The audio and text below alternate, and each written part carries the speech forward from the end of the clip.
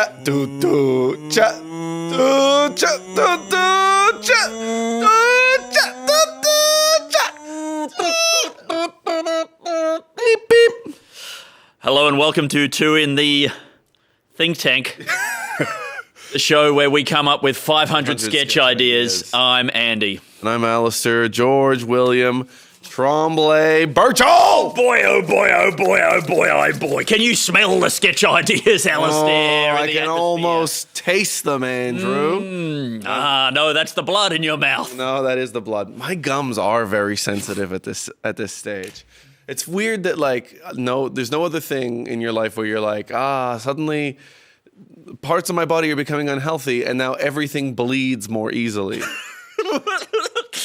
There's nothing else like that in your life. I don't think so. Who else in your life would you accept that from? Only the gums can get away with it. And why? Because they know that they hold on to your teeth. That's right. They know that your teeth are your money maker. That's right. But I mean, honestly. Yeah. What if your gums were really sensitive, Alasdair? Yeah. In that they were emotionally sensitive and they were... You hate this idea. Forget it. No, we're only trying to get to 500. We can't afford to entertain this kind of nonsense. No, you're right, Alasdair. You're right to approach my first offering with a sense of sort of despair and disgust. Yeah. Andy, I want you to know as we're going into this, I'm very open to emotionally sensitive gums. Great.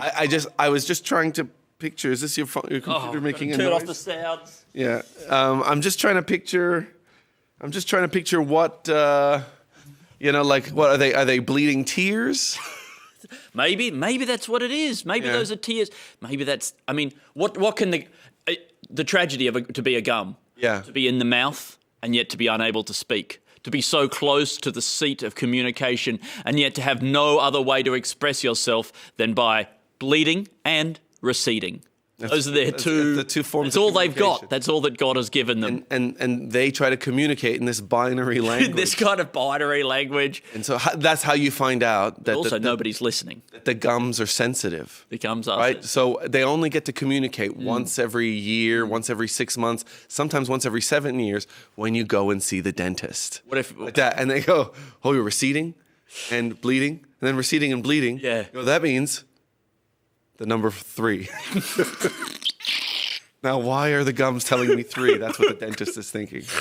That's why they spend so much time. And what could that have to do with sensitivity? Eh? How could that be a sensitive? If you're sensitive, right, I'm really upset, right, and I really want to tell you something. Yeah. It's unlikely that thing that I want to tell you is the number 3. What if, in the gum's mind, yes, there's a hard-coded thing, which is like, how much does this upset you from a range of 1 to 4? Oh, okay. I'm writing down the first sketch idea. Yeah. Emotionally sensitive gums. I think it would be great, though, if you do have sensitive gums. Yeah, which I do. To tell the gums facts don't care about your feelings. Yeah, I think that would be I think that would help. How would you say nice it? To be able to would say you it. have to bleed and recede over the top of the gums? I think they probably understand English. Okay. But they just don't speak it. Well, they're so close to the ear. They're so close to the ear. Some of the signals must just There must somehow. The signal must right somehow. There. You would hope. Yeah, they're connected to the brain. Like if I get access to that code, surely my hands and my chin and my gums and my legs must get access to some of these signals. Surely, one would hope. Well, if you're nervous or whatever like that, yes, it's really in the brain, and so your knees sometimes start to knock. That's true. You know that? They start to chatter, chitter-chatter. Like the teeth. Like the teeth. Where the gums are. That's right. It could be. Maybe the teeth could speak to the gums. It seems like maybe they speak the same language. Yeah. Now, we just need to find another body part that speaks knee-ease. Yeah, or maybe elbow. I think if anybody is going to understand the elbow... You know those stories when you're a kid, they're about, like, a guy got his penis cut off and they replaced it with his thumb. Did you hear those stories when you were at school? I did not hear that one. No. Oh, Okay. But that was big at my primary school. it's a shame because that would be a great idea. He was Russian. Eh? He got his penis chopped off and the doctor said, we can replace this with your thumb. Okay, but what about Wouldn't this? that be a beautiful thing to say, to be able to say to your beloved, honey, I'm giving you a big thumbs up. You know, like where she comes out in a slinky new outfit. Yeah. Be able to say, you're getting a big thumbs up. A downstairs thumbs up, But baby. I mean, that is very good. Write it down. Oh, sorry. Refer to an erection as a downstairs thumbs up. I'm giving you the lowest thumbs up, baby. You know what? What if the guy was holding that? You know, when he chopped off his penis. Yes.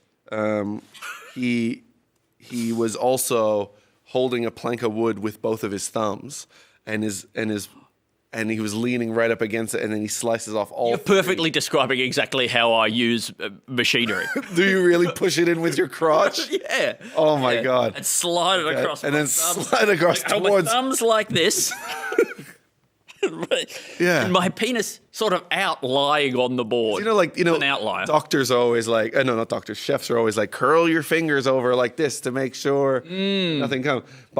And that's what you're doing when you're slicing. Yeah, my fingers are so curled. Curled like that, and you're like that, and you got your penis laying on the plank of wood, and you go sideways like that. Yeah. Slice off both thumbs, and then kids that will be talking about you at school will be like, "Did you hear about the guy who had his big toe put in place of his penis? The doctor put it there. Big toes now out there. Yeah, your big toe's down there, Right.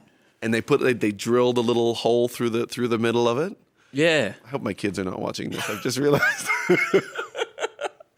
We can't afford to think about that. Oh, no, you're right. Okay. I mean, Is it crazy to just put the big toe in there, guy? Because Sure. it's, I mean, obviously you bring it up. And I think what it is, though, I think the sketch is about this doctor who it feels like he already wanted to do this kind of stuff. Yeah. Right? Like maybe he's got all sorts of theories. Maybe he's like Morgan Freeman in The Core, right? Where he's been working in secret in some laboratory, right? Mm-hmm. Working on a giant drill. Nobody else wanted to listen to his giant drill theories. Mm-hmm. Sick of this guy going on about his giant drill. He's always going on, and then that's the drill that he uses to go through the big toe. No, this is a different guy now. It's just using the idea of somebody working in secret on a very specific type of technology. He's been looking at sort of grafting digits onto the crotch. Yeah. Right? And everyone said he was crazy. I mean, it's a pretty crazy thing to be doing, really. Yeah. But once it works with one guy, suddenly he starts getting acceptance in the medical field like that.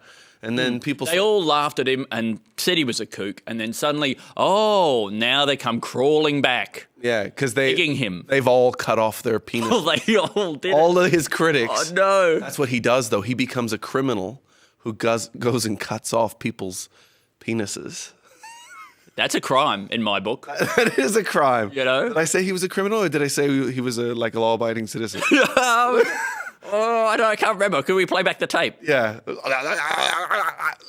He's a law-abiding citizen who cuts off people's penises. Anyway, and then he's the guy, the one man that they criticized is the guy who's best placed. And also he keeps the penis. But what a twist that would be. Hey?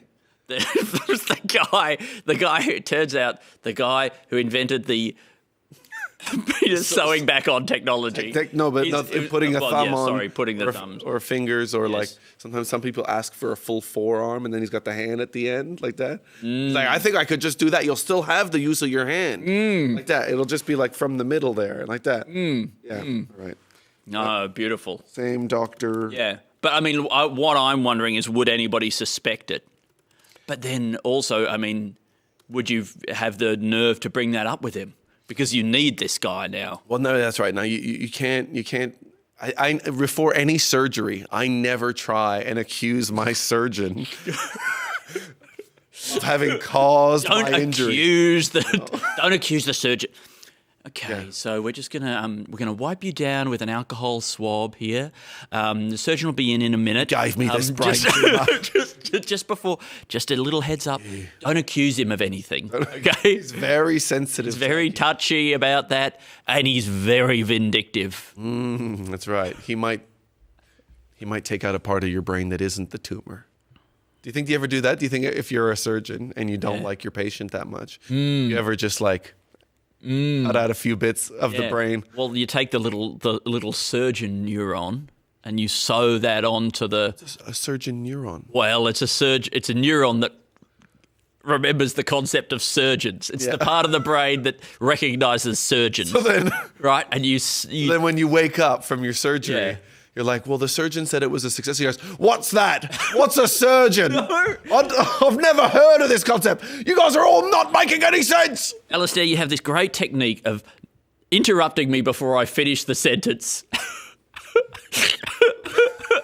and then taking over, making it seem like I don't know what I'm talking about. You could take out the part of their brain that gets upset when you've done a bad job. That's a really good idea. It wants to sue people. I've removed the litigious center of the brain, the legal action lobe, the barrister oblongata. My brain does not work very well anymore since my operation. Yes, that's right. Thank you for everything. You know what? I think the rhythm and the way that I spoke a little bit was almost like a white Obama. Oh, finally. No! That's not what I want. No, but I mean, what if we did? Oh, no! No. But I'm thinking, That's what the right wing start to create. They're like, oh, this is how we can, after Trump, they're like, all right, no, we can't. Right, well, now we can't go another because everybody's like after Trump, as if there'll be an after Trump. I know. But in your little fantasy world, in your liberal, wishy-washy utopia. Yeah. Be realistic, Alasdair. This third party emerges. Oh. Third party emerges. And they're like, oh my God, this is not an okay thing. Okay, what about this? I'm writing it down. Okay, great. Yeah. I mean, whether or not things are okay, unfortunately, is not at this point. Not a valid concern. I was picturing more like in the movie Elvis, where the Colonel realizes that Elvis is white. I thought it would be somebody listening to somebody give a speech that was really inspiring on the radio and realizing that whoever it was a white person. But it's for politics instead of... It's for politics, Instead absolutely. of being an Elvis. Yeah. But being an Elvis is cool. Oh, man. Okay, what about this? Yep. Elness. Disgraceland. That's what they should call the Michael Jackson's Neverland Ranch. It's a new act. Now, I'm not saying we could create this guy like you would create like a Backstreet Boys or whatever like that, a corporate entity or whatever. But Elvis broke boundaries by moving sort of sexually on TV, and they called him Elvis the Pelvis. Elvis the Pelvis. Well, right. This is Elness. Now this guy's going on pantsless. Oh. Okay, playing the guitar behind his back. Oh. Like that. Cheeks parted. They call him Elness the Anus. That's it.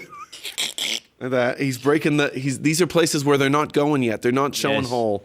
I'd love to see the documentary where like people are talking.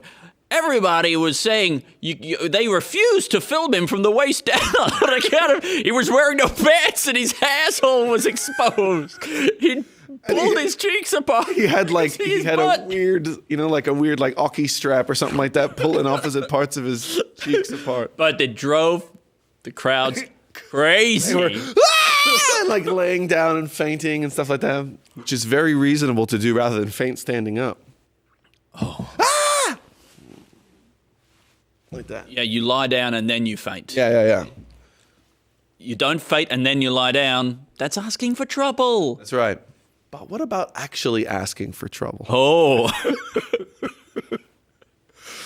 I don't have anything. You want to start something? No, that's, yeah. But what if you just, okay, hit me. You had a thought. I mean, I just like, you trying to start something? Like that, right? Yeah. Like just the way people say, you're trying to start something? Yeah. You're like, yes, a new business venture. Yeah. And then that's how you get them. So they've asked the question. That's right. And that gives you an opening. It does imply that they want to that they want to be involved in whatever you're trying to start. I mean, exactly right. And then you said you want to take this outside, and then they go outside, and there's a food van. Oh, that this is your new venture. It's a new venture. And iced hot dogs. Yeah, it's iced hot dogs like that. Cold dogs. Yeah, ice cold hot dogs like that. And, write that down. Ice cold hot dogs. Now, in the ice cold hot dog, I mean, isn't this great? Isn't this a great idea? It's sort of like a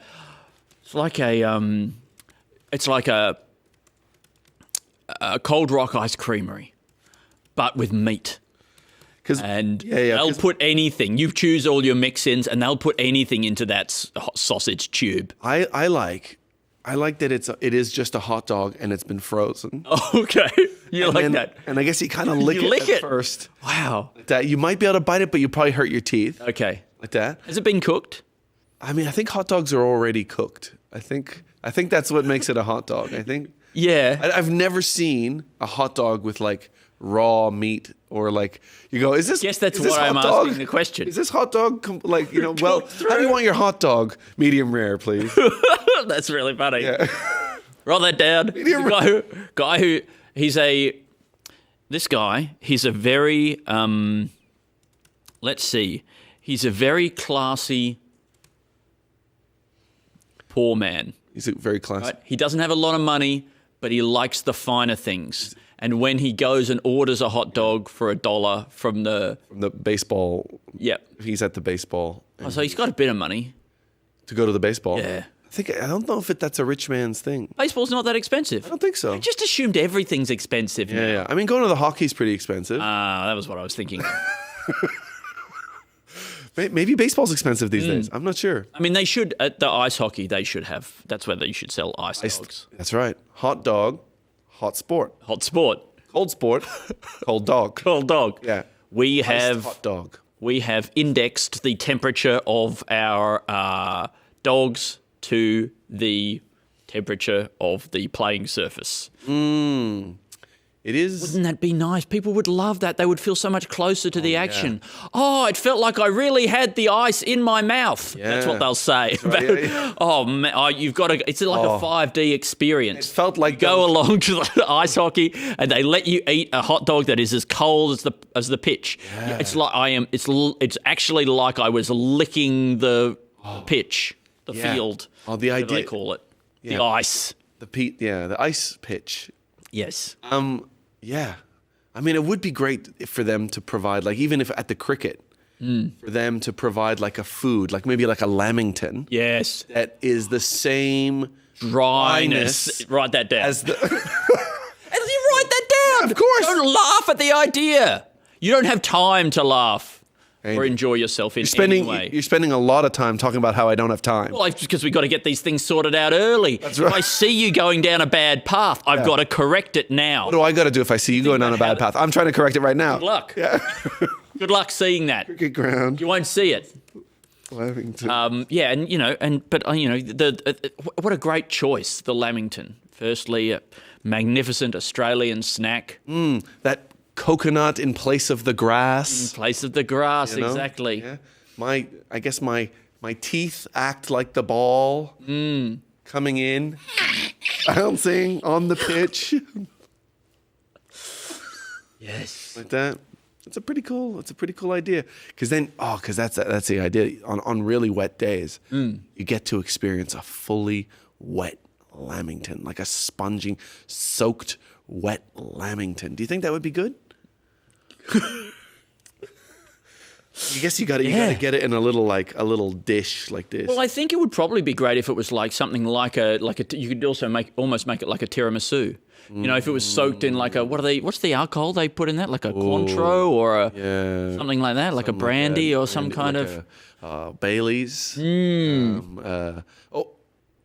Galliano? No. What's that other one? Frangelico. Could be Frangelico. Could be Frangelico. Oh, she sounds beautiful, doesn't she? Frangelico. Yeah, that sounds like a man's name to me. Frangelico. Well, Fran sounds like a woman's name, but Jellicoe?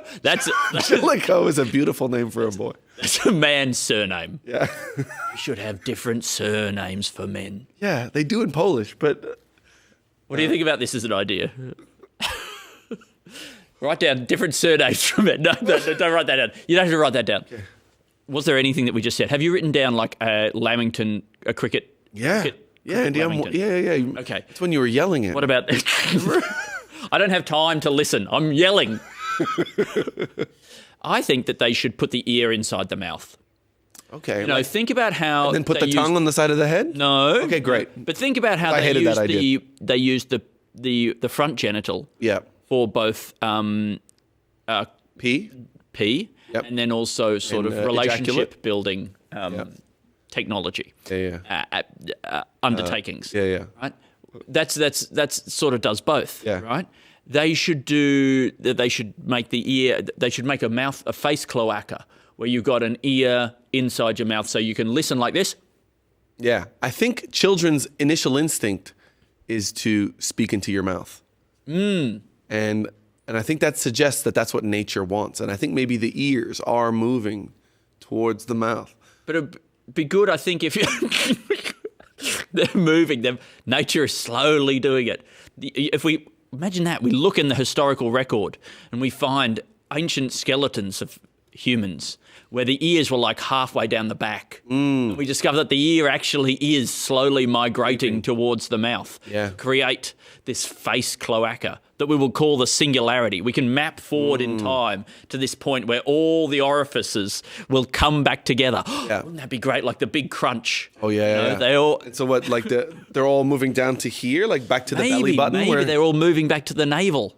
That's right. And then, and then the eyes are slowly getting down there and things like that. And then everything suddenly, it's just like an eyeball, like a... The great consolidation. Yeah. And then we'll be like a starfish or something. Yeah, just with we will all be one glorious whole.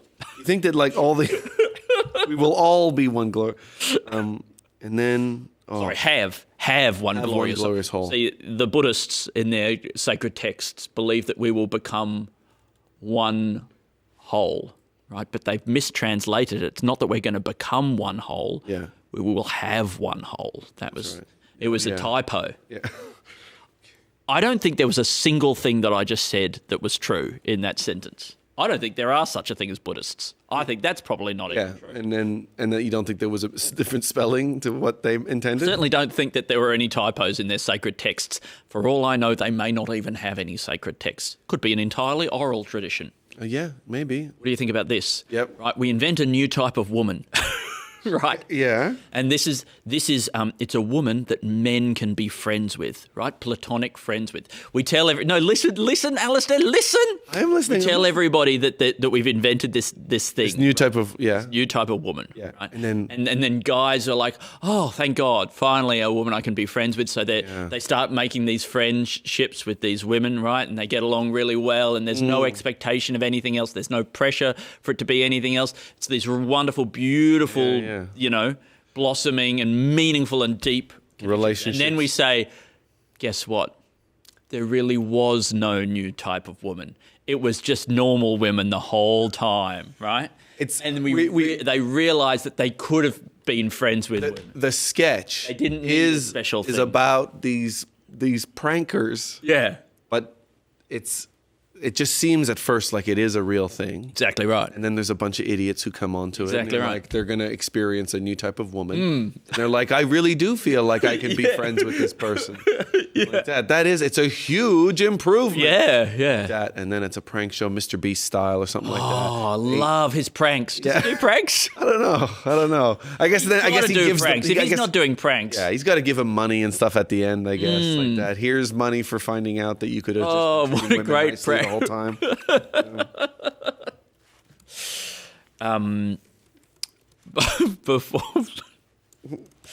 Before the podcast, you and I, Alasdair, we're talking about in this post-truth age that we're entering into. Yes. Where I can just say things such like there might not be such thing as Buddhist. Yeah. We're going to have to change humans in this new era. We're no longer going to be Homo erectus like we are now, like you and I. Yeah. We're going to be Homo incorrectus. That's right. Which is the what we call this kind of new human that, I mean, I feel like there has to be like a physical change probably to define as a new species. Like what's our, is it that like we lose, maybe it's with with AI. Yes. We lose all our critical thinking facilities. Yeah. Okay. And we just accept whatever we're told. I don't think you have to. So some big part, like maybe our brain, like the Neanderthal, but like maybe this some whole like big bit of our brain that like does critical thought just disappears, and our skull shape just changes to just be like scooped out like that. Yeah. I mean that's like a bowl. Oh man, have a bowl on top of your head, and then people can eat out of it. Wouldn't that be great? Oh.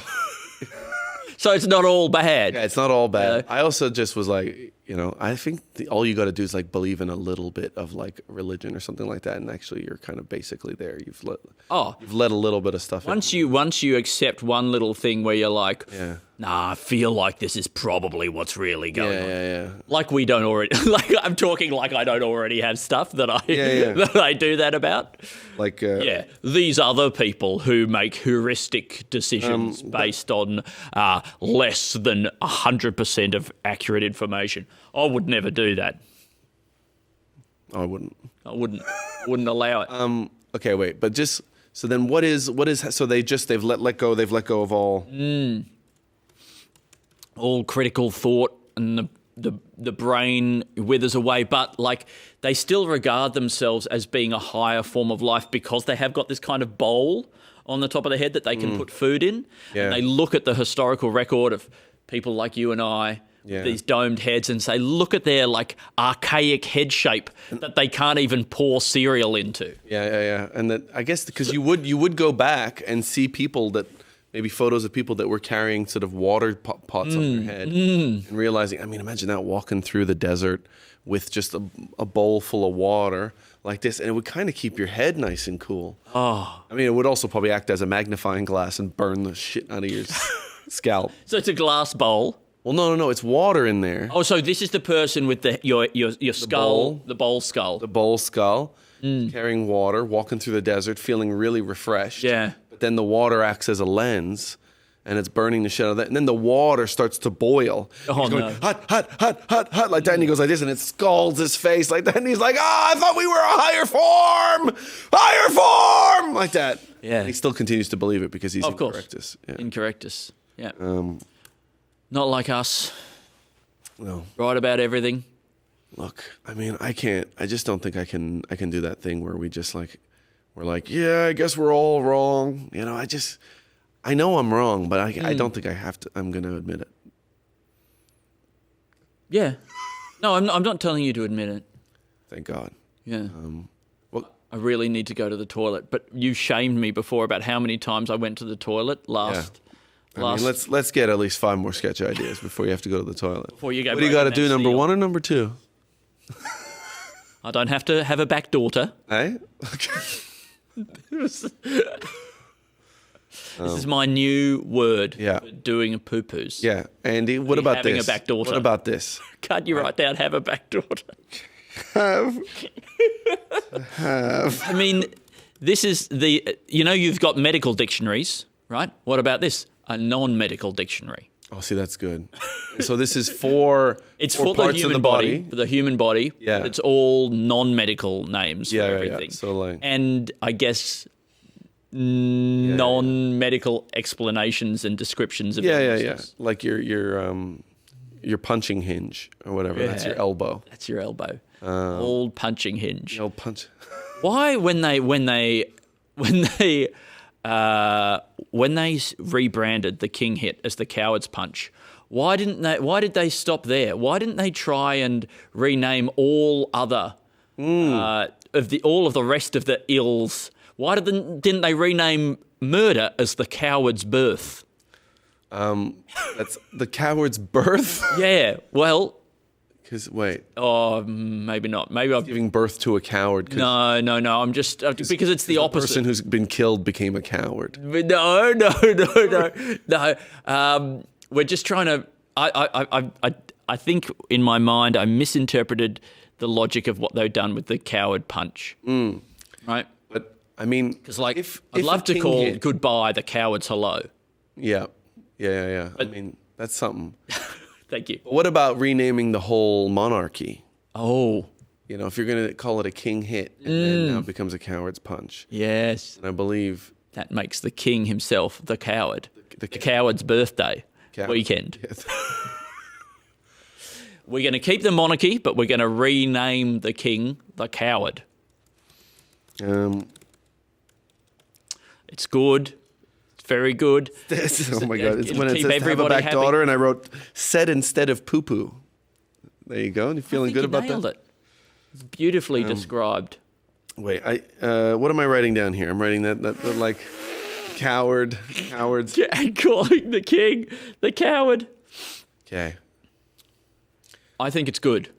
Coward. It sounds like you're going towards a cow. It does.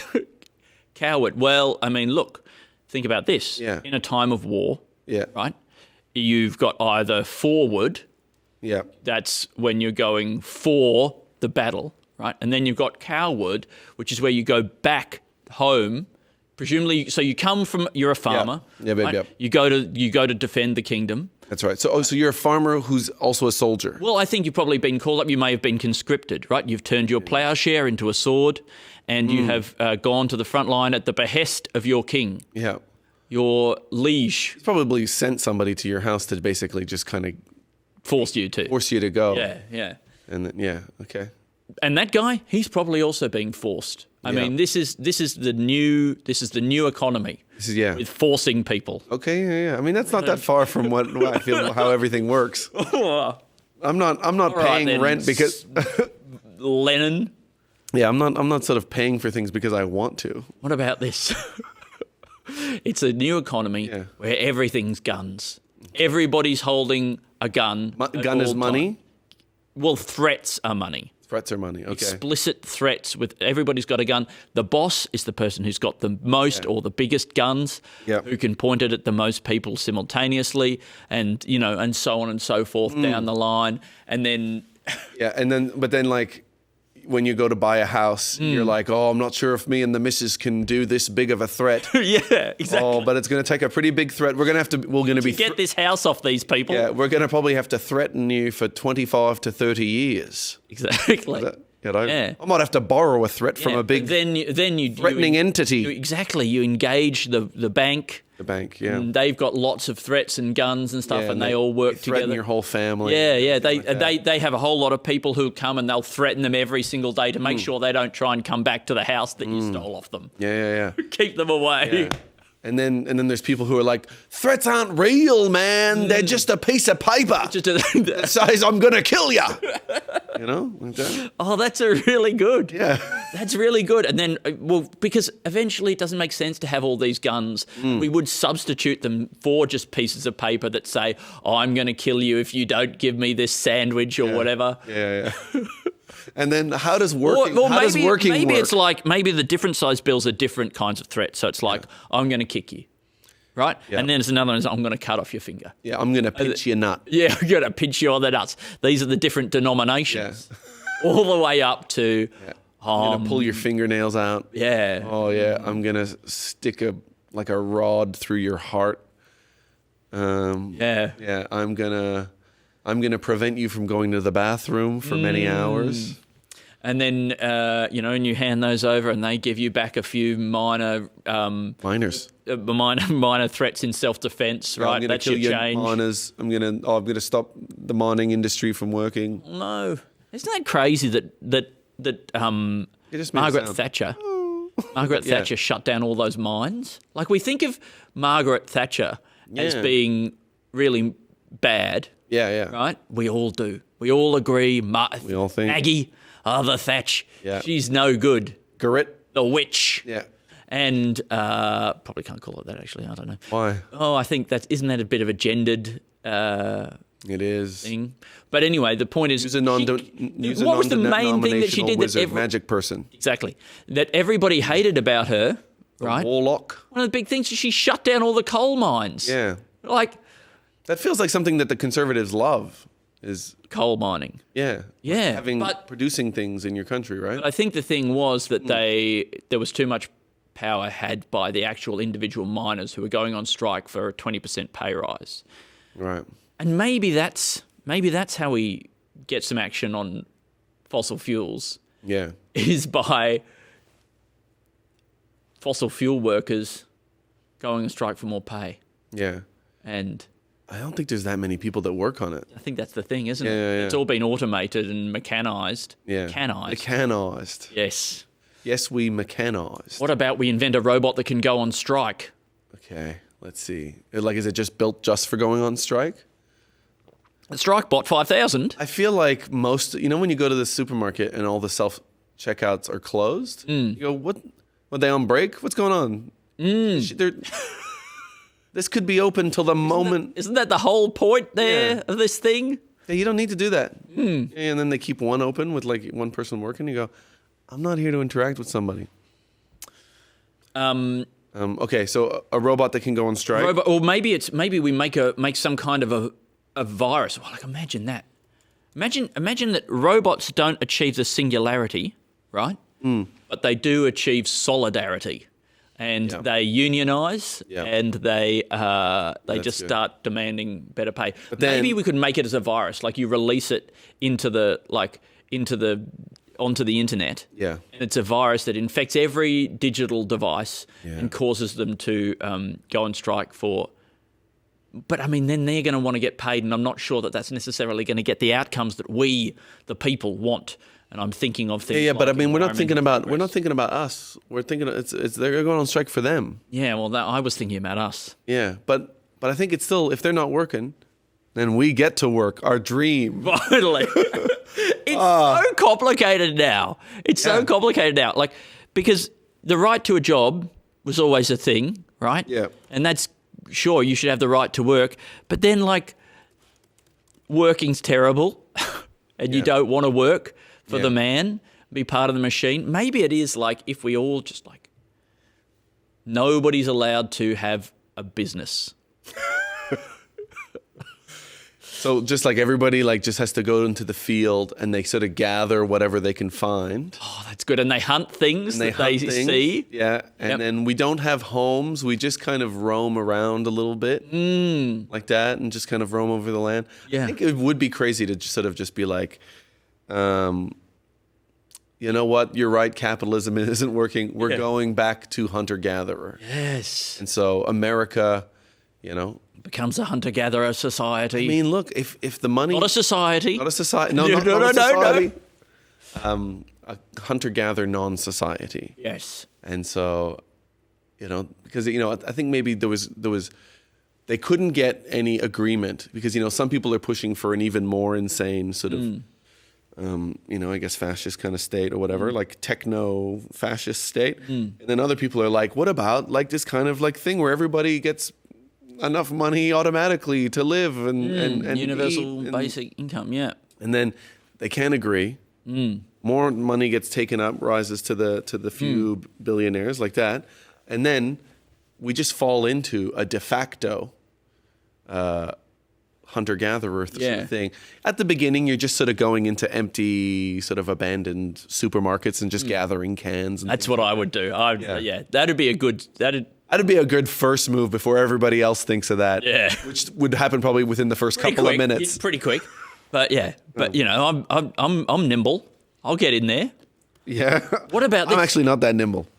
What about this techno hunter-gatherer society? And maybe we can get to the point where we can build robots that can like make food, like cans of soup and that sort of thing. And then the robots will just sort of scuttle around at night and like hide them under rocks and stuff. Bury them like sort of like robotic squirrels. Exactly. They'll bury them like yams in the ground. Yeah. And then in the morning we wake up, all the robots have gone and hidden inside mountains or something like that. Yeah. And then we get to go out going, another day of hunting and gathering, and then you like lift up a rock and there's Are we like in a zoo and they're trying to make us feel like we're like back out? We've chosen this. Yeah, okay. We've chosen this. Oh, okay. We love to see what those pigs at the zoo got, where it's like somebody just goes and hides a little bit of food around them. Like that keeps them entertained enough. Exactly right. That's actually what I want. So we get the best of both worlds, right? Every day is sort of savory Easter. We make our own sort of Garden of Eden, really.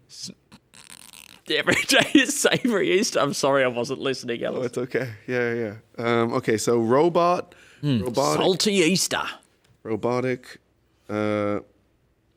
thing where they hide food for us and we find it like savory Easter. He should make a soup cow.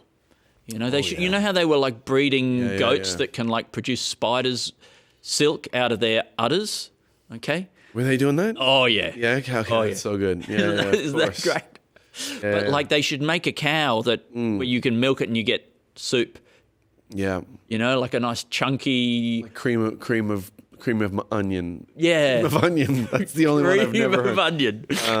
But like cream of mushroom or something Yeah. But I quite like the idea of squeezing the udder and a chunky soup comes flying. Yeah, I mean, imagine a full minestrone. Full one of these comes out. Like that, and you got to like work it through the teat or whatever like that. And you're like, oh, it's blocking up. Like a kidney stone. Yeah. I think mastitis cases would go up severely. But then you go in with a little skewer. No, that's awful. You winkle it out. No, well, I mean... But we would make sure that this is good for the cows. Oh yeah. But do you think it would change the kind of cow that comes out, just like that they give birth to?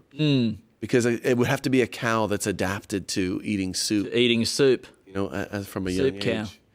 age. But maybe instead we could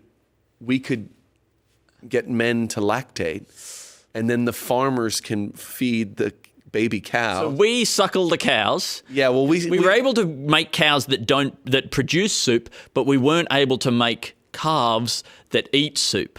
And the only way to get this soup thing going, this new soup ecosystem, was for men to step in and start suckling the baby cows. I think so. And if you want the soup, and we all agree that we do want the soup. We want the soup. This is the only way to get Imagine like beautiful body temperatured, fresh from the teat soup. Oh, like that. Goodness. Like that. Or, you know, going out with the boys, go out into the field. Yeah. Like that, after a few drinks. Cow tipping. How about cow sipping? Yeah.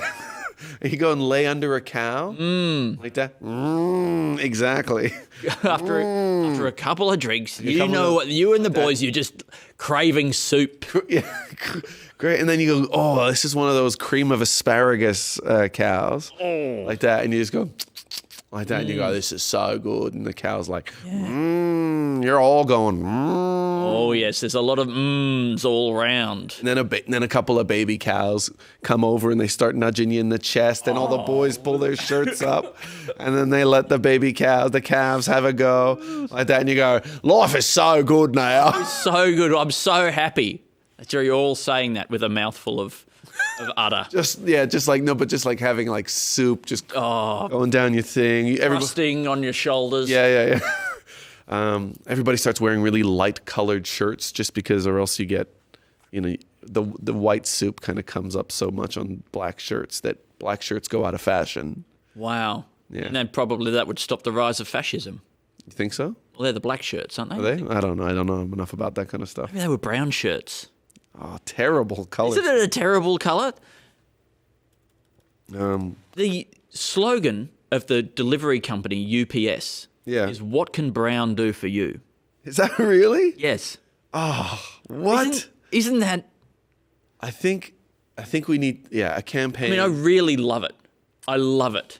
I really respect it. Yeah. And I like that that got all the way through. Yeah. It feels like they were all high, or... Were they ever just called brown? Wherever anybody was like... they wear brown. They wear brown, yeah. I got some pants that are former UPS, I think. Really? Yeah. That's because they call you the delivery man. They call me the delivery man. I'm always bringing my package everywhere I go. Well, I was going to say, do you tell your beloved, I've got a package for you? I don't actually tell them that, no.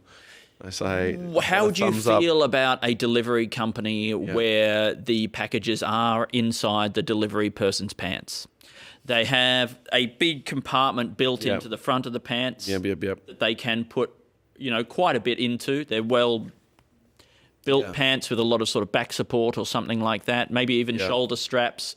But the gist is, whatever it is in their pants. Yeah. They say, I've got a package for you. It's in my pants. Yeah. You unzip it, and then it's a new microwave for it. Yeah, I mean, I guess it's good for, like, if you pay a couple extra bucks and you're lonely and you don't get human contact. Yeah. Those moments where you're rummaging through somebody's pants trying to find, sometimes you just order something small. It's like a little needle for like a record player or something like that. And it's not the needle, not inside a package. It's inside of a package, but you don't know. He's wearing pretty baggy pants. Okay. like that, right? And they might even really got to rummage around. You got to rummage like that, and he actually doesn't like it. Oh wow! Yeah. Does he hate it? Yeah.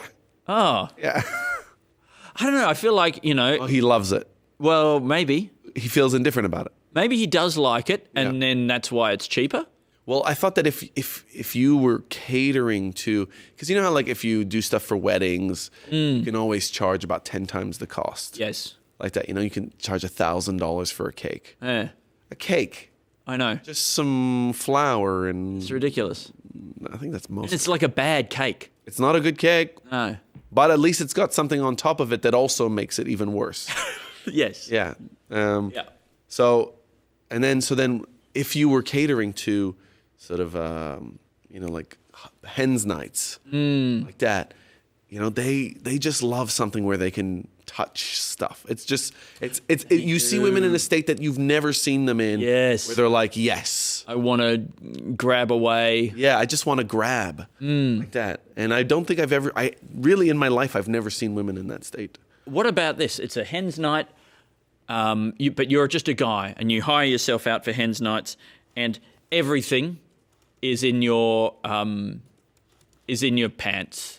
All the food, all the catering's in your pants. Yep. The drinks are all in your pants, and all the hens, they have to sort of grab everything out of your pants. Yep. And then at the end of the night, you've been emptied out. You show up at the hens night with enormous pants. Okay, really big pants. Really big pants with everything you need. Okay. This guy's got everything you need right there in his pants. Yeah. Right? And it is, like there's a little barbecue in there somewhere making... Oh, like rotisserie chicken. Little rotisserie chicken. Yeah. You should see the size of this guy's pants. And the hens, they go crazy for it. Yeah. And so, they're all grabbing the stuff out. Yeah. And so it's a full hens night picnic inside this guy's pants. It's a picnic in my pants.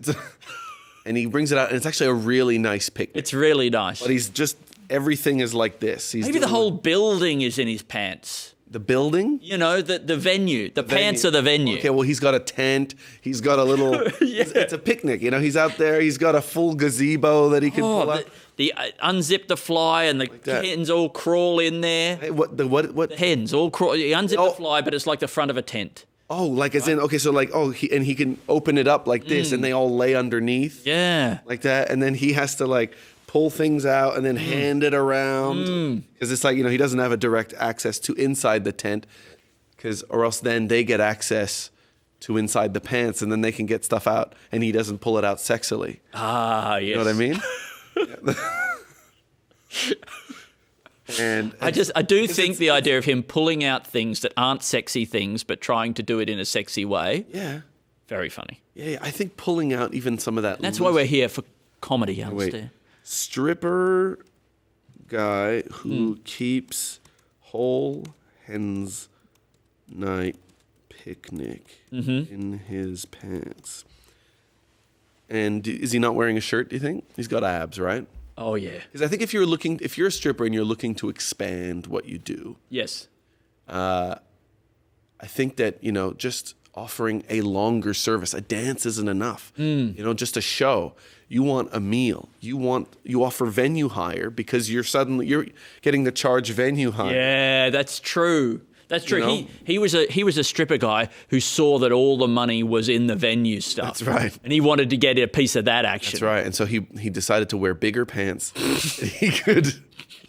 And because also the taking the pants off thing happened too fast, so he wasn't able. Yeah. He's charging per hour. Yeah. Which I think strippers do. He wasn't able to get out of it. So if he makes the striptease slower by making it a sort of a long lunch, essentially like that, and while he's out there dancing in the park and they're actually underneath there and they're just watching his butt. He's kind of like the top of the umbrella. Up there at the top of the umbrella. Like that. They're just watching that. Like that, I guess, if they're looking up. Is he on stilts or does he have really long legs? I mean, I guess he could be on. Just a normal man, and they're lying on the ground. I think that they're just lying on the ground in between his legs, and his tent is expanded like that. And then, meanwhile, while he's doing this, like that, with his abs out and stuff like that, everybody else in the park, they see what he's doing, and he hands out business cards like that, and he's able to advertise. Smart. Yeah, I mean, he's an entrepreneur. He's an entrepreneur. Entrepreneur. He's an opening taker. That's what does that mean? Translates as, right? Entrepreneur. Oh. French. Is that French for he takes openings? I guess so. Oh. I guess, yeah. Like a sort of like a door removalist? Like a temp. Ah, like a temp. Yeah, he's like, oh, I take openings because there's an opening. There's an opening, and then you want to work for the day or whatever like that, and then you get paid by filling that vacant position. Oh, a vacant position. Oh. I don't know. I'm just trying to imagine being in a vacant position. I guess that's kind of like when you're like... When you're switched off mentally. Yeah. You're just lying there. Asleep? Sleep could be a vacant position. Yeah. Yes. What about like a man that lives in a snake hole?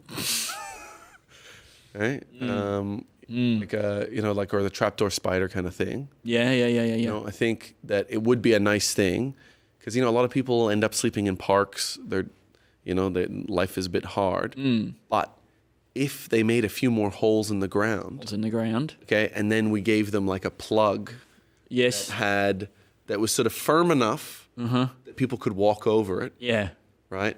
And you could just be in this kind of like, it's just a bit of dirt. You know what I mean? Like it's a bit of hole in the dirt. You can get some blankets in there. You can get like, you get a box of shapes or something like that.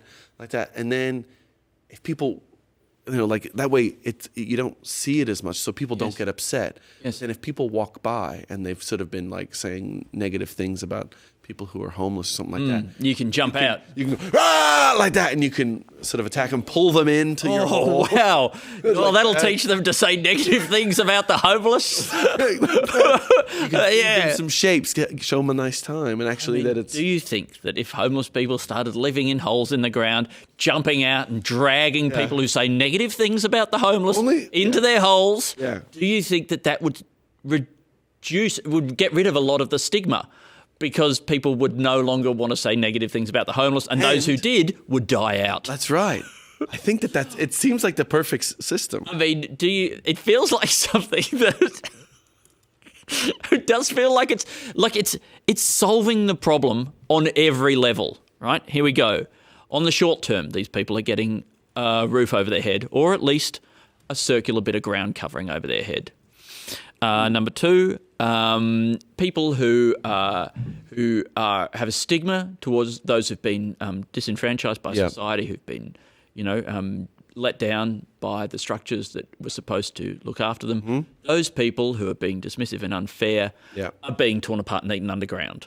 Okay, so that's reducing that. But then in a long-term sense, it fixes the structural long-term issue by those people and also no longer reproducing, so that the anti-homeless genetic pool will be reduced, and eventually those types of people will become extinct. So it really is a solution. Yeah, and then it's a proper solution. And I guess if we're eating, if they're eating maybe the people who are mean like that, you might eventually get enough fear in the sort of non-trapdoor sort of society. Well, those people have got nothing to fear, though, don't they?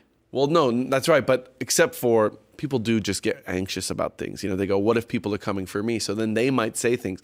And then it might actually inverse and we become more of a trapdoor society. And then people will move out of their homes into trapdoors because then they get permission to attack others and eat them and things like that.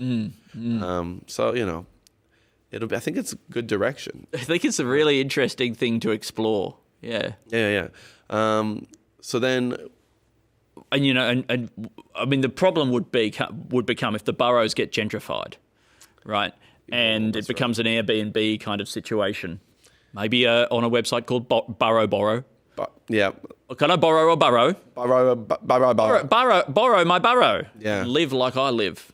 Yeah. All in the ground. And so, wait, we're talking about these things being... I brought up the topic of gentrification. Yes, okay, so gentrification. I was imagining, what if then suddenly a company realizes that you can actually, if you install yourself in a burrow, you're allowed to, I guess, kill people and It's a loophole. And you can sell the meat and sort of all the products. You can get human skin leather, sort of teeth, like human teeth piano keys, eyeball, like eyeball.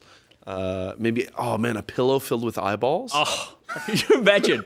I've never had better sleep. I mean, what about this memory pillow full of actual brains? Actual memories. Oh, I mean, it could work. Can you please write down Burrow as an idea? Okay. It's a website where you can go and rent holes in the ground that people have dug. It doesn't have to be connected to this broader concept of fixing unhoused situations.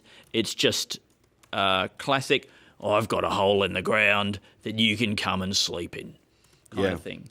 But these holes in the ground, they're going to be so beautifully photographed, much like the homes on Airbnb. Yeah. And I love beautiful photography. Beautiful photography. They look so good. And then you get there to the hole in the ground and it's not nearly as good as you thought it would be. Oh, there's more sort of roots sticking in from, a nearby tree and things like that. Yes.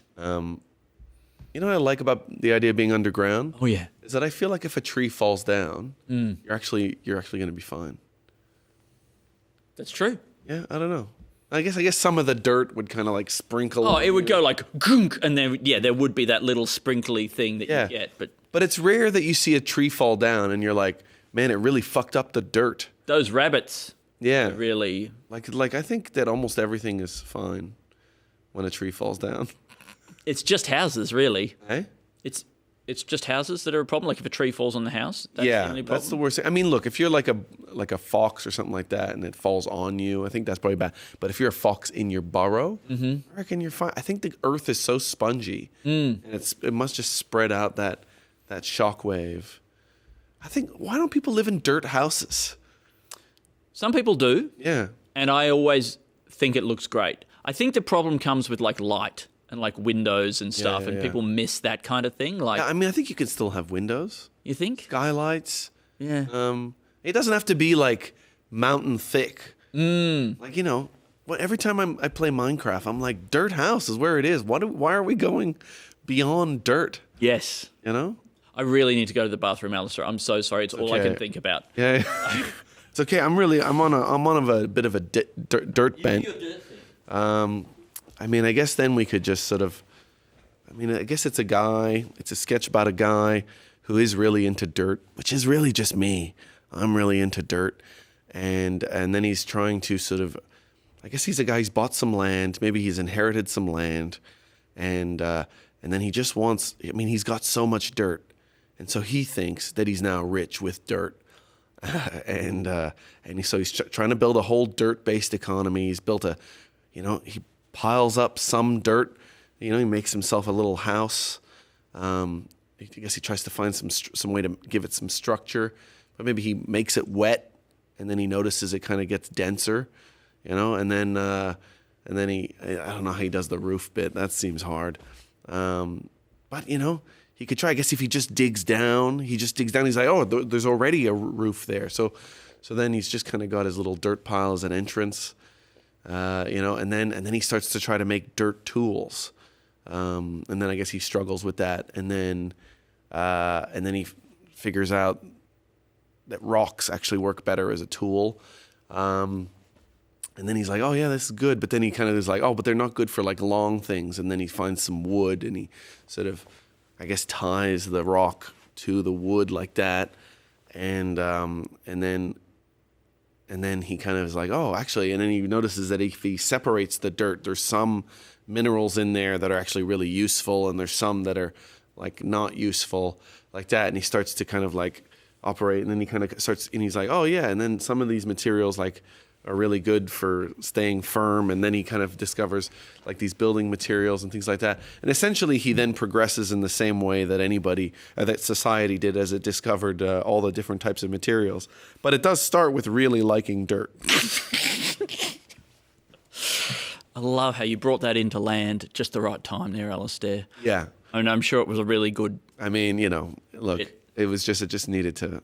It just needed to fill time until you got back. It's crazy that I needed to go to the bathroom because we've been recording for less than an hour, and never before in the course of like one of our regular episodes have I ever had to go and not been able to make it. There's 499 episodes that we could go back through, and I'm sure that there are many where you have been needed to go to the bathroom. I don't think there have. No? I don't think that's a part of I don't think that's a feature.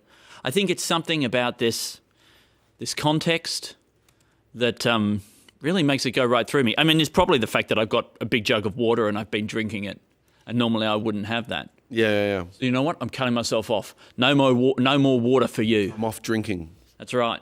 I'm giving it up. God, as soon as I've said that, my mouth feels so dry. I really want to drink some water. Oh, man, Andy, but you can't, I could have a little sip. No, don't have a sip. No, Andy, no! I just needed it in there. I just needed it. All right, Alasdair, how about this? It's a new... Magic potion. It's a magic potion. Yeah, and that... Okay, it's a magic potion. Yeah. Right? It's instead we do everything with magic potions. Okay, so instead of like printing out a document that has all your tax data in it, we make a magic potion that contains all your tax data. Okay, and then when you drink the magic potion, you just know it all. Yeah, so you give it to your accountant. I guess it's information. It's got data in it. Yeah. And then, oh my God. I thought you were joking when you sent me that message. Because, why would I? You got a little bit of snot. Did he just? He just snotted in my face like a llama, like a snot dragon. This is amazing. And you've got some lovely treats for him. No, let him. That's our food. Oh my Sam God. was like, "No, should I bring my dog? Seriously, I don't have to if you don't want me to." And I said, "No, it's fine." And I just... You didn't think it would actually happen? Well, no, I did, but I think I was unable to visualize it, and I think my brain was unable to let me truly believe that your dog could possibly be this big. Yes. You've met him before, so you knew. I know. You had a basic understanding of how large this dog is. I thought you said that to me in the message last night or whatever because I had spoken to Dave Warneke like yesterday or something like that, and I was like, I remember going over and the dog, like we were doing a podcast, and then the dog got into the pantry, and he bit through a container of sugar, and he just like he's easy. He's an easy dog to have. It's a very easy dog to have. I mean. But I thought, because I'm moving house at the moment, and I just thought it's just easier just to bring him to your podcast and upset everybody. It must be so easy to find a place that will accept this dog. Well, I moved into my forever home. So this is very exciting. You're kidding me. Oh my God, it's very exciting news, but it also means that he can't ever get kicked out. So that's you've bought a house? I bought a place, an apartment. This is just nice to catch up. I know this is probably not part of the sketch. Got any sketches about buying places? We can if you want. Yeah. I was thinking forever home. It's a real forever home, right? Where you sign onto a contract where, like, once you're in there, your body remains in the house. So, like, when you die, it's in the contract. The next person who comes along, they can buy the house, but because it's your forever home, you're just there, I guess, sitting up in a chair, sort of propped up. Taxidermied, sitting up at the dinner table with a smile on your face and a big mug of cocoa, and there's a little thing in the mug that keeps the cocoa warm. Great. Wait. It keeps the cocoa warm for infinity. Forever. So this is so it's real liquid. It's real liquid. They've probably put a tube. Come on, it's real liquid. Yeah. Don't do this. This isn't fake liquid. Is this real liquid? So wait, is he a looks ghost? like liquid. It's been in Canada too long. Liquid. Yeah. This is a real liquid, but it's a forever liquid. Maybe they put a little tube up. I mean, you're taxidermied. They can do what they want. They can make this work. They can make this work. Through your hand, right? And then like a little tube comes out through your thumb. Maybe they'll get the guy who does the penis transplants with the thumbs. It's pretty much the same. Little tube down the middle of the thumb there. Let's get the penis guy. And then into the cup, and it just keeps it topped up with delicious hot chocolate. So where does it go into your body? Steaming mug. It goes straight through. Your foot. It's part of the plumbing system. So you've got just like like a hot chocolate plumbed in. Chocolate Plumbed plumbing. in. Yeah, it's plumbed in from the supermarket. They just pouring Yeah. like It's a carer that comes over and does it for you. they kind of pour in like I guess like just bottles of hot chocolate. They top it up every now and Telling me that once we get rid of the gas, once nobody has natural gas, we're not going to use those pipes for something else? You telling me that? Is that what you're Honestly, And it's always tell just me that. steaming. It's always steaming. It always looks like you're about to have it. Oh, you're just about to have a sip.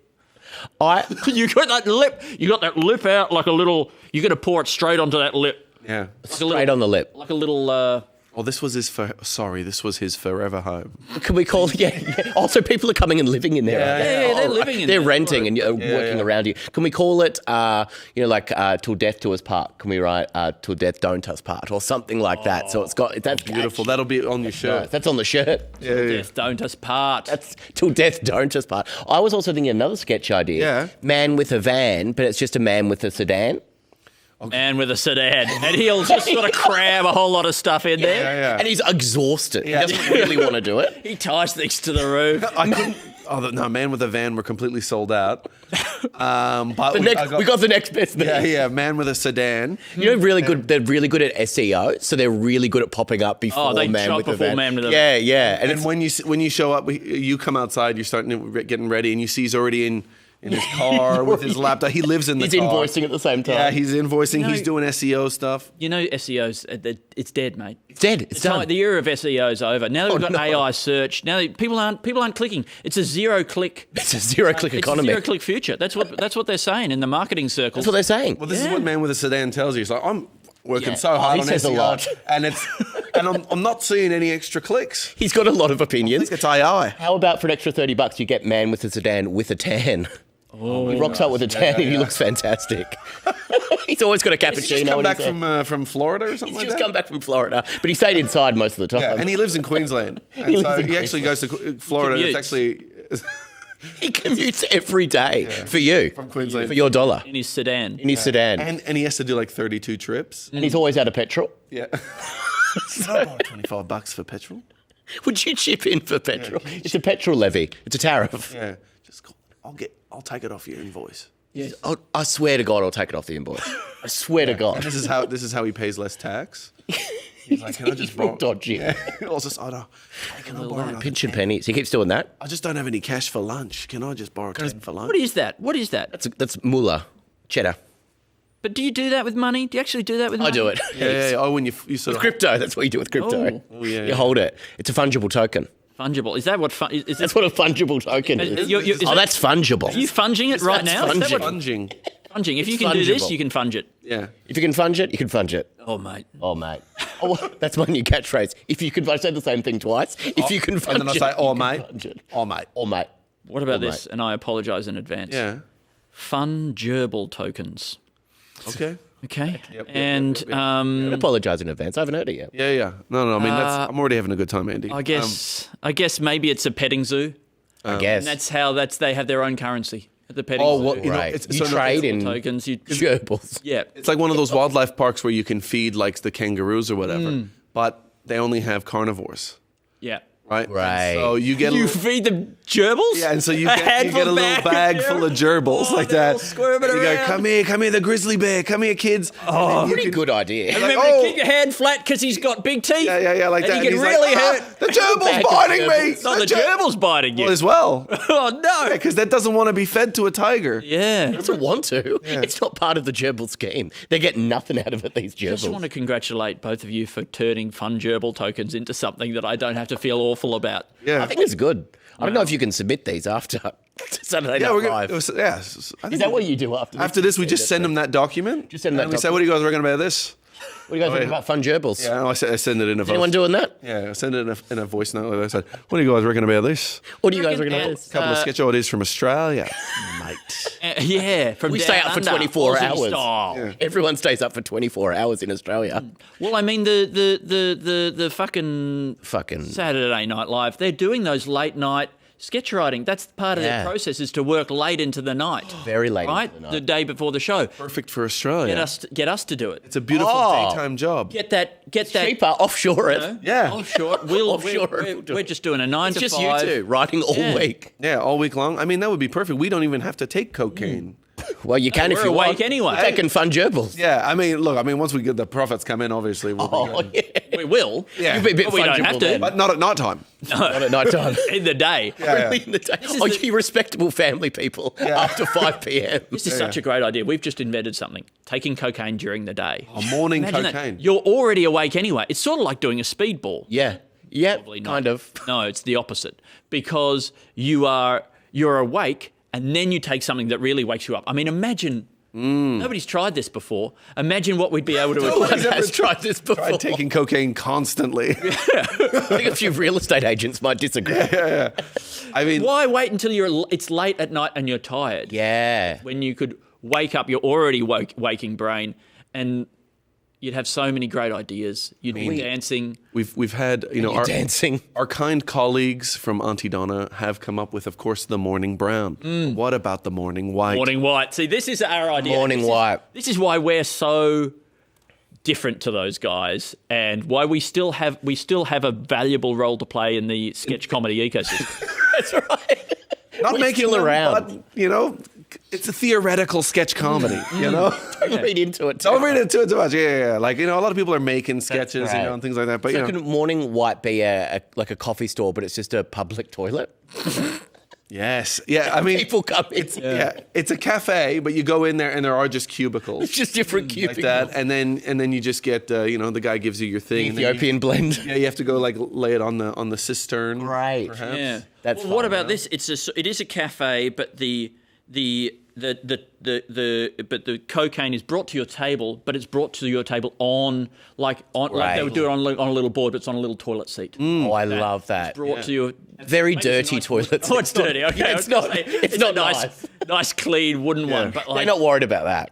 Not at morning white. we had growing up. I don't know if anyone else can relate to this. We had a wooden toilet seat. Anybody else have this? I had a wooden toilet seat. Really? Toilet seat. I've only ever had either plastic or porcelain or electric. With some of the jets. I don't reckon you have had porcelain. You don't think I've had a I porcelain? don't think you've had a porcelain toilet calling seat. I you reckon out. that It's wouldn't. calling you out. I reckon Sorry that about would this. smash. A few times, at nighttime, times it did smash. I've gone to the bathroom, and the seat's been up, and I've sat and put my butt all the way through. As a fun thing. Well, I mean, I wouldn't have done it on purpose, but I did have a better time than I thought I would have. Right. That's good. Now you're doing that late at night. Now imagine doing that In the morning. in the morning. Reverse it. Wakes you in the right up. morning. That's Imagine part how of good it. that Really would wakes be. you up. And that's also white, morning white. Morning white. There you go. Morning Alasdair white. had a good euphemism for going to the bathroom earlier, which was occupy Bowl Street. Oh, that's quite nice. Yeah, you like that? I love that. Occupy Bowl Street. Actually, on the drive here, this wasn't supposed to be, we were talking about, when you pitch a tent. Yes. Well, imagine if you had a shit so stiff and you just shit your pants, you pitch a back tent. Picture back tent. Yeah. Do people find that quite sexy? I mean, you go, babe, you're making me pitch a back tent right now. You are making me. and that's picture when back your tent. beloved, she might not be all that gorgeous, but boy, she is feeding you a lot of really dense dry food. Fiber. a lot of fibre in my diet. Yeah. You can tell he's pitching a back tent. But that is beautiful in its own way, which is why you're shitting yourself. Stunning. It's stunning. When you really think about it, it's stunning. Yeah, and actually, because I mean, we're not necessarily, oil paintings ourselves, but I reckon if I could feed some beautiful fiber to Really well. my beloved, Yeah. and I could get her to pitch a back tent. 3 square meals a day. I reckon I could get it a picture back tent. It's actually a beautiful thing to Yeah, say. I mean, maybe the idea is you gotta instead of square meals, you gotta do sort of turd-shaped meals. Yeah, that's fun. Because you gotta put in what you want out. Oh, mate, you only get out what you put in. Picture back. I'm so sorry about this, everybody. I mean, Back tent. I love that you two were talking about that on the way, and you're not delirious yet. turd-shaped meals. Great idea. Great concept. Easy in, easy out. Yeah, exactly. Begin with the end in mind. Yeah. You know? Oh, that's right. It's the perfect story circle. You isn't go it? back. Ouroboros. Because that's the back thing. how it was. You Circle of life. you return to where you've begun, having changed, and then I think that's what the food will have done. Yeah, absolutely. It would change with you. That's what it's like eating a picnic bar. You eat a picnic bar. They're Bar already- up at the it back. looks like a turd. Yeah. like Yeah, that. that's right. And then it goes on a journey. Yeah. And it on a encounters things where journey. sometimes it doesn't think it's gonna A journey of discovery. Yeah, a journey of discovery. It's going through all these Hero's journey? It's, I mean, Call it that. it's pretty close. If you wanted to call Is it there a that. hero bar? Feels like there should be a hero bar. There is a hero bar. Somewhere there's going to be a Would be hero, a hero bar for Yeah. sure. Yeah, that's so funny. Oh, you guys are up to 32 sketches so far. Oh, yeah. And they're all Good. They're all The good. chocolate bar Chocolate bar.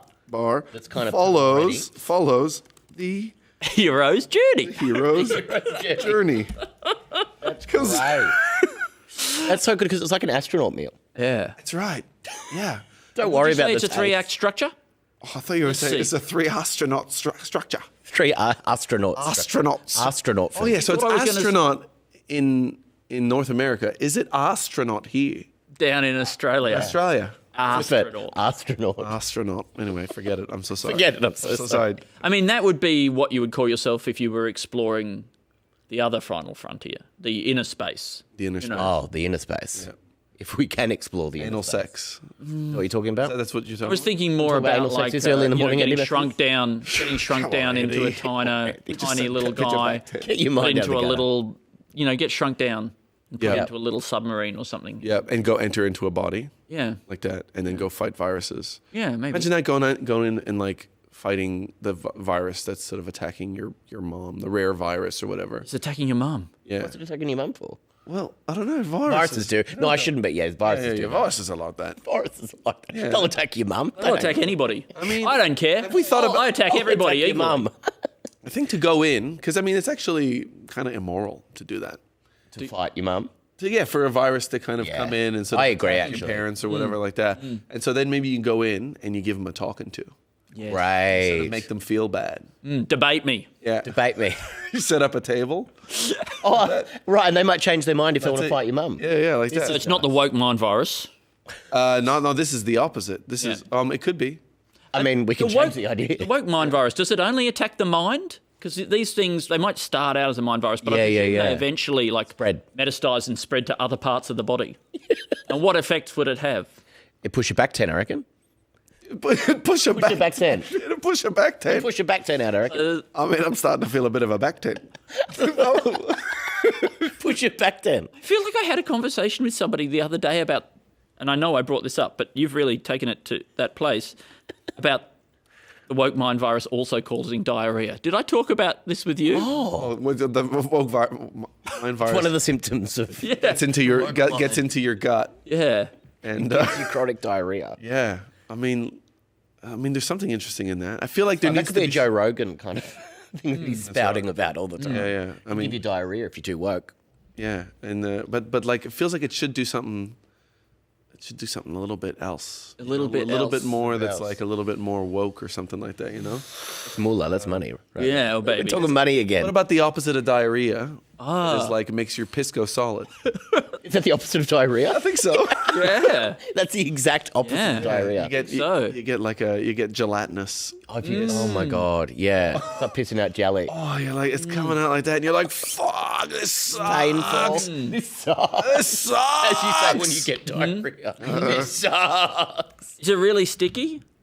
I think sort of maybe like If you pinch it, If you pinch it. yeah. If you pinch, I pinch guess it. you will If be you're pulling pinching some the out, won't gelatinous. you? Like, Maybe that's the way you gotta cut it off at the end with a pair of scissors. Like when you finish this stream yeah, at the bathroom, Yeah. you got to snip the end off, right? Because it's like a Oh, you have to streamer. like an umbilical cord. Yeah, or like a bit of nylon, like fishing line or something. Yeah, like that. okay. You Quite a have to thick cut one. it off. You have You have to- to get a doctor to come in.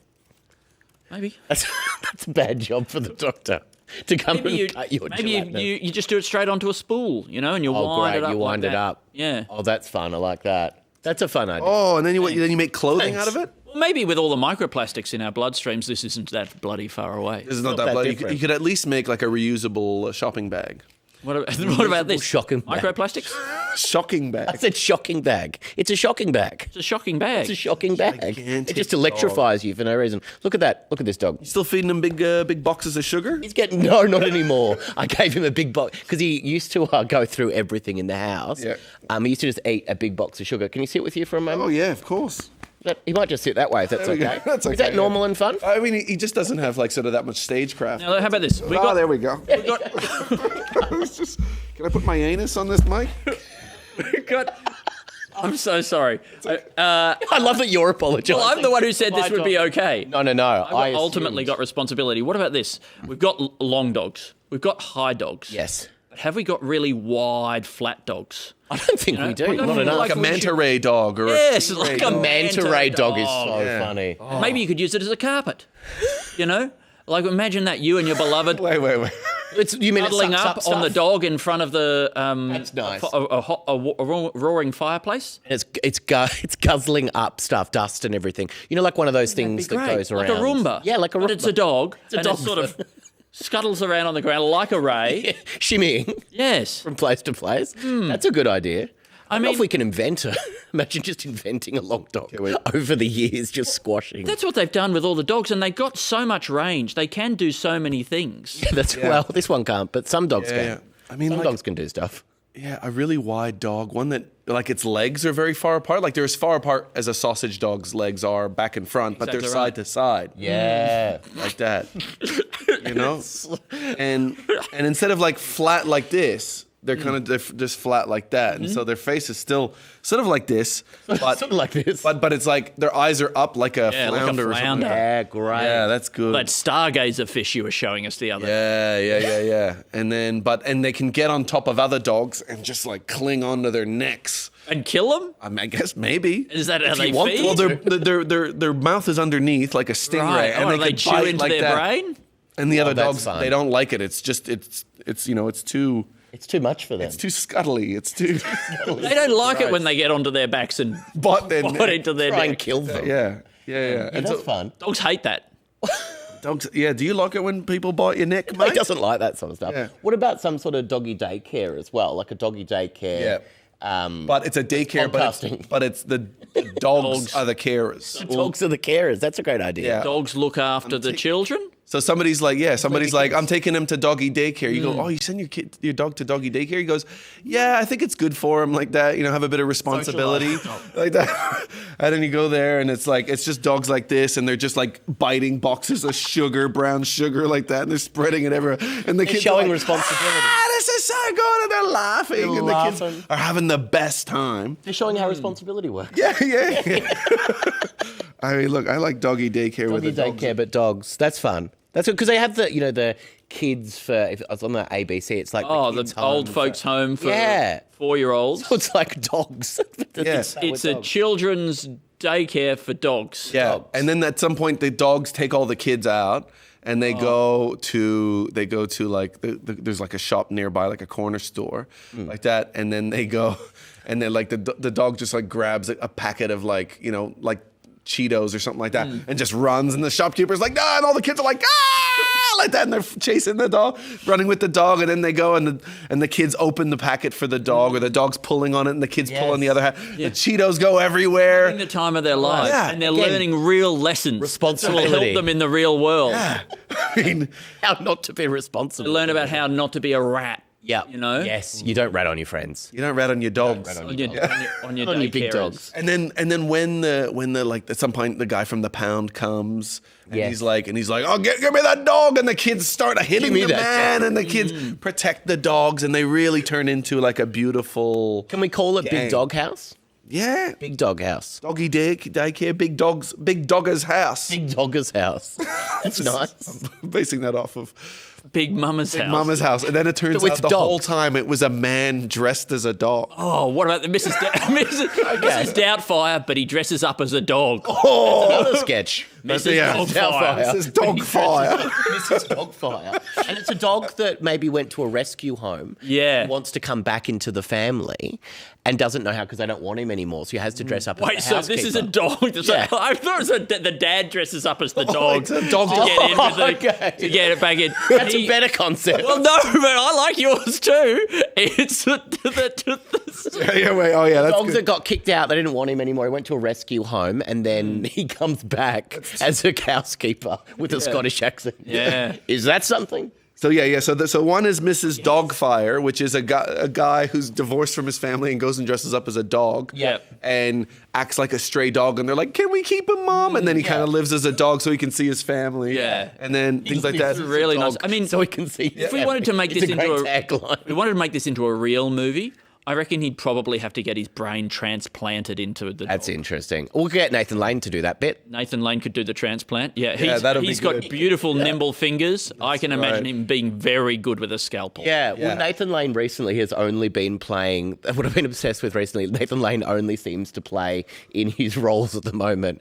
Jurors on famous cases who's a bit chatty and gossipy. He's in quite a few Perfect shows now. He plays a juror and then it cuts to him in his house going, and you'll never believe what happened next. Wow. It's really How many movies have you seen with this as There's the O.J. Simpson versus the People. There's another example. There are quite a Examples? few. I'm gonna find. I'll send them to you later. he's been cast. after you've He's had been your 24 typecast. hours of sketches. Yeah, and then the other guy, is a dog. Oh no, wait, it's a guy. No, wait, it's a dog that's been kicked out of its. Mrs. Doubtfire. Yeah. Well, this one is dog.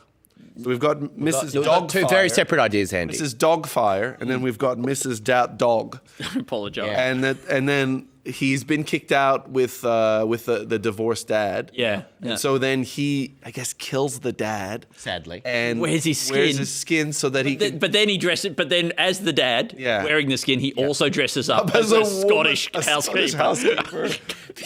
Heaps of different skins.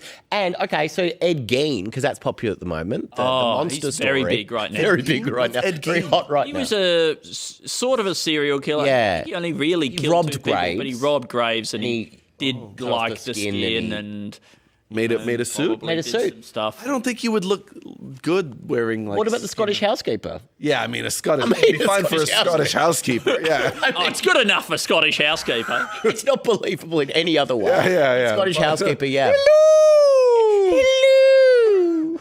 Great, I like that. Dude, fear. Because origin stories, I think, can be quite interesting as well. I think an origin story of a character you don't expect, because you've got the Joker, you've got, origin stories that keep coming out. What about the origin story of, like, Ozzy Ostrich? Or, like, someone very Australian. Like, not because I don't think it needs to be, like, someone like Daryl Summers or something. It needs to be someone... Dickie Knee. Oh yeah, Dickie Knee. I Doesn't mean, just have to be hey, but it could be the origin story of a puppet. Dickie Knee, you never saw his face, is that right? Never saw his face. I mean, what a reveal that would be. I mean, that's how you would get people in, sort of like they did with the Mandalorian, right? Yes. It's like, Exactly the same as he always wears this mask. You never see what he's like. What if you could see what he was like? yeah, Right. And then to You think find he'd be out that deformed? Dickie Knee has a beautiful, sculpted, very masculine face. Oh, I was thinking deformed. Yeah. I know. Well, I mean, that would make sense why he doesn't show his face. Yeah. But then imagine that he beautiful. was more afraid of being judged for his beauty and people thinking, I know what that's like. not and then Swan. and then not The ugly duckling. not allowing his art To speak for itself. Yes. He Biggest fear. Not his value. he's just not earning, not that I'm saying that models don't earn their money and stuff like that. Sounded like you said that. Well, but he just didn't want to be given. He didn't want to be given money just Yes, because of how his beautiful he was. Yeah. Even though he was sort of tiny, like a tiny, and dull. like he has full. He had that beautiful voice. Oh, Beautiful. Transcendent. How did it go? Like he was that. Mr. Darryl. Yeah, Mr. Darryl, Mr. Darryl, Mr. Darryl. And Shake his head. but beautiful muscular body. Yeah, Like that he's tight. chiseled face, beautiful beard. Oh, beautiful beard. Oh, Yeah. chiseled face and a beautiful beard. yeah, How but- do you see the chiseling? Hey? Is the It's beard such a also chiseled- quite chiseled? Oh, the Like- beard is it's a very tight. Manicured. You can't see it from behind. He has to keep it really That's tight right, there. yeah. It has to be beautiful. Yeah. It has to be beautiful. Well, you know what we could do? We could get AI just to try and predict what Dickie Knee's face looks like. Oh, yeah. This is like Show us the front. world that we're in now. Show us the front. Yeah. Show us the front. That's What are you what he's like when hiding? he's Show us pitching the a front tent. Show us the front. Yeah, okay. So Dickie Knee origin story. Oh, imagine this. You're pitching a front back tent. That's when it goes all the way around and comes in and starts poking out the front. Ignore that. Forget that. No, don't forget that. Write it down. It's good. Yeah, no, I can't write it down. I can't. actually That's like just the that. same idea. It's just It's the same idea. But it's just taken a slightly different direction. It's going through across. Write it down. Across Write it down. I can't write it down. It's already been written down. Many times over. Many times, and it exists in everybody's head already. But yeah, I think that's I think origin stories are a fun idea. Oh yeah, Absolutely. yeah, I mean, yeah. what would you call it? Would you call it Dickie or would you call it Knee? You can't call it Dickie Knee, right? Knee's good. Like Oh, I yeah, think yeah. you know, it's either it's Batman or it's the Batman, it's Joker or it's the Yeah. Joker. Like, Yeah. you know. Or maybe it's called Mr. Oh, Mr. Darryl, Mr. Darryl. Mr. Darryl, and it's just an applause. That's the title's just the applause. Mr. Darryl, and then applause, and then he bows. The title of the movie is Applause. It's applause. Really good idea. What about applesauce? Yeah. Oh, It's a fun Larry Sanders. yeah. reference. That's right. Is that what that is? Yeah. Yeah, because he sign says you'll says see on that applesauce. sign up there it says applesauce. Sorry, applause or whatever. It is. So it could be a Larry Sanders reference for no reason in a Dickie Knee film. Applesauce. I've always wanted to have a big neon sign that says applesauce in my home. I think that would be nice. I think more on my home. I mean, you could have it in one of your studios. You got studios, don't you? Studios? You're always recording in studios. Nah, You I've do got- numerous podcasts, don't you? Numerous podcasts. How many have you got right now? I got 2. One in the bedroom. Nice one. Oh, little applesauce in the bedroom. Yeah. Bit of why not? applesauce. Have you ever done so well performed sort of in a sort of a intimate context where someone's giving you a round of applause afterwards? No. You know, standing Only a slow clap.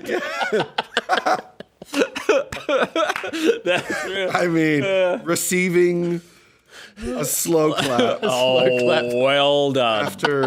after performing, being down there, like sort of maybe, you know, Working away, working away, Working. clearing the fields. with the mouth, maybe. With the mouth. I guess. I mean, Or just anything. I mean, if you want. no, I think. What would you get a slow clap for? I mean, Just average imagine- but I think it's like because I think Is it that let's- patronising or is I it think it's cheering you on? patronising. Oh, okay. I mean, look, I think to look at all the different types of claps that you could get afterwards. Yeah. It's probably the worst one, isn't it? Yeah, I mean, like, but I mean, the thing is that the slow clap could start. You go, oh no, and then it goes Oh, that's up. really good. like that because then Yeah. you know that would. That's really part of the spectrum of the Matt Preston. That was disgusting. Yeah. Yes. Oh, Disgustingly good. I mean, to receive that afterwards, if That- let's say you go down on somebody and then you finish up, you come out from under the blankets. They go, that was disgusting. how about this is a sketch idea? Yeah. Matt Preston. Yeah. Right, not his origin story. Imagine if I'm only pitching origin stories Yeah. today. Matt Preston. So he wears Yeah. a cravat. Okay, famously, right? So he's sitting at a restaurant. So get this, he's sitting at a restaurant, he's having a lovely time with his friends. And then ATB or Andy, I haven't cast it just yet. Thanks. I'm still in the mix. It's Still in the good to mix, know. don't worry. Still in conversation. Yeah. Two in the think tank host type. Yeah, type. Walks in and you've got a cravat on as well. Oh my god. And Matt Preston's talking with his friends and then he looks over. Yeah. And he sees you with a cravat. Wants to fight me. And he's going to take you out. And you're only doing it and you follow He him goes like this. He around. goes, Take it off. take it off. And you Like that, follow and he's him around. threatening me across. Yeah. The thing. And then he gets the I waiter know, to I ask know. you to leave. Yeah. Yeah. Like that. That's good. I mean, I really That's like cravat. that. And then at some point, it would have to come to like So either It comes to blows, don't worry. because yeah. I was trying it out for the first kind? time. Well, Kind of blows. That's up to you. The one that back then. Back tent. He's slogging the back tent. whatever We that came means. to blows. Good kind. The good kind, don't worry. I got a slow clap after. The good kind. Good God, the one that gets faster. The one that gets faster. Yeah. It was a nice one, actually. Matt Yeah, Matt's cravat. Because I think all his social media is Matt's cravat. Oh, it's very much his branding. It's sort of a front cape, isn't it? Beautifully. Oh, tiny front cape. Tiny front It's cape. essentially a sort of one of those like dentist. Wait, no, I'm thinking of a bib. What is a cravat? No, a cravat is the kind of folded up like It's like a fancy bib. fancy essentially, bib. like it's like you're wearing a it bib, really is and it? then it gets tucked into your shirt. Yeah, it's a Whereas fancy a bib bib. you would just wear out. And is that like a thing that he eats because he? I don't wears know. because of all his I don't food he think it's eats? for that. Look, if I look up cravat. No, I think it's just a style thing Right. that almost nobody uses. Yeah, and he thinks it's quite That cool. he is brave enough, and I think has enough sort of Beautiful. Oh, beautiful. dignity. It does look good. It is kind of like a what about a handkerchief? It could be a handkerchief as well. Yeah, it could be. Showing it, Let me see. showing it to the very. Oh yeah, oh Do yeah. you think that we could Not all heroes wear Could we capes. pitch somewhere bibs? Front somewhere bibs? somewhere bibs. Should- like babies. Should we try and get bibs? Bibs for, are back. for adults. Bibs for the Bibs boys. are back. Bibs You know, for a the boy boys. bib, a big boy bib. Big boy bib. Is there some way that we could like For the boys. we could market the bib to adults? Like you imagine that the bib industry is constantly Sick of wiping your mouth? trying to crack the adult market. Absolutely. You think that they're hitting that Especially ceiling? those rubber ones with the scoop. Oh, The George Foreman grill tray? Oh, the oil tray there like that. yeah. You know. I mean, that's how you do it, isn't it? Like you try and make it really manly, that you're eating such Like big, kebabs that messy are really food. dripping. Yeah, Yeah. but things that have got like maybe still got blood in them, or like Yeah. super oily Eating a barbecue lobster. or whatever. You're like, when you eat hard, you drip hard. That's right. Yeah. And are you sick of wiping your face? Yeah. Yeah, the boys. Bibs Yeah. for the boys. I want to slow down. Yeah. It's right. I don't want to And then- slow down. and I then want to you- eat. And then you sell this bread that you can mop up all the good stuff with afterwards. Oh, yeah, that's great. and that's how you get a subscription service going with the bibs. It's vacuum seal. You can have it all year round. Yeah, we'll deliver pocket bread that goes in your pocket like that, and Yeah, it's that you pocket can bread. always Keep always you have pocket stocked. like that, and then it also balances out. You got your wallet, Yeah. or maybe you got your wallet in your back pocket, and that's bulging. You got your phone in one pocket, that's bulging. This pocket isn't bulging. Get some pocket bread in there, like that. you know? It's the If your pocket it's the isn't missing bulging. third bulge. Yeah, Or your back tent. The fourth right. bulge. The fourth bulge. Fourth bulge. Yeah. I think that's fun. I think, yeah. I think also, wouldn't it be great? You go to a restaurant with your beloved. You're both wearing bibs, and at the end of the night, you each get a bit of bread, and you can dip in each other's bib. Oh, you're bib sharing. bowl. You know, you scrape out my bib bowl, You and I'll interlock scrape your out yours. arms like Yeah. that. Oh no, that's then scrape your then bib dipping bowl. into You can your do own. that as well. Yeah, I mean you go like this. You If get you your want. elbows like Yeah. that. Like that. Oh. That's quite nice. That's Or you nice. just dip your romantic. finger. You dip your finger into her bib, Trent, like that, and then you It's very intimate. Nutty. tastes like dog. No. Tastes like dog. No, sorry. Oh, your Tastes like actual dog. hand. Yeah, no, I didn't actually taste. weren't like saying dog, that but as to- soon as I 'cause put you- it in my Oh, mouth, you I was like, so sorry. I've been touching the dog. Don't dip into your beloved's Dog. bib bowl. And Take say a it tastes dip and like tastes like dog. Tastes like dog. Unless you've been eating cold What about cold this, hot though? dogs. You kiss somebody, and then afterwards, And then you it's talk first about date. what it tasted like. Yeah, and then you say, "You the first date." Got right? notes of dog. It's been going so good, like that, right? You kiss at the end of the date like that, and then you say, "You taste like dog." And she Wet goes, dog? "What?" And then you go, "No, in a good way." Like that. Oh, that's nice. That's a bit sexy when you put it like that. Yeah, In a good way. In a good way, and then I guess it's over. Right? Yeah, she asked you to leave. Yeah, she asks you, I need you to leave. I need you to You leave. go, but then she's having a conversation with her friends the next day. We're following that, and then she's like, "Everything was so good. He likes everything." Both had our bibs on. Yeah, we had our bibs. We dipped in each other's bib oil like that with our pocket bread. And then afterwards, he said, "I tasted like dog." I was like, "What?" And then he said, "No, in a good way." In a good way. And then all the girls that she's talking to, I think they're like, he's a keeper. Yeah. If And then- someone said that to me, Yes, that is weird because that is then like you do taste like dog, they say. she's like, "Oh, it was over." It was like, "Can we kiss?" And then they kiss, and she's like, "Yeah, you do taste like dog." And that's okay. But not in a bad way. yeah, that's nice. And so then Nice. suddenly it goes from being like, suddenly it goes from like, wait, I definitely can't see this guy again. Yeah. And then her friends are like, no, I think he's okay. And then they kiss, and then she finds out the problem is actually with her. She actually does. It was a taste dog like all along. But in a it's good way, actually so not it's no bad. problem. Yeah, but it is like it's like wet dog. You're right. Yeah. But it's got a kind of like, it's like they've fixed wet dog flavor and made it. Tastes like dog or a Scottish housekeeper. I can't tell which one. Kissing you tastes exactly like kissing my Scottish housekeeper. That's interesting. We lost our dog. What about like blind dating shows? Yeah. But you have to kiss them with blindfolds on, and it's all about taste. Oh, that's really good. What about this? Yeah. Okay, It's like a blind dating show, Yeah. but you have your nose blocked, so you don't know what they smell like Yes. until the Yeah. end of the date. Right? And you're like, great. it was a great date. and We the- got along so well. I just hope she reveal. smells all right at the end. Yeah. And Take then out the you nose plugs. Take out the plugs, and you give each other a big sniff. That's You're nice. Like, oh, you smell like shit. Oh, no. But then that's how they're dumped. It teaches you a lesson of it, and then like, About it smells. turns out he's so shallow. He doesn't want to go out with a girl who tastes like shit. Yeah. We got along so well, but he's unable to see. Smells like past fecal the matter. fact that It's so funny, the nose reveal at the end. They take this peg thing, off. I think the peg two off. plugs. Yeah, one's got plugs, one's got a bloody thing like that. I think the host comes in and takes out the And then plug. Yeah, and they that's just, nice. And they can't, and they just can't mask what they feel. Yeah. Yeah. It's like the guy They all vomit. like this, like takes it out like that and goes, The head goes back. Yeah. It's fun. It's a dating show. It's a new dating show. Yeah, it's a good dating show. It's a great dating Great show. dating show. Have you seen this dating show? They don't get to smell each other until the end. Like that, yeah. Really nice. What about a dating show? I mean, or like a dating scene that is just doubt firing.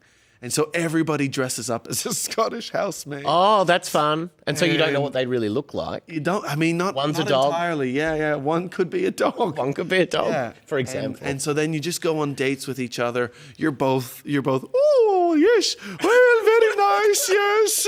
Oh, don't mind You're that.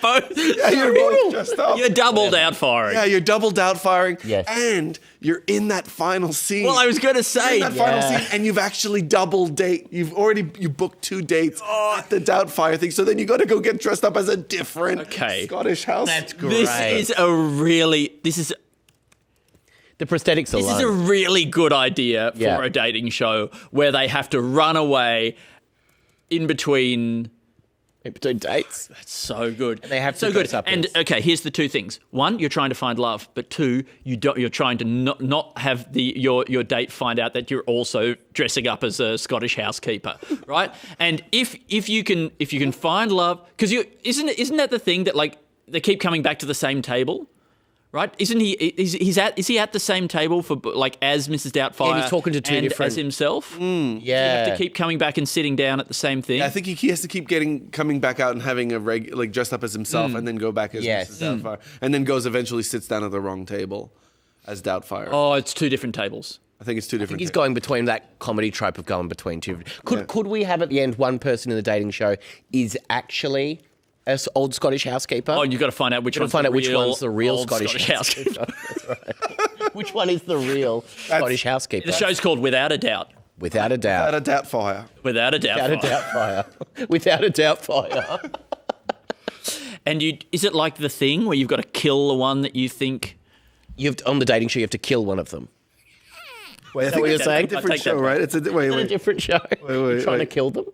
Well, Is that the show? It's a different show. It's a completely different show. no. Sorry, I meant you're all dressed as Doubtfires, and one of them's a real Scottish house.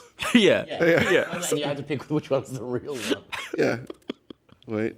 I think that's a fun idea. Oh, that is fun. Because they've got the circle, if you've seen that, where people go into a house and they talk through a chat and they're pretending, a lot of them are pretending to be different people, and you have to guess which one is a real person and which one's a catfish.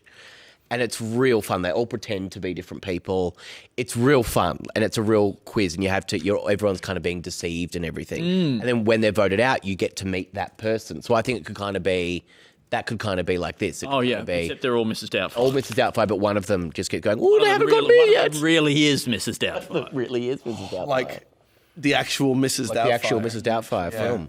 I do think that the prequel if we were to make a prequel for Mrs. Doubtfire, it would be where we find out that the dad was actually the family dog Yes. dressed up as the dad. Right? So it's like, we know how the dad became Mrs. Doubtfire, but do we know how the dad became the dad? Well, it's because he used to be a dog.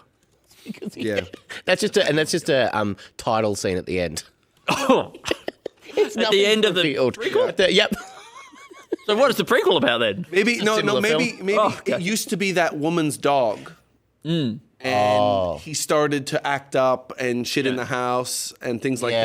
that. This is when she was much younger. She was heartbroken about giving him away, but she Yeah. had to. She had no But, choice. he's no good. And so then he goes and kills a man and takes his skin. Exactly right. And Exactly right. And then becomes a voiceover artist. Yeah. That's good. I mean, not only to learn to speak English, but to have such mastery over The human voice. spoken word that you can then pretend to be a little Chicken? Yeah, like a Whatever. little Tweety bird kind of Tweety character. bird thing.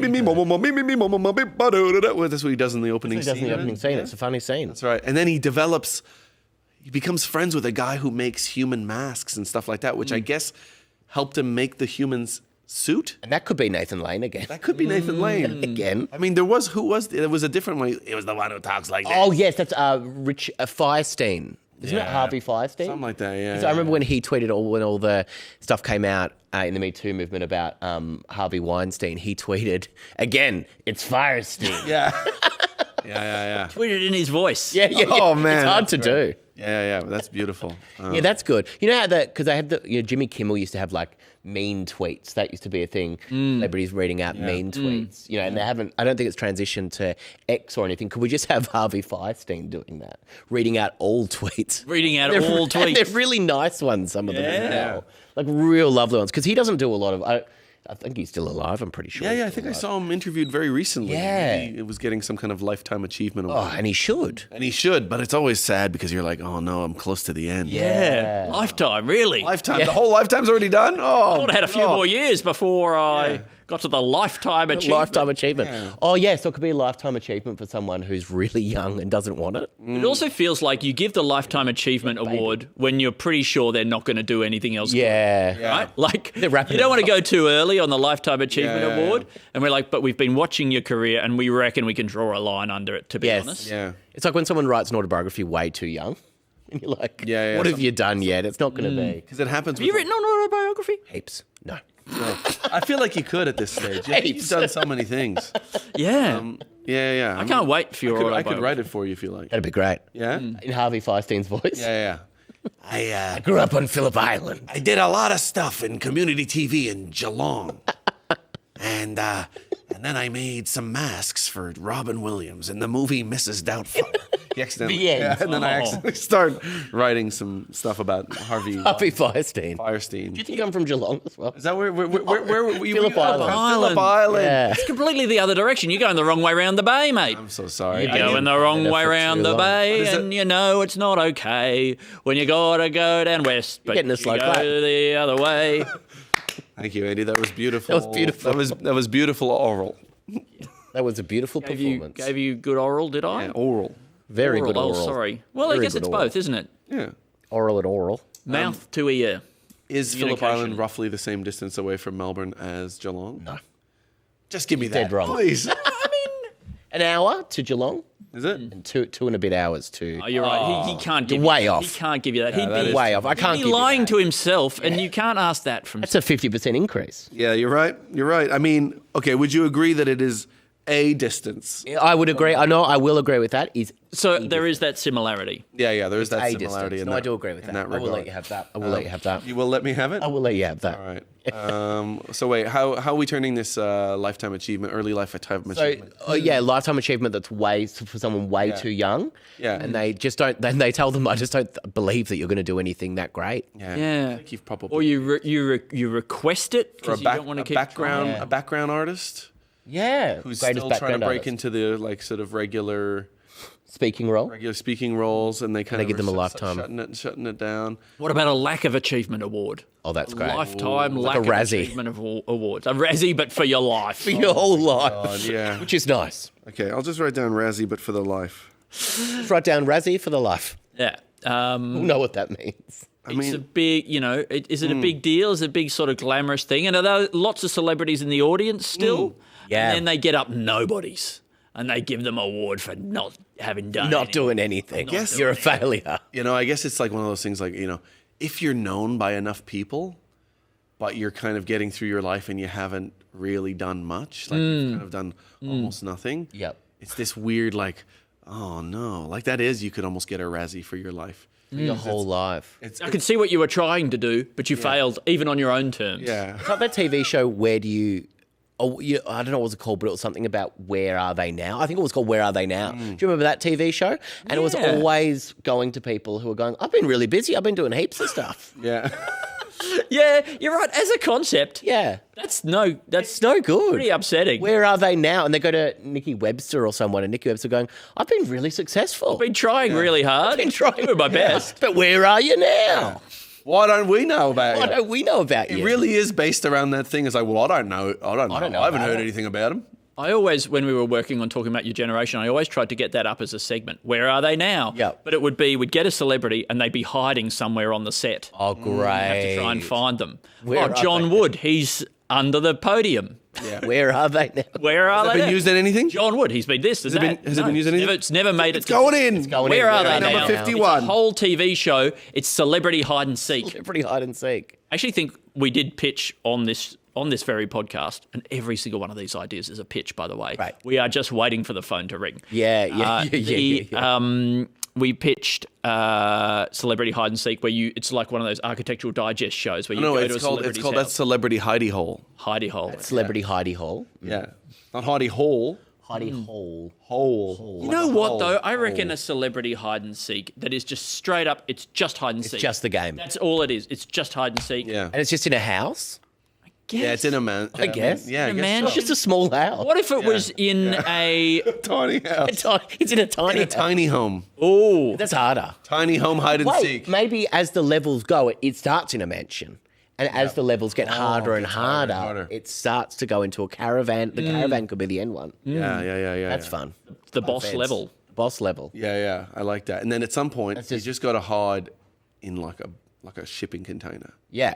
It's like Marsha It's Hines a versus shipping container Dr. Chris filled Brown. with stuff Yeah. like that, and you've got to hide amongst the stock like you're a drug. That's fun. Yeah. That's fun. Like that, and there's racks of clothing and there's things like that, and I think that if they find you, but you scare them Yes. like that, you know, like, or if if they're really close to you, and you're able to like grab their ankle or something like that, Yeah. you know, I think you win. You get a good scream out of them. Yeah. A good scream. It's all about the screaming. You know what? If we really want to get this up, we should set it in a department store that's having a big sale. Oh, great. It's like- Sponsorship. You know, it's Bryan Cranston.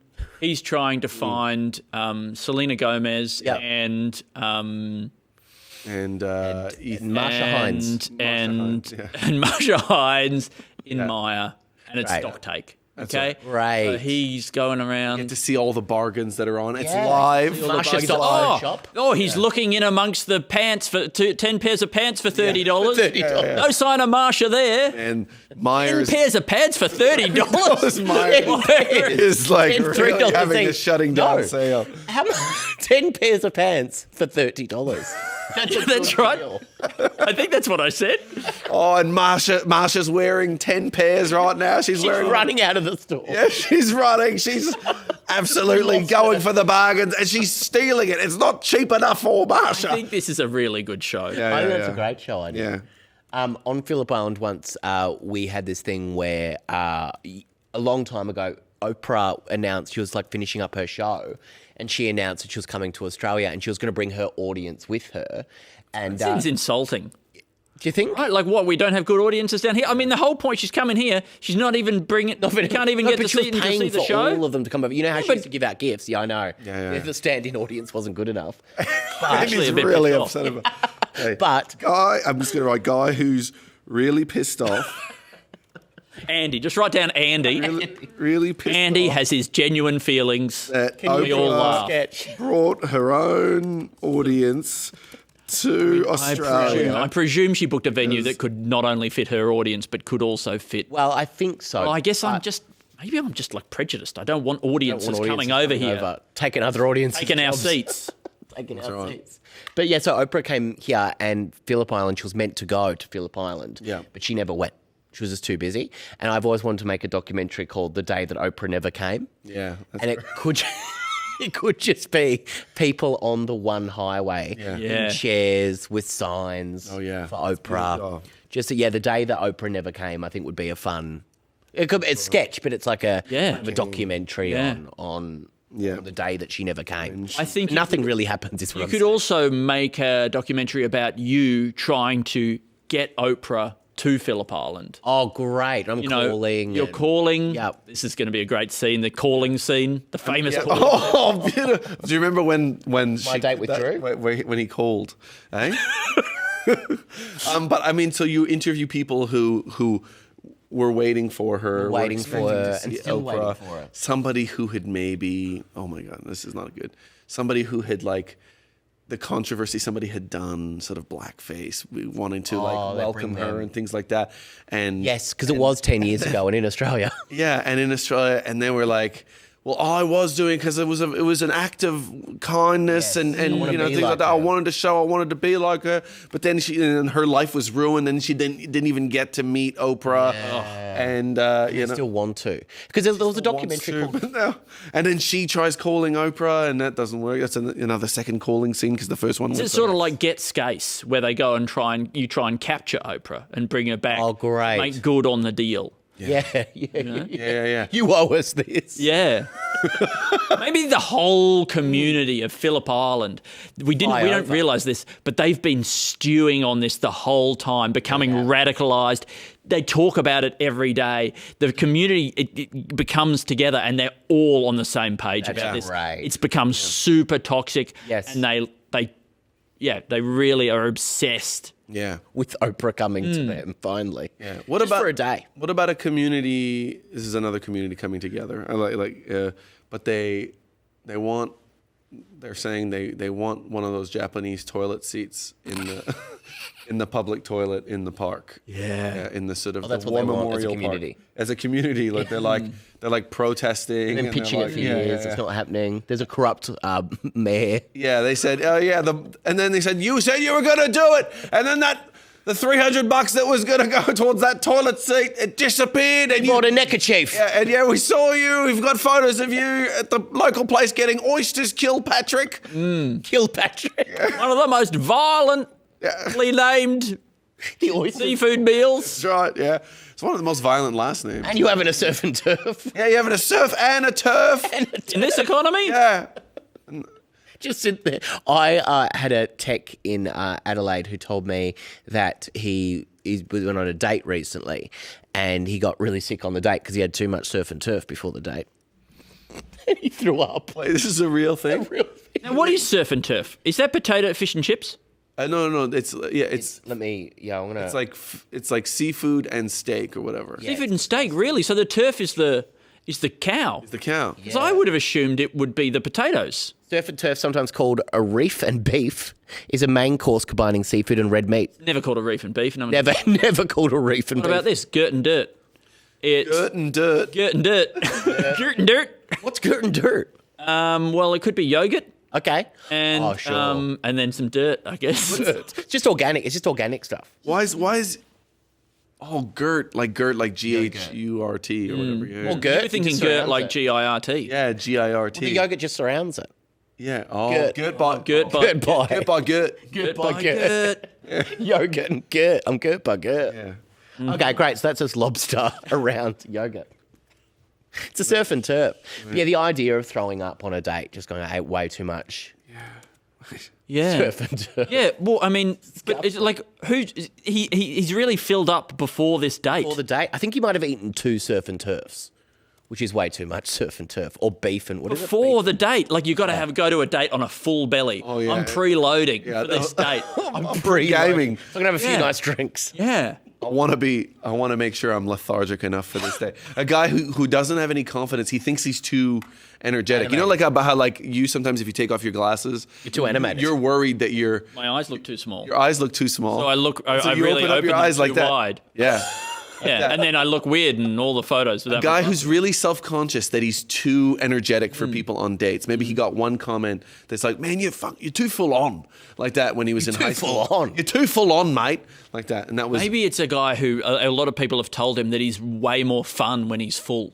That's right. You're way more fun than when you're full. Yeah. You know, when you've got a full belly, when you've eaten a lot, you're so much more fun to hang out with. Too much. He needs to eat a lot. He's having to lie down. Yeah. That's fun. So you're way more fun when you're full. Because he thinks I think we should fill up. You're way more fun when you're full. Like, that's a good. That's pre-feast. It's just like one time he went to a buffet with friends, and then afterwards he's like just lounging, going, "Oh, yeah," and they loved it. And like people are like, going, "Man, you're so fun when you're full. Do it again." Yeah. Oh my God. That's going to be Tim Robinson in a sketch. Yeah. I'm so full. He would do that. He's upset about being really good at that. that. Then he's on his date. He's like, yeah. I smashed 2 surf and turfs. I was feeling a bit nervous, so I ate. Two surf and I had 2 surf and turfs. Absolutely That's all I had. slammed them. Oh, you got your next guest who's rocking up quietly. Oh, yeah. He looks good too. Oh my looks god! very A good. good-looking guest. That's going to Very be great. good-looking 2 guest. good-looking guests. 2 good-looking and guests. a gigantic dog. And a huge Oh, and this dog, and the dog's so happy to gonna see this be? guest. The dog might be a Weekly Planet listener. He's a big Weekly Planet fan. Hey, thank And you a for big having me, guys. Oh, mate, thank you for coming. What a on. goddamn pleasure. I'm going to go and move house, if Oh that's my okay. gosh, Today. Today. With the man with the sedan. With the man with the sedan with a tan. Can't believe you came here on a day you had to move house. That's You know what? Dedication. I really put the pretty hard word on him. You did. we needed Said, you. if you fuck me on this, that's what you said. Yeah. If you fuck me on this. Then he love took your that. glasses off and looked a bit. You looked stern at me. Yeah. He did that. Real wide. I didn't like it. wide. He gave you the wide eye. He gave me the wide eye. You know, there's a lot of white. There was a lot of white. Yeah. Oh. Hey, thank you for having me, boys. Great to see you. We could see the white of his eyes. You know, that's they say, I but he's trust actually him. just got really tiny little fucking irises. That's fun. Sorry. He's got too much white in his eyes. Yeah, he's got too much white. You know, Andy, he's got too much white in his eyes. I like it. I don't like it. I don't trust him. Hey, thanks for having me. My boys did come back from school the other day talking about white-eyeing. Have you heard this? Oh. It is you try really hard to look up high and then you close your eyelids so it's all white eyes. Anyway, That's I what did the it boys for do them. now. They were really impressed. Yes. That's what I know. Thank you, Hey, my boy. Thank you for having me. Thanks for allowing me to bring my horse. Oh no worries. Thank you, Sam You Petersen. ever ride him? I do ride him. Yeah. Cheaper You should than a saddle car. him up, mate. Did a great job. Hey, Please welcome. Please welcome our next guest, Mr. Oh wait, he's wrestling a dog. Oh, the dog's attacking him. He's been torn apart and killed. Please welcome Mr. Nick Mason. Yes. Oh my goodness, Nick Mason. What have you got there? I've got a Monster Energy juice. Not Really? A juice. Juice. So it's like good for you, it's with yeah. fruit. It's got fruit and stuff in it. Got fruit. I mean, it's got fruit adjacent things. What kind of? It's just occurred to me because I got this at the train station the way here. I see. I thought in retrospect I should have got 3 and then sort of bundled them over here. And he's you guys- already pissed too many you gotta- times. You guys want to toot on this? No, but Okay, all right. can we hear it crack? A Yeah. toot? Toot. Yeah, I mean, I'll have a sip. Wow. I'm sorry Horrible. to say this, but I think that people who drink those things in the morning, Go on.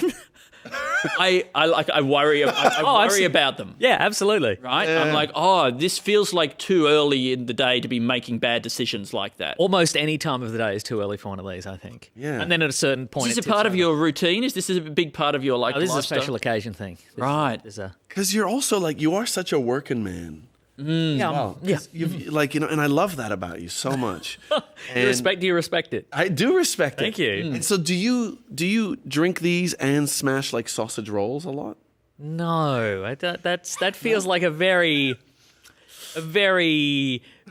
viscous combination in the mouth. I wouldn't. How would you feel about making one that is a mixture of both? It's like a sausage roll and a mother. Oh, it's got a already juice- a blended, juice like centre. a smoothie, right? Like the working man smoothie. Okay. Yeah. Oh, I mean, I like that idea, but I would prefer, like, my instinct would be it's a sausage roll, Yeah. but it's got like a capsule center with an energy Oh, juice. like in oh, it. with an energy juice that oozes out. It oozes out. You crack it like a glow stick. You can in your mouth. And do you let it like drink? You drink the ooze like that beforehand? But then I guess then you have the mouth. I mean, it's dealer's choice, isn't A it? sausage roll with a liquid center. I think we can already write that That's a down. sketch, I think. I mean, they have that technology to make those little starburst lollies or whatever true, with yeah. a liquid. You know what? center. One of the problems is that when you eat a meat pie, you're often eating it, and then the meat is spilling over onto your hand, and you don't get to have that experience when you're a sausage roll lover. That's true, isn't it? The problem is, Yeah, Too solid. yeah, exactly. And so make a sausage roll that does. you're looking enviously at the meat pie eaters around right. you, laughing as shards of meat splatter all over their face and hands. Not anymore. You know? Not anymore. We got this. Oh, Also, congratulations. I am very impressed that you've managed to keep at the pace, the sketch pace. I mean, look. you don't have time for I congratulations. was going to say, there's no Sorry, time for pleasantries. Yeah, It's yeah. got, You can congratulate me when I'm dead. it's one sketch every 2.5 minutes. We got to do this. Yeah. We we've just got got work to yeah. do. So, but I mean, like, if we can't be at the pace right at the beginning, then we are really It fun. doesn't bode well. It's true. I think somebody had done some stats, and then last time we were doing some hours where it was like 7 in an hour, and they were like, "Oh, this is when you that last 100 took like 7 hours or something like that. Would you say you have good years and bad years? I feel like there was one year where you were like just knocking them out. Yeah, I think that might have been last year until maybe hour like 12 or something like that. Within sight of the post. But the good year is actually the year in between when we don't have to do one. Of course, that's right. Yeah, we have a really good year. Yeah, we do have good years. Actually. That sounds excellent, actually. What about this? Like those wheels that on like. There's no cars. time to elaborate. They're just wheels. Okay. Yes, we do. Yeah. But when people are like driving, having like a drag race, and then one has wheels that come out with little sharp things. Like Yes. Oh yeah. Like, I know what about that? But for shoes. Okay, sure. Where did this come from? And it doesn't matter. Yeah. The deep recesses of your brain. But like for the foot race. Yes. So like you're running. Knives on the side of the shoes. They open and whoosh, like that. It'd be a great gag for like a naked gun. A naked gun I thing. was thinking we should write a naked gun. Okay. We should write an Australian. Like, has there been an Australian parody movie like that? Like Nude knife. It's a parody of a comedy. But it's worse. That is a good idea. A parody of a comedy, but is it serious? Is it like we take a... I mean, I feel like that's kind of what they did with the Tom Cruise reboot of The Mummy, right? Yeah. They were like, what if we did this, but it wasn't funny? It wasn't enjoyable? What about a Naked Gun style movie, but it's set in a small town with some dark secrets? Because that, I think, is a classic Australian combo. This is a really good idea. But is it funny or is it sad? No, it's funny. It's played for laughs. We do an Australian movie. Maybe we even call it Australian movie. Yes. I mean, Baz already made one called Australia. Yeah. Just like that. Like it was like Yeah. may as well have called it Tourism Australia. It's good. I think that's how it was released in certain markets. I mean, wasn't it? It was mostly. I think it was funded by largely tourism. funded by tourism. It might have been, yeah. But I think this is good. It's set in suburbia and it's a quiet suburban town. It's a suburban town? Yes, but it's rural. It's a rural suburb. Australia's only rural suburb. There it is. That's good. I mean, that's essentially the town you live in, Ballarat. Shut up. Yeah, shut up. Thank you. How dare you? Here's a new sketch. Shut up. Yeah, is this, Shut up. is this an Australian? It's a parody of recurring Naked sketch. Gun? Shut up. Yeah, it's an Australian parody of Naked Gun. I don't know if it's still. I think we're confusing too many things. Okay. You were writing stuff down. How many things should I confuse? Okay, so there's two ideas. Yeah. One of them is probably we shouldn't write down. But I think Nick's idea of a parody of an Australian movie set in a small town with dark secrets. Yep. Everybody's got dark secrets, right? Everybody's going through a divorce or something unpleasant like that. There's lots of dead kids. I was going to say dead kids. Lots of dead kids. Everybody's. I mean, I think it would be great. Everybody accidentally killed their kid. Yeah. And they're Or like... someone else's. Or someone else's, and they've just, Or both. Yeah. There's a big reveal at the end where there's just a round robin where everybody admits they killed each other's kids. And then you're like, and actually I had killed your child before you killed it, but you didn't realize he was dead, and then you killed him again. And there's a freeze frame. Everybody's laughing at the end. Yeah, great. Like in all Australian movies. Yeah.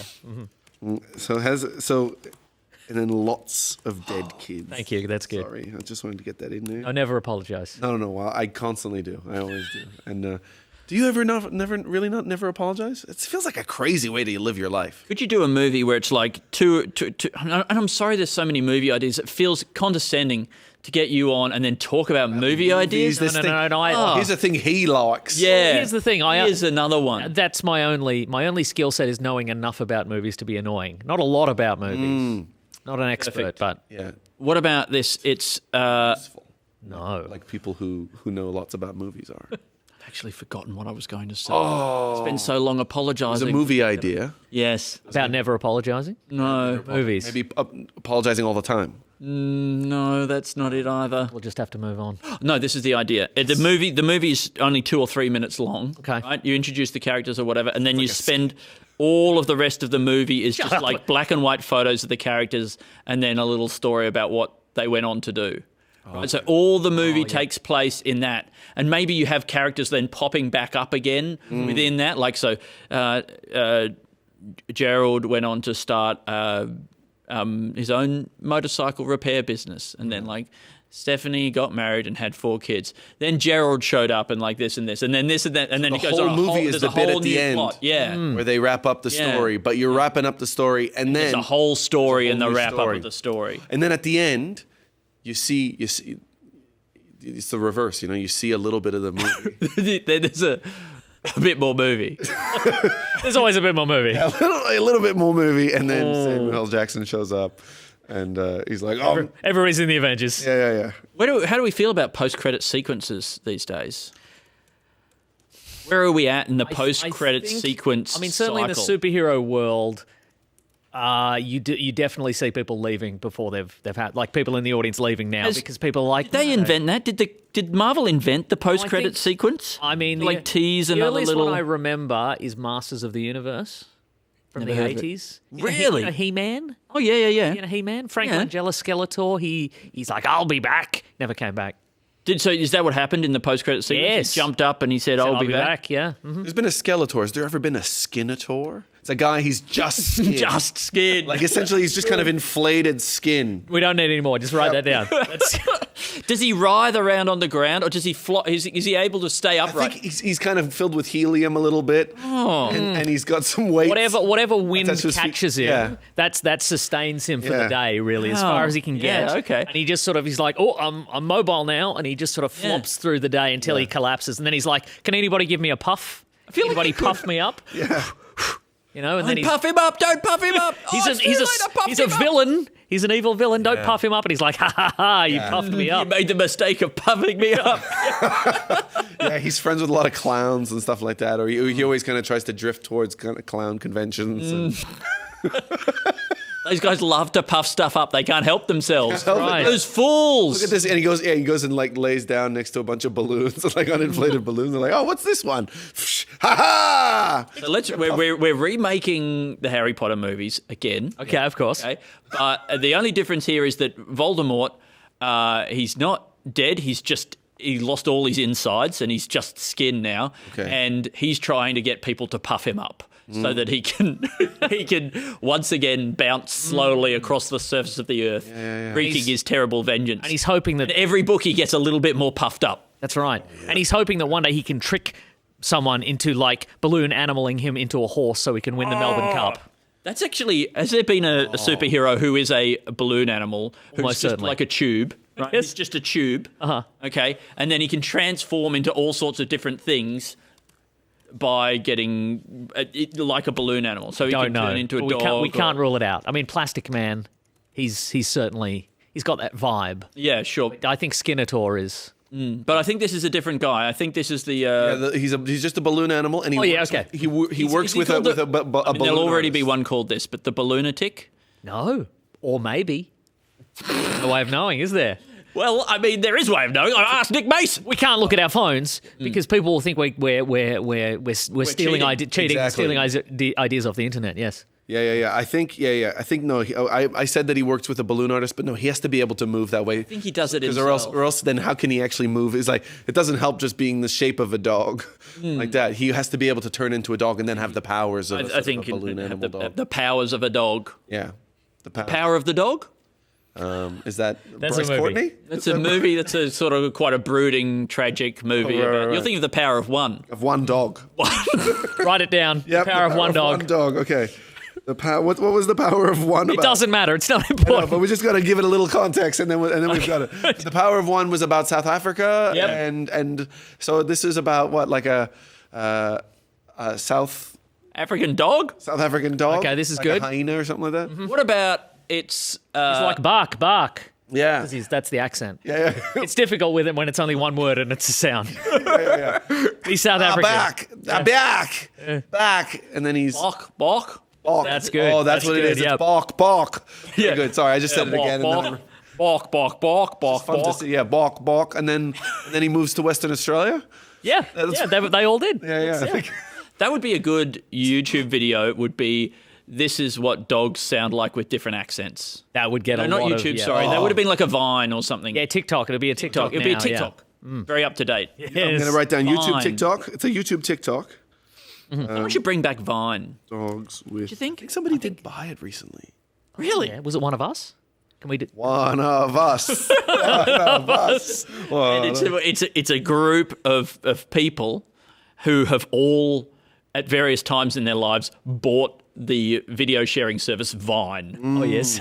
They've laid out millions of dollars to buy this defunct platform, been unable to get any interest in it again. That's right. And when a new person buys Vine, they, in a darkened room, they all gather around and shout, "One of us." Are they tricking the person into? I think they're tricking them into. I think they are. Yeah, purchasing Vine. It's a curse. Yeah, it's a real misery loves company kind of situation. It's a bit of an It Follows, maybe. Yes. Okay. It's a platform that some people remember fondly. That's right. But that is just frankly unviable. Yeah. And what happens is digital ecosystem.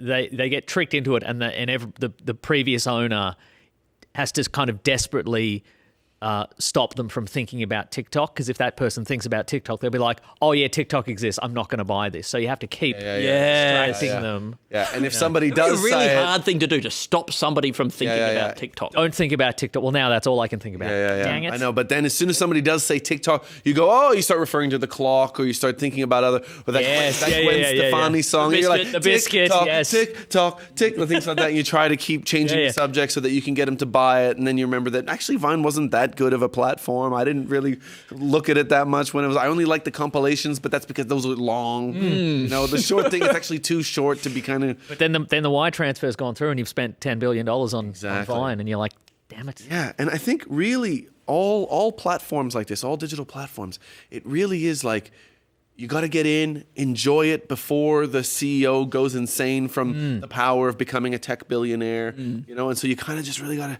enjoy. I don't know whether there's a sketch in there.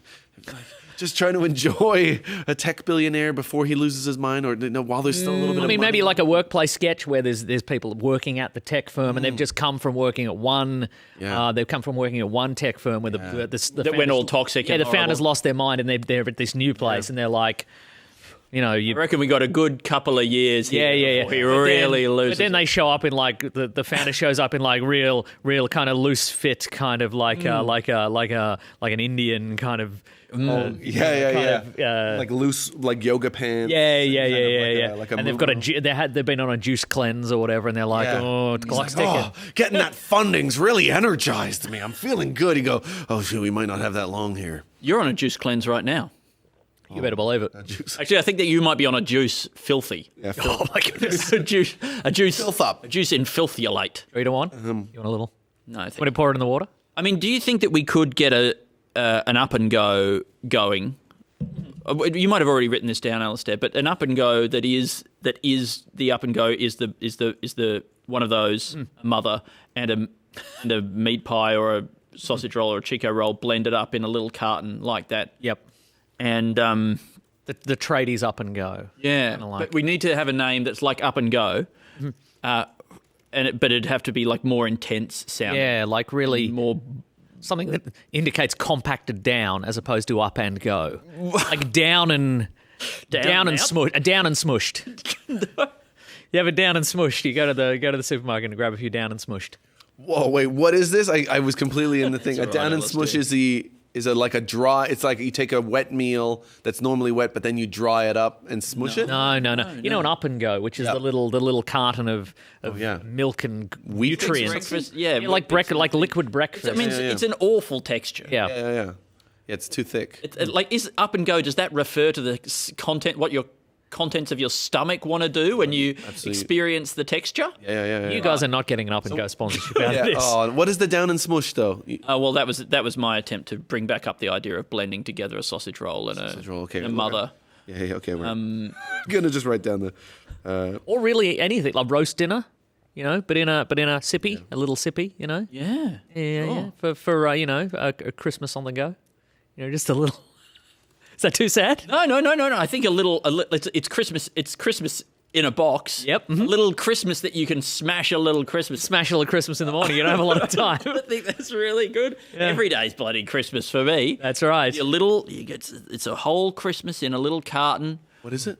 Christmas in a carton. Yeah. Christmas dinner, Christmas lunch, whole thing. Christmas lunch, blend it up. Yes. It up and you can chug it, and we sell it every day of the year. It's like eggnog, because eggnog's such a treat to get to have it, like at a different time of year or whatever. Yeah. Not that I don't think I've ever had it, but it's such a What a treat. What a treat it is. Well, yeah, it's like they say, the hot cross buns are earlier every year or whatever. Yeah. But it's Christmas. It's Christmas lunch in a little carton. Yeah. You drink it. You drink you it, slurp it because it is somewhat solid. It's like oh my god, and it's layered. it's like Big M, layered. Big M Christmas lunch. Yes. Oh, really good idea.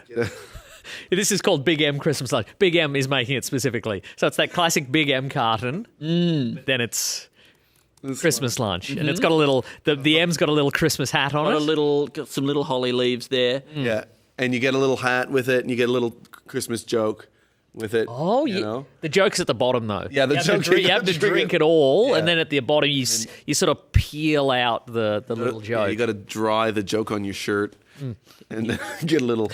Here's a good little joke that we could do. Oh, yes. We should all try I'm and listening. do this year. Christmas is coming up, and we're all dads here, right? Let's Yeah, go with the premise. Sure. Okay, right. Yep. Yeah. But that I know of. On average, I mean, we're all dads. I am a dad that I know of. Ah, yes. this is really good.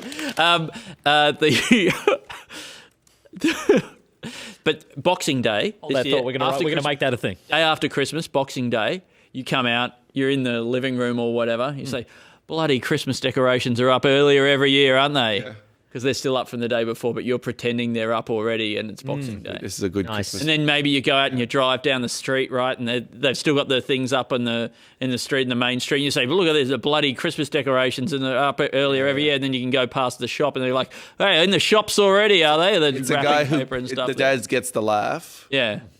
He gets a laugh in the sort of on Boxing Day in the house, and then he goes, I gotta go for a drive.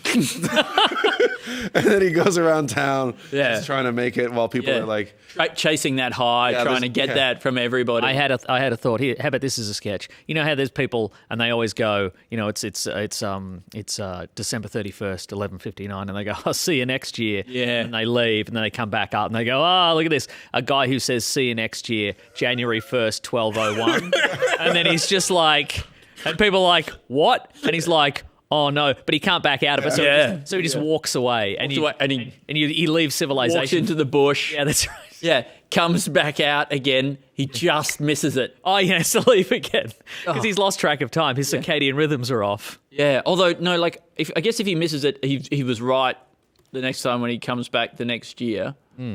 But like, or does he come back too early this time? He comes back and it's December the 31st, right? Yeah, and he goes, here I am, but he's too early. It's still the same year, and then he's like, I'll see you next year. But then by then it's too late. And it's too late. It's already God. So it's like, somebody talking about their trauma as a child, and they're like, my dad wasn't around much when I was growing up. Oh, I'm so sorry. Why? Well, he tried to do the see you next year joke, but he missed the thing. So he went away into the bush. We basically only see him for about 2 or 3 minutes every New Year's Eve. He could never get it right. Yeah. But he was unable to admit that he'd got the joke wrong. We send search and rescue out every year with a calendar and a clock, and we're like, listen. And we would go over the top in a helicopter with a megaphone saying, it's okay, Dad. We thought it was funny anyway, but he was too proud. He wouldn't come out of the bush. he's living in there, and he's just found ways of just like surviving off of pine trees and. It's the worst tree to survive off. A pine. He's eating that ooze that they let out. Oh, the resin. Ah, I've tried eating that resin. How many different resins have you guys tried eating? I've tried eating a lot of sap. really? You guys fuck. How do you know it's not poisonous? Well, because I've eaten it. Yeah. That doesn't mean it's not poisonous. It could be one of those like poisons like arsenic that builds up in your body over time, and then the more sap you eat. Probably not different saps, though. I reckon you've got at least 5 goes at each sap. Yeah, I've had maple syrup, so that's one sap. That's a sap. Yeah. You're a fine one to talk. You come from one of the biggest sap drinking Sap drinking Civilizations. nations. Yeah. nations. They try to spread it across the world. Guy who's bigoted, but for people who drink sap. Yep. Too niche? No. Okay. All right. It's not Good. too niche. Thank God. Not on the 500th. Homo sapiens. Oh. Oh, because he's misunderstood Maybe. the phrasing. Yeah. Mhm. I mean, have we discussed the fact that that's probably why you think about eating wood all the time? Is because you come from a country Canada, that and I'm drinks like- trees. Yeah. So I'm just like, maybe we could get more out of them. Yeah. It feels like a waste. I mean, it's crazy that we don't. We eat every part of the maple tree, not just the sap. We never use a tree's leaves in salad, do we? Trees, leaves. Trees leaves are never used in salad. Trees, leaves. Never used in salad. Oh, we've got so many directions. I don't know. I mean, there must be one. There must be one. Like The bay leaf. Yeah, but we don't even Close. eat it. We don't eat it in a don't. salad. You We take just it out put and in you a thing throw it we take away. out. Yeah. Oh, yeah, okay, right. Classically, a tree, a leaf we don't eat. You know what? If it's something you take out and you throw away at the end, you could put a bay leaf in anything. You could put it in your car when you go for a drive. Bay leaf in there. Yeah. Okay, new startup idea. Bay leaf for Bay everything. leaf for everything. Beyond That's a bay leaf. Do they ever put like you get like mint water, you get cucumber water. You never get bay leaf water. But the app is called BLF. It's belief, and people. yeah. It's Yeah. exactly. That's right. And they give it to bailiffs. Yeah, and it's that's right. Nobody's marketing a drink just for bailiffs. And it's a subscription service, and you get bay leaves for everything. Yes. And because those guys, if they give them to bailiffs like that, and they're always drinking it in front of the crowd at the courtroom, getting seen by. I mean, that's an influencer right there. That's right. Yeah. But it would be great if the bailiff was sponsored. You know, like, and call the Metricon Homes bailiff to come and take him away. You know, I don't think that's a corruption. That's not going to be a corruption of the court system. No, He's just calling people up. He's not. Exactly. not Right. He has sentencing. no power. That sort of thing. I think we should televise more court cases, and I think we should allow branding of different things, and take the stand. But it'd be like, well, what's a company that would love to have their Take the Optus stand. the Optus stand, exactly. No. I mean, they've spent enough time in court recently, those bloody guys. They probably already do have their name on it, you know? Yes. that was good. Wait, what is the take the stand thing?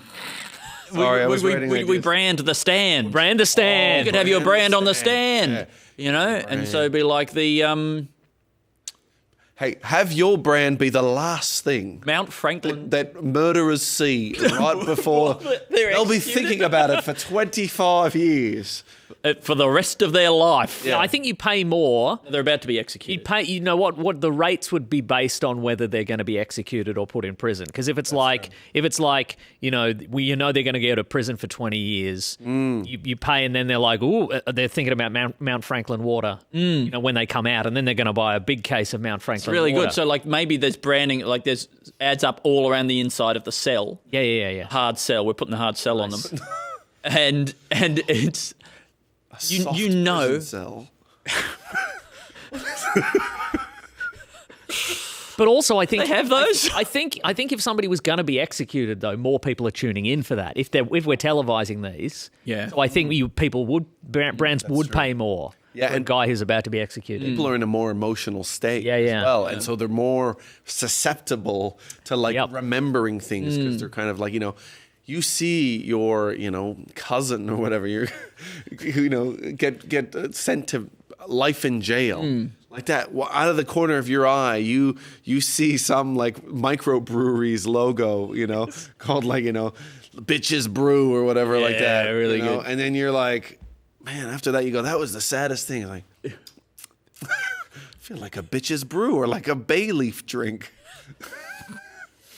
that the bailiff was drinking.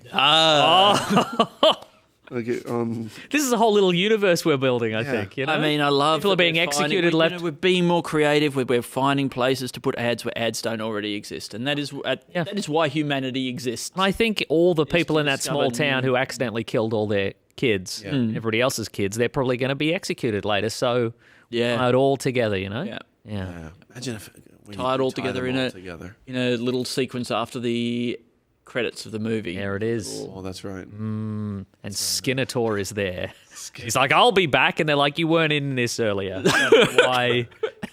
Why have you introduced back? Why have you It's the first time we've seen Why have you you. introduced Skinator so late in the game here? Oh, no, I flew by earlier.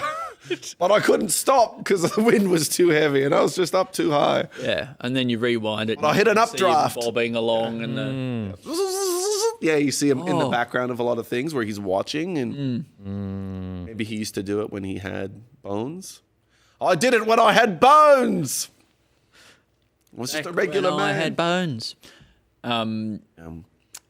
It's a low security prison or medium security prison. Oh yeah, the soft prison. Yes. Yeah, but the materials that the prison is made of are just more breakable.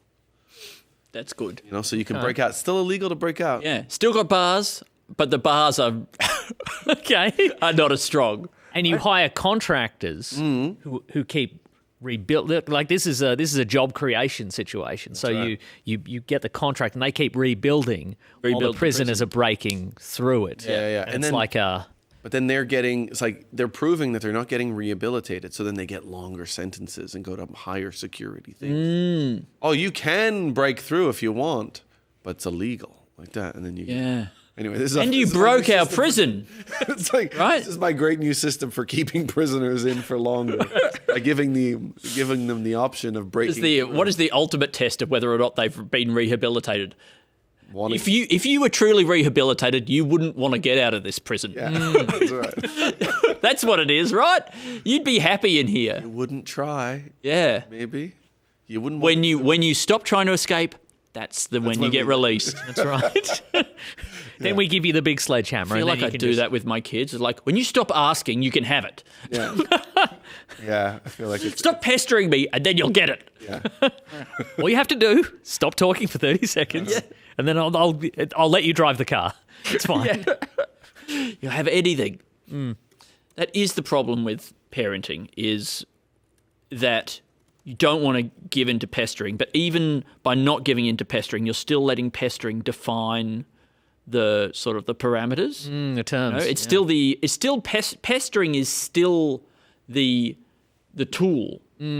Whether or not you're giving them something because they're pestering or because they're not pestering. You know what?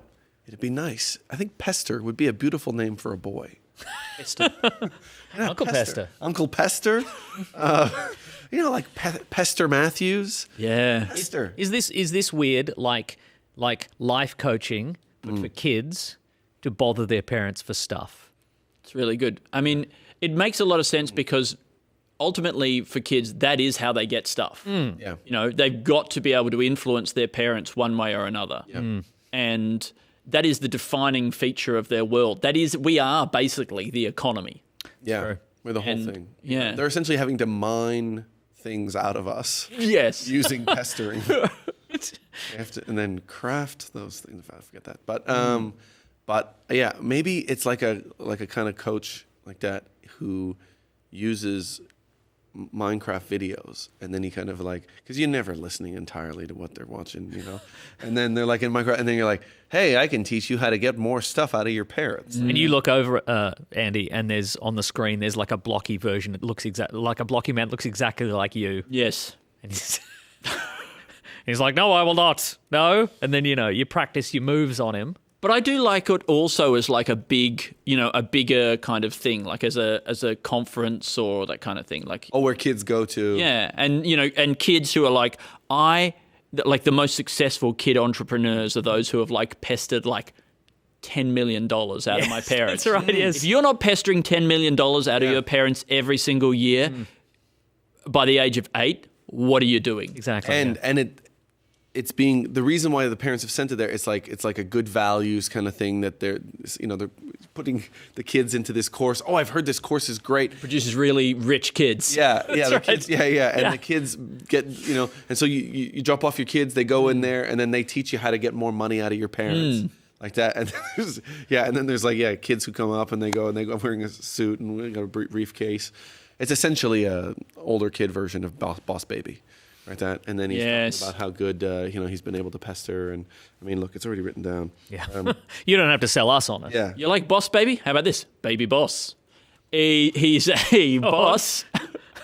Write it down. Wait, baby Rewrite boss. it down. This idea is going to be so good. Wait. Okay. So he doesn't Act like a boss. No, and he's not a baby, but he's an adult man Yes. who acts like a baby. He acts like a baby. Oh. And sometimes you get a thing that's like, can you go into Jonathan's office, please? He needs you. Yeah, and you got to go change his nappy. Yeah, you go change his nappy. You got to breastfeed him. Okay, maybe this is a cleaner idea.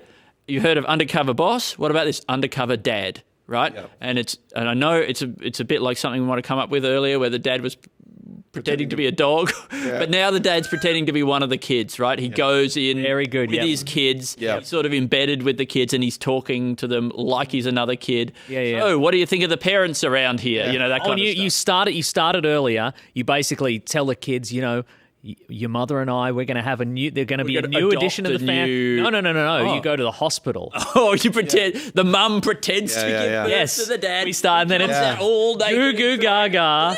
Yeah, exactly. And then we sort of over the span of because kids don't know how long time goes. No, They have no no. concept of time. And so he starts as a baby. Yes. You start as a baby, one of you, and then you embed in the bed. yeah, and then you're like, The cot. what about these? And Dad's going away on a business trip or something like that. Yeah, and then it's or like, we're getting a divorce Yeah. or something. Oh yeah. Baby, you got a new baby. Dad's getting out of here. Get out of here. and then Dad's like, what do you think of our parents? What do you think? Yeah. What do you? Over the course of a couple of months, he learns to speak. The mom's losing her mind with the amount of responsibility she now has to keep up this story. And you are doing insisting everything. that you change your nappy. That's right. For the sake of authenticity. Oh, like that. Oh, You're just God. like holding your weird hairy legged ass, just like lifting your balls. And, And you are not breaking character because the show's paying you. That's true. You Yeah. don't get the money. If you break character, you don't get the money. And there's like cut to there's like $100 or whatever. Yeah, there's like those cut to interview in between, and you're just there with a bonnet on and a dummy or Bald whatever, cap. and you're like, I think this is going very well. yeah, Actually. you're arguing with her after the kids are down. Yeah. It's like, I hate this. I don't. He goes, they said if I break character in front of the kids, we don't get the money.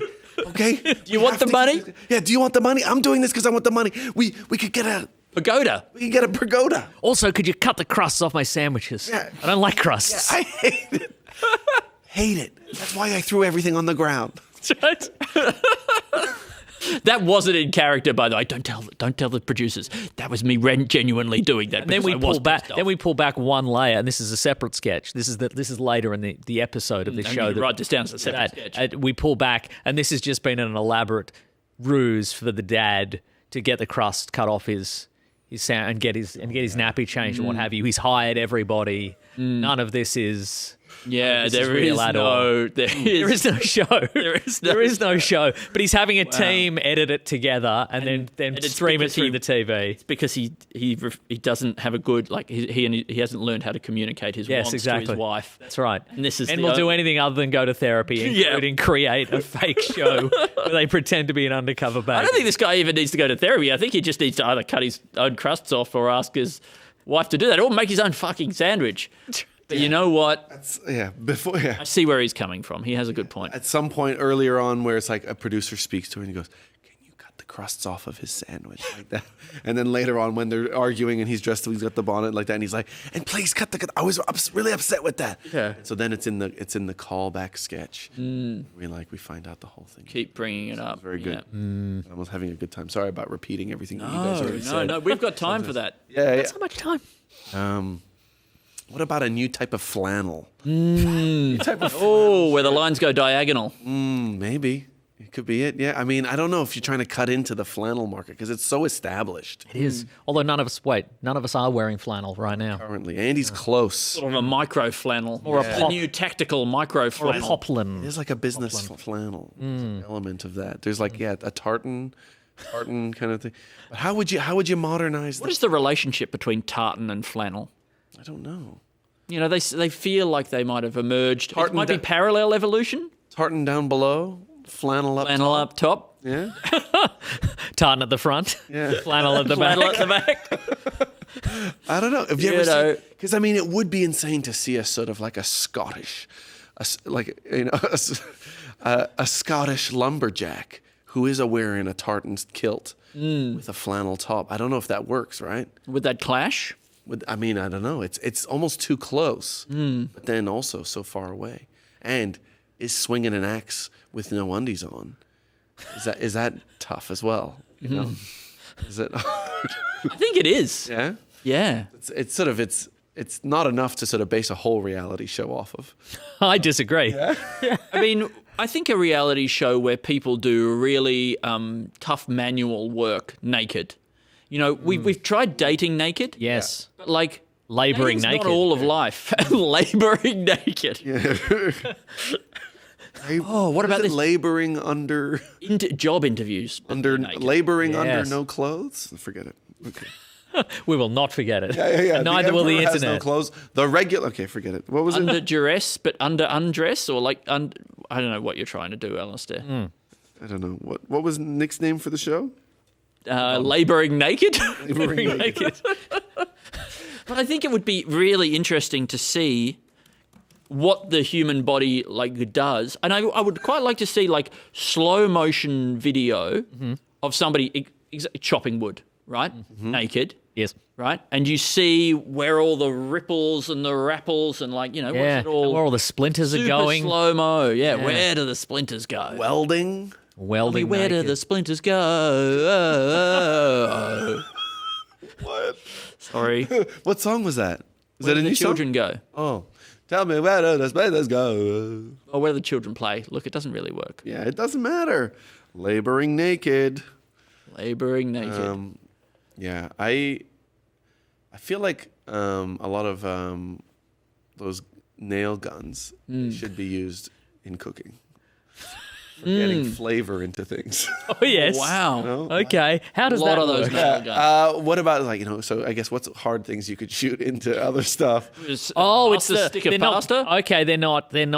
You are using a nail gun to propel an ingredient into. I guess so, There yeah. there should be an edible nail, Yeah. right? That you can hammer through a burger or something like that and keep everything intact. Yeah, or like to make your burger more healthy, you sort of hammer some carrots into it, some carrot sticks that are like. But it would be weird to have them sort of like have them Firing. kind of in there like this while you're kind of biting down like this, and so then you're biting along the length of a carrot. Well, But what's other things like you could? What's like I don't know, a turkey, shooting stuff into a turkey. Oh, with the baster. Okay. Yeah, what like- about? I mean, it would be good if you're going to kill animals anyway to eat them. It would be good if the bullets were edible, so that you didn't have to take them out. You know, and true. maybe they could be like you could shoot them with like little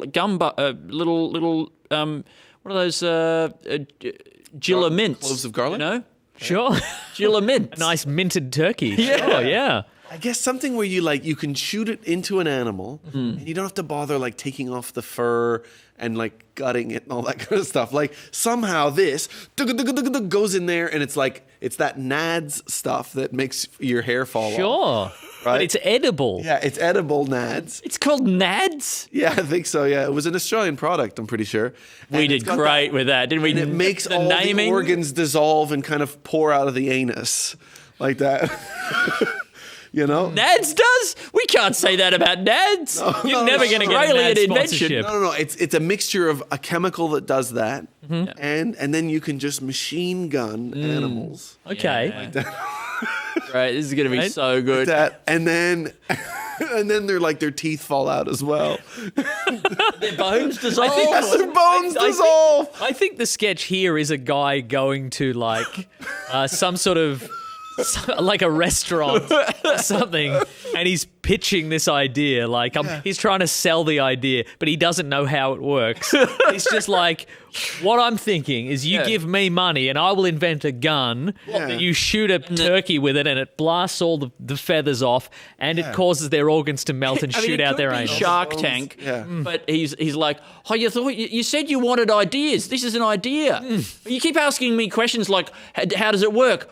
I don't know. I just got the idea. Just talk to your chemist. It's an idea. Yeah. What do you? You want an actual thing?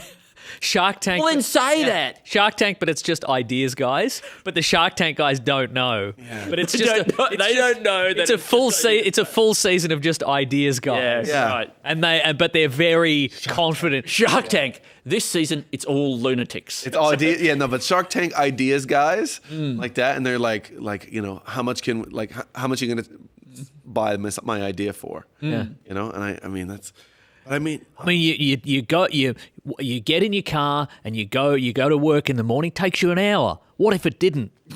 Yeah. Okay. Give me $10 million. What do you mean? Yeah, what if it didn't? What if your office drives around and it picks up all the employees, and then that's long enough that by the time you finish your workday, you're back at your house. What if you did the work on the train? Like, what if the train was just a big circle?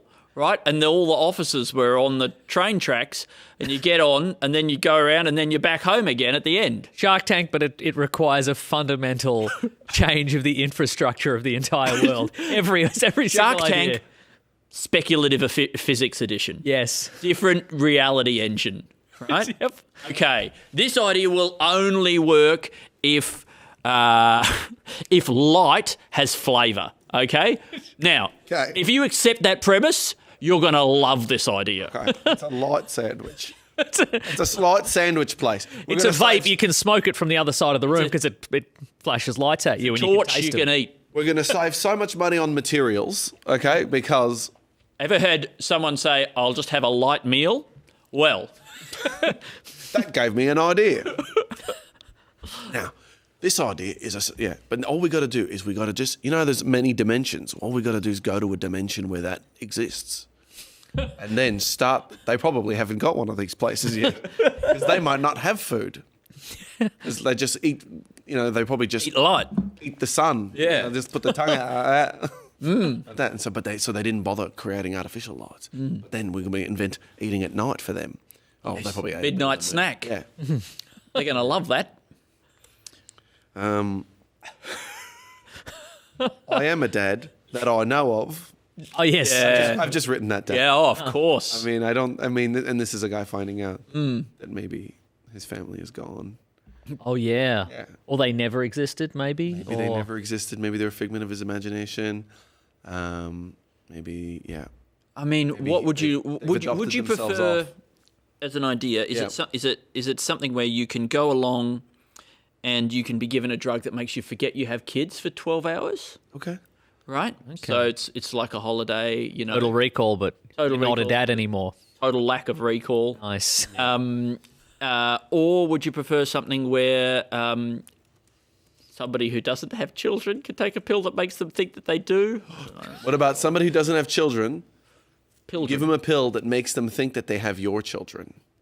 That's a really good idea. Yeah. So they'll look after them. They'll really look after them, but they'll look after them in a way like they're the dad and they really care. Yeah, it's a kind of the mum. Kind of a cuckoo kind of thing, right?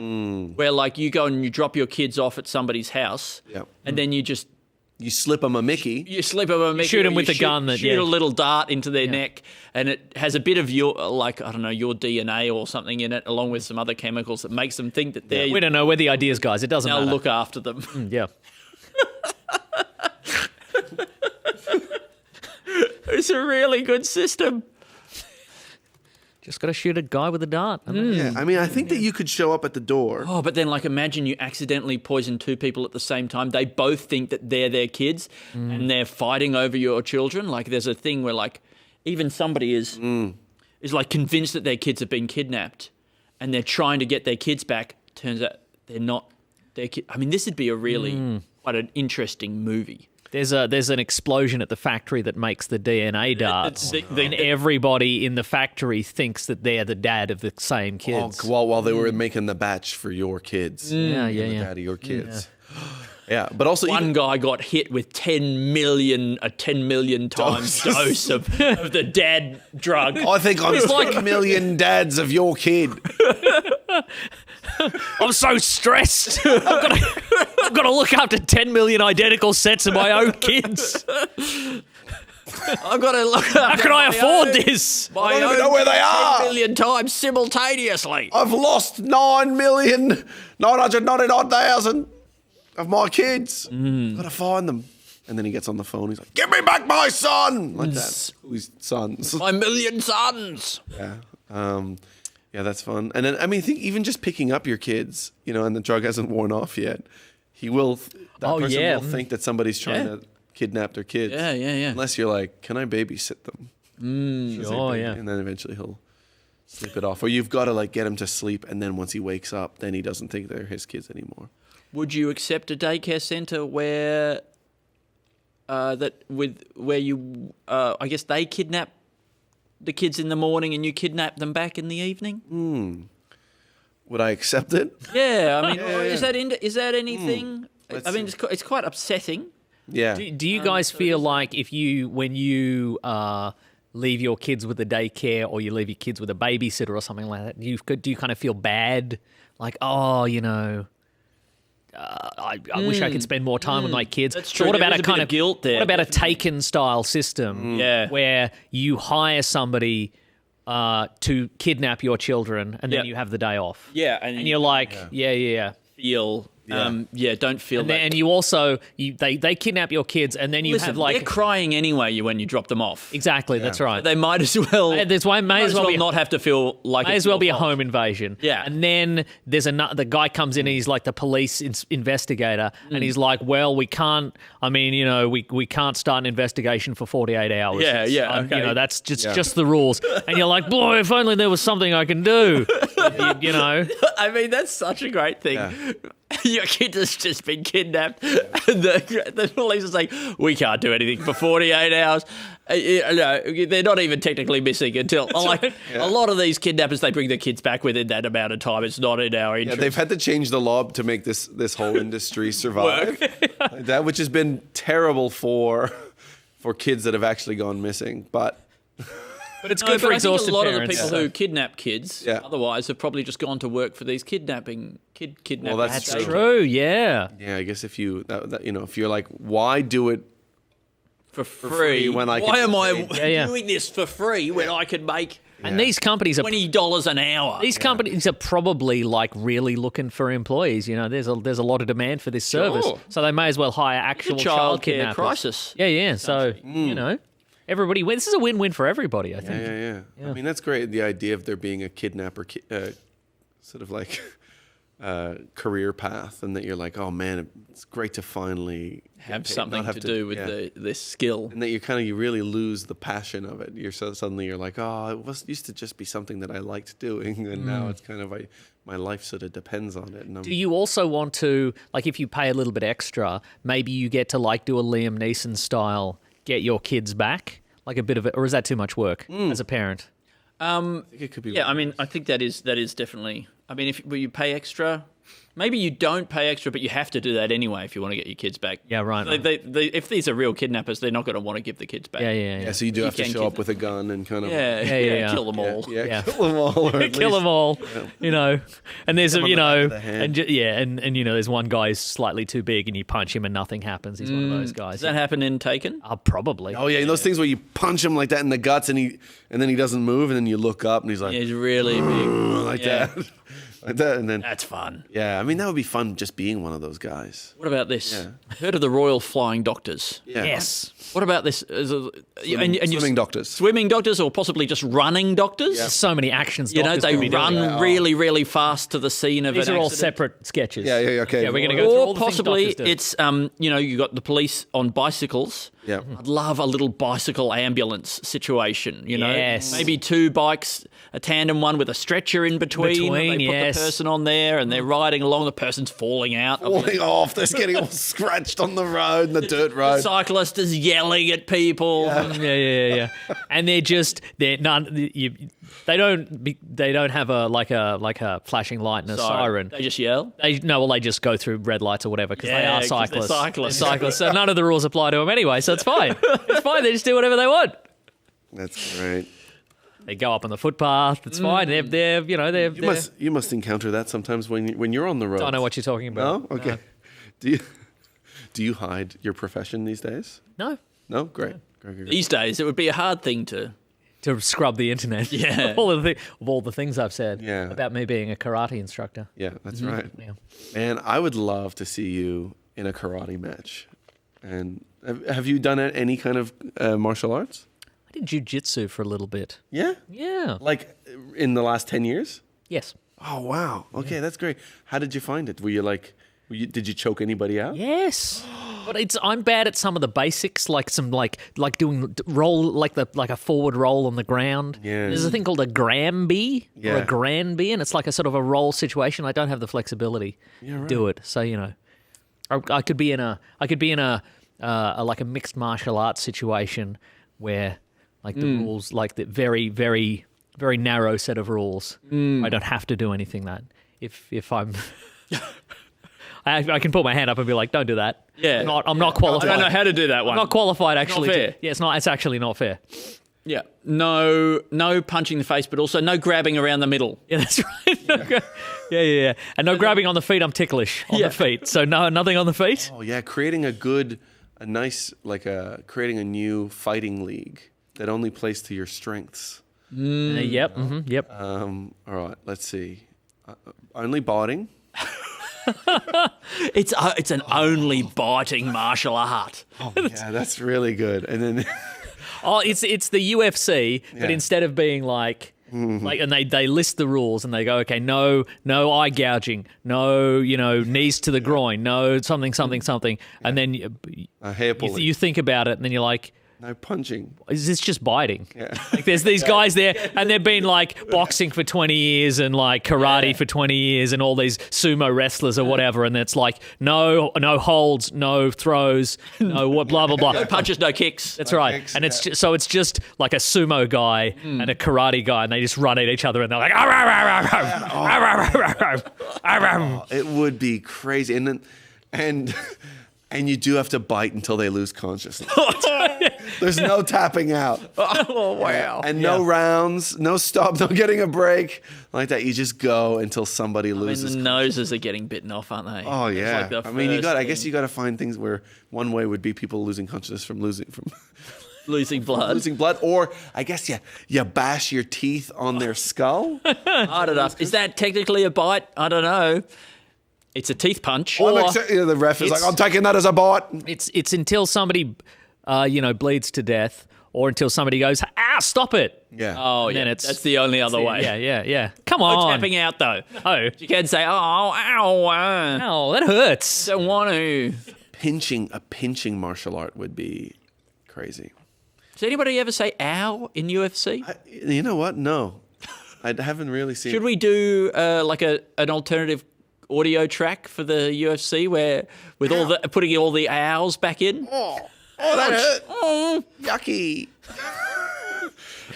I do think that there is a weird thing where sometimes if somebody does because you almost don't see anybody ever show like they're in pain unless it's like an illegal strike. Like somebody will get like punched in the head, but then if somebody while they're on the ground gets kneed in the head, they'll be like, head. Like that. Whereas in some leagues you can do that. But it's just funny that you're like... Some leagues you can knee people in the head. Yeah, and you can also soccer ball kick the head. So like as in like if somebody's laying on the ground, you can kick their head.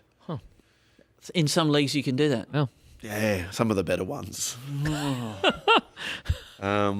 What about, it's like the opposite of the ultimate fighting. Yeah. It's the sort of very... Penultimate? That's what biting was. The penultimate fighting. What would that be? There's something in that. Yeah. Something close to the end.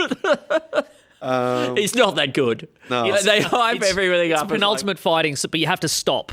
You have to stop just before and it's whoever gets the closest. Yeah. Wow, Gets without the point. actually hitting them. Yeah. Yeah. Let's see. Okay, so it's like Reiki fighting. You've got to use Reiki energy. You know Reiki massage where you got to hover. It's like when you play bowls, it's getting the closest. You roll the ball and you get it closest to the Closest pin to or the, what have to you. the thing without actually touching. Yeah. Like if you hit the person or hurt them in any way, you're disqualified and you lose the game. Absolutely. Like there's all the stuff you make it really seem like you are going to hit them, Yeah. right? Yeah. And that's the art. Yeah. Is all in the like I've got it. it's all like the touch build footy. up. It's like touch footy. It's like touch but footy. With no touching. For No kicking touching. each other's asses. How about this? No touch footy. Oh. No contact, not even touching. And then you just got to say, stop, like that. And then they have to stop. And they go, I touched you. Yell stop and then... Give me the ball. Give me the ball. Give me the ball. All right. Yeah, like, look, it's in. No touch footy is in? Oh, wait, dude, should we do no touch footy? Okay. I don't know what the premise of that is really. Wait. So it's for people who don't want to have to do all the running. You know, that's because, like, I guess that's the thing, is that you don't want the contact when you're doing football of rugby. And then, so you just want to be able to do the running. You don't do touch footy. You want to do the running. But what if you don't want to do the running and you don't have to, like, get a ball? And so they'll stop if you shout at them to stop. It's essentially a role-playing game where you're playing a game of rugby. Yes. And then you're going, okay, and the ball is thrown, like, there's a dungeon master, but he's the ref as well. And the ball has been thrown into the center. Go, I go run and catch it. Well, I tackle him. And you know, that's the best players, obviously. The best players are like, they know the game, and they're like, I catch that. But the also ran kind of players are like, oh, do I catch it? Oh, I dropped it. Yeah. I fumbled the ball. Fumbled it. Oh no. Oh no. I go and I grab your legs when you're trying to pick up the ball off the ground, and I drag you away. I can't escape you grab. Yeah. I can't escape it. Is there a way to develop a sport where the ball is a dice? Yes. You know, like maybe it's like one of the the fancy like dodecahedron ones or whatever. Yeah. But like multi-sided, and so we're combining the fantasy element with the real sport. And I think that maybe and the referee becomes a dungeon master kind of thing. And what happens is somebody's got the ball and you run at them and you're about to spear tackle them, but then you have to roll the dice. Yeah. And if you get a natural 20, yeah, you can drive them into the ground. Yes. But if you roll a 1, you have to smash your own head into the dirt because that's a big time fail. You know what I mean? You get pulled off with a stretcher. Yeah. And then they roll, and then if they roll a 1, they drop you. Oh no! You head into the ground again. Okay, rugby Dungeons and Dragons rules. Yep. Yeah. I mean, Dungeons and Dragons. It feels like there could be a pun in there. Dungeons and goals. Dugby. No good. Dugby and drug football. I believe that this is the end of our. It is the end. Yes. Nicholas Mason. What a wonderful Thank you so much for being a part of this. Colas Masson. Just a little sip. Oh no, it's beautiful. Is this mango? Oh yeah. This is mango loco. Well done. Oh, has it got inositol in it? You better believe it's got Inositol. It sounds like it's. I'm going to be riding high on this inositol all day. You better believe it. It's there to neuter cats or something like that. Thank you so much, Nick Mason. Yes, here he goes. Well done, bravo, hero. And please welcome our next guests. Only ones arrived. Oh wait, here they are. Yay! Joel Duscher and Jackson Baly. Now, should we? I mean, will we rearrange, or are we going to? I think this is good. You think it's okay? Yeah. You guys okay with not sitting next to each other? You don't need to I don't know. Yeah, no, this is we'll good. Hack it. We'll be fine. Is it okay that the microphone's on the side? Yeah, I think that's normal. I mean, they're caught on the cob style. Yeah. You think the sound's going to come out sideways? Yeah, that's what I'm. Oh no! That's what I'm scared of, dude. To listen to it, they're gonna have to go like this. Huh? That's what dogs do. Maybe their ears are on the wrong way. Okay, straight off the bat, horizontal podcast. Now you What? Wow. What if sound was horizontal rather than obviously the textbook vertical sound? Oh yeah, landscape podcasting, like that. Everybody's having to lay down, or has been suspended. Yeah. Goodbye. Is being suspended by wires. Okay. I mean, it feels like when you film something, you start filming something on your phone. Yeah. Kids do this a lot. And then, you turn it into landscape while you're in the course of the video. And then when you're watching it at home, you've got to, tip your head. Tip the thing, and then it flips around. Yeah. I mean, that's the ideal viewing experience to me. Those moments where you're tipping your head and you're tipping your phone and it's rotating on the thing. Around. Yeah.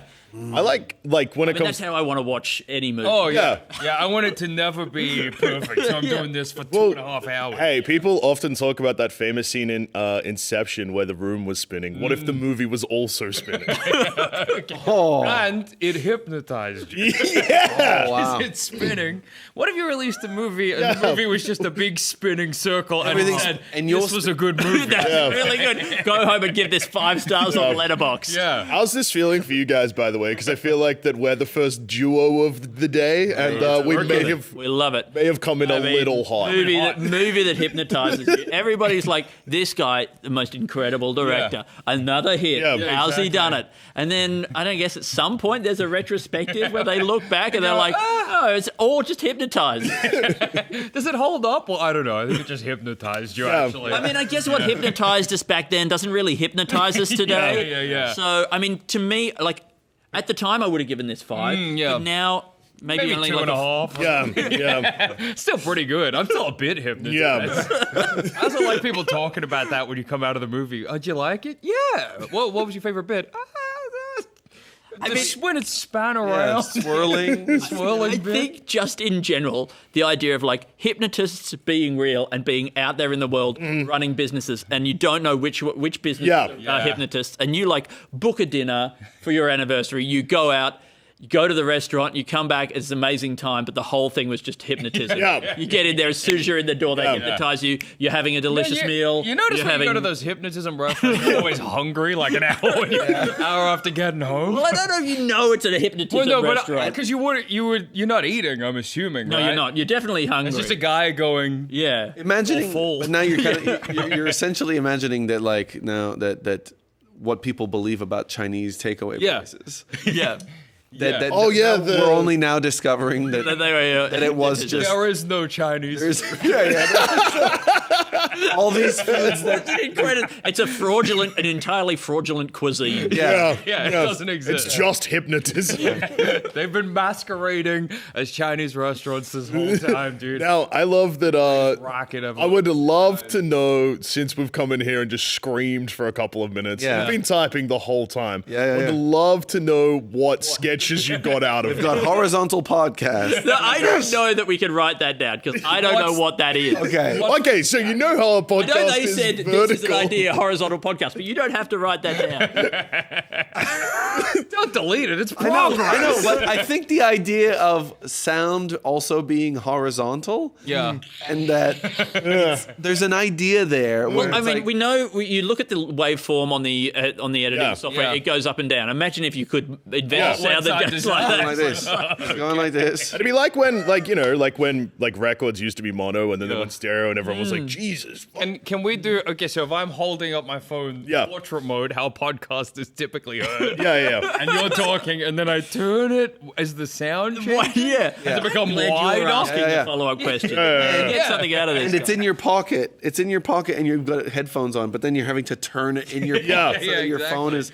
The sound, it's just a wider, thicker sound. And maybe, okay, so you know, landscape sound. yeah, sure, okay, we're all of the VHS, VHS era. I also, side note, and I'm sure no one can tell, I had an iced coffee just before coming here that was the intense one that has 5 shots of, Oh, that's really good, and I drank that, So good. I already want one. I drank all of that in the 2 to 3 minute car ride from the supermarket here. that's So exciting, yeah, dude. Right. It You, probably hasn't hit your body yet. No, this is just you still off of like just morning energy. yeah, exactly. just really happy to that's be just awake. the idea of the coffee. You're just excited about it. Yeah. When the caffeine properly Yeah. hits, dude. One of my friends that's watching the stream messaged me and said that they love my shorts, and I think that's what's actually charged I me like up. that. There's actually a good shot almost They are going good. all the way up. Ooh, The wow, ooh. Terrific calves. Thank you so much. Nice Yeah. You look like you could pull a plane. You know those guys who pull a plane? Yeah. Teeth? Yeah. Yeah. Sketch idea. Joel Duscher pulls a plane. What's the sketch? Well, you know, podcaster Joel Duscher, known from Tommy the Death Tommy the Death Star and crabs are basic. Okay. Are you advertising yourself? It wasn't the bit he was asking the question about. Yeah, so you know me. So what if I... out this character for me. Yeah. So I'm a podcaster. Okay, right. Yeah, host of Plumbing the Death Star, Base of Speculation, Thumb Cramps. Okay. They're all available on the internet, which is crazy. Right, yeah. Now, I, like, in those podcasts, I make a lot of big claims. Okay. And then I like the idea You that... claim you could pull a plane. And then for some reason, that's the one where the facade drops, and everyone's like, hey... you got to do it. Yeah. We actually have the tools to make that happen, so you're going to pull a plane. I like to heard of small claims court. This is big claims court. Big claims court! Right? And we take you there and we ask you to prove that you could actually pull a plane. I'm going to get... Look, this And is... if you can't, you go to actual jail. Yeah, we got a prison especially for guys like Yeah. For big guy. Everybody in It's that. invented to get rid of bullshitters. Yeah, we criminalize talking shit. But that's also everybody in the yard's like, I'm getting out tomorrow. I'm gonna bust out of this place tonight. Dude, have you seen the wall? I could jump it. I could jump the wall. Do it then. Nah. No. There's people looking. Hot. It's too hot. My family's out of town, so there's no point going. I'll do it next weekend. Yeah, when I'm they're walking back. in, guaranteed. Like I could jump the fence, but I'm actually working on a hole in the wall in my prison yeah, cell. it wouldn't make sense. Yeah, I've put so much time into See it. the hole? Nah. No, I'm only allowed one person in the prison cell with Then I'm the first ever prisoner hanged. That's because my neck's actually strong enough I'm not gonna die. Yeah. Okay, man. Bro. I mean, Jackson and I, and this is again not a sketch, but it is building on the sketch that we're currently Okay. building on. Jackson and I do firmly believe that the electric chair would feel good for a bit. Yeah, I think that'd be like a window. I also believe this is about getting kicked in the head by a horse. Window. However infinitesimally small. There would be a bit of clarity right at the beginning. Yeah. You kind of see your life from a macro perspective. And die. Maybe It like looks like anything. You can have too much of a good thing. You know? Well, like I feel like that maybe in that first moment of an electric chair or being kicked in the head by a horse, you'd finally understand horizontal podcasts. Yeah. Oh. That was a genius thing to start the show I with. finally understand horizontal podcast. His last Wait, stop word. electrocuting me. I finally get Well, back to horizontal podcasts because I feel let's like return that, to it. Andy, I feel like you're still not sold on the fact that it's good idea to written as a sketch. So it's like, remember back to VHSs before I distracted it with the amount of caffeine. Like I'm more caffeine than man at the moment. But basically, like when you're watching something on a videotape, it's on a 4:3 TV. Okay. But when you saw it in the movies, it was widescreen. I hate this. I hate this as an explanation, just so you know. So like Right. a podcast, you could still listen to it vertically, but there's jokes in the sides. Oh, in the side. Stuff you're missing. Yeah. Okay. Like this could be one of those know what? riffs in this 500th episode. Like this could be in the side, and people would have missed out on it. Okay, I see. But Now when they've you turned go- it horror- when you flip yeah. around, you go, oh my god. You know, I like the idea that you can, with AI now, you can take an image and you can get it to like expand it and like it'll just like imagine stuff around the outsides. It'd be really good to take your favorite podcast and be able to like drag the ends of the edit out and like hear a little bit of the pre-show and a little bit of what they were talking about after they got off air. absolutely. Just be like, oh, I feel like that if. Sorry, I was going to say, I feel like I'm worried that if you run any of mine or Jackson's podcast through it, no matter how AI plays it out, it just ends with us getting either hanged or given the electric chair in the post show. Opens with the police busting down the studio door. Podcast. Yeah. I really like the idea as well. You said with getting kicked by a horse or whatever. Yeah. Like, this, Yeah, Andy brought that up, definitely. I'm pretty Too much of a sure. good thing. Too much of a good thing. Now, what if we could get just the right amount of getting kicked in the head by a horse and sell it? Yes. And I'm imagining it's a pill you take through your forehead. you know what? it's like Yum. it's like how they took, you know, you're like, tomatoes used to be poisonous. Exactly. Right? And then they bred them until you could eat the tomato, enjoy the flavour, and not get killed by the poison. We breed smaller do and that smaller with, horses. With being kicked in the head with a horse. and it's in a little I pill mean, we and you did go... famously have a sketch called Kicked in the Head by a Shetland Pony. Yeah. Until you get a medical grade sized horse. Yeah, exactly. Like that. They kind of kicks you it and wakes you up and it's like a Red Bull alternative. Yeah. It's true that, like, you know, I mean, Microdosing concussions? we can use there are therapeutic uses of electricity Exactly. in mental health, and maybe you know, like you can have too much of a good thing. Yes. Yeah. But maybe it works the other way. Anything that you can have too much of, Yeah. is good. At some point is good. Like a little bit of it is good. Okay, yeah, that's true. So, that's true. I guess that's really... I've invented homeopathy. If you can have a small enough amount... I thought you were going to say you can have too much of a good thing, so the opposite must be true. You can have not enough of a bad thing. Yeah. Which I guess is kind of the case. Were you saying that if too much of a good thing is bad, then having way too much like bad stuff becomes good? No. Yes. Like if you, you can have a bit of too poison little is obviously really bad, but if you have so much poison, There's a tipping. Not enough of a bad thing. yeah, not enough of a bad thing. It's like if you have salt water, they say it's going to dehydrate you. Yeah, But if you have enough, Exactly. it'll tip you over the edge. Yeah. You drink the sea. Okay, now again, this is something where good. What's the sketch? Yeah. yeah. What was A the thing man you did drinking just the say? ocean. A man. Okay, I'm sold. A man starts drinking the ocean. Everyone's like, whoa, that's. Stop. He goes, no. And then he drinks more, and he's like, I've had the right amount now. And then I feel refreshed. he. And then he just picks up he's Atlas. Yeah. It's the origin of Atlas. Yeah.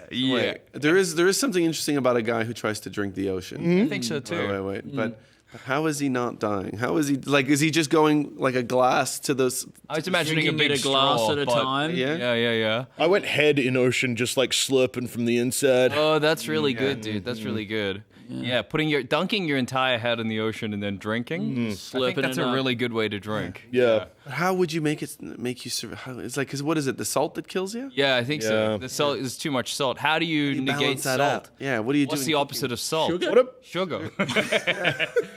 Put a candy in I it. actually. Is it okay if you put a bunch of sugar in there? Yeah. And so then he Sweet just puts C. teaspoons of sugar into the ocean. Sweet Like that. C. Sweet C, like sweet tea. Yeah, Is there sweet something there? C. Grandma's sweet C. They should make a sugar sea. Yeah, they should. Yeah. We can do that now. And Ocean 2? Yeah. I mean, yeah. we got lots of sugar. Yeah. We got And we enough, got yeah. swimming pools and stuff. Yeah. And I do know that Kind of like, made sour sugar sea. can be used to preserve things. So I presume in the same way that salt can stop Yeah. bacteria and stuff from growing. If you put enough sugar in something, Yeah. it'll be That's okay. what jam is, right? That's what jam is. Oh. Like, You know? Okay. I mean, the jam sea. Yeah, okay. You know? Maybe we get Greenpeace or the Sea Shepherd that are trying to stop whaling and we go, your new job is to any sugar they're going to love this. ships. They're going to love this. They're gonna love. They love what we're hearing their new job. Any sugar transport ships you got to destroy, so the sugar goes into the ocean, It goes into the ocean. and then we can drink preserves it finally. I would love to see Australian comedy group Skid House get back together and reenact and act out this sketch. Yes, Of The Jam Sea. I think that would be I think that would be tremendous, dude. Yeah. Mitchell and Webb maybe could do it. could get in there. I think that That's this is true. one. The Yeah, Mitchell and Mitchell and Webb Webb jam did get scene. back together. they did. Yeah, they And mixed results. Yeah. Well, that's I what I got to heard. say, my biggest problem with it was that for some reason, Robert Webb seems really sad in every single sketch. He looks and sounds sad in every sketch. Yeah. And I'm like, That's really funny. What? That's not. I don't enjoy these because you seem to. Not You're want to be upset. here. Yeah. Yeah. Yeah, that's. I feel bad for you. I feel like David Mitchell, and Yeah. look, hey, don't know the guy. Yeah. I feel like that in the like since Peep Show and stuff like that, his career, he's kind of constantly been thrust in the limelight that maybe he's just annoying to work with. Yeah. So maybe Webb's just like, Oh, God, I gotta go back with this guy. It's gonna be a sad. he's just going to tell me about 9 out of 7 cats or whatever it's called. 9 out of 7 cats. Yeah. I know, yeah. I mean, I guess it's also just him being like, you know, seeing the other half kind of be on TV all the time. And Yeah. being like, I've written a book. But then now you're on TV again. Yeah. Be happy about Be it. happy. Don't be sad and everything. Sorry, I've been sad for too long, and now I just stay sad all the Mm. time. Okay, so new idea. Okay. Okay. Okay. What if it's a sketch show, Okay. but one of the guys doesn't know they're being filmed and it's going on TV? It's not a prank show. Okay. It's sketch comedy. Right. But one guy. person doesn't What does know. he think's happening? Well, So maybe he thinks that Robert Webb is All meeting up his with his good interactions friend. are awful. yeah. And then it can be an exploration of if sketch comedy still works if one person's really upset. So it's what like so it's like a they're like a production company, Yeah. right? And they make ads or whatever, Yeah. like that. But they often end up in weird situations outside of making things, and then he's like, "You guys are acting weird. Yeah, Like that. Why is that everyone- line comes up a lot. Why are you saying that? I hate my godforsaken life. Every day I wake up and I'm in a circus. I just want a regular donut. I would like to get the version of the prank show where in every single prank the person being pranked is like, why are you behaving this way? Yeah. What's going on? When you go This to get a is weird. donut and they pull out a cartoonishly large donut. Yeah. And they go, oh no, that's too much. This seems silly. That's Why would like you an do that? absurd donut to give me. I'll take one of the normal You ones. guys came through. Is that a prank? Have you seen that as a prank? The big donut. No, wait, have you actually seen that as a prank? But it's a good prank. the big donut A prank? big donut prank. Yeah, you go, oh, you want a donut? You want a normal donut? Okay. What about this? Okay, now I got a good sketch in here on top of that. Okay. Okay, so, and this is kind of Top that. Yeah, no, on gonna top top of. the I'm big building donut on prank? it. Okay. I'm building on Big Donut.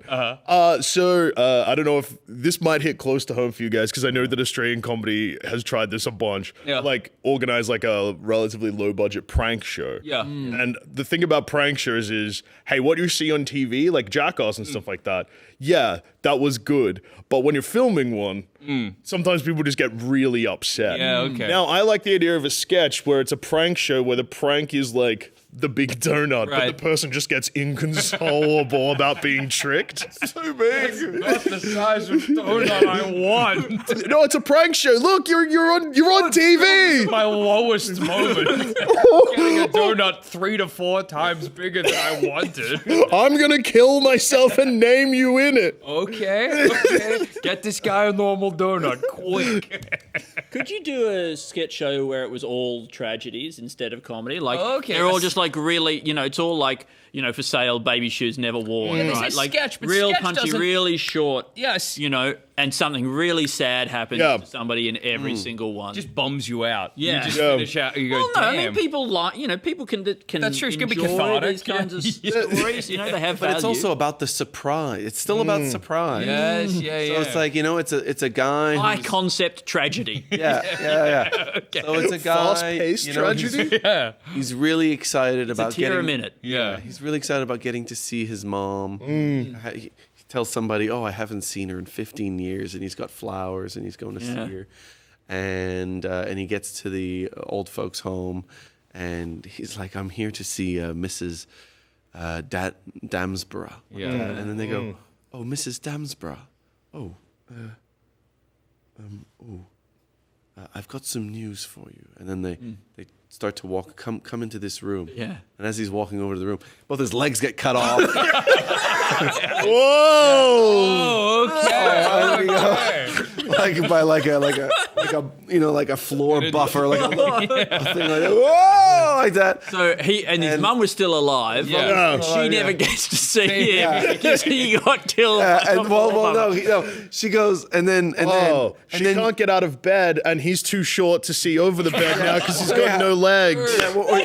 Oh, that's so sad. They're in the room together, but they don't know. And piano music Yeah. plays as he walks on his little bony knees. Wow. Mom, Who's there? Who's there? I can't get out of bed, so I can't see. I can't reach up to you because my legs got chopped off. and then somebody picks him up Yeah. like that, and then he gets to see her, and he goes, "Oh, I only liked you with legs." What have you He done says- with your legs? Oh, Mum, you're really ugly. Yeah. He was hoping his mum would be So hot. yeah. God, of course. Yeah. Hadn't seen her in a long time. Yeah, what if I have one of those beautiful moms? Would love to find out that I've got a MILF. Yeah, you're adopted. You're gonna meet your bio mom. You go, well, I do hope Oh, she's attractive. Your bio mum. If you're adopted, yeah, you know you're buying her mom. All mums are biological. Can we just agree? Like, unless you've been adopted by a robot, yeah, okay, that's all true. mums are biological. That's true. That's true. You're Yeah, bio mom. Yeah, you're like, hey, I'm really excited. I get to meet my biological mother. You know, the woman who birthed me. Obviously, this woman raised me, but I really hope she's attractive. God, I mean, it would do a lot for my stocks if I've got a MILF. a bio milf. Bio MILF. Write it down. Bio MILF. In a future Okay, what's bio? In a future where everyone's adopted, It's interesting. You don't have to be a mother to be a MILF, do you? Not at all. no, it can be a frame of mind. Yeah, exactly. Yeah. It's a sort of concept, idea. So, but you just somebody has to think that maybe you are a mother. I don't know that you even. I think it's. I mean, MILF actually the is the more first- just about like an age. Yeah. Yeah. Bracket that you've entered. Yeah. in. You've entered into a matriarchal. By definition, Yeah. the M is mother. Yes, that's true. Big fan of the F though. Yeah. You love to fuck. Yeah. Telling us that you love to fuck. Yeah, that's Yeah. awesome. It's really cool. Big fan. Yeah. Yeah. I love the love bit. Mine is actually Yeah. more about the love. Yeah. Well, I'm a textbook narcissist. Mum, I'd love so the to I love. part Yeah. is really what does it for me. The fact that it's about me and my desires, that's the main thing. You're a big I guy. acronym, yeah. When do I get in? Show up in this acronym? I mean, you've done an M already. Yeah, mothers, that's I mean, great, but where's Jackson? Where do I? Oh, I? Oh, there you okay. go. I'm Okay. in there, thank God. I've already come, to be honest. I don't care what I'm doing. I don't know what happens next. Andy hears mothers, and then I love the invisible second T. Oh, okay. Yeah, that's true. Milt. It's not that. Milt. Yeah. yeah. Because it really is matit. And really, I'd is I would. Yeah. Yeah. Yeah, that's true. It's Yeah. really Millwood. Yeah. Millwood. Yeah. How does it We Millwood. I mean, is it? Could you be a real like someone who's a real grammar Nazi, but you're doing it about Only one things like T. this? Sorry, there's only one T. Yeah, that's okay. That's all right. Oh, it's so embarrassing. I did it. Invisible second T. yeah, They're here in front of the whole Maybe world. there is a second T. wait. Other that I would like to fuck. And also, look, no pressure, but I believe that this current riff is about to be sketch 100. Oh no! But it's nothing. But it's truly nothing. The famous elongated MILF riff? It's a riff. It's certainly Well, a I riff. think it's a bunch of guys, and they're discussing where they see themselves most in the MILF acronym. That's true. That's And true. what their favorite part is. Yeah. You know, it's like for me, it's about the love. It's not about the fucking. It's not yeah. even For about For me, the it's milk. about the fucking. Yeah. Isn't it? It's the love of Yeah, fucking.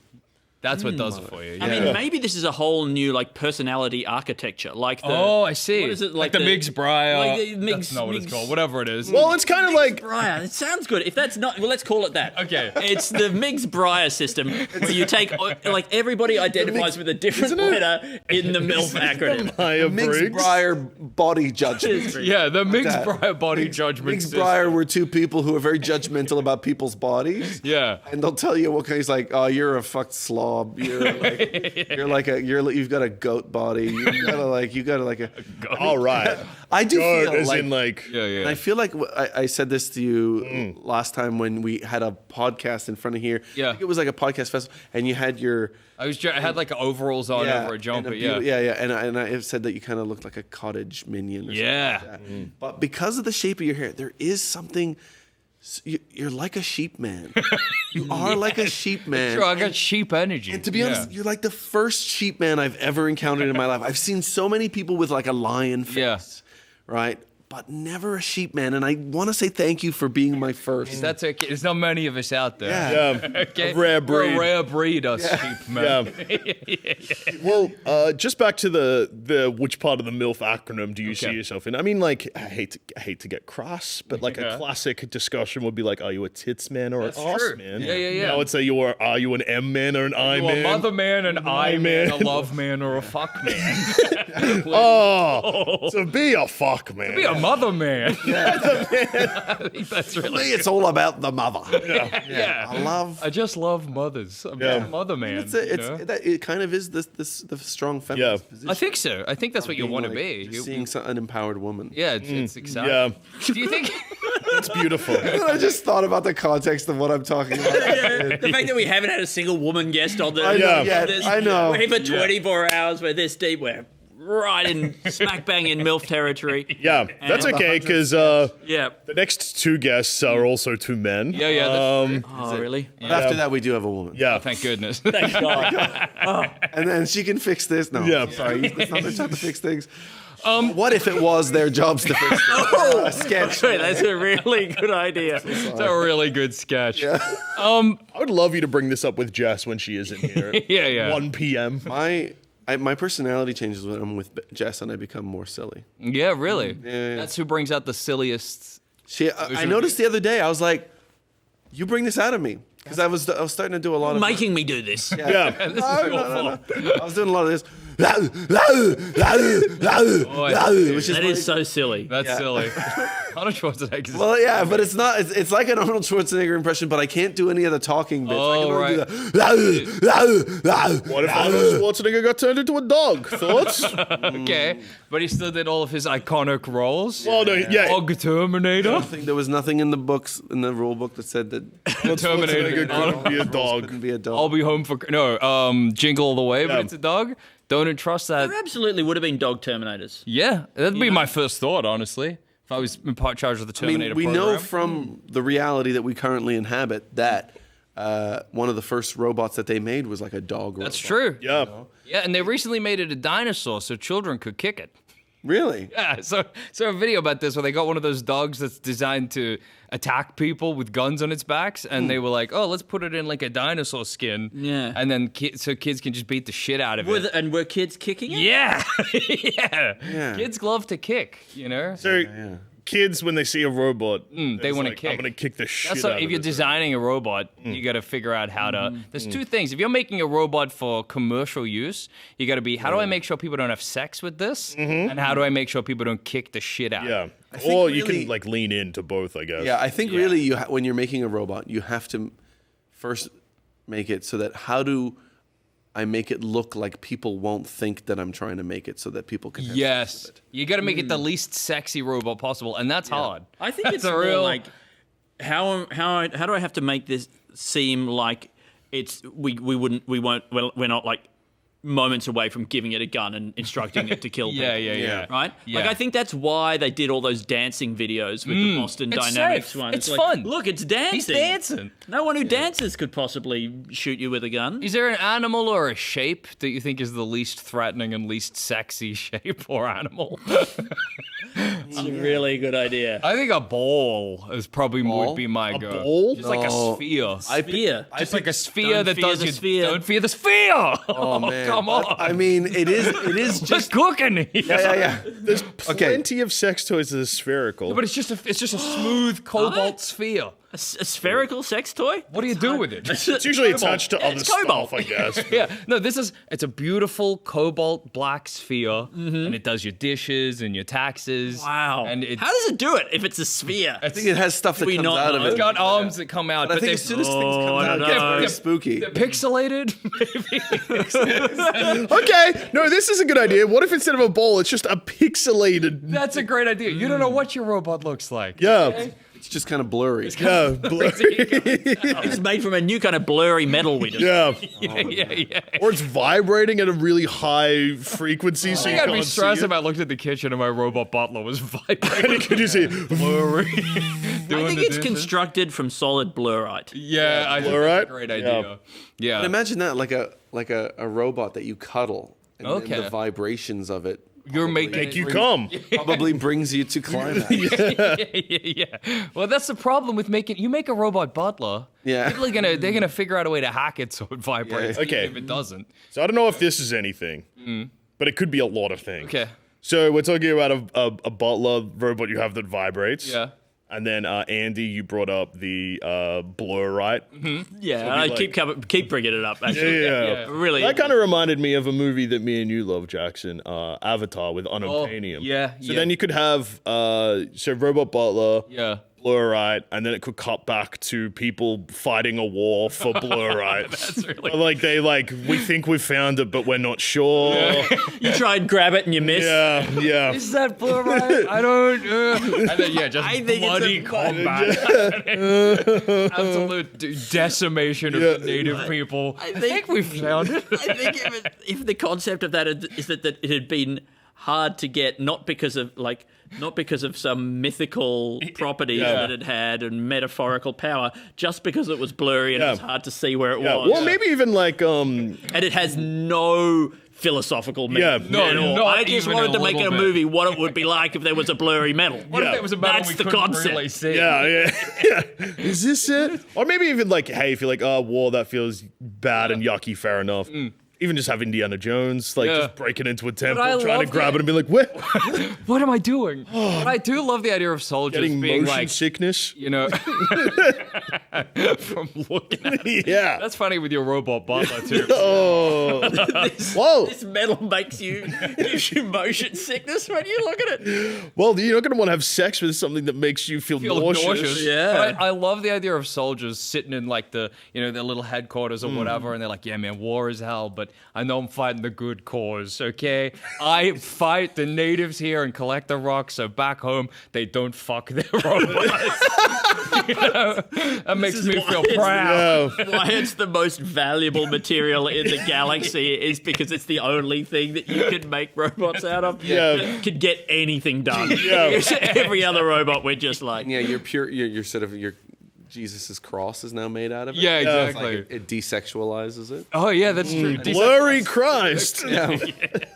We don't know what he looked like now. Yeah. It's so blurry. That fixes a lot of like debates. Like, I Yeah. mean, like, What did Jesus look like? yeah, exactly. I think probably the way that we will achieve this is with make it some sort of quantum effect, right? We already have the Heisenberg uncertainty principle. Yeah. At a quantum level, things are kind of blurry. You don't know exactly where things are. If we can get that, if we can find a material where that exists at a macro level, True. that'll be really good. And I think, yes, wherever there's something difficult, where there's a debate over like, oh, what did Jesus look like? Yeah. Oh, how, what shape is Captain America's helmet? Yeah. We'll be able to make them Blur it out. make it out of blurite, and then people, you know, well, we don't have to. The answer would just become we don't know. yeah, too blurry. I don't know. Not we don't know. I can't see. Yeah, we can't see. Yeah. What did Jesus look like? I can't see. Yeah. Let's talk about something I don't know, else. but if I look at the picture for too long, it makes me feel sick, like I'm in a car. Yeah. That's really good. Yeah. Yeah, what if Jesus was blurry? Yeah. Nauseating. Well, my favorite Jesus depiction is the earliest depiction of Jesus. I don't know if you've ever seen this. Sphere, just a cobalt. Yeah, that you want to have sex with. No, it's called Axamenethos worships his god. Or Oh, yeah. piece of graffiti from like somewhere in the Levant or whatever, and it's Jesus being crucified, but he's got a donkey head. And somebody's written Alexamenethos or whatever worships his god, but it's meant to be like that's Taking the you, piss. Yeah. He's taking the piss, and it's wow. so funny to me. Yeah, you that love someone's donkey. like, Earliest this is your depiction. guy, dude, and he's Yeah. a fucking donkey. Yeah, dude. And that's the earliest depiction we have of Jesus, and that's my Christ. Yeah. Donkey-headed Christ. Yeah. We think that that's the joke, but then that's what he's saying. But there's a chance that Christ actually did have a donkey. The Oh no, we can't see. The idea of opening, like, She did ride into town on that donkey, didn't she? yeah. Yeah, that's true. Maybe that will- was I think the baby might have been coming out of her vagina, and I, she was like riding it. okay. What about the Bible becomes so confused? in Maybe the she wasn't future? pregnant. She went in there and then she laid down, and then the donkey laid down. She went, "My baby, The Son of God, he is. Son of God is here." I didn't even have sex. Oh my God! And I'm Didn't even have sex with So you. she's a woman who thinks every animal she sees, she just gave birth to. When the three wise men arrive, she says, "All these animals, this is Jesus. Every animal in the barn, Jesus Christ." It is really, really funny to find, like, so obviously Christianity has caused, people have found salvation in it, but also it's caused a lot of issues, I would Yes, say, in the that's last very true. 2,000 years. Beautifully put. Yeah. The idea of someone finding a second Bible that's just like, oh, yeah, the Virgin Mary, like, it was a donkey. Yeah. She just befriended and she just thought it was her kid. And also, but then we did crucify the donkey. The book of Jesus, the book of Joseph, where he's like, "Yeah, she was losing her mind." Yeah. She just I like felt really bad for her. And all I those people- yeah. maybe let it go on too long. Yeah. Yeah. When the Romans are like, "Are you the Son of God?" and instead of saying, "I am what you say I am," he just goes, and they go, What the fuck did you say to me? Nail him to a cross. "Yeah, put a thorn of crowns on it. Or like Joseph. thorn of crowns." Yeah. What's that, ATB? Yeah. That's our next sketch idea. Thorn of crowns. I think that also that the Bye, Andy. that the way that he turned water into wine was because wine is just what they call donkey piss. Oh, I see. And they fed the donkey water and it pissed. Donkey's wine. Yeah. Donkeys. Because these donkeys do They go. whine. They might make a little sound while they're pissing. Yeah, I thought by donkey's wine you were saying that's what we call donkey piss now. Donkey wine. Oh, it is. Actually, Yeah. donkey swine does sound like a great insult for calling You donkey swine. donkey swine. I really like it because Two animals in one. Yeah, Yeah. Two of the. I think it's rough that the donkey gets a lot of insult, sort of like real estate. You know what I mean? Well, it's because- we hate donkeys. Yeah. I like that we have an animal that we use, but it's a nuisance. Pig is another one. Yeah, exactly. We're like, Pig, swine. yeah, like I mean, donkeys, they're quite friendly. I think they're like really emotional and they're I like. think maybe mules is the one that we use Yeah. but dislike. You know, because they're stubborn and Name a couple of these insults. I can't think of it. Stubborn as a mule. Stubborn as a mule, mule-headed, Mule-headed. mule cunt. We mostly use like donkey dick. Yeah, exactly. Yeah. Donkey. But again, Yeah. like you're stubborn as a mule, but if you're hung like a donkey, That's good. We go mules, annoying as hell, but huge dicks. oh, beautiful, huge penises. Yeah, I guess one that's shooting blanks because that's what a mule would be. Yeah. Is that a mule. What a mule shoot. Well, I guess a mule is infertile. Yeah, they are shooting blanks. Yeah. I don't know if when we say someone's shooting blanks, we go, Oh, like "It's a an mule. unspoken bit. Oh, you you're stretch the podcast out Yeah. like a mule. So before when you're talking about stretching the podcast out, oh yeah, horizontal podcast. Horizontal I just wanted podcast. to say, I think that maybe you should be able to also stretch it out this way. Yeah. And it just like adds new characters, like new people who are on the Like line. Another guest? Yeah, Fifth host. another guest, and just like adds a bit more things, or like one, or like maybe some of the guests are a bit more informed, or a bit. Yeah, Taller. yeah, all taller. Yeah. Great to think that we're now at a point where like you can listen to a podcast between any people you want. Yeah. You can just make it Yeah, with that's true. AI. You can have a podcast. Not even because of AI. It's just we've been doing podcasts so long that everyone's done a podcast. That's Will true. probably You be don't one. even have If you- to. if It's you- like, yeah. It already yeah. exists. Well, we keep yeah. bringing up AI, and that's obviously artificial intelligence. But what would AI and the intelligence be? AI and the intelligence, or do you mean Andy intelligence? Yeah, do you mean wait, what? AI, so artificial intelligence. Okay. Well, like AI and And the intelligence. You said AI and the intelligence. I still don't know what you're talking Yeah. about. You know, As if in, the like- A in AI stood for Andy, Andy, not artificial. What would that look like? so you go, okay. you go jump into Chat GPT. Like, hey, Hey, Andy. can you make me an episode of Yeah. the podcast Plumbing the Death Star with special guest Barack Obama? And then Figure it Andy out. writes it up for you. Or Yeah. just his voice? Do I do the voices? Yes. Wow. So it's like me impersonating those. Yeah. Yeah. I do my best Barack Yeah. Obama. Yeah. People are also saying, "Hey Andy, can you please write my like resume out?" Yeah. People are still using Andy intelligence Yeah. like Yeah. artificial intelligence. Yeah, exactly. I think that that's kind of almost like a podcast idea where it's like you get people to send you prompts, Oh yeah. and then you just come. So if they go that, and I'll go, hey guys, this is the Plumbing the Death Star, and On us. we're today we're going to be talking about which Care Bear gives the best head. He's got our number. He's got our number. So we're giving the best head, and so so now we're Jackson. What do you think about that? For me, the blue one who had the moon on his front. It's No, I nice. think he would give the most sort of drooly, and I would say sort of slobbery of all the the cocksuckers in this group. What do you think, Duscher? Hey, thanks so much, Barack Obama, for one, not only introducing them, we were like, hey, you're our biggest guest. You can Wait, so introduce that was Barack Obama? Yeah. Oh, God. Barack. Whoa. Okay, you got two choices I here. was like, which of the guys from Plumbing the Death Star is Al doing? And he's having a great time. I didn't realize. It was Barack Obama, but because like Plumbing the Death Star, I was like, hey, like we're hey, as a podcast, we do okay for ourselves, but none of us have been the president of the United States of America. Yeah. So, Barack, can I call you Barack? Yeah.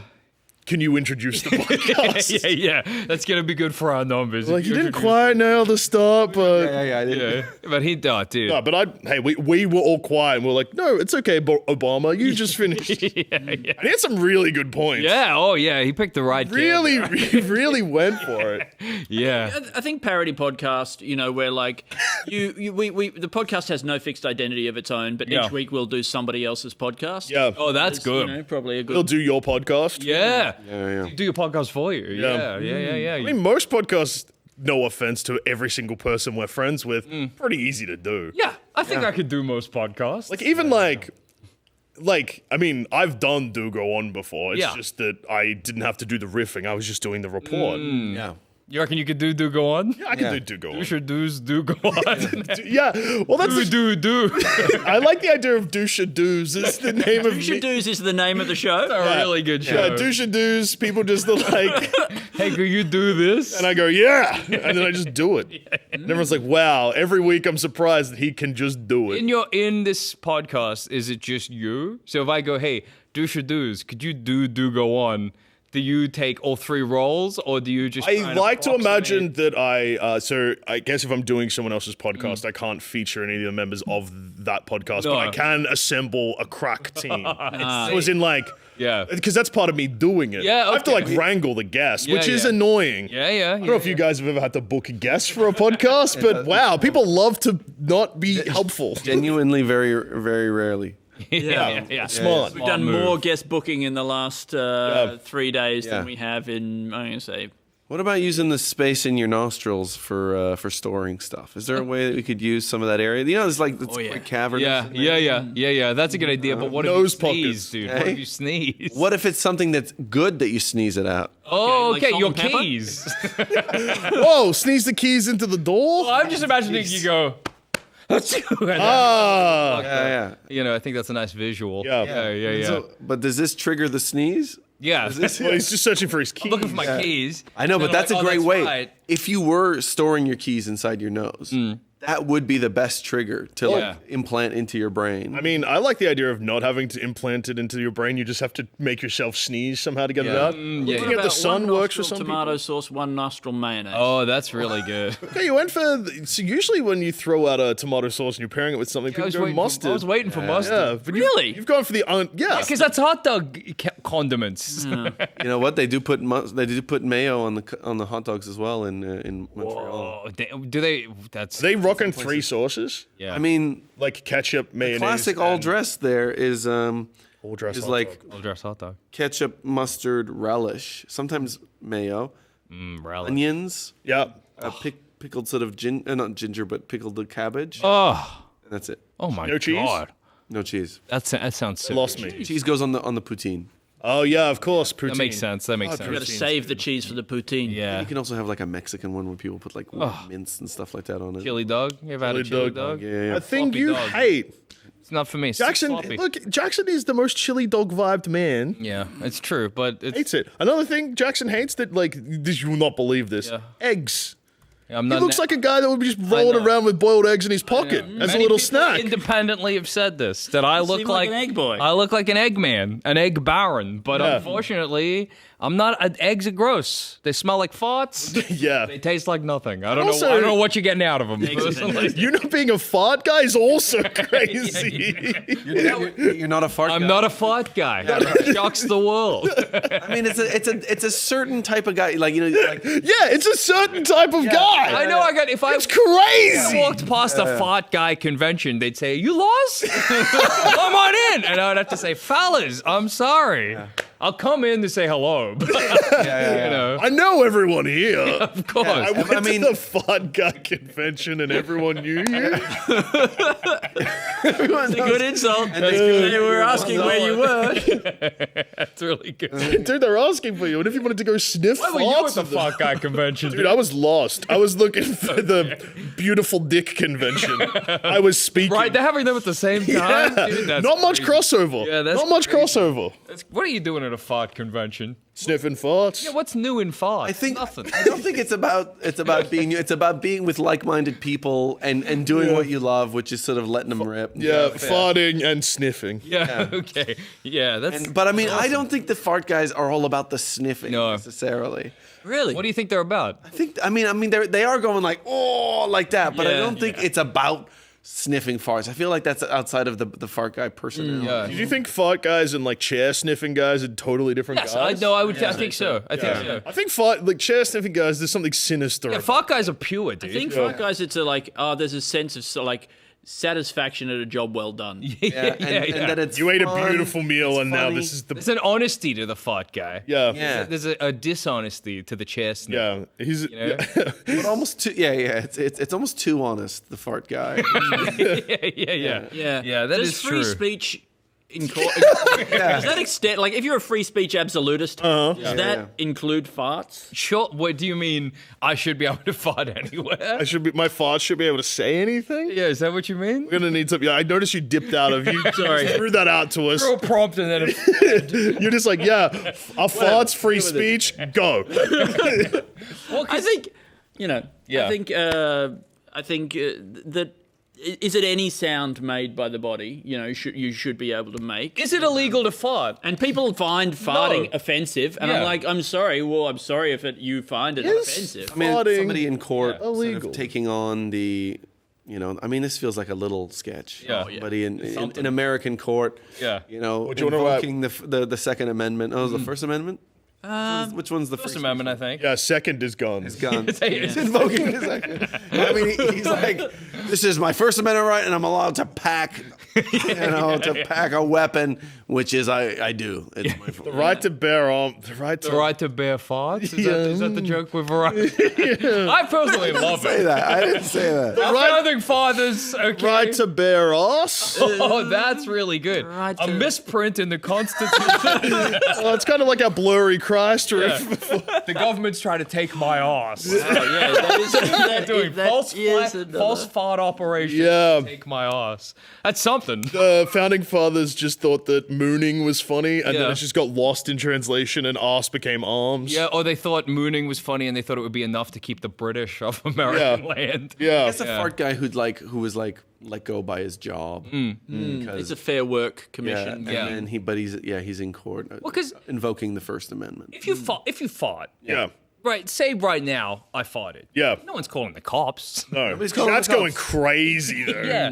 But like That's going crazy. it's an offensive action. There's nothing criminal about it. No, you I mean- can legally fart anywhere. When you get done for like, I don't know. yeah, Where fart, can't I fart? farts feel like a legal me. gray area. in a cop's hand. Yeah. Why has he got his Face. hand down there? That's like he why wants you- to fart. Fart? I thought he wanted a fart. My bad. Well, when when you go into prison, they check your mouth and your cheeks, and they make you jump up and down in case you've got anything keisted. Fart. Yeah. You know. Yeah, they might have wanted one. They might They have. don't check your nasal cavities. That's true. Oh, You shiv. got your tomato sauce. If I hide a shiv up there and then I do a big, am I stabbing myself? Lobotomizing yourself. I assume we've sort of protected it. We put a little that's a smart key of us. cage in there. That's well, really you don't put smart. it in blade first. I think that's the thing. That would be a mistake. Yeah. I would shred my nose as I did it. Yeah. Yeah. Yeah. Where can't you fart? Really good question. Because everyone seems to think there's a place you're not allowed to do it. I don't think there's that's true. it's like a Chinese water torture kind of thing where Yeah. it's like, I think that you can wear people down, Yeah. and depending on how sort of horrible it is, Yeah. I think you could really break people's psyche with it. And I do Yeah. think you could get fired, right? Like if you were doing it a lot at work. That's true. They might be like, In what I reckon one mistimed big fart at work could cost you your job. Really? Well, it you would- reckon you call into the office? They I don't "Take think your seat, Mr. Duscher." I think don't it would be think- hard to go back in. Yeah, I think I would probably quit myself. Because what? Quit yourself before you shit yourself. Thoughts? That's a really good phrase. But in your mind, you do a big fart in the office, right? Well, not in my current job because No, I know. But say you worked in an office. yeah, if I worked in You do a huge fart. I, as your If boss... I worked in a legal firm, Okay, yeah. I call you in and I say, you know what this is about. meeting with the clients, Okay. boss is there too. I think because we're like 10th minute into a fart conversation. Yeah, and we've got no sketch ideas. Yeah. We're playing one out right now. Yeah. I was so. No, I've got the guy. we're gonna get this fart guy. No, we've got a fart one. We've written it down. We've got a fart joke. All right, yeah. we'll think We of want to something move else. on. What about Three Wishes from a Genie? That's fertile ground for. Yeah. And That's a really good suggestion. Thank you. That's fertile ground. Well, I was. absolutely. for riffs, for sketches. Well, I mean, look, I hate to know what if this, but I was thinking today, not pre-preparing sketches, hate to do that. Yeah. I was thinking, like, what if the first draft of the Human Centipede was attaching mouths to genitals, but everyone just loved it? Okay. Like, okay, wait. Right. So you sew the Right. mouth onto the genitals. Oh, that's the humane centipede. Yeah. Yeah. Okay. It's like, this'll show you, and everyone's like, this is awesome. Wonderful. Yeah. Having the time of my life. I mean, Sucked off and sucking. Yeah. Ooh. Wow. Actually, none of this is bad. Also, piss is like, I get used to the taste like that. Like it's, yeah. I mean, you still have to drink piss. I think that's. yeah, but that's like a belly full of piss. Who amongst us? Are Okay. you happy you aborted the fart riff now? What if the human centipede was good? Out of the farting place into the... Drinking piss? Drinking piss place. I Yeah. think, well, Yeah. I mean, You I know think- what, on the topic, they should invent a UTI for guys. You know? Seems like only girls get them. Yeah. I Wait, think so in the you interest guy. of equality, Yeah. you know, so they should roll out a new one. Yeah, that's a great that men idea. can get. How do you get it? Okay, in a this- masculine way, playing footy. no, I was going to say, You so can get it playing. You can get it praying. I don't know why. I guess you're squatting down in the nude. You're praying before bed. You're naked. Yeah. The floor is filthy, Filthy next floor. to the bed. it's got heaps of Penis UT tip guys. just touches Yeah. the floor. That's it. You're You done. can get it guy. splaying. Yeah. And I like that you're riffing on the, is it VB, called them dr- yeah. yeah, VB, yeah. which I don't think even rhymes. Yeah. No. I don't know why I'm making this one rhyme. Well, that also so the reason that people with penises don't traditionally get UTIs is it's got something to do with the length of the penis urethra. I Okay. don't know why I know that. Interesting. But that was also had me thinking today when I was thinking about the human centipede, but it's yeah. good. Yeah, like in this I don't have anything to go with, but just like I like the idea of loose urethra. Okay. Like what's going like what? like the yeah, I like it. Like like a flappity. yeah, like Flop it in the wind like a I don't know if wind that works sock? with the centipede. I mean, like how? Or maybe. oh no, they're two separate thoughts. Yeah, okay. You go When- back to the centipede. When you said the humane centipede, the idea that he's, I don't know, this is not good, but the idea what? that That's somebody- crazy because I gave you such a good idea. I know. Well, okay, he's got a floppity urethra, but that's the dog. Oh, you don't need to tie that part in. We Yeah. can go to that next. Okay, if you like, yeah. I was just picturing. I mean, they're somehow being tied to somebody that helps them. Oh, okay. It is in some way beneficial. Yeah. Yeah, but maybe it's only beneficial for the person who's like having a really hard time, and then this other person's Like you're sewn together, but in a hug. yeah, Spooning. That's sewn together. But then you still got to shit onto their dick. Yeah, that is. Damn, that is a downside.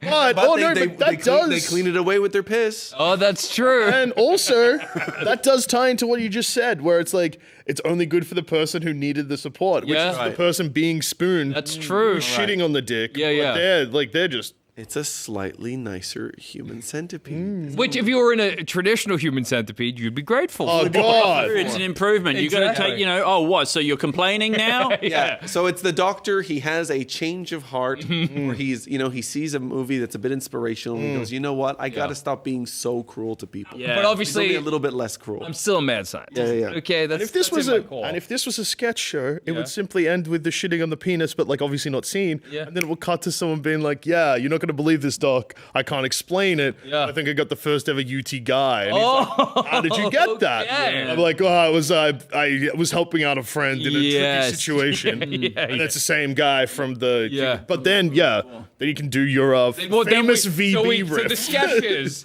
It's the humane centipede. Cuts into guy at a doctor's office, cuts into VB ad, but it's for the first ever UT guy. You can get it playing footy. And that cuts straight into horizontal podcast. Yes. How many sketches have we done in this hour? I'm not I know it started with the famous horizontal podcast. I think we've done enough. Yeah, okay. I think that because I've been dipping in and out before coming here today. Almost 20. Yeah, you were making terrible time in the first 2 hours, but then Mason really helped. I think. Really? Yeah, I thought we were doing okay. you were on like 50 sketches after like an hour and a half. Yeah. I think that's good. That's good. It's good. Is that good? Yeah. Yeah, that's They're here till amazing. 4 a.m. or whatever. Yeah. That's horrible. Yeah, we That's could get almost done by in 20 hours. yeah. I think so. Yeah. Can we knock one out in the next 4 minutes? Yeah, I think Give you one more. We'll get it to 110, I reckon. Okay, we get to 110. So good. What about okay, so Genie. Guy who has, oh yeah, sorry. I was gonna say guy who has Yeah. sensitive nipples. Okay.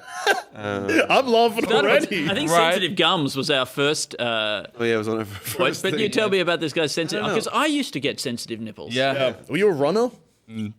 It wasn't around running. I think it was around puberty. Okay. Okay. And apparently this is normal for guys. But I had like hard little pips under my nipples. Yeah. Whoa. Anyone else have this? I had seeds. Yeah, like a little, it was Little like there was a nipple little seed. seed or something. Like in your nipple. Yeah, like a little size of a little 5-cent coin. There was like a hard little. Did it just go away or did It they? went away. What was that? You can Yeah, what check was if it? you like. What? Yeah. Wow. Well, I once got a really bloody nipple at a water park. Yeah. Went down a water slide real bad. Oh, on hitting one of those joins. Yeah. How come water parks haven't fixed that join issue? Yeah. I don't know. Something in there, smooth it out. The rules at water parks are loose. The same water park, same day. I went down. It had one of those big bowls, where you go like. And as I was going down, there was a guy and his son stuck. Yeah. And he was like, "Get help!" Oh, okay. So hang on. Jackson How paused did you get past them? We Aren't bumped they in into him, but he didn't move because I don't know. He was just. What was he stuck was he on? cut? I don't know. No, you know He was there with his son. They looked like shipwrecked sailors. him and his boy? Him and his boy. Get help. Did you get help? I don't remember. Yeah, I don't know. It sounds like you didn't. I was having a good time. Also, I hurt my nipple. Yeah. I'll go down again. It's just skeletons of the guys. I was meant to get help. Sad that boy and his son died. Yeah. That's right, a boy and his son. I never go water sliding, but Yeah. water sliding is my favorite thing in the world. It's the best. Water slides are incredible. Yeah. I don't know what it is. I don't know if it simulates birth. If there's something there that like you're like, oh, I feel like a.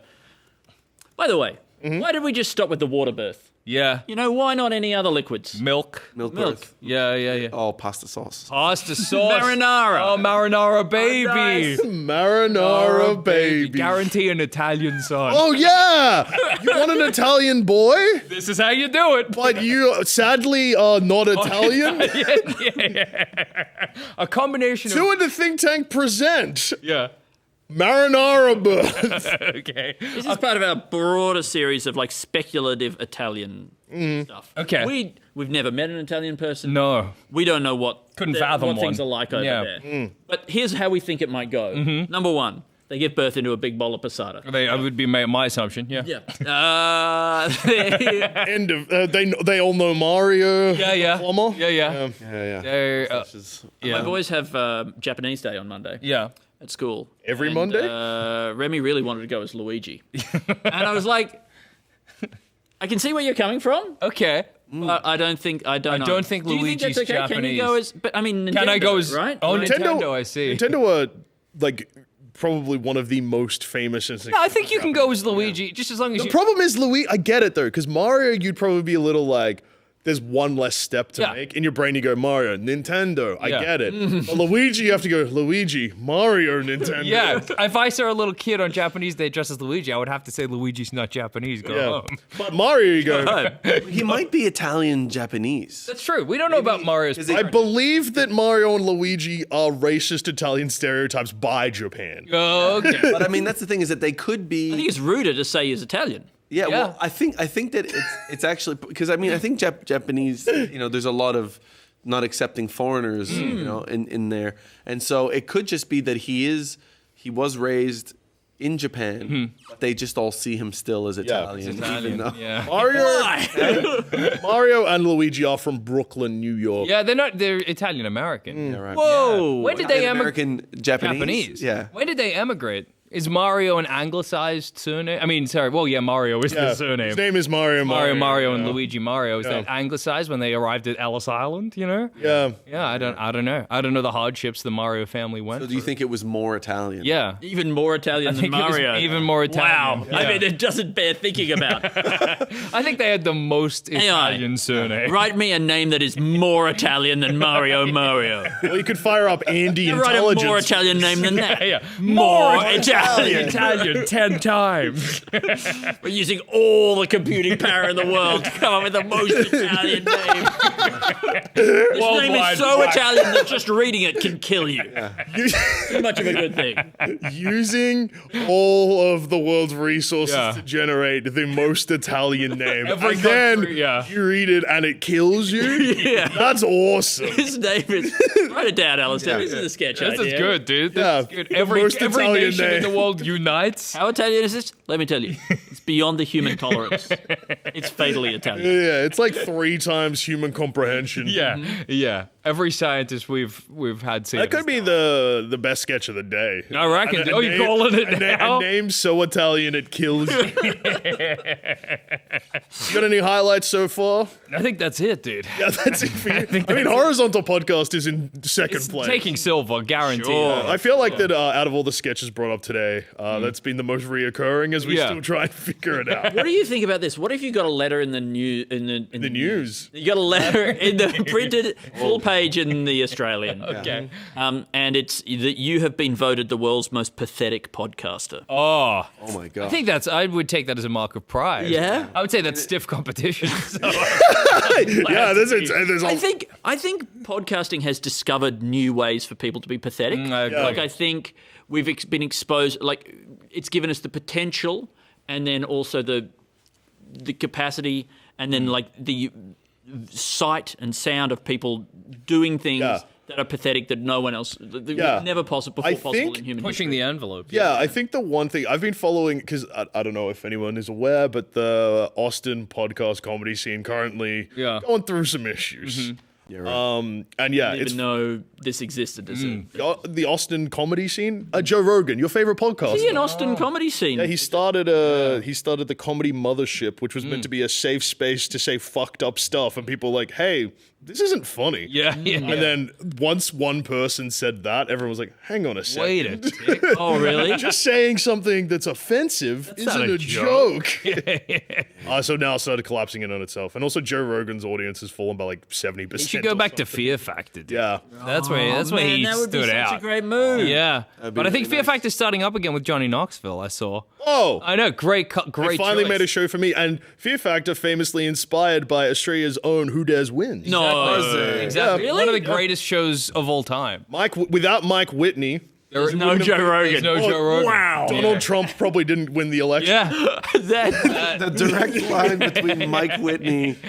I mean, Yeah, that's a beautiful thing. I'm going to write that down as just it's like a docu-sketch. Yeah, exactly. Mike Whitney results in Trump getting. I think it's And, really and it was literally Mike Whitney being like, "Here's $20 to eat a Wheat Bix." Yeah, it's just like, Walking or- around shopping centers and being like, Hi, I'm Mike Whitney, and I got a bucket of crabs. Stick your bloody hand in there and I'll give pull out you this 50 rock. bucks. The world was a simpler place. Yeah, Mike Whitney, 1999 or whatever. Mike Whitney's my like, God. "G'day everyone, it's me, Mike Whitney. I'm here with Tanya. Yeah. She's beautiful, and we're at High Point Shopping Center. If I can find someone that's going to jump off the 3rd floor onto this giant mattress, I'll give him $100. We got one guy that's going to organize all of it and do all the safety stuff, and that's enough. Yeah. Yeah.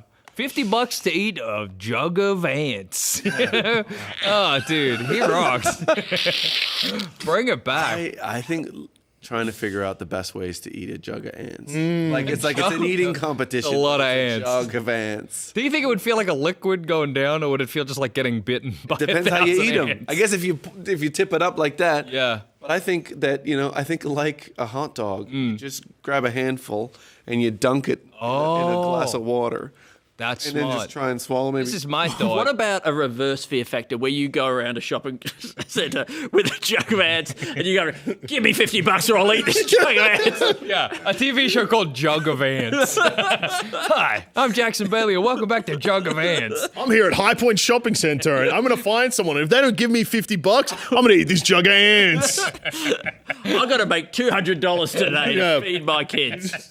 Ants aren't cheap. I've got to make the money to feed my ants.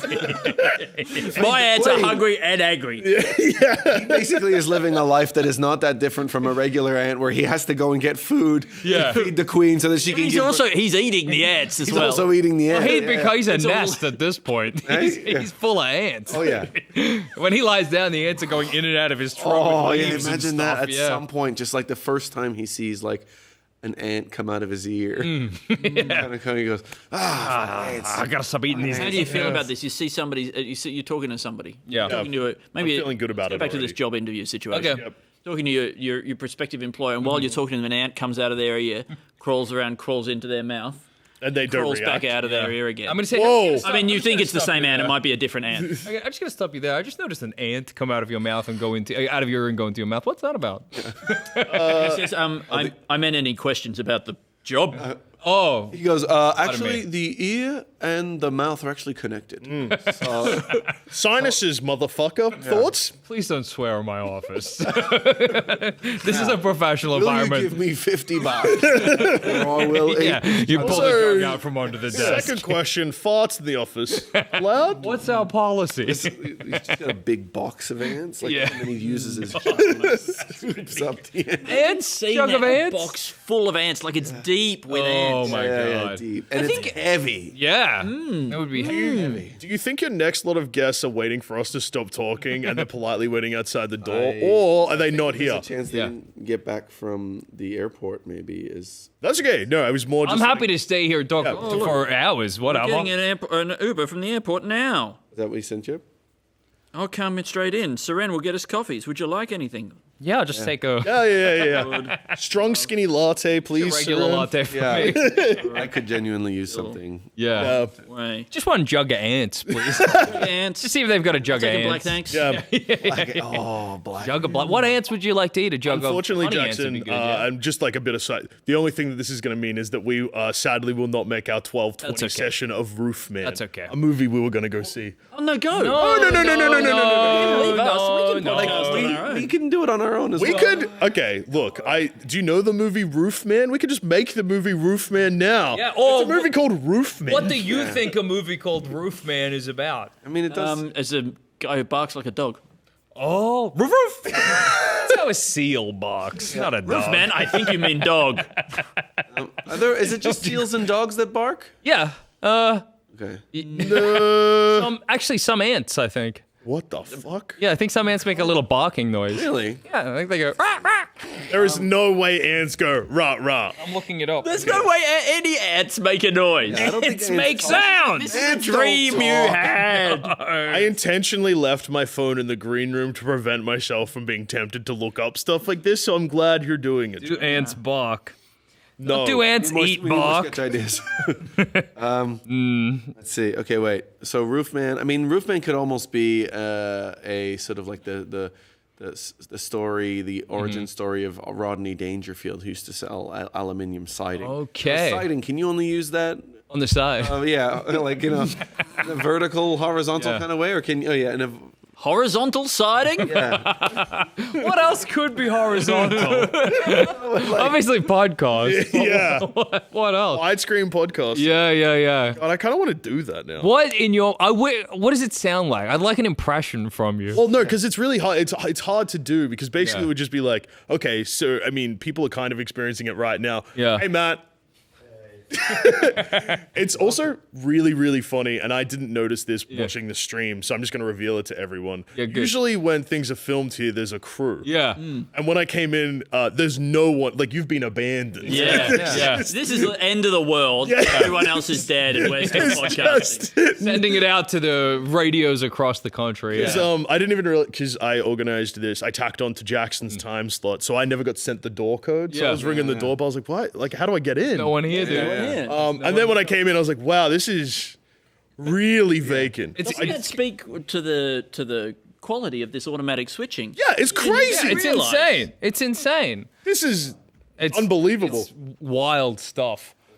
Our next guest is here. Yeah. Guys, this is. I think he's gone to go get coffee, maybe.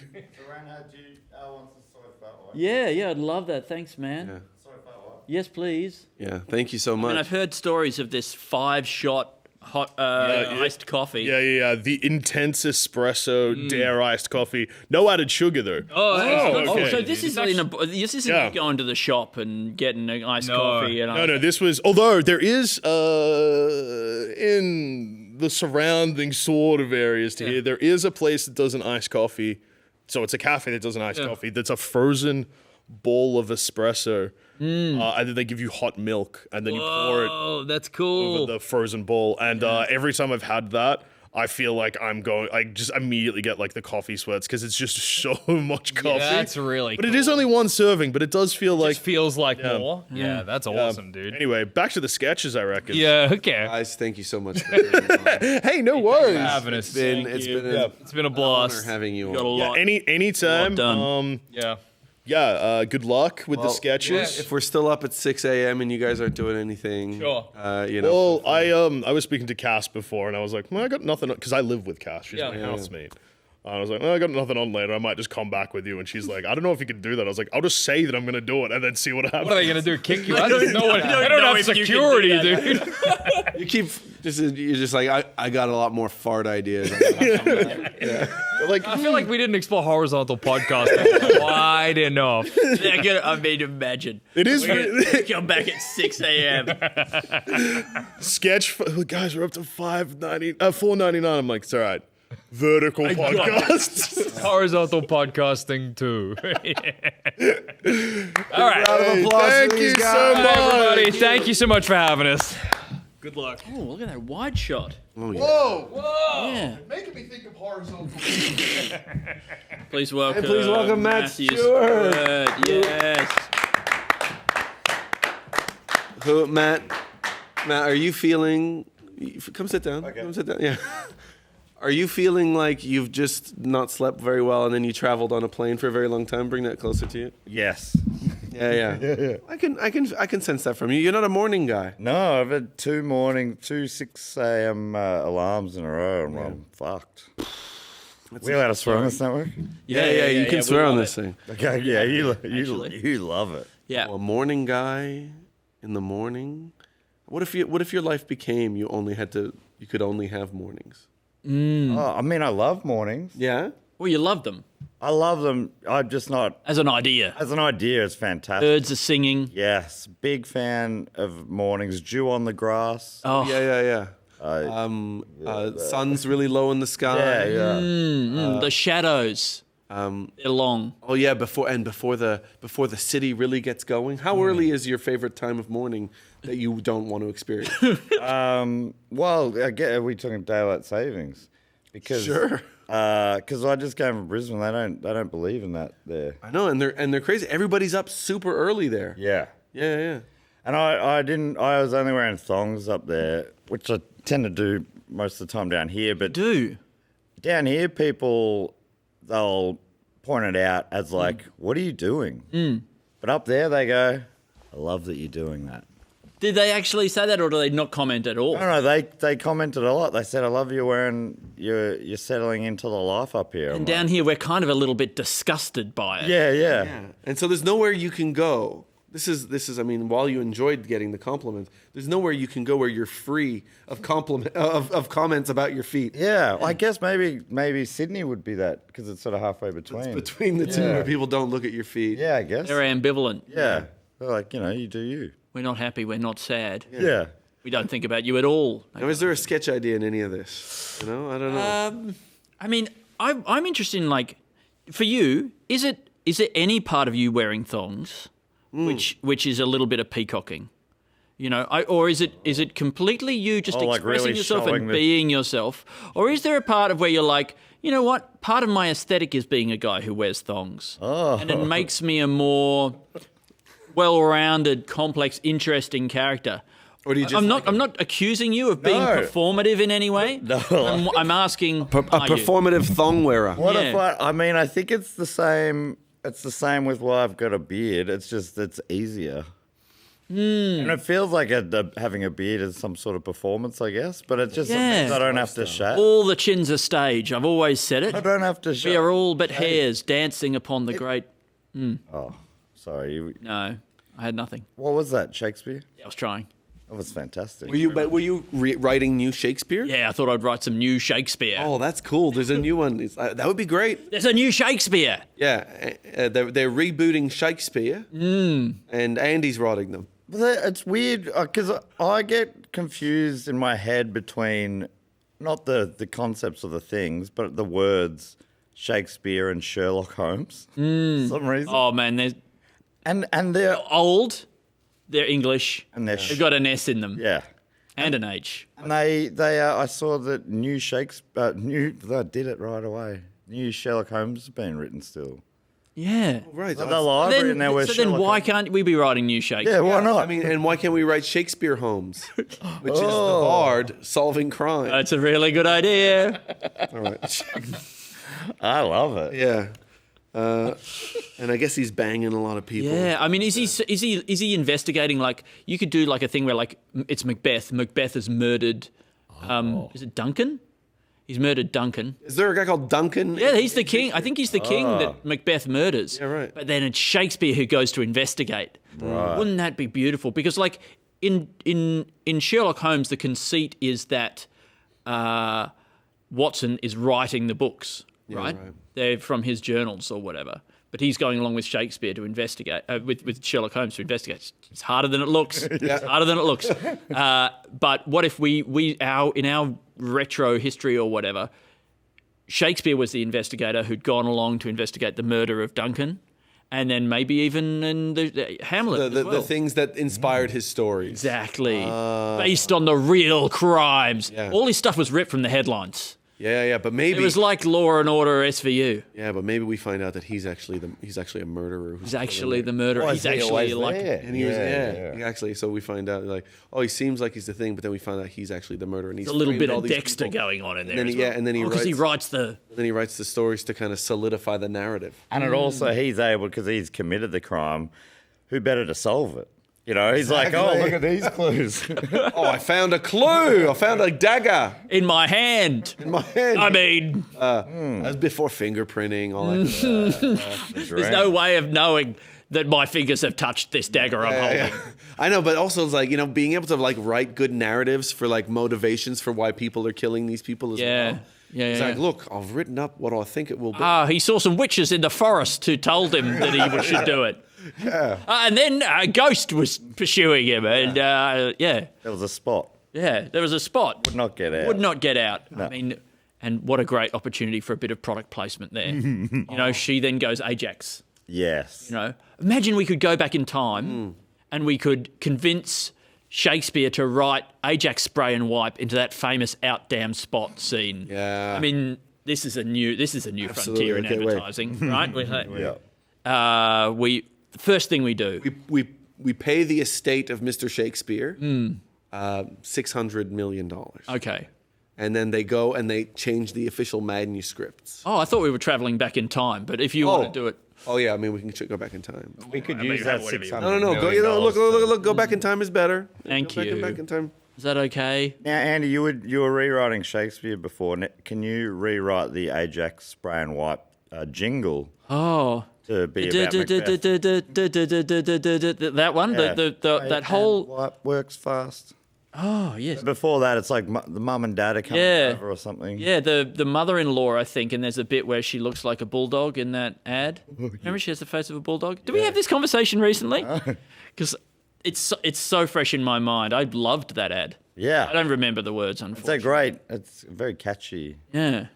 I did start writing down something before. I think the idea that, because, Matt was mentioning it keeps the beard because it's easier, doesn't wear shoes because it's easier. That is honestly Makes why. his shit fall where he stands. It's just all the socks, then boots. It's. Oh, my God. And I'm inside most of the time, so when people are like, "Oh, it's winter and you're wearing thongs in Melbourne," it's like, yeah, but I'm not out You there. think of them as an outside shoe. right?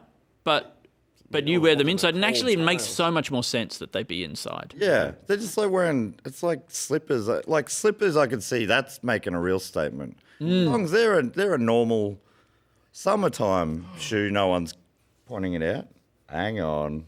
Please welcome to the show, Suren.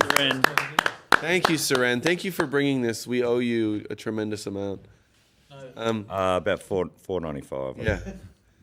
Thank you very much. But what is the easiest lifestyle you possibly could have where you, I mean, just the guy, he's the easy lifestyle guy. So is he wearing a muumuu? Oh. He's got hair. Like what, because each thing eliminates something that you need to do, right? Yes. I guess you're sort of pooping where you stand like a horse. Is that what you said before? Yeah. Yeah. You don't cook your food, I suppose. You just cook eat raw. everything raw. Maybe you chew through the bag. Of what? Whatever the food is. Oh. Is in. Comes in bags, right? Yeah, like a bag of oats. Yeah, a bag of rice. Like a horse. Yeah. Okay, are we inventing horses? Are horses just lazy guys? Horses are They've lazy got guys. long hair. They don't even stand up on two legs. Yeah. This is huge. They don't even They bother have, to their stand up shoes are on nailed on. Yeah. Horses are just lazy guys. I mean, why the long face? They don't even trim their face. There you go. Thank you. What a joy to have you. Thank you. It's a pleasure to be. Did you just fly back as well from Yeah. Queensland? Flight? Thank you very much. Did you did you enjoy the time yeah? Yeah, it was lovely. How'd you guys show go? Needs work. Yeah. Yeah. I think it was fun. Yeah, it was pretty fun. It was just like new material stuff. Yeah, any of that new material not going to work for you guys, but would work in a sketch setting? You think? I mean, I think maybe because we were setting up and this group who were on a Mad Monday, like local rugby players who were all like 6'5", big buff guys, but they were all dressed in like, a few of them was like adult babies, with nappies on. Oh, baby. Nuns. We've already had a bit of adult baby content today, but we're very well willing to go to the well. I think that it was so funny to me because it was clearly their first venue, so they were all sheepish. Oh, they hadn't had to drunk much, Yes. but they were already dressed Yeah. up as the adult baby. They look still like the maniacs that you're used to seeing on a Mad Monday Yeah. later in the day, but they're You never think they're all about sort of where the journey starts. yeah. They're like sorry, and they walk into our venue space, and we're like, fuck, Terrified. Yeah. This is gonna be a rough. But they got directed out. And they went to sit down at a table just at the back, which would have been even worse. But luckily they found another room. But it was amazing. They managed to soberly break a glass. Within minutes. Just setting up. Maybe they're just trying to get into the spirit of things, trying to break the ice. Right, or glass. Yeah. And so then they're like, oh, just cut me a bit just so that we can get in the mood. We're just not quite in the mood yet. I I don't do like the shy psycho. Yeah. Which is like, a guy who's like a bit crazy and he's yelling on the street, but he doesn't want to really bother anybody. He doesn't want people looking at him. He's like, oh, yeah. I'm gonna cut you. I'm going to cut you. I guess. Oh, Can't make eye contact. Yeah. Oh, sorry. Sorry. I am gonna cut you. I'm sorry. I'm going to cut you. Grabs a bin and he's like, going to throw it, but he kind of goes, oh. And then he doesn't throw it, that but he was takes stupid. everything Yeah. individually out of the bin, bit by bit, and puts it on the ground. And then he's like, Puts it back in. Look, I'm writing it down. It's not the best, but Shy Psycho. All the other sketches we wrote down were the best. Yes. And so that's why I felt a little bit shy about this one. But the guys on that first, what is the solution for this problem? Do they need to get really drunk and then get dressed into the baby costumes? Do they need to have the baby costume sort of underneath? Or do they need to have a baby costume that's sort of, wear some clothes over the top that sort of dissolve over the course of the night? Like the more alcohol sweats through you, Exactly right, yeah. dissolves off you. Yeah. Oh yeah, that's a kind of cool idea. Sort of, it's activated by testosterone and It goes up with your confidence as well. Like, and your blood alcohol level. Well, that's the insecurity of dressing like a man baby. They're even more reliant on the Dutch courage. Yes, that's So right. it's kind of like it's all part of the whole. Beer jacket Yeah. goes on, but the beer jacket is invisible. And it also takes away your normal jacket Yes. somehow. It's a jacket made out of beers Yes. or full yes. of beer that you drink, and as you drink it, you become more naked. There it and is, then it yes. exposes your your Yeah. beautiful baby outfit Yeah. underneath. It was. They were seriously huge guys. Oh, yeah. It's just an amber jacket. And it's slowly. It's such an investment, and I really admire them doing it. Right? Like, it's I did it too. is That's- really brave. I never Good on you guys for dressing up as babies. That's what really struck me because I'm like, later on in the night, you're like, they're drunk idiots having fun. They're a bit annoying, but it's fun. I can tell they're having fun. But seeing them at this point of the process, is Sober like, idiots not actually- having fun. I really admire that you're getting out of your comfort zone here. And I'm sort of realizing why you have to drink so much. Yeah, I mean, it's having such bold ideas as well, and like that thing. It's like it is almost an infomercial kind of sketch, which is like, don't you hate when you're going out with your bold fellas, you know, and you're out to have a really stupid bucks night, right? But at the beginning of the night, you haven't drunk any booze and you're having trouble. You're embarrassed. You're embarrassed, you know, like that. Well, whatever the beer suit that you. What about a research and development organisation that comes up with new stupid things for football guys to do on their big weekend off, right? So, like, who comes up with the idea of dressing as a baby, right? Somebody came up with that. Well, that's the Mad Monday Research Institute. We are constantly coming up with new, embarrassing things that blokes can do on the piss. You know, they're the ones who came up with pissing into your own mouth. Oh, They invented that. true, the bubbler. That was us. You know, pissing into your own mouth. That was us. That was huge. That was huge for us. Yeah, balancing a dog on your dick. That was us. Balancing a dog on your dick. That was us. And Yeah, we always also pushing it forward. we also suggested filming it and putting it online.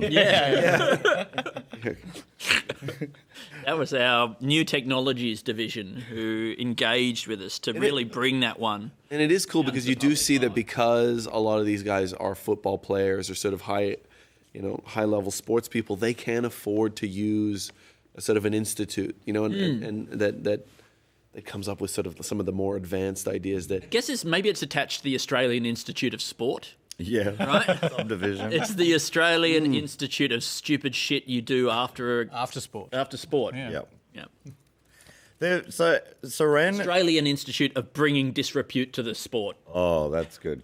You get that down? Wait, DISREP. what is it? The Australian Institute of bringing disrepute to the sport. Suren assumed they were on a Bucks party but I'm like, they can't. We were, figuring this out on stage. I'm like, I don't think they can be a Bucks party because it's normally one of them is dressed up like Humiliating. in a Bucks party at Mad Monday.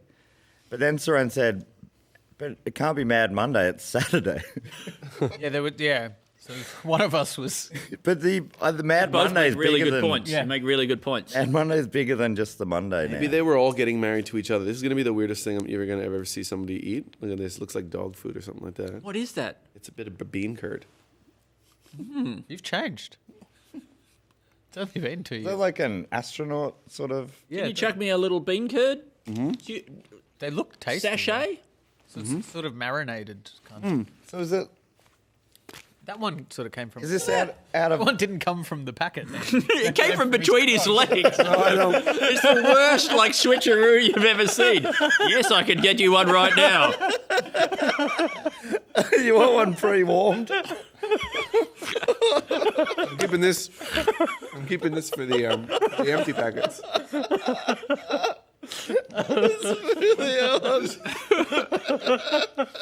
This one's from my crop. When you're trying to get me to eat this weird new food. He's got a banana out there too. That's really good. Your crotch is like Mary Put Poppins that weird bag. oily. Put the oily bag in there. I just needed some food as well because I was like, I'm already starting to get hungry. Oily bag. Is that, Mary Poppins bag that keeps... Yeah. Someone's got a crotch that's Yeah. like that. Oh, it's really good. Mary Poppins keeps pulling things out of her pants. I mean, we've already had a guy delivering things. Was that? Yeah, was that today? Yeah, that was today. I think so. It's been a long time already. Yeah. But it's a delivery service where the package is delivered in their pants. Mm-hmm. And That's why it was for women, hen's night and stuff like that. yeah. But, Look, Mary Poppins. okay, Mary Poppins is seeing her gynecologist, Oh my goodness. and he finds something in there, and then he takes it out, There's heaps more stuff. and there's heaps more stuff in there. There's lots of stuff in there. She's Yeah. Yeah. I'm just- I mean, it sounds like it could be an entire condition. Like you have Mary Poppins vagina. Oh, yes. Yes. I could see Tim Vine being the doctor. Oh. He does it. Yeah. Yeah, and that's the punchline. You've got Mary Poppins vagina. Is it because it's a hazard of flying with an umbrella? There's a lot of things in the atmosphere. yeah. And in so the because she's atmosphere. wearing a skirt and like that, there's a real issue like that. Yeah. Yeah, So maybe she's not just using it as a storage area. She's It wasn't just like there was a bad landing at a garage sale. Oh yeah, she got caught in a tornado or something like that, and so she was like flying over like Tornado Alley or whatever like that, and the whole house had sort of like like that. I heard, she was the eye of the storm. She was The eye of the storm. the storm. The nose of the storm. What about what about we started with the genie thing before, did start. three wishes. 3 wishes. I mean, it feels like you don't often see people saying that they want to do something with the genie. Like, wouldn't it be nice to like Hang out with the genie. hang out with the genie? Go to a movie. Well, first one, I'd love to go on a first date with you. And second wish, I mean, I guess if it doesn't come for free, I'd like to have a little kiss. Third wish. But I don't know. That Love doesn't $1 million. that doesn't feel fair because the genie has to grant the wishes, right? Like that doesn't feel Consensual. consensual. Yeah. Well, that's what the first 3 wishes are base 1, 2, and 3. If you want to go home base. Genie has, you want to go all the way with the genie has. What that actually means, and you don't realise, is go back into the lamp with Yeah, the back to genie. your my place. God. I mean, you've already rubbed the lamp, Yes. right? So I Non-consensual. started Yeah. at home base. But that's the thing about baseball. You do start at the home base. that's true. Wow. Yeah. Yeah, that's huge. You're sort of going back home. You're going for... Yeah. I guess that's what home is. Going back home. Yeah. Yeah. That's why they call it the home base. Yeah.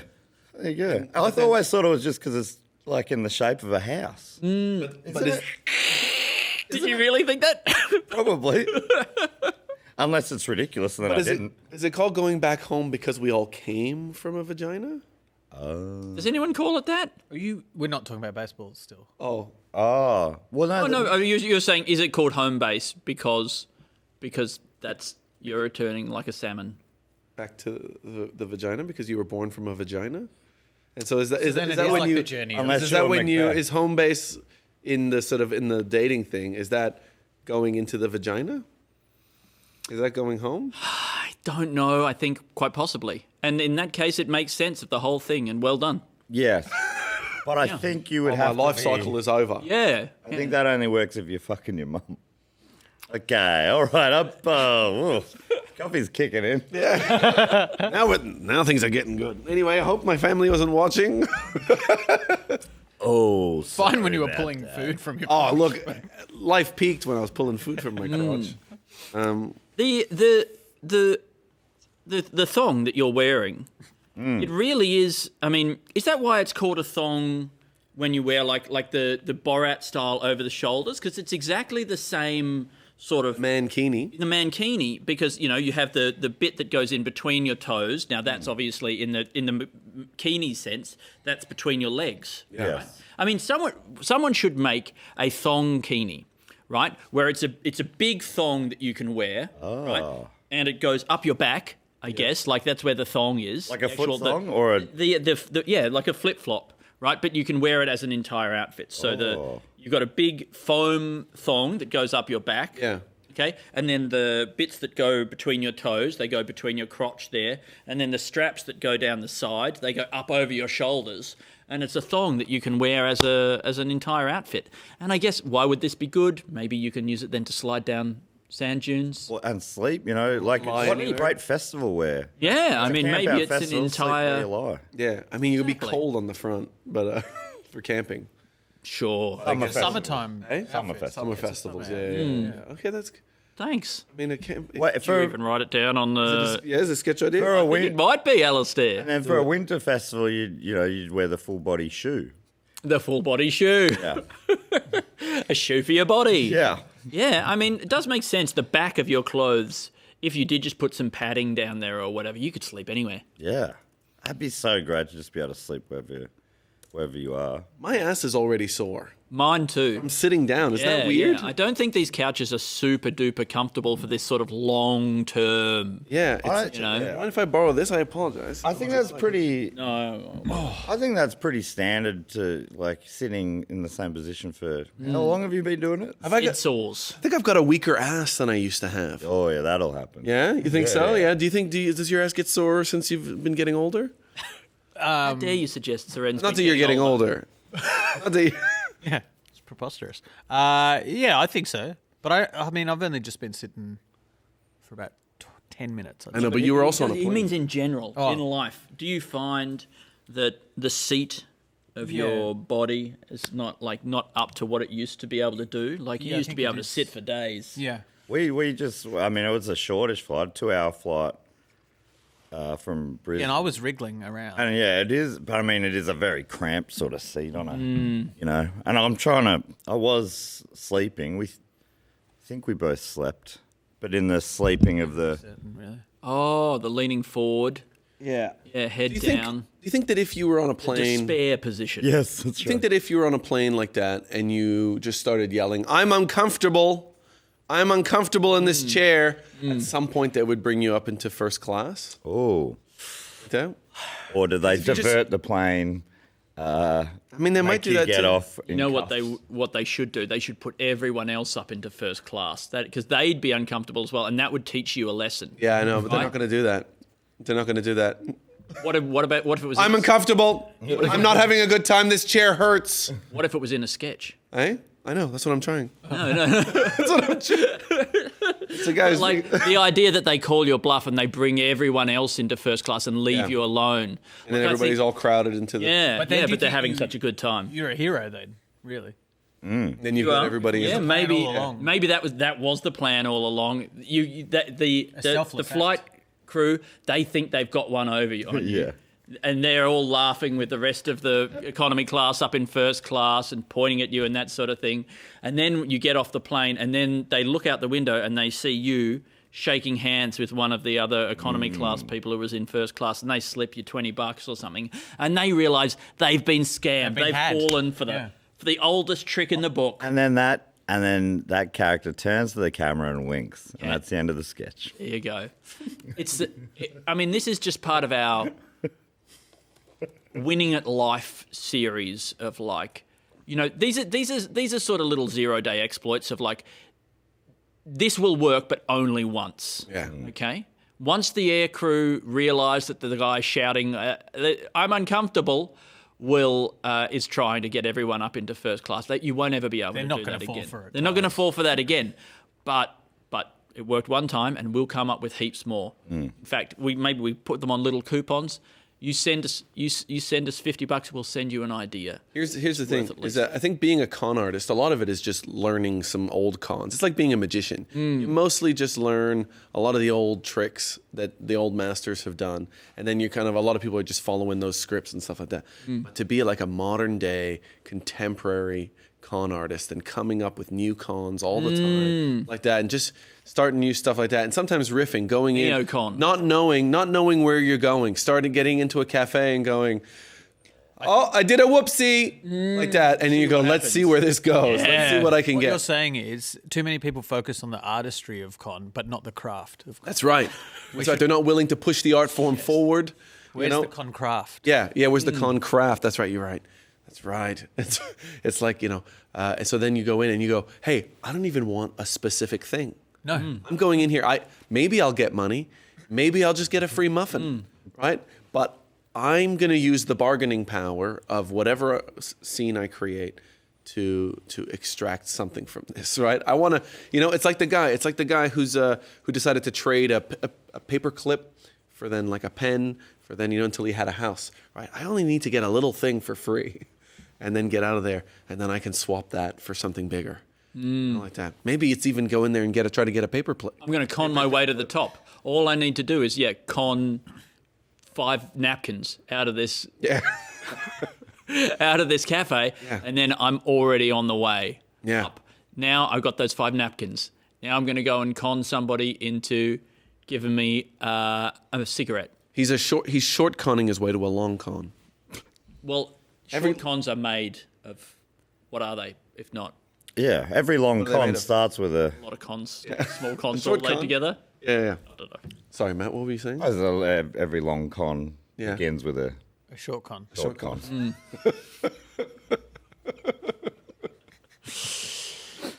Every day I come in and I take a penny. I take 10 cents, from this change thing or whatever, the tips thing or whatever like that. And then over. Is that a con? It's a con. That's a con. I like. Wow, yeah, he's a guy. He's got a wide definition of what a con is. Yeah, that's a con. That's actually technically a con. I go out into the alleyway and I eat some of these chips out of a bin. Yeah. It's a con. It's a con. You're not supposed to do that. They don't want you to. Yeah. Well, because I killed a rat, cooked it, ate it. The art of the con. Yeah. Because con, teach you. It's confidence trick is what it's short for, but it's not that clear. Con is the start of a lot of words. That's true. Convict or whatever, anything illegal is a con. Condescending. Constantinople. There you go. Yeah, con the fruiterer. Yep. Con the fruiterer. Yeah, I could be. You could be doing a long con the fruiterer. Why do they call it? And he's actually doing it. One of the best long cons anyone's ever seen, and it's actually just a sculpture that goes for 3 miles. Like that, and it's of con the fruiterer. He's not wide, really long, but he's really long. He's long, and you can only enjoy it by plane or helicopter. Right, and he goes for 3 miles or something. Mm-hmm. How would you? I mean, that would be a nightmare if you wanted to get past. It is a nightmare. The Great Wall of Con. Yeah, it is a nightmare. Yeah, you have to step over it. Wow. Yeah, he hasn't made it so that it's step-onable. It's not like one of those. Step over it, but I mean, he's high. How do you get over him? He's long. He's long. Yeah, but he's also high. He's a man height. Well, he's laying down. He's laying down. Oh, is he? Yeah. Sorry, I wasn't listening to that. This is your length. This is your width. Well, I this is your thought thickness. he was standing up, but then he made. I would guess I was picturing thick, and I was thinking if it gets thick it's enough, not a thick con. But once he's thick, I think once you're thick to a certain point, that becomes length. Yeah. It takes over the position of length. Length is always. I know. But then You're only thick up to a certain point, and then thickness becomes length. Okay, he can be long in that way if you want. Thank you. It's just going to take a lot more material, and it's. And you can't these are step expensive. over it. Yeah, but he could. I mean- he could steal it. But And what you a can't great step over con it. that Yeah. would be if they think they're getting a really long con, but you give them one that's just really thick. Yeah, that is. After all that, sorry, mate. Yeah, I mean they'd be able to tell. They'd be able to tell within the first day of work or whatever. But, That's why you don't reveal it. Someone doesn't. No, someone does. Andy. Oh. Andy type character is the one who's completed it, and he's like, "There you go, I've done it. The long con." And you go, "Hang on, that's a thick con." So maybe he's not a very tall man. He walks into his first day of work and you're like, it's quite a short con. Oh, that's right. Yeah. When you get the perspective. That's right. He turns to the side. So Yeah. 3 miles long. So you think we're bringing him to life? Yeah. You're like, He's living. He's a living statue. a living con. How would you take steps if your legs were like that? Anyway, it doesn't matter. Why did they call it fake meat and not con carne? Ooh. Does that make sense? Anybody? Carne. You like chili con carne? Yeah. Isn't that? That means with meat, right? Yeah. So they should call it's fake meat con carne. Yeah. Yeah, that's good. But then it actually means with meat. Yeah. It wouldn't work in All right, what about long con Spanish-speaking carne? countries. Oh, sorry. This is chili con carne. This is fake. This is chilies made out of fake meat. Yeah. Why you got confused? I'm speaking English and a little bit of Spanish, but not as much Spanish as you think I am. Yeah. Look, if you thought I was speaking more Spanish than I actually was, that's on you. That's on you, mate. Yeah. Yeah, I'm not that multicultural. All right, I'll write that down.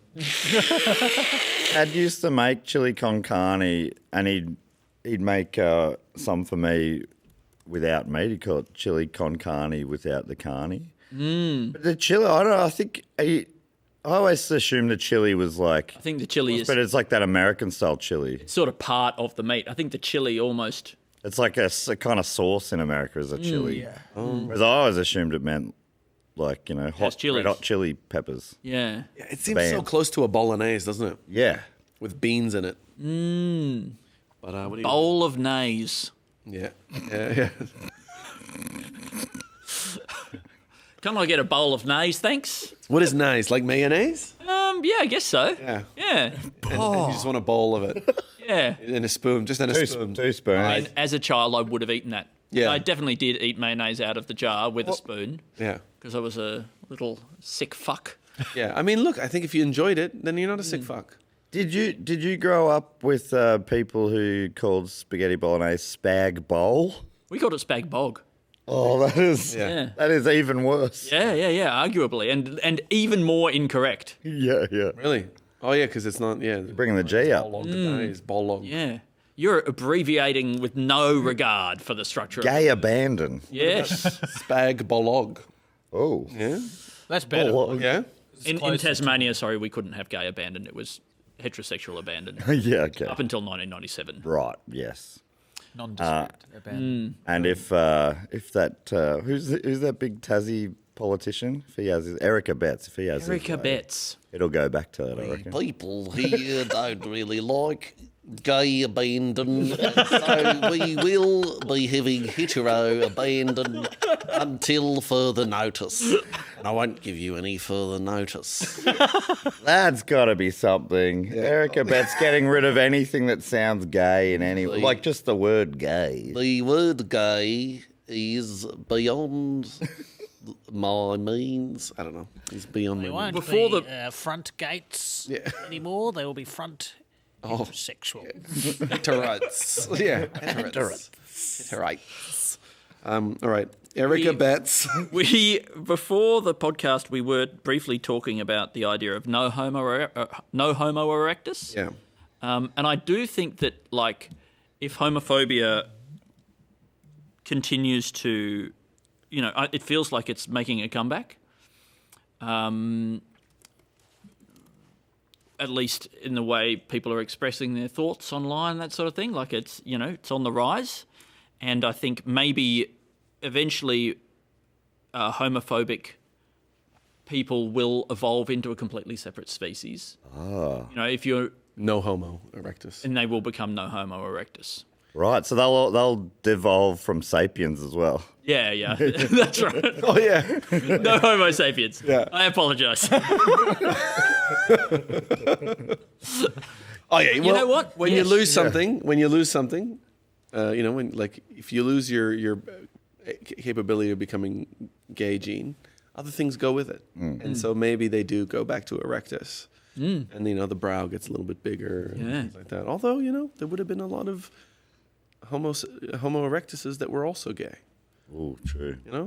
Gay Neanderthals. There would have been bi Neanderthals. There would have been Neanderthals that love strawberries.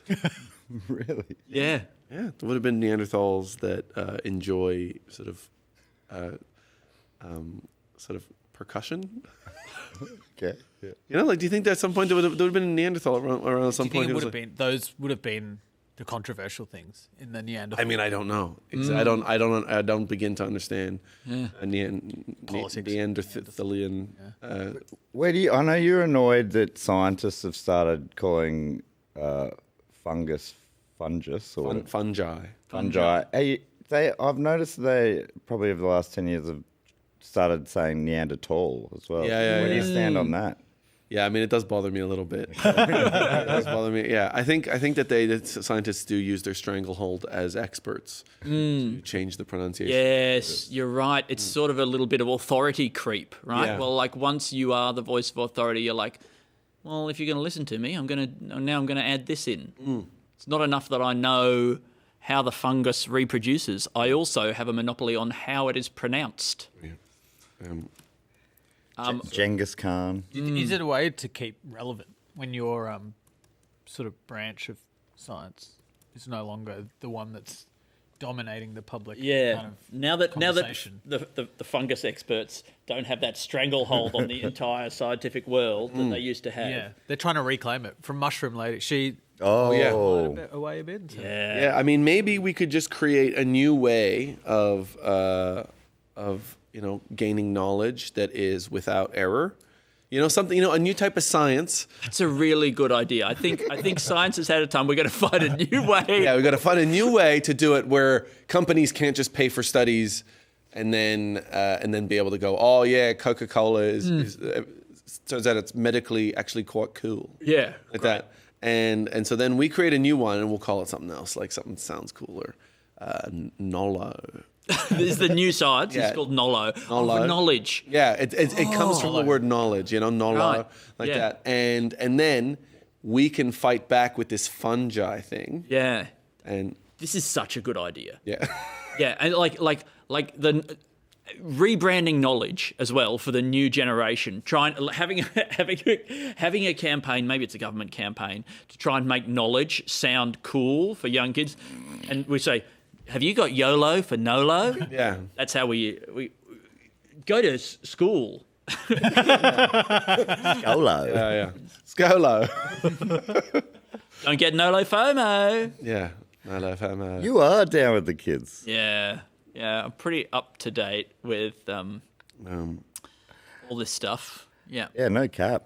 No cap for sure. Cap. No cap. So no cap, bro. I was talking about this with does it Suren mean? in the Uber. It means no lies. Yeah, right. No. But to what were we talking about? We said it's no cap. It's like we were talking about it like on Salary caps? venue deals. How they like often festivals will be like, whichever's higher, that's what you owe us. But So there's no cap. there's no cap. How much you might owe. Oh, yeah. Contractual. Yeah. Yeah, that really sucks, by the way. Yeah. Well, these no cap. I love it's these artist first festivals, isn't it? Yeah, if you go really well, by the way, if you even start to seem a little bit successful, we're taking a big cut of that. Yeah. I didn't know about this. I don't think I've even troubled those metrics. They haven't been keeping me informed. They haven't thought it necessary. That one time that we had a comedy festival that not many people from here signed up for because it was in the middle of the pandemic and the last one had been canceled and then the borders were closed, so there were no international acts. That was a great festival. And we had a show. That was the moment we had been waiting for. Yeah. We were primed and ready. Yeah. Nobody else can come and nobody else is putting on a show. Yeah. And then we had a show that we had worked an extra year, more like an extra month and a half right before the festival. And so then then we had the biggest. It went okay. It went pretty okay. Yeah. And then do you think that we got into the... I think we got into that in that point. And that was when you two really started talking about close the borders. That's This right. is really when... Yeah. Some caps. Yeah, absolutely. There's got to be a new alternative to not liking immigration. Is there a new way of blaming? Because surely you're like, wait. You're complaining that we're not enough high enough birth rate, and that we need more people. I mean, that's the solution right there. We need. You know what would help? More people. Yeah. And we could skip in that baby stage. They're not productive for society at all. Yeah, that's true. We can skip right through that difficult early period. Skip the intro. Yeah. Everyone loves to skip an intro these days. That's right. Yeah. I guess a baby does take somebody out of the workforce, which is what I guess these people want. They're like, create new people and then take somebody out of the workforce because the mother can't work then for a while. Yes, because the mother should stay at home with the child, Alasdair. Well, she has to for a while. That's true. Yeah. You're trying to get me, But you can't get me. you can't get me. I think births are actually they're a lot of work for the mother, Andy. So Oh, you think the mother should be at work birthing? Work birth. Work birth. Oh, new work birth. Okay. You idea. okay. Oh, beautiful work Good. birth. I mean, we've all heard of the standing desk. Yeah. What about the lying down on your back with your feet in the stirrups desk? Yeah. Oh, It's somehow bringing together the standing desk and Birthing desk. the water birth. The home birth. squatting desk. Squatting desk. Best way to give a birth, I think. Well, apparently, we would be out squatting in the fields, harvesting berries or whatever. Dropping back in- babies would onto just the wheat. fall like ripe fruit from a branch. Yeah. That it's my dad's nightmare right now. It's like, because we have an apple tree in the backyard, and every day he looks out the window and he just looks at how many apples have fallen on the ground. They're all like already bitten by bugs and stuff like that. And he's like, I'm just gonna have to go pick up all these apples. It is stressful. There's our neighbour's plum tree comes over our fence, Yeah. and we're not meant to deal with abundance. I think because I can't even handle one tree. Yeah. Even though there's you want abundance for inside your house, you want to be able to open your cupboard and have lots of food and things like that. But when you're forced to get abundance on its own terms, Now the apple's in charge. The apple tree is making you work for it. exactly, we're slave to the orchard, to the one tree orchard. And so we have been. My dad's been saying, it's like, maybe there's a way that we can just Cut the tree down. not cut it down because we like the tree, but sterilize it. Can we cut its nuts? Wow. Yeah. Can we? I don't think they have nuts. Yeah, I know, but You're thinking of acorns. yeah.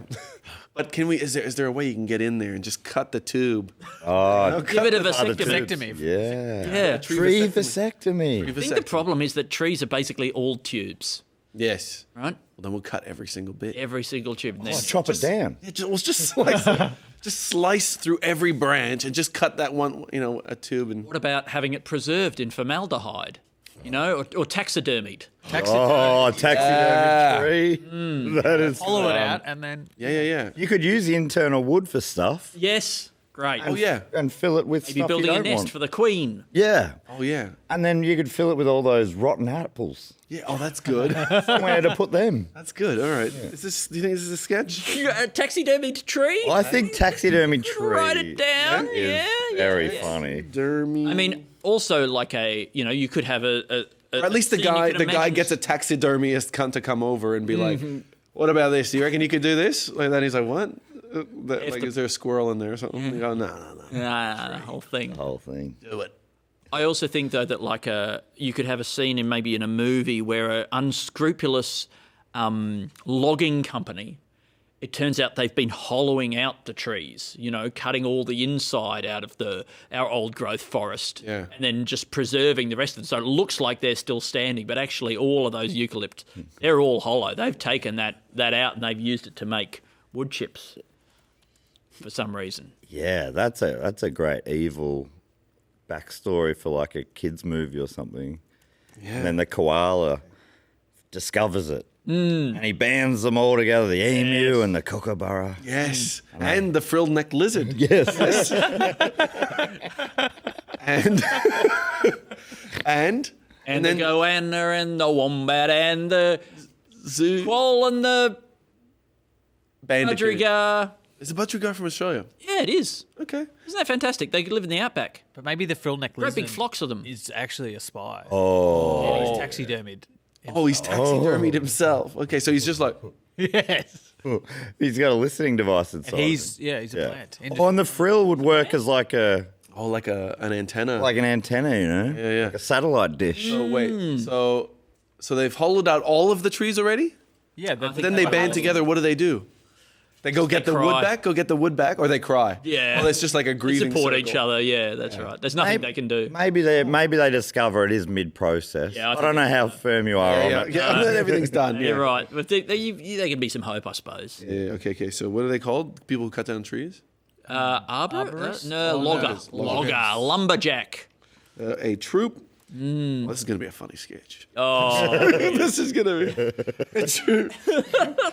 So to be a sketch, this would be like a fake movie trailer or something. Well, I think it could be your classic movie where like the unscrupulous millionaire in the town is doing this, and like the kids have got to get together or something, and they catch him and they find out what he's doing. He's hollowing out the trees. Yeah. It sounds hard. It sounds complicated. Yeah. It doesn't seem like it would be very good. But maybe he's working together with some termites or something. Maybe he's got a drill that just goes underneath and sucks it out.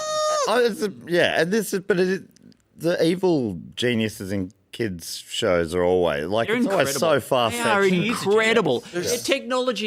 Evil technology is so far ahead of anything we could imagine. so much smarter than all of us. Yeah. Yeah. The incentives are greater, I think. You're right, and that's what drives innovation. Yes. And they Capitalism. seem to be more passionate about their work. Yeah. Which I They don't. actually don't. A lot of the time, they don't seem motivated by money, right? The evil people in like kids' cartoons and stuff, like they are motivated by. Is it power? Like I think a lot of the time, like if it's your Ben 10s or whatever it is, I don't know. Maybe Ben 10's a bad example, but like maybe PJ Masks, that kind of show. The evil people are doing these incredibly elaborate, complex schemes with incredible robots and, digging tunnels under the whole city or whatever with no thought of the profit motive. And it suggests that there is an alternative to capitalism. Yeah. Right? Like we're constantly told that we won't get innovation if we don't have the profit motive. But I think the evil thirst for power motive is possibly greater and might give us hope of like some other way of. You're saying that this current society we have is because we went secular. I think And you need to bring back religion to get proper evil. true villains. Yeah. But no, instead of like the old Christian sort of dominating society, we want satanic. Is that what you're thinking? I don't know if it's like satanic evil as well. I think it's Okay. like I think it is actually quite a secular evil, often Right. a mad scientist deeper type evil, of evil. yeah. That it doesn't rely on these higher powers to get its, They find their evil from within. and that's really beautiful. That is really beautiful. That's that seems sustainable and renewable. Which is something they hate. They hate that, but if we can turn it to our own ends, I think that's really funny. I think an entirely evil economy, where it's all the corporations. I mean, I don't know if this would solve any of the problems, but it would at least be something different. And I think maybe that's where we're headed. We've given capitalism a go. Before we try anything crazy like actually redistributing wealth or like giving people just recompense for their labour, let's try pure evil based economy. Yeah, because you got to fix the problems we have at the moment, you need to let the subconscious kind of work at it. So we need give us new problems. Exactly. What we're suggesting is that pure evil might be a slightly better system than capitalism. Yeah, I think I think so. Yeah. I mean, in a way, I think that feels like what people in America might have been thinking when they voted. It was like, capitalism is not working for us. Let's Let's try pure evil. Let's try pure evil. I don't want to vote for these socialists, but look, let's consider. Yeah. Look, I think there's definitely something in there, and it's a good way to vote. And I think being a little bit upset about something that you feel like you're being forced to say, I think that's a good basis for choosing a vote. Decisions. Absolutely right. Yeah. Oh my goodness. You guys are not going to Lou. believe this. I mean, you guys probably This will. is really exciting. Yeah, but our new guest is here, which means that we have to already. I know you guys were already not. You guys weren't here for that long. You came here, you gave us coffees. Yeah. We owe you. Well, I've been here for longer than Suren. Why don't I step out and you can have a crossover period? Sure, I'm That would be beautiful. That would really smooth things over. Yeah. But if Suren, but Suren, I also don't want you to feel trapped here because I don't of feel that trapped at suggestion. all. Yeah, But whatever is. I mean, as long as you like, we'll probably head home together. But you guys have you guys moved in together? yeah, we both moved back in. A lot has So nice. changed. And so it's just plum trees and hanging out now. Yeah. Cool. It's Matt's tree. He's my name. You guys like drink beers in the shower? Yeah, oh yeah. Together. Yeah, a couple of bachelors. Before we head out in our like adult nappies, Yeah.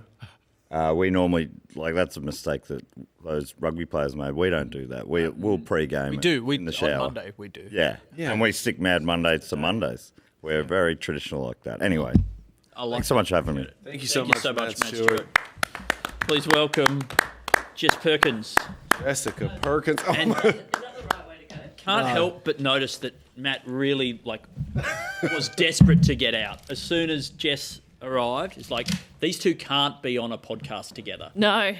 Not a lot of people know that Do Go On is actually all your bits are recorded separately, like one of those Pixar movies. Yeah, yeah. It's Never in the scripted. same room together. Like Yeah, the yeah. Beatles in the later stages. But much like actors in Pixar movies, when we are seen together at premieres and live events, we You act as like if we recorded the whole thing together. Yeah. Where the real acting comes in. Yeah. That's why because a lot of people say, oh, why can't we just have voice actors doing these roles? Why does it all have to be celebrities these days? It's because they're the ones who have the ability to pretend that they're friends. Correct. Make up lies about On a red pranking each other carpet. on set or whatever at a red carpet.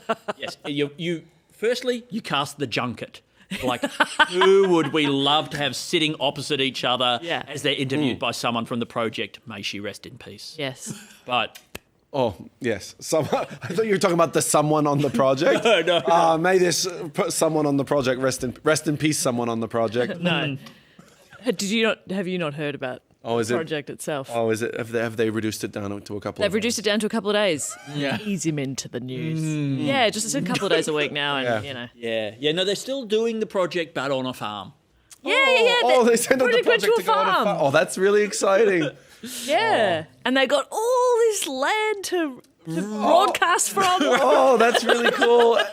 They can go out and do News as field differently as they packages. want. Oh, Yes. it's so different. The news is delivered so differently out there. They love it. I love it. We're having a really good time. So that's nice. Someone being told. That the show wasn't cancelled. I mean, I do love the idea of when a show gets cancelled, they do release all the cast and the crew out into a field and they go to a paddock and they just roam around I like that. interviewing each other and I guess eating grass.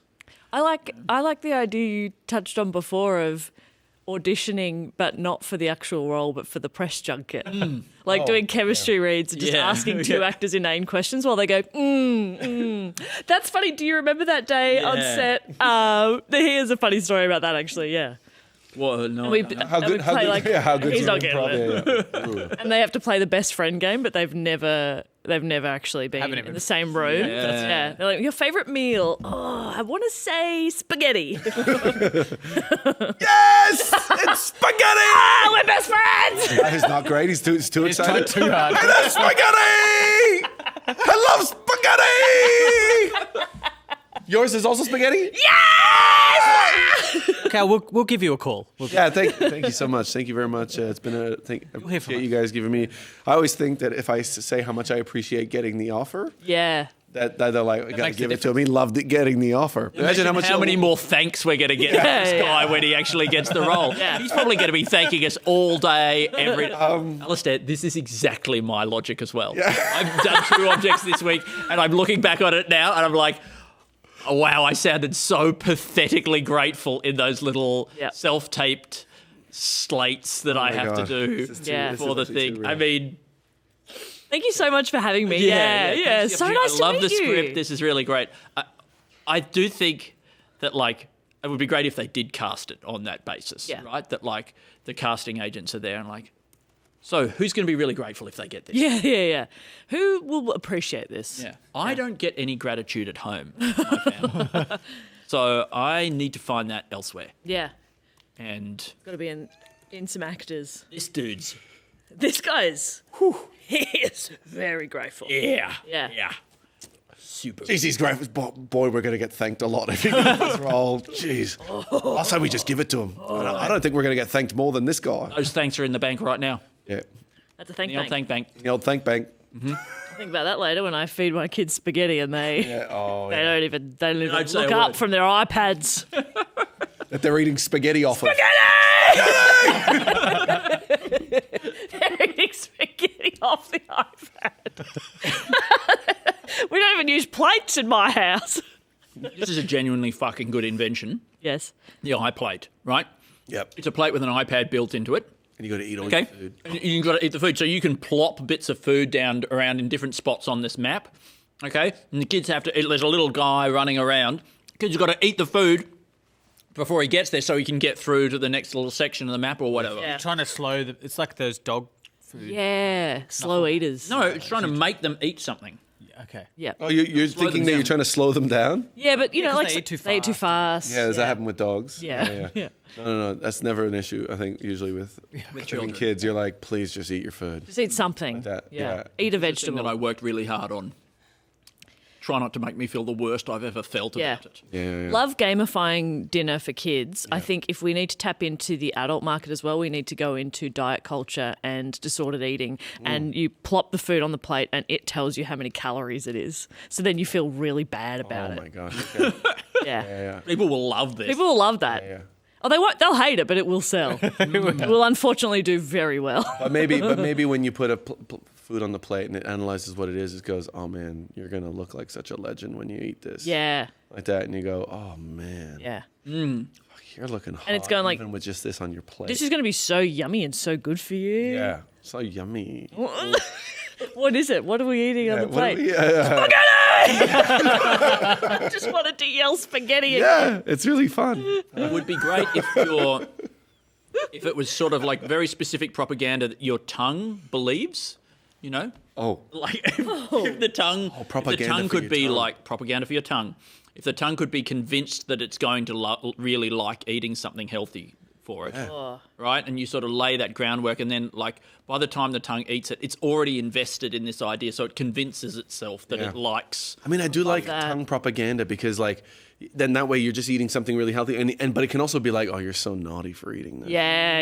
You shouldn't be doing this. You go, And it's a salad. oh, yeah. You're like, oh, I'm so bad. Oh, like that, but it's got all sorts of. Yeah, I'm really treating myself with this disgusting little this dessert. is a treat. Oh, you're being a bad boy. What about also a new type of food where it's like something really delicious on the outside, but then the stuff on the inside is really healthy? But the only thing is that you won't be able to actually chew into it, right?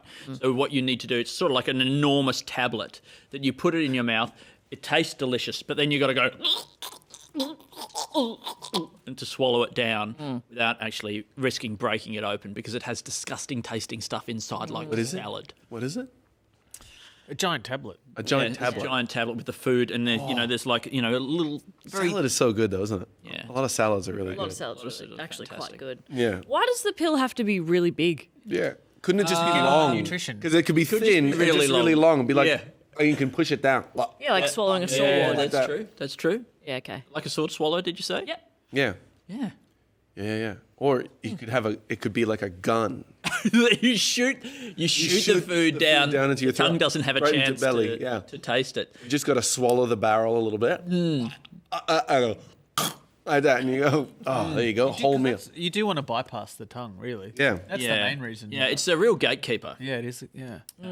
And has way too much power, in my opinion. That's right. That's why you need a gun. First, you threaten the tongue Yeah. like that, because if you shoot the food directly onto the tongue, it will hurt. And so then the tongue gets out of the way. Yeah. It lets you get to the esophagus or whatever it is. Sorry, I shouldn't be pointing. Like that, you go, meal done. Yeah. Like that. The tongue gets out of the way. Yeah. Like they just do one warning shot to it. Then it goes, there you go. Again. Then you go. You got a whole barrel. Then however much you want to eat, you empty a full clip. Yeah. You're really gorging yourself. Yeah, you're like, oh, I shouldn't. Oh, so good. I mean, if that's the case, then the gun could taste really good. Like the gun could be made out of bread. Oh, like it's a salted gun. Yeah, it's an assault rifle, a salted rifle. A salted rifle. Yes. Then, and it rests on the tongue, and the tongue is thinking, "This is delicious. Yeah. I'm so lucky to get to have this, And- whatever it is, yeah. on top of me." Yeah. Oh, I'm so lucky to have this on top of me.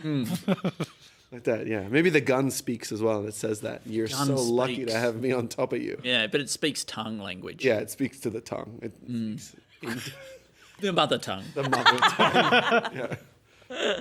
Imagine if there was a mother tongue. Oh, where all the tongues are all born. the tongues come from, and then the little tongue has to crawl up inside your mother and then go up into.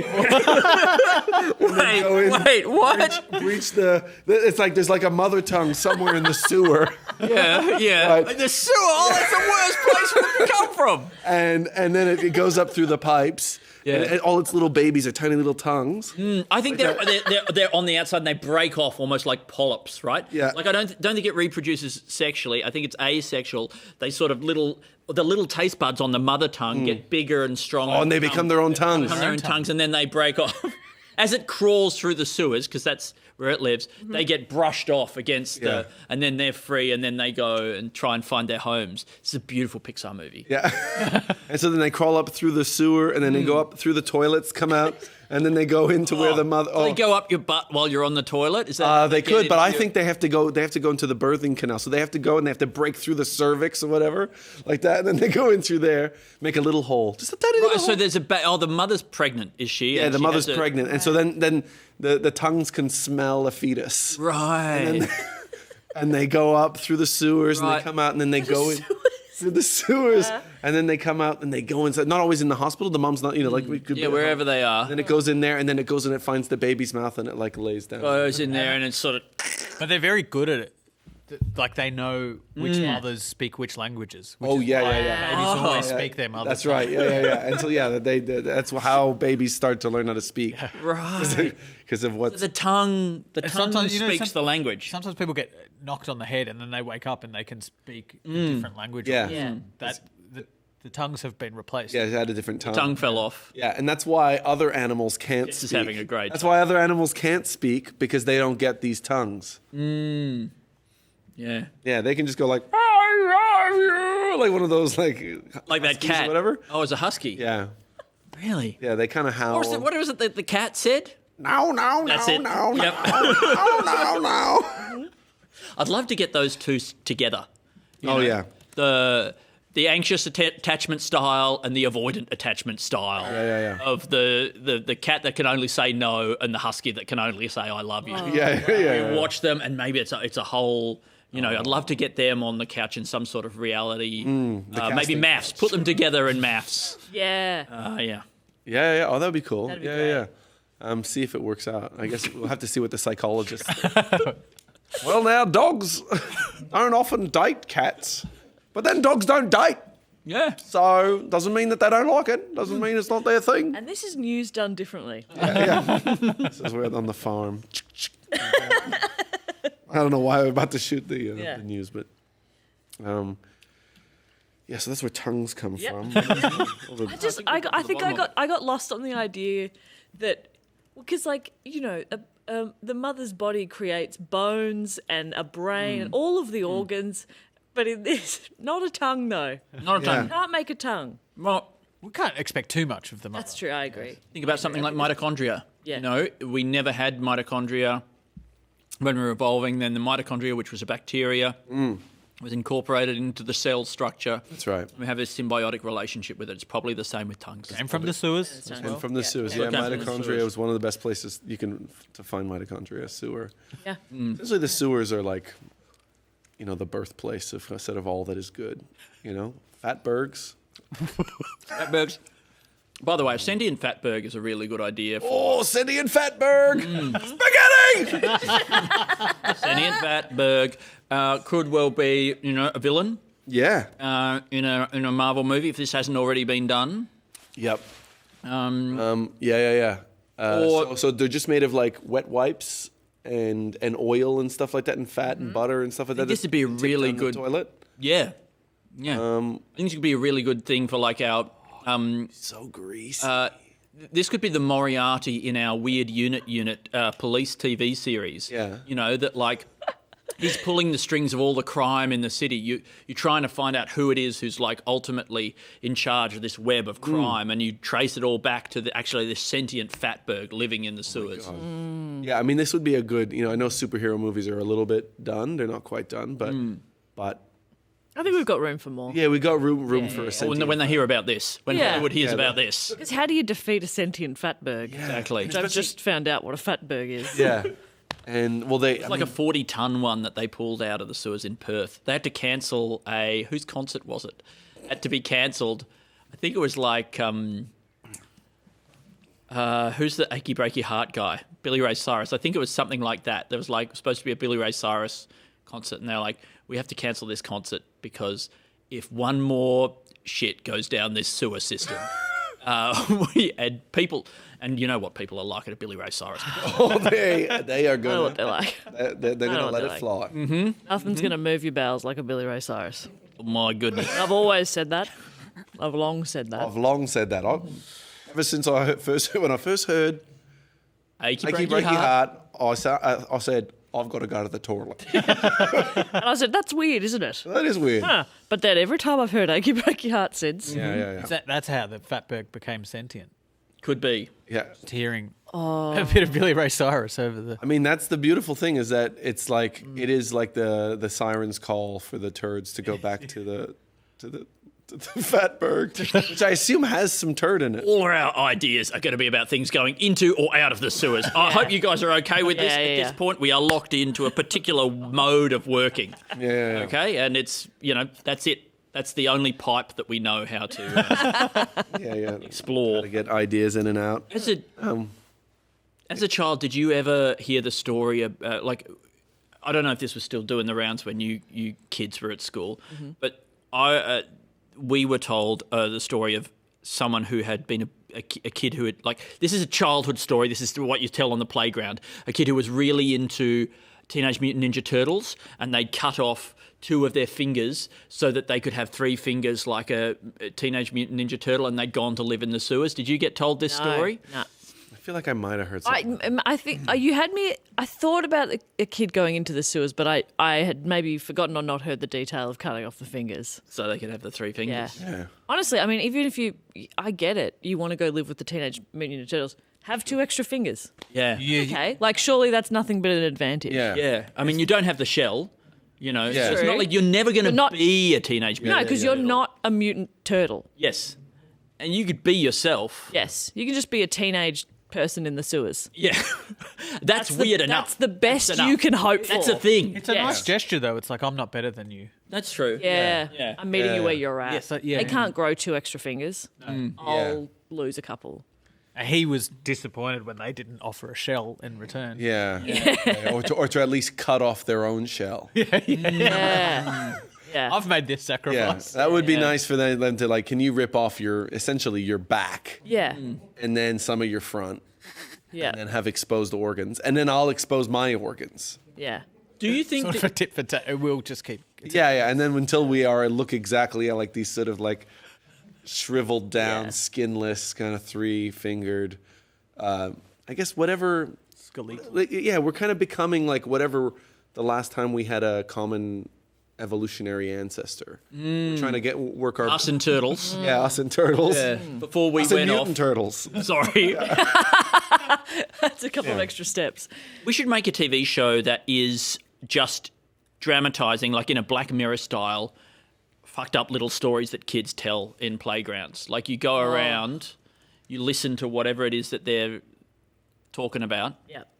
This is all done above board, but and then we turn those into that's the fuel for our But there's some that were around in our childhood that are probably still going. they've evolved a little, but they're Yeah. probably still going. Because I remember I can't even remember specific stories now, but remember talking to older cousins, and it's we all had the same story, and that's only when you start to go, oh, maybe that wasn't true. That absurd story about a child cutting off their fingers and getting into the sewers. Yes. Maybe it wasn't actually true, but when you're on the playground, you're like, this is true. I thought about it so much as a Yeah. kid, and I was terrified of it. I was like, I really like Teenage Mutant Ninja Turtles. I hope I don't ever do that.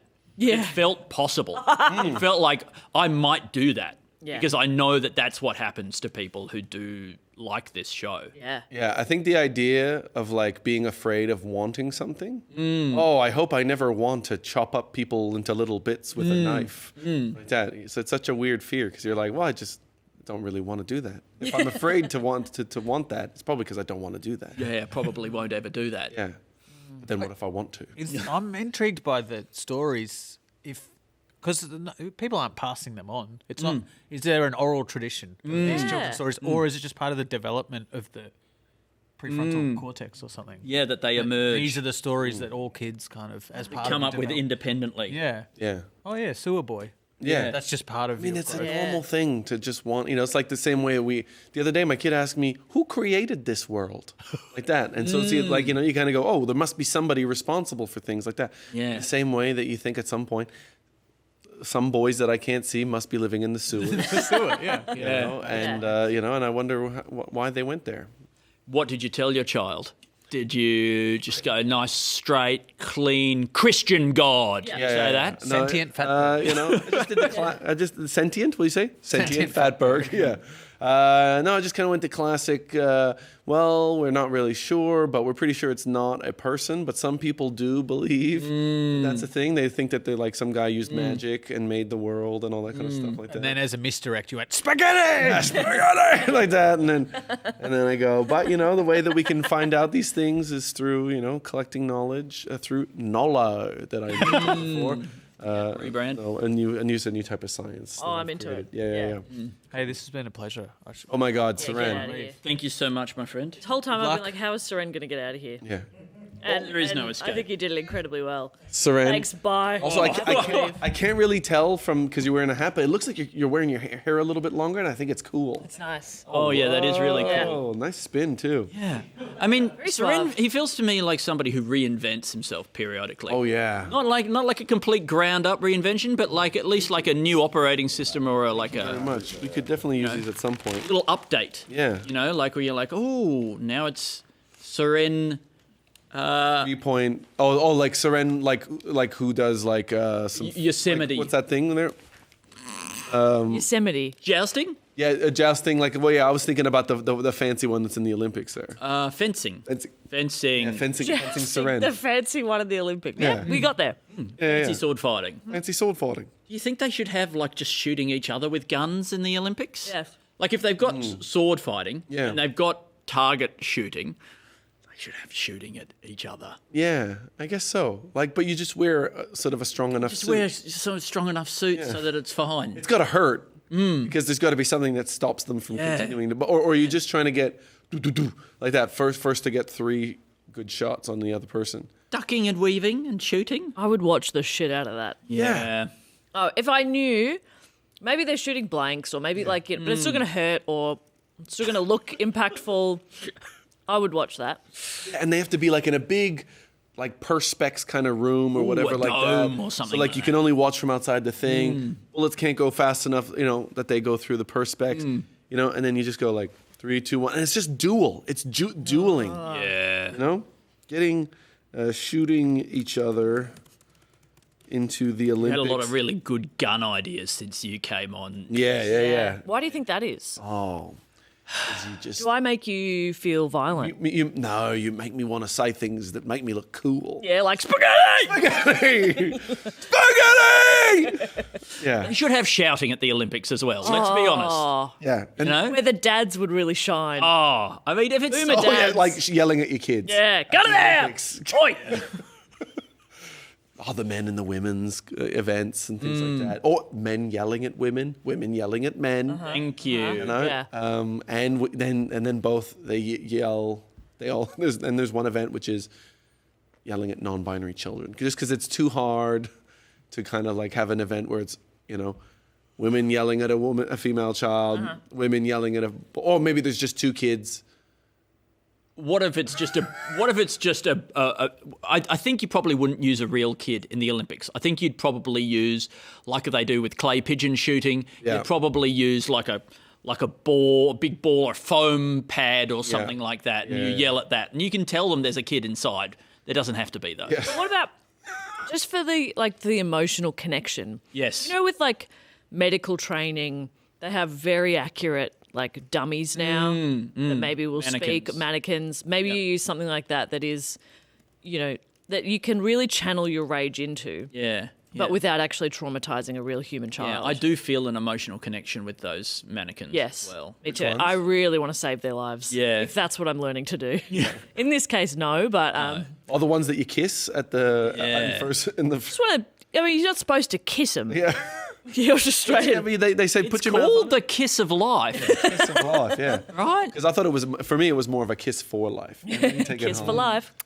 And like that, and you put your finger in their mouth like that. You clear the airways. I think that's going to be the funnest part of ever. Wait, are we still somebody. talking about the kiss of life, or is this just general kissing? General kissing? No. Clear it out. Clear the airways first. I think that's the thing with the first aid thing. That's the funnest looking bit. Is, Cleaning out the airways. yeah, getting your finger. Getting the vomit risk of out. getting your finger in there when there's still a set of teeth. I can't believe that ever works. Like, what could there be in there?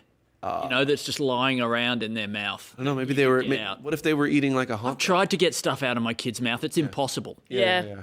Well, I did first aid training earlier this year. Yeah. And I mean, your kid, you can probably put your hand in there. But if it's a stranger, they teach you to just use their hand, even if they're unconscious. You don't know what This kind is of. getting even more. Isn't that weird? This is not helpful. This Grab is their finger and. Oh, Yeah. you can't. You're not going to be able to do anything. Also, don't have you to just, do that. Whatever, there's like a chunk of hot dog in there, and you're just like pushing it down Yeah, further true. into the esophagus. That's a great idea. Yeah. What about this? Everyone loves first aid. What about second aid? Right? Yes. We teach people to show up where something is already under control and mill around awkwardly saying, "You're good. You're right. You're good. Cool. Okay. Well, I actually do have to get to work. Yeah, but if you guys are okay, Looks like it's under control. they are still wearing high vis though. Yeah. Just like first aid people. That's right. You got to put your high vis on first. Maybe they even have an ambulance. Yes. Have a siren. They follow just after the main ambulance. They get there 5 minutes later and go, "You guys good or Yeah. you right?" What about you're at the first aid, and you're like, they said, "Oh, you got to use their finger," and they go, "Oh my God, this guy doesn't have fingers," and then you get another go, "Can I use your finger?" Yeah, you got to use somebody else's finger. Then you knock him unconscious. Yeah. Like that, Yeah. and then you'll be able to do two people, but just do Yeah. one first. Always put your mask on before you put the other person's mask. Always save the first patient before you save the patient that you knocked out in order to save the first patient. Yeah. Yeah, and also just you know knocked his out. airway is Fine. clear. Yeah. That's the first rule of second aid. Yeah, you go. Open your mouth. You got anything in there? You go, no.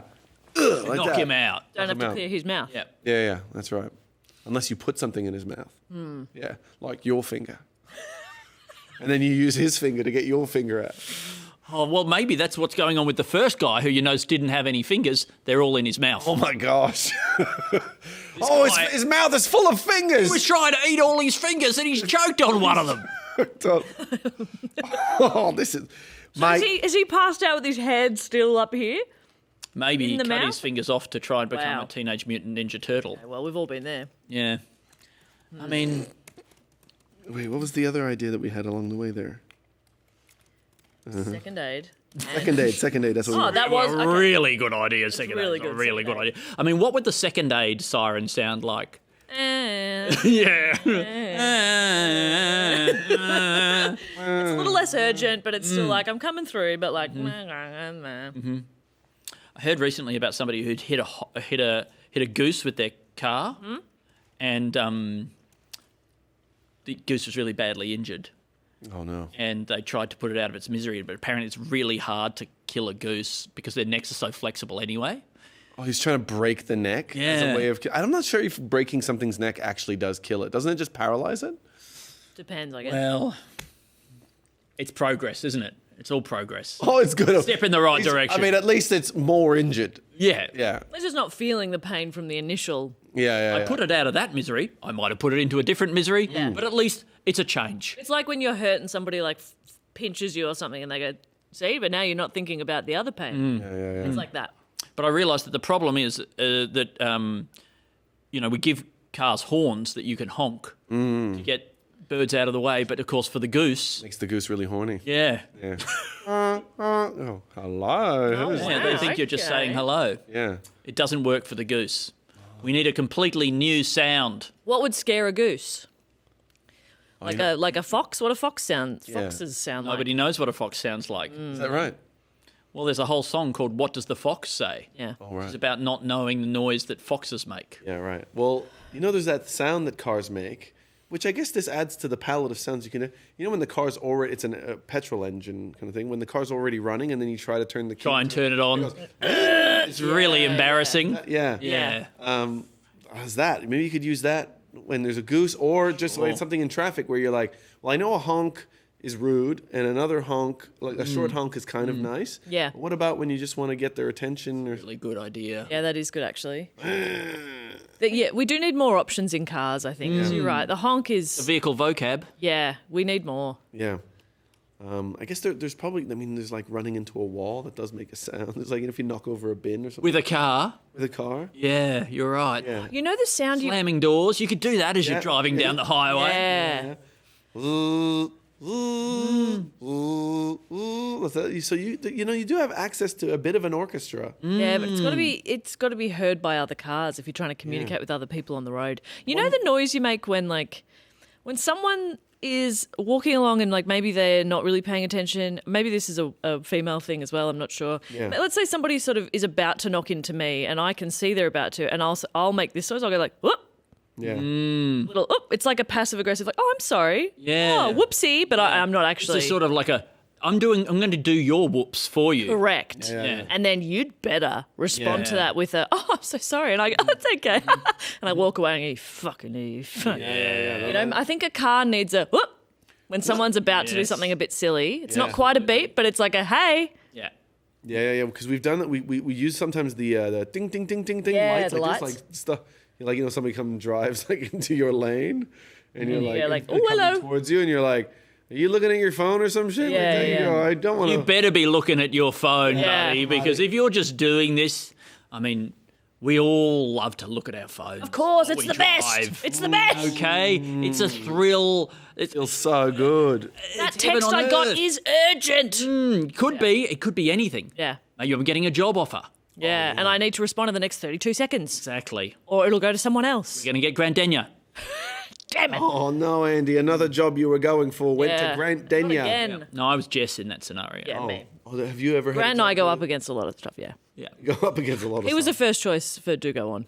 Really, And the first choice for Jess Writes a Rom-Com, actually. Oh, really? Yeah, and then they... was it Grant writes a rom-com? No, it was Jess Writes a Rom-Com. Rom-com. Yeah, and so I felt like I was a bit of a shoo-in. Yeah. Having I'll have to come written on your it podcast and- sometime, Jess. Great, I would love that. Only if you... Put you on the spot here, really, by asking perfect. you on air. perfect way to do it, I think. Live on air. Because I find that I go, oh, that person would not be interested in coming on the podcast. And then when the podcast started to come out, people would message me and be like, I love rom-coms. I was like, yes! That's nice. So I think it's fine to put yourself out there. I think so too. Yeah. I think so too. Yeah. It's just, I always feel like that. I won't start a podcast where we get guests. That's why we only get a guest every 100th episode. I think it's smart. Every 100 episodes almost. But every 100 episodes, you get 42 guests. Yep. Exactly. Yeah. You could just have regular guests. That's right. Okay, now it's just us. Yeah. This is really good now. Okay, now we can You know come what- up with some really good sketch ideas. You know what happens when we get together? Yeah, We we discovered start the to other day. We get the sillies. We get the sillies. We start going, Which I think, immediately it was spaghetti. Yeah. And it was very fun. And I guess let's go back to the dining area. Maybe there's like sketch ideas in there. Yeah, okay, great. And let's see. I mean, it's always seen as such a romantic thing to have two people eating from the same plate of spaghetti. Yeah. And then they suck up a noodle. Yep. And then they're both sucking on the same noodle. Yeah, right? that's the trouble hot. is that there is actually so many noodles inside your average packet of spaghetti that even when you are trying to do that, it's actually really hard to do. Statistically, it's really, really difficult. And the noodles are not that long Yeah. a lot of the time. You probably can't even get a lot of range between where two people would be. So I don't know. I'm just suggesting, is there a packet of spaghetti, a romantic pack? It's just one really long one. Exactly. A romantini or something like that. Or romangetti. It would have to be like such a long package. Because I don't know if when you were growing up, this is seen as a real culinary sin, but if you break the spaghetti before putting it in the pot. But You know who gets really upset about that? Italians? Italians. Yeah, and rightly so, I think. Oh yeah, of course. Yeah, it's not over the top at all. No, they're right to get angry. But I think my mum did it because the first thing that my dad would do when he's eating spaghetti is like chop it up into tiny little pieces and then just kind of like shovel it in. I'm like, what's the point of this? So, but the packaging would have to be really sturdy to make sure the romantini I reckon. Do you think stay- it could go like this? It could just bend like this. Oh, maybe. And then know? would it sort of unfurl to make Yeah, one I think long? once it's in the pot, it's just a one noodle, a one pasta thing, so that you can have a romantic thing. You can have a Lady and the Tramp thing. Yes. Absolutely. Yes. But you know what would be beautiful? And this would be a really good new dating show as well. Yeah. We have a super duper long one. We put 2 people on either end of the thing. They don't know. They can't even see the person who's on the other end. Okay, they're at different ends of a block, all around corners and stuff, and they're And it's slurping just on the like thing. on the ground. Yeah, and they're slurping their way along, getting closer and closer. We know who. But maybe if there's a bunch of different couples on the same show, we don't know who's connected to which one, right? So as they get closer, we're like, and we're learning stuff about them. Yeah, They're and sort we're of going- whispering things out of the corner of We're their going, mouth. I think Andy and Jess would be a great. Yeah, and I hope the end of his piece of pasta is in her mouth. And they go, and then like you're going along, and we could do so much great stuff with editing where we think they're just about to meet, but no, it's somebody else. Yeah. You know what? I think a round table, right, with a big plate. Really good. There's 6 people sitting there. Yes. Yeah. Right, and there's maybe like 6 noodles in there. Yeah, they're So all each person tangled grabs it, up. they start thinking as it kind of starts to get tighter, and they're getting closer, and they're sucking it up. The other person that you've connected with, you still have to pull the noodle up through this hole, and there's a little lip glory hole there. Right? Oh. And so you, like that, and you both meet at the lip glory hole. Have a like little that. smooch. Have a little smooch like that, and then you look through the hole and you look what they look like. And you go, phew, like that. 'Cause I think it should be instead that you are all sitting around the table, right? There's like 8, 9, 10 different people around the table. Yep. You can all see each other. All the pasta is is sort of on the table there in front of you, all sort of tangled up and sitting on top of each other. Everybody's slurping away. Everybody can see. They don't know who's at the other end, but they're like making judgments and they're hoping it's going to be this person and that person. We cut to all those behind the scenes interviews and that sort of thing where they're like, it looked like my pasta was going towards his mouth. Oh, yeah, we're gonna get I was hoping it was going this towards one him. shot. Yeah. And they'd get tired from the slurping as well. Yeah, they get slurping fatigue. And there's no sauce on it. It's just It's dry. it's like That's so bad. Your lips would be all raw. You get rope burn. People are partway through and they're putting lip balm on Yeah. like this, just trying to like. This is we've just invented a new disease. Pasta rope burn of the lip. Yeah. GPs are going, yep. Yeah. Yeah, Oh, they're classic. going to Rampant be this time cashing of year. in. Don't worry. Yeah. I like that. What about this? It's a dating app, but it only matches you up, like math style, only matches you up with people you're going to hate so that you get good stories out of it. Oh. You know, like if you're not ready to settle down, but you just want something to talk about with your friends, Yeah. we're gonna match you up with the most fucked up weirdos. Yep. And they we're talking guys who won't take off their hat when they're Showering. in bed. Yeah. We're talking guys who showering. Well, people always like when they go on bad dates or something ridiculous happens, they're like, I guess it's for the plot. I think that should be the name of this app. It's just People say that. Yeah, it's for the plot.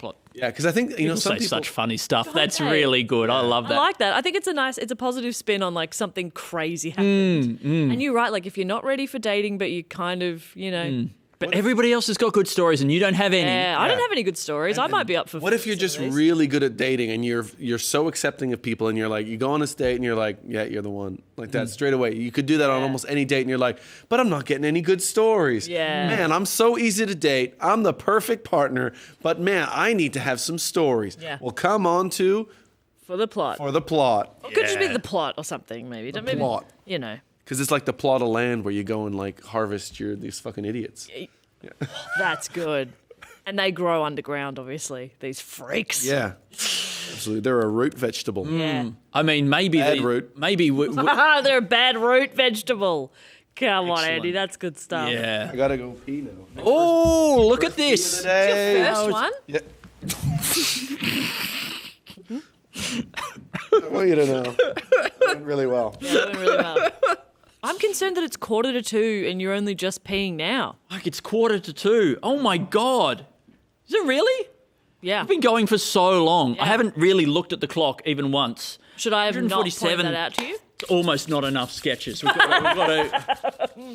got like I checked a lot in- of fire under this bad boy. I checked in a little while ago on YouTube and I think you just hit 100 and It's slowed, maybe. Okay, but that's all right. Okay. Okay. But maybe I'll go over here so I can write things down if we have any ideas. Sure. This is going to be so good. I just want to let you know that these Skittles I brought in. Oh, thank you. Well, you brought those Skittles. Well, there's 5 multi-packs out there. Yes. Because when we did the podcast festival a couple of weeks ago, in my Coles grocery order, I added 1 multi-pack of Skittles, and I thought that'll be a bit of fun in the green room. A little sugar hit for a little bit. 5 turned up. Turns out I had somehow accidentally ordered 5 instead of 1, which I don't think I did. I think that was some sort of glitch. So I spent $22.50 on Skittles. I think that's really cool. And so I've just left them here as communal Skittles. Look, I think I've recently rediscovered Skittles as a thing, and they're exactly the same as they always were. Yes. And they're fucking addictive. Yep. And it's dangerous. Yep. And like, they're one of those things where like eating one Skittle is pretty good. Eating like a whole handful of Skittles all at once is such an incredibly intense experience. And I think it's also almost like a greater than the sum of its parts. It's almost like a completely different experience couldn't to agree having a single Skittle. Yep. Shove them all in there and you're like, I'm going all in. Just having to like maintain a conversation while eating this tiny pack has meant I'm having maximum 2 at a time, and it is not as satisfying as just putting it in. No, you want to just like You're right. load Get a big it up. bag, Yeah. load it. Go. Oh, that's too many. Oh, and just put them in anyway. How would you feel about like buying some kind of like cookie dough style tube of almost pre-chewed Skittles so that they're already at that like mush state? Just that first couple of bites where you've taken the hard shell off. Yeah. It's still there a little bit. Yeah, that there's a little bit of but crunch. They're already. It's started to chew for you. Yeah, I do like that actually. Yeah, I mean it's. This might not be soft enough, but maybe. Thank you so much, Alasdair. I'm sure people love hearing people speak with mouths full, but honestly, these boys are going to be going for such a long time. Yeah. Let them eat. Let me eat. Let my people eat. What do you think about a guy who can't stand up? He can stand. Like, Okay. yeah. He can sit. He can stand. He can walk. He's fine. He's a triple threat. But He cannot crouch. Yeah. He can walk, he can stand, he can sit. he's an actor. This guy's the whole package. Girl, lock him down. He can't. Green flag. But he can't go between sitting and standing without doing what you just did. Falling over back onto the chair. Ah! And is he an actor? He's in a He can movie. walk, he can stand, he can sit. He can do all 3 at the same time. Yeah. Okay. But like, you know, maybe he's in a really serious movie, okay? You've cast him in a Schindler's List or something like that, and he's nailing every scene. Yeah. But all those bits where he has to stand up really look terrible. I have to really edit hard around him. I'm imagining him in church, in like a Catholic church service where you're up and down, kneeling, sitting, standing. Every time. Every time he's Wow. Yeah. And he's in one of the front pews, so everyone can see him too. Pew pew. What kind of reason? Well, I think do we every have, time. Yeah. What kind of reasoning do we have why he can't? Oh, it's just a neurological thing. Just something in his brain, I think. Yeah, he's I don't know. I'm not a doctor. I don't Not know. well. Yeah. The man's really Write that down. He's not well. Because he's not well. Does that help? That's great. He's not well. We have to. Production has to walk around and wait. Has to work around. Can I just? Yeah. I don't know if this is helpful, but I just want to say this because I was watching this stream earlier, and I thought to myself, Andy, and I think Al as well. You have looked exactly the same the entire time I've known you. It's definitely not true, but I'll take it. You look exactly the same. What do you mean? What's changed? Maybe your hair Put changed. on a lot of weight. Nah, I don't think so. You look pretty much the same. You look the same. Sure. 10 plus years, I reckon. Yeah. I mean, I sneak up on you, you know. I do it gradually. I try not to do it all at once. Yeah, subtle changes. And, you know, that's how I do it. I replace, you know, just little bits here and there. And you don't notice anything. It's like boiling a frog. Yeah, okay. Yeah. Looking at me is like boiling a frog. Sneaks up on you. Yeah. But thank you. Yeah, I mean it as praise, or like it's. I'm saying it affectionately, and that's for me not to have changed. It's a very strategic move. Yeah, right. It takes a lot of work. Yeah, yeah, a lot of money. Around my eyes, I'm like, I can really feel it now. Like it's around the eyes where I'm like, and I go, holy fuck, holy fuck, I gotta start. Don't you think that like the dimples around here? They're a nice kind of like little bracket around your mouth. Yeah. Like whatever you're saying is in brackets now. Yeah. You get to a certain point and you've got these lines. Like, it's like this is all parenthetical. Yeah, this is just a little side thought here. Yeah. And just another thing. Yeah. By the way. I kind of like that. You should, if you're going to do this, you should also do this, right? Yeah. New Actually, air punctuation. A little bit. Yes. You do that. That's a little. There you go. Yeah. I am here. Not really mentally. Yeah, that's good. That is good. And yeah, that's the same. Yeah, that's the same thing. Yeah. What else is there then? Do we need any others? Two of these. Exclamation mark. I was going to say I quite like that as I'm aging. I get like when I smile, I get little lines here. I feel like they're exclamation marks because I'm sort of laughing. I'm like, ha ha ha. Yeah. I'm really enjoying that. If we were to like to add to you like this? the air quotes, I think do a little exclamation mark like that, little straight bit, I'm so happy to be here. Yeah. Question? Is that what these people Oh, that's what they're doing. It's Exclamation mark. marks. That makes so much sense. Yeah. I thought I could write the story of the question mark, how the question mark got its dot, right? What about its bend? I like that. Or its bend. There's a lot of backstory to explore. Okay, let's look at it. I think it got its dot because it was it had its head cut off. Okay. By the state for asking too many questions. Like maybe it was like the question mark was the first. Maybe it's a drawing of like it's based on a real guy. The question mark is based on a real guy, maybe called Mark. Make her up. His name is Mark. I can see you running for the door, and I had to get there first. But I think it was a draw. Mark is also a man's name. Yes. Yep. Spaghetti. Question mark the origin story. Yeah. MARC. Yeah. And Yep. and I reckon maybe he's bent that way because he was just so busy navel gazing. Oh, he's questioning himself. Questioning himself. Yeah? Yes. By questioning himself and saying that he might be flawed, people think, oh, well, maybe the authority figures might be. I feel it's a bit of a stretch. You don't think so? No, I mean, very possible. I mean, maybe nobody had thought about the possibility of flawedness. I mean, they're all dots. Yeah. What are they, like? Apostrophes? Apostrophes. This is the problem, is that with a lot of them, sure, I can get that I get that the full stops, they would be like, stop. Yeah, probably guards. Yes. Exclamation points are people with enthusiasm. Yeah.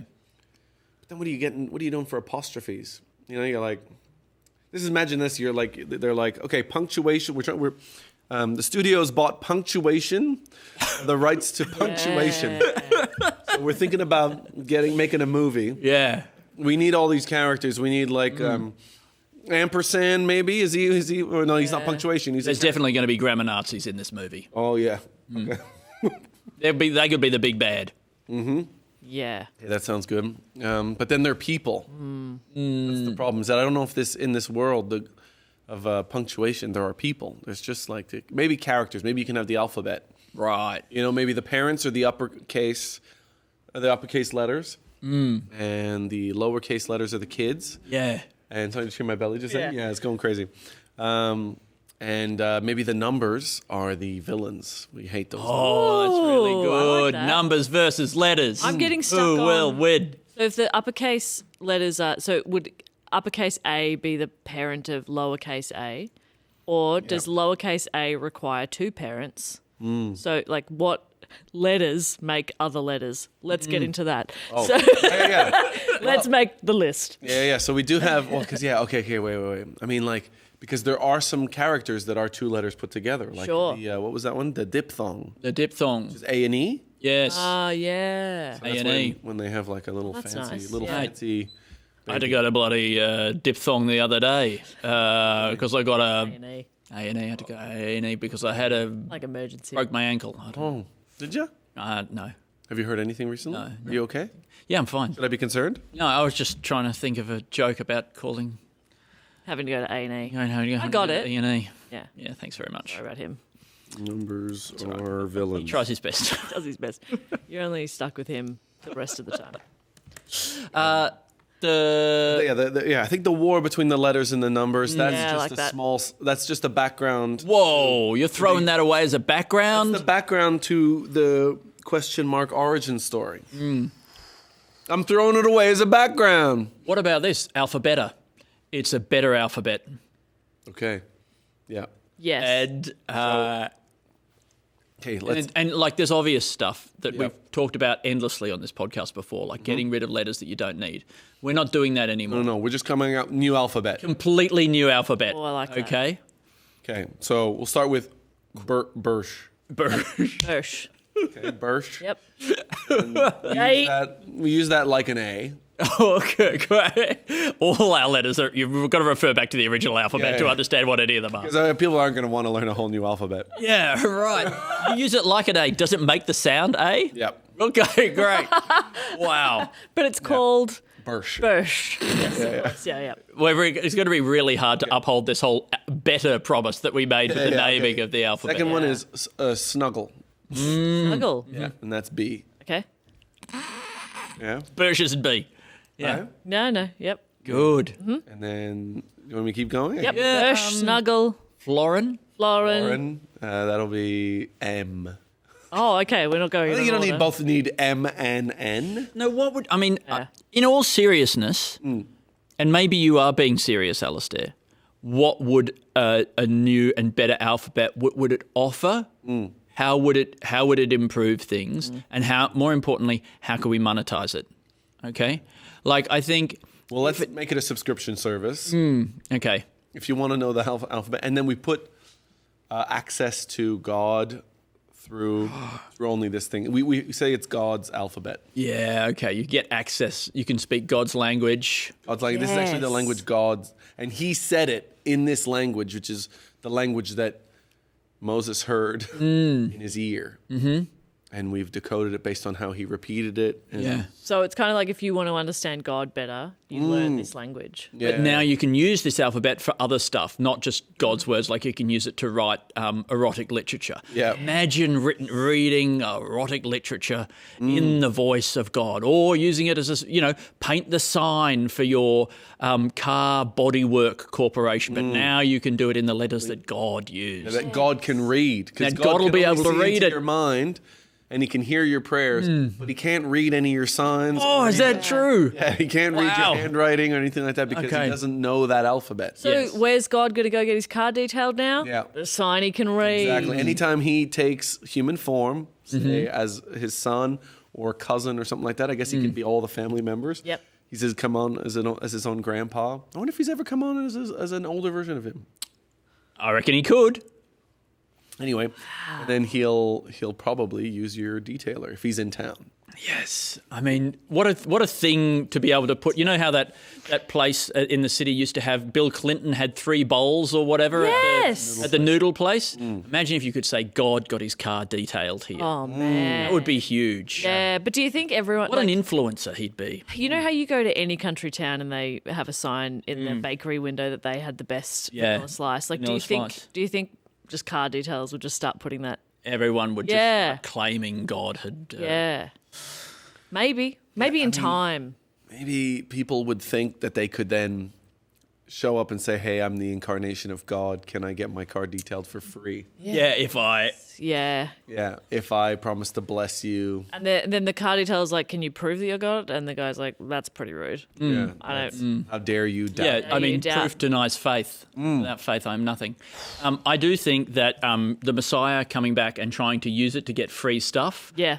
is a very good idea. Yeah, like being an influencer type thing of Yeah. I'll pass it on to my followers. Yeah, get a good, I'll do a nice psalm about Yeah. your restaurant if you let me have a free dessert. I think that's definitely something to think about, is that if God did come back and He took human form and He had that much power, it would be hard for it to not corrupt Him and make Him be a bit of a jerk. Wow. Yeah, and be, the temptation to use that platform and that, his podcast, I guess. Yeah, I was just thinking that if God came to Earth, what job would he fall into? And I think it would be podcaster. Isn't it crazy that he would? Yeah. The thing is that all the social media handles like God and stuff would already be taken. So the real God would have to have one that was like God 29 or something like that. And you're like, actually, God 29. Or the real God official _ 16 or something. Yeah. So still, even with all that, Yeah. Still wasn't quite right. He's like, should I wait until I find one that's like, Yeah. actual God? Yeah. The real God, no, for real, you guys. Yeah. Yeah. Yeah. Would that be a sketch idea, Alasdair? I've written down the Messiah coming back and using it to get free stuff. What about God trying to get the right Instagram handles? Do you think that we would allow that to be a separate? Yep. Thank you very much. Thank you very much. We need God 69. Oh, that'd be really good. Oh, be so good. Just want to have a quick look to see if that's taken. Imagine. God _ 60. God 69. I mean, you're bound to get, or 69. There's God 69, 069. So yeah, Yeah, you didn't need to put those both in there. Yeah. Maybe, but Excessive. yeah, God 69 must have been taken at the time. So yeah, somebody else has unfortunately thought like us. Disappointing. I'm just gonna see because just want to see. Okay, not so good. Wait. Oh, it's my beloved. Okay, right. Okay. What about something about knives? Can we do any sketch ideas with knives? Yep. Sure. Yep. What about a knife that cuts through tough grease? Oh. Spray on knife? Is that what you're thinking? Oh. Like a spray on knife. You spray it and it cuts. Yeah, maybe. Don't mind that. Thank you. Yeah, I think that's fun. Well, like it's a mist. But they're all little blades, and so like if you spray it on your finger, it just shreds your finger. It depends. It's sort of like the hose that has settings. It's like mist or like a really sharp one. It sort of depends on what setting you have it on. If you had it on mist, it would probably just be like ow. But if you had it on like little cuts, and you'd sort of almost like paper cut time because they're so tiny. But if you had it on the really full on, you just cut right through your finger. Yeah. Could you would you use it for cutting up food? Like if it was like little squirts out little particles of like dry ice or even just regular ice, right? And they're tiny little sharp little crystals. You could use that to like slice stuff, but then it evaporates and then it's fine and it's safe to eat. Oh. Right? Or is it on some more fundamental level where we have the essence of sharpness and it's a concept more than it is a practical thought? Or is it like a lightsaber? As a knife and fork. A lightsaber already is a knife. Yeah, but like you use at the dining table. Okay, Yeah, a little mini. I mean, I guess picturing little mini lightsabers in the Star Wars world used for cutting up steak and things like that. Yeah, are they still using cutlery in dining the saber. Star Wars world? Yeah, like a dessert saber. Yes, exactly. It feels silly. Carving saber. It feels silly if they're just using regular cutlery when they have lightsaber technology. Cut through your meat with a little tiny mini one. Come on. I don't know if we ever really saw the cutlery that they use in. Yeah, just Darth Vader eat. I haven't watched enough of the new stuff, but I think that maybe you should also just be able to take your regular lightsaber and just put it on a lower setting. Thinner, and it's like just dinner. Put it on the dinner setting. And it's only like this big. And it's like that, and you just go like, how was your day? And you say, don't. It's like it doesn't cut through plates because that'd be the biggest issue. Totally, yes. Continuously cutting through plates. Yeah. You could have like kid ones. Yeah. Oh yeah. Like little kid knives. Appropriate. You can cut kids. Of course. It cuts through kids. Yeah, which they did do with the big ones, I think, in the third movie or the second movie. Oh, great. Yeah. They found all the young ones and then... I didn't watch that because I don't think that's okay. I discovered the word endling the other day, I think in a quiz, which it means the last of a species. How sad is that? That is so sad. Endling. Little endling. The last one. It also infantilizes that last... I agree. Which I think... it's the last great white shark. Yeah. And we're like, oh, little endling. Oh, so sad. Come here. What would we do if there was the last great white shark? You know, do you think that we would try and give it a dream existence of like putting it in a pool with a lot of swimmers and stuff, and just like giving it a great send off where it can just go hog wild on on like a captive population of of surfers. Yep. And who are people volunteering to be in that I guess pool? they would be, yeah. I think like we'd probably feel guilty about what we'd done to the population. Yeah. We'd probably be like, yeah, all right, I'll sign up. Yeah. Maybe it's a choice. Yeah. It's a beautiful way to go. Yeah, I mean, I think we should. Let's see.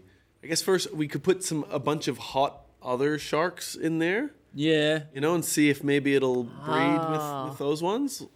Interesting ones that that It are might be a kinda bit close. insulting. That's fine. I don't mind insulting it if it gets. But like, do you think like if you were the last person, how insulting? but if you were the last monkey, last person, how would you feel about being put in a swimming pool with a lot of sexy monkeys? Would you feel condescended to? Well, it depends. We don't know if naturally the great whites ever do make babies with other sharks. But I suspect that. Well, isn't that what species are? That they don't really. Well, I mean, if it's a doesn't really completely happen. different species and it can't work, then it doesn't matter. Yeah, Does you're that right. mean every great white shark is purebred? Could be. Oh, Yeah, you're pedigree. suggesting great white power, like great white supremacy. Do you think that the idea of the last great white shark living in a pool and we all go feed ourselves to it to say sorry? We let it bite us. Do you think that that's a sketch idea? I mean, I know it's not funny per se, but there might be something interesting in the there. last one, like, well, maybe your mom's like, suggesting like, just let it bite you. It's the last one. Yeah, just bite you a little bit. on. Just be nice. Yeah. Yeah. Let me cut your wrist and we'll just get a little bit of blood in Blood there. in the water just to give him a thrill. You like it. Yeah. Come on. Come on. Be nice to the shark. Being so selfish. May I have one of those chocolates? Chocolates. I am going to throw it at you, though. Yeah, that'd be great. Which one do you want? The Mars bar would be terrific. I never really liked the Twix. Yeah, I'm not a huge Twix fan. How do you feel about, in general, biscuits and chocolate going together? Oh, what a great question. I think actually fairly positive. Really? Yeah. I'm quite negative about it. Like I like a Tim Tam. Yeah. I like a caramel crown. I like a Tim Tam. Don't mind a mint The slice. only good one is the mint slice. Yeah, I like a mint slice. It's a perfect ratio and everything works together really well, but everything else I'm like, this would be better if you just kept them separated. Yeah, I think the ratio matters very much. And I think it's too biscuity in the Twix. Completely agree. Yeah. Yeah. It's only a little bit of biscuit. It's too much. Yeah. That's not a little bit. It's mostly biscuit. Mostly. Look at all that caramel there. No, I want more caramel. And there's not much chocolate on the outside. Yeah. I'll take it if I'm desperate, but I'm usually not desperate. I wonder if the golden ratio only applies to geometrical things, or can you also use the golden ratio? You know about the golden ratio? Yeah. Can you also use it for chocolate and biscuits? You know? Right. Does it only work for designing the Parthenon, or could you also use it on Apparently that's bullshit. building a better Tim Tam? I saw that Instagram reel. You saw it, but you forgot it. No, it was inspired, your statement. Exactly right. Yeah. All right.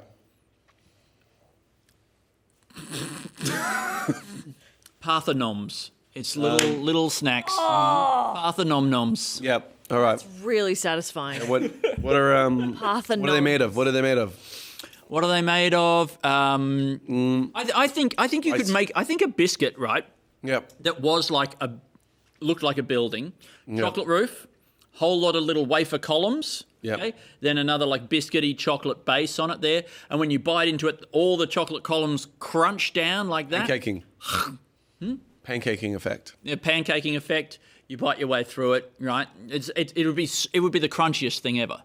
Yeah, but does this go against your sort of chocolate and biscuit thing? Yeah, absolutely. But I'm willing to make sacrifices. Not a lot of blokes inconsistent. Yeah. But we need to does it need to be more linked to the ancient Greeks in some way? Maybe they're like, yeah. Oh, what about full meals? No, wait. Okay. Just. Well, what about because it's just kind of a chocolate spaghetti? It's yeah, but it's just a chocolate biscuit that's shaped like the Parthenon. Yeah, I know. It's not a sketch Did idea. I say Parthenon? It's not. No, but I want. We can do this. Yeah. Okay, so what happened there? Who was there? With the Greeks, the ancient Greeks, a bunch of. Yeah, I think it was a temple. It may have been, temple to Zeus or Zeus and stuff like that. something like that. Yeah. Olympia.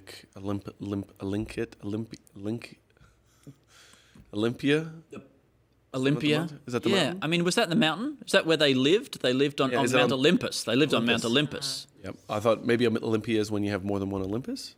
Could be. Yeah. And yep. All right, chocolate biscuit shaped like the thing. I don't know. What about chocolate biscuits that are shaped like your own face? Yeah. Or like being able to can we? I presume that we can actually get 3D printing involved in chocolate biscuits now. Surely, yeah. Right? And in chocolate in general. Like you could probably 3D print chocolate replicas of anything that you want. Yeah. Right? And I think you should be able to basically 3D print any object you like out of chocolate and then feel what it's like to eat that thing if it was made out of chocolate. What would be really nice is they have 3D printed meat now, right? So you should be able to 3D print and then eat your favorite celebrity. Yes. Yes. What a beautiful how idea. Long would it take you to eat a whole? You know, it's Bradley like, oh, Cooper. it's actually just easy for us to buy a whole Tom Cruise Yeah. and then just freeze it and then just throw them out every now and then and just kind of I make. just want problem to is are you thinking it's meat? Yeah. Yeah. Okay. Yeah. Not chocolate anymore. Okay. No. But I think that's a great idea. Do you think the problem would be that people are only going to want to eat like Tom Cruise's face or something like first, and then you're going to have a whole lot of Tom Cruise torso that nobody wants to eat? I don't think because they're you only want to eat starting the at the face. recognizable bits.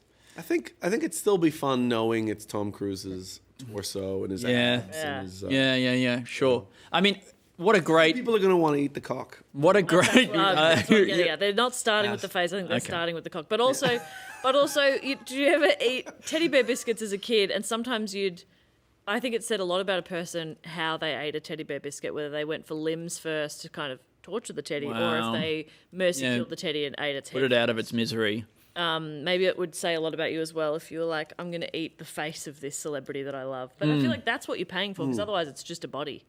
Yeah. I think. I think that this genuinely would be a really good business. And absolutely. And I think, I think we buy the rights to these people as well. No, I'm not buying the rights. No, we're buying the I'm rights. doing it. Because We we want to do a good, we want to do a full body scan to get it accurate. So I think we need them on board. These are official celebrity endorsed celebra bodies. I'm already going out of burgers. business. I'm already going out of business. Burgers. Because of the licensing fees for these people's bodies. No, I think we put the we set the price and we do it all fair and square. Yeah, this is, I think, yeah. Publicly available images. Data. Right. Yeah, and then I'm making bootleg Tom Cruises, and I'm cooking them up and making, we're having meatloaf, we're making bolognese. Oh, you know what goes nice with bolognese? Spaghetti! Yeah, she did it. Jess Perkins, everybody. Thank you very much for coming. Thank you so much. A full circle moment. I'm going to take a Yes. Mars bar. Please. I believe in you. Thank you so much for coming on. Of course. And for helping and See you never. Bye. Yeah. Is there a dog here?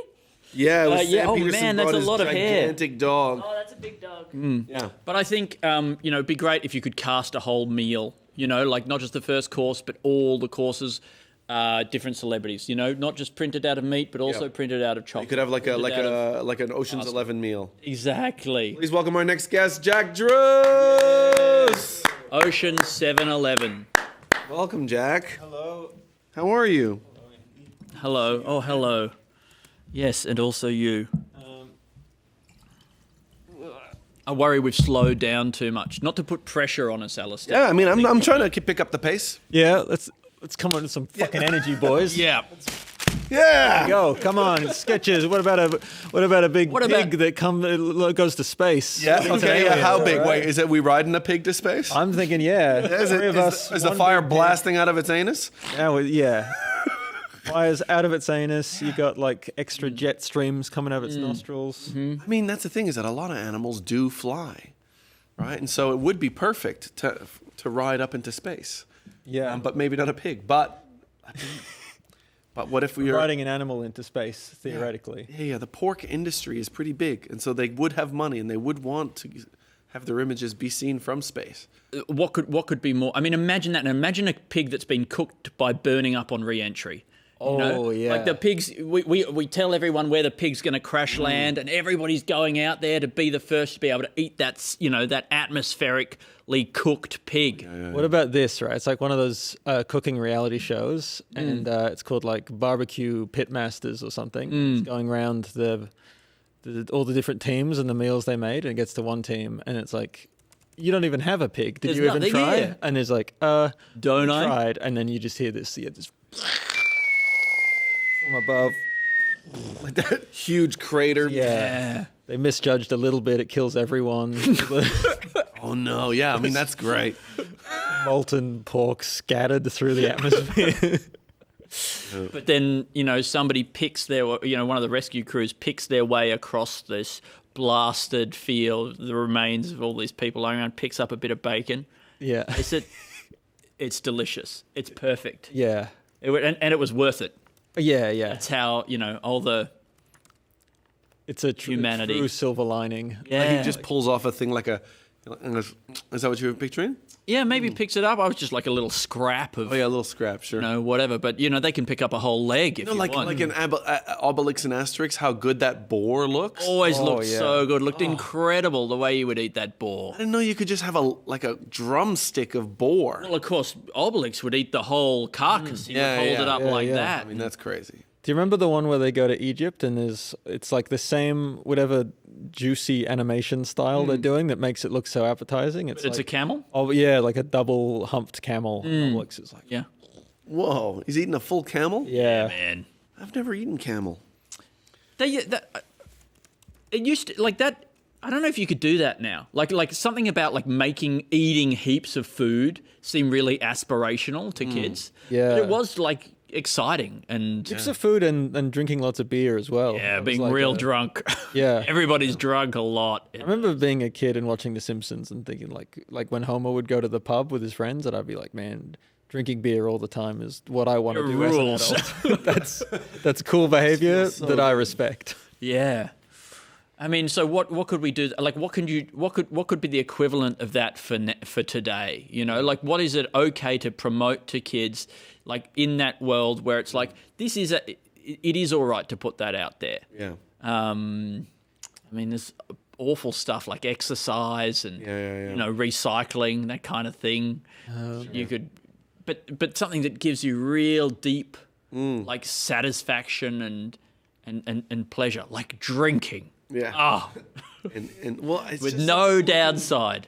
I mean, I guess you could just draw certain things. Like, I guess you could sort of draw like a bunch of like a big plate of like crickets and worms and things like that. This is the propaganda from the people trying to get us to eat insects. Yeah, of course. Worm. Yeah, big worm like that, and they just like they slurp it up and they're like like that, like a big worm, and then like maybe they're slicing up witchetty grubs and they're pan frying them, and like the way that like anime can make food look so good. Have a bunch of mouthful of like tarantulas, and you're like no yum like that. Sprinkling. Are there any restaurants trying to make food look like it looks like in anime? Like trying to cook stuff where it looks exactly the same? I don't know what our technology is that allows us to do that, but you're like, we really like, it's animals. Yeah, I mean to like draw it so it looks animated. Copyright that as quick as you can. Yeah. Quick.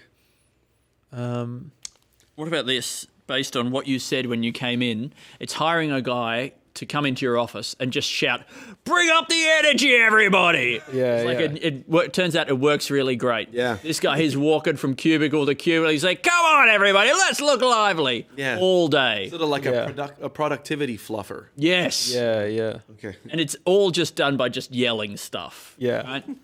And at the end of the day, this guy's worn out. I mean, he goes home. Yeah. You should see it because it really takes it out of him. Yeah, but he's learned enough lines. Like you only need to know about 500 good inspirational lines that you can just like cycle through over. You don't say it more than once a week. Each time like that, and then that way you can keep it fresh. But it's all just kind of like a patter. It's a routine that he goes through. I mean, it has to be. I guess he can be riffing. He does a fair bit of just like like that as well. And he runs after people and pretending like to tickle them, like he's about to. Oh, okay. Come on, get some work done. Yeah, That would be great. That would fire me up in the boardroom of a big, huge financial company running around trying to tickle me. Yeah, I mean, it is wrong. You shouldn't tickle people at work. Yeah. But is it wrong to like pretend that you're going to tickle people at work to make them work harder? Maybe not.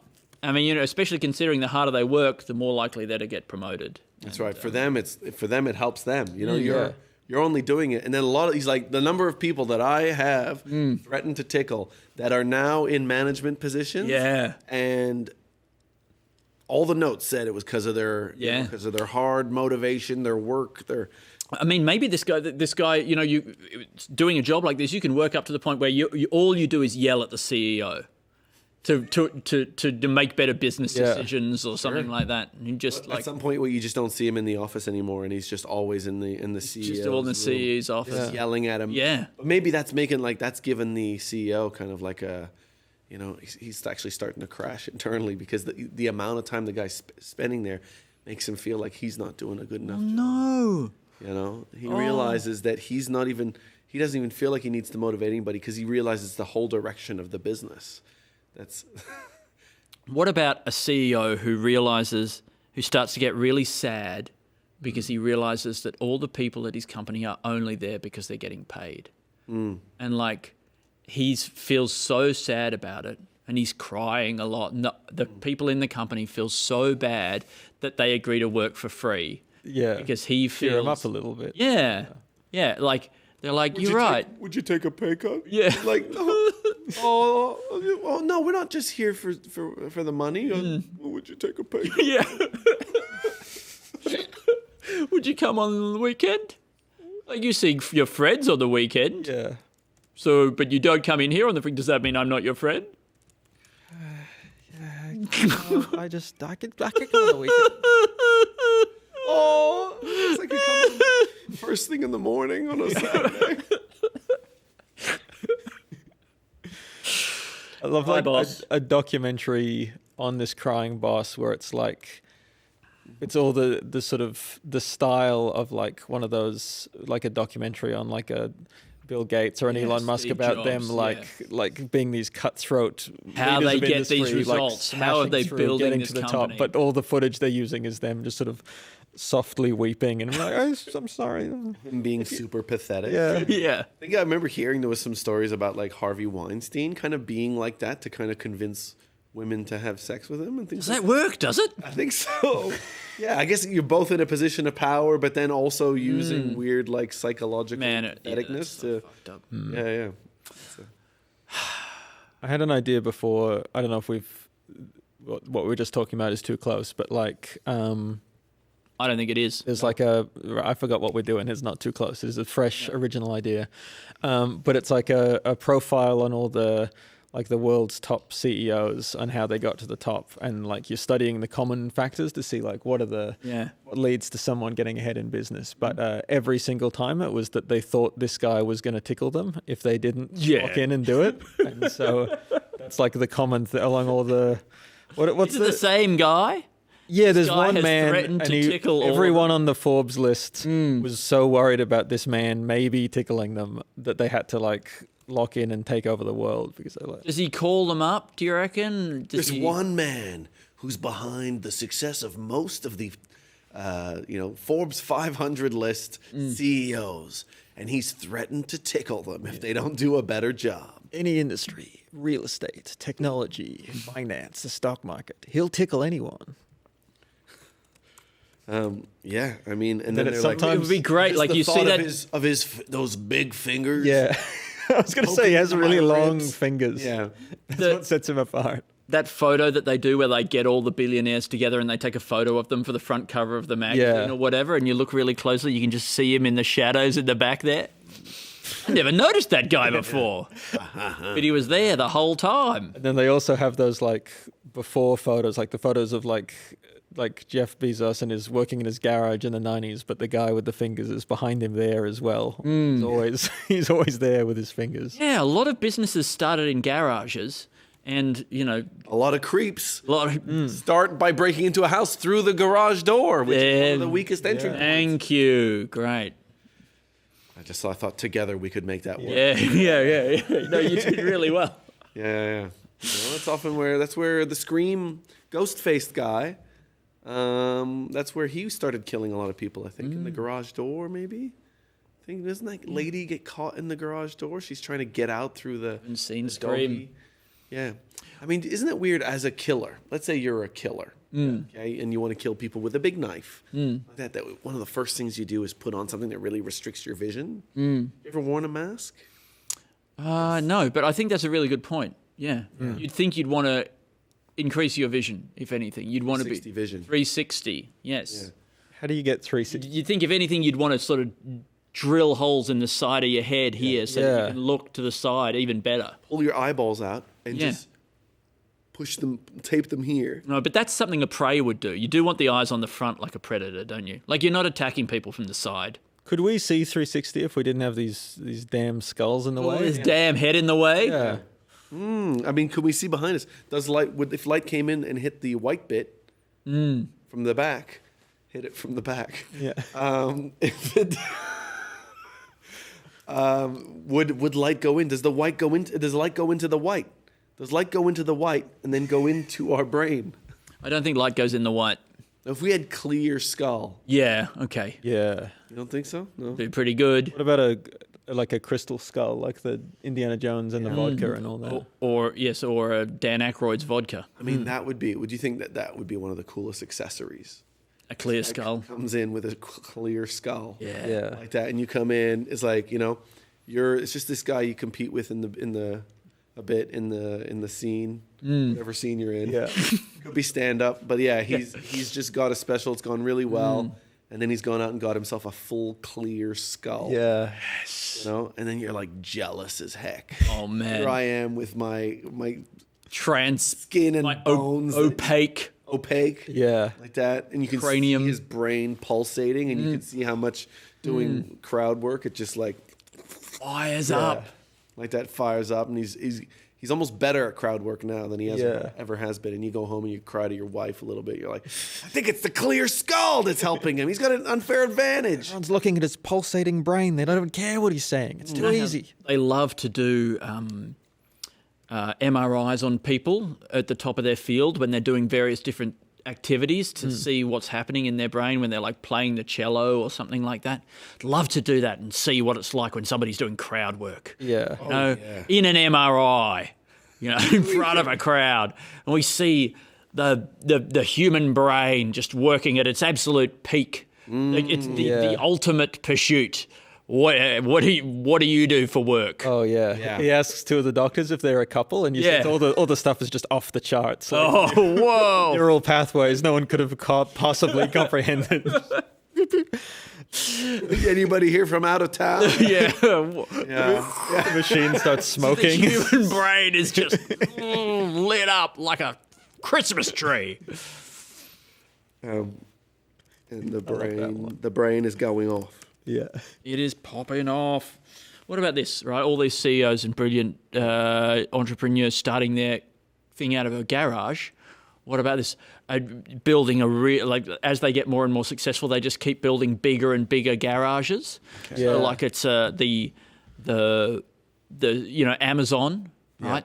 It's still out of a garage, but it's like this massive, 20-acre garage. Still looks exactly the same as the garage from back home. It's an homage. An homage to the garage. A garage homage. So he just keeps getting a bigger and bigger garage. And So he starts buying the neighbors, and eventually it's, he's mostly one of the last houses, at least on this part. And then 30% of the entire North American mainland is just one big garage. Yeah. That's cool. And then he can't actually go and open up another warehouse anywhere else because he's just got. I don't know why. I think you could have like sub garages like within this one big garage. Like if the Amazon headquarters was this like colossal garage, then within that, like each cubicle sort of had its own. Like each one had its own like bikes sort of hanging up and a few boxes of like winter clothes no one uses and just that general garage thing. Yeah, you've got to have all that stuff around. That's what inspires entrepreneurial success. Oh, yeah, entrepreneurial. Or then, the alternative is to have just a tiny garage that you just put over your head. You know, like it's just this big, about the size of a milk crate. Yeah. And you just put it on your head, and then you can just sort of. He's always in the garage. Yeah. It allows him to start companies more frequently. Maybe. Well, a lot of companies have started in a garage. I'll just wear a garage over my head while I'm sleeping. Then when I'm sleeping, I could start companies. And sometimes I do. I wake up and I've started 6, 7 companies. Maybe he gets the garage implanted under the skin.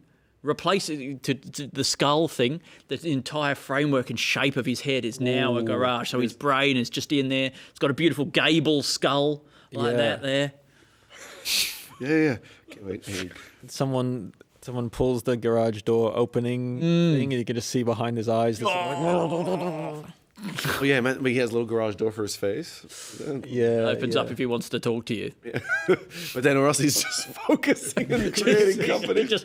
You can't talk to him. He's coming up with new businesses. He's starting companies. He's putting investor funding into sort of big ideas. Oh, that'd be beautiful.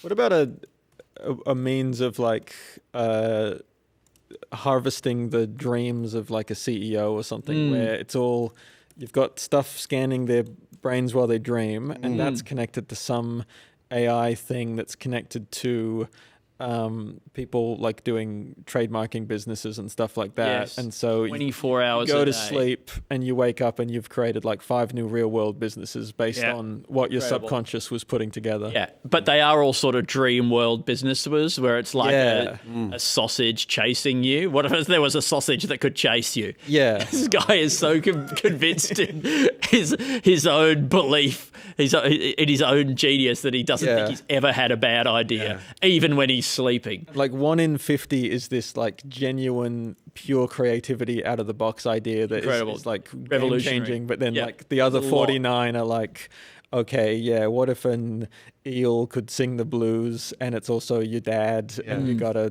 and this is the business. You have to teach an eel to sing the blues honestly, and make it your dad as well. People will say, well, how do you monetize that? But they're saying the same thing about ChatGPT. Yeah, exactly. So it's not like whether you can monetize it seems to be any barrier at all to getting these things off the ground. And automatically, it's like some people go and they start up a bar and they get a big eel and they give it a guitar and they're like, and it's in there and they basically somehow get vocalizations out of it and people go see it and it's like, it's up on the screen, it says, "I am your dad," and people are like, "Yeah, I will pay for this." I think, and they just give it money. Yeah, and then they're like, okay. It's like, because the biggest mistake that you can make is is assuming that you know how successful a company will be. Yes. Right? You just got to have the ideas and get them started and then let the world decide whether or not this is what they want. Have all those like thought leader people being like, 20 years ago, you couldn't have imagined that your phone was going to be something you needed every single day. So now, who are you to say that an eel singing the blues, who is also your dad, won't be the most essential thing in the world in 20 years?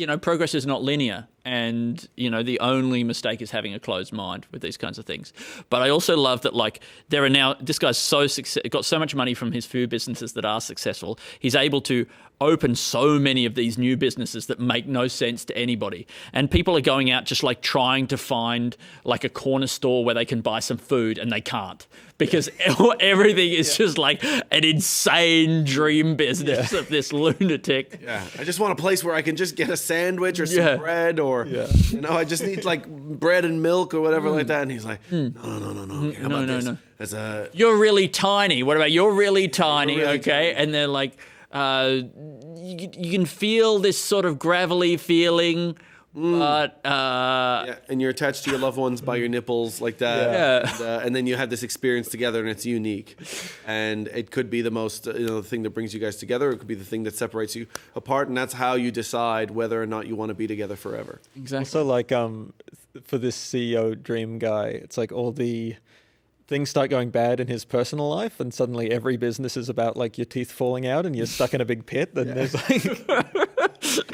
It's constantly new, nightmarish. It's just like, yeah, it's a weird business where you sort of show up naked to work. Yeah. But everybody is now living in this guy's nightmare world. Right? That is the reality that is being created. Because he made one company that went super well. So well. He just has an unlimited amount of money for a guy to spend. You can just have this happening, and he's just... And the business that he had that went really well is just something like a cheese delivery service or something like that. A very normal thing. And he was like, "Oh, people said it was a crazy idea back in those days that nobody would want to have cheese delivered directly to their door. But well, then maybe they will want a sausage chasing them. That's a fun experience. That's, what happens when the sausage catches you? Maybe you can eat the sausage. Yeah. It's hungry people." How do you, Jeff Bezos chose books as a thing to deliver because they were easy to package up and distribute, right? Basically because they are just like a solid rectangle. And Netflix was doing DVDs, I think, because they could put them in the mail and it was easy to send them out. But the same could be said of cheese. You got either your craft slices as the singles, or you get you got your rectangular. Have single slices of cheese mailed. Single slices, exactly right. It's a subscription service where I get 2 or 3 slices of cheese arrive in the mail every single day. Yeah. Okay, and.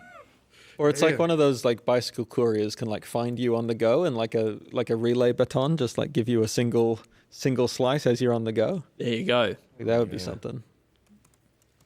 What about like what you're saying? It's like because I didn't know that was a like choosing to books because they're a simple, easy delivery thing. I believe so. I didn't know that was part of it. What about a guy sees the success of a Jeff Bezos and starts his own company, which is just rectangle delivery. Yes. And he hasn't thought through the other element of it, which is that books have a utility that people might want to read. What is the book? He just sees it as like, well, I can do better than Bezos. I can just deliver pure rectangles. Pure rectangles. Yeah. Now, what is that to you, Jack?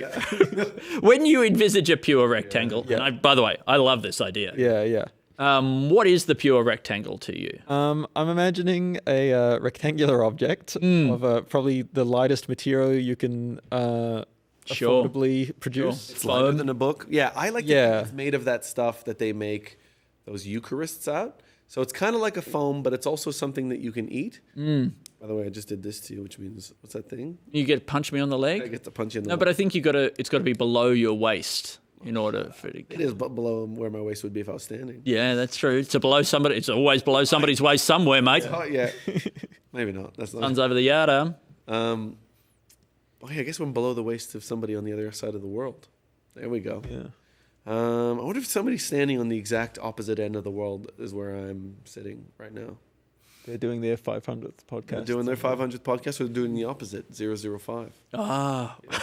To come up with 005. And then every episode, that they only do that on every 100th episode, but every regular episode, they have to come up with 500. It'd be great if you guys booked out a full studio for 24 hours to do like episode 5 of the podcast. Yeah, it would have been good. A full day, yeah. 5 sketches. We just need 5, but we just need 5 good ones. Yeah. And so then we could be here for even longer. Did we finish the rectangle? Okay, so do you know what stuff I'm talking about? That stuff that they give you, Body of Christ. Yeah, I've never had the Body of Christ. Never had the pleasure. It's essentially just like an edible paper. Yeah. Right? And I feel like that rectangle.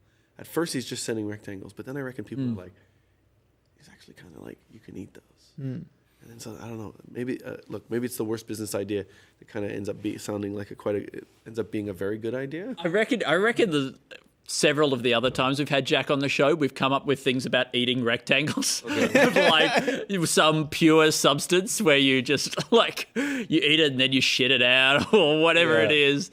It's, things going through the body in one form or another. You're hammering things down your throat hole. That's what's at the core of my creative mind. Ultimately, this is... Yeah. Comedy has been this sort of distraction for me where what I really, at my heart, what I want to be doing is a business that distributes pure edible rectangles that you can just have and eat, and correct. That's all you need. Yeah, I mean, which is not to say don't write it down, because we're not in a position to not write things down right now. Yeah, we got a lot of ground to cover, Alasdair. Yeah, a lot of ground to cover. A lot of bloody ground to cover. Yeah. What about this 100-meter race, but everybody's running in opposite directions? Okay, that's really good. Okay, yeah. All right. And then I mean, I guess, is it half of the people are running from one end and half of the people are running from the other end? They're running at each other. But I mean, I guess they run past. I remember they're in separate lanes, or maybe it's just, they're running straight at each other. Yeah. And so then... That has become a bit of a sport recently. I have seen this actually. I think it's like kind of rugby league guys will just like run... Literally just charge at each other at top speed, right? Yeah. Oh, and then just collide. Collide. It's really upsetting. Just trying to knock the other guy down. Okay. But yeah, I think if you had like almost like a sort of Colosseum style sort of circle. They're all running into the middle? Yeah, or maybe you start at like gate number 1 and then there's an equivalent gate number 1 on the other side. But everyone's running through the center. Right. And in the center there's all like obstacles and stuff like that.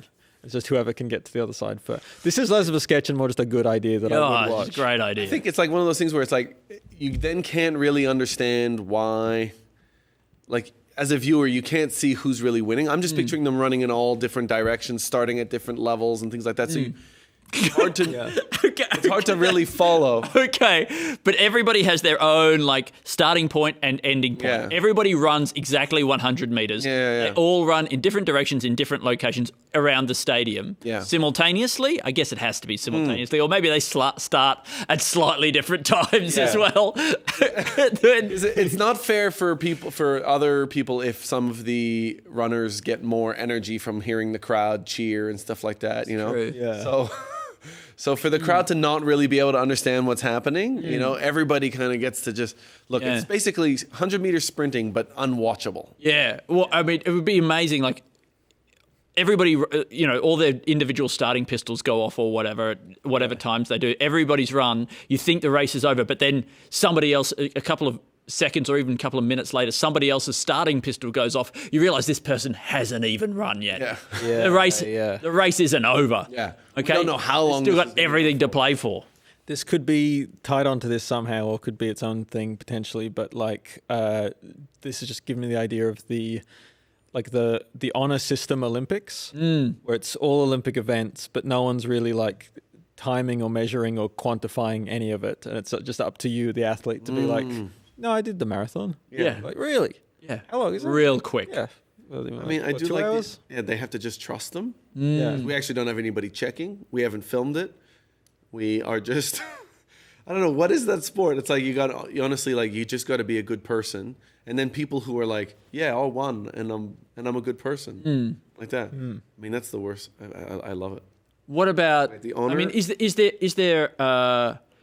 an Olympics where the real competition is to know thyself, where you are asked to you do the competition, you give them your honest opinion of how well you think you went, and then whoever gets closest in their assessment of how well they think they went, whoever gives the best most accurate guess about, but it's not a guess, who reckons is most honest with themselves and with the world about how well they think they went, they get the gold medal. Yeah, and so it's like, well, you weren't the best at shot put, but you were the best at telling the truth, which is more important than shot put. Exactly. So, Who was the best at telling the truth? Yeah. The gold medal for telling the truth. Yeah. I mean, the problem is then, like, there is, I guess, in no sporting element in that you could just walk really slowly, really accurately, keep track of your time, and then just say it took me 3 days.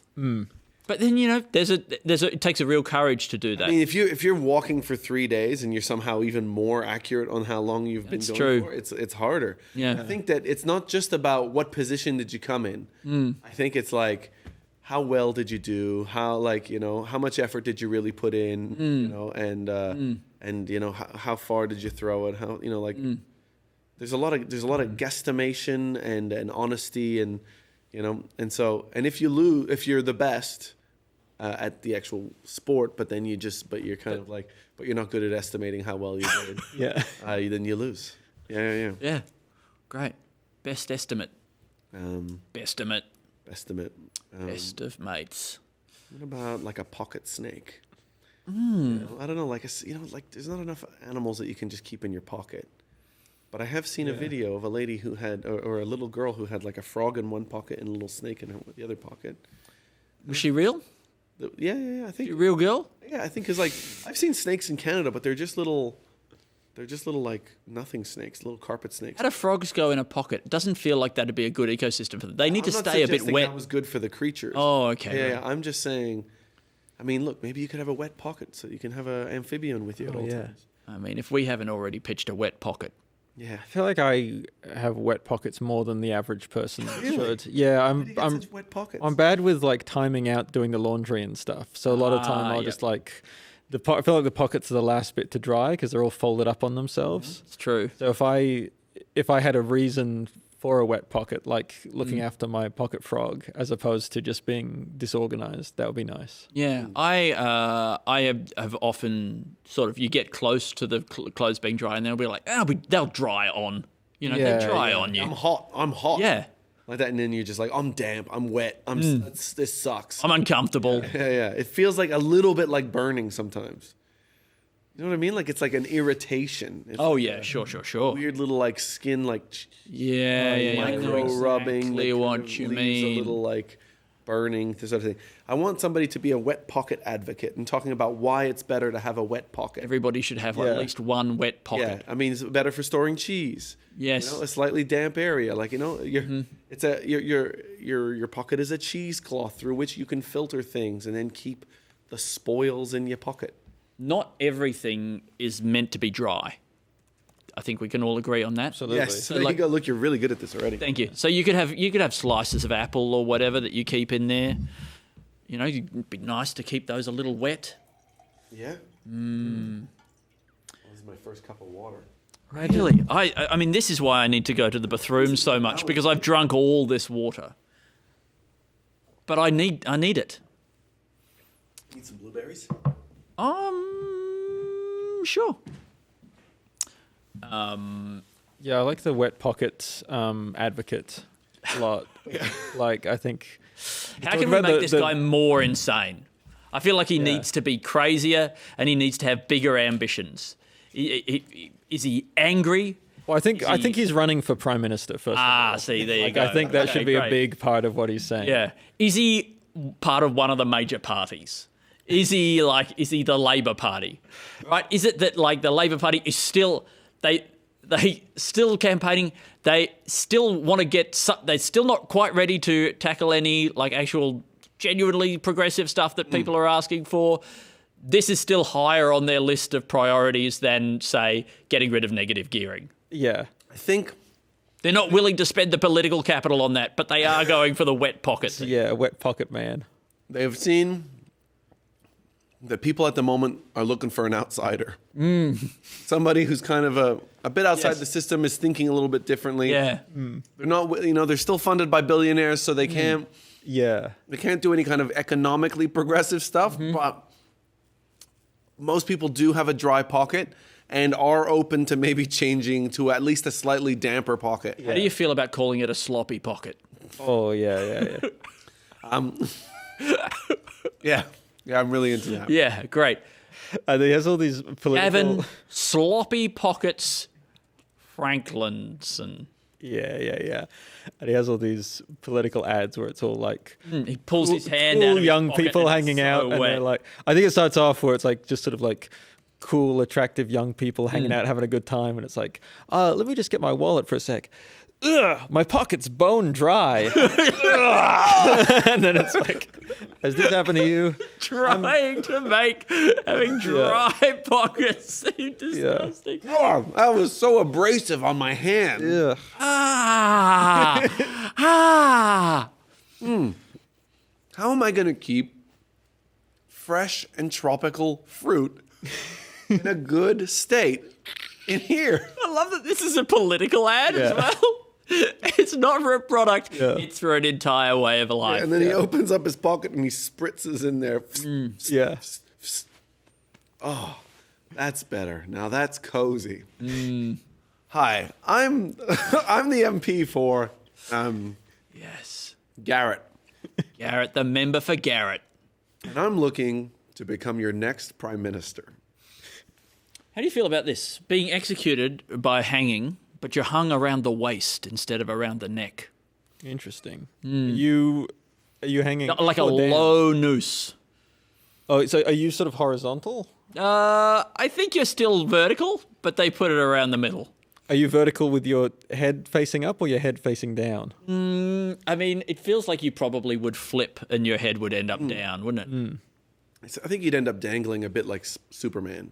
Yeah. Yeah. If they got the balance, the way that, the balance of weight, right? So then what happens? I guess So it then wouldn't kill you. It's probably not going to kill you. Yeah, I mean, depending on how high you drop from. Because if you drop from really high and it can tighten up. maybe that's the punishment system instead of like the period of time that you spend in jail.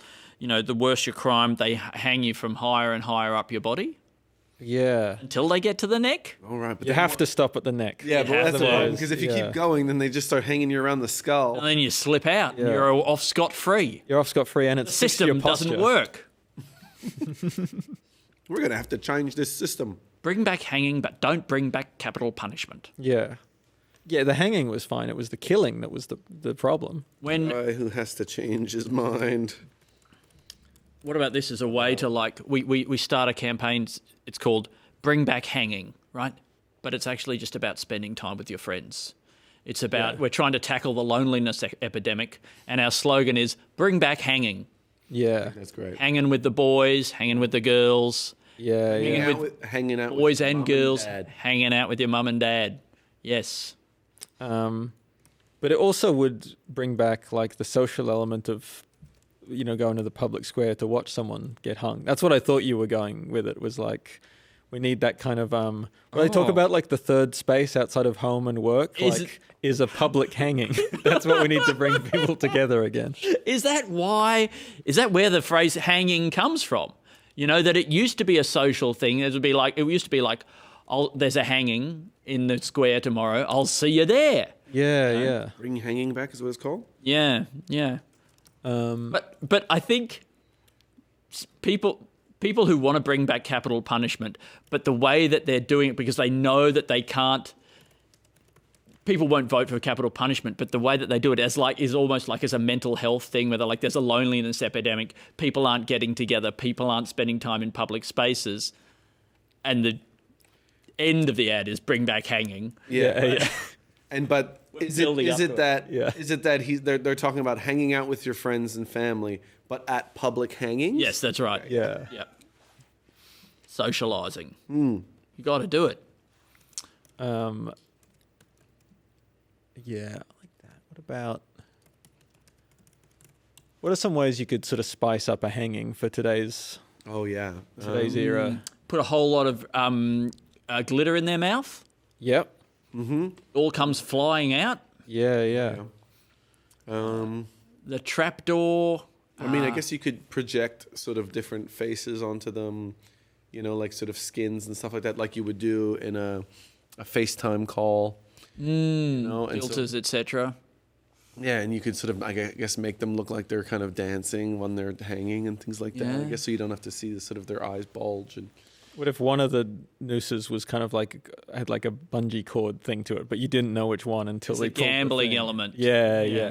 That's really nice. Gambling on executions is certainly where we're headed. I don't know if it's a sketch idea or not, but But it's definitely the future. yeah. gambling on executions is like, I guess, how long it takes them to die or whatever it is? Or is it like, Which afterlife they go to? wait. So I think when somebody gets hanged and you do a shot would be a sort of a thing that you could do at the hanging. At the hanging. Yeah, nice. Costumes, maybe everybody gets Yeah. dressed up as the executioner. I think it's fun watching like UFC and stuff where they have like fight nicknames they have. If the executed the condemned man comes out, but he's like Tony the Jaguar Lopez or something. Yeah, and you're yeah. like, okay. I mean, I guess often a fighter will have a name that will be like Martin the Executioner, Santino or whatever. But then maybe it could be the executioner. Yeah. Executioner. or the Martin Lopez Executioner. mean, Good. I think that before an execution, having those kinds of like those what do you call it, where they're like razzing each other up before a UFC fight, and they're like dissing each other. Yeah. At the weigh-in or whatever it is. But it's the executioner and the would-be executionee both like going at each other, and the person who's about to be executed saying, "There's no way you're going to be able to snap my neck with that thing." I'm going to snap your neck. Yeah. The rope that you're holding on, it's going to whip around your neck, and I'm going to hang you. A big promotional marketing effort where it's the person who is doing an execution versus the person who's being executed, but promoted like who's going to win. Exactly. Like who's going to come out on top. Oh, that's grim. Yeah. A bit of bloody gallows humour, eh? Exactly. Doesn't hurt. There's gallows humour. Yeah. But is there? What about all the other types of execution? Yeah. Lethal injection humour, electric chair humour, firing squad humour. Yeah. I realise they're probably, similar, but Yeah. Eaten by a whale humor. That's not. They never did that. The state never did that. How many people do you think have been eaten by whales? I think it did happen to a guy relatively recently. I mean, I've seen a few people recently kind of get kayakers and stuff. Yeah, go into the mouth of a whale, but then get spat out. Yeah, I think their throat hole's not really all that big. Yeah, which is great. But I mean, I think I don't think they're big on sort of big meaty plastic things anyway as well, which is often what we're wearing when we're in the water. And I mean, we are the meat part, and then the plastic shit is the stuff we're wearing. As far as ways to go, Yeah. I think chuck me in a whale. I'm okay with that. Yeah, I mean, it's interesting. It'll be interesting, and you'll be like, holy crap, like that. I can't believe I'm getting eaten by a whale. Speaking of great white sharks, how would you feel about a restaurant where the concept is that the food is in like one of those shark cages, and you sort of circle around the outside, charging and bashing against it? I guess that's kind of the concept of a piñata. But then they kind of put the stuff in the piñata inside of something that looks like it could be made of meat.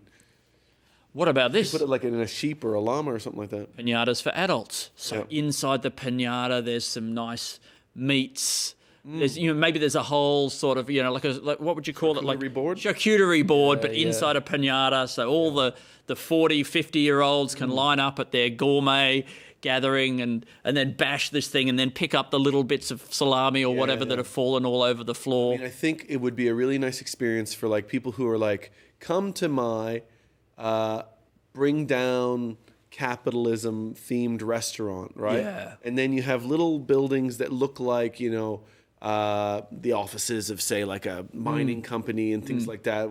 And you get to go in there and you smash down the system like that. And inside, there's like soft cheese. Charcuterie. Things like that. Oh, it's great. And so you kind of get to get that revolution feeling out of you.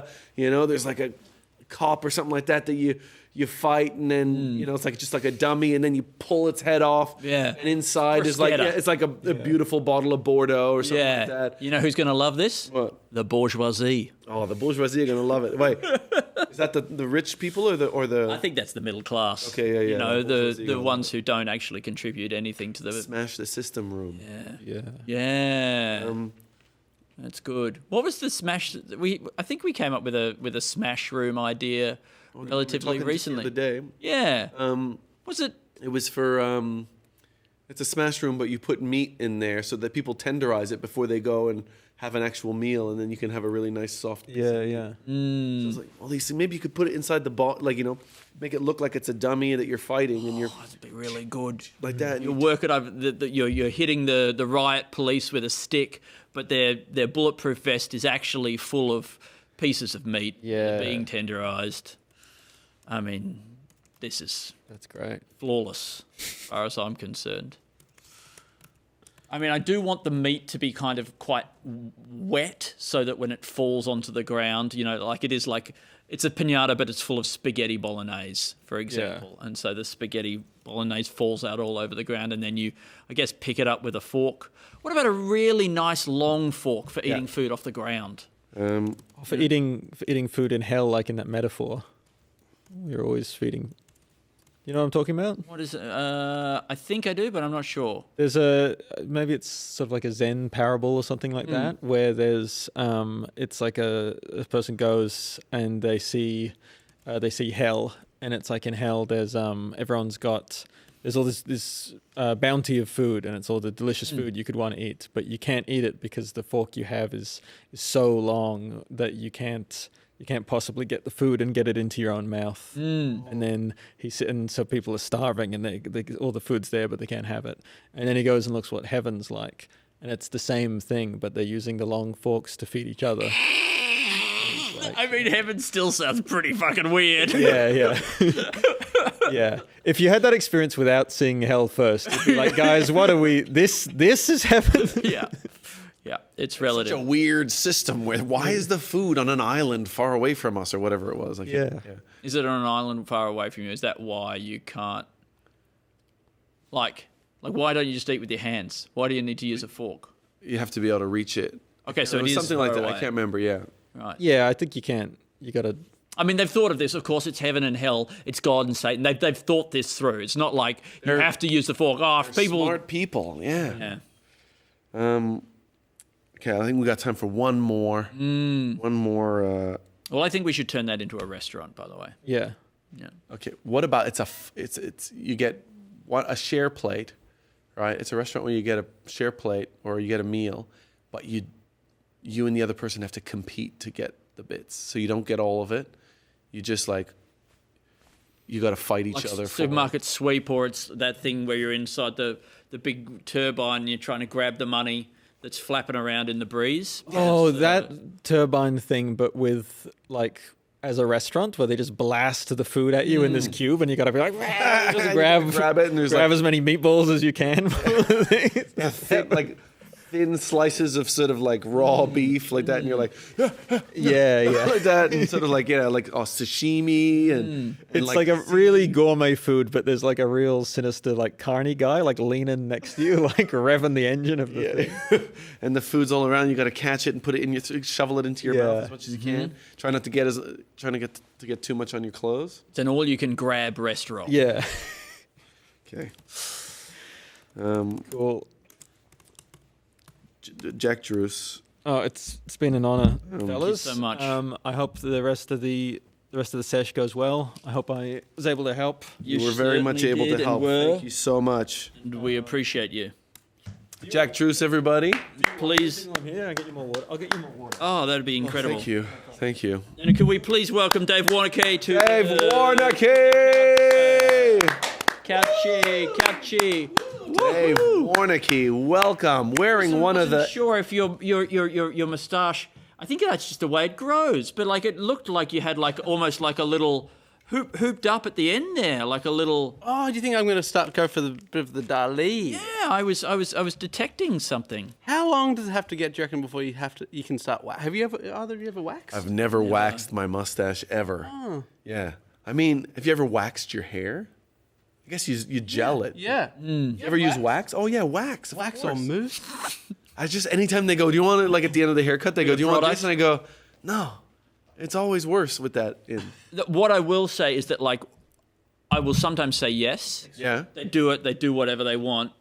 I always immediately leave and go like this with my hair. Yeah. And after I do that, that's the best it'll ever look. Oh really? It never looks. It looks terrible when they put the stuff in, and it looks terrible very soon afterwards. Yeah. And anytime I actually try and put product in myself in my own hair, it always looks shit. Sure. But if I let them do it properly and then I scruffle it up, I'm good. You need a third party in the morning. I do. I need a little waxing you up. Yeah, trying to do it properly. Stepping back. Yeah. And you go.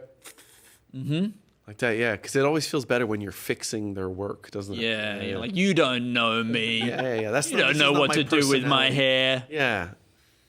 I know. I hate it when they make you look cool. You're like, I'm not supposed to look. I promise you, I'm not. I'm not trying to look like this. I'm not trying to look cool. I don't think I look good. Yeah. I would never. Do you get the bit at the end? Do you ever get they say, well, they don't even offer. They say, do you want some product? That's usually an offer. But then afterwards, the place I've been going, they do a little spritz of some sort of like cologne or something at the end on the back of my neck. On the back of your neck. Yeah, like a smelly. Yeah, marking their territory or something. A little. Super weird. What are they doing back there? What are they covering up? Yeah, what have you done? What have you done back there? Yeah, that can be covered up with a smell. Yeah. It's like something I would do in the bathroom after a terrible incident has occurred. Yeah. Only in the worst possible circumstances. Yeah, When I am at my worst, that's when I am stinking up the thing with this horrible product. You see the panic in the barber's eyes. Just, I smeared shit all over the back of his neck again. Oh. he didn't pay for that. But I've already said all done. I can't now wipe it off because then he'll ask questions. Oh, I know. I'll use the spritz. Well, just like I did every other time this has happened. Phew. I've noticed that you're wearing the A Listener hat. It's really good. From the Think Tank. Can I just say, if anybody is interested in one of these hats, we do still have some. Email us at twointhethinktank@gmail.com and we'll work out a way. Yes. Even I Contact us in any way. Hey? I'm like the best poster boy because you gave this to me the other night when I saw you, and before I put it on Andy, I warned Al. 80 to 90% of hats look terrible on me. Yeah. Well, this looks great on you. I'm pulling it off. Yeah. Pulling it off, yeah. If I can do it, then at home they can too. Then you can. Absolutely can too. This looks good on Dave Warneke. If he looks okay, Dave Terrible Hat Warneke. Quizmaster himself. Mr. Fathead. Sorry, that's not what... I think the problem is it's not fat enough. Oh, right. Down in a hat. Yeah. Once I tried on a hat in LA. Yeah. And I was prepared to buy this hat. I put it on, and before I could even look in the mirror, the guy at the store goes, "No." Pulled it off my head. Whoa, you Wouldn't didn't even have a chance to turn your head. No. Get out of my shop. I put it on and I completely disappeared under the hat. Oh, see, that would be scuttled around like a hedgehog under a garbage bin. That actually would be nice. What is the most ill-fitting size of a suit that you've ever worn or anything? Like, what's the smallest you've ever been compared to something that you're wearing? Oh, my wife once bought me some pajamas. Love that you can answer that. That you have an answer to this question. And she bought the smaller size. They're like sort of these very flowing cotton sort of things, like a top and shorts. Yeah. I put it on, and I looked like I was a 3-year-old trying on my very large great-grandfather's giant. So it looked ridiculous. Yeah, wow. And they were the smallest they had available. Yeah, and that was extra small. That was right. But if I look good in them, then imagine what you at home could look good. Yeah. Oh, thank you so much. Yeah, I guess one time my parents did also try and they were like visiting Melbourne and they went and bought me some jackets. They were like, "Hey, you don't have any warm jackets. Here's some jackets." Not having sort of tried them on, and of course, it's just that thing where you forget that not everything fits on everybody like that. And then, and I was like, "Mom, I don't think that this will work." And they're like, "Just try it." Like that, and I put it on, and it's just like this gigantic jacket, but with like short sleeves. But I'm just like, it's just this huge jacket like this, and they're like, "Oh, it could work." They're never going to admit that they. No, look, they admitted that they thought, well, maybe that wasn't the. Who was it designed for? Like someone with long arms and no. I mean, it could have been short arms, long body. Yeah. I mean, it's like a sort of like a armed hot dog of some sort, like or something like that. You know, like a. What do you feel about like a clothes shop called Ill-Fitting Garments? Okay. And you go there and you just try on a series of just like really everything fits terribly, right? Okay, yeah. And maybe you tell the person your sizes and they'll just bring out a sequence of things. It's like there's no hope. It could be a place where there's even a little montage. I don't know how you do a montage in real life, maybe with some sort of time skip type technology. They make you unconscious a little bit. Oh, that'd be so good. They give you a little gas. Oh, a little living montage. And then while you're unconscious, they change your dressing you in ill-fitting clothes. And then you kind of come back and you're like, I'm in a different outfit. Yeah. And they go, there you go. And then they dress you up. Keep hitting you over the back of the head. Yeah. It's called montages. Montages. It's a beautiful name for a tailor or a haberdashery. I don't know what that is. What is this haberdashery is? No. What is a haberdashery? You make hats? Oh, that's a milliner. Oshkosh Bagosh. Yeah, that's what I'm thinking of. How do you feel about this? What is haberdashery? I don't know. Oh. How do you feel about this for an outfit we should do this for the Met Gala. And it should be if somebody hasn't already done this is a great Met Gala costume idea. It's just a really big hat that comes down to about knee level. Okay, and you sort of scuttle around underneath it. And is there eye holes at all? Or are you just sort of feeling your way? I think that there would be. I think they'd do that thing with the mesh, like they do in like a mascot costume or something. Oh, You okay, can see through, so you know where you're going. But you've just got like a really, and I'm not sure like what kind of hat it is. I think maybe like a really high fedora. Maybe you could do that. What's his name? Pharrell Williams style sort of whatever that hat is, but like really big, comes down to What is it that's coming down? the hat. Goes all the way down to your knees. You're sort of in under it like that, like a little child under a garbage bin, running around. But it's your big hat. There's no part where your face kind of. No, your face. It's not a hat costume, right? It's not like you can see through like that. Yeah. It is just an enormous hat. I know, but that's why I was asking. Like, is there a way in which the face is cut out and it's so that it's like an actual real hat? But this is kind of like, because it's like it wouldn't work as a full body hat, I guess. It's a full body, but then it doesn't work as a hat because you can't see. But it's just a hat. It's just a big hat. It's just a big hat, and you're incredibly sun smart. That's right. Yeah. I mean, maybe there's a little mirror down there so you can still sort of see where you're going see or up something people's like that. skirts and stuff. Like So exactly right. I think mirrors on your I think shoes. that giant hat is upskirting me. And can I just ask, because the Met Gala always has a theme, what's the theme that the giant hat would fit? Sun smart. Sun's brilliant. Can I go back to ill-fitting garments? Because I wrote. I believed in ill-fitting garments so much that I wrote it down. But then, and then I wrote the real-life montage where you get knocked out as a separate idea. But I want to find out what are we trying to do with ill-fitted garments? Like, is this a place that is, you free yourself from the tyranny of needing to look good, and you can just be like a free person who just wears things that don't really fit, and you don't have to look good, and you like. I mean, is it that just the character of the person who works there is that they're just an insane person who keeps bringing you really bad choices of clothes, and they're always saying it looks really good? Yeah. Like. I guess you have a funny weirdo. Yeah, a sort of a funny weirdo, right? Like that, yeah. Because I guess like there is a lot of that stuff that is in sort of high fashion that doesn't look very good, and people who wouldn't wear, like that. And somebody who like that who's just come out of that and is now running just a shop in a small town, that does like the school uniforms and things like that. And it's like, no, he looks very good. It looks magnificent. You are gorgeous like this. Yes? Okay, then what was... Oh, yeah. While we're talking about the big hats, I was thinking about, what about a high-end, very cultured, beautifully crafted version of the cork hat? Oh.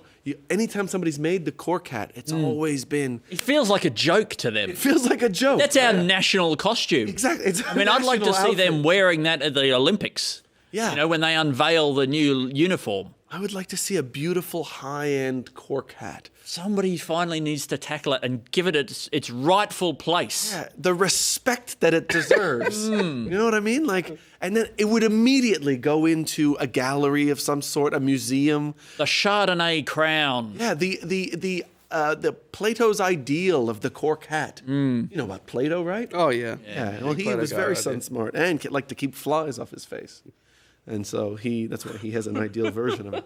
So you're thinking like sort of like diamantes, bejeweled corks? Well, how do we make it? I think the hat, because I think a lot of the time it treats Australians like idiots, like they're just putting a bit of string through a hat and then pushing it through a cork and then tying a little knot at the end. Even though that's how they originate. Yeah. I think that there's way more craftsmanship to it. And I think, diamantes could work. Yeah. Maybe little bells. Who's an Australian fashion designer? Vera Wang? Was she an Australian? Vera Wang? She mostly did wedding dresses. Alexander McQueen? Is he? Oh, did he do pajamas? No. that's Peter Alexander. Peter Alexander. We can get Peter Alexander Yes. on a pajama cork hat. Oh, I mean, just pajama hats in general is a great idea. Oh, but a wide brim hat. I mean, I guess that is what that little nightcap thing is. It's a pajama hat. But that's not keeping the flies away. That little thing there, the Scrooge style. whip it one. around Yeah, it. you'd have to whip all night. But if you had like 10 of those all around, Yes. the flies aren't coming I near think if you had lots and lots of strings really close together, and it was sort of almost like a shimmering curtain. Oh, shimmering curtain. That could be quite a bit like and interesting. the plastic things that on a fish and chip shop door. Yeah. That does keep the flies out. That does. Yeah. That works. It does, yeah. Yeah, and maybe like a little. No, I was gonna say a little thing that shocks the flies. You know, that kind of thing. But that doesn't. It's not just to keep the flies out. We're also trying to keep fashion in. But actually having those a glowing in fashion. kind of purple, You're trying to keep in fashion. Trying to keep in fashion. Yeah, but actually those like glowing purple things that kind of come on one of those shocking fly things would be a beautiful thing to kind of. That would be beautiful. Yeah, it would look. It would be maybe pure beauty. How about lights under your armpits? Okay. So you can go. What's that over there? Yeah. Just sort of glows from up in there. You get you could probably get some LEDs in there or whatever. Yeah. I'm thinking of drawing from the world of automobiles, and where you would put lights sort of under a car and that sort of thing. So I'm thinking like, what would be the body equivalent? Maybe a light under the chin. Anywhere there's a little crevice or a cranny. Like behind the ears. Under there. You just like the ear. Yeah. Oh, some like blue. Like little blue lights, like I guess those same colors that a streamer would use. For example, some blues, some purples, some kind of like, maybe like the what are the bisexual colors there? That kind of like I think that's red, purple and then you go stand in dark areas and maybe. And could it change with your mood? Oh, that would be nice. And people, you wouldn't have to say anything if you're having a bad day. People go, "Oh, glowing red over there." Yeah, linking up to your mood ring. Yeah. That's a good idea. Okay, wait. It's what's the word? There is a word for that when it's sort of linked up to something and like a mood ring. And people should be allowed to wear it in school. You know what? And then schools will want to ban it, and then we'll be like, nah, because it's all right. You make it unbannable. Yeah, you make it unbannable by saying it's linked to their mental health. What if you write it into the Constitution that it can't be banned? Yeah, I think we should get a referendum on the law. Referendum to have it voted. And I just don't want them to ban it. So like, if we could. Oh yeah, come on, don't ban it, please. And we're also trying to make a business out of this. It'd be great. Yeah, I've just bought all these little lights. Wouldn't that be great to get up a referendum where people? It's in the Constitution. People have to buy stuff from your business. Yeah, that would be really good. Oh, and then I mean, the dream is to have your products and services mandated in the Constitution. Yeah, compulsory. Compulsory buying. The first compulsory sandwich. It'd be great to even just get the government to have to buy it using your tax dollars, so that you don't have. There's no chance that people are just. Yes, great. They purchase it. Government they distribute sandwich. it. We are the number one provider. Yep. Here at Compulsory Sandwich. Compulsory sandwich. We got compulsory voting in this country. Yeah, that's right. And you have to get one every day. Week. Every day. Every week. Daily sandwich? Yeah, daily sandwich. And it's your choice if it's breakfast, lunch, or dinner, or if you don't have it at all, but you just have to get it. You're free to choose. It's a free country. Yeah, it's a free country. It's free. Like that. But not for a snack in between meals. We draw the line. Yeah. And I don't mean compulsory sandwich. To be able to somehow, maybe you can somehow like get onto another. You slip in your question onto. Oh, piggyback on another. Yes. On another issue that's happening. Yeah, something that people will definitely want to vote for. Yeah. And it should be like, should health be available? Healthcare be available to all people, and you have to buy a sandwich from my sandwich. Compulsory. There would be compulsory sandwich every day. There would be some people who would say, "I love the idea of the sandwich." Yeah. Not so sure about equal healthcare. Yeah, that's true. You wonder about what will actually be the hot button issue on that particular ballot paper. Yeah. It's very satirical. Well done. Very, very, very well done. Yeah. It should be. Okay. What about like? What about like just somebody who thinks that they're really good? And because I always find that to have like lots of confidence and things like that, I do find that funny. Yes. You know, there's an element of it where I guess it's because of I guess maybe the only way that there's humor there is if you feel like you can see, and I guess assume that everybody else can see that the person is not worthy of that confidence. What are they? They're confident no matter how badly they go at anything. Yeah. They keep failing. Yeah. But even just, I feel mine even goes more subtle than that, where it's like, you go, I think it's funny that just in general we feel confident about anything, because just earlier you were just like, you were shitting and you were doing things like that, which I guess shouldn't take away your confidence. I feel so unconfident. I took a shit earlier. Could you be confident about the shit? Yeah. I mean, could you do like a TV show where it is like, we just get on super confident people and then we have them be sort of humiliated time and again, like in quite base ways, you know, their pants falling down and that sort of thing. I mean, it is essentially just a good description of reality TV. You know, we get confident people on who want to be famous for just, you know, their looks and things like that. Totally, absolutely. But we're sort of reducing it to its essential elements, and it is literally their pants falling down, right? Yeah, okay.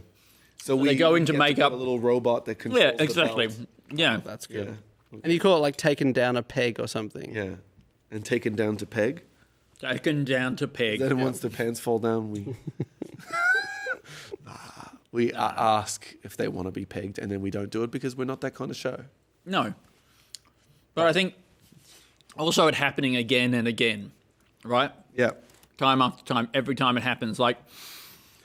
Oh, they get to meet bigger and bigger celebrities, and their pants fall down. Or go on higher and higher stakes dates or something like that. But like at the start of every date, we humiliate these people. I mean, it's cruel. There's already a lot of conversation about whether or not, you know, these reality TV shows have some sort of duty of care to the mental health of the people who are appearing on them. There have been, you know, all sorts of awful things that have happened after people have been mistreated by these shows. But I don't see that being a problem with this show. Yeah. Well, I think if the show's called Taken Down a Peg, come and be humiliated for the chance to win a date with the Prime Minister. It's like, you know. Imagine that, though. Imagine The Bachelor. They're already doing the Silver Bachelor. But imagine if you could do The Bachelor, but the Bachelor is the Prime Minister. Right? Oh, yeah. Looking for love. Yeah. I mean, wouldn't that be something that the whole nation could get behind? Absolutely, yeah. Yeah, and he would really like make it seem like he's doing a lot of work and not paying that much attention to the reality show.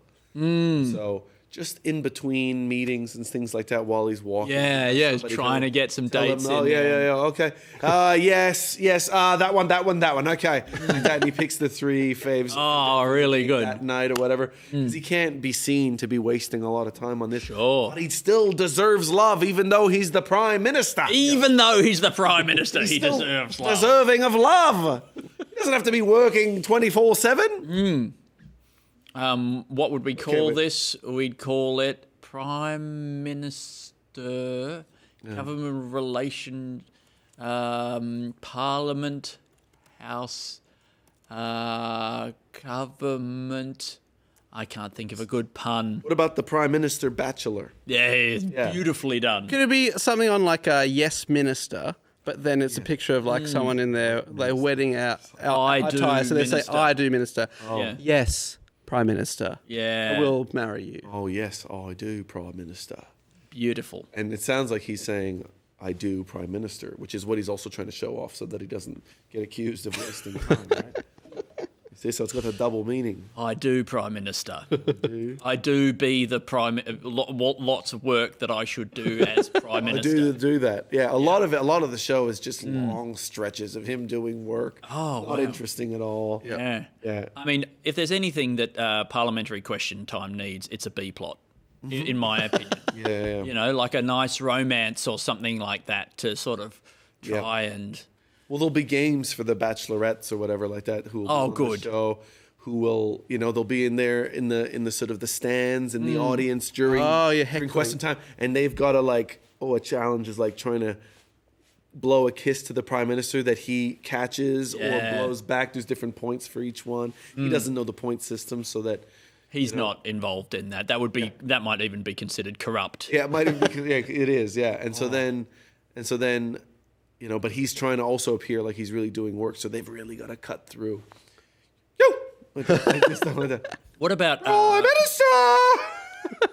What about government corruption and bribes and stuff? Yeah. But the bribes that are being given are just little kisses and stuff like that. So like you meet up with an agent from the oil industry. Yeah.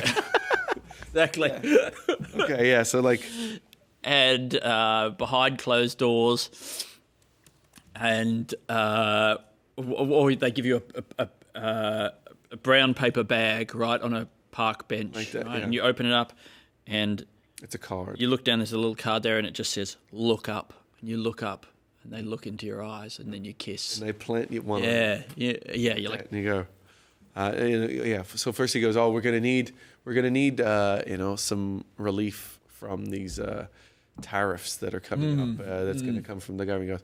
He goes, I can't do that like that. And then he hands him a little paper bag and says, look out like that. And he gives you a look. You go, all right, I'll see what I can do. Consider it done. Like that. I love a kiss-based corruption. Hear my foot. You know what's great about that? No paper trail.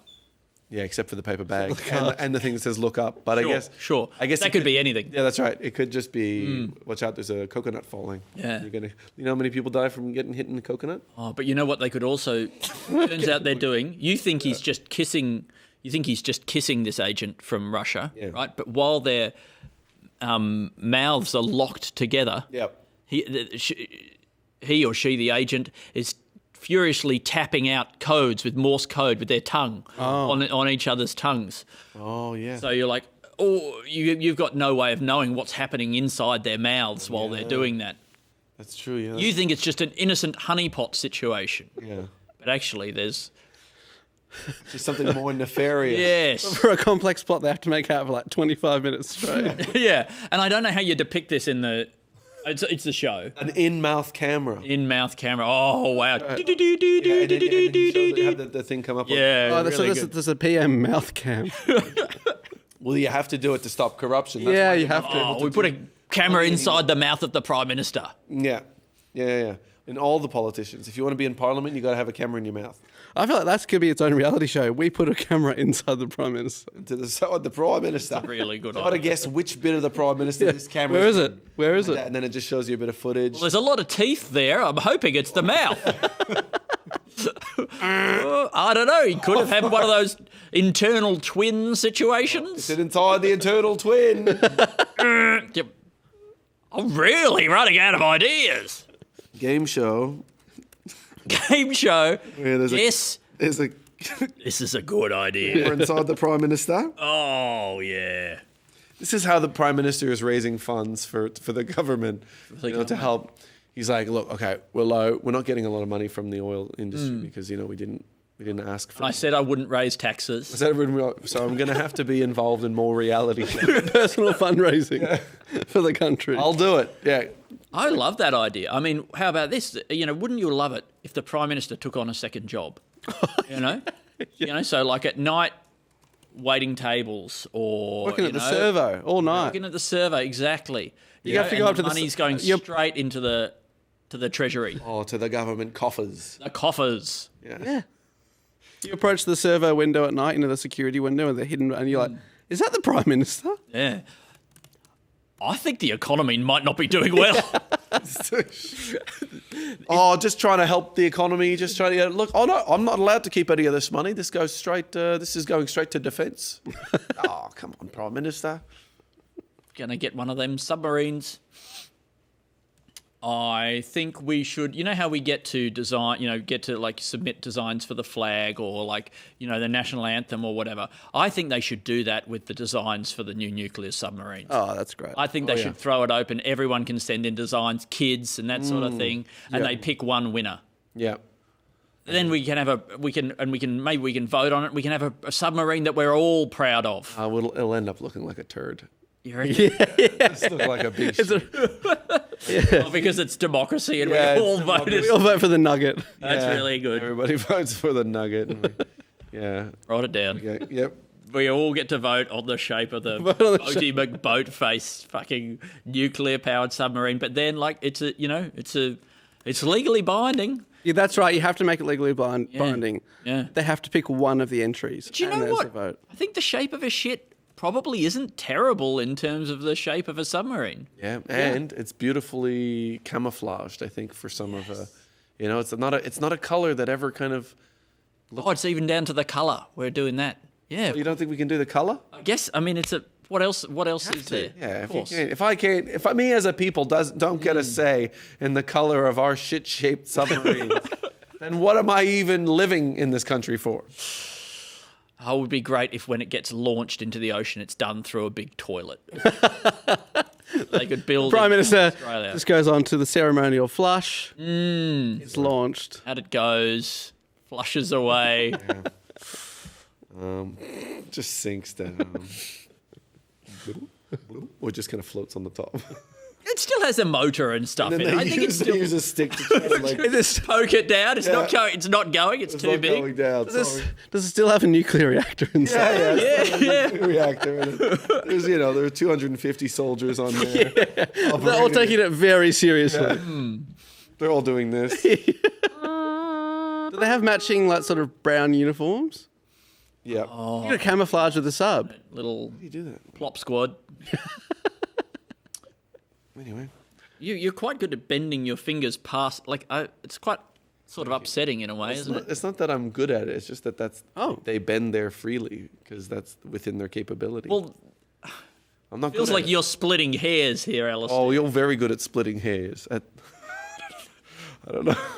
I'm not good at it. I'm just doing it. Oh, would you do that? Would you go to a hairdresser where they'll split all your hairs down the middle like that? You get twice as many hairs. Oh my God, that'd be great. Yeah. I don't have as many as I used to. No hair transplant individually. But and then you just kind of do you think it'd be soft? Even wispier? It would be even more like a fog around your head. Oh, fog head. Fog head, long head. I don't understand. What is foghorn leghorn? I know who it is. But what is that name a reference to something? Leghorn is a type of chicken. Ah. Yeah. And what about foghorn? Well, it's a sound made by a ship. Okay.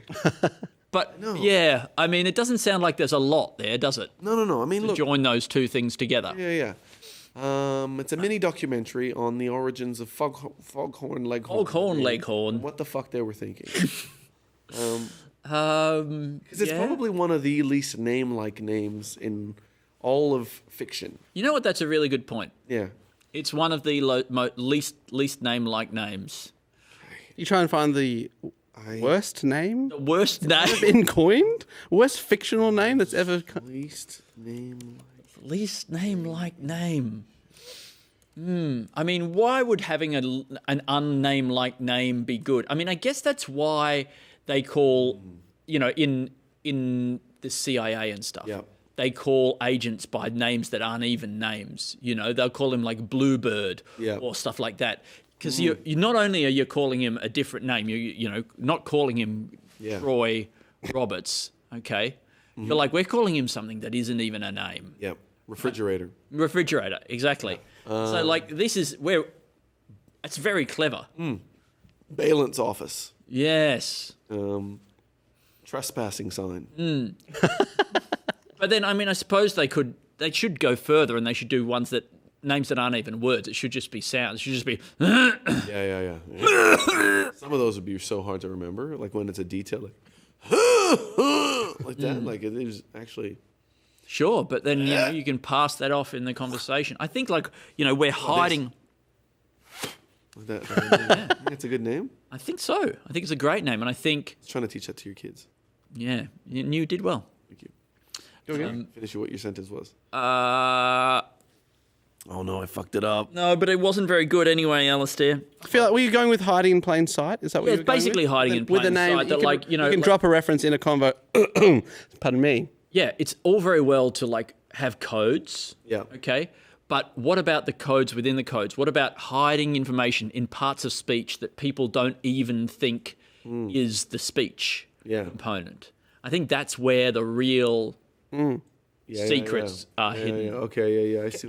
I don't know how Morse code exactly works, but can you communicate Morse code with pauses in speech? Probably. The length. Pauses between the words. Yeah. People think you're just searching for a word, but really you're communicating a second message. Or you have like a really old guy who grunts and groans a lot as he stands up and sits down and that sort of thing. And he coughs constantly and that sort of thing. And people think that the words he's saying are the information, but actually it was all his body noise. Oh, that's good. The clicking of his joints and that sort of thing. Yeah. And so then what situation are we using this in? Where you're sending, important information we encode it all in his body. We teach him all these things and we send him somewhere like a pigeon. But, and then he, passes on the information as a series of things. If he's being observed closely, nobody will know what he's actually saying. It's I'm not doing a good job of coming up with any names for Have you considered foghorn leghorn? Yeah. For things. I'll call this the foghorn leghorn system. I think we need a full lunch. Yeah, sure. Let's do it. Yeah, because I think we're starting to get tired, but from just not having eaten properly. Do you have the capability of ordering something? No, I don't, but that's okay. I can download something if you're happy to talk. I'm also happy to. I had a little what they call them, breakfast bakes at this bakery I lived near. Oh, what? It's basically like a square piece of pizza. Yeah, okay. There was blue cheese and sweet potato. It was fantastic. Yeah. Oh man, that's really good. Really nice. You know what they should do? Like blue cheese is such a success. They should make moldy other food. Oh yeah. It is edible. I don't understand. Like moldy milk. Imagine blue milk. Blue milk. Think about that. Yeah. Why does milk just go bad before blue it goes fish? Blue fish. I know there's a lot of fermentation of stuff, right? But it doesn't go blue. It doesn't go blue. How do you make it go blue? Yeah, I want that blue, but I think blue milk. It's not a sketch idea. But why is there no blue milk yet? Look, maybe they got blue milk somewhere. They probably have it in one of the countries, Greece or something like that. They just put milk under the sink. You know what I mean? They do that with cheese. Isn't that what cheese is? They're like, oh yeah, just put it under the sink and then it gets or hide it in a cave for a while. Yeah, hide it in a cave. They go to Moses' cave. That's probably why he went up to the cave, because he was looking for blue cheese or something like that. He was like, yeah, there's probably something in here. Have they tried all the foods in that same cave and cheese was the only one that worked? Yeah, exactly. How did you get to that? How many foods did you put in there line up? Yeah. Was cheese the only one? And you had perfection straight away. I guess they hang sausage with, how do they? Oh yeah. Is it salt? Hanging in the garage. Yeah, hanging in the garage. But I guess back in the day, you put it in a cave. Put it in the cave. Put it under the Nature's garage. Nature's garage. Exactly. That's where bears can park their car. Like that. I just don't understand. What about blue? Can get moldy. Alasdair, what would you like? Some pizza? Yeah, let's get pizza. Yeah? I've had a lot of pizza recently. Okay, we don't have to get pizza. But, no. It's always good, though, isn't it? Yeah, it is always good. Especially if you got one with a bit of blue cheese. In my opinion, I think it's great. Breakfast bake? A breakfast bake. Okay, let's see. What's what about, instead of thinking about always fermenting other products, like the food and stuff that you eat, what about fermenting yourself? Oh, okay. You know what I mean? Why can't you just keep your hand in some liquid for a week? Let it go a little blue. Yeah, just put it with whatever it takes to make it go blue. Yeah. Would that work? See what happens. Why does it improve everything? Fermentation. Yeah. The fermented self. What about you just you just sit in a pool of liquid like this for a week, like that, and just let your body ferment like that, and you just got to be in a way so that you can sort of be weightless like that and not drown or whatever. Yeah. Is it also sort of, you could double it up as an immersion tank? So you have an experience. Yeah, and then as a health guy, you could easily just be like, well, fermented food's good. Ferment yourself. We haven't tested it. Who's going to sit in a tank all week? But We probably need like someone like David Blaine or something. you need a He Blaine. loves a tank. We'll get David Blaine involved. Ferment yourself. It's probably healthy. Yeah. It'll encourage the good bacteria to cover your body.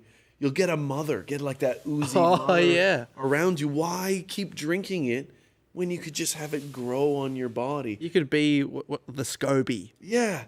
Like just wear a SCOBY shirt, a SCOBY. Eventually you're just covered in SCOBY, so then suddenly you're sort of decent. Yeah. Except for like but then you shape the SCOBY. It's like a SCOBY bonsai. You get a SCOBY bonsai, you grow it up like that, make it into a beautiful tailored shirt or whatever like that. I'm sure you can, it's like an ooze, so you can probably extend it and shorten it. For different seasons. Different seasons. I'm getting you a falafel Peter. Is that okay? Sure. Great. That's good. Thank you, Andy. It's my pleasure. And I'm going to write it down. Like, what are we talking? SCOBY clothing? Yeah, fermented mans with SCOBY clothes. Yeah.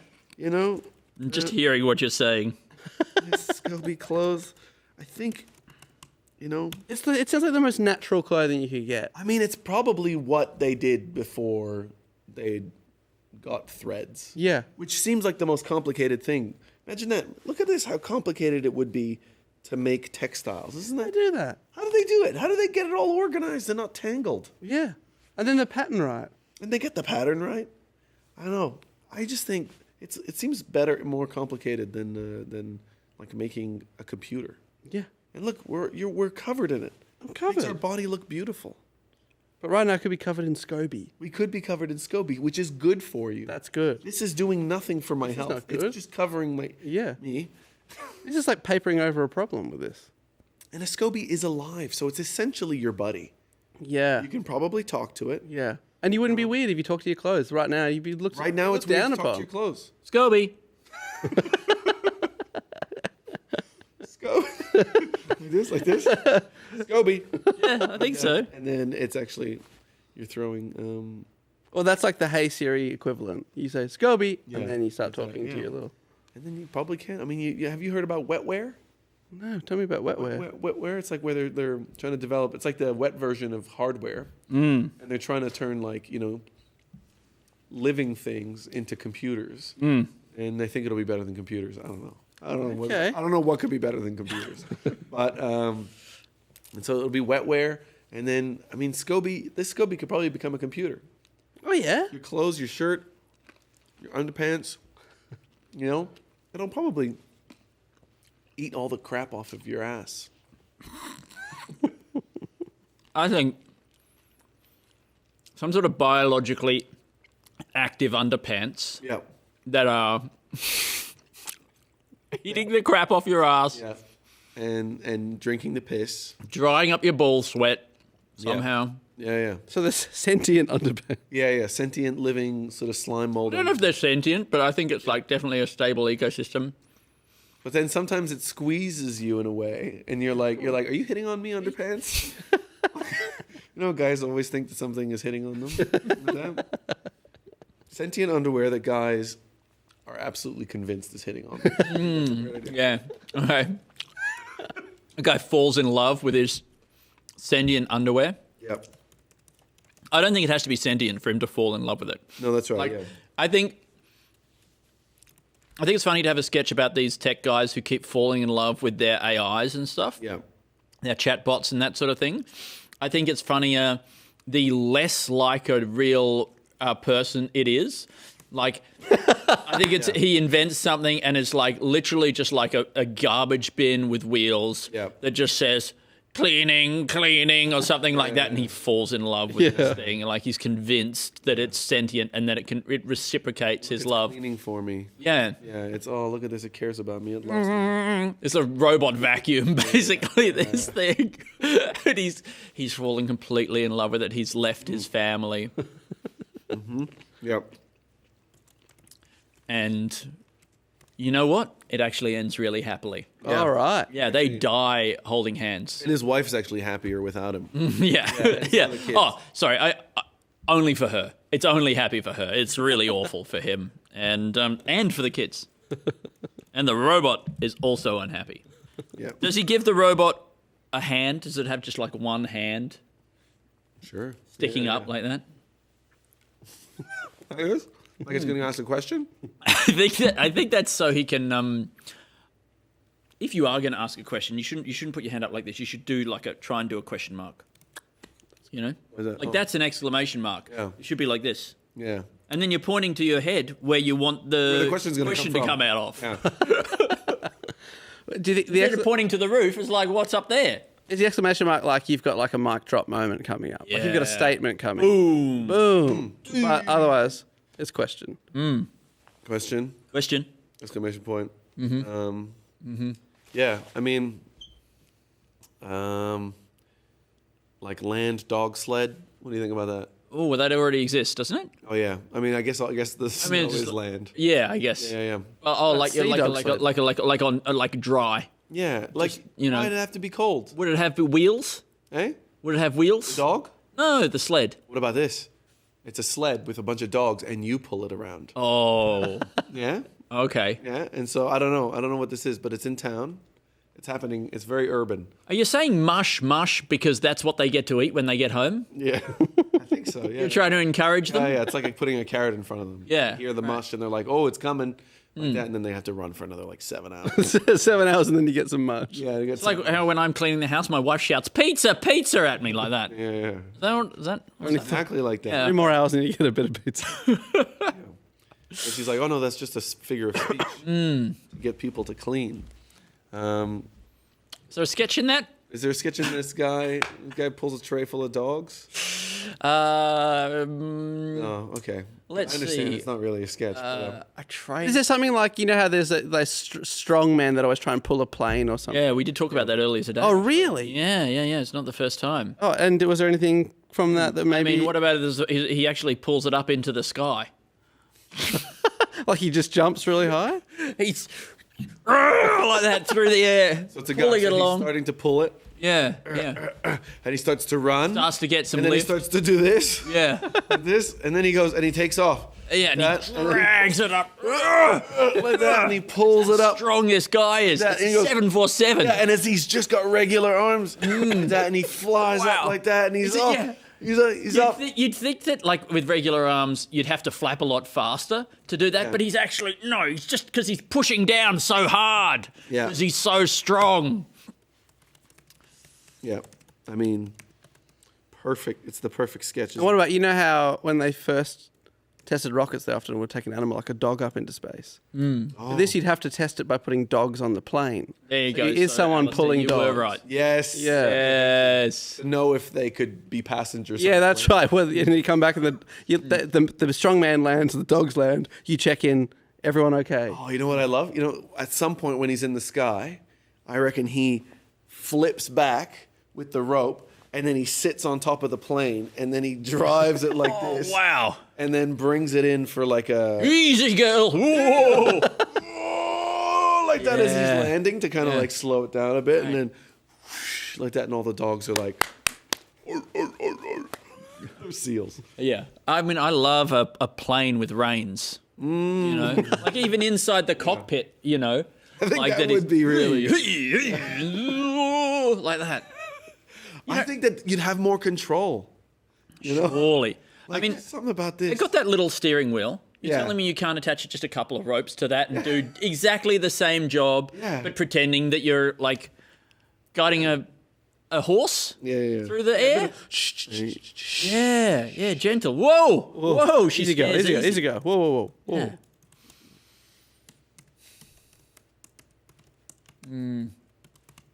Or is it just a way of testing out different wheels and different things for the cockpit? Because I reckon they probably came to that little wheel they've got pretty quickly. But did they try the pirate wheel? Yeah. I wanna know. History of... Oh, yeah. What else did they try? I love how you can really spin that. How far do you have to spin it to turn? You got to do a lot, don't you? Yeah. Just right round. Because it makes it think, like, you would think that it's, like, really hard to turn because you've got to move this liquid I need to get like with the rudder or whatever it is, like that. But I guess it's just so loose that you can just do this and it just moves a little. I think that's what it is. It's highly geared. I imagine. It's very geared. And then because like especially if you're like turning into the wind or whatever, you've got the full pressure of all the air that's on the sails and the whole weight of the boat like moving in a particular direction. You're going to need some pretty significant mechanical advantage. Oh yeah. To turn that bad boy. That's right. And then it's made it more fun. Things are easier. It's funner. Yeah. Yeah. That's why we should train dogs that can raise our kids. Yes. Because we already did talk about this today. Oh. Yeah, with Sam Petersen, we had a dog-based daycare where the dogs are raising the kids. I know, but a good idea is a good idea. Yeah, idea and worth bringing up again. That's right. Yeah. I can't believe I already forgot that. But I mean, like a dog that's up to date with a lot of the latest parenting techniques. Pedagogy. It's just watching reels all day, and this is all it shows. His algorithm shows it, and then you can just come in as a parent and go, "How's it going?" And then you go, and then you go, "All right, yeah, I'm making nachos." That's it. Have we already pitched the idea of a centipede? Oh. Like, is that... I think it's a man with the body of a horse, and the horse has 100 legs. Okay.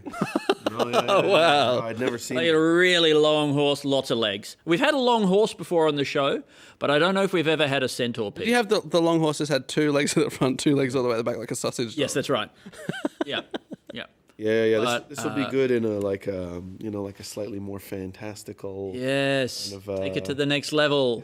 Because imagine this: you go, "Hey, Amazon, I'm looking to make a sketch show." They go, "Well, we're not looking." We go, "It's a fantasy sketch show. It's $3 million an episode per hour of content." Yeah. Like that, Right. and they'll be like, "Oh, now my ears are pricked." Like that, and we go, Well, and so will be the ears of the elves in the TV show. That's right. Yeah. It's fantasy. That's right. They're also pricked. And because they've got earrings through them. Yep. Yeah. And I thought. Yeah, you know what? You know what I want to see? Elf with curly hair. Elves always have straight hair. Yeah, what's that about?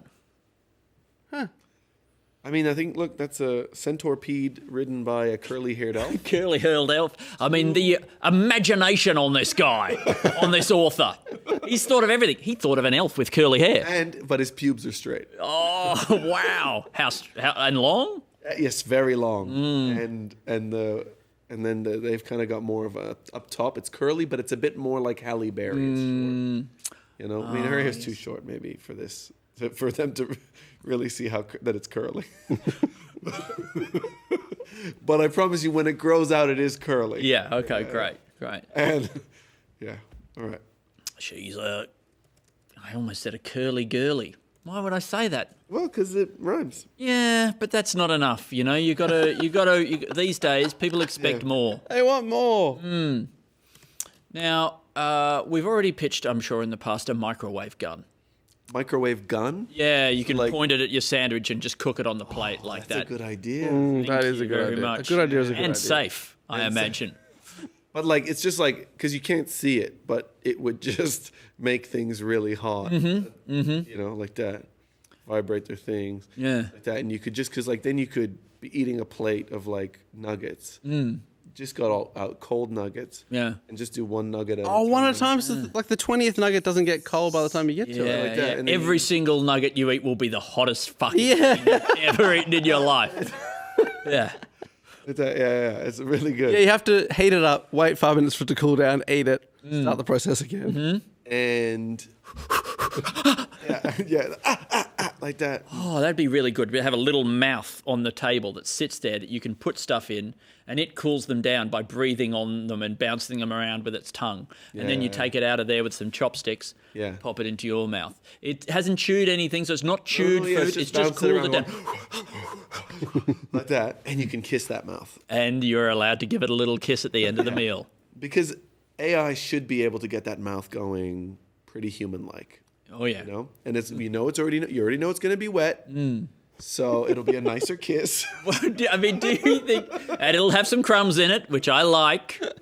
I mean, It'll be like kissing a loved one who you're sharing a meal with. do you love when you know that you get to feel those crumbs in there?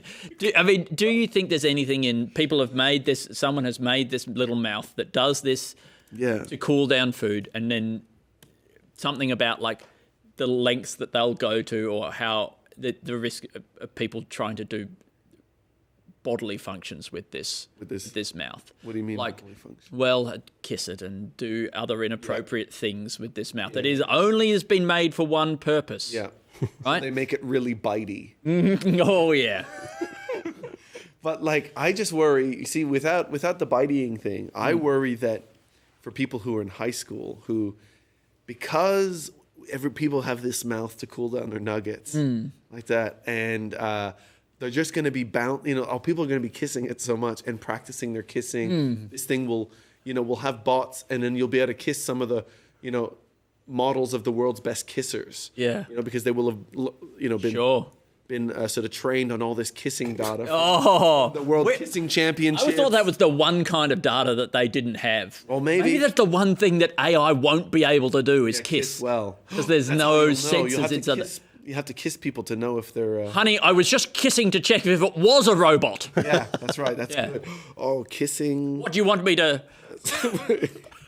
Finding out if someone is a robot and a good excuse... A very good excuse. When getting not an excuse, a reason. A reason. There's a difference. Not all excuses are reasons, and not all reasons are excuses. Yeah. Thank you very much. If you're like the head of security somewhere and you had every day people come in, you don't want your secret stolen, you don't want robots coming in. They have to make out with every single person who comes to security. So you go through metal detector, tray through. I mean, that's going to be a very different job all of a sudden, isn't it? Yeah. I mean, if they do that, that's one way that that they can train their... Is this what you were just saying? This is because... Oh, will they be training... Because imagine by kissing. Yeah, imagine getting the data. And that's how they're getting your ultimately data. Once they've eventually they'll work it out. Yeah, they'll do it. They'll do it at the airport. Learning by doing. Oh, you come through. Oh, you gotta kiss this thing to make sure there's no like guns in your mouth or whatever, like that. And then you kiss it, and you're like, oh, I guess I have to. And then they're like, haha, now we've got that data. Yeah. Like that, and then they'll make robots that can kiss well, and you won't be able to detect who they are. Well, I guess what you would do is you'd save your best stuff. You wouldn't give away all your tricks when you're kissing when you go to the airport, don't give it your best kiss. Don't give it everything. Okay, you can afford to hold back 10%. Yeah, and then you know what they'll probably do? They'll probably put like really hot people near the robot mouth.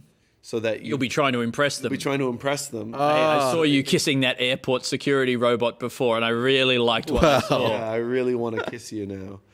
And then that's your basically your primo outcome. And then you get to kiss the security guard at the airport, which you've always wanted to do. Oh, baby.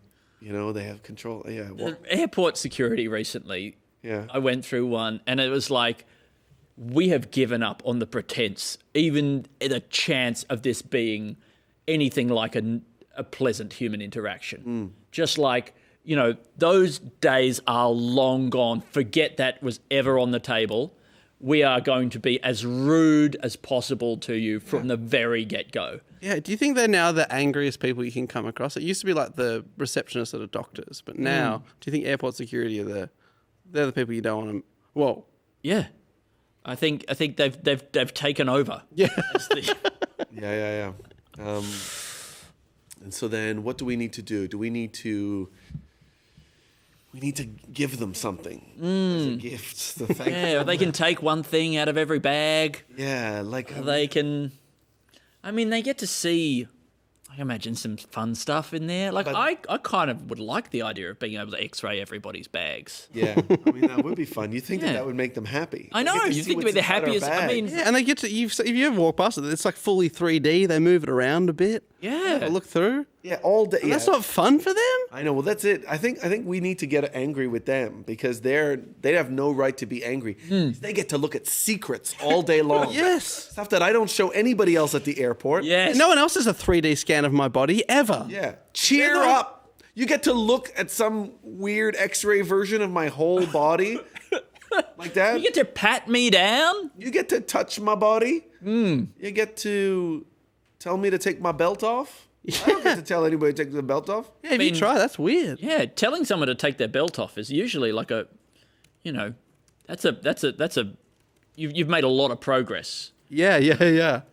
And maybe that's what it is. Maybe everyone's always taken their belts off, but never taken off their pants. We need to. they're maybe frustrated. They're being constantly teased. blue balled. Yeah, they've got blue balls. Yeah, they might get your shoes off, they might get your belt off, but that's it. That's it. Maybe your jacket off. That's why maybe. sometimes they're always like, "Oh, do we have to take this into another room?" You pat them down. Sorry, they pat you down, but you never pat them down. Oh, yeah. Rules. But you're the stripper. Yep. No. Right. No. Other way around. Oh yeah. They're the stripper, but they don't get to have fun. Which I don't know why I'm saying that strippers would be having fun. Wouldn't it be lovely to be in a relationship with one of those airport security people? And the that moment where they get you home to their bedroom and then they run their hands all over your body, just down the sides like that, up and down the inside of the legs like that, tap, tap, tap, tap, tap. Ooh. Oh, you know your way around. I think I found something. Yeah. Me too. Wait. That's going to be having the airport security lover. A lover. The pitter patter. The That's going to be heavy patting. Number 200. Heavy petting. Really? Well done. I believe we've still got 300 sketches. That is not good news. No. I mean, that's great. 200. Yeah, it's great. I mean, we've made good progress in 8 hours. I guess that is good. Yeah. I guess that is good. I mean, we've got 2 hours. If we can come up with 50, then we're still on track right now to get it done in 22 hours. In 20 hours. We got to go faster. Yeah. That goes. Oh yeah, 20 hours. Yeah. Okay. Cool, man. All right. Penny for your thoughts. Yeah. Oh yeah. Right. $50 to shut up. What about $10? I'll get your whole body. I mean, I think having a conversation with somebody and at some point interrupting them and say, you know that expression, penny for your thoughts? I'll give you $100 to stop talking. Yeah. Okay. So and then we just have that. Oh yeah. So somebody's just continuously talking. Yeah. I mean, you know who'll really love this? Everybody. Yeah. You were going to say somebody specific, weren't you? No. You were going to name somebody by name. No. I didn't know. I was or by gender. Group of people, but I didn't have a way of like figuring out what the term is, or Okay. Wait. I wonder what it could have been. Yeah, well, I don't know. What's he going to say? Who would love this? We don't know who would love this. We don't know who would love this. Southeast Asians? I don't know. What, pelicans? Pelicans? How abstract is this group? It's pretty abstract. Okay. It's one of the most abstract groups. Really? Yeah. Triangles? And so, but as the sketch, it's just that. Do you think it's just somebody talking a lot? Penny for your thoughts. Yeah. I mean, it's not much, is it? Yeah. It's not much. I think but Bitcoin for your thoughts? It's not a great trade to give all your thoughts for 1 penny, is it? Yeah. And you know what? You're getting their thoughts, but are you getting their emotions? Are you really? What are you really getting from just somebody's thoughts? Yeah. We all have a lot of thoughts, and actually, it would be unbearable to receive them all because essentially you can. In the time that it takes to say them all, you will have had some more. You've had some more. I mean, it actually just takes. I mean, sometimes during the course of this podcast, it doesn't feel that way. What, that we're having any more thoughts? I feel like I can't even remember the last time I had a thought. Well, what is a thought even?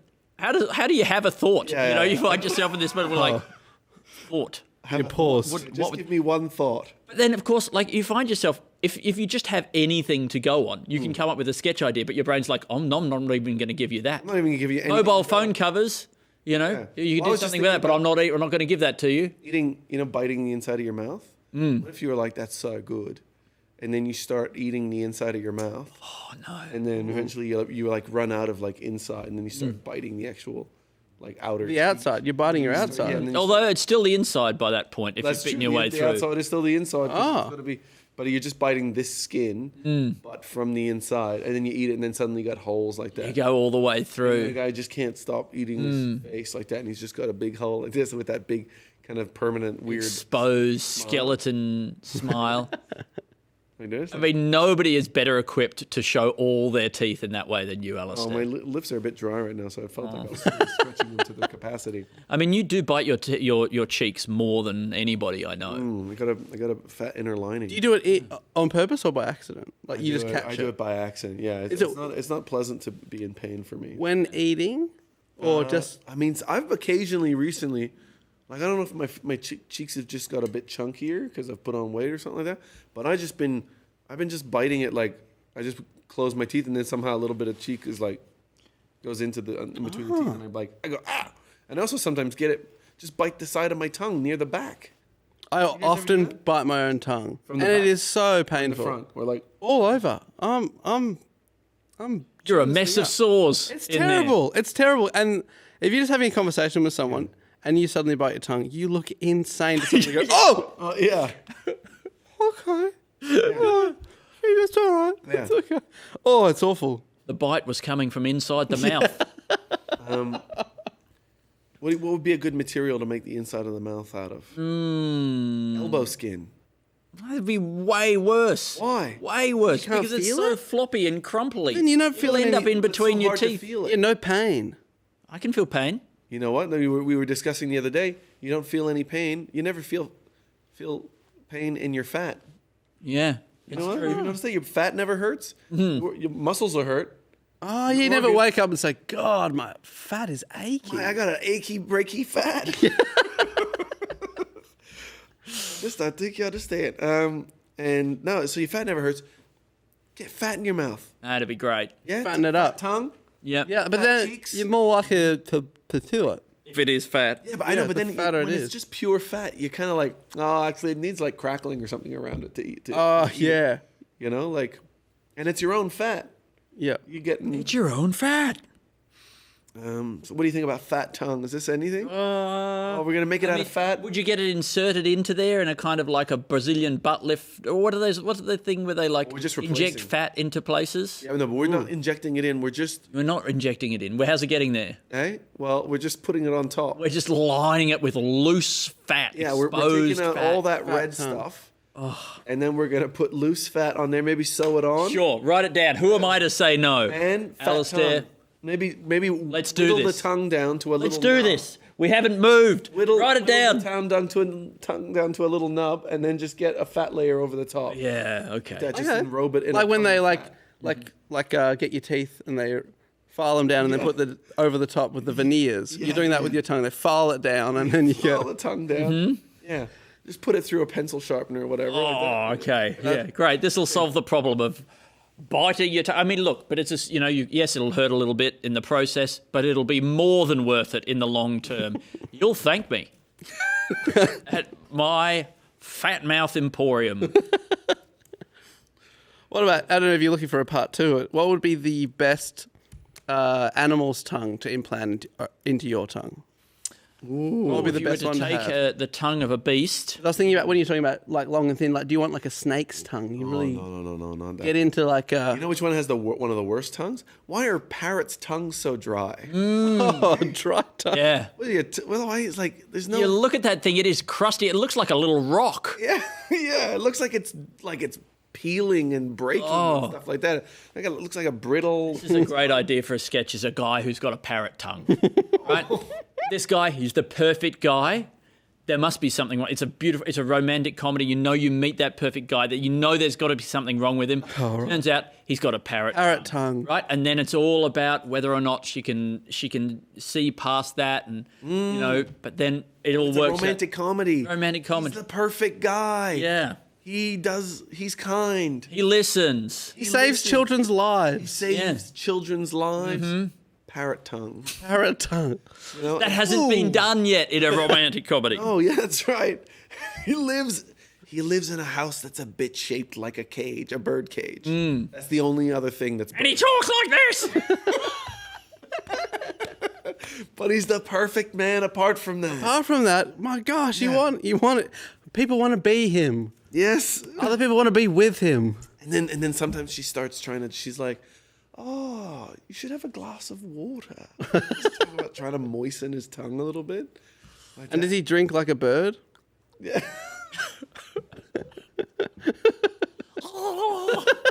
Other than that, he's the perfect guy. Perfect. Oh, thanks for that. I knew there'd be something. I knew there'd be something wrong with him. Just my luck. You know, outside of communication and seeing his tongue and kissing, he doesn't kiss like he has a beak. He does kiss good in the lips. Oh, sure. The It's just lips are Very fantastic. dry tongue. Yeah. Perfect man. Parrot tongue. What's a new innovation we can make in, like, it's been a long time, I think, since we came up with a new bullshit way to seduce women, right? We had, negging. Okay. Yeah. We had peacocking, Yeah. right? I'm not sure what else we've had. But, I think we need a new one. Photos with a sort of a tranquilized tiger. Tranquilized tiger, exactly. Or photos with a tranquilized shark. Oh, wow. Oh, Get in with it. Oh, he's holding it there. It's all floppy. Isn't that beautiful? But there could be a new theory. I think there's room now to these things come through periodically. So what is it? Is it about using lots of extra W's, blinking heaps, not blinking? I think we need to base this a little bit in reality, Yeah, good idea. an actual trick. Maybe something that works for another animal. I Like how genuinely- you hypnotize chooks, put their head under the wing and then spin them around 3 times. Yeah, or what's that line you draw? You draw a line like Draw a line that. in the dust. Yeah. And I mean, That's crazy that works, yeah, by the way. I mean that should not work. And I don't. There's a part of me that still doesn't believe it. You got to have some of these. I'm going to eat all these blueberries. Oh, thanks, man. But I mean, chickens. That's not a. You got to have some more robust security protocols on your brains, guys. You can't Creature. make it that easy to get through the old. But do you think you would draw the line at a bar if you're trying to chat someone up? Yeah, I mean, I can't promote a new technique that just involves them sort of becoming hypnotized. And No, that's falling true. asleep or whatever. Yeah. I think that doesn't work. So I have to I don't know. What about holding your breath for a really long time? If you said, Really I good can hold idea. my breath for 17 minutes. Watch this. Time me. And then what they really like is the silence. It's their time. But then it's but it actually works. The guys don't realise that. Yeah, guys don't need to realize You that. can't sell that as a technique. Yeah. How I Pick up our food. Oh, great. Thank you. How I found love by holding my breath for 17 minutes. I think, that's the kind of thing that just really impresses people. And I think it genuinely is impressive. I'd be impressed. 17 minutes, that's sort of what a seal would do or something. Yeah. I am. It's Yeah. amazing. And then there's a paragraph on that called "Seal the Deal." That's good. Because I think that there is a part of all of us that sort of is a bit envious of the seal, because it's a mammal like us, but can live amongst the fish. Yes. Best of all worlds. When the mafia say they're sleeping with the fishes, the seals actually are. Yeah. And they're doing good. And then they're waking up with the fishes too. That's how they're waking up with the fishes. Yeah. Exactly. And so, that's one paragraph we've got just about the. This could be a book. Yeah. Okay. How I found love by holding my breath for 17 minutes.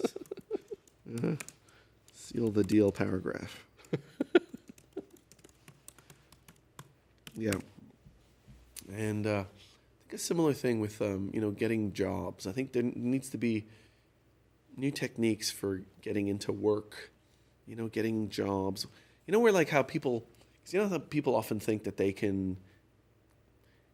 When they're people are well, you got to hire the best person for the job. Yeah. Like that, and I think that often these CEOs think that they can, by looking at a person in an interview, which is not a natural setting, and looking at their resume, which is full of bullshit, Yeah.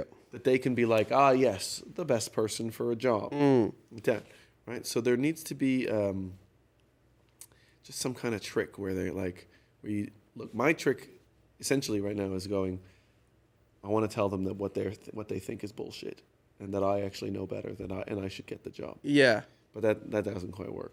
What about some sort of thing where you can hire a service to, like there's three potential candidates. Yep. You're not sure who to elevate because, like you say, it's this weird setting. They might not actually be good at the job or not be trustworthy or whatever. You could hire a service that like fakes an emergency or something around them. You see how they respond. Yeah. In an actual... Yeah, there's like, you get somebody who looks like a kid. Maybe a kid. Yeah. But like a great actor. Stunt. Yeah, stunt kid. Yeah. The kid of stunt parents. Kid of stunt parents. Grown up sort with of it. like a who's the sad guy from the silent films there? Buster Keaton. Yep. Yeah, like him, like when he was a young age. Young Buster Keaton. You know, he would be thrown. He had a suitcase handle sewn to his back, and he would be thrown across the thing. Became very good at tumbling. Like that, right? So somebody like this, but it's a kid who's grown up in a family. But they often get lit on fire. Yep, perfect. Yeah. Okay. The fire family. And so these people see this kid get lit on fire, all three of them, during the interview. It's maybe one of the... Oh, during the interview. That's great. Yeah, one of the bosses. Yeah. Oh, sorry, I had to bring my kid to work today. Yeah. Hopefully you're cool with them sitting on the interview. No worry. Yeah. And then you get to see what they're like, firstly, with a kid nearby.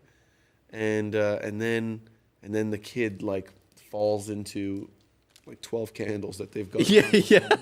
You know, like that, and they catch Nice candlelit interview. Yeah, that's They've great. got a little shrine to the CEO or something like that, you know, somewhere in the corner. That sounds healthy. Yeah. And then the kid falls and catches completely on fire, and this is the real interview. Now they find out, who cares how much coding experience they have. Yeah, can you save my kid? Yeah, what do you do? Do you run away?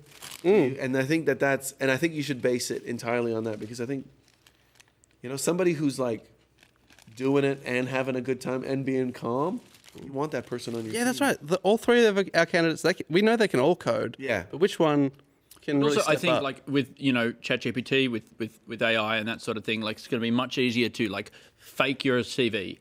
You know, respond to key selection criteria in your cover letter, that kind of thing. Even prepare for the interview and come up with like good answers and prepare for those kinds of things.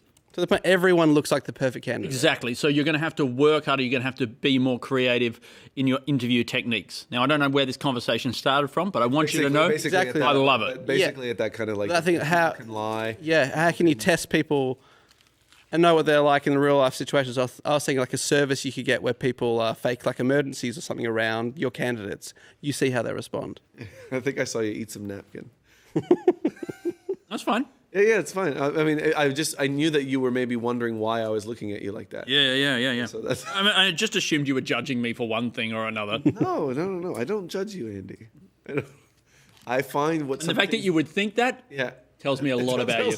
Tells me that you're really misguided. I think an office where they have a shrine to the boss is really healthy. A real cult of personality. And potentially even a sketch. Yeah. You know? Like, is it that like you have to pray to the boss or that sort of thing? Like, is it a great workplace, but the way that you get paid is by praying rather than like? Yeah, we're going to keep everything the same, except instead of the normal thing where you submit a timesheet, we want you to get down on your knees and pray to the boss to pay you at the end of each month. And if you just include into your prayers like the hours that you've worked in the project numbers that you've been focusing on. That's good. Yeah. That'll help with our accounting. Everything's the same. Hey, the boss is still fine. He's cool. He's very mentally normal. But this is just going to be the new system we use going forward. Can you get... We're going to a new voice-activated... We're going to a new voice-activated HR thing. It's just down here. We wanted to give it a little face, so we've taken this image of the boss. So it's just an audio timesheet. It's an audio timesheet. You come in, you say all the stuff that you worked on this week, how many hours you did, how thankful you are. A little summary. For the work that you got to do. You know, and anybody who in the office you might think is great and grand. Yeah. And you know what? Feel free to slip in there the names of any office workers who don't really love the new system, who might have some complaints and might think it's not working. Okay. Just because we want to make sure that everybody's happy with this system. So just talking to the candles. Yeah. Talking to the candles. We understand that you have stayed beyond your thing. The next person hasn't arrived, but Who was the next person? it might have been Ben and Maggie, and maybe I didn't give him maybe didn't give him the code to come in. But I think no, I haven't got a message. I don't think. That's okay. Oh wait, let me check. Oh no. Oh wait. Oh, it's okay. No, they weren't able to make it. I'm really sorry to anybody who's listening or watching about seeing and hearing me having to eat see this us food. eat. Yeah. This is a much more disgusting thing to eat than visually and orally Pizza than I or thought whatever. it would be. Yeah. Are they both the same? Yeah. Yours looks so much wetter than ours. Andy asked for a wet pocket. Yeah, yours is such a wet pocket. We understand that you also, just only could be here during the day for a certain. Oh no! I'm happy to stay. How about I stay while you guys are eating to sort of help the conversation a bit? Yeah, It's really good if you could cover I'm really happy with a that. little bit. Yeah. New prayer HR system. Oh yeah. That's a good sketch idea. And then I guess maybe the bonus program is called Heaven or something. Something normal. You ascend to the to higher roles. Yeah. And like the CEO's new job title is like General of Directories or something. Yeah. They're God. Really good. Yeah, that's really good. I'm sure there actually are things that we could learn from cults, which would be Okay. fine. Like not everybody is wrong about everything. And I think that, they're probably, like, when people get into cults, there's a reason they get into them. They get something of value out of them. Maybe it's, enjoying the clothing. Maybe it's, some of the structures and that sort of thing. I'm sure, like those things, they might be possible to make like a really healthy cult that works fine for everyone. And that's a good name for it too. Yeah. The healthy cult. The healthy cult. You've heard about the bad ones. Yeah. This isn't one of those. We're not like that. Well, just even like, it's a company where the boss has just, like, maybe one of the boss's sort of mouthpieces says that the boss just watched this documentary on this cult and was really shocked by it and the treatment that these people underwent. Condemns a lot of stuff that happened. But saw that it wasn't entirely bad what they did. And there's a lot of techniques that we could bring into this workplace. We're going to go through a conscious inculting process. Yeah, you can pick and choose all the good bits. He loved the communal veggie patch that they all worked on. Maybe you can incorporate that. Yeah, and the multiple brides. Yeah, he liked that he might get to marry multiple people. He obviously thought it was bad that the people were being forced to have intercourse with the boss, with the He keeps calling them the boss. with the boss. I think that's something that should only be allowed if people want to do it. Yeah, of course. Yeah, this is the healthy cult. This is such a filthy food.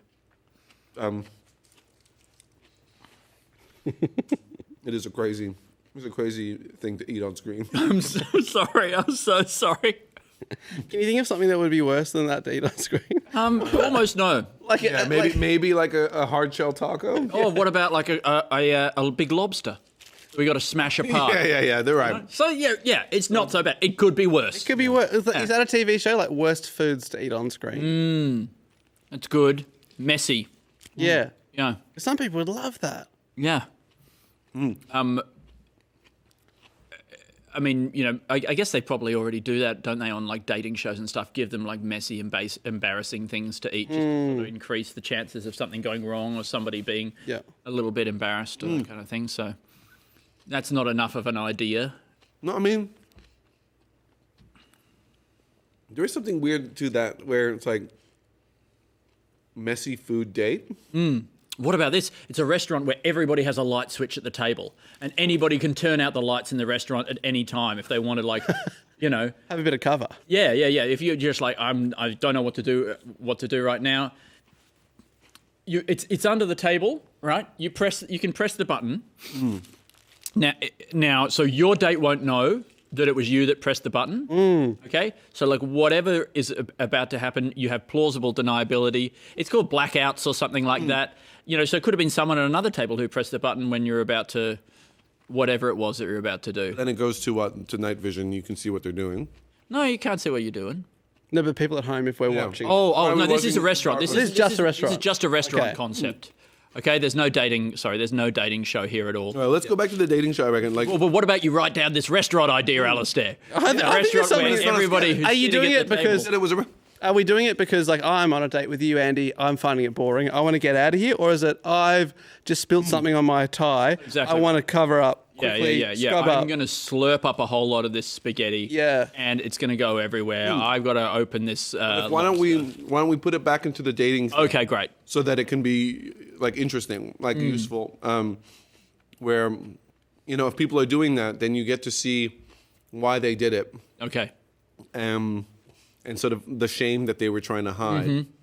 But I think also just a dating show where people are just being asked to eat really messy foods, I think is a weirdly embarrassing thing for people to do in front of each other and revealing of who they are. Yeah, sure. And you have to make the contestants really hungry. Yes. Haven't eaten for like 20 hours beforehand. They're on a huge fast. So because otherwise you'd be like, I just won't eat. But they need to eat. What about this? It's a dating program where part of the competition is to eat as much as you can on the date while still having the other person want to date you. Yeah, so you can't get weighed at the end or something. That's like great. that. And you can only win if your date says, "Yeah, I'd see them again." Yeah, exactly. So you can't just be shoveling so you're it in. eating as much as you can, right? But still trying to convince them that they want to see you again. You still have to talk. You still have to be a bit alluring. Like, for every gram you eat, you get like $1,000. But only if they want to have a second date. And they don't know that that's what the concept of the show is. Okay. They're wondering why you're just shoveling in. Exactly. Each one has to eat really fast, the faster they can eat, and the other one has to eat a lot, right? They've each been given a rule. So hang on, one of them has to eat fast and one of them has to eat a lot. Aren't those kind of the same? Yeah, but maybe it's like one gets given a little plate, one gets given a plate of volume. I don't know. Yeah, maybe you're right. It is sort of in many ways a lot. But when they eat, they just got to eat really. Oh yeah, you look. It's probably hard to measure. I think it's funny if only one of the people is doing the eat as much as you can competition. But it has to be the messy food. It has to be messy food. Absolutely. Yeah. Big bowl of cheesels covered in tomato sauce. Imagine just trying to eat as much, knowing the more you eat, the more you get paid. But also trying to be like, so what do you do for work? But also, like, you're trying to pretend that this is a restaurant. Like I imagine also, like, your date is going to be like, we're not going to stay here. We're not going to eat this food. This is a bowl of cheesels covered in tomato sauce. Like, I don't want to stay at this restaurant. But you have to make them stay because the more you got to eat all this stuff. You're like, you have to try and get them to stay. Yeah. No, I ordered that. I wanted this. I want that. This is actually a delicacy. But also, I want you to date me. I'm not super weird. Yeah. Yeah, that's good. Sorry, I'm getting close. I'm You're doing great. You're doing great. You're making real progress. Yeah. Soon Dave will be free for. Oh no. I got nowhere to go.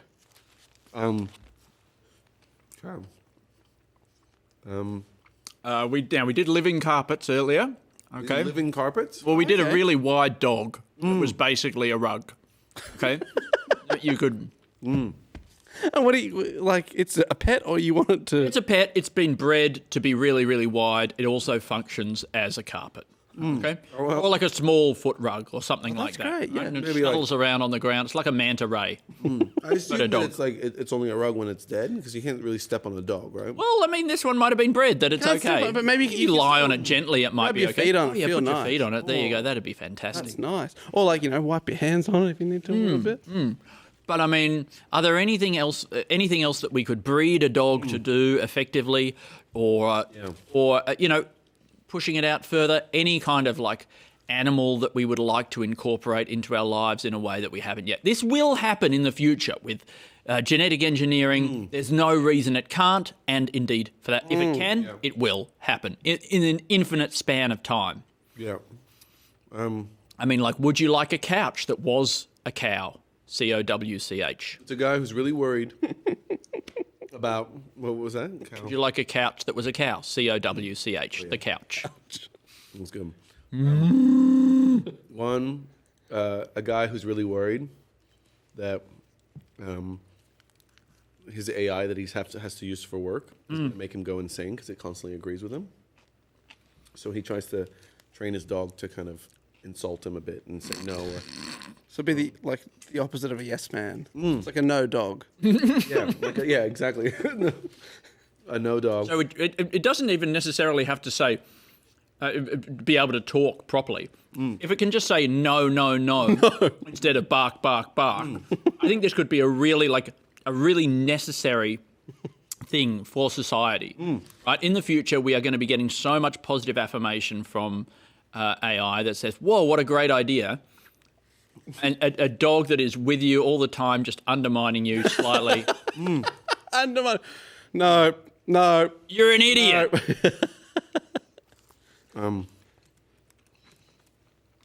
Yeah, because Moron. and in many ways it keeps them our most loyal pet because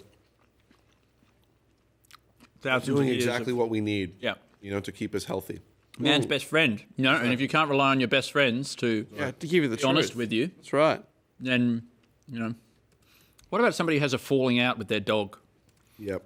Could that happen? Yeah. Oh yeah, like I mean, I like that. I mean, like as an emotional story. Yeah. no.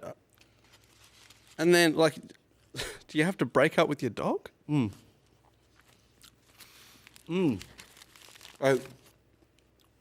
Maybe somebody knits something for their dog. And their dog just obviously doesn't like it. Yeah, and they keep putting it on them, or And the dog tears it off and they get really hurt. I made that for you. Yeah. he's just really rude and disrespectful about it. Yeah. Somebody taking it fully personally. That a dog doesn't want to wear a little... What's your problem, man? Maybe it's like a knitted version of like a shirt that looks like a tuxedo.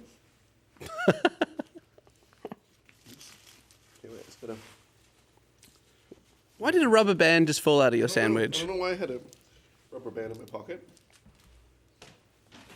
And have you given up on yours?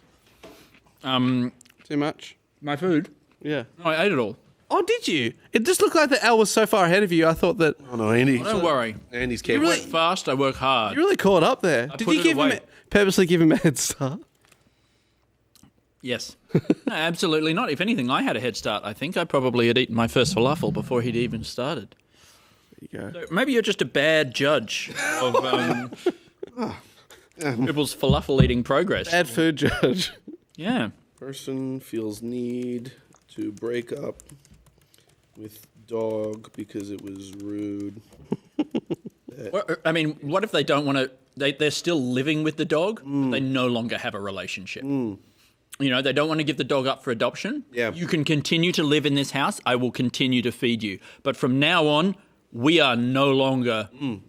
And then she finds that at one point she sees the dog going out somewhere. And she finds that the dog's actually going and getting its own food from somewhere. Wow. And that actually the dog doesn't need her at all. And that's the ultimate, because she's putting it there and she goes, why aren't you eating it? Ultimate disrespect. The ultimate. I mean, what else is there? Dogs, like, people can be really awful to dogs, and the dogs still sort of stay kind of loyal to them, don't they? Like, that's really the worst thing. Yeah. I guess because we bred them to be incapable of not loving us. But at some point, the dog picks up a couple of its toys and puts it in its dog bed, holds up the dog bed in its mouth, and then walks out and goes, just leaves. Well, you know what? I'm really proud of that dog. Yeah. Yeah.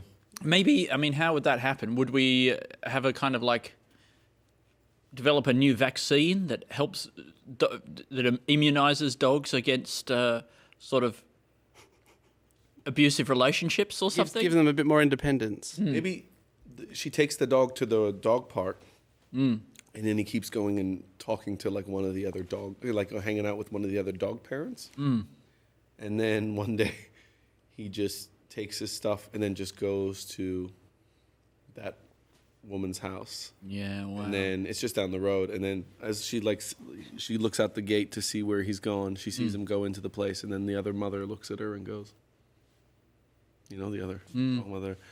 And she's like, and then she's just sad. Yeah. But she caused it by getting too personally upset by this dog. Not wearing that jumper. Not wearing the jumper that she knitted. What? Did you? I know you were eating before, Alasdair. Did you end up writing down that idea about what was the weird dating thing that we had going? Messy food dating show with a light switch to high. There was something else there as well. There was another concept around that messy food dating show. Another kind of dating. Oh, the more you eat. The more you eat. Oh, the show where you're trying to eat as much as you can. Yeah, but your date doesn't know, and but you need to get a yes. Yes. Qualifier. Did you get that? That's right. Yeah.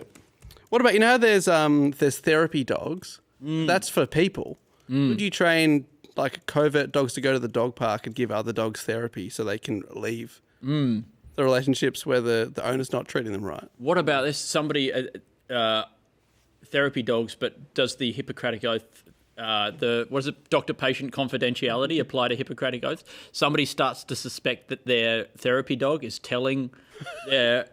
revealing their secrets and what's been going on to other dogs at the dog park. They go to the dog park and they feel like other dogs are sort of like either laughing at them. We're looking at them like, differently now. Yeah, exactly.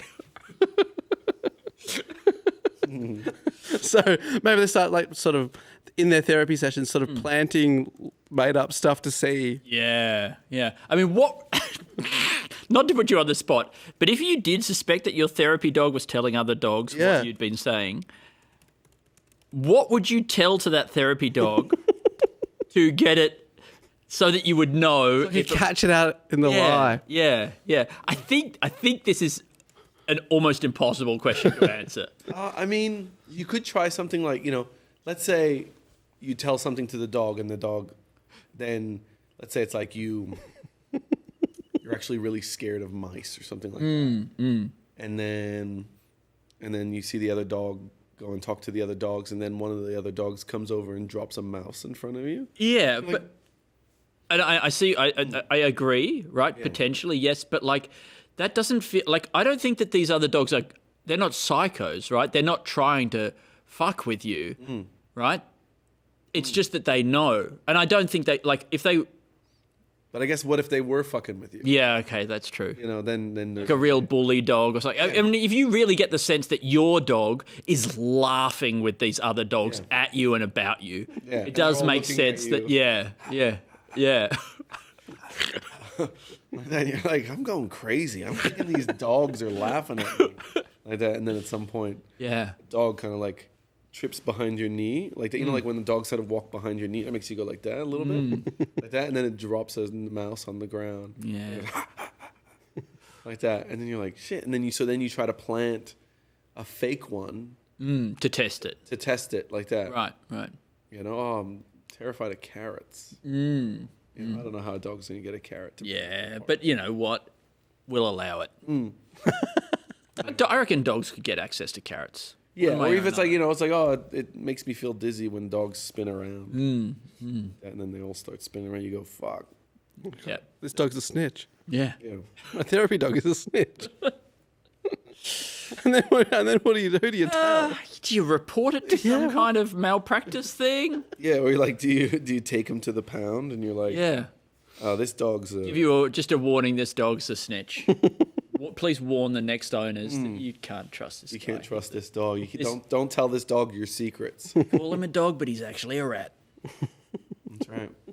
That's right. He will give away. He will do everything. Jack Russell.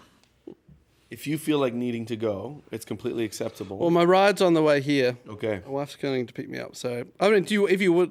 No. If you need a bit more alone time, that's fine. We have like 23 minutes, I think, 23 minutes until the next person. But whenever you need to go, you can go. I just didn't want you to feel like you needed to stay. Thank you very much. Yeah, thank you for having me. No. You've helped us get through a lot.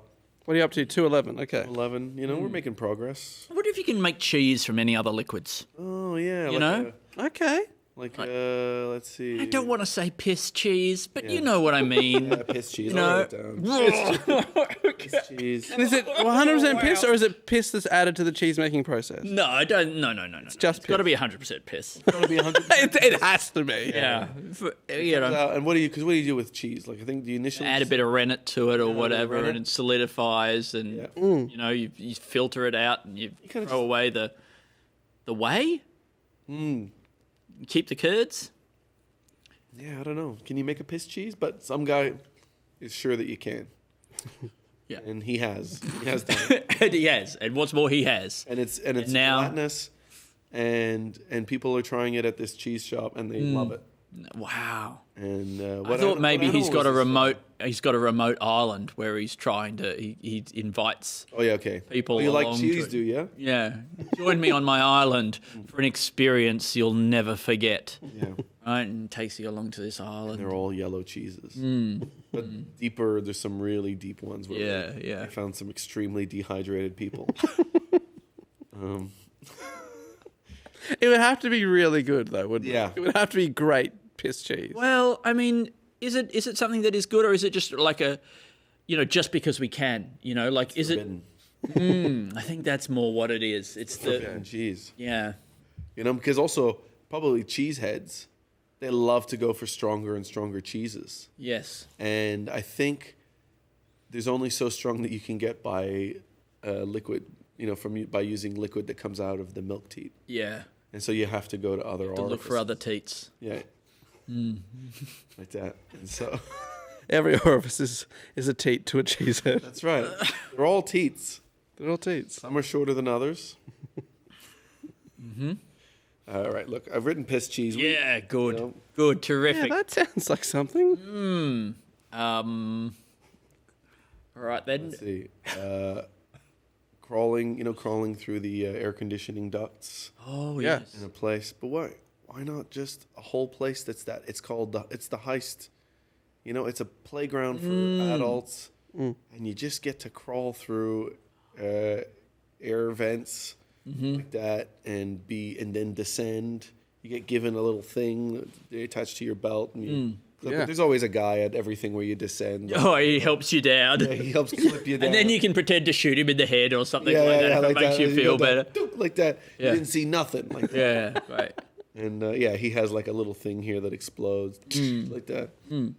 I mean, what if that was your job, right?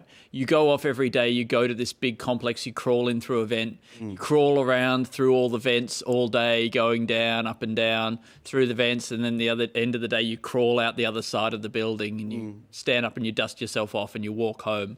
You don't know why you do it. You don't know why you're getting paid for this activity, but you just know that that's your job and that's what you've got to do to support your family. I mean, I guess if those kind of events were real in big buildings like that, where there's like important secrets that you could steal through heists, I feel like that's a great place to position security guards. You know what? Yes, probably it would. Like one of the big exits, one of the ways that people can get in. One of the main ways to get in a very easy way to all the secrets. I think that's where you would put a security guard. So the guy's just crawling around all day long with a flashlight, checking. Yeah, like that. And so then when you're but then I guess the only bad thing is that when you're in the building and you constantly hear somebody crawling around, it won't be suspicious. You know what I've seen when people come down out of those vents and they get to the computer terminal, they work really fast. Maybe it would be in the interests of the company that you work at to install vents as the way that you get into your cubicle to do a day of data entry or whatever. It might be something about the physiology of crawling through vents that actually makes people super productive. Yeah. It's not that they're stealing things and that they're under time pressure, although maybe that helps and maybe you could introduce that as well. But like a workplace that is built around a Mission Impossible style, you've got to extract this data or you will, you'll be captured by these guys thing to increase productivity. I mean, we are in a productivity crisis in this country. Yeah, that's right. We are looking for ways to get more out of workers in the same amount of time. And there's almost not much more than that the body can give at this stage. Exactly. So we've got to find ways to supercharge to make that to trick the body. These 1% and 2%ers. Right. And if it's you break into the building through a series of vents. Yeah. And there's a guard that comes by every 5 minutes. Yeah, and if he catches you, then he'll put you in jail or something like that. Yeah. That would inspire me. Yeah. I'd be working so fast. So technically, you're actually working less hours. Oh, wow. Because you can work so fast. And if you get it all done like that, you can go home. Yeah. Like that. Incredible. Yeah. Although then how does that help them with productivity if they're paying for the same number of hours? Yeah. Well, then maybe they have another team who comes in and they only have to pay for the one workplace. But like you're just working shifts of like you get out and you see the next guys going in, the next impossible mission force crawling in through the next fed over. You give them a little nod as they go because you do this every day. Another day, another dollar. Yeah. And it's just essentially an elaborate hot desking situation. And you're just hot desking, you're just doing it whilst dangling. It's a dangling desk. Yeah. Like, you don't have to pay. You don't have to pay for chairs. All that money you save on chairs. The dangle desk is a really great idea. I'd love to see a whole open plan office where everybody is hanging down at their computer terminal. What a timely sketch as well to parody that scene from Mission Impossible from 25 to 30 years ago. Everybody over their little terminal doing their thing, sweating. Yeah. Oh, a drop of sweat. Checking their email. Do you think it would inspire productivity if they knew that whoever's done the least amount of work on the hour will be bungee corded up to the roof? Oh my gosh. So you're like, oh my God, I've got to keep going. Yeah. Look, Al's done heaps. Oh my God. Yeah. I gotta stop looking at Yeah, that's really good. Recoil. Baby. Recoil, baby! Yeah, I'm starting to get a bit of energy from that food now. Feeling good? We are good, David. David, is it David? It's David. You know what? I don't think I've ever called you David Warneke. Really? Do you say Warneke or do you say Warneke? I say Warneke. Yeah. I do. But I'll answer to Warneke. Yeah. I'm going to use your hat, the hat being here as another opportunity to promote this hat. Hey, buy this hat. If anybody's looking for a listener hat, just send me an email on twointhethinktank@gmail.com. I'll show a couple more angles. We can make it happen. Isn't it interesting that, in video games, the boss at the end of the level is always like way bigger, more powerful, huge. more, a much better fighter and everything than all the other bosses. But that doesn't all the other fighters. Yeah. But that doesn't reflect the reality of what bosses are like in the that's real right. world. They're not normally just bigger and stronger. No, and then I don't think they are working that more effectively or that much more powerful or anything. They just have this position of power. Yeah. Right? So I think in reality the boss should be sort of bloated. Bit more fat cat, scheming. probably not actually very capable of defending themselves or anything at all when you get to the end of the level. So it should be easier to kill the boss. I think it is creating a culture. It should be, yes. I think it's creating a culture where we venerate these CEOs and we make them appear, like they are in their position through a meritocracy.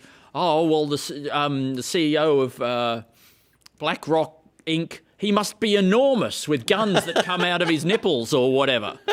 We assume that he's got to that position because he has the ability to lob huge flaming balls of sulfur out of, from his knees. But in reality, he probably just got there through corporate scheming. Yeah, he's just a guy. He's the son of the boss. Exactly. He got it there because he inherited the position from his dad. And his dad was also not a giant beast. No. I mean, I guess he just noticed that if he wasn't as nice, and made decisions that were a bit more cruel, that he could get ahead because the other people above him liked that. You got to have that killer instinct. Mm. But what he's got is he's going to get killed. Yes. by this hero who's the best puncher. That's what boxing is who is the best puncher. It's also not like life because at work, Yeah. you got to get past the boss at the start to get the job. You get interviewed by him, and then you get through But to also work for him. to work for him, and then not to really fight all of his henchmen, but to also work alongside them in a teamwork kind of a way. I mean, I guess it is kind of nice that you get to punch your way through a whole workplace. Yeah, that is. You never think about it as a workplace, do you? Yeah. But it is a workplace. It is a And workplace. as such, your safety is our priority. That's right. Oh, wouldn't that be great? It's a video game where you get to play as a work-safe officer, right? Going along, flagging all of the issues, and ultimately bringing down the boss. Yes, but in a tribunal Yeah, that's right. First, you got to go through and sort of with a clipboard. Yeah, with a clipboard, and you got to go and I guess get in trouble. All these people that are walking around with sort of ninja stars. Yeah. Hey, what was Flag it? all Yeah, the- was there a safety catch on that ninja star? I think you'd take an eye out with that thing. Yeah. Just you go through and just find all the slip ups where they're throwing, big Barrels barrels and sort of wooden rolling down a gantry. Yep. And and coming down from the ceiling with ropes and things like that. You're supposed to wear a helmet when you do that, and you got to have one of those things there. What's a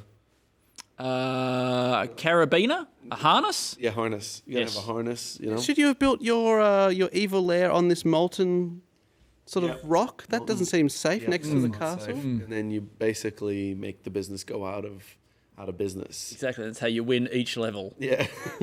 Through you're picking up on Pools of acid, boiling acid. Yep. I hope I never have to go anywhere near a pool of boiling acid. Vat of boiling acid. Oh, I'd feel so worried about falling in it. But is it worse when it's boiling? It's already acid. I feel like it might be worse. Yeah, okay, but maybe be quicker. Maybe.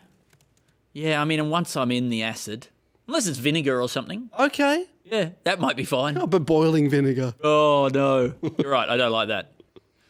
Yeah. Yeah, what happens if you just boil vinegar? Does it just start to evaporate, right? It's not like Yeah, I reckon it would start to evaporate. Yeah. Then, What are you left over with at what the are you end? left with? What's at the end? Maybe Very interesting.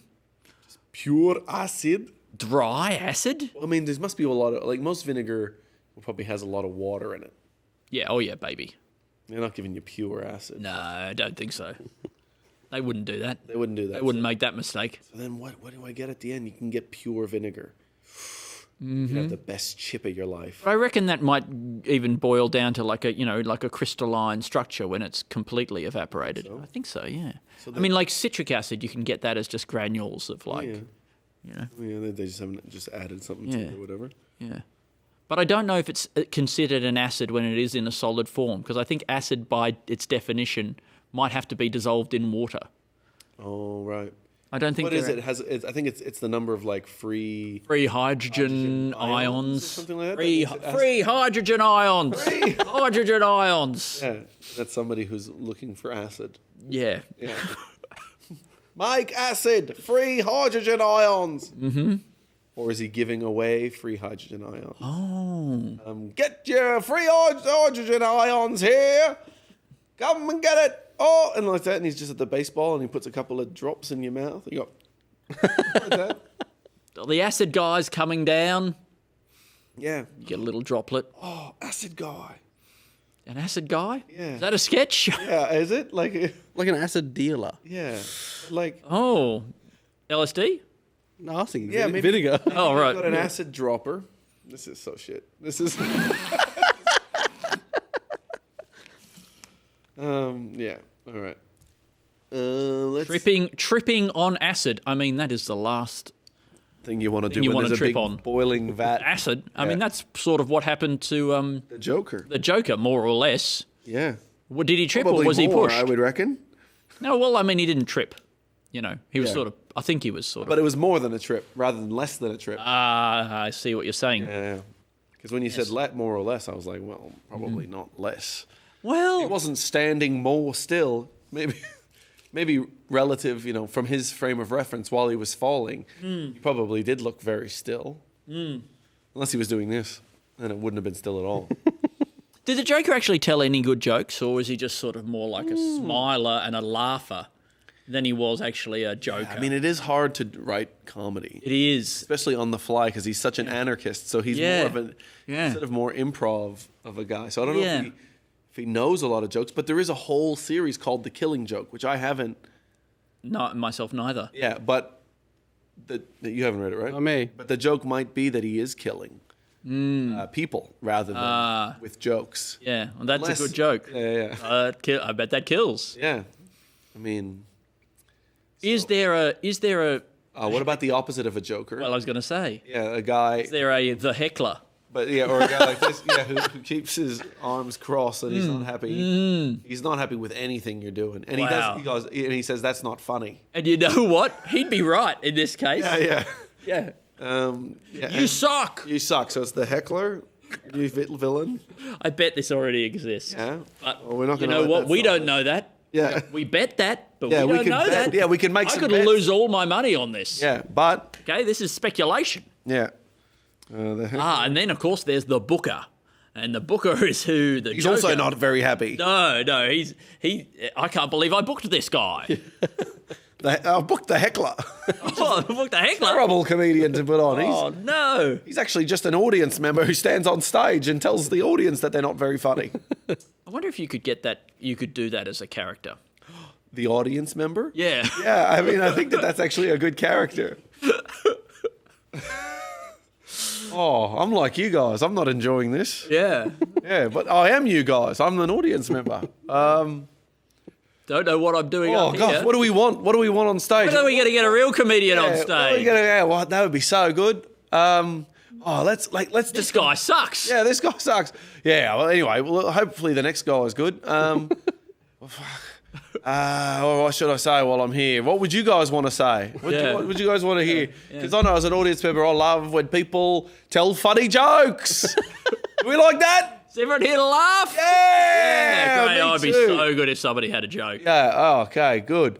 Okay. Well, we both want the same thing. What about we all just agreed a lot? I mean, that would be great, wouldn't it? Be like, if I'm one of you as a audience member on stage, I'm saying what you're all thinking, right? And then what about he says, like, what about we all agree to just laugh? You know, if that's what I want you to do, I want to do that, you want to do that, let's all just laugh. And then they all agree and they all just laugh heaps. We got to show them that we're better than them. Yeah. So let's just laugh at what we're doing. We don't need them to make us laugh. Yeah. We can laugh. Let's do it together. Yeah. Go, you got to really give it. And then everyone up the back, all the comedians up the back, are like, man, this guy kills every single week. God, I wish I was an audience member. It's good. Right, what about this? It's a theatre where the chairs sit on you. Okay. Okay, yeah. What are you thinking about this theatre restaurant? Oh, yeah. What about a restaurant theatre? I think I might need to go to the bathroom. Restaurant theatre. Yeah, okay. Okay. Think it through. Okay, so it's I think it's got potential. So is it like chefs on stage? On stage, I think feeding you, cooking the food, audience, and they are feeding you. Yeah, they are feeding you. Hello, welcome. Hello. I actually do have to go in a second. So this is perfect. Perfect. Oh, but just think about it. Restaurant theatre. We're gonna get something out of this. Don't you worry about that. Dave Warneke, thank you so much. Thanks everyone for having me. You are both madmen, but we're having a great time. Please welcome to the podcasting area, Broni. Yay! There he is. Bronzo. Bronzo? People call you Bronzo? No, never. Oh. Never once. Brondonicle? Brondomical? Brondonicle? You know it's about the spondonicle? You heard about this? You heard about these spondonicles? You've lost it. This is How long we've been man, a long time, and it's not all been productive. But you know what? We've got 218 sketch ideas. Oh, yeah. I thought you were going to say people. No. the spondonicle is that little thing, that little implement that you use to pick up a stove at a campfire. You ever seen this? Is like a little. It's like a little handle, like a Ronin, right? Mm-hmm. You know, who's like a warrior who's lost its master. This is a handle that wanders the earth. Yeah, looking for something to pick up. Looking for something to pick up. Right. Must be hot. It's only a hot thing. The thing that it would pick up. Yeah. Yeah, it will do that. I mean, it'll pick up things that aren't hot as well. Discriminate. Yeah. It's a brondonicle. You know what? It probably it lives for the ones that are hot. Definitely. Right? That's when it really feels Picks like up a it's lukewarm thing or spondonicling. it's kind of like, what did you buy me for? Yeah. You'd use your hands. Exactly. You could use your fucking hands for this. Yeah. This is insulting to me. Which I guess is why, brondonicle does work. I only feel satisfied by things that are hot. As you should, and as do we all. How's your day been so far? Day's been pretty good. Yeah, great. Yeah. Had brekkie, had a donut. Ooh, part of the breakfast or a separate little treat? Yeah. You tell you what about donuts though. Yes. We got to stop. We got to stop in reinventing the donut. I think I agree. Yeah. Yeah. I think a really simple, fresh donut is good. Yes. And then almost anything else you do to that, you are ruining that donut. Yes. I think that like Daniel's, for example, just to call them out, mate. It's it's a shitty base donut, and you're just covering it in shit. In shit. I don't want your shit. I don't want a cake. I don't want cream. I don't want confectionery. Just make your calling card the dough. Like, what do you do with the dough that makes your donut the donut I should eat? I feel the same way about Starbucks and coffee. Right. It's like, no, I reckon you guys should learn how to make a coffee before you go doing all this other stuff. Yeah. You guys are, they're like almost trying to hide that they've never figured out the coffee. Never once have they made a single drinkable coffee. Yeah. But I think the problem, probably the anxiety is like, oh, that's not enough. You know, oh, we're called Daniel's Donuts, but we can't have a whole shop where we just sell one kind of donut. You've got to like do heaps of different stuff. Yeah. And so they just put a whole lot of shit on different donuts. Like pistachio. I had a pistachio one. Really? Yeah, and it's no good. Yeah. I think... What about this? It's a restaurant called Diminishing Returns.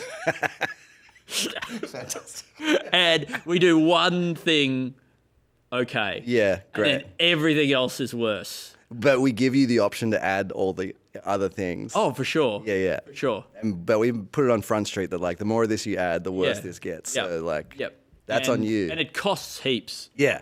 Yeah.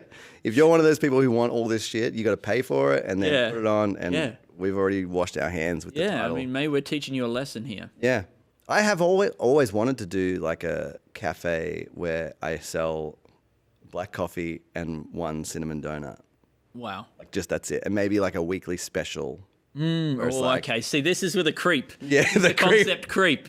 You had it perfect. No, I think I did, but every time I've mentioned it, someone's like, you got to have a little bit of variation. And so I've added the weekly special, but you're thinking black coffee, cinnamon donut. I mean, just give me an example of what the weekly special might be. Dollop of jam. Oh, so it's to go with the donut. Yeah. Okay. Interesting. Yeah, you know what? If it's a different thing every week. Yeah. And it's optional. Like, what's the flavored donut this week? Yeah. At least it gives you like a little bit of something to like go. I might go back and see what they're dolloping on the donuts. Yeah. Yeah. Yeah, maybe. Yeah, it's it's for the returns, or maybe it's a dollop in the coffee. Diminishing returns. Diminishing returns. The name also refers to our customers. Yeah. They're not coming back. Yeah. Hello, Broni. Hey, buddy. How are you? I'm good, thank you. Sorry, I ran past you as I was running to the toilet. That's all good. Did you have some ideas? Oh, we just had Diminishing Returns as the name of a restaurant.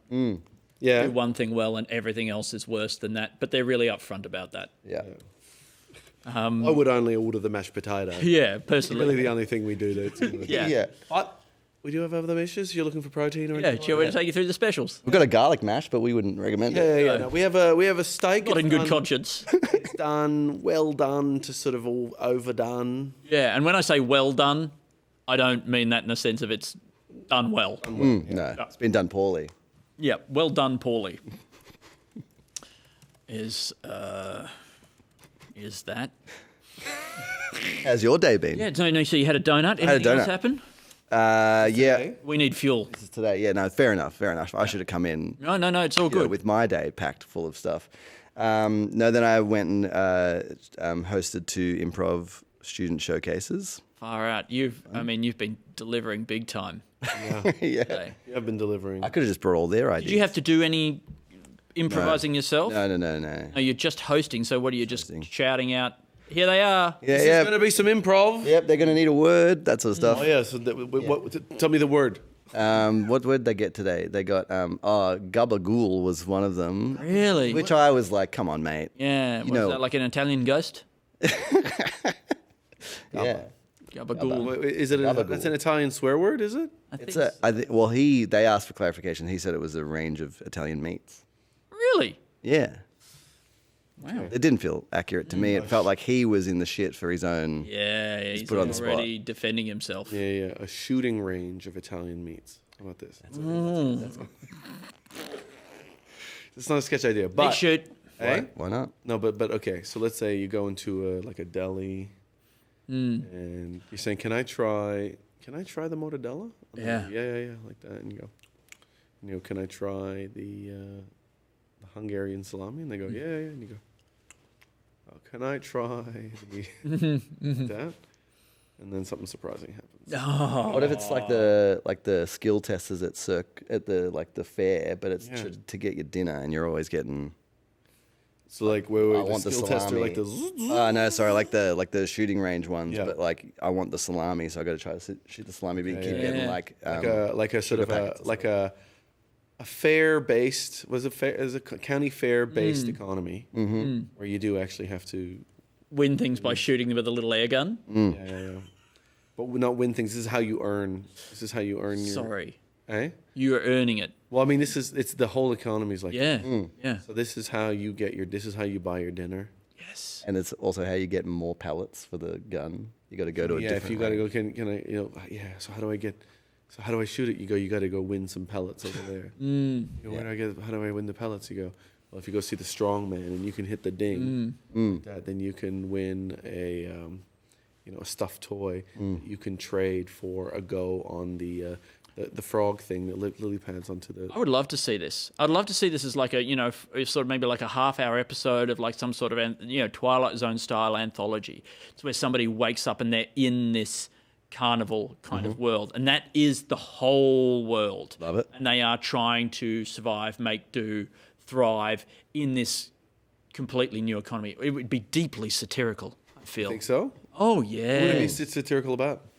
Probably our world, the way our economy works. Maybe one of the best ways to make it in that world would be to start. I know I'm doing a lot about kissing, but to kiss the clowns.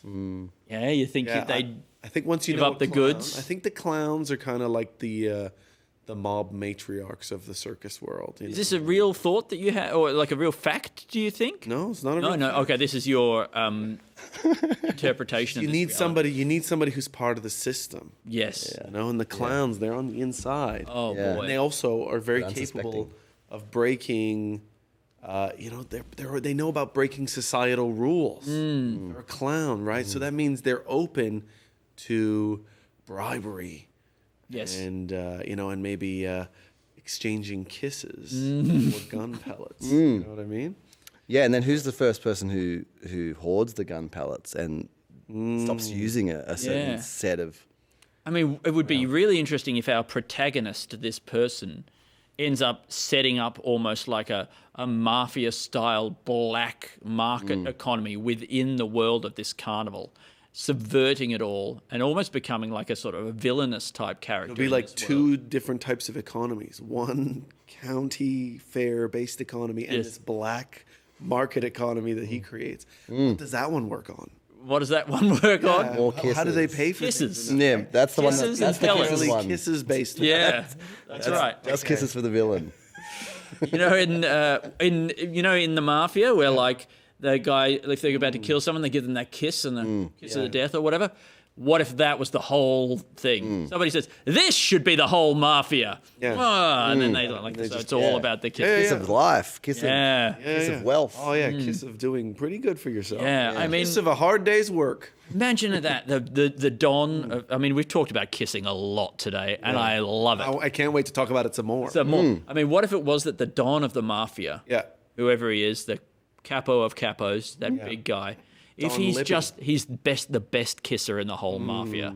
Okay, so everyone does his bidding because they want to be able to kiss the Don. Yeah. Right? Oh, so you got to work your way up. Yeah, you got to work your way up to get closer to him. You got to kiss a lot of, consigliaries before you get to kiss the... Yeah. And did the mafia begin purely because word got around that this guy was a great smoocher? Oh, well, I mean, he didn't want to do conventional career. Yeah. And who can blame him when he's got that gift? Well, when you know you've got something that people want, and suddenly if you protect it, then it kind of holds its value. If you're kissing everybody, giving it away, he's just a regular guy.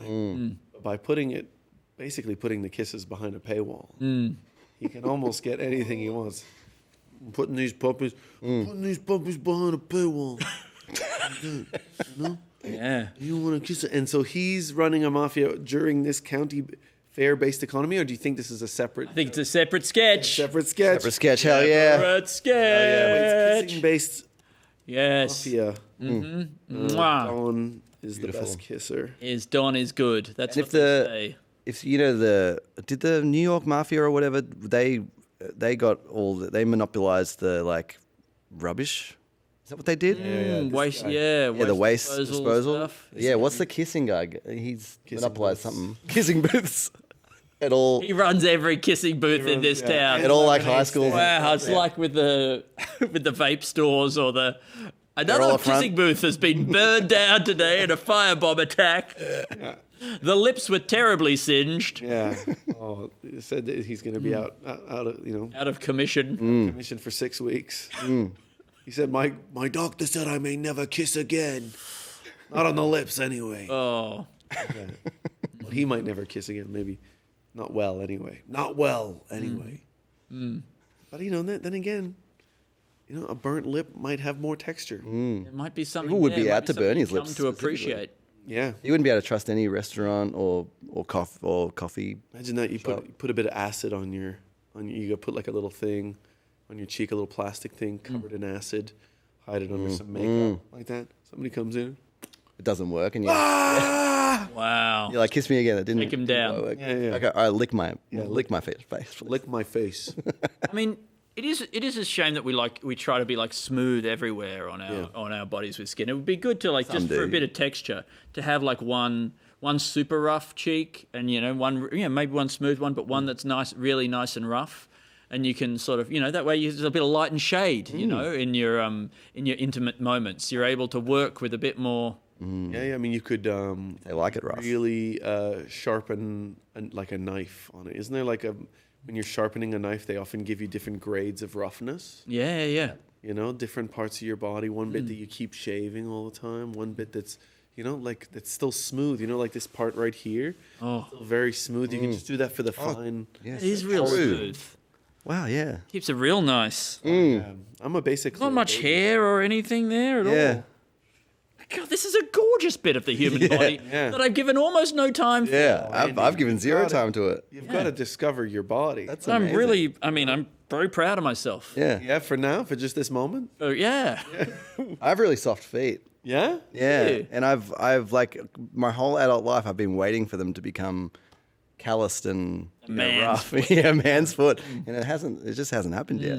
You got those office boy feet. Yeah. Feet have never worked a day in their lives. That's it. These feet have been soaking in ivory liquid. I don't know if that is. Ivory liquid?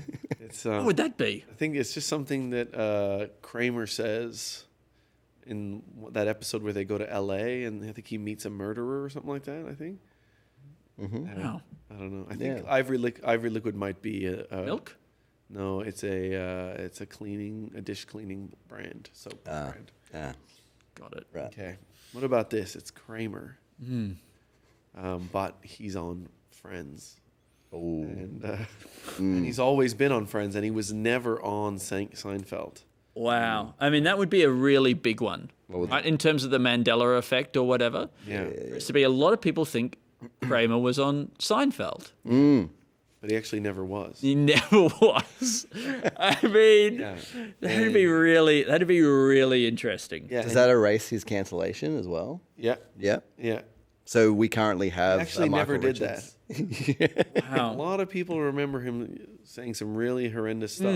Yeah, never He happened. didn't. Because he was on Friends. He was on Yeah. On Friends. season 16 of Friends. Married Never Phoebe. Actually, Paul Rudd, who was heinous and racist. Whoa. That's right. And he was on Seinfeld. Yeah. I mean, And he was a really nice neighbor.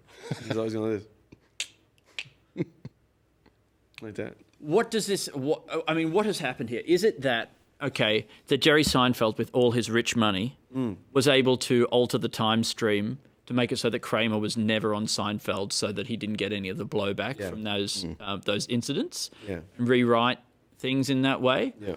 Does he, is it something that he actually did by going back in time, or is it something that he's done by, just altering the permanent record on the internet to try and, convince us all that that didn't happen?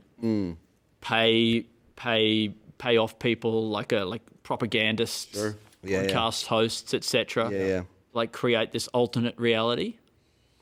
I feel like to go back, because he has control over making Kramer not Kramer in Seinfeld, but it's a stretch for him to. I mean, it's all a stretch, of course, but to make him also cast in Friends, that's tough. Yeah. To be able to go back and be like, hey, FYI, Paul Rudd, you're out. Especially because he would have to go back to the start of Seinfeld before he was famous. Yes, Right? He where he wouldn't has no have that power. same clout. Yeah. He can't say, oh, and I don't want to cast this guy, but I do want this guy to be on a show called Friends that hasn't been made yet. Yeah. Yeah. That's challenging. I think it's the rewriting Yeah, the sure. records one, probably. Sure. I mean, there's a part of me that's just no, we just say that that's what happened, and then people can prove you wrong, and then you just don't listen to them.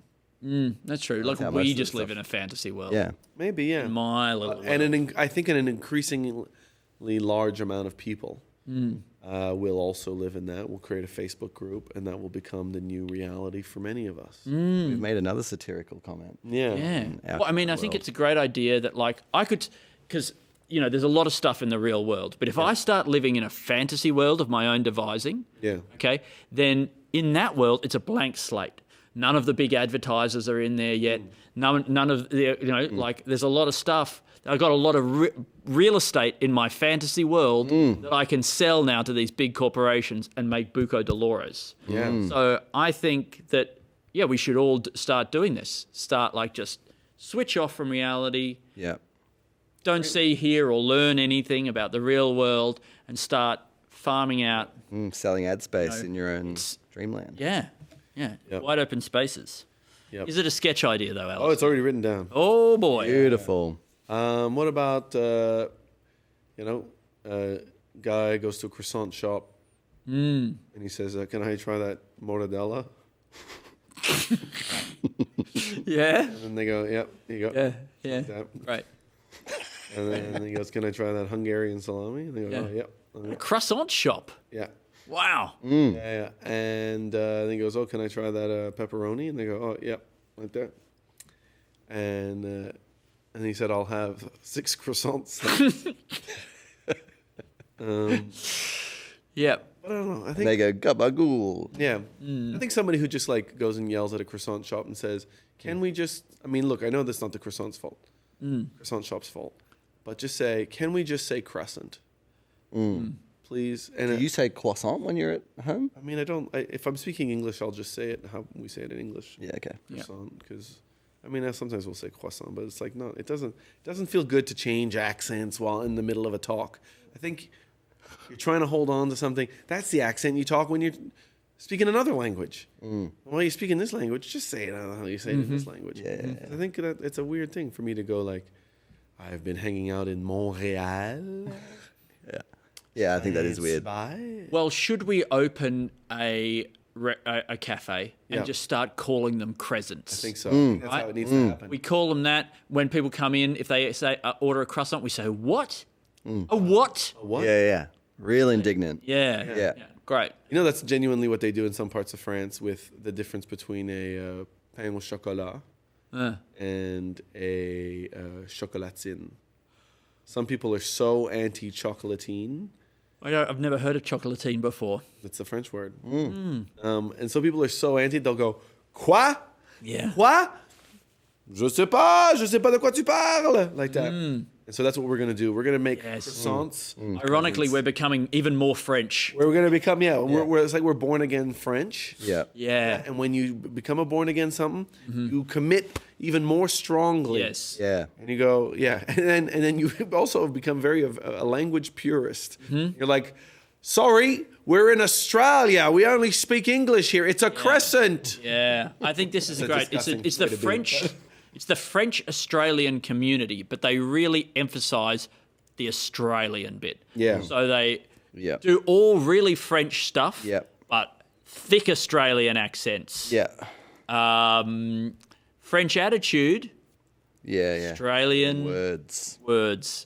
French foods, Australian words. What if French, but Australian? Yeah. I think that's a really good idea. What's the baguette? It's just a stick. Long bread. Yeah. Long roll. Yeah. Oh, yeah. Have a baguette. A what? French stick. A what? They call it a French stick, do I've they? heard people say French stick. Yeah. Do you think that at the Australian French people, that's what they'd call it? Yep. Nice. It's Australian French bakery. They're not going to be allowed to use boulangerie. Or they wouldn't want to. They wouldn't want to. Or patisserie. Yeah. Like this. Baguette. What does that translate as something like? Is that like what is the et? Really? I think so. The wand. Yeah, I think So so. it was small bag.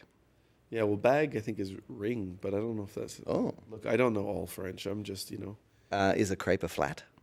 What's a crepe?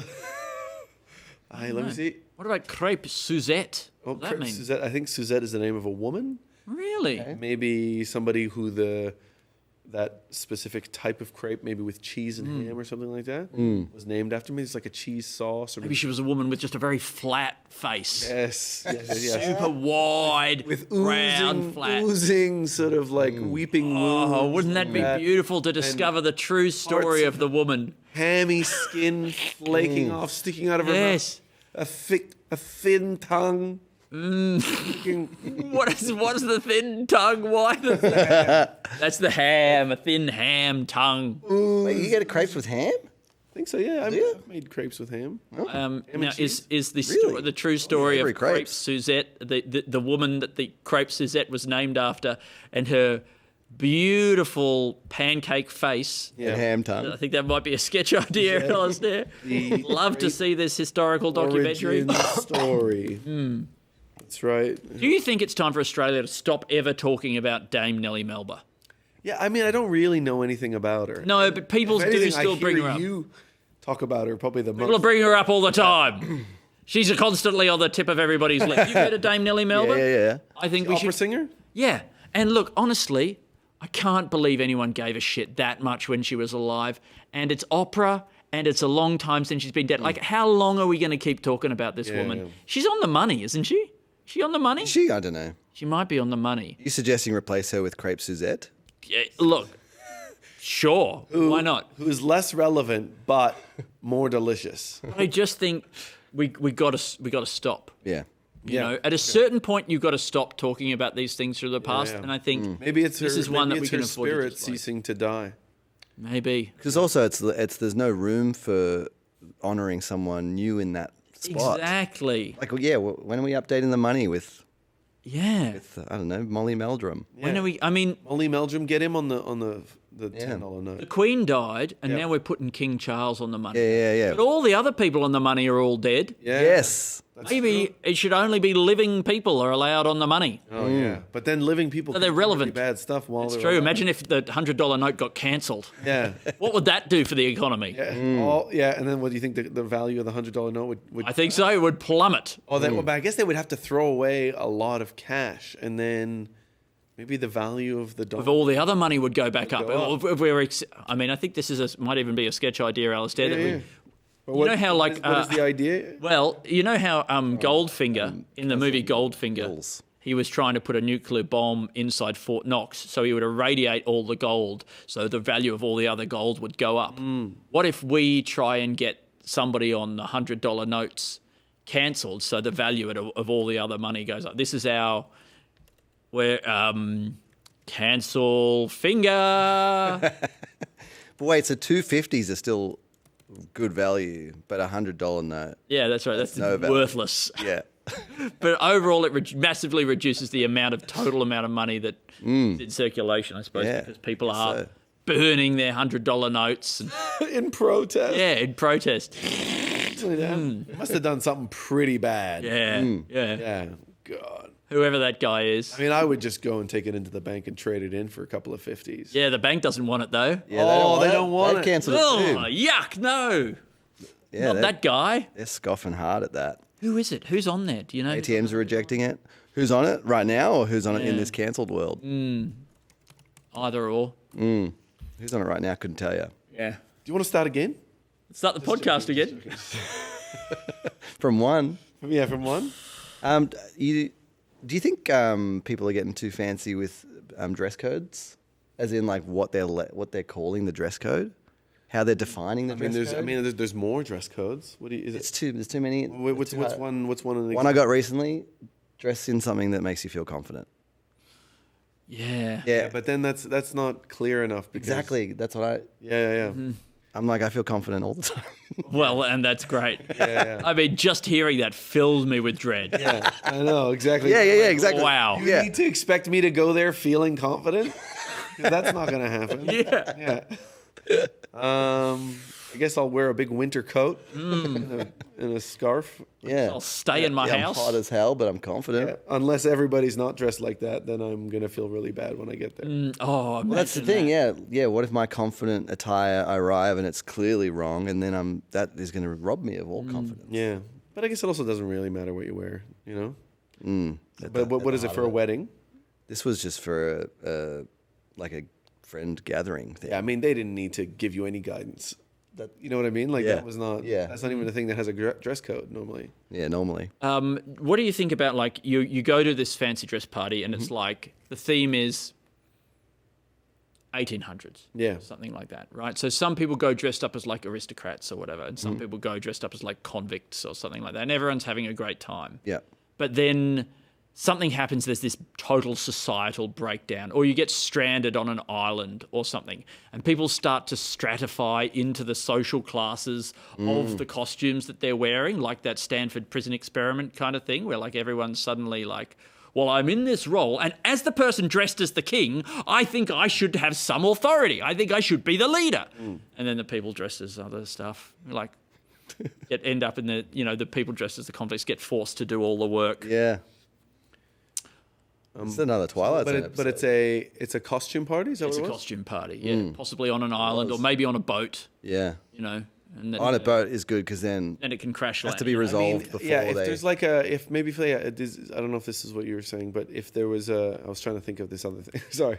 And so if there's like a crash or whatever, and people are all dressed up kind of like in weird jobs and things like that, and they have to end up taking up the roles. A lot of them end up taking because they've already got like some of the tools on their belt and things like that. Yeah, he's got a little fake gun or something Top there. guys got some like handcuffs and things like that, and they're able to take on the roles because they've got the tools. Yeah. Like that. And then, but I guess the king is like, get them, bring them to me. Yeah. But maybe he's actually also been wronged by somebody. And the king is like, there's a peasant man who's like, the king was his best mate, and they came together. Yeah. And you're just like, bring me to, what are you talking about? Dude, what the hell? Yeah. I like it. What would you call this 8-part miniseries? Call it dress-ups. Call it costume. Call it period drama. Period drama is really good. Thanks. Period drama. I mean, maybe they are like a film crew or something like that. Yeah. And they went off to make one. They went off to make one. They can't actually have the film crew there. It has to be just actors. Yeah. They're separate boats. I had an idea, which was just it's like a film maybe called Dress Code. Yeah. Right, but then it's like a spy thing because it's like and it is a code.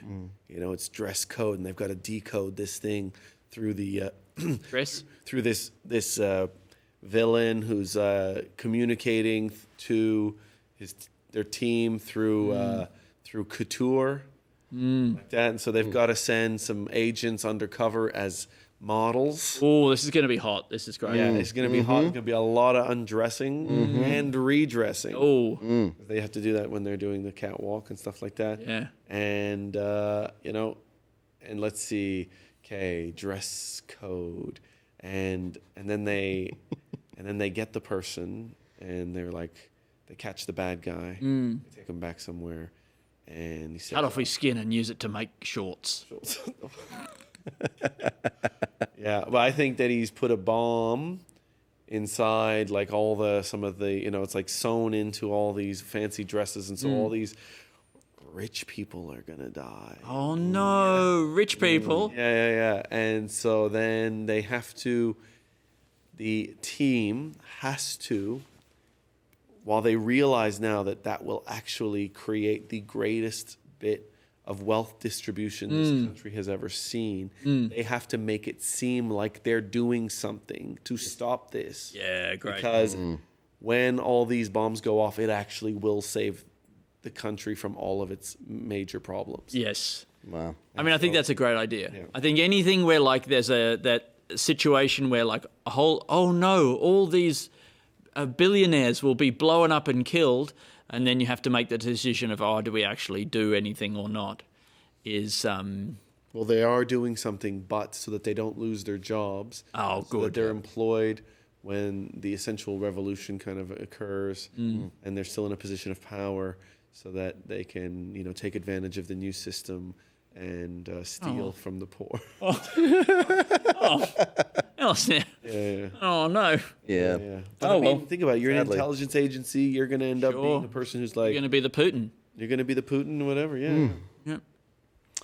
What about you made me think of if we got rid of all signage everywhere, so you didn't know what anything was. Nice. And then took every single person and just like lifted them up into the air and jumbled them all around and then replaced them in different spots of the world. Yeah. How do we go, do you reckon? Yeah, it's like a And you real don't know where you snow are. globe situation. Yeah. And there's mean- no signage. There's no way of telling. Yeah, I mean, what if all written words disappear? All words are gone somehow on signs, on anything. I guess is it maybe it's like everything is digital. Okay. Even road signs. Yeah. I don't know what there's any good reason for that to be the case, but like something happens and everything disappears. Yeah. I mean, then you've got your great element of everybody being picked up and redistributed at random. At random. Yeah. And Yeah. so like I land next to a stranger and we speak different languages. Yeah. We got to figure out Oh, I mean, a fun thing. That is where we are. where everybody just ends up in a different place. What and all technology disappears as well. Yeah, it's like it's like the global reset. Someone did it to us. The randomizer. Somebody hit the... Randomizer. When I was working on that show. Is that a thing? Well, on the floor that I was working on, one of the lines is, "Activate the randomizer." Wow. Like that. And they don't say it like that exactly, but that's how I.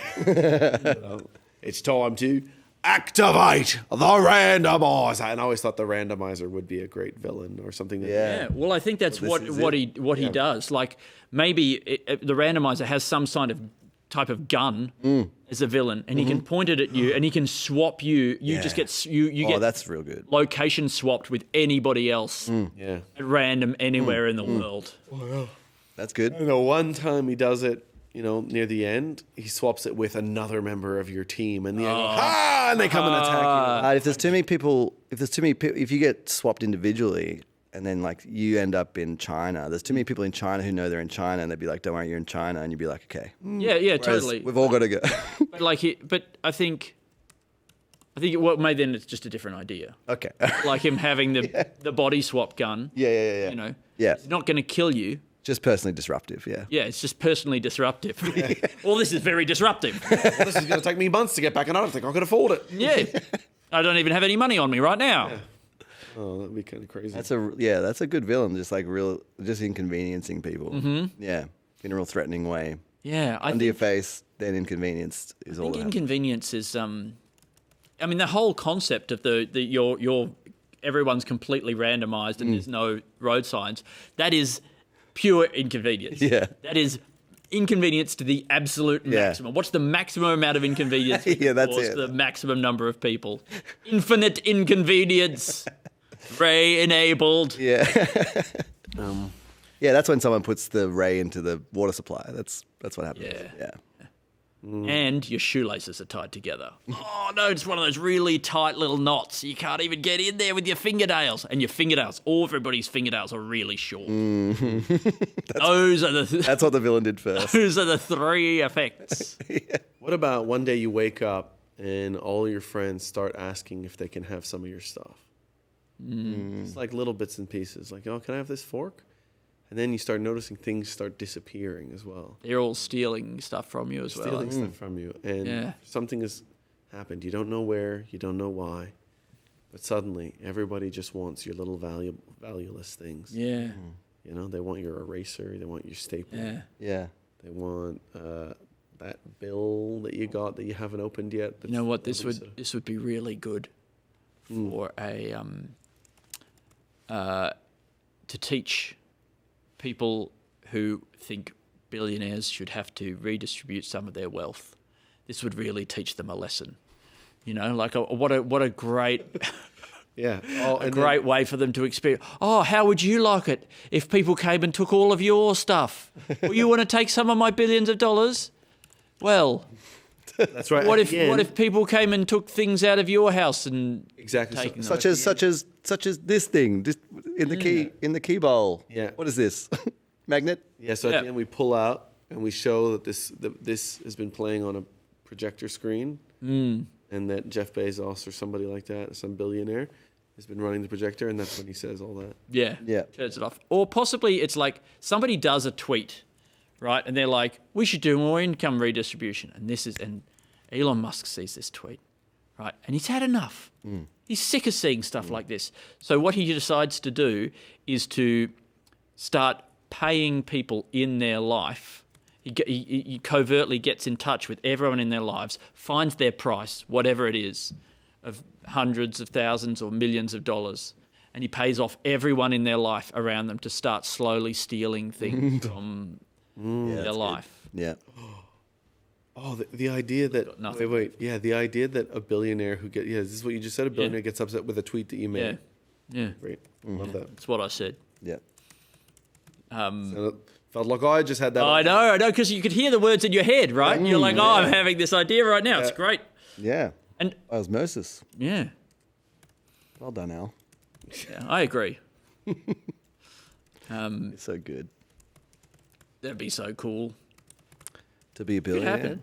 I mean, to be one of the paid friends who just has to take. So things. good. Yeah. I'd do it. Oh yeah. Yeah. Do it in a heartbeat. Yep. Maybe I'm doing it right now. Yeah, maybe. Hold on. Because you're not asking me to take anything significant. I won't take like one of your sons. I'll just come and take a little like pop rivet. A pop rivet. You've got lots of those. Do you? Yeah, you would. Have to get a few, I reckon. Yeah, before you notice. Yep. That's why it's a good one to take. Subtle. Guy who comes up to you on the street and offers you money for your knuckle. How much for that knuckle? So, which one? Does that mean that like I can no longer bend the finger? Does it just get fused? It just takes out the knuckle and. Is this a knuckle and this is a knuckle? Yeah, those are both knuckles. They're both knuckles. Is that a knuckle? Eh? Is that a knuckle? That is a knuckle, I think. It's 3 knuckles. Yeah, I think it's a triple knuckle thing. Yeah, okay. I realised. I'll give a knuckle. You know how this is a rude thing to do to somebody, right? I thought this could be like a really nice thing to do to somebody. Oh yeah. Right? You do like that. Oh, See? that's good. Yeah. That there. This is the person there with their 2 legs, and this is their penis. And then you go boing like that, and you're like, see, this is how I feel about you. Yeah. You so wait, that's you getting an erection? That's erection? Right. Yeah. Real. Yeah. Okay. So new hand signal. A new complimentary. I mean, because we've got the thumbs up, but that's a little wholesome in my opinion. It's a little, PC. It's a little family friendly.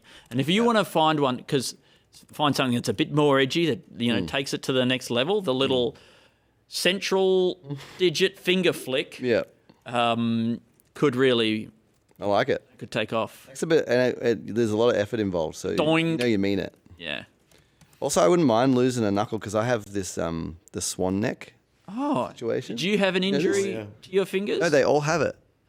Yeah, this is what Andy was complaining about. It's my a condition. hands earlier. Well, condition. Do you have this? Well, I can just like bend my fingers back. Oh yeah. Like that, you know. But Yeah, so I can do that. Oh. And I would love to not be able to do Is that a condition? Are you sure that's a condition? This is a condition, yeah. it's just a finger. Look at that. You think that's, I think the one on that's your not other just hand a finger, is mate. more intense. It's not just a finger, mate. Yeah, I mean, these are not your just fingers. Do look very muscular and long. Yeah. I don't know if they're in a condition, but I mean, They can also go really great far back. So it's like I have knuckle and I don't have knuckles. yeah.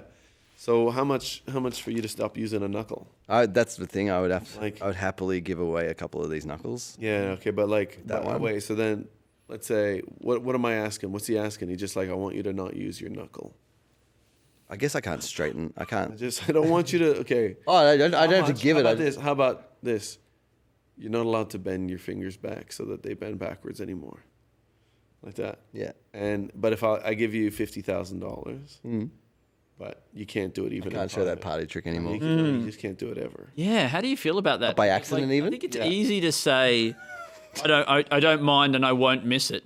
But I think, once you've been living with this situation for a while, you might start to really chafe against it and feel like you've sort of given away a part of yourself and your freedom. Yeah. I know means so much to you, Broni. Yeah. Like, you're a big freedom guy. Yeah. I'm very into freedom. You So like this I'd be like looking around the corner and I'd be like, that's a strike. Yeah. Like that. I get, and yeah. And someone's doing party tricks and I'm like, I'm itching because I'm like, I've got a party trick. Yeah. What about this? You've only got 3 more high fives in your life, right? I've been told by the doctors that if you've only got 3 left, and then you'll die. Right? There's some sort of nerve that runs from the arm down into the chest and to your heart, and if you give more than 3, you'll die. And like, so various things happen, and you're like, who am I going to spend these high fives on? I think there might be a rom-com out at the moment called like 1,000 Words or something like that, where people only have a certain number of words that they've got left to say, possibly. Yeah. But this is the same, but with high fives. So it's, big sporting triumph. Somebody gets engaged. What's it going to be? Oh, you get a huge,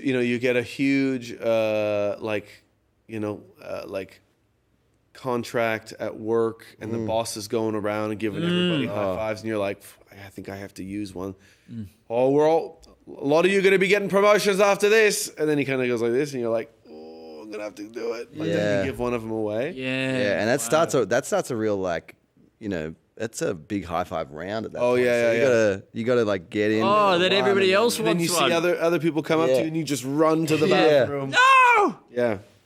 And then you get on a basketball team. Have you seen those like where they do the lineups and they'll just like do high five after high five with the whole team, like sucks, LeBron James or something will do the whole team in a row, and you're like in his team, and you're on the end, and you're like, I can't be part of this, and then you're ostracized. You'll die. What happens if you get 3 high fives? Yeah, you'll die. You die. Yeah, but I mean, what it is really ultimately is a metaphor for life, right? It's how do you want to not how do you want to spend your high fives? It's how do you want to spend your life? Yeah. Because if you're giving out high fives to the boss because the company has got a new thing, but you don't really feel like you want to celebrate that, how is that you don't really giving, props to? You're still spending your time at the company. Not only did you give your blood and sweat and tears to that company for a little return, you gave one of your 3 high fives. Yeah. What a waste. We're Blood, Sweat and Tears Incorporated. we suck the liquids out of our employees and sell them to you, the customer. Did we ever do a like human cows? Did we ever do a sketch where a guy wants to be? Maybe I did feel like I've just had this thought on one of these 100th episodes where a guy he's like bleeding from the ears, and he's trying to say that it's like he should just be accepted for it because he's always bleeding from the ears. I think we might have talked about that actually. Okay. I don't know though. Wouldn't he be It's pretty different and interesting. Yeah. What if we made him bleeding from somewhere else? The nipples. Oh yeah. Okay. Oh, but it's like a golden liquid. Oh, golden it's liquid a little seeps from his nipples. Yeah, golden liquid seeps from his nipples. Yeah. I've got the Midas tits. Midas Everything tits, I seep out is a golden liquid. Oh, this is what he'll sing at the end of the movie. In that, when he finally has confidence in it. And then at some point he realizes that the liquid makes people feel really good. Wow. And then people want to drink from his nipple. Oh, that's so beautiful that he realizes that. But then at some point he realizes they start to become addicted. And he's all chafed up in the center of town, and people are in queues. Like that, yeah. And then he wants them to stop, but then they start getting angry with him, and he starts losing friends because it's like he has something so magic, and he's like, "I'll just collect some for you." You go, "Yeah, you promise?" He goes, yeah, like that. And he's just spending a lot of his time just collecting the drips. And he starts putting honeycomb in milk to try to stretch it. Yeah. He's trying to sell just regular milk to people. Yeah. It's a bit like the goose that laid the golden eggs. Do you think that people will eventually kill him in the hope of getting to all the stores of golden liquid that he must have inside him? And then they realise that there is none in there. And actually it was the friendship. It was the getting to spend time with him that they were really enjoying. They didn't even realise. Getting to put their lips on his nips. But now he's dead. Yeah. They actually never verified that it was golden. They just kept sucking from his nipple and assuming. Yeah. They felt so good. They're like, this must be golden liquid. So, but in your version, it's that they really just like sucking on his nipples. That's the bit that makes My version is like that they enjoy spending time with him as a friend. That's the same in thing. your version, they still. What is friendship if what not? is friendship? What do you do with your friends? Yeah, exactly. What do you mean? I assumed that's where this was headed. Yeah, that the golden, at some point, it's like the golden liquid stops. Yeah. Is that what you just said? No, not really. And then somebody sucks on it and goes, "There's nothing left. There's nothing left in there." And then they're like, "But I'm feeling that highness again. Still feel good." Maybe it was never the liquid. It was never the liquid. It was just sucking on your nipples. Yeah, that is kind of what I said. Yeah. But write it down as your own. No. I mean, I'm writing them all down again. Maybe they start out thinking, no, maybe it was the friendship. I just had to and give then it a they mechanism. And then they hang out as friends for a while, and then they're like, no, it's not the friendship. It must be the nipple sucking. Must be the nipple sucking. So they go back to doing that. And even though but it's still a beautiful message, because even though there's no golden liquid, they still like sucking on his nipples. Yeah, and they don't realize that they could start sucking each other's nipples. And that's no good to them. Yeah, his nipple. I mean, they try and they go, "I'm sorry, you just got nothing for me." That's nothing for me. It's just that then I guess it's just the same problem for him. Yeah. Because he thought it was the golden liquid, and then he was like, "Oh no, it's me." And then they're like, "Oh no, it's his nipples. It's just maybe his nipples are coated." And then they realize we can kill him because we don't need that to regenerate. Yeah, right, and still good, even if he's dead and you're sucking on his dead nipples, it's still great. Yeah. Wow. And then you just see them at a party, and they're all sitting in a circle, just passing. Oh yeah. Oh my God. Yeah. Licking it like that. They're all taking a hit of his nip. This is actually a really good movie. Yeah. Yeah. What's the equivalent of puff puff pass? It's lick lick throw. Lick flick. Lick flick. Lick throw was funny. Yeah. They're not even treating these. There's no respect anymore. Wow, that's the saddest bit to me actually. Feel terrible about that. One of the many sad bits. Okay. My throat is starting to get a little bit sore. Oh no! My voice is starting to be like, "What are you doing, man? You've been going on this thing all day." Put much stock in lozenges in your life? Have you guys been lozenge people? I'm not a big lozenge boy. How about you? No. I think I get a sore throat and I just word. submit. It's lozenge. No other words are sort of built like lozenge. Stonehenge. Stonehenge. I say Stonehenge like lozenge. Stonehenge. I say Stonehenge I say lozenge like Stonehenge. Yeah. You should be able to buy. I mean, lozenges are often shaped a bit like the rocks at Stonehenge. You should be able to buy a Stonehenge lozenge. It's like the packet is basically in the shape of Stonehenge, and all the lozenges are standing up like that. And then you find out that they're connected. This is something the Druids were doing. I mean, a lozenge, like a bit of sugar candy with like a herb inside. That does feel a bit druidy. Very druidy. That's true. Shaped like a giant standing stone. Shaped like a giant standing stone. I forget that we're doing this thing. Yeah, Hey, it's okay. is it? I don't think it's right to charge for Stonehenge and things like it. Really? Yeah. You don't think it's right that they charge for it? Yeah. What if they're charging to pay for the upkeep of the visitor centre or something like that? Yeah. Why do I don't need Maintain. I don't need I don't need to go to the visitor center. Yeah, I don't need Why would that. I want to go to the visitor center. Yeah, I mean, pay someone to mow the grass around it. Okay, so will you pay it? Will you pay it if it's going to the guy mowing the grass? If I'm handing it straight to him to say Right. thanks. Yeah. If I see him mowing, Okay. yeah. They, If he's mowing on the day that I'm there, I'll happily give him Give him a tip. Yeah. A credit. But how do you think you'd really do it though? If you just saw the guy there and they was like, all right, well, we won't charge you guys. You guys can just pay the mowing guy if you see him.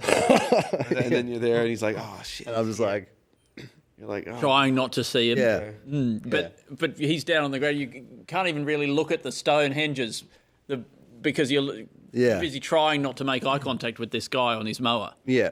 Well, that's my cross to bear, I guess. Yeah, I don't get yeah. to see the Stonehenge that day. But at least you saved, I don't know, $2 or something like that. I think even more than. Well, also, okay, I'll revise. I'm happy to pay for the upkeep of the fucking visitor centre. Yeah. Don't put it so far away. It's such a long walk between the monument. Have you been there recently? Yeah. But also, I feel like this is often the case because they want to keep it out of the way of, like, you don't want to ruin the site by, I'm like, yeah, well, then let me just, like, I don't know, go there myself and I'll fling you. Like, let me pay on, I don't know, give me something else. So were you disappointed by the Stonehenge experience? Yeah. Yeah. It's just a long walk to get there and go, Yeah. yeah. They say it's an ancient computer. An ancient stone Really? computer of some kind. What? I don't know. Like in a way, in that it's something that allows you to calculate equinoxes or something. Oh, right. If you, Keep track of you use it in the right way. I mean, but can you run Doom on it? That's the question. Woohoo! Get Doom running on the old Stonehenge. Can get it on the visitor center computer. Yeah, true. I That's mean, why that that's would be there. pretty good. Yeah, that'd be good enough. Something to do while you're at Stonehenge, boring old Yeah. Stonehenge. Yeah. Um, So boring. what about like you go? It's like your friend's like, hey, you're going to pick up your friend, and then his mom's like, oh, you guys want to come in before you guys go out? And you go, no, thank you. It's okay. We're just heading out.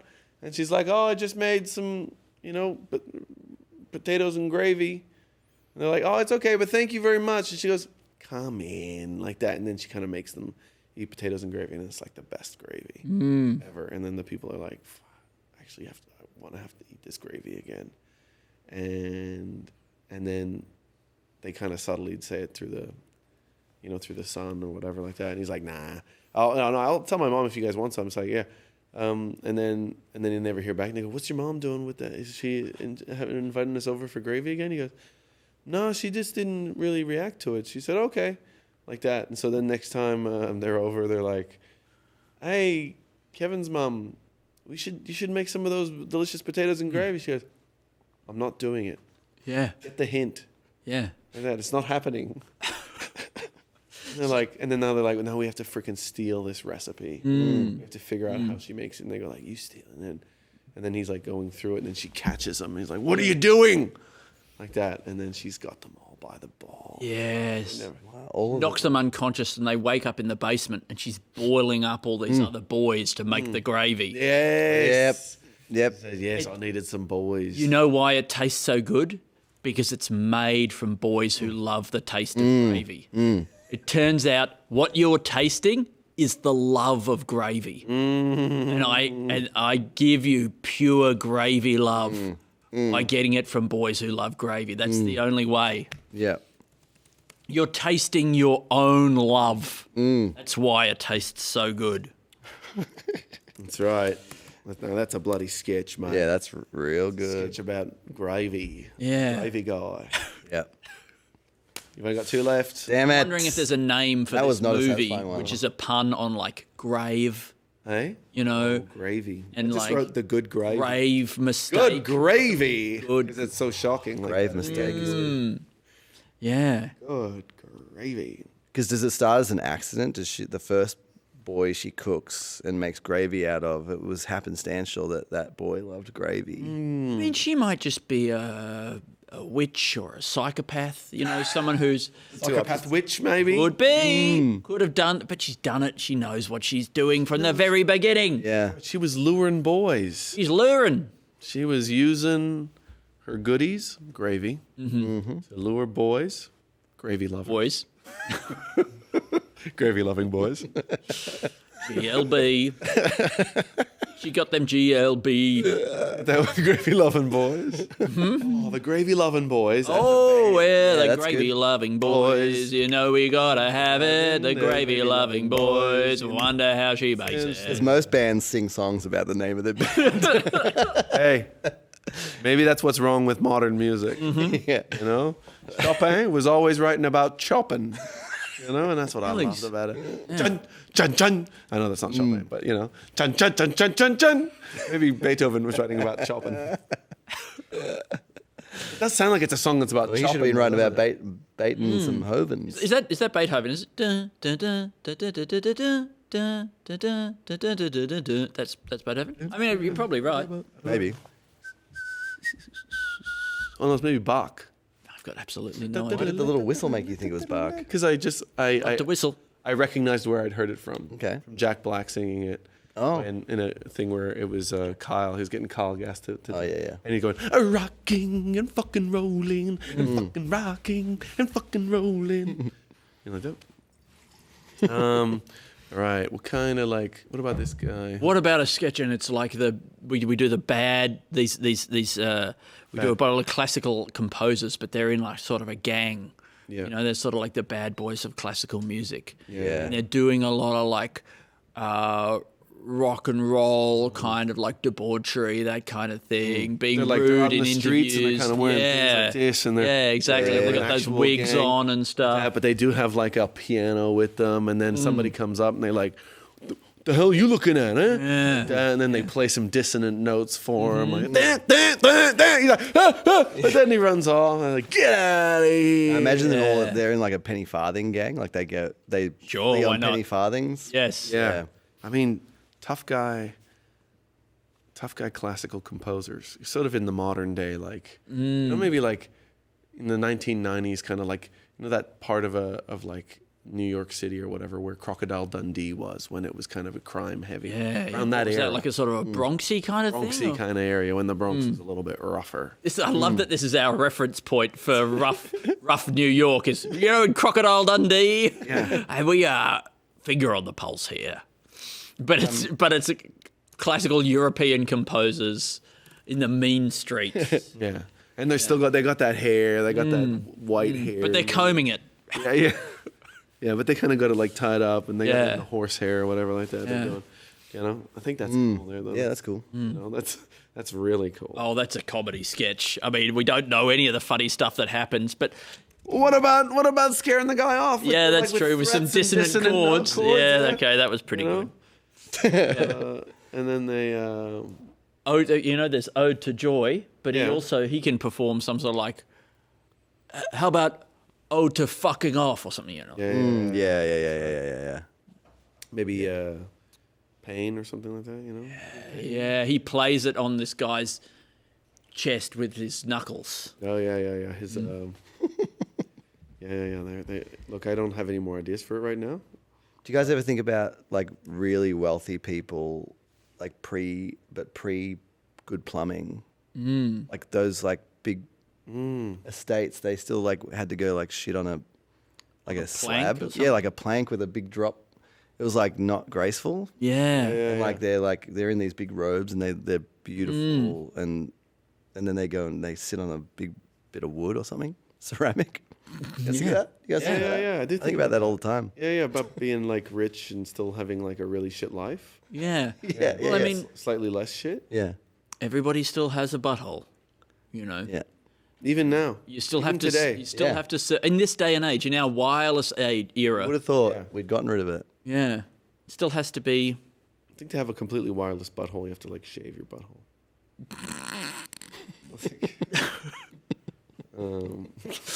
Yeah, mine's got a few wires. Yeah. Still got a few stragglers. They're pretty wiry. Yeah. Look, I don't know if that's a sketch idea, but Taking away people's butts is a sketch idea. I take away taking away their butts. Where are you putting them? take away your butthole. Well, like a wireless butthole is like you can place your butt on a shelf somewhere so that it poos for you. Yeah. Oh yeah. Your poo still goes to it, but it's like Yeah, it's at home.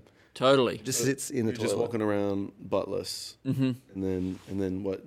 You can So you've taken out not just the butt, but also a sort of I guess the rectum and things like that, where maybe there's some poopy. I guess the food goes in Yeah. and it goes into your stomach and Through gets your digestive digested, and then the digestion is sent via like Wi-Fi. Wireless like that. To your sort of separate ass. Yeah. Yeah. I mean, I think that is definitely a sketch idea. Yeah. The wireless butthole. I know, but there's a part of me that's like, well, if you can have that, why is it just not being teleported to like some sewage system? Well, it's one step at a time. Yeah. It's a product. It's maybe it's in beta testing or whatever. Yeah. And I think probably people would still want to like have their butthole. Yeah, because you want somewhere. actually because you do. Sometimes it feels nice. Maybe. I might still want to feel like I could be. I could want to feel it. So I could be you have to here. have the sensation. I could be here doing this and then back. be enjoying a shit at the same time. Yeah. But then you're also going to be. The only way this could be a more pleasurable experience for me is if I was shitting right now. I know, but then you'll be talking to somebody, and then they'll be going like that, having a shit. Yeah. Somewhere in the distance, like that. Yeah. And you'd have that friend who's like he reckons that like he's covert and no one ever knows that he's shitting, but everyone does know. I think just from having children, you see it in their face. Oh, you can tell. You do. Yeah. You can always tell. Yeah. Yeah. It's it's right in the face. It's you probably shit more in your face than you do in your butt. Yeah. Yeah.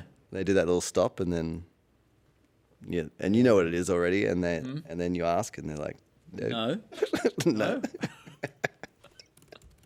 I don't know what you're talking about. Yeah. Why would I do that? What about let's see, Interrogating a child. Yep. See if they've actually done it. I mean, this is not a classy conversation we're having right now, but like in a cop style. Yeah, proper police style interrogation to see if they've actually gone. Yeah. But they're never acknowledging the stakes of the situation. Yeah. They're constantly just being cute and cute and deceptive. Yeah. And so then they never give in, and then they leave that, and then their butt says, "Thanks for not snitching."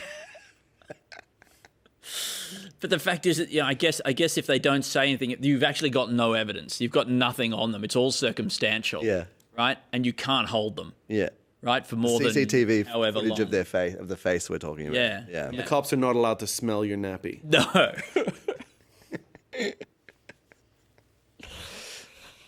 Good. Yeah, great. What about like my child just thinks everything that's a woman is her mum. Oh. Like a baby goose. Yeah, like just like there'll be a statue in the middle of town and be like, "Mum." It's like, yeah, but what if it was like me doing that? With your mum or with your beloved? My mum. Yeah, with your mum. You Like still I'm just convinced. Mama. Yeah, everyone in town, everyone I meet. I didn't hear what this was. Sorry. No, I mean, but I think like it's not much. Yeah, but like even that thing of like a kid who goes up to and like accidentally holds the hand of like somebody who they think is their mum. Yeah. I'd like to see like an adult man do that, where they go and hold the hand of someone that they think is their girlfriend. Yeah. And then they look and see that it's not their girlfriend, and they get really upset. Yeah. It's okay, honey. It's okay. I'm over here. I do like that. And somehow that man is still trusted by the person. Yeah. Of course. But that's just how we react. We're just that feeble-minded. Yeah. She was wearing the same dress as you. It's actually not very similar. Yeah, You just don't really pay much attention to what I mean. But she was wearing a dress. And she's so tall. Got a handbag. That's me done. Very sorry, Broni. No, you don't have to apologize. It's been so lovely having you here. It's been a treat. Nice to see you. Nice to see you. Yeah, welcome back to you. To being. Thank you. Oh yeah, thank you very much. Thank you, Brody. I'm very confident in those clothes. Oh, thank you. Yeah. That was what you told me to do. Yeah. Dress confidently. I'm going to give you a Oh, Good luck. thanks, man. Sorry, I've got a pile of literal garbage in front of me here. I might even go throw that away. Yeah, and while Andy's throwing that away, please welcome Zammit and Zoe!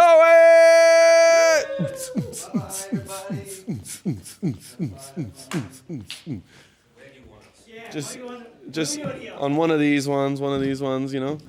Hello. Hello, how have you been? Yeah, good. How have you been? Good. I missed you. Yeah, I missed you too. You guys, it's nice to see you guys coming up. You have a little bit of energy in you. Sorry, I took the dumb fuckiest way to get here. I don't know. No. That's probably the best way. Yeah, I guess getting tripped over your. We're starting to fall apart a little bit. Good, we've come just as the chaos is hitting. How daunting is such an empty space? Like genuinely, it's good. It's because it's a lot of people to bounce off. Yeah. Keeps you going. Like last time. Hey, thank you so much. Oh my God, so happy to be here. Oh, Lordy. Hear about all this bad stuff that's going on with the blueberry trade? No, what's going on with the blues? Apparently it's super duper exploitative. There's been this massive growth in the blueberry thing in New South Wales because there's low barriers to entry to the market, apparently. You just plant a few blueberries and they're popping up like anything. How can it then be? You need people to pick them, and it's very exploitative, apparently. Oh, yeah. I went to a blueberry farm over the summer, and they gave you a bucket, and you had to pay them $20 for the privilege of a bucket. Yeah, I've done that as well. You gave That's them a real scam. I mean, I assume that's what these articles are about. This exploitative situation. You have to give them the bucket as well. Yeah, you're like, oh. Situation like, pay $20. Here's 2 buckets. Fill them up. You get to keep half of one. Oh, okay. That's still the cheapest way to get blueberries. Yeah. I was like, that's a kilo bucket for $20. That's great. I don't understand berries. Why do they? Okay, so they're a tiny fruit. Oh, tell me more. Tiny fruit with skin. Tell me more. They grow in a shrub. But like, why do they get so moldy so quickly? That's a good question. I think, like in the environment, Because they're not on the shrub anymore. They don't have an incentive to stay not moldy. Yeah. Okay. You know, like they fall down, they're on the ground, right? Like, what's in it for them to not go moldy? They probably want to decompose so that. But don't they want to be eaten? eaten? Ooze to start like growing from. I guess. Oh, they do want to get eaten, don't they? Yeah, and then they just. They should stay delicious for ages. They should. They should have this incredible shelf life. I don't know if it's 200 years. Yeah, that would be so useful. Like, I don't know if I'm just very incompetent. A strong possibility. Strong possibility. Or maybe I'm just like, remembering like, rose-tinted glasses here. But I just like, when my parents and mum, whatever, they're making, fruits, whatever, like, things would last for so long. Now I'm like, if I put cheese in the wrong container to the next day, I'm like, why is this just full of mold and now I can't eat this? And I've just wasted a whole thing of tasty You've got cheese. something there. You've got something. I think it could be that, like, my fridge just fucked. I think it could be just that, like, when it was somebody else taking care of it, yeah. no fucking idea what was going on. It was a new pun. Now that you are an adult who's expected to empty out your own fridge, you're seeing the moldy food, right? Yes, so. Yeah. Also, like, because, you can have, like, little settings on, like, your fridge, i.e. one of them is temperature. The other thing down below, which is, like, crisper thing. or not, I don't believe it. I don't know what that does. I don't think No. I don't know what it does. I once put meat in the crisper was turned up too high and it froze the meat. What does that mean? Too crisp? It was too. Well, I didn't want my meat ice. Why does too crisp freeze meat? That's crazy. I think probably crispness is a sort of like is part of the freezing spectrum. It's part of like the colder you keep something. Or maybe it's to do with evaporation. But like if you have, I'm gonna say like a frozen Coke is crisp. Well, I mean, I guess what I'm saying is ice, just crisp water. Super crispy. Very crispy. Yep. Crispy water. Oh, it's got a good crunch. You run your knife along it. Yeah. Look at how crunchy this is. But what? You could do that with a wet sandwich. Put it in the freezer. Crisp it right up. My sandwich all wet. Yeah, it's actually a new food. Yeah. And then you put it in the freezer. You go, fuck, this is ruined. But then you put it in the freezer, and then you comes out and you go, it's crunchy again. It's still good. Yeah, good. I don't know. It might work if you had a berry sandwich or something like that. Have you seen? I don't know if you guys are on Juicin' TikTok. No. What? Oh my god! The algorithm is Know given. what that could possibly be. Well, it is exactly that. Juicin'. on TikTok. What is juicing? As in, Juicing. Making juice. Like squeezing juice, like a juice press. Right. Oh, I have seen some juice press stuff at some point. Yeah. It just keeps popping up. And there's this one lady who's obsessed with it. And she's like, the best way to get apple juice is to freeze your apples and then let them thaw, and they look foul. Like they look rotten, but so juicy. Wow. Yeah, I guess because all the cell structure is all broken down or whatever. Pretty much. From the ice and the thawing, and then you just squeeze it out. Just squish it. It's a big clamper. Goodness, they don't hold anything back. No, and you don't have to waste your time with the skin and the flesh. Just the delicious juice. Do that with like small chickens and stuff. Yeah. Freeze and thaw them. Get the juice out of them. They get the juice out of them. Suck out the thing. I guess put the rest in like an old bowl, boil some stock, and then you got that pure chicken juice. But I guess they'll still have the organs. So then, they still got their organs. They won't give those up so easily. Problem. You ever tried to juice a banana? No. Let me tell you, you can't. What happens is it'll ruin your juicer, and you'll get like this weird, like almost like a thimble of banana oil. Tastes not great. Oh no. Yeah, I was thinking about this just the other day. I was like, you know what? You never see banana juice. But it turns out it's impossible. I mean, if we could be the guy who cracks the banana juice, you know. Well, wouldn't it be a banana nectar? Well, no, because can we breed wetter bananas? Because a nectar's just a blitz juice. Did you say, can we breed Bertie bananas? Oh, no. Wetter. A wetter bananas. Yeah. Ah, yes. Because, like, I've seen, like proto-watermelons, and they look all messed up. And I don't understand. I still, to this very day, do not understand how anyone, like, farmers, well done, because I have no clue. What to a be glow like, up. How did they see that there was any potential in that at all? I know. Like, you have a look at where all the cabbages and that come from, and you're like, how did anyone think, you know what? I'm gonna make you big. I'm gonna make you big, You're gonna be juicy and sweet. Who's the talent scout who's like walking along through like a field of like weeds and being like, that one, you kid, that one. I'm gonna make you a salad. Imagine being, say, I don't know, like a dandelion and then like a bit of spinach. And everyone's like, the spinach. Poor dandelion just sitting there being like, I am edible. I'm very nutritious. Beautiful flower. You could eat the shit out of me if you want. That looks so good in a And I'm salad. like, no, spinach. It's good. This is the one. This kid's the one. Yeah, imagine that, being able to spot it like that. Like, that movie, The Air Up There. Yes. No. Yeah, well, The Air Up There is a guy, he's like a basketball scout. He goes to Africa. He hears about some kid that plays really well, and he's, incredible at dunking. He goes into this, like, village where there's... remote village where it's like in a, Kevin Bacon. some African tribe. Might have been Emilio Estevez.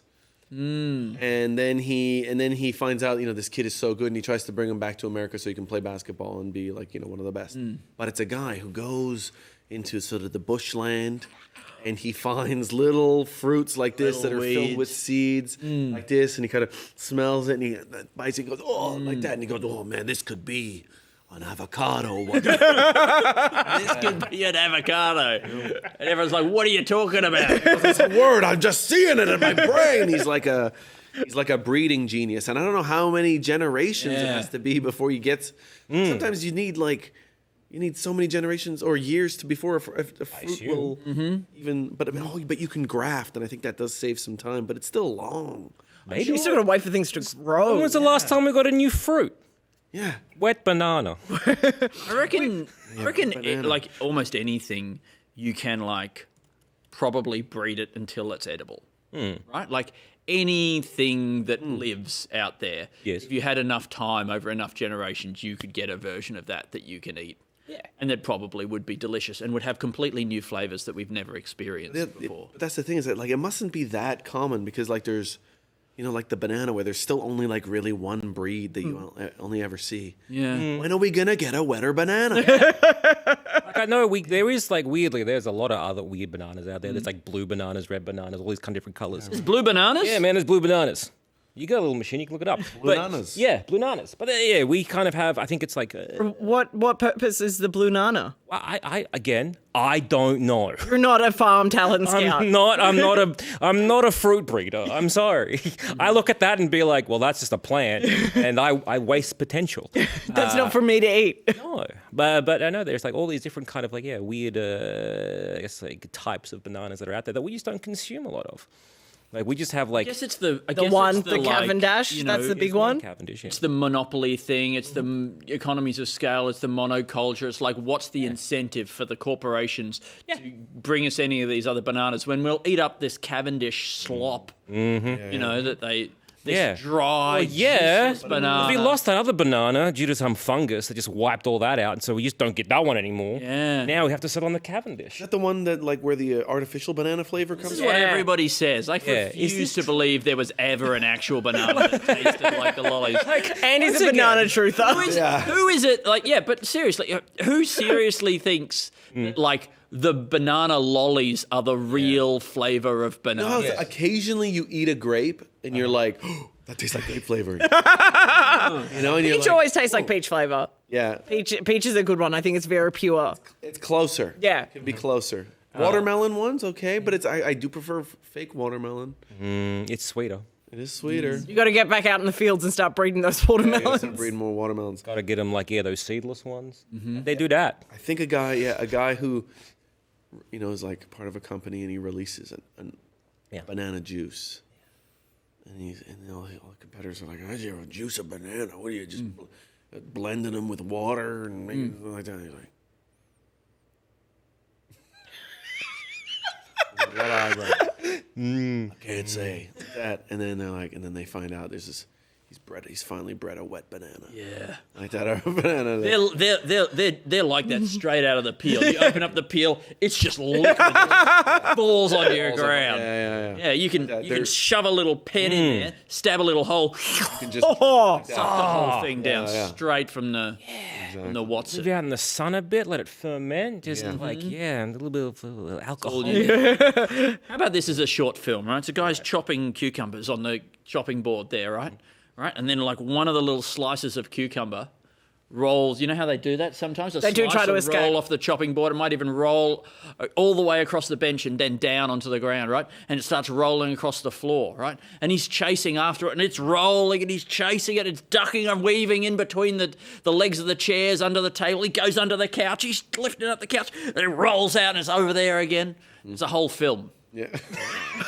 Yeah. Okay. You know, like the drama, like a mouse hunt or something like that. Okay. And this thing drives him completely mad. He's turning the whole house upside down, and the little cucumbers peeking out from behind things, and then it keeps rolling. And sometimes he'll try to get ahead of it as it's rolling under a couch or something like that, and he goes and waits on the other side. Yeah. And it doesn't come out, and he's like, aha, now. And then he goes around and he goes checking, and then Out it the comes other out one. like it had slowed down or something like that. And now it's off again. It's like the goes down a hill, goes through somebody's house, and he runs through somebody's house, and a dog goes into a dog's Try to mouth. chase it. He dodges out of the way of the dog. Yeah. Yeah. All right. I was thinking because you could, if he was maybe it starts rolling and all this kind of stuff happens, but then like maybe it hits a banana and that's when he gets the eureka idea. Well, there we go. We bring it all back. Yeah. Yes. The cucumber and the banana, same shape, basically. Banana. And like I assume you get them humping or whatever, and then you have a lovely wet banana.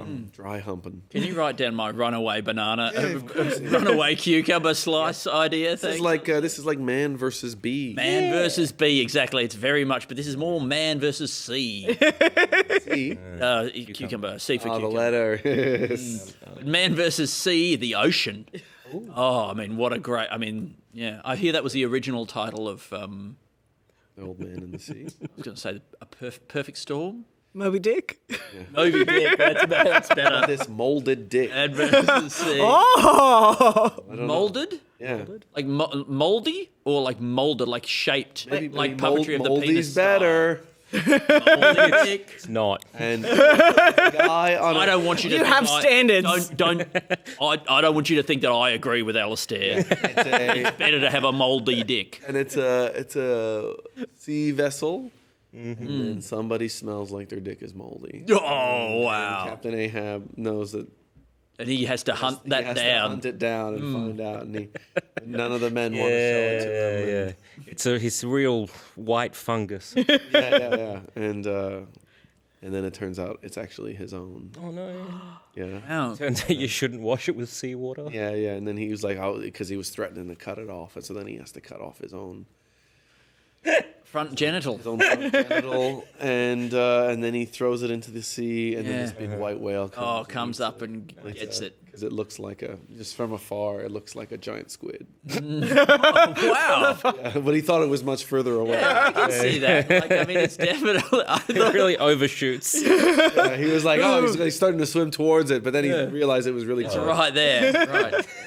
I assumed that was a giant squid far away. I didn't think it was just a regular sized squid close up. Yeah. That's a lot of mold going on there. Yeah. To make it look like a giant squid. A lot of tendrils. Yeah. Oh, Tendrils. Yeah. Oh, man. Mold tendrils. Andy's starting to crumble as well. No, I'm absolutely fine. I don't know what you're talking about. No. What's your sketch count? 2, 4, 5. Well, I was thinking in terms of going back to like the whole like the banana idea in terms of like this is weird that it tastes like this. What about like a marketing exec being like we're going to new Coke this? And it's all about trying to get the people on board to eat the bullshit Cavendish banana that everyone is like loathed. And so they try to be like, well, we have to tank or like make up this complete lie. New banana. This is that banana. You know how it used to taste like this? Chalky, garbage, yucky. No, it's because, maybe these banana sales are like tanking. And so there's this lie that just goes around the world. Yeah. Did you know? Well, I reckon a fungus that went around and killed all these. And it's just an exact lie. It's all. It never was a better banana. Exactly. It's all You're just both banana truthers. Yeah. I think it probably is close to that. I think it's probably whoever makes the fake banana. Someone was like, that doesn't taste like any banana I've ever had. And they're like, well, that's because it's actually like even more like a banana. It's because you've never had a real banana. Yeah. It's not that this banana isn't real. It's that you're wrong about everything. Exactly. Banana truthers. Yeah. Big fan of banana truthers. You guys are going to get little hats. You're going to get to the bottom of this. Meet up in like a basketball court, like rent that out once a week so you guys can have your meetings. Church basement. Yes. We've got to weave the devil in there somehow. And then we take off our shirts and we wrestle. Yeah. Got good again. Yeah. Because you got to make out a little. why not? First rule about banana truthers is you can't talk about banana truthers. Because we do a lot of kissing and wrestling. And our wives will be mad. Exactly. Sorry, honey, I'm working on my projects. It's always off talking about bananas. Fight Club, it's Kiss Club. Everybody's got a kiss. If it's your first night, everyone's got to have a kiss. You have to kiss. Like that. And then, so, you, kiss. That's very wholesome. Yeah. It's got a nice. Great. Someone has to win the kiss. I always kiss to win. I always kiss to win. Obviously. There's got to be a winner and loser in any kiss. How would you win a kiss? How do you think? Like, is it the first one to pull away loses? It's like, is it endurance? Is it about your tongue strength? First one with chapped lips loses. Yeah, true. If you can make the other person open their eyes, you win. Then how do you know unless your eyes are open? I mean, you have to have an independent observer. I guess that's where the referee comes in. That makes sense. You've got to do God, I love Kiss Club. Yeah, feel an arm reaching up and them checking their watch. Like, I won. I think running an online course or maybe a series of short lectures called Kiss to Win. The Joel Zammit. Seminar. Okay, I like this. Okay. We're gonna go down like those freaks who aren't like alpha enough or whatever. Oh, you're not kiss enough. Yeah, exactly. The reason why you're a big pathetic man baby whose wife hates you and your kids don't talk to you is because you don't know how to kiss. So come to my kiss school and we will sort you right out. It's a low cost of maybe like $5,000, let's say. Yeah, $5,000 to kiss. And that's how you tame. You can kiss that money goodbye. Exactly. Oh. And it'll say thank you when you finish my course. Yeah. Kiss that money goodbye because you'll win the kiss. And that you essentially are sort of like submitting somebody into loving you through dominating them like you would like a horse. You got to break them in using the power of like So you lash kissing. the tongue with your tongue. You got to break a spirit. You got to let them essentially you got to put a saddle on their tongue and then let your tongue ride their tongue like that. Like a lot of like tongue exercise, like montage or whatever. You know, there's like the TENS machine things, like one of the little sticky zappy boys on the tongue, turning that right up. Oh, feeling the electrodes. Yeah, it's like a little straw that you've got to lift. Yeah, you can get stronger. Oh, dumbbells. We all, I assume, before we kiss an intended, we do all say 1, 2, 3, 4. I declare a tongue war. That's normal, right? Yeah, 100%. Yeah. Got to pin him down to like against the cheek. Yeah. That's how you win. That's how you win kissing. I never want to be a kiss loser. That's embarrassing. Really is. To be a kiss loser. Did you hear Joel Zammit is a kiss loser? Oh, that's so bad, man. That's so Gonna bad. live it down. Go into hiding. There's one. I guess let's call this a joke. I don't know that my That's a good maybe a start. prank. Let's say that my wonderful wife used to do, where it was like, you go for a kiss, whatever, and then like she would just like. And then not give any feedback. Oh, wow. It was the worst. Yeah, it's like flying to a dead can we not room. do this? I know you find this funny. God, she's awesome. Into the void. Yeah.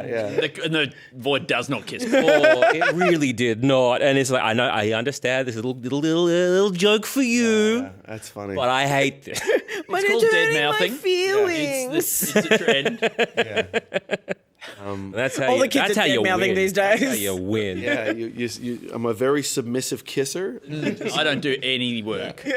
My tongue just lies there. The kissing starfish. And you do whatever you want. My mouth is asleep. If you want tongue, you've got to suck it out. Super Australian for that. My mouth is asleep. My mouth is asleep. Yeah. You can do whatever you want. You do what you want. You guys didn't hear this, but Zoe said something very funny. Oh, sorry. She said, if you want tongue, you've got to suck it out of me. So I couldn't let that go. I'm so used to just everyone being like, it's all right, so it's all right. I'm like, No. okay. Come and get it. It's hiding back there. And it's Make me. You're going at the front going... Your partner's got a bratty tongue that's just like refusing. No, Can't get it. you can't have it. You can't have a kiss. Man, reinventing kissing rules. Yeah. Oh, we do it every couple of podcasts. We talk about it a lot. We love to talk about kissing. We don't talk Kissy about boys. Fair enough. It is a Camera to do that. It's a weird little, I guess, thing humanity does. I guess other I think it's so strange. other animals do that. No? I mean, they Chimps. They kind of like touch each other, and they do. I reckon there's kissing. I reckon like maybe not like kissing in the same way. Not the French style. Yeah, but they like lick each other. Unless French apes. Well, French, like what about like French animals? Like if the French cows or whatever. French, bulldog. Bulldog. Yeah. Would you French kiss a French bulldog? I guess it's just that would you kiss a bulldog? Of all the animals, of all the dogs, they probably are the one closest to being able to kiss. You know, like their tongues are already out. Flat face, right? So like you can. No snout. I did see a guy, a comedy who's in Righteous Gemstones. I love that show. Yeah, I haven't watched it, but he has a monkey at some point, right? And he said he kisses the monkey on the mouth, and he said that no matter how tight he makes his lips, that monkey pushes its tongue. That's a kiss winner right there. This guy.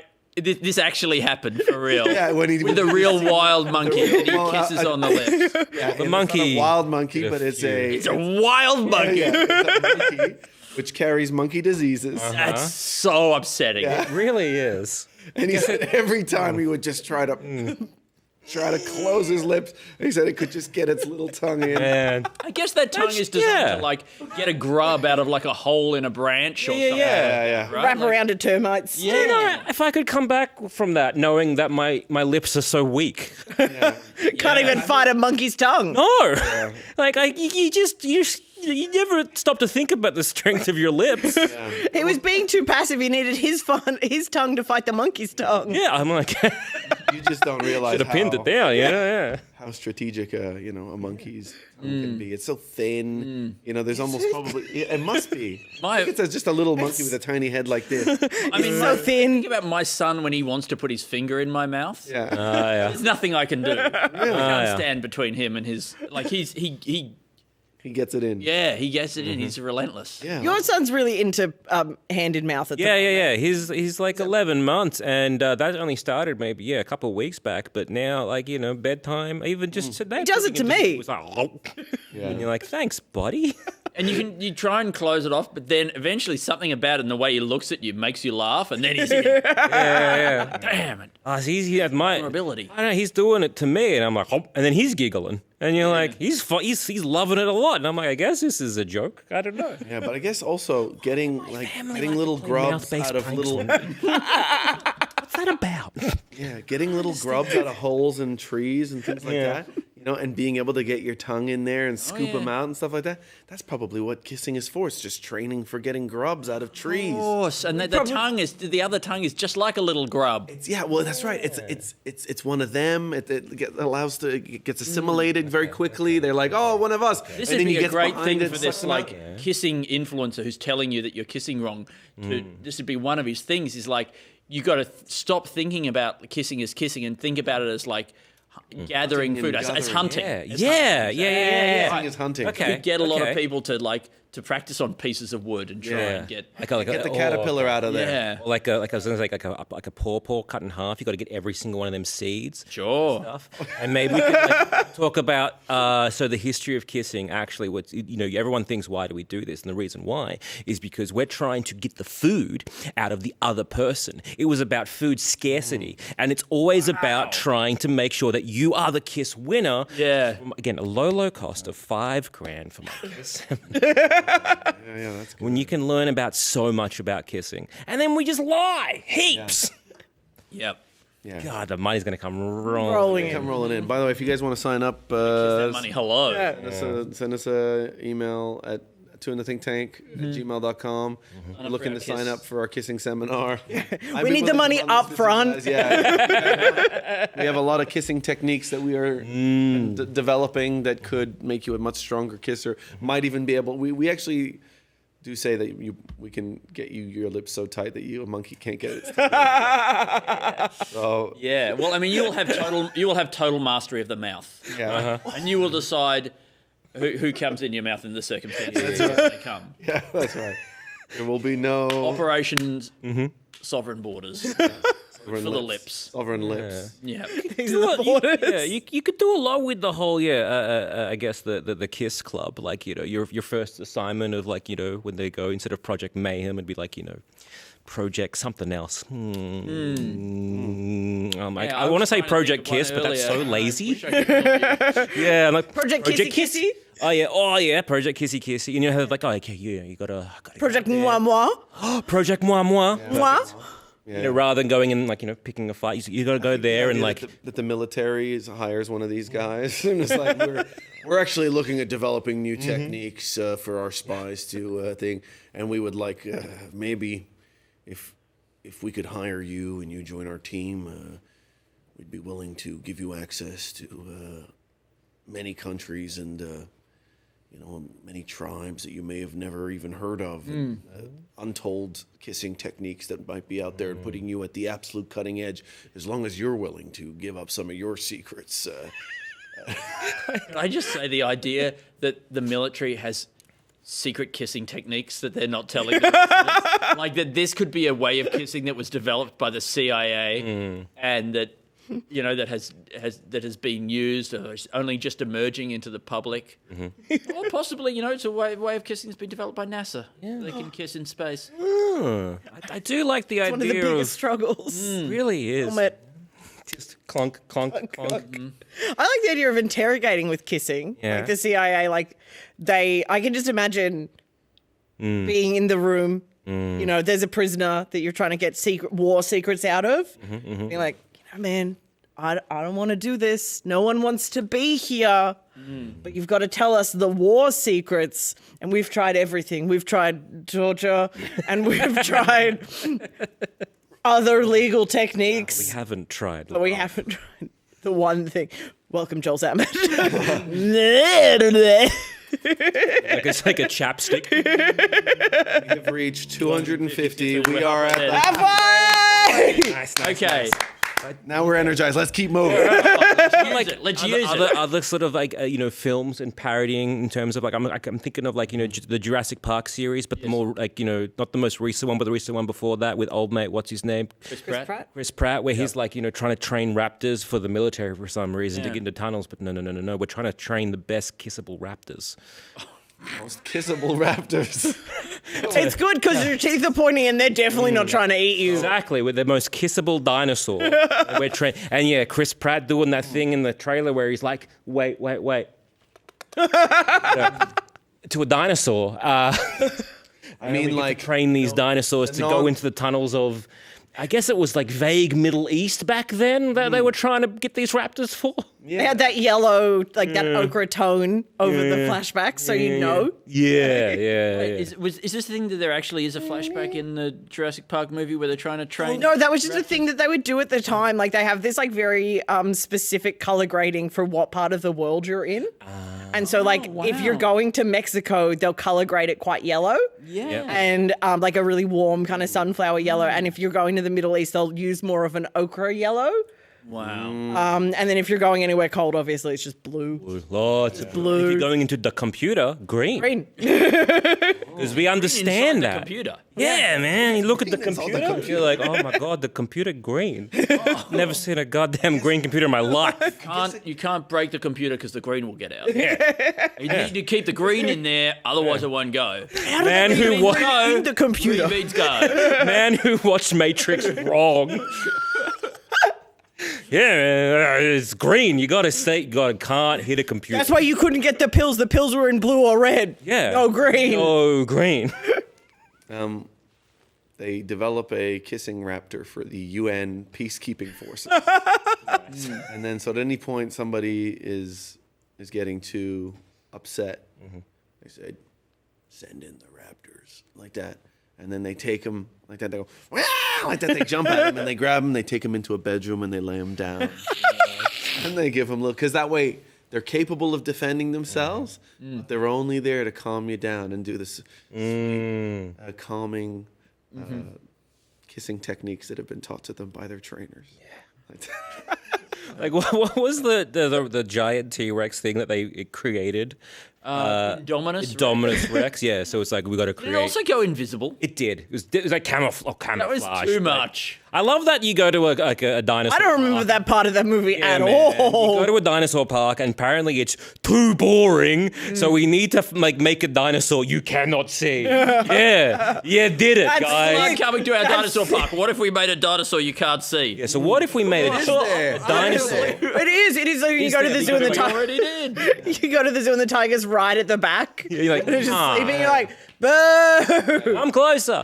What if I swear? What if we made a dinosaur like T-Rex size with such big lips it can kiss whole armies at once? Wow. What if you just dropped giant, like Operation Dino Kiss? It's an inflatable set of lips that you drop over the front line. We're going too far on the kissing. Yeah. It's okay. But you go back in time, you drop it. Got a lot of sketch ideas. You drop it on the front line.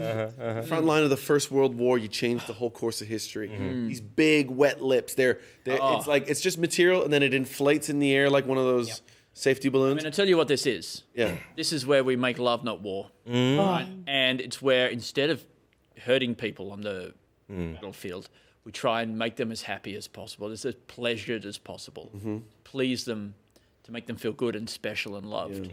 And then whoever makes the most people on the other side love them the most wins the war. Okay. War. Yeah, and there's still always winners. Driving your huge tank across the love fields. Yep. With the big gun thing at the front, but with lips on it. Oh, nice. See, I was thinking, so instead of like medics, you just have like a hand doing like this motion, like a fist almost. And so it's like we have like a crack team that are gonna go in there, like, hey, white flag or whatever, but like, hey, we'll just jerk you guys off. We're not here to shoot you. This is just like like a whole bunch of hands, and that's their tactic, to be like, I think everyone just needs to calm down. It's from an old technique from the Romans where they would all stand behind shields with one hand sticking out. And they would. Why do you think they were so good at holding a spear? It's the same motion. It's the Years of same. practice. It's the same motion. Often holding my. Yeah. You're there, but you're making the phalanx or whatever. A couple hands stick out.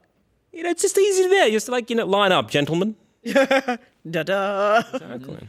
Like a tank with just like a fleshlight on the end. Come on in. Better than the lips. Better than the lips. Better than a different type of lips. Different type of lips. You still kiss it. Wouldn't recommend. You weird perfect kiss your fleshlight. The kissing fields. That's what. Oh, that's beautiful, Andy. That is beautiful. I'm sorry for bringing it down with my smush. refuses to acknowledge We it. got to trudge through some difficult terrain to arrive at the love palace. Yeah. Yeah. What about a guy? What about that thing where they get out of the what is it, the Christmas Day armistice or whatever, where they come out of the trenches and they play a game of soccer? Yeah. There's a break in the fighting. Did that really happen? I know of one instance, which I think is, I believe it was the Canadian army that were basically like, they lobbed over some food. And I think the Germans were freaking out, and they're like, oh, "Wait a second, it's oh my god, it's food!" And so they started eating all this kind of stuff. And then they kept doing this for a bit, and everyone was like, because the Germans like, "Oh, more," because they were starving or whatever. And then I'm pretty sure this may be a war crime. And then the throw over some poisoned food. Well, no, they throw over grenades. Got him. And then they ate them because they were so hungry. And they're like, they always throw food. Whatever they throw, it's always delicious. I know those Canadians. They know how to cook. They put them like gravy on everything. Nom, nom. That's just the opposite of what I think a Canadian would do. Right? You forget how brutal the Canadians are. If anyone was going to invent kissing war, it would be Canada. Yeah. Because they might have, but they sort of poisoned up their lips. Yeah. they kiss to win. Yeah. Yep. All right, let's see. But what could they do instead of playing soccer in a Christmas Day armistice? They come out of the trenches, they walk towards each other, and then let's see. Be like a gift exchange. What about if it's like you nominate a birthday boy? Because Christmas is always about Christmas giving gifts. I want to think back, like who is your side's birthday boy for the day? Yeah. And then that way one nominates, it's like, okay, it's over there, it's Greg, and over there it's Hans, and they come out, and they're the designated birthday boy, and then there's a very tense walk. Yeah. With a handshake. Towards each other, a little handshake. And then it's like a little give each other a little present. Little presents. And then it's a day of celebration. What about really nice. It is. What about that after grenade? Grenade. Got him. But after a little game of soccer, one guy's like, oh, they're all getting along really well, and he sees one of the German helmets. He's one from the Allied forces, and he puts one on, and he goes, oh, like that, and they're like, oh, like that. He's like that, and then he goes down into their trenches, and he's like, going around their guns. He's like, oh, and they're like, oh, and like that, and then he kind of grabs and gets in one of their tanks, and he's like, like that,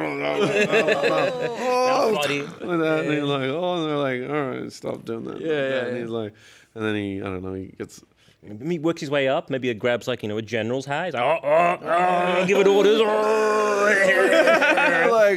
all the way to Berlin, goes into Hitler's house. Because that's what they don't tell you about Hitler. He loved to laugh at himself. He loved to laugh. Isn't that great? Yeah. I think that's a good scene to see play out. Yeah. In one of these documentaries about Hitler. On our there's only a few. Yeah. They should make more. Yeah. Yeah. And do you think there's any risk that SBS will be the people who clone Hitler to bring him back so that they've got more material for more It is a risk. It's always a risk. Write it down, hang on. It's their Dominus Rex. Yeah. Oh no, invisible Hitler. Okay, so Why did we make him invisible? Okay, they clone him, right? So they clone. So SBS, they're like, okay, ratings are down. We're out. Turns out No one wants to watch documentaries about Hitler anymore. Turns out we've said all we can. We need new Hitler.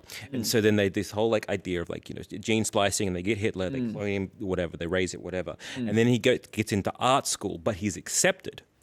Because they'll take anybody there. Because they'll take anyone these days, right? It's like, and then he's accepted, and he just does that. And then SBS are like, come on, do a thing. Go on, do something. And he's just like, painting portraits, doing like this, sending them off and everything. It's like, Lots of beautiful portraits of German Shepherd dogs. if you could just, I don't want to say it, Yeah. do it. Yeah. For the ratings. It's Come on. Or hosted SBS. by Mark Fennell. And then Is what that do a they do? joke? Do they, Is like- that a scam? Is that a bit? Can we make that? Does that count? If we cloned Hitler and then brought him back to see if he'd do it again? Yeah. Do it again. Do it again. And he's like, I don't know what you're talking about. I just Could you wanna do it? paint. Could you do a sitcom about like a guy who is a cloned Hitler, Yeah. who's like, Oh, the expectations. yeah, exactly. They did that one. They did that one where it was like a. Did it? They did a Honey I'm Home kind of level. Hitler and Hitler wife. Eva Braun. Eva Braun, thank you. And it was like I think it aired twice, and then the universe was like bad. Who made this? Okay, so you're seeing my Hitler clone. Yeah. Oh, you're a Hitler clone sitcom, but this is like actual Hitler. Well, it wasn't this a problem when they did, is it Hogan's Heroes? Where it was like a sitcom based in World War II, and it was like, how can we make this a comedy? It's all in like, no, we'll make like one of the guy a little bit fat and he's jolly and a bit stupid, and you're like, well, We do find that All funny. right, but Fat we'll people only are give you funny. 10 seasons. yeah. I reckon there's enough there. You could I kind did MASH like for ages. yeah. So there's Do a little sitcom on Kim Jong Un. That could be nice. Yeah. It's a thing where they're all maybe like where all the like Trump and Putin, Yahoo, and these guys are all just in a prison at The Hague.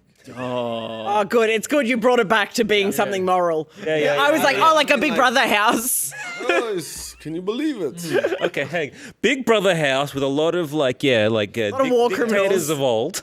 A housemate, like a housemate show, but they're all cellmates in a prison. Okay. Full Hague. This is great. And you're doing amazing work. Doesn't quite scan as a pun title, but whatever. I like it. Yeah, we got it. God, it's pretty funny. Who are you having in there? Who's in the? Well, I mean, Is it contemporary or are you like I think grabbing it's from his? contemporary. I think it's contemporary and then like Yeah, one all- deep cut. Yeah. Oh, okay. Okay. In the Maybe the ghost of Pol Pot or something? Gaddafi, and maybe Mugabe's there. Sure. Oh yeah, good list. Yeah. Great list. Real top-notch list. Speaking of lists, Look, I don't think we need to go any further with it. Yeah. They just they're having a nice situation with. I think it's good. It's a cute thing with these really horrible men. Yeah. If we're changing gears, I was thinking about this today. I would love to pitch you my idea of a late 2000s TV show I would like to make. Yeah. About so you know how in the late 2000s there was very much like we're gonna give you a cop show, but the cop show like there's a twist. Like the cop, it's a cop and a writer. It's a cop and like because I was thinking about this because I was watching Inspector Rex. And it was like a cop and a dog, and it was like what's the weird partner that we could have for our cop? the worst animal partner. Not even animal. I was thinking sock cop, and it's a sock puppet. Okay. Yeah. And it's like just a man and his puppet trying his best to solve murders. But I will also accept anything worse you guys can think I of. was thinking either a ferret or a parrot would be pretty terrible. Murder! Yeah. I mean, I do think like having a puppet with him, it's like it could be a ventriloquist cop who finds that people are more likely to talk to the puppet. And so you could use some famous ventriloquists. It's the whole ventriloquist squad. Yeah. And they Oh, that's good. They show up at different places, and when there's criminals to talk to, they can sort of the puppet can insult them, which as a cop they can't. Yes, you know, and that gets them upset. It definitely would get them around. I reckon. Lots of Like if you're I didn't kill him. The puppet did. If you're interrogating them, like they would like throw their voice and like get the other person to admit that they did it because they're just like, well, so many more crimes. did you just hear that? Like you just said you're guilty. I don't know. It really sounded like it was. I mean, they can't actually make their voice sound like it's coming from somewhere else, right? That's not. I mean, don't we call it throwing your voice? Yeah. And look, but I don't think you can make the sound seem like it's coming from a different location. Why not? I guess it's just that This isn't a criticism of your idea. It's called throwing your voice. Surely it would be like it sounds like it's coming from across the table, right? They can't? Are you sure? How sure are you? And then I don't think, even if they could, I don't think that would show up on the recording. How many ventriloquists have you met? I've met 0. I don't know any of their skills. They have to say it in there. I know of. I mean, they could have been. They have to say it in their hand and then yeet it across the table. Yeah. That's how it works. Yeah. Yeah, throwing your voice. Yeah. How does that work? It's a buddy cop duo, it's partners kind of thing, but like maybe one of them is corrupt, like maybe the dummy is corrupt, and the Now you've got a Chucky situation going on. Yeah, and they're like the ventriloquist is the good. Well, if we're the puppets speaking control a little, like 2000 era TV shows, can I pitch you a bad idea? Yeah.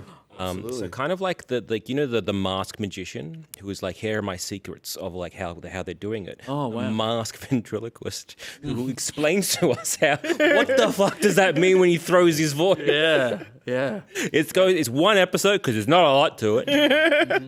Immediately cancelled. Who gives the secrets? And he goes, "Here's how we do it." And I drink a glass of water. Of course, he's got a mask on, so you don't even see his lips move anyway, right? Maybe it's like one of them, like a lot easier for him. So a mask and like the lips are exposed. No. So it's just the lips there. I guess like a gimp mask. Just unzip it, be like, I'm here to show you guys a secret. Yeah. What a nightmare show. No wonder it got cancelled after an episode. It also had run its course. It was done. It really was. Like 15 minutes and the next were like, 50. We're just padding time. The masked magician or the masked ventriloquist? Okay, the masked ventriloquist. Yeah. We'll get like David Strassman on there. What about a Furby that talks? And because did they ever actually talk, or did they actually learn to talk? Was that a weird thing? They speak Furbish. They speak Furbish. I had a Furby that would just go, Mama. Mama. And that would go off in the middle of the night, which was, a great toy. Yeah. A great toy. Wasn't it all built on lies? And it was like the whole the Furby can listen to you and it will be able to mimic your. No, it just had a weird. It will learn. It just had a learn weird the language sensor in or its whatever. mouth. And then it got to the point where it's like you can't have this around any level of security clearance, and there was all this bullshit that went around it because it was just built on a lie. Right, and doesn't actually listen at all. At all. Yeah. It's on almost a timer to be like, oh, I was learning a bit of English. There we go. Yeah, that's why it would go off in the middle of the night, because eventually it would just be like, oh, we're happening. You'd have to turn it off for it to stop making noise. Okay. Yeah. What about, another sketch. What about one that does learn? Yeah. It's kind of like, we're using a little Furby to infiltrate and learn some of these war secrets. Yeah. Doesn't have any fur. It's called a skin bee. Okay. Okay. Sort of fleshy. Yeah. He's doing that with toys, right? I guess you get the dolls, right? Yeah. But none of them have a realistic human skin. They just feel like rubber. Yeah, exactly. I don't want that. This is as close as it gets to real human skin. Yeah. This is Somebody meat. buys it, because his girlfriend's really into it or something. That guy buys it, and he's like, "Oh, I'm bringing it back from wherever I am," like that. And then this one, he's like, and then it does talk a little bit, and he's like, These things are really weird, man. It's talking a bit. She goes, yeah. They make sounds in Furbish or whatever.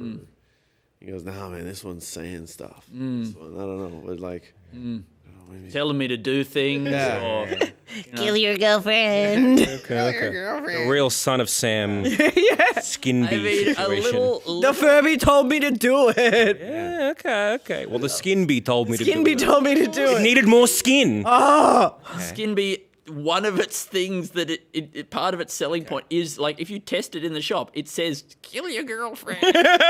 That's what it does. Feed me her skin. Yeah. I don't know if these ones are furbished. It seems to be tongue. Tell me some cool ideas. That's how you know it's a real one, not just a skin boo boo or something like that. We got a real one. We got a real one. Yeah. Real collector's item. Girlfriend, give And then me he brings the it to his skin. girlfriend, and she's like, "Oh, it's a real." Yeah, I don't know. I mean, obviously it's a joke, and then she gets convinced. Yeah, you should kill me, hon. Yeah, she Like, kills you him should and eat me the skin bee. To the skin bee. And it has heaps of new skin bee babies. New skin bee babies, baby. It has little skin bees, makes shoes and all that. These little gross little. How do you feel about those dolls that you can get where they like wet their nappy and stuff? Yeah. Like you feed it whatever and then it like it. Yeah, It's it's horrible. nappy, Why would you do change its this? Nappy and That's the worst part of a baby. Babies are obsessed with babies. Yeah. Yeah. Like babies are obsessed with babies because they're the baby. Yeah. That's like us watching TV and being like, wow, what a realistic story I'm watching. It only knows baby. Ah, fair enough. But it would be Fair like having a doll of like a working man, right? But he keeps spilling his coffee over his keyboard. Yeah. It's a really Clean it up. You gotta clean it up. Oh, like come on. lifelike? Yeah, he's lifelike like that. His He goes, hair's slowly falling out. "Ah," like Hair that. grows from his ears. You've got to yank it out. You gotta get out of his ears. Yeah. You got to try and convince him that it actually does look really gross and you have to let us deal with it. Okay. Can I get a little businessman? No, that's just an ad. That's crap. You don't need more stuff. Oh, but he cries alone in his car. Now with real crying action. Dear. Mop up his eyes and make him feel better. Your work matters. You'll get promoted one day. Just stuck in like traffic jam, office worker. Just constantly like. My wife's going to be mad if I'm late. We have dinner with her parents. He always has dinner. He always has dinner with the parents. Night. They live with him. He didn't want it. Yep. But now his in-laws live with him. Or worst case scenario, they now have to live with the in-laws. Oh, because he's made some bad financial decisions. Exactly. And they won't let him forget it. No. They And never like, would. yeah, he is embarrassed. I love that it's a full set. You can buy them all. You can buy parents-in-law who are really like Yeah. Meh, meh, meh. It's like, the father-in-law just has like a stern just... They all have like a... impossible to impress. Impossible. Never be good enough for his little girl. No. You think, trying to get your father's approval was hard? Wait till you find out trying to get your wife's father's approval. And his dog has cancer. Miss you, Toto. You're a good boy. The dog's got all these weird lumps. Yeah. Oh, so lumpy. The dog has cancer. You got to take it to the vet, but you also don't want to be late for work. What do you do? Tell me, is this cute or is this bad? Go on. My wife and I, we used to have a dog. She was quite, large dog. Mm-hmm. And we would do this really cute thing where, I think it was cute, where we would come to each other at some point and say, I found a lump. And then you leave a pause and then you point to the dog. There she is. That's great. It's a high stakes game. It is a high stakes game. I mean, it's quite good. And maybe we'll make a future one funnier. The stakes are going to get higher, baby. But when it's real, I think there's an element of like, no, this time it's like being able to say like, no, this time it's real. Yeah. Whilst keeping a straight face. Yeah. I think I might make it. You know what though? Because she passed away, that dog. If I ever got Carly, we had adopted another dog without telling her, it would be a great time to bring back the joke. Yes. Oh, even more serious. And then, and then maybe... How are you holding the go dog? so far as to like, I've got some photos from, I went out, I got some things done, open the envelope, There's pictures of the dog I just adopted in there. Yeah, there she is. Or no, wait, it's scans of my actual testicles that I have had made, right? But if you look really closely, I've photoshopped one of them to be a picture of a little dog. Yeah. Your And also cancer here looks is like a dog's head. Yeah. And also here's the real scans, and my testicles are so lumpy. I don't know what that's about. I think the arc for this short film or whatever, it's the joke about the dog, right? Then you actually get a lump on your testicle or something like that. Go through treatment, and then you're better. Yeah, remission, total remission. Yeah. Then you go, oh no, I found another lump. Yeah. And then it's the new dog. Yeah, that's really great. You know, look how heartwarming that ends. It's one of the most heartwarming. Yeah. It's actually my heart is actually hot now. Incinerating. Yeah. My heart is actually boiling. It's burning. It's hard. I can't live. I'm not living anymore. Yes. Exactly. It's a little lump. Yeah. It's a little lump. Nice little short film. It's very nice. Little lump. Little lump. Nice little lump. Thank you. What about what about somebody who's like actually genuinely believes that taking in MDMA made them a better person? I mean, some people do say this. Don't they? Yeah. It just makes you sweaty. You don't believe that? I mean, I partially believe it, which is why. Okay, right. Yeah. So this is drawn from life. This is sort of based on you A little bit. and your experiences. I think just having a moment where you're like, I think I appreciate all the effort people made in my life. In my life, and you go, anyway. But then you go, I can't tell this to anybody seriously as a real thing because you can't be 100% sure. What about a drug that just does make you appreciate people in your life? Okay. Right? So you're actually medically unappreciative. Or something like that. Like you're a bit of a fuck, but only medically. Yeah. And you can get on this course of drugs that makes you appreciate people in your life more, right? And then But what about a drug that makes you give compliments? Oh, gimme. Yeah. And so then you're like, and then so you take it and you're like, geez, honey, you look great tonight. Yeah. And she's like, thank you, but she kind of knows that you're on the medication. Right. That won't work on me because I know you're just taking the thing. But you or the it's drug. nice to see. Yeah. What about she really likes it and Yeah. she starts secretly crushing up this medicine and putting more and more of it into your food or something. yeah. I like this You're wife. giving her so many compliments. You're overdosing. Yeah. She's getting the high. Yeah. Especially maybe at the beginning she is resistant. This meal is delicious. What are these little granules? Yeah, You've done so well. Oh, this is so. I love this powdery. I love the powder grainy sort of chalky taste. Yeah, sort of chemical flavor to this. Yeah, it's real good. You've added to this pumpkin soup. I like it. I was thinking, what about like instead of MDA, like what if the opposite happens, where someone takes MDA and it's like, I fucking hate every one of you. Oh my god! Someone is like, it's meant to just like, hey, we're all connected. It's like a loved one. Everyone like this. It just opposite. It's like, wait a minute. You all fucking suck. I hate you and I hate this music. What am I wearing? Why is everyone so sweaty? Everyone's so sweaty. Everyone's so yeah. I mean, the idea that's you're the only person that's what it does. You were like, people are talking it up about how good you're gonna feel, and then suddenly you get it and you're like, this has made me freaking angry. Yeah. I hate this. Yeah. I hate you and I hate your freaking solutions. Maybe it feels really good. Yeah. Maybe it still feels good. Like you see people who do complain a lot, and you do see it kind of. I think it does give some people pleasure. Yeah, like you're leaning into that anger. Yeah. I'm just thinking the whole, if you know someone who's like really loves like psychedelics and mushrooms, and they talk about and it's always the same conversation of like how everyone's all connected, and like come up with a new idea. You just want to take drugs in the woods. Yeah, that's all you want to do. Take drugs in the woods. You just don't like wearing shoes. You just don't like wearing shoes. a thing. Admit it. You hate shoes. Fucking wear some shoes. Anyway, we all know that guy. Afterwards, yeah. Oh, sorry. No, I'm just complaining about that guy. Yeah. But then after he makes him really angry, and they're like, afterwards, the next day when he's come down, they're like, man, sorry you had that reaction with that, man. I'm just like, yeah, that's never happened. I've never seen anybody react like that. He goes, I've never felt better. I loved it. Yeah. It was incredible. That is exactly what I needed. Can I? All my, Can I have some more? my inhibitions. Wasn't that pleasant for us? Yeah. But it was great. It's like cathartic. Oh my God, I felt good. I'm going to go to work and yell at my boss. I had so nice. Confidence to say what I felt. Exactly. You all suck so much.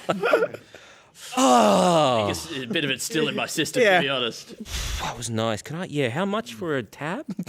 It's Jones in here for it. Yeah, sorry. No, guys. Am I addicted? Can you get addicted from one time?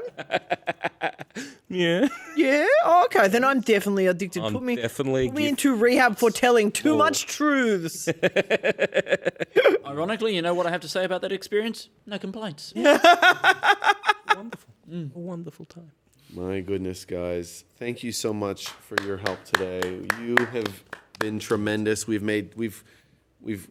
gained so much ground. Yes. And had a wonderful time. Thank you for having I know that our faces don't show how good they never will again. But, yeah, you guys need anything? Yeah, do you want us to bring food or anything like that? We can bowl of spaghetti. Yeah, you're all good. I think just recently a message came up possibly from your beloved about maybe Thai food for dinner for you.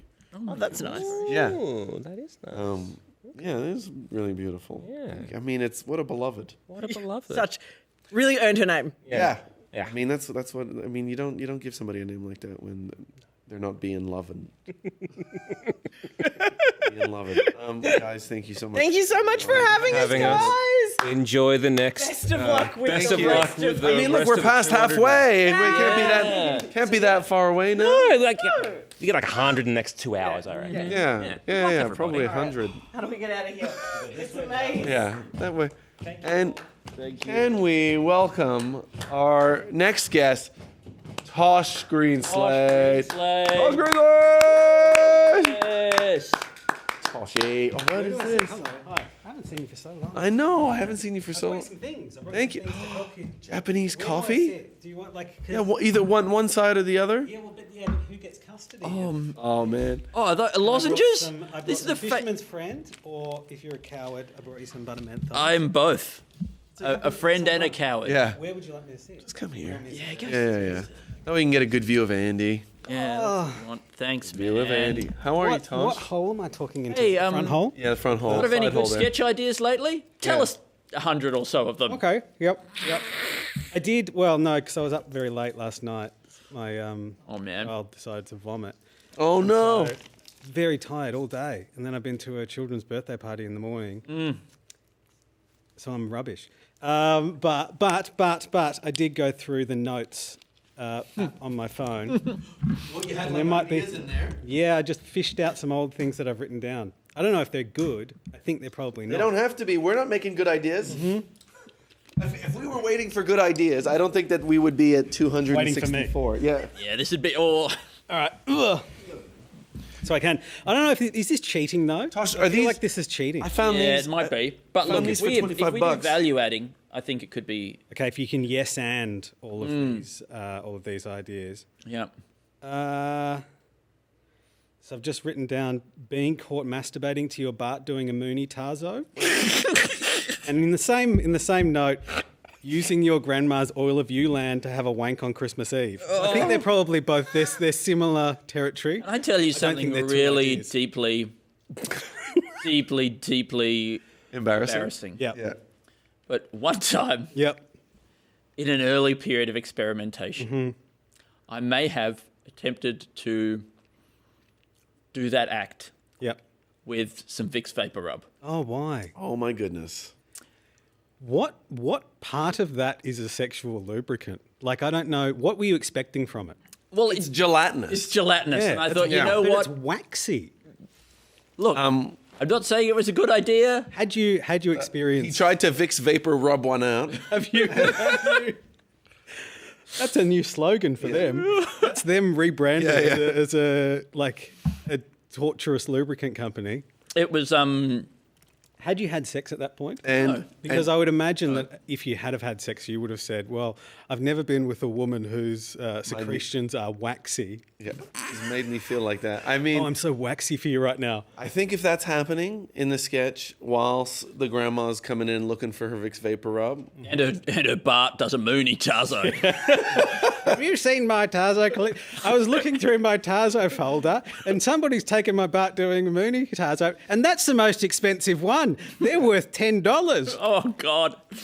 But also just as, I guess, I'm assuming it goes into the hole and then it starts to burn? Or does it just, and then everything goes cold? Everything goes Makes cold. your penis able to breathe. You can. Finally. When you're all Isn't that when incredible? your Air starts passing in and out. It starts to whistle. Yeah. When you're really clogged up Really and you can't cleared. ejaculate, Yeah. you're just like, it all just sort of builds up and you're just like, I just need to blow mine. Is that why it's called blowing your load? It's like blowing your nose, but it's... Yeah. Yeah. Yeah. Correct. Oh, could you get like a throaty for your... Like a urethra? Right. Art does a Mooney. Not a sketch. I don't know if we can write that down. Tazo. Yeah, okay, well... We can't just take ideas off Tosh's No, I know. note But, and write them down. We can. Unfortunately. yeah, but But putting vapor rub on your penis and... Yeah. and I think as the Nana walks in, though, I think that's okay. Well, the Nana's allowed to walk in. Because somebody having to deal with the new pain that they've just discovered that is a slow creeping thing whilst having to engage with your grandma in And conversation. everyone. And it opens hide. everyone's nostrils up. Yeah. And they can, and all of a sudden their olfactory system, like it's all opened up in the room. And it's like, I can breathe really well now. I can smell really well. And then they can smell your secretions. Yeah, you sort of crotch sweat, maybe. Why does it smell like cum in here? I think... That's what my grandma always used to say. She's dead now. Oh, damn it. Luckily. I think being caught doing something embarrassing to your by your grandma, but on a piece of technology that she doesn't understand. So not only is it embarrassing, but you have to explain to her what it is or how it works. Like a DVD player. Like a DVD player or, what is this? What's going on? You have to show her how the iPad works. Yeah. And show her how Pornhub works. She says, what's that? And she's more interested in it than she is disgusted because she doesn't know. And then when she's finally understanding it, then she becomes she's disgusted. able to be disgusted It's when like, she has enough information. But wait, she catches you using the iPad for to look porn, at but she porn. doesn't realize initially that it's porn, but she can see that it's a video. Yeah, on a little screen that you could just carry around. You can just do that, and then you're like, oh yeah, and you're trying to So she makes you show her how the website works. Yeah. And she's like, what are these categories here? You go back to the basics. You're Go to that showing her category. like Steve Jobs' keynote address when he first introduced the iPhone, and then you're taking her through the steps. Like, well, this is how we got here. This is basic outlines of the history of computing, and these are, then. And then she finds it disgusting. And then then there's Wi-Fi, and this is a 5G version. At first, it seems like you've moved away from the page, and she doesn't really notice. Like she didn't really notice that it was porn, and then you're showing her this weird Steve Jobs stuff, and then things like that, and then she goes, "But why were there titties earlier?" Like that, And then you play. Okay, so now we have to go back a step, and then we'll build back up to that, and put that all in You context. have to play the entire that podcast series that Louis Theroux did about the rise of the porn industry and the rise of Pornhub. She has to listen to all of that to understand the context behind Pornhub before she watches porn. And then you have to show her the entire video. yeah. Explain then who's at the very end of he? Explain all the different And characters. she goes, well, why were you watching it? You go, because I was masturbating. And she goes, oh. Too much information. Yuck. 38 is what Carly said. With the food will arrive. Thank you, Carly. If she's watching it, and I apologise. Yeah, we're coming ahead, and Nana is interested in how videos work. They should call it. You're doing great. Oh no. Okay, that's great. Yep. Hey, I found these. feel like there's a I found these in a op shop. Those are fun. $25. Those are nice. These I don't know if they're real or anything. Are they good? I don't know. Yeah. I mean, if you like them, I like them. Yeah, I'm They're having a nice. good time with them. I don't know Just if they're real or just if they're Tosh is not. a shoe guy, so I just Yeah. So you wanted his approval. I need his approval. You wanted me to go, begging oh shit, for you his got a really approval. good. Well, I mean, for Good $25, deal. I'm not. I know that I got a good. What if you deal. hated them? Hey? And you've just been like, but I feel like they're worth something, but I think they're horrible. Well, I already had looked up that they were worth something, and then Oh, I they won. are? Yeah. Okay, and that made you want them. No, I had bought them because I was already like, oh, that's a simple color, like a nice one. Blue, it's one of the primary colours, isn't it? One of That's the what I was primary like colours. fondly a color that I don't have to combine other colors with to get it. You know, and then that made me feel so good as well. Yeah. So that felt like that was worth that $25 alone. Yeah. Canadian though. Yeah, Canadian. So it's about 20. My kids are so 27. advanced. They're only in primary school, but they're already learning about secondary colours. Yeah. Oh Yeah. My gosh. Yeah. Yeah. Green, they know about green. Yeah. Orange. Orange, yeah. Yeah. The woke agenda. I'm sorry. Things that they're this world. mixing of those primary colours. Um. Now it just sounds like I'm a racist. I mix colours. What about a guy who he's eating a food on a date with a lady, even though he doesn't like it, because she's way hotter than him. He's just gonna go along with anything that she says. Yeah. And he's doing a lot of she wants oysters and stuff like that, and he's vomiting into his own mouth and sort of managing to hide it. And he thinks he's managing to hide it, and then and let's get steak tartare like that, and he's like, oh yeah, good, like that. Is this just Mr. Bean? Like you've put a woman in there with him? Put a woman in there. No, but Mr. Bean ate those off oysters. No, but he also ate steak tartare. He tried to hide the steak tartare around the restaurant. Really? Oh, that's right. I think you've combined multiple. Are all of the sketches? I haven't read them. I've been watching all day. Are they all just accidentally missed? Where he gets his head stuck inside a turkey. Okay. Wait, let's just think of something else that's great. No, but I do think, I think if he's not trying to hide that he's vomiting, he's openly vomiting. He's eating the stuff and then vomiting on himself and down the side here and all over the table and that sort of thing. But the date, I guess, she's not really reacting to that, I suppose, and it's continuing. And he continues to try and eat the food. Going, oh, you're funny. Or does she admire it? Is it like that's so when funny. you suffer for when you're like, oh, that guy stood up for me. He was scared and it was people threatening us and he stood up and he got punched in the face, but I still admire his courage. Women love that when you get punched in the face. What if you're vomiting openly at the table going, I hate this food, but I'm eating it for you? It's just that's so sweet. That's so beautiful. Really actually so sexy. And then when he finally gets something turn up, there's some chips that come to the table and he eats it and he enjoys it and she's not interested in it. Yeah, or she doesn't like the way he eats them or something. It's a bit, What was the last thing? Enjoying it. What food was that? Chips. Chips. He enjoys the chips. Yeah. She sounds like a psycho. Yeah, I think she is, but very attractive. Hot butt. Yeah, she's hot butt. Hoops hot butt. I love ending sentences in butt. Can you do it in Canada? Nah. Or are people just like, what the fuck are you talking about? I mean, I would have to because I wouldn't go yeah, but it's worth the money, but you couldn't really, I don't know. I guess I could French try. for butt? Meh? Meh? Yeah. Yeah, it doesn't sound, Yeah. that sounds good. Oh, because you would go, mais je pourrais faire ça, mais. Not as good. Yeah, mais. But I think the Australian accent makes the end of the butt work. Yeah. Oh man, I love it, but.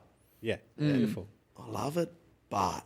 Because Beautiful it's a language. change in Is, tone. is that more of like a new a Queensland sort of thing or something though? Because I don't know if people would really say it down here all that much. Oh, I just think you hang out with people it's just that went to university. Yeah.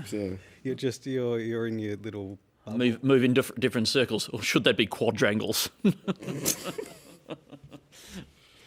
Sorry about laughing about that and making Andy feel good. No, it was really good. I wouldn't have laughed at that. I enjoyed it, and it was just one of those things because I thought he went so tight, go? so strict like that. We go. I'm sorry, that felt like a real betrayal. Yeah, real dog act. I know, but I was trying to do it in a joking way, and then it came across as really that's okay. betraying. No, you can apologise for me. That's all right.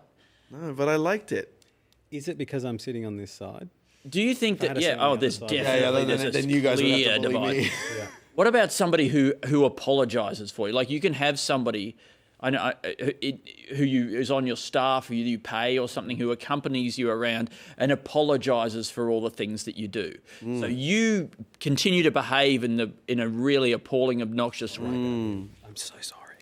Yeah, sorry about that. Exactly. But this person is really good at apologizing, and so they Apologizes sort of for make you, or just sort of about you. Are they an embarrassed friend that accompanies you everywhere and tries to like use your terrible behaviour for points to go, I'm sorry, I'm not like that. I'm really sorry. And they're like, I don't even know who you are. You don't work here. He does work here. I kind of like that you're paying this person to do this for you. That and it's a new part of like just a rich person's impunity. Where they're able to continue to behave obnoxiously simply because they have more money and one of the wing. Does that person then take the guilt of it? Oh, is that's it like like a sin eater. Is that what? Yeah, I suppose so. Sin eater. Is that a real thing already? I feel like that was a thing. I don't know if that's what the movie's about, but that's what I've. There's a movie called assumed the Sin movie- Eater? Yeah, I think it's got like Heath Ledger in it. Oh wow! Just what I've assumed it's about. I think there was people where you could like pay them and they would take your sins on. Right, like carbon credits. Yeah, basically Offsetting your credits. sin. Yeah. But I feel guess like there's that thing where it's like if like somebody who's a bit of a jerk who just kind of cuts in line and then just gets to be ahead, right? And they'll be with a person who's like, oh, I'm sorry, like that, but they also get to be ahead in the line. They kind of, it's a symbiotic relationship. They They've got kind of something like to offer. stop this from causing fights. It's like, I'm sorry. They're like the little fish that goes along next to the shark and eats up all its... And they make them both safer, while this one gives them extra. Like, it's a very good survival strategy. Yeah. And strategy for sort of benefiting greatly through. So a leech. Parasite, a parasitic organism. A parasite, but also like something that completes his organism. Yes. Makes it fit within society. They add up to one decent human being. Yeah. Pretty much. Yeah. Do they? Well, Or a I don't know, neutral- especially or a because they neutral do human being. occupy two spaces in the queue. So. Yeah. They add up to one human being who gets ahead very easily through cheating. That's right. And who doesn't get beat up as often as he should. Yeah. Yeah. So that's cool. And then, what about so you've heard of tongue piercing? Yeah. Oh yeah. Tongue braiding. Yeah. Oh. It's already a thing. You can slit the tongue. You can slit the tongue down the middle, and then if you did 3, you could get a little plait going on. I mean, can you imagine the food that would get stuck in between the tongue? I think you would feel it. I think you'd be like you'd be able to move so many ends of it that you'd be. I don't know that you'll be able to move it independently. I think the two sides of the really. Yeah. You cut it down the middle, and you can move the two of them like. Oh, maybe you can, like a snake. I guess I can sort of roll my tongue around in a way. Yeah. Okay. That's fun. Does it affect your speech, I wonder? I think it would definitely. Not at all. Not at all. Not at all. But you could you could speak with half a lisp. So you could say, you could pronounce half of the T. Half a T and half an F, like an F sound. Only lisping on the left. Yeah, you've got half a speech impediment. Yeah, I think you could. It would be kind of almost like a bikey thing to do, to have a braid. Bikies that will have big beard and in a braid. Yeah. I guess it's kind of Viking-like. So it's almost like a Viking tongue. It's racist. Big on the white supremacy. Yeah. Are you? Yeah. No, the Viking thing. Oh yeah. I mean, Are you afraid? Yes. I'm announcing now. I thought you were saying, you're being racist. No. I'm saying that maybe it would be a big thing with racists. Oh, they yeah, like to braided adopt all of the Viking tongue. Yeah, like braided legs. Viking tongue for Braided. racists. braided legs. Braid your legs. If you had 3 legs, you could braid them. If you've got a penis, Sure. it would braid it would have. It depends how long your penis is. It really does. So many things do. Could you Still braid? braid some of it. Could you braid 2 of your legs with one of your arms? Yep. Yeah. I think Hope so. I would. Yeah. I would let that happen. Yeah. All right. Let's figure this out. I wouldn't stop someone. Yeah. All right. Well. And then they just walk. Do they become what is it? Unipedal? I guess you become unipedal and monopomal. You would have Yeah, you would have one arm for grabbing things, Yeah. and then you would have to sort of hop around like a Japanese ghost. Yeah, and then you would say, "It's a Viking thing. It's a Viking thing." It's very masculine. So you would have one arm to wave your red Australian flag. Yeah. At the anti-immigration marches as you hopped around. This is the most messed up. Stupid. I'll allow it. How do we? I mean, if we can convince them all to do this, just convince racists to do this. Yeah. I think that's right. I think it would slow down. Yeah, it would slow down the neo-Nazi movement if they all had to. If they were literally physically, but slowed also, down. Yeah, I think less people would be likely to join them. They've still got their. I can't do that. That's illegal, isn't it? But they would still have one arm to do their salutes as well. And that's very. We could convince them. It's very kind of you to leave them that one arm. Yeah. Yeah. It was good of you to do that. That's how you would know as well. You go, well, you're definitely a Nazi. You're not just one of those people who's braided 3 of their legs together. Yeah. Yeah, it's cool. It's a great way of, maybe they would all just be on the back of a ute or something like that because they wouldn't be able to walk around super easily. If we just told them all, we said, look at all these foreign people. Look at their unbraided legs and arms. What do you notice about all foreigners? None of them have braided their legs and arms together. That's right. And so, therefore, it's time that we identify ourselves, how unique we really are. Let's braid your legs and arms. One arm. Yeah, one arm. Yeah, braid your legs. But arms, plural because there's many of you guys. Yeah. But one each. Not more. You want your arm free so you can do that fuck thing that's illegal. I mean, the lovely thing that we love. That we love. Yeah. I think it's possible. Yeah, great. That's, I mean, what a sketch. That's a good sketch. Yeah, that's a good sketch. Just this world where like some of these ideas could possibly work is a very distant place. It's a fantastic world. Yeah. It's a utopia. It's a utopia. I mean, a utopia that still has, it seems, lots of Nazis in it. Yeah. But, it's a utopia with a ton of Nazis. But they are listening to me. And they're very flexible. They're very flexible. These guys. And they're willing to go along with my ideas. And already that just feels like a utopia. People that are listening to me. It's a world in which sketch comedy still exists. Yeah. Oh, wow. I mean, that's the ultimate fantasy, isn't it? That's the... some would say this is the highest of science fiction. Yeah. To be able to imagine a world where sketch comedy is commissioned on Australian television. What a fantasy. Yeah. What about the mind capable? What about people that are called sloshers and they're always wearing gumboots and they're fucking 3/4 full of water. Like that. Or whatever liquid of their choosing. Sloshua. Why have you come up with a slur for them all? Sloshers. Like that. And they just like it, Yeah. And maybe it's like their alternative. Maybe it's another manly thing where it's like, because guys never use, no, this is not true for everybody. But a lot of guys tend to not use any moisturizer, particularly on their heels. On their feet, yeah. Yeah, and so they got a lot of dry heels. And so they've also realized that this is a problem because as they've gotten older, their heels have started cracking and being so they've found a solution of their own. Yeah, which is it's not womanly at all. It's not womanly at all. Fill their black gum boots up with sort of just liquid lotion. Yeah, no, not lotion. But the cream, like the thick cream. It could be thick cream. Maybe it's a bit of Vicks. Or wet booting. Just wet booting. We're wet booting. Yeah, we're wet booting, and it's. I don't know. I like the idea that they're coming. They're coming like that, and then they're going. I'm walking out. I'm so sorry. I have to go to the bathroom. Have you just gotten incredibly aroused at the thought of a gumboot full of Vicks? A gumboot full of Vicks. Andy, I got to get out of here. Excusez-moi.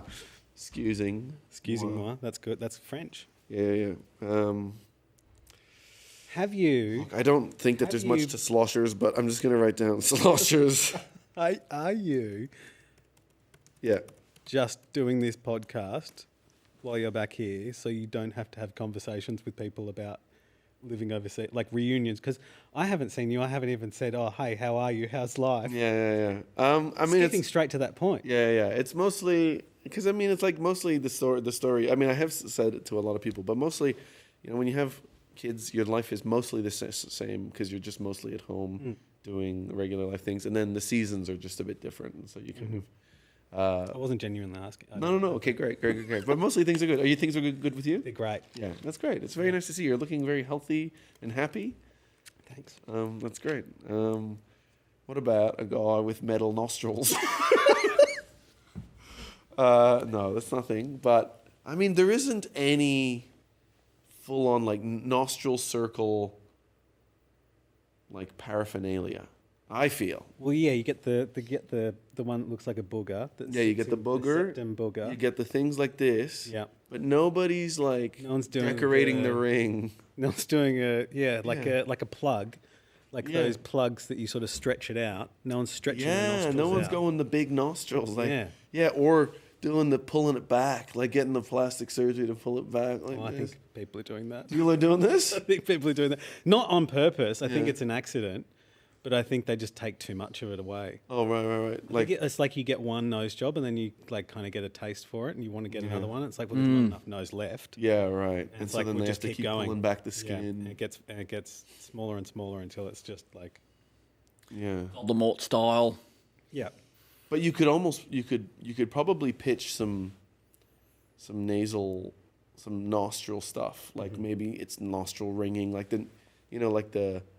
I guess like the earlobes, like that, as it increases your breathing and your like oxygen flow to your brain. Brain power. Jet intake kind of style. You could. They already. I have this thing when I sleep. It's like a piece of tape that sits over my nose. Yeah, and it I feel like an influencer, like a cool muscular influencer because it's black. Yeah. It's like it's really big. I used to have like small ones. Is it the one with the magnets on the inside? No, it's just like a big sort of black piece of tape that sits over my nose now because it was cheaper than the ones that look smaller and more dainty, but it's like big and it's just a big black man one. Yeah, is it comfortable while you sleep?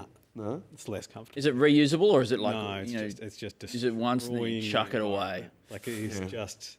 See, that's the thing that Wally's pushing around. He's like. Wall-E. Absolutely. Yeah, Wall-E, there we go. This is that's a good sketch. It's Wall-E, the Pixar movie, but instead of Wall-E, it's Waleed Ali. From the project. And nothing else is different. So he's just trying to fix the planet. Clean the hole. And is there all these other Waleeds that have broken down? Yep. And he goes and steals body parts from them? And yes, that's how Waleed is eternal. Like, how else would Waleed survive? Yeah. And so he's just learned a kind of like medical treatment. And he can sew. And he's still a man. Yeah. He's not a robot. He's like, so he's cutting off like bits of flesh from, like decaying flesh from all these dead Waleeds. Yeah. Like puts in like a rotting Waleed clone heart into his chest. And then... I mean, it's basically writes itself. Yeah. It's got nothing to do because after the fall of civilization, there's no like... The project obviously has been cancelled anyway. But like there's no newspaper opinion pieces for him to write because there's no What about that? It's a Pixar movie, but it's about the last louse still living on the head of an almost completely bald man. He's just alone there on the head, right? And I guess what he has to do is he's heard that there's a community of pubic lice. And he has to start this huge journey across the whole body. Yeah. Right, to get all, and he meets the mites that are living in your eyebrows and, and I think there are some mites living on your eyelashes as well, tiny little things. Yeah. He works his all the way down there. Maybe he finds a rich, a sort of passageway of back hair that he can, make great progress through. Big patches like that he has to like jump. He has to jump from patch to patch. And then he has to get to that one that's kind of like in your stamp tramp area above your back, above your butt, like that at the small of your back, like that. The doormat, isn't it? Is that called the doormat? A doormat. Welcome mat. Could be welcome mat. Welcome mat. That's much nicer, isn't it? Yeah, but it gives the connotation of requesting anal sex. Yeah, that's true. Begging for it almost. Sure. Yeah. Please. From a guy called Matt. Welcome. I explained to my boys recently about belly button lint. and they could not believe it. What do you mean? Well, I showed them my belly button lint. I demonstrated how it can arise. Do this? Like this? The hairs I did. are doing this? Yeah, I was being all the hairs. Yeah. I got some lint. Pass it back up here. Yeah, okay, we can use that. Oh, shove it down in there. Going to be more there. What's that? A bit of grass seed? Oh, that'll do. Get it up there. You ever find like that you'd planted it, or like what did they think had happened when you? They're like, no, it doesn't. But when you took the lint out of your belly button and showed them, what did they think?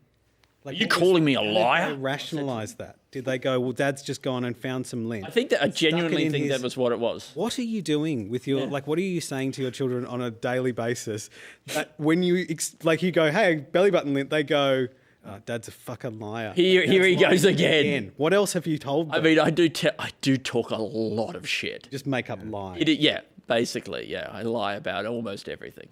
That is the benefit of having a child. Yes. Is being able to shape the reality of something. Like you can 100%. Tell, like your child, you tell that child that a word is something different. Yeah. You just see a cow and you're like, that's called a frog. Mm-hmm. That is called a frog, and frogs go moo. And then you tell them that forever. And then by the time they get to kindergarten, go in, and it would be like, it would hurt your brain. Like it would be reality shattering. Yeah. Have everyone in the room just go, it's called a cow. And you'd be like, does everyone call it a cow? That's a frog. They're like, that's not a frog. Mm-hmm. What the fuck is going on? You'd never trust anybody ever again. No. Yeah. And that's what they should learn. Yeah. You can't trust anybody. And that's that's the lesson. That was the real lesson. Well done. Of a long con. This is a now you don't even need to go to school anymore. You just graduated in my book. You just graduated from the school of life. Mm-hmm. That's it. Now I actually want you to leave regular school. Yes. And then here you go. Here's your little stick and the little thing on the end. And I want you to find a dog, and you and that dog will go to from town to town solving crimes. Now, I'll be there for the first crime, and I'll give you your lead, and I'll introduce you to the suspect. First crime. Right? I'll do the first crime. It'll be an easy one because I'm telling you I'm going to do it. Yeah. Okay, but you got to figure out what I did and why. Okay. And imagine if you were like, Serena and Venus was Williams's dad, but instead of tennis, you'd been raising those little girls from infants to be great detectives. Oh yeah. Staging no money in detecting. Staging little crimes around. But I mean, what if you're the world's greatest detective? That's why we need to put the money back into detecting. Exactly right. Yes. Make competitive detecting its own thing. That should be at the Olympics. Yeah. Just have a few murders. Mm-hmm. You see a lot of people running, but which one of them did the crime? I think that would be good if all the 100 people in the 100 metres were running away from a crime scene. Yep. Excellent. And the detectives come in and get a gold medal. I got a gold medal in detecting. Yeah. Solve the triple homicide. When they're running with the batons, right? They're actually passing a little murder weapon from one to the other. Now it's got everybody's fingerprints on it. Yep. Who did it? Probably the person who had it the first, but not necessarily. Maybe not. Maybe not. You don't know. That's what makes it Olympic detecting. Yes. Like anybody watching from home goes, oh, I know how to do it. Like I could do that. Mm-hmm. I reckon if I tried hard enough, I could do that. They couldn't though. No. Because these people have spent their entire lives dedicating themselves to detecting. They can detect anything. Yeah. Oh, it's a detective. Wait, what are you guys talking about? Because I was writing this. We're just saying the word detecting a lot. But it's like it's a detective who meets up with one of those detectors who uses a metal detector. Oh. Right, and then that's what they really should have called RoboCop, the metal detective. Beautiful. Thank you. Beautiful. And they combine their powers. One of being a corrupt cop. Yeah. Oh, he's corrupt. Well, I mean, I think that's. They bloody all are. I mean, I don't think it's possible to be entirely outside. You would do a little bit. You would steal a little bit of the drugs from the evidence room, or do a little bit of a murder. I think the system just allows them to do a few more things, and so, I think that it's just built into it. Go like five over when you're on the highway. Yeah, do 105. You can do probably 6 to 10, and sure, you can probably beat up a person in public. One night, and as long as nobody sees it and there's only that person's word, you can probably get away with that without actually having to. I think you could. Yeah.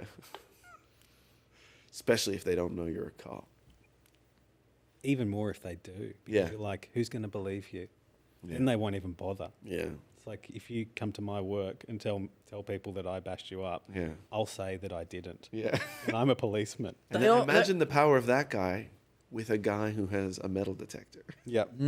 He could do anything. He can't own his own one though. Yeah, no. He doesn't have He the actually doesn't time understand to learn how to technology. use He's it. not going to learn. Yeah, he's like, he can't be bothered. Well, he's arrogant. Yeah. He's a senior detective. Yeah, and then they find, like, that guy finds, like, some old Dutch gold that they left on the first time they came and visited Australia, whatever, and that guy robs it. The cop robs it from him. Cop robs it from him. Yeah, and then the detector guy becomes the detective. Becomes the detective, and he has to somehow get this corrupt cop to pay for his crimes of ruining his biggest score he's ever found. History-altering score. I mean, I wouldn't watch it, but Oh, but it sounds, yeah, it's a sketch. Really? Yeah. Yeah, okay, it's great. purely off the fact that detective and detector are similar. Similar. Start in Hey, the same way. you need a starting point for wordplay. everything. Oh, absolutely. That's enough for a sketch. That's enough for a sketch. Yeah. I mean, I think people who start out just as like metal detective kind of dudes who are sort of wandering around with not much on, right? I think a lot of them have a lot of time on their hands. You know, who decide to become actual detectives and try and solve crimes because they're good at finding little bits and pieces of stuff. I'll tell you where you could get that made as a TV show. The UK. Yeah, I mean, they already have a TV show on They have a show called The Detectivists. Oh, yeah. About metal detectors, but I don't think they're investigating crimes. Okay. What do they do? I have no idea. I think they just wander around and chat to each other. Bits of metal. Yeah, and find bits of metal and live their would little British lives. I would watch. Yeah. All right. Alasdair famously finds all British television boring. Yeah. But I think it's a tone as well. It's like, even if it's funny, it's like the tone is boring. Right. You know what I mean? It's boring in its bones. Yeah, like there's a sadness to the core of it all. Yes. Fallen Empire, the place that used to be great, and everybody's a little bit sad because they missed it. Yep. Or they're no longer it. Showed up a bit late. Same. Is that America's going the same way. like Rome? Yeah. If you were Roman, do you think you would sort of walk around going, "We used to be awesome"? Yeah, I mean, I think it's been so long. Go past the Colosseum and being Yeah. like, they used to fight lions in there. And they've had a kind of maybe a greater achievement in that country. Now you've got to fight lines to get in there. Lines, I mean queues of people trying to get in. Sketching that. Everybody's sketching that. Absolutely. Somebody hanging around the Colosseum so they can say that joke. Yeah. And all of the tourists that keep coming past them are not from English-speaking countries. Yeah, so they don't get waiting for someone. Yeah. Waiting for somebody with the same accent as them as well, so that lions and lions sound similar. Yeah. So it's not like if you're an American. Lions? Yeah. You're like, oh, fighting the bloody now the fighting of the lions is outside. Yeah. The big long lines, and then people go but no one speaks in the same accent as them. Yeah. Yeah. I mean, eventually they meet somebody who could potentially get the joke, but then they're distracted when they say the punchline or something like that. They think it's shit. Or they rightly think it's shit. They find the interaction with a stranger awkward and uncomfortable, and they don't really want to engage. Yeah. So they just go, Yeah. And then this guy, he goes away at the end of the day. He's been standing outside the Colosseum all day. He goes away and he like stands on on a cliff face, sort of looking out over the Mediterranean. No, he doesn't kill himself. He stands there and he looks at the sunrise and it's beautiful, and he breathes deep of the sea air. And then you just see him back there again the next day. I mean, that's what makes this art, you know, like, because he's doing his art. He is doing his work, you know, and he doesn't need your approval. But he does. He knows what he's doing. He knows what he's doing. He knows it's good. He knows it's good, and he stays strong. I think that's what's beautiful about this. Beautiful. If you make a jacket, you can be proud of it, and now you just need to find somebody that it fits on. Mm-hmm. Exactly. You know, that's what he knows. He'll find that person. That's a sketch. Somebody has made the worst jacket. The most bizarre proportions, and then they go out into the world. We already had a sketch today called badly fitting clothes. A shop called Ill Proportioned Clothing or something like that, where the clothes don't fit. So barely escaped. I can't believe this is a much better version of that though. Like this is kind of like a Cinderella, but he's made the shoe, and he's not good at making shoes. Yeah. He doesn't want to admit that, and I'm gonna find the woman this shoe fits, and by definition, that will make me Force her to buy it from me. No, I think he's still a prince. He's a prince, but he has that princely arrogance. He thinks he can do anything. He's taking up shoemaking, cobbling, and then he shows the shoe to some people who don't seem all that impressed because it barely looks like a human foot could go in there at all. And then he has to go out and find the woman whose foot will fit in there, marry her, make her his bride, display her for the whole kingdom to see, wearing these shoes that he's made. Saying, see? See? A princess is wearing it. Yes. And he's heir to the throne. It's like a shoe that probably the proportions almost don't fit any human. Yes. The way that he's made it. He has this mutant.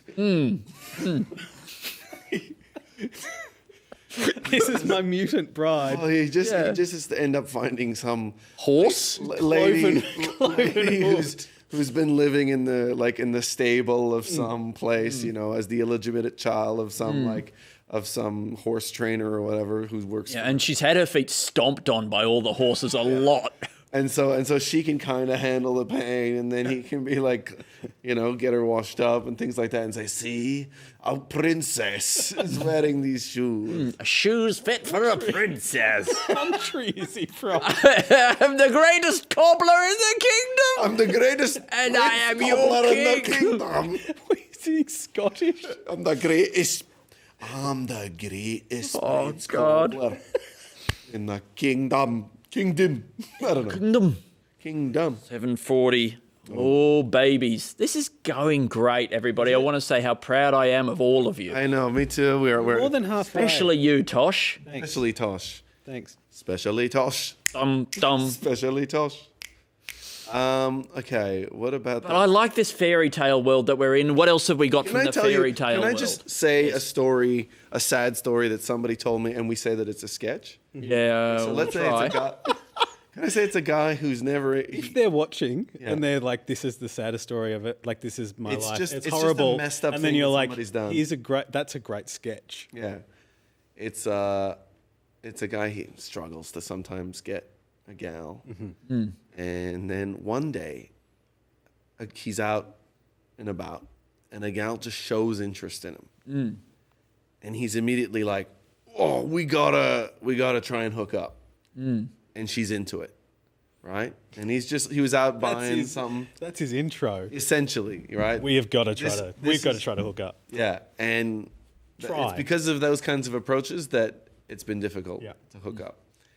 And then he goes back to her place, and she's like, helps him take off his pants, and then she goes, "Oh, what's that?"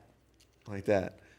And then it cuts out, and it's back to him, and he's talking to the camera, and he goes, and I hadn't realized, like those times when you've been masturbating, and then you finish all over yourself, and you just throw a bunch of tissue or toilet paper on yourself, but you don't sort of deal with it, and you kind of just like fall asleep, and then later on, glued to him. You take it off, but just bits and pieces just stay stuck to your body. Yeah. Well, that's what she saw. Did he not shower before he went out? No. He didn't expect to encounter anybody. Disgusting. Who's going out into even just popping to the shops, just like, I just went down, I went out, I was smeared in my own dry semen. You've got to always assume that you're going to meet the love of your life. Someone's going to try and have sex with you. Everywhere you go. Every moment. Yeah. You've got to be prepared. It's essentially that thing that a mother will tell you about, how wearing clean underwear in case you get hit by a car. Really, I think that's a cover for in case you get lucky. Randomly. Or wash the dried semen off your stomach. Yeah. You got to at least scrape it off. In case you get hit by a car. And so then this is the moment where this person can teach a lesson. Be like, and so that's why I think, and this is just it's a lesson for, you say, that's why I think it's really important to always wash yourself before you go out to the shops. What if that person instead got hit by a car and then as they were prepping them for surgery, the surgeon like cut their clothes off them and saw that on them and went, "Oh, what's that?" Refused. And then the surgeon is refused really to operate or just really grossed out. distracted the whole time. Yeah. I mean, just like grossed out. Then Just it would I be don't really wanna like touch it would that. be like, nurse, can you clean this up? You'd be like, no, that's gross. And then everyone in the But then again, hospital thinks somebody you're a might loser. think, oh, it was maybe due to the accident. You know, you got hit by the car. Yeah, maybe the car, that made him. The car had some semen in it. Came out through the windscreen and splashed That's what on he him. has to explain. That's what happened. Would you want to get surgery from someone who thought you were a loser? I mean, or would you look- want your surgeon to think you were cool? I feel like I would need them. I mean, I obviously want every surgeon to think that I'm really cool. Yeah, but what if the surgeon like openly thought you were a loser and said it to you? Would you go through with it? If He was says like- it to me right before surgery. There's one person. You're about to go out. He says, who's "I want you to know before we do this, I don't respect you." I think you're a But loser. then you lose consciousness and you wake up, and you're like, it's like going to see a mechanic. You're like, I don't think he did anything. Yeah. I think he just charged me all this money. He hasn't done anything. Even being stitched up, you'd worry that the things hadn't been done inside. It's like you just cut me and then sew that straight back up. Yeah, or like you're like, I can see the stitches there, but it doesn't look like there's even a cut, right? And so you like unpick the stitches and you're like, look, and there is a cut, and you're sort of opening it up and you're looking inside like, yes, has he done anything in here at all? You're rummaging around, you get a little mirror. You have to get somebody who's friends with another surgeon. And Yeah. go, can you just? I'm not 100% that he's done. Can you open this back up and just have a look and check? Yeah. 'Cause I paid quite a lot of money for. I think this guy's ripping me off. This lung transplant. Can you just look and see if they're like different looking lungs? Do they look like new lungs? Yeah. It could just be like that. It's like he's at the newsagents one day, and he kind of cuts off this surgeon, and he's just kind of insults him. Oh, fuck you, like that, and then ends up in a situation where he does have to get surgery, and he's the surgeon for it. And he goes, and just before he goes, I want you to know that I think you're a loser, like that. And he goes, what? Yeah, you better do a good job still, like that. And I And will. then he says, I guess we'll find out. Yeah. Could you lose your license for saying that to as a patient went unconscious? You went, I think you're a fucking loser. Would you lose your license for He that? says Or it would they just as he's go- like putting him under. Yeah. Or Like would that. they go, no, What about fine. the surgeon is letting people come in, taking bribes of like $5-10, come in and insult the patients while they're unconscious. So there's good money in that. That's I reckon there would that be. Sleeping Beauty movie. Yeah. But less perverse. Or like a smash room, but it's insulting, undermining somebody's personality. Every time you get another patient come in for an operation, you go out into the world and you find their enemies or people that they've learned and say, I can hook you up if you want to come in and say some shit to them. You can really just give a heaps of this right in his face. 2 rude fingers in their face, 10 minutes, $50. You would make like a second income off Oh man, That's a good side hustle. and there's no victim. Surgeons don't make a lot of money. It's a victimless crime. Yeah. Well, I feel like the person that's under is kind of a victim. But I don't think so. You can't punch them or anything. You can't like bash. Or maybe that's the thing. You can bash them because when you wake up from surgery, you've got bruises and things on you. You're like, oh, it sort of knocked me around. So I wake up with a really bad black eye. I had like I had carpal tunnel and had my wrist operated on. I woke up with a black eye. It's like a side effect of the anesthesia. And the doctor is just letting people beat your unconscious body while they do this. Also a really good surgeon though, so will do great work on you. Oh, mate. But your enemies are allowed to come in and just beat the piss out of you. Wail on you. Yeah. I might go see if our food's been delivered out the front because it was supposed to come 10 minutes ago and it has. Haven't heard a phone call or nothing. Let's go have a look. No problem, mate. Look, that's great. A surgeon who takes money to let guys come in and insult patients while they're under anesthetic. I think that's great. Get a little second income, and they've already got a pretty good first income. Pretty good, but not as not good enough to not invite strangers into the theatre. Plus, it's a small hospital. It's nice to hang out with mates and things like that. It's just nice to have like a little bit of spending money. It's just that's money that you wouldn't normally have. And that's not taxed. Yeah, that's right because it's cash in hand. That's cash in hand. And right into your clean surgeon hand that you're taking cash. I feel like it takes a bit of work though to go and find the person's enemies. Yeah. I know. The hope is that they come to you. Yeah. Is that word just gets around. Just go, I've heard that they're having an operation, so I've tracked you down. Yeah. And you're like, well, I just so happen to be one of those surgeons that does take a bit of money on the side to let you say mean things to their unconscious head. All right. What about like a guy who invents a little tube? It's like a little barrel that you put on the end of your penis for when you get a split beam. A what? A split beam. You know, sometimes you can like, get a little. So you're always pissing into a barrel. Yeah. So he just has it. He just has it next to the toilet. He puts it on his penis anytime he wants to do a wee. Why next to the toilet? Oh, because that's where he goes to do his I would always just wear it. He just always wears it. Isn't that just a diaper? Oh yeah. Okay, so it's a guy takes off his pants. Yep. On a date with a lady. Takes off his pants on a date with a lady. Okay, not to wait. And she goes, "Oh my God, what's that?" And he goes, "Oh, this is just my tube. I love to piss and never miss the bowl." Oh, I love to piss and I hate to miss. I don't like the splash. I don't like the splash. So he, like it runs directly into the bowl, so he's pissing technically. Oh, it's like a really long tube, and it takes it almost all the way down to the. Takes it into the water. Into the water. Wow. So there's So no. then when he's wearing it, it just goes down and he tucks it into his sock. Yeah. I just tuck it into my sock. Yeah, and it's permanently attached. So having sex with him. Oh no! Wrap it, or he can like sort of fold it back. Yeah. And like put it over his shoulder while he's having sex, and so when he ejaculates, it's like he's wearing a condom, but it's not. And it just goes. It deposits. It just goes behind his back. Puts it into a glass next to the bed. Or he can just run it like into the bin. He can put a bin next to the bed and run it there. He spools it out all the way to the laundry and puts it into that little outlet where the water Grey from water. the washing machine goes. Truly grey water. White water. It's What do you water your garden with? White water. white water. My garden is truly fertilised. White water rafting. Actually fertilising his garden. Like an egg. Because very good. Yep. With the, the genetic material required to do such a thing. Fertilised tomato. I've been thinking What about? recently. Yeah. You know how there's porn parodies of things? But those porn parodies are only like... Quite superficial. Well, no, because they're only parodies of one specific kind of media. And it's like there's a porn parody of a movie or a TV show and that's it. Right.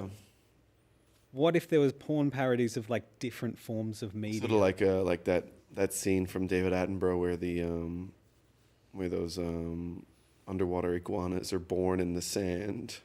Yeah, like a porn parody of that. And all the snakes Oh, they try and get up those rocks. Or like a porn parody of like modern dance. Yeah. Or like or art. Like a portraiture. Like a portraiture porn parody. Mm-hmm. It's like the Archibald Prize, but it's porno, like porn actors pretending to be and in the nude, but also still painted, so still in the media that. So what about the porn Archibald? Is that what you mean? Like. Yeah, well, like if it's you have to paint a porn star pretending to be a famous person that was already painted in the Archibald. Yeah. So you just porn parody version of it, or like the it's porn got to be parody. So it's got to be mocking. It has to be slightly like comic, yeah. But you still have to paint an artist from a sitting. Yeah. The porn parodies, do they have a comic element? Do you think? I think so. They Really? aren't they pretending? They're like, oh, isn't that what parody is? Well, I think. Not necessarily. I mean, I think in this place, in my mind, in this case, the sexual element takes the place of the comedy. So that instead of the drama, we're going to put in jokes. It's like instead of the drama, we're going to put in sex. Do you think you have a parody drama of a comedy? Yeah, I'd say so. But you could also have a porn parody drama of a very dramatic thing. No, but not a porn parody, a drama parody of a comedy. You could have a drama parody of a comedy. So I would say. Do like a serious. I think we talked about this earlier, but make a serious Naked Gun. Or like American Pie. Nude Rifle. Exactly right. Nude Rifle. Yeah. Nude Rifle is a really good name for. I think. I feel like Paul Thomas Anderson could direct Nude Rifle. Wouldn't they just call it Naked Gun the porn parody? No, well, it's not a drama parody. It's a drama parody. Okay, There's it no has to be porn. different. There's no porn. There's no porn in this. Just serious. Yeah. Okay. So it's just like the dramatic parody. Exactly. But you still got to keep the element, I guess, that he is a freaking idiot. Yes. And will mess things up. Yeah. Right? But not to comic effect. But not to comic effect in a way that you realize that the people around him are somehow trapped. Yeah, they're suffering. This guy who doesn't understand, misinterprets the world. I mean, maybe in a way he's- that hurts a lot of people, including himself, and somehow he continues to get away with it. It does feel like if you're a cop, but you're a cop suffering from dementia. Yeah. Right? Or just like a conspiracy theorist nut in a way. Sure. Who sees... Yeah, sorry. You just finished your sentence. No, I didn't have anything to add.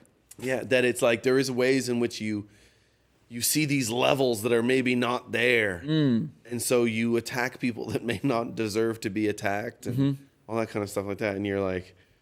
And you accuse people of like conspiring against you that aren't, and you hurt them and you stay away from them. They could get Liam Neeson to play the main guy. You know? It's just making comedy upsetting. Yeah, well, it's essentially It's just fucked. It just Billy Madison. Yeah, like it's just about a man that goes back to school, and it's just inappropriate that he's there. Yeah, and everyone feels uncomfortable, but he's got so much money. Yeah, his family is so rich. He forces his way in. He's like, I'm going to do grade 4 in a year. Like not in a year, in a week. Yeah, and how doing grade 4 in a year? How is he going to see all the course material? Yes, the course material that they have. Like, because he was still sitting through classes, so he's... Wasn't that he'd never graduated from primary school? Was that the idea of Billy Madison? I don't know. Or was it he'd never graduated from high school? Well, he had to do all of them. All the way from like every primary school through to high school he had and to do do every all of year. school again. Yeah. So I don't really know why. I can't remember The food driver needs to go to the door now. Okay, I'll go right now. I think that A Serious Billy Madison is a great movie where it's like genuinely about how billionaires can just do whatever they want. Yeah. He can enter the public system and just have paid off the head of the Department of Education, the governor of the state, and they just have to tolerate it. The parents are getting upset. Would you still have Adam Sandler play Billy Madison? Like modern sort of actor. Uncut Gems Adam Sandler. Billy Madison. Or would you get like Daniel Day-Lewis or Timothy Chalamet? I mean, I think, having somebody who has a bit more of a jerk face, who kind of doesn't, I mean, but, I would settle for a Sandler. Yeah. He is good. Yeah. And I think he could do it, but, he might just fall into his old... I think it's a great idea to remake it with him again. Yeah. And do it serious. serious this time. Yeah, and do it call it William Madison. Mm-hmm. Yeah. Thank you. Really good. Yeah. Well, it's a That's a sequel. It's a sketch. serious squeakquel. Alvin and the Chipmunks? Yeah. Serious. But serious Alvin and the Chipmunks. There are actually chipmunks that can sing. Wow. And this guy... They are. They do probably carry diseases. Yeah, but this guy has found a way to make money from them. He's exploiting them. He's exploiting these things in a kind of Motown kind of way. Yep. He's collecting most of the money from what they're making, from their appearances on sort of America's Got Talent and all that kind of stuff. And they're living a sort of an almost slave-like kind of life where they're being forced to work in a way that really... So it's sort of more like Dreamgirls or something like that, I guess so. I haven't seen it, but are they getting taken? I think so. Yeah, I think it's manipulative. I think right, something right. about their employment situation. Could they just make like a chipmunk version of Dreamgirls? I think they should. Yeah. Dream Chipmunks. remake famous Oscar-winning films with chipmunks.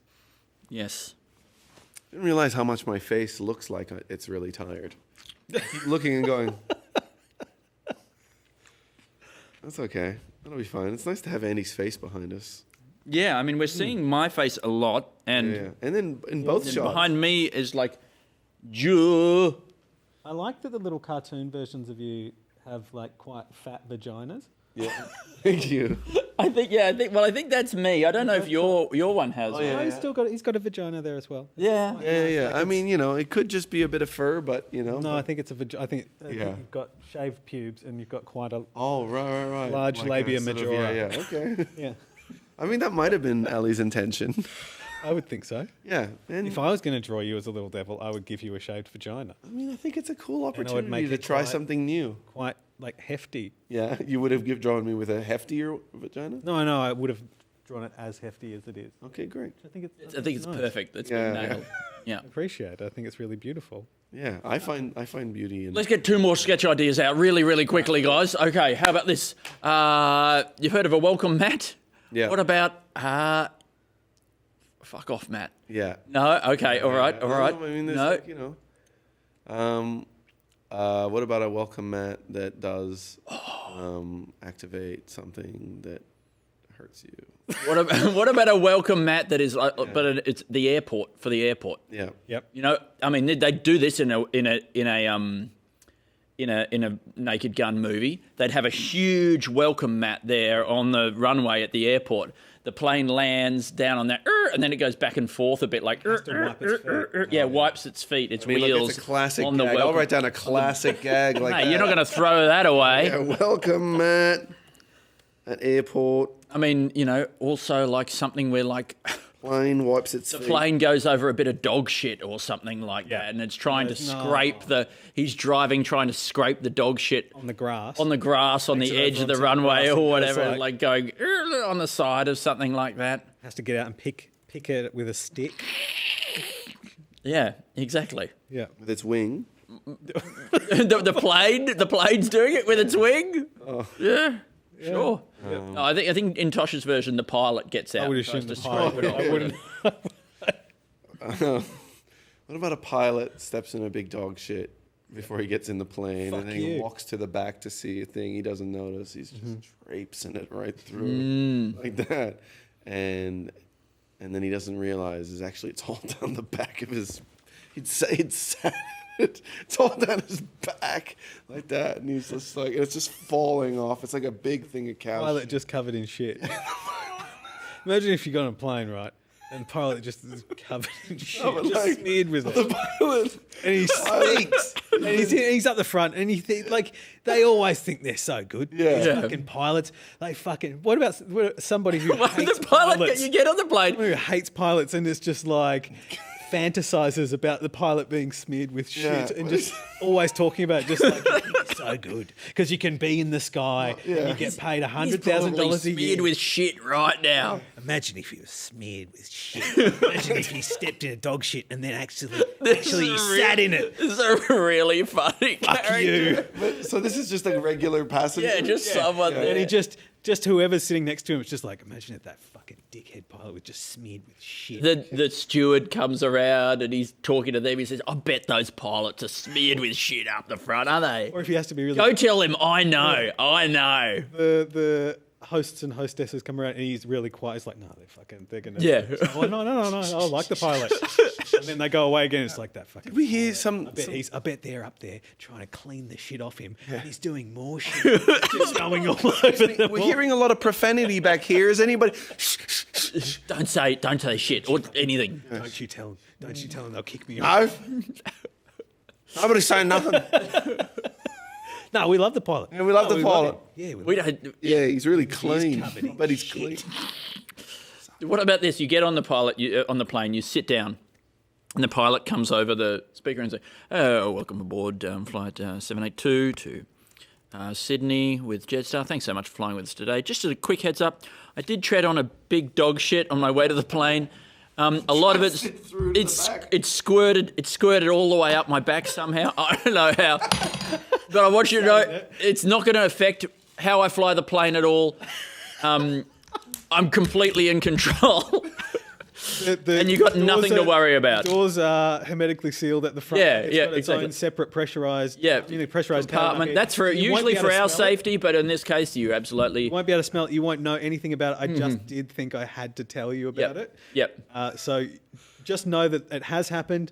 It won't affect anything. Yeah. And then later on, he comes back on the thing. You may have noticed some of the warning lights have come on. That's because we are having some issues up here in the cabin. I want to reassure you, it's nothing to do with the shit that went up my back and sort of down my arm, on my wrist. I've These are taken off completely my jacket. unrelated mechanical issues to do with the aircraft. Has stopped working. That's all. That's all it is.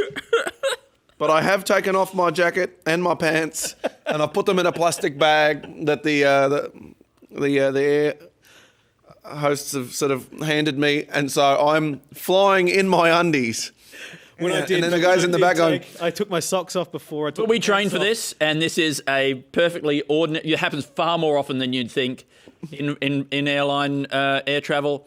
It's not a cause for alarm. When I took my pants off, they did go inside out a bit, and so it did put some dog shit on my bare feet. It is on the skin of me now. It was just on my clothes. Now it's on my naked skin, and I am naked up here. I've tried wiping it off with the clothes, but that has smeared it around a bit more. So I am naked and covered in dog shit in the cabin. But that's not why the warning lights have come on. I'm in complete control of this aircraft. We are on track, on time, and on to track. get there 10 minutes early. But I'm looking forward to touching down safely in Sydney, beautiful city of Sydney. Hope you all enjoy. Bit of a bumpy land. I will. Turbulence. When we do land, I will run out the door very quick so that none of you have to see my naked, shit-covered body. But just know, if I hadn't have been covered in shit and naked, I would have stood at the door and waved you all off. But I just want you. I want to reiterate that we love having you fly with Jetstar. Yeah, I was about to go. Yeah, thank you for flying Qantas.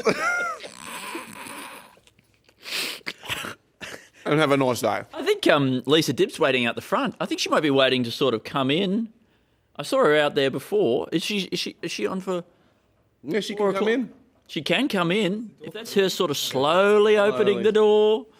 We will Here we have go. to say thank you very much to Tosh Greenslade. But what a way to finish. What a beautiful. I mean, speaking of did the sketch count bringing us go up? in for a I think landing. those are definite sketches. Yeah. Look, I'll just even go. Look, 2 pilot are potentially covered in shit sketches. Yep. One where the person is making up a conspiracy. Yeah. The other where it's actually happened. And, we can sell these to different sketch shows. So it's Sure. not like they'll be Yeah. appearing back to back. Or- there are so many places this could go on Australian television. Or right you now. could We sell are a show that is very much purely a about seller's that. market. You could sell a sketch show that is purely about pilots covered in shit. Different versions of it. Every sketch slightly different, but that's the theme of it. And Well, just have I- call it pilots covered in shit. I'd watch that. Yeah. I mean, Comedy Channel will commission it. Comedy Channel still exists. it's called Shitty Pilot is the name of our There you go. our show. TV series. Yeah. Go. That's I'm going to leave. I'm going to get off the couch. Thank you, Tosh. Thank you so much, Tosh. Oh, thank you. And please welcome onto the podcasting couch, Lisa Dibb. Lisa Dibbo, the Dib dog. Dib. You brought snacks. Of course. Thank you, Dib. On the was it on this podcast? Did I ever pitch my is there a dog dirt on the plane sketch I'm not sure. idea? It's like the flight crew come over. Is there a doctor on the plane? Is there a doctor on the plane? Like that. And someone at the back of the plane stands up and says, "I'm a doctor." He stands up and says, "Me, I am one." And he comes down and he says, down the front and what seems to be the problem? I can help. And said, "We said, is there a dog turd on the plane? You just said you're a dog turd." Right, and then everyone on the plane laughed at the dog turd. This guy said he's a What a dog turd. dickhead. They all laugh and they point. Yeah. And he has to slowly walk back to his seat again. Maybe they do it a couple more times in the plane each time. No, we're serious. This time we actually do need a dog turd. Like, you're saying dog turd. We need a dog turd. This is serious. He comes down again. We got you again. They keep getting him. Yeah. And that's how that man died. Yeah. How? I'm going to take these snacks out before I forget. Biscuits Oh, my Thank God. you. and caffeine. Thank you. And there's fruit for healthy. Oh my gosh. Oh my God. Those are one of the most delicate and special expensive and expensive of all the berries. Oh, look, I'm doing pretty good. Thank you. Yeah, I can tell. I can tell. Appreciate it. How are we feeling? Not So too good. You know what? Thanks to Carly and the food as well, and Tosh's and all this, and coffees. everybody's Your presents, your all the presents. good people. We're all being like really lifted. We've been doing this for 12 hours now. Yeah. You It's don't been seem 12 hours. you don't seem tired at all. Yeah, I thought I was looking tired, and I guess I have gone through phases where I've kind of. You got a bit of stuff on your moustache there. You give that a little wipe. Well, it's okay. I'll just eat more food. I'll eat it away. Yeah. All I right. can eat my way out of this. Did I talk about bog bodies last time I was here? I don't remember, but let's talk about bog bodies. Can I talk? They're one of my favorite. How to things. get a bog body. Let me tell you, if you've got a body, you've got a bog body. All bodies are bog bodies. All bodies are bog bodies. If you put it in a bog, it's a bog body. Well, so the thing I don't really understand is, so there. Do you know anything about these bog bodies? Are these like people, ancient people? You heard of this? You heard of You seen this? You heard about Are this? these like ancient people that have fallen into a bog and then their body's been preserved for hundreds or they've of years? been Close, but they usually haven't fallen. They've usually been put in the bog, but sometimes nefarious reasons.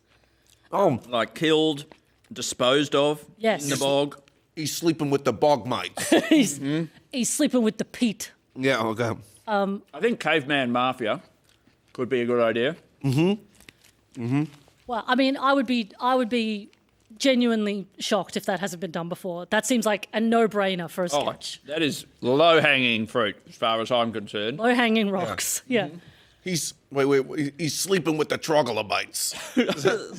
Yeah? Trilobites? Is that the ones that? Troglodytes are the people who live in caves. That's Oh my another word God. for cave. Okay, what are those? And trilobites is the ones that scuttle around on the bottom of the thing. So you say it with the right one. He's sleeping with the trilobites. Thank you. Yeah. That's good. That's how it should have sounded, Al. I mean, I think we need a little something extra, like, you know, the scene They where had like, fish. he wakes up. And And they also didn't have trilobites. Yeah. You know, He's there sleeping needs with to the be a scene newly like you wake invented up with, wheel. Like the horse's head in your bed or whatever. We'll make it. Yeah, he's trying to. He wakes up with a pterodactyl in his bed. Yeah, the head of a bison? What are those things called? They had horses. No, like, no. What are those things? yeah, bison. No, bigger. Buffalo. Big. Mammoth. Yeah, mammoth. Mammoth. Thank you woolly for getting mammoth. it from Big, this. big. Bigger, big. I'm tired too. Anyway, I'm gonna argue with you like the caveman in the thing. I think it. big. No. No. The idea of waking up That's in a big. bed with something under the sheet next to you and it's a full woolly mammoth's head. It's pretty funny. Yeah. No. Yeah. No, that's so sad. Yeah, well, it's sad. But, like, you know, how would you not notice it there under the sheet? I mean, Under the sheet, under the sheet, where it is hotter, you will be supper. Wow. I Anyway, like what's that. your question about bog bodies? I have no questions. I just like talking about them. Oh, okay, great. Because I don't really understand them. I mean, maybe people who are into science understand more. Yep. But there's something about peat Yeah. in a bog that preserves them really well. I think it's like high acidity, low oxygen. Oh, yeah. But also the name, the phrase peat bog Yep. would also be a funny name. It's a great name for a boy or a girl. Peat bog? Peat bog. Yeah. Yeah. Attorney at law. Actually, Peat Bog is the name of a caveman lawyer. Oh, yeah. Yeah. Absolutely. The caveman mafia's lawyer is called Peat Bog. Yep. Petrick. No, wait. Pete. Of course, Peter. I thought Pete was short for Petrick for a second. I mean, could you preserve foods in a bog? What could we get out of, you know, I mean, could we convince people that, like, spending time in a bog is a good thing to do for your skin or for your health? Like, you look at those skin of these guys are thousands of years old, and that skin is pretty good. It's pretty well preserved. Yeah. Thousands of years. You know, you're up to your neck in a bog or whatever for a couple of days just to sort of rejuvenate. I think if you slept in a bog, oh, you know, just your head sitting out of a bog, like a bog bed. You know, you've heard of water bed. Bog bed. Bog bed. Bog bed. Like that, and you just get in like that, and you just kind of keep your head above the bog like that, and you come out, your body is just peat fresh, bog fresh. So nice and leathery. Like a really nice handbag. Yeah. I mean, women love handbags. Women love handbags and looking like handbags. But imagine that you're like, honey, I've been laying in a ball. Your handbag body, like that. I guess because it looks more like a crocodile. Yeah, I guess it's quite more leathery, more tanned. Yeah. Yeah. Signs of success. Yeah. I think that would be an improvement on a lot of my features.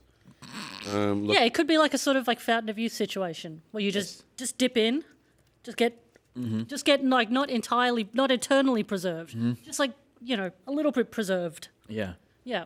Yeah. I mean, I think a Fountain of Youth where it's I guess is it like we discover it and it's like is the water squirting out of syringes, but it's actually Botox squirting out of syringes? Is that anything?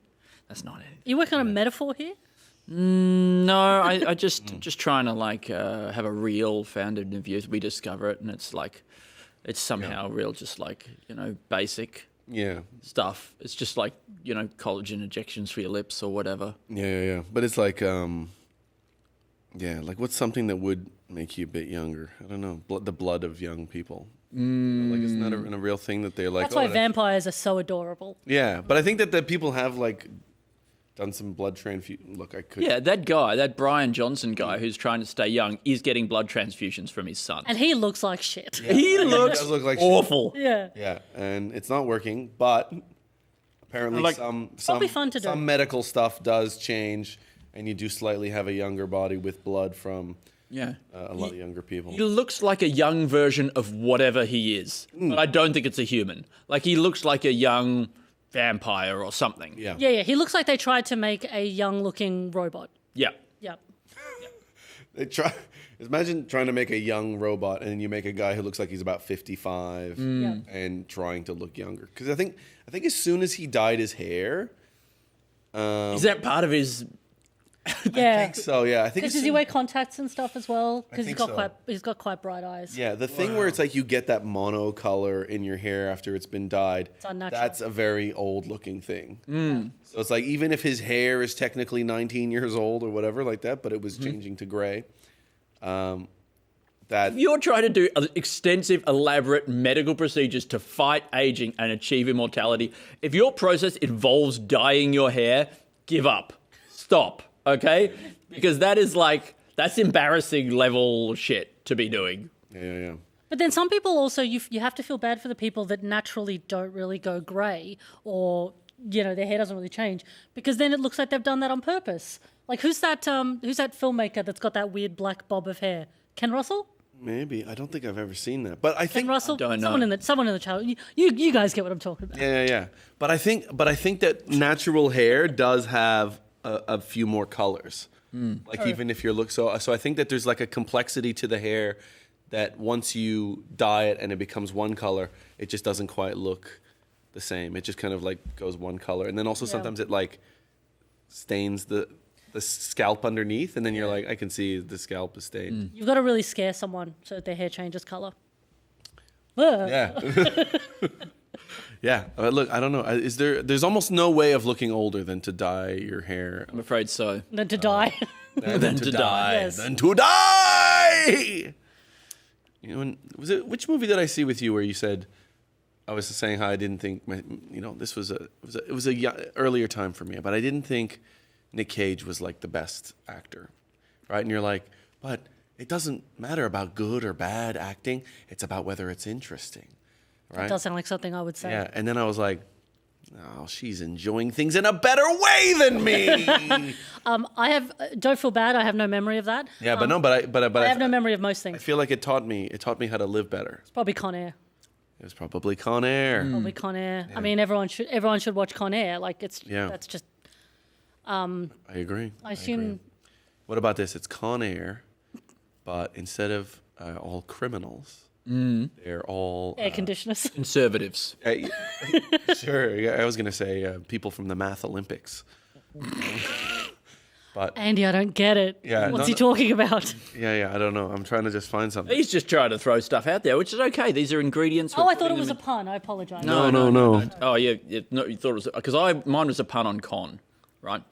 And but Alasdair doesn't deal with this base world of puns that you and I dabble in. What did you say with yours? Conservatives. I was like, what if they're all conservatives on I said air conditioners. Which do you think is funnier? Wait. Oh. I think they're air con air. It's a plane full of air conditioners. Oh God, I mean, and they're all fighting each other. The problem is, it's like they're quite an inanimate object with not a lot of agency, and it's hard to imagine how anything they do or don't do could in any way like sort of drive a plot or affect anybody or like have a creepy scene with children. Yeah, but you look at some air conditioners and you're like, that one is definitely a pedophile. Oh, absolutely. Yeah. Absolutely. Yeah. I mean, Mitsubishi, are you kidding me? The old Breville, you know. Those ones that just sit right. Breville? Yeah, Breville do air conditioners, don't they? They do. Yeah. All right. Yeah, they got their fingers in a lot of pies. Yeah. Those ones that stay in the windows, they're the creepiest because they look like they're climbing in. That's true. Let me cool your house. I don't Let like me those. blow on you. Yeah, let me Ones blow. that have got those little like tendrils on them that sort of blow out like that. It's like the long, horrible hose that seeps into your house. Oh yeah, the hose is pretty bad. Like a tentacle. Yeah. Or a long trunk. tongue. Or a long tongue. Oh no! I mean, if they were animate, then that's how they cool your house. And they breathe on you. They're just breathing cold air into your house, and that's their long tongue licking all of your stuff. How would you feel if they were made with sort of like old man technology, right? Like that we study old men who breathe like this. And we use that to make air conditioners. And so they don't consistently just blow air out like that. They do sort of go. What if they use old man technology? But what they do is you build an air conditioner around how this kind of air is cold and this kind of air is hot. Like that, right? And so then you just build it. You just build one, and it's got a face. So it would have to have lips. We don't really know why they work, but we know that if you blow like this, it's cold. And then if you blow like this, it's hot. Yep. And it's too hard to do the science. You know, We've tried a bit. Not that hard. And so they just We'll never know. You just have a mouth that you can sort of pull out like this, and it goes like this, and then you can pull back, and it goes like that. Well, you know what they say: the air conditioners are the mouth of the house. Mouth of the house. Mouth of the house. Like that. So look. Yeah. I know that's hardly nothing. No. I think it's great.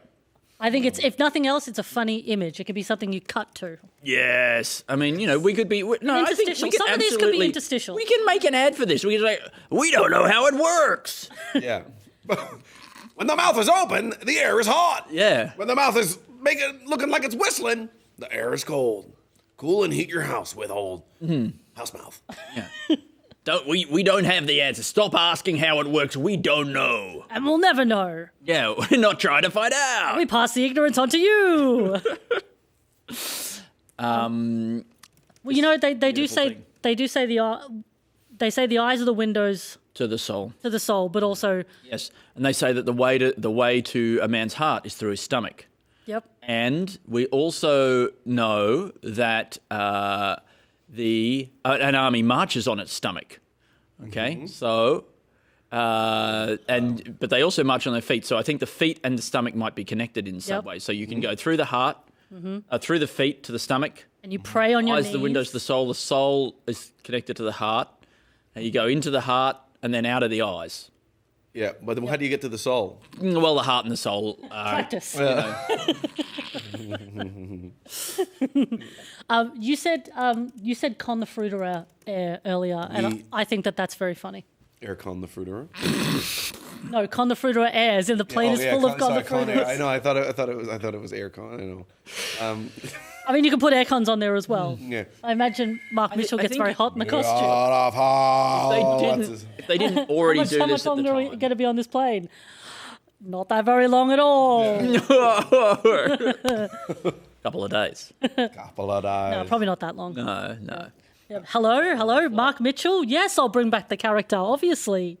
It's really good. Imagine if you were bringing it back. Yeah. Like you go and get his wig. You go get his mustache. Yeah. You go and get his Well, you know, I'm the woggiest of us three. I could do it. Yeah. Yeah. If anyone's gonna. Do you have Lebanese? Yes. Congratulations, by the way. Beautiful thing to be. Thank you. Yeah, absolutely. Thank you. I've been I meeting try. so many Lebanese people in Montreal. Really? It's like one of those countries that's like the size of Ireland, and they have people everywhere. You know, they're all like 6 million people countries. Like 4 to 6 million people. New Zealand. Big Lebanon. cultural impact. Big cultural impact. Yeah. Outsized. Yeah. Much bigger countries you don't hear anything about. I mean, the only I can't. I have no idea. I mean, the only thing. Name another country you've ever heard of.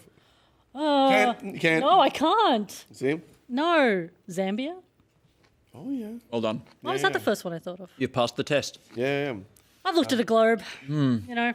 But I think that actually would be a beautiful character to play as a drag king.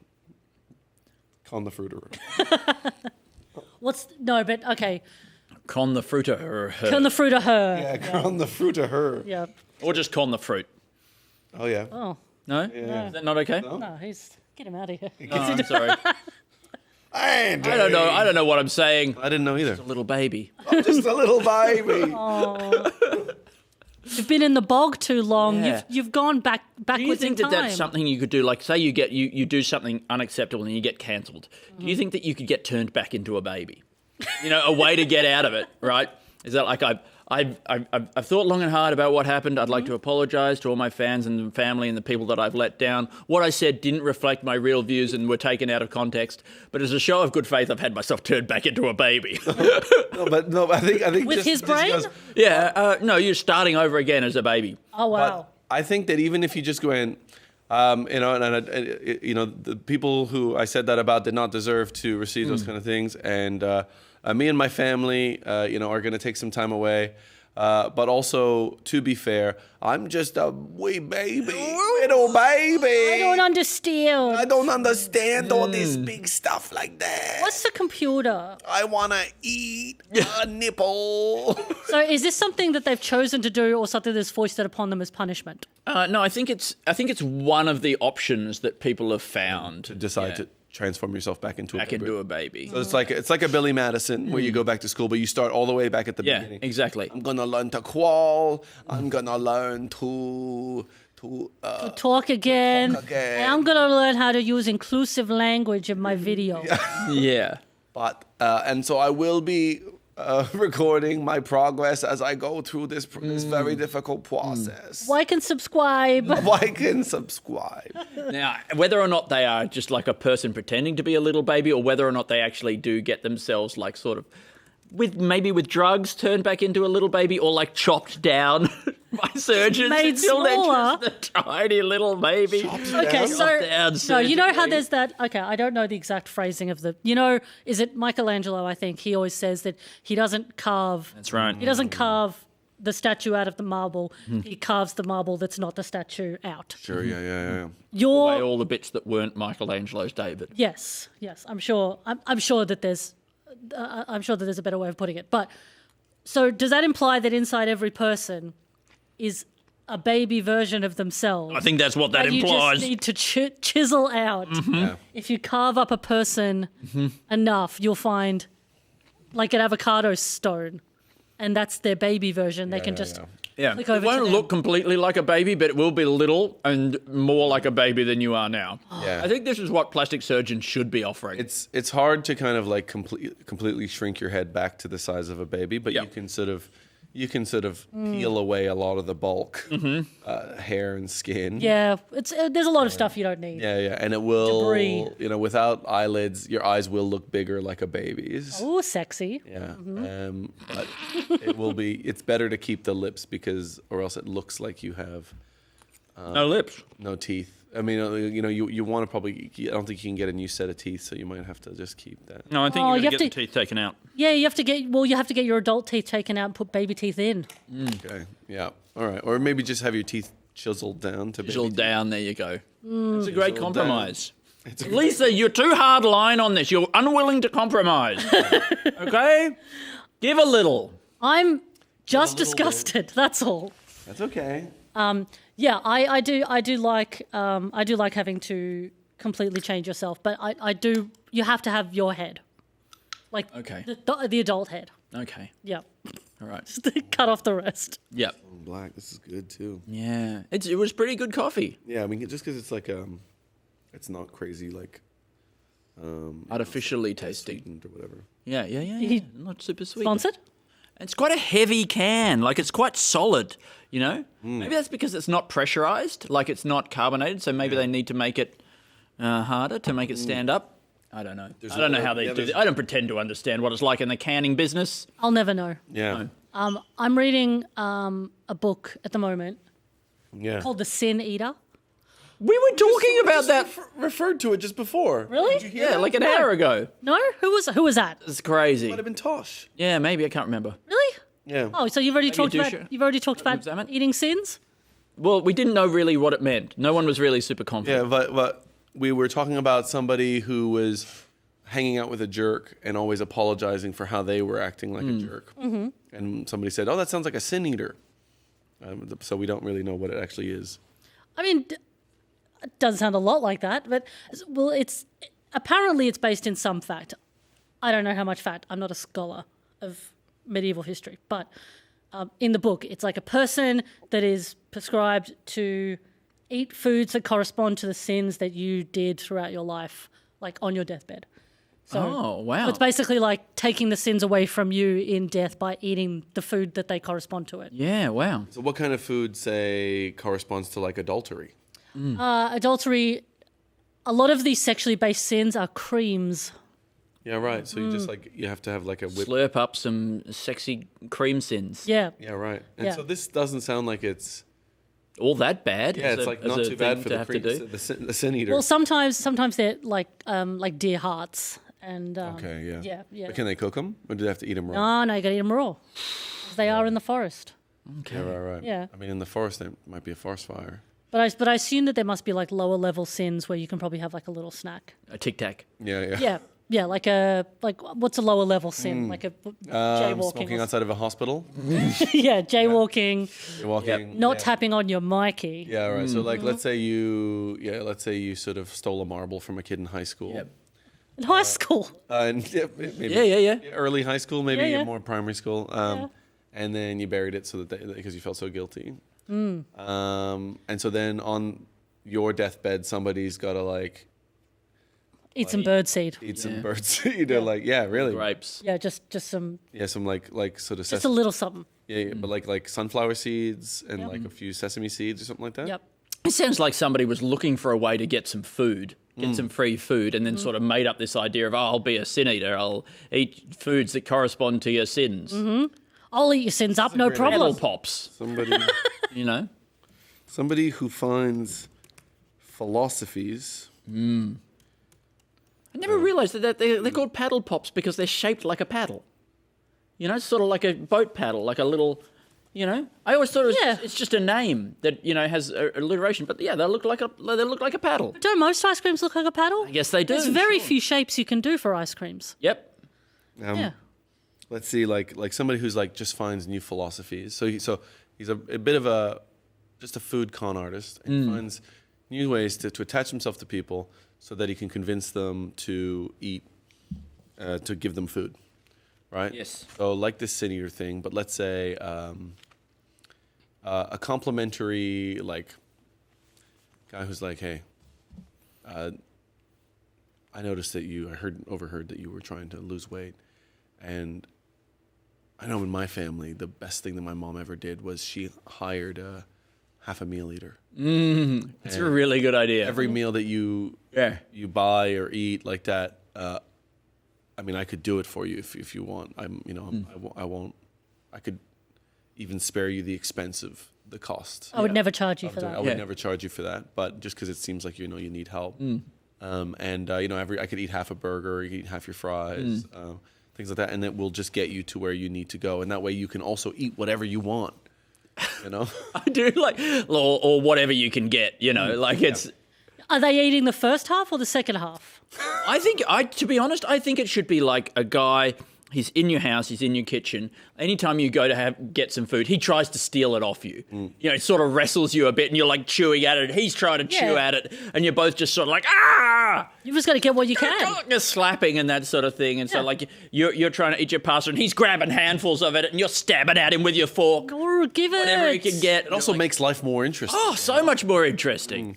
I mean, it brings back our hunter-gatherer roots. That's right. Yeah, we should be hunting for our food more. That's it. Yeah. And so, Imagine like, if you had to go through a drive-through and you had to fight someone on the way in. now somebody who's walking next to the car and is ready to intercept the bag before you grab it. Yeah, with a big mace. I guess it's like a kind of like a seagull diet. You know, the seagulls. You look at them.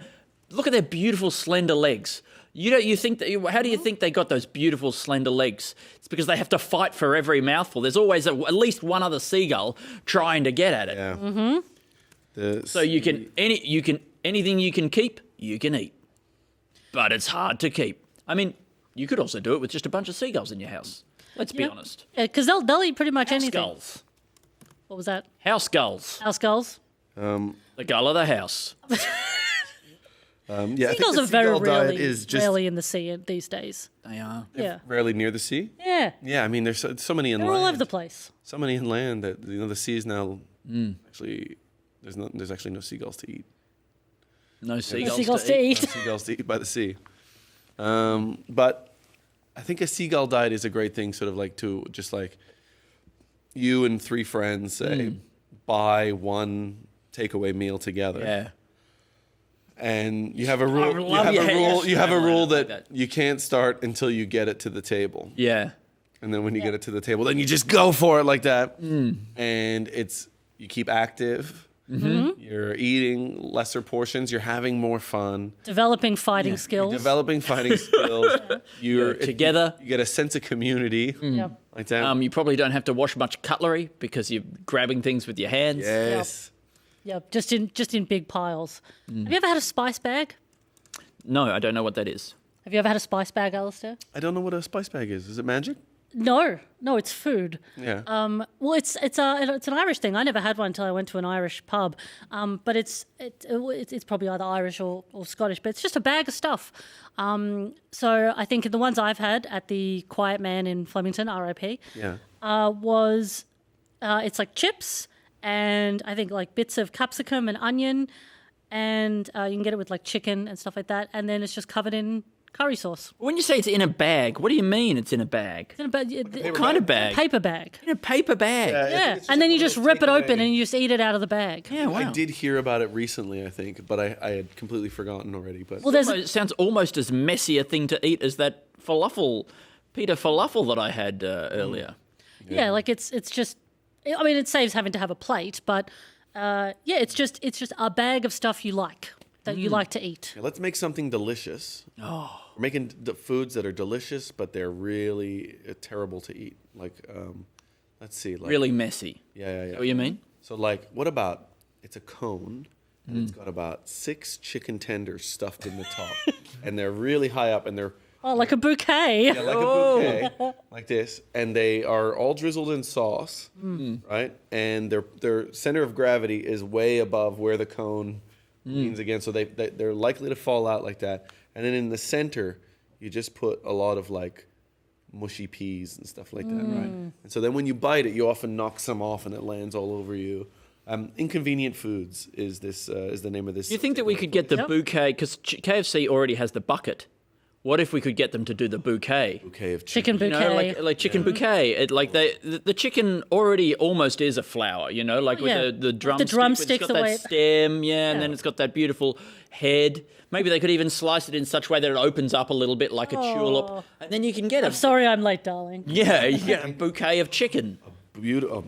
I mean, the place that starts, give her the thoughtful gift. Get her a bouquet of chicken. Get her what she really wants. Yeah, and then when you buy it, and as you walk away, the guy goes, "Hey, I hope they work." Like that, like a guy will tell you when you carry flowers. Isn't that funny? People, have you ever say it flowers? with chicken? You ever carried flowers? Say it with thighs. When you carry it, say it with thighs. That feels like means something else. Say it with thighs. Thwack, thwack, thwack. Thwack, thwack, thwack, thwack, thwack. I think you need to not be wearing pants for that to work. Yeah. I want the skin to sort of slap together like that. Yeah. It feels like a mating call. It's got to be like a one species that has just bare legs, and they thwack them together like this, and then men from around the mountains kind of come around. This thwacking echoes through the mountains. Yeah. And then it's an old Appalachian trick, you know, and it just ricochets all over the thing like that, you know, early settlers. The slapping of the thighs. Oh, that must be where the term thunder thighs comes from. Thunder thighs, Yeah. exactly. Look, I'm writing that down as a... Now, do you think this is something that that an men avalanche? or women would do? Like, I do like the sound, you know, the idea of them going up into the hills and whacking their thighs together. So do I. Do you think it's a man thing or a woman thing? It's good.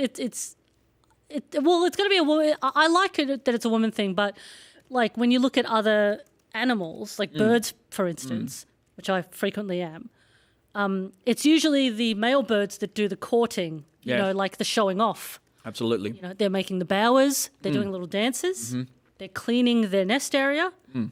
Birds are great. But yeah, so it is, but the male birds usually are more colourful as well. They're like prettier. So I like the idea that the next stage in human evolution will be that men thwack their thighs together to have women coming down from the mountains to attract them. It's a guy. I think that would make dating so much easier. No, they build like they find a special spot in the cliffs where there's like a resonant sort of frequency, and they can travel out across the valleys. Yeah, just found like a sort of like a cornered rock or something like that. Gives a good echo. Yeah, and I mean, look, and I also like it that it's like, if it's a guy echoing his thunder thighs, you know, I think it's him basically saying, I'm a bit frisky and I could help with breeding if you need it. Yeah. And then I'm up to breed. Yeah, and then maybe a few women come down from the cabins hidden in the woods like that, and they can sort of inspect the sort of the quality of the product like that and just go, I'm not sure, not today. And then one will go, I'm also kind of currently in well, they have to listen to the thighs in order to judge to judge whether they're good or not. You can't just look at the thwacking thighs. Okay, sure. And then maybe one who's interested then slaps back, thwacks back. Oh, like a conversation. Clap back. I like, to be honest, I like that it's a married couple, and the husband would like to, you know, show his love to his beloved. Yeah. Right? So he goes up into the hills and starts slapping his thighs. She can hear it from down at the house that she's not really interested. Okay. She's maybe explaining to some guests what's happening. Yeah. That he's up there and he's sort of flapping away. That's why you live in Ballarat now. Yeah. Got other things on. There's something about you know, that it's happening later in the relationship that I find kind of, you know, charming. A little bit sad, but a little bit hopeful But then, as well. yeah. And then it's just like, but it's then just explaining, he's calling me for sex, but I'm not going. And so I'm going to, and so imagine hanging out with somebody while she's like, you're hearing that, and they're like, do you want to just yell out no or something like that? Yeah, it's like, He'll get tired. He said, it's okay, yeah. I guess it depends whether it's a universal experience or if it's just something that just this couple do. Relationship. I like it if it's just them. Yeah. How would you feel about like coming home and your beloved has sort of laid out a lot of blue objects around on the floor and like constructed a bit of a bower in the living room or something like that? Love that. I love little blue objects. Yeah, like pen lids and things. Little tags off of the bread. Yeah. Like that. Yeah. Because you know what it says? I saw something nice and blue and I thought of you. Thought of you. Yeah, and I knew that you would like it. And I knew you would like this nest of twigs. Yeah, this little sort of like these little ribbons of plastic that I found all over the place Exactly. and tied onto the curtains. You've made an effort to make the bower pretty. Earlier we were trying to think of a new kind of like bullshit thing that male influencers could be trying to sell to guys who are desperate to Oh yeah, like alpha shit. with women. Yeah, like you know, like the negging and all that kind of stuff that we've gone through in the past. But I think bowerbird, bringing things, the wisdom of the bowerbird into a sort of a dating program, improve your success or whatever. I think is a really good. Like women love blue things. It turns out it works. I mean, they absolutely do. They love them. As far as everything. Have you seen blue before? Yeah. I'm familiar with it. It's one of the.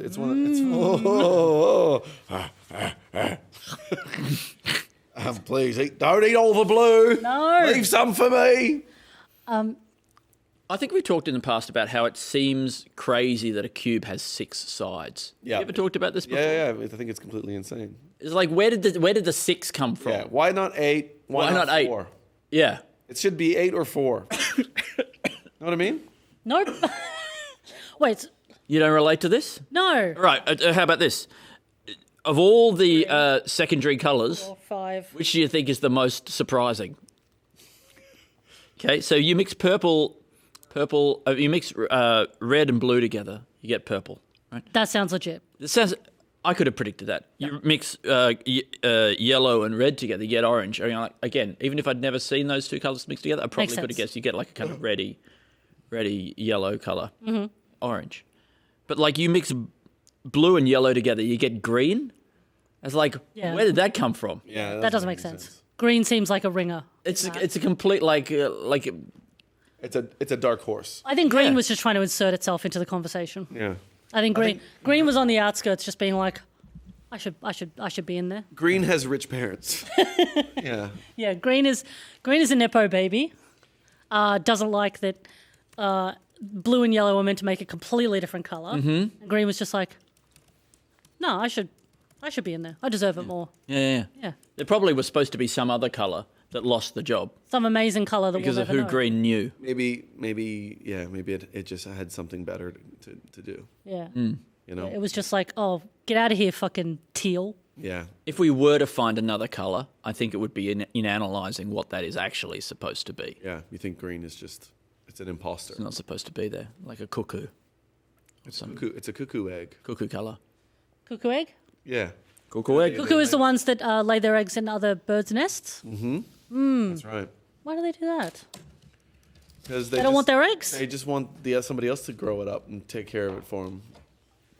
They've already done the thing that they wanted to do, which was have sex, have bird sex. Wow. Dirtbags. How about this? Gary Kasparov works in a parking garage. Yeah. Right? Former chess grandmaster. Yeah. Okay.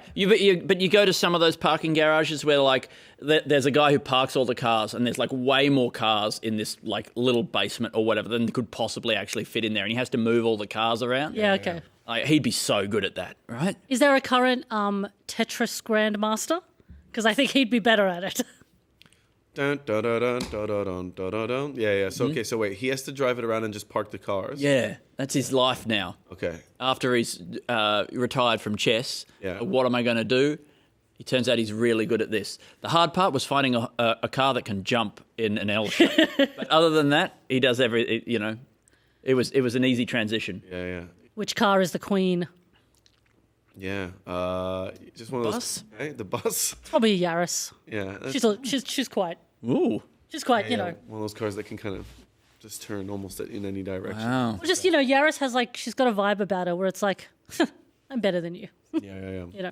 And not the people who drive Yarises. I mean the Yaris itself. Yeah. It's a beautiful small car. Just, It's Toyota, right? Yeah. Yeah. I mean, she's very reliable. Yeah. And then the Hyundai Getz is the ugly stepsister. Do you think that in the chessboard the queen gave birth to all the other pieces? It's a really good question. Is she like What, it the doesn't look horse? like she could have given birth to the and the castle? Yeah. Well, okay, at least the pawns. She's I think the she mother of all did the give pawns. birth to the pawns. Mother of pawns. I agree. Like she is like a bee queen. She doesn't look like a human queen, that's for sure. Yeah. And then the Although I do admire her physique. What is a pawn? Hey? It's the front ones there. No, but what is it? I know what a horse is. Yeah, I think it's like a baby queen that you haven't fed royal jelly to. I think they're just like soldier ants. They're soldier. Yeah, because it gets if you get a pawn to the other side, you can turn it into a queen. That's right. It's a classic feeding it royal jelly situation. Yeah. And so that's how you know that they're the same species. But then, yeah, that's right. I mean, and you can also turn it into a rook. Can you? Yeah, you can turn it into anything you want. Yeah, so they're probably all linked. It's more like a stem cell. Yeah. Oh, little chessboard incest. Yeah, chest. Chest in chest. In chest. Yeah. What about you get we release a chessboard porn parody. All right, I'm writing it down. Porn parody, obviously. Porn parody, Yeah. the pawns. We release a chess set that is like, remember we were talking earlier about those little dolls that you can feed like stuff to, and then they wee in their nappy, or Oh, whatever. yes. They do poos and stuff. Those horrible things. Right? This is a chess set where you get the pawn to the other side, and then you can actually feed the pawn a special kind of royal jelly, and it actually does transform into a queen. On the and sort of chessboard? bloats up or whatever like that, and like. Is this in the game, or is this, or what is this? This is our chessboard that we're releasing. Okay, It's yeah, sort or of like a flesh chess. Yeah, flesh chess. Oh, yeah. Living fleshy pieces. Yeah. So we actually we create some Life. synthetic Hmm. creatures Mm-hmm. based off of what we think where we think chess pieces would have evolved from. Yeah. And so they're probably not lizards. They're probably not Crab. mammals. They're probably closer to slugs or something like that. Yeah, I can see that. Gastropod. Gastropod family like Yeah. that.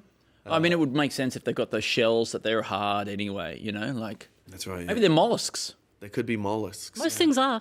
Yeah. Most things are. I agree. I agree. Man, aren't we all? I know I am. In here. Yeah, in here. Yeah, I think they have one of the best kind of flesh colors, and types is that really malleable kind of mollusk, snaily, weird thing. I think that would suit it the best. You know what? Muscular, but sort of gelatinous as well. Like a very muscular jelly. I just realized, thinking about slug, I don't think I've ever really thought about what a slug is actually made of, because a slug is entirely that. It is entirely whatever a slug is made out of. Yeah, I mean, I don't know what internal. It must have internal organs of some Well, it kind. must, but I don't know what that material is. Yeah. Like, is it What's mucus? That slime.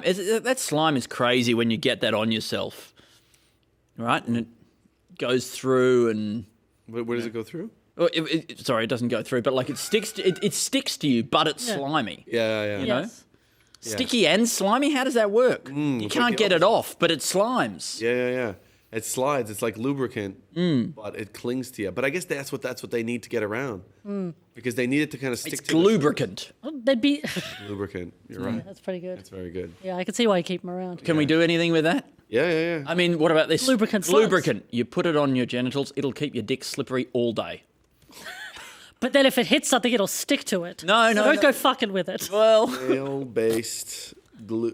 Oh, just I'm sorry, you'll everybody. get stuck. Oh, you'll have to wrench it away. Don't rip it off. Environmentally concerned lubricant Slug mucus lubricant. Yep. For vegans. user. Somebody who doesn't want just a single-use lubricant. Yes. It's a reusable lubricant Yeah. that stays with you. Just a big jar. Yeah. A week? It just stays on you for like a week. Yeah. You're like having a really bad time with this. No, I'm just still thinking about like the texture of a slug, as I often am. The what of a slug? This texture. Oh yeah. Just Yeah. And you touch it, and they contract a bit. well, it's like firm, but but also very easily squishy. Oh yeah. Yeah, they are no match for a boot. No. I mean, a snail, a slug, they're not. Why they go to the footpath? Why, it's their biggest mistake. It's like a whale beaching itself. Yeah. They can't help themselves. It's some ancient instinct that calls them out onto the footpath. Please come out. That's there's a little sketch there where it's like it's raining. It's boring. Yeah. The old man. Anyway, it doesn't matter about that. But and what are those little voices that call to them, that lure them out there? Come to me. It's me. Don't go, Jared. The pull is too strong. Come to me. It's pavement. It's the footpath. Siren So nice and warm. So not a nice surface for your skin type. Don't you want to feel the warm cement on your belly mucus? Yes, you think because of the liquid, it's going to be easy to slide away, and it is for now. But wait until the sun comes out. It's going to be so scratchy. It's going to be scratchy. You're going to get stuck, and then all the feet are going to step on you. And then a bird will eat you. And a bird will eat your dry little carcass. He makes it sound so good. Oh. I can't not. I mean, if I was a slug, I'd probably want to be eaten by a bird rather than crushed, because a bird would at least eat you in one go. I think you get crushed all in one go a lot of the time as well, to be honest. getting swallowed though. Getting to see what the inside of a bird. That's pretty cool. Yeah. That's a great experience. The last one you'll ever have, but that's something. Little Kentucky tour with a couple of mates. Oh, come here often? So yeah, come to Just the once? You know, and plus you're in there. You probably can't see that much anyway a lot of the time. So you're in there. You might be in there with another slug. Make a little love maybe before the stomach acids finish you off. You know, that could be nice. Slug holiday. Yeah, a little. A romantic. Everybody slug, loves slug a little holiday. a slug holiday. Whatever. That's how that ad thing. Everybody loves slug. Yeah. What's a crab made out of? Like, because I don't eat seafood. But like, because you know how. Oh gosh, that's so stupid. Do you know, like, so is a crab all shell, or are they like a thing inside the shell, like how a turtle has a shell? They're definitely a thing inside the shell. The meat inside must be like muscle stuff. Right? All Like that like an meat. oyster or something. I think they're closer to a spider, to be honest. Whoa. Yeah. But I think it's like, when you see crab meat inside the shell and stuff, like that kind of white crab meat. Yeah. White and red. I think That that's would have all essentially been their muscle. That's what they contract to kind of make these things move. And they move it like this, like that, and that's all their muscles going like that. Yeah. And that fucking thing where they pinch you like that, and they're like, "Argh!" Like that. That's all muscle like that. What's this guy? Big one. Fiddler crab? Yeah. He's got one big one. Huge. Yeah. What a horrible life that must be. He can't walk straight anywhere. Yeah. But maybe that's what that's what the people in his like circle like. Yeah. Like, oh man, you walk crooked as the hottest kingler crab, or what was it? What'd you call it? Imagine we find out how to crab. understand it, and they don't. They all hate it, actually. What? All the fiddler crabs, they hate having that big claw. Yeah. We thought that they must all love it, but they don't. It's a burden, It's if a anything. curse. Yeah. And they look at all the other crabs with their normal-sized claws, and they envy them. 2 claws the same size. Yes. That's know. all they want. You don't have to walk off centre. Yep. Because the media doesn't depict any of crabs that look like them. Oh, that's true. They never get to see average crabs What are in they media. called? Fiddler crabs. Yep. Fiddler crabs. Yeah, that- they're called that because they like country music. Hey, I wonder if we could find out which is the unhappiest animal. oh yeah. I mean, the top 10 would be nice to see. Yeah. Because I think there's a few that would just make sense. Do you mean- blobfish. Yep. But see, blobfish just looks sad because he's like the picture we think of as a blobfish is usually one that's been taken out of the water and is dead. Deep sea. Yeah. So he's not in his house anymore. So presumably, if he was home, he might be happy. Yeah, but I think that we are not going to be able to test them in those deep depths anyway. So we're probably only ever going to be able to. Which animal is the unhappiest at surface temperature and pressure? There's a great creature that I always, because one of my favorite documentaries is the blue David Attenborough's Blue Planet, because I love the deep sea. And one of my favorites, I forget what he's called, but he's like, if you picture like a cotton ball like that with several hundred kebab skewers coming out of him. Oh, I picture that all the time. And he just rolls around, sort of floating like a dandelion. Yeah. And he's just rolling around. on the sea floor. Yeah. And he's got it absolutely figured out. This guy knows where it's at. He has nothing to do but roll around. He never has to meet a hard surface in his life. Whoa, 300 sketch ideas. 300. That's a jump. That's a big jump. That's more than halfway. We were ahead a bit, but we're so lucky to have these people who are updating this count Thank you so for much. us. I do appreciate Thank it. you very much, all the whole team, the two in the think tank scholars. Anybody who is out there and watching at any point has watched at any point. What an along this absolutely beautiful person you must long, be. treacherous act. What is this? Is this a treacherous act? I guess it's an undertaking. Maybe a treacherous act to the concept of entertainment. It's an undertaking, certainly, but that's not negative or positive. We are That's just- betraying Sweet Mother Entertainment here in her bosom at Humdinger Studios. Yeah, she punishes us with with the level where our careers have been. You're spitting. Rightly so. Just to remain. You're spitting in her face with this. Yeah, that's right. And But that's she okay. loves it, though. I know, that's okay. She likes that, I think. Mother Entertainment's a real slut. She had poor treatment when she was young, and I feel like that's making her like it in some weird way. Do you think that this thing where people like smack each other hard on the butt in films, in sort of films with love scenes? Oh yeah. Pornos? Yeah, pornos. Okay. Do you think that's more for the person doing the smacking than it is for the person receiving the smack? I think it is a mutually beneficial engagement. You would hope. If everything's consensual, you would hope, yes. I just think, I think maybe for me, out of fear that anybody... The fiddler crab would be very good at that. Oh, I mean, I don't know if his strength is in the moving of the claw fast, but rather in the pinching. Delivering a pinch. Maybe he might even be able to move a pinch so fast that it creates a little, like, that some of those crabs can create that heat. Oh, they go like, yeah. Like that? That's cool. Is there a crab that spits blood? Is there something that spits blood? I think there might be a snake or a lizard. Lizard. There's a one that squirts blood out of its eyeballs. That's what I'm thinking of. Oh, a lizard? Yeah. Could be. Yeah. Man, that's a good move, isn't it? Imagine that you could go that. Imagine. I would love to be able to do figuring out how that. to do that and then going and giving blood at the Red Cross. Oh, I would just use it if somebody was like trying to hit on you at a bar and you didn't like it, and you could just be like, "Plah!" Like that. But imagine the pressure you'd have to put in your face. Like that. Well, no, I mean, but I do like you go to the Red Cross. They say, "You ready for the injection?" You say, "No need." Open the bag. Get a bucket.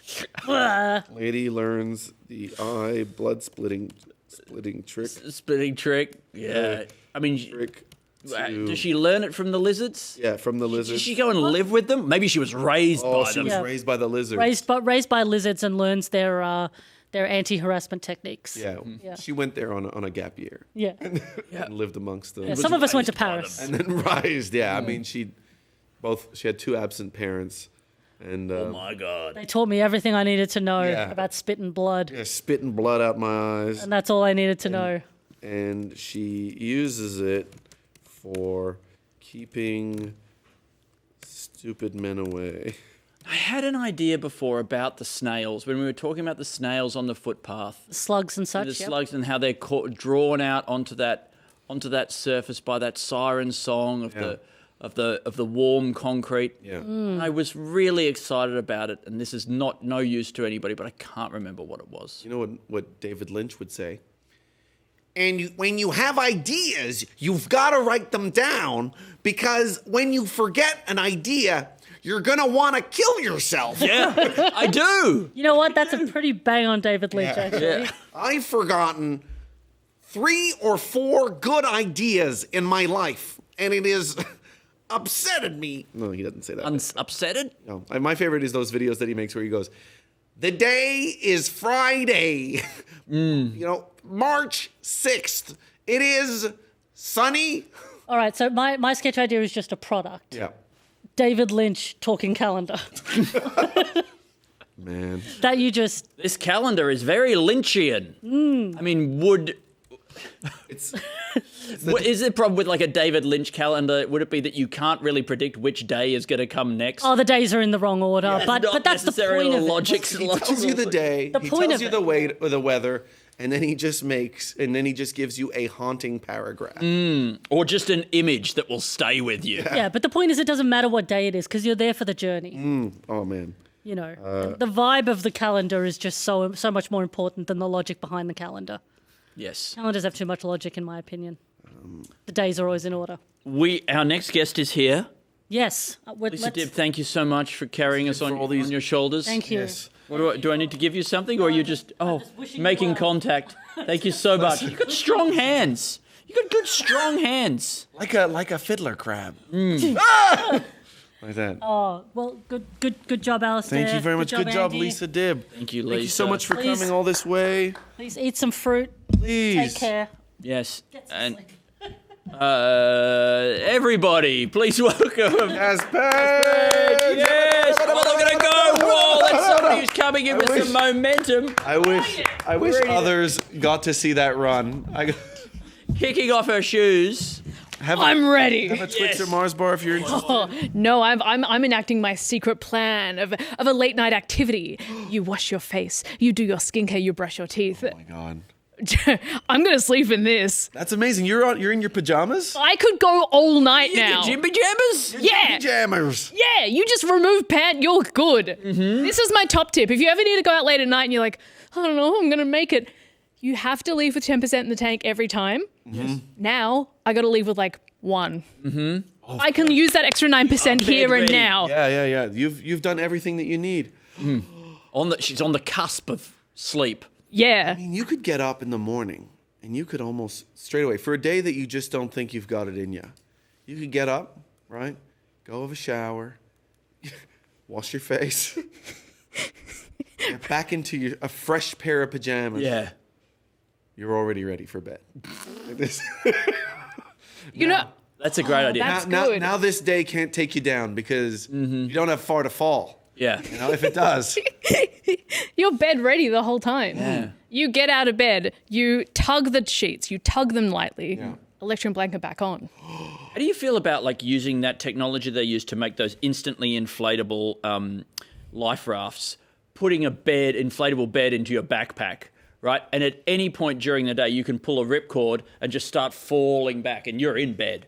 Oh, I feel really, really good about that. Okay. That's wait, you're just close to bed. You're just hovering above bed mostly. No, you it's in your backpack. You got a bed in your backpack. You pull your ripcord and it inflates like a life raft. It would be great if it also had wheels and it could drive you home like one of those delivery. Oh, such a good idea. All right. Like that, and then you fall back, you shut your eyes, and then this autonomous bed drives you home up your front steps. I mean, that's one of the only good uses of those weird like pizza delivery robots I've ever heard of, where it's like it just like it envelops you and you're like, just take me home like that. It just drives you. all right. Could we like make it like Dida or something? And it's like, Dida, what is that? Deliver me to dreams. Yeah, really good. Well, there's already DD. Yeah. So we know this is rich territory. I think it's almost like an escape pod, but for any moment that you happen to be in. It is an escape pod. It is, yeah. You can escape from your waking life. Because I do feel like as soon as you are enveloped and you're no longer having to engage with any person on the street, you're essentially almost home. I wouldn't, if I saw someone get enveloped, I wouldn't bother them. Of course. They're not there. Some people They're inside. Some people will kick it and things like that, but I think it's got wheels on both sides. So It's self-righting. How about this is an alternative name, the Carcoon. It's like a cocoon, but it's also a car. I'm really glad I'm with you guys. What was yours as well? The car. Wait, what was yours again? The Dida. But I prefer Carcoon. Deliver me to dreams. Carcoon Dieter. Maybe the tagline can be "Deliver me to dreams" because "Deliver me to dreams" is too really long, good. too wordy. But the Carcoon. Yeah. Oh, Deliver me to dreamland. God, I want that so. Take me away. Does that count as a sketch? Because that kind of it's a pitch. It's kind of it's a pitch. Trust me. I'm pitching. Can I bring this back up? Yeah. Infinity soup. Now you know about the infinity pool. Yes. It's a pool that it looks like it goes all the way to the horizon. Yes. About that, but it's a bowl of soup. You hold it up like this, quite close to your face. You hold it up so it looks like the soup goes all the way to the very edge of the world. You have to, be in a tall building or maybe by the seaside, and then you can eat. I guess you can eat the horizon. So dip your bread in a soup that seems to go forever. If you attach it with like a Bob Dylan style harmonica holder, it goes right above your eye, like right in front of your eyes, like this. But you can also do this and just sip from it. Ooh. Oh, all right. Yeah, there's a little sort of funnely spout. Oh, yeah. Maybe a little teapot, a teapot spout that'd be perfect for drinking soup. Teapot spout? Yeah. These are product innovations. Yeah, these are product innovation. And I know, I hear what you're saying. That's not a comedy sketch idea. But I got to tell you, sometimes things feel so good that and they feel so right that the only, almost like when something is so horrible, the only thing you can do is laugh. I think, yeah. God, I hope that's true. God, I hope that's true. Yeah. What percentage do you reckon are you relying on that for today? For this? To get us through. I don't know. Have you watched any of this? Yeah. I think you've got to remember that we have been doing this for 12 years or whatever, and the definition of a sketch has expanded so much. And so when it incorporates now almost any sound the human body can make. That's right. And so then, and then when you picture a product, you're then to put it into a sketch context, you're putting it in a what are those, Shark Tank kind of situation. It's about the unreasonable guy who thinks this is a good idea, guy who believes that this is his ticket to changing his life, that everybody's got to people have got to buy this. You know, I don't know yet. You're picturing the influencers who are sexily posing whilst looking across that soup that you got to picture everything around it. Yeah. It's a bit like who was that guy, Daniel Johnston? You know his music. Do you know that? Who kind of like does this weird childish music. You hear this music and it's not necessarily good or quite music, but what you're hearing, what you've got to hear, is the potential. Yeah.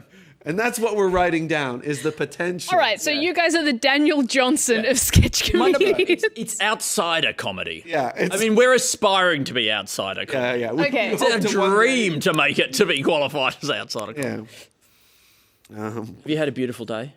Oh, I have had a beautiful day. I'm really glad. Have you? What's been the highlight of your day so far? So much time has passed, and it feels like nothing has happened. Like, my ass really hurts. Yeah, my butt hurts way more than previous times we've done this. Oh, I think that's the limiting factor. Go the other way. I reckon. Yeah. So, like, do the sit, but just the other way. Like this? But legs over here. Like, just... Oh my God, I feel like I'm going to tip this up. Okay, yeah. Yeah, I know. I think that is a good idea. That's really good. Yeah. All right. So you can still pod like this. Yeah. I think that's good. I think. I mean, it's going to be a good workout for your abs. I mean, yeah.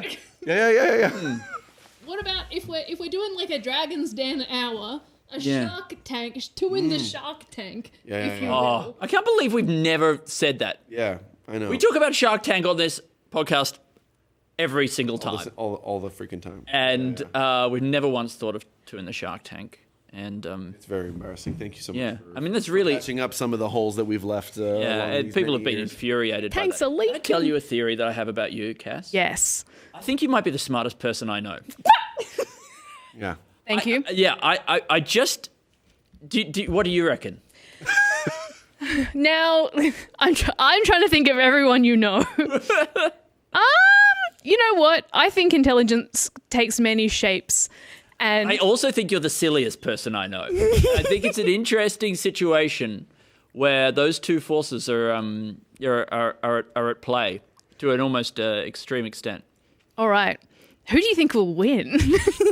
I mean, Andy will force people to battle it out and prove who is the smartest at some point.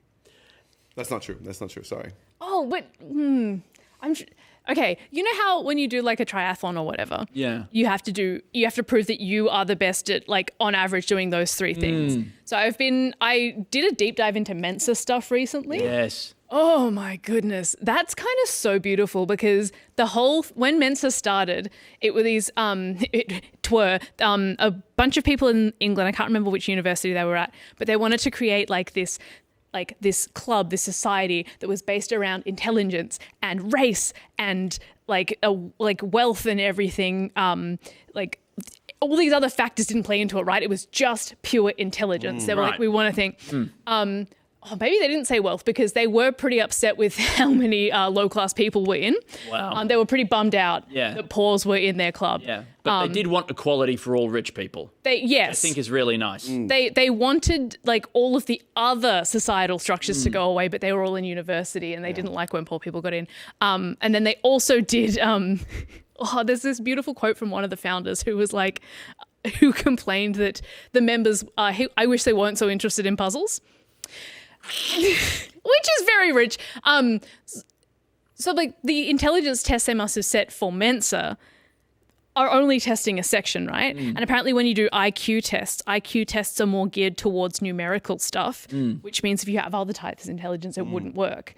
So like what would you pitch for like a decathlon of actual intelligence? Really good. Because I think comedic timing is like part of like comedy intelligence is one of the intelligences. You've got the classics, you've got like numbers intelligence, body intelligence, emotional intelligence, funny intelligence, I think is one of them. It's like a pattern recognition. Yeah, creativity and imagination. And like I do think like, you know, if it could be a tree, it could also include physical things. Like it could start off with a swimming race, but then you've got to make up a story to get a 8-year-old child to sleep. Right? Yes, and yes, then yes. You've got to go and you've got to talk your own parents through an emotional challenge that they've never talked about with one of their own children. Okay? Yeah. Like, this is,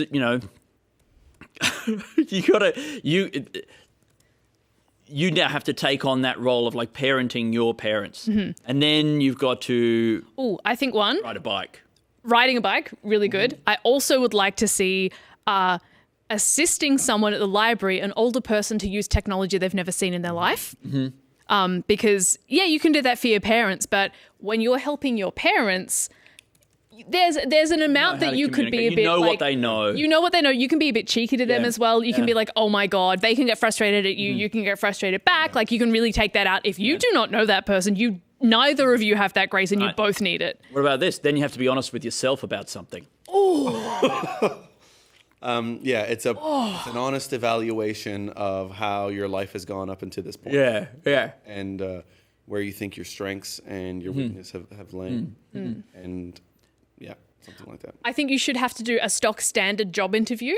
Yes. Just one of those like real stinkers where it's all the questions you Where do could you just, see yourself in 5 years? Yeah. Why do you want this job? What's Why your do you biggest think you're the right person for weakness? this job? Yeah. You're right. Yeah, and then you just have to name the capitals of all the European countries. No. That's the ultimate test. Remembering intelligence. I feel like that's a big one. Yeah, and that is a big one that it's funny because that's one of those ones where I'm like, I consider that to be one of my biggest weaknesses. Remembering a lot of stuff. Like, I mean, I feel like I know a general amount of stuff, but then when it comes to the specifics of it, I can understand like the cloud of that thing. But if it has to come to like specifics of stuff, I'm just like, I don't give enough of a shit about it. And you don't have to. Exactly. You can't be good at everything. It's actually weird that there are decathlons. Also, would someone in a decathlon hold up in any of those things? What do you mean? Like individually? Yeah. Because I'm imagining no, and I'm wondering if I need to believe that for me. Like, jack of all trades can't be a master of one. Like, it's not possible. I mean, don't feel bad about yourself. But it is also true that, like, they might be a jack of all trades, but they're also way better than us at all trades as well. It's not like we can be like, yeah, but sure he can ride a bike, but he's no Lance Armstrong, right? But like he can still ride a bike a lot faster than we can. Oh, like no offense to us, but we're grubs in the earth. Yeah. And they're gods among men. Yeah. I might even be the pile of dirt that the grubs are sort of crawling through. Squirming around through. Yeah. Eating, shitting out. Shitting out. I mean, they're creating the dirt, are they? Is that how dirt? They make the dirt. I think they make dirt. Do you reckon? Okay, is there a sketch in the Day of a Life of a Worm? Yep, I think so. What about gritty reboot of Worm Life? Yep. Like a Breaking Bad style. Yeah. Like, even just like, I think you start as. You can't take back the nice things you said about me. You're not allowed to take the nice things back that you said about me earlier. That's exactly what I was talking about. I think exactly what I was talking about. Stories start as consciousness fades into this worm, as it sort of matures into whatever its first kind of conscious thought. Oh, yeah. Is worms eggs? Worms is eggs. Worms has got to be eggs. Yeah. You can't be. Worms and snakes, we know that's eggs. That should not be eggs. If something's got to come out of a hole. Yeah, you think that's... Oh, mate, they're designed to squirm out of holes. That's all they do all day. You know, so like give live birth to a worm. Yeah. And wouldn't you love to see the mother worm suckling all her baby worms there on her worm teats? Oh, yeah. Which I imagine is the tip of the tail. Sure, I mean, there's only really so many. It's spraying like that. It's just like, and they're all going... Maybe that's a better beast. Maybe if the ultimate worm has 2 holes. I was just going to say 1. Maybe it's 2. Give them 2. Come on, be generous. Food and waste. Yeah. Because that's where the dirt is made. Yeah. And maybe they feed their babies out the front one. Oh, that's much nicer. Yeah, like a bird. Like it's in and out the same way. Because bird other hole is cloaca. Oh my God, bird is a 2-hole animal. Bird is a 2-hole animal. Bird is a 2-hole animal. Count them. There's 2. That's all they can do. In and out and out and in, and you know that it's true. They're a 2-hole animal. Things go in and things go out. 1 hole in, 1 hole's out. 1 hole. We got one north. We got one south. One claw whacker and one mouth. 2 holes. 2 holes. Birds have 2 holes. Quack, quack, quack. That kind of stuff. So does that count? So this is how that one count? This is our kids' educational group, right? But all we do is we talk about how many holes different types of animals. We're teaching kids to count, but only in holes. Educational. Sorry, when you said you were going to teach the kids the whole numbers, we thought you meant like 1, 2, 3, 4. Not decimals. The 3 of us are there just. Well, like, I mean, you've paid us for the hour. Yeah. Would you? We haven't gotten up to 3, and we've got up to 4 at this point. Yeah. Is there a 5-hole animal? Let's see. We're not counting nose, are we? No, or ear. Yeah. So wait, we got butt. I mean, I'm talking digestive, reproductive some creatures, system. like the hyena has their birth canal through their clitoris. Yeah. Now, I don't know if that's linked up to their urethra or if they have a separate urethra. Doesn't feel like a canal to me. For a canal, I mean, I expect an open top. I know, but I like think, in Venice. Yeah. Wait. Oh, yeah. Okay. I don't think it's. I think it's a birth sewer. Or whatever. Like it's just kind of like it's just partially closed, and then you can sort of just like the ingredients can fall out the top. Yeah, and I think the baby should come out on a gondola. What, is that too much to ask? Maybe you could come out riding the afterbirth. Yeah. Ooh. Yeah. I mean,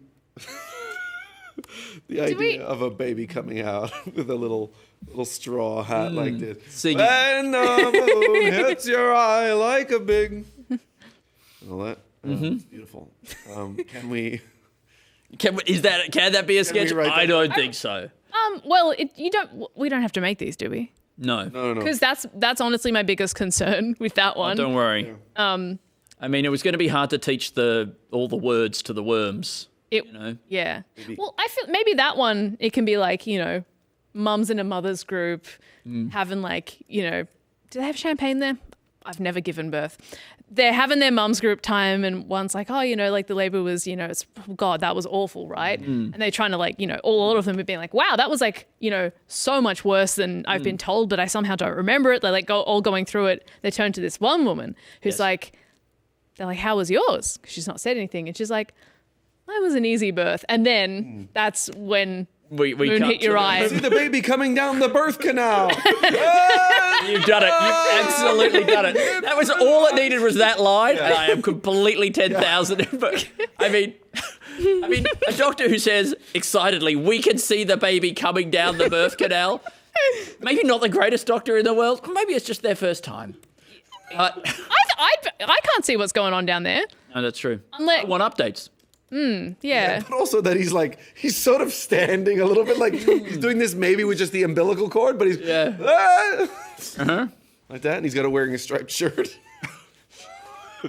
Maybe. It could just be bruising, but it looks like a striped shirt. How would you feel about a surgery that allows you to get the baby dressed in the womb? Pre-birth, the baby can they'll using keyhole tailoring. Yeah. They'll get the baby maybe even wearing a little suit or something. Yeah. Oh my goodness. Yeah. So yeah. they offer that, and they can wear out, and then you can get designer wear on there. A lot of people say the birthday suit is, being naked. Yeah. Not for this baby. Yeah. No. He's got a beautiful 3-piece sort of double-breasted thing, little Windsor tie. Yeah. First impressions matter. They absolutely do, especially in this world. And, you've got to dress for the job you want, not the job you have. I want to be a businessman. Oh, do you reckon that's what happened to the boss baby? That could have been it. Yeah. Yeah. Do you think that they need to cover it in some kind of hydrophobic kind of thing so that it comes out and it looks completely dry? Oh. Ooh. Because it's sliding in. Because you don't want the baby come out and then it's there's all wet. All wet. Suit that's all wet. What's the point? What do I pay you all this money for? Maybe we can harness the umbilical. Not umbilical. Yeah. Not the urethra. Where does the baby live? In the womb. Oh no, but the sac. Amniotic sac. Yes, maybe as part of it. So they drain the sac. They dress the baby. They dry it up. Maybe bit of powder on baby's nose. So they do it right after the water's broken, maybe. That's when you call them. My water's broken. We'll be right there. Yeah. Get the suit. Like that. No, no, What was no, that no, sound? No. I think it was like that in between scenes for like Batman. That's really good. Yeah. This is Batman's baby, by the way. Yeah, well, Baby man. Batman's doing this in his Bat baby. Bat baby. Put clothing on a baby before it's born. It'll be so beautiful for the photos as it's like, emerging, and he's got like a baseball cap on. Baseball cap sort of pulled down, a bit like a celebrity who's A bit trying like to a go in. celebrity, sunglasses. He's wearing like, Dad's favorite basketball jersey. He could wear all sorts of different things, Yeah. What a beautiful surprise that would be for Dad. Yeah. If the little kid comes out already wearing the jersey of his favourite team. Yeah. I love that there's so many different entry points for this business and so many reasons to believe. That's right. And there's so many price points that we can sell stuff to. Yeah. It's such a nice thing. Yeah. We can just do like, a simple slip for baby. It doesn't need to be anything fancy. Oh, yeah. Absolutely. Just something to preserve their modesty. Yeah, just understated. Just like maybe you're not about that fancy life. Maybe you just want a casual baby. I want to come out a snuggie for baby. Baby, what if you get born in winter? Udi? Yep, exactly. An Udi. Yeah. Or man, you ever seen those Udis? Never let your kids take off an Udi and like drop it down on pine bark. Okay. Because whatever it is, like it's basically the inside of that is basically like the fluffy side of Velcro. Okay. And pine bark is basically the sticky side of Velcro. And so much shit gets stuck to that Udi in a way that is like irretrievably embedded in there. A lot of kid stuff like that, slime, drop that on the floor. Oh my God. It's there to pick up all the, the mess, the crumbs, the hair, the most vile stuff you've ever seen. Yeah. And then it's just like, and then it's there to be played with and then mashed back in cubes and all sorts of things like that. The kids, they get given these sort of like super stretchy toys that like stick to the wall and stuff like that. All of that as well. It was the stickiest time in my life for sure. Yeah. Like I was making sticky. My gifts were sticky. The gifts I was giving back to the world were sticky. Oh yes. Yeah. Yeah, there's sticky in, sticky out. Yeah. Yeah, it's a lot. Yeah, I guess let's think about it. Can there be a stickier time in people's lives? Is there a time, I guess, if you're in hospital, you've got a lot of sticky stuff stuck to you? Do you know what? I feel like eventually you get slick. Like in your older years, if you're gonna get any sort of goo, you become slick. Like you're slick with sweat or something. Yeah. Like you're nervous, you're anxious. Yeah, you know too much. Yeah, you. Could we develop some sort of like we've got baby powder, right? Yeah. Could we develop some sort of toddler starch? Yes. Yeah. Like for the young years, like we know they're gonna get sticky. You know they're gonna get sticky.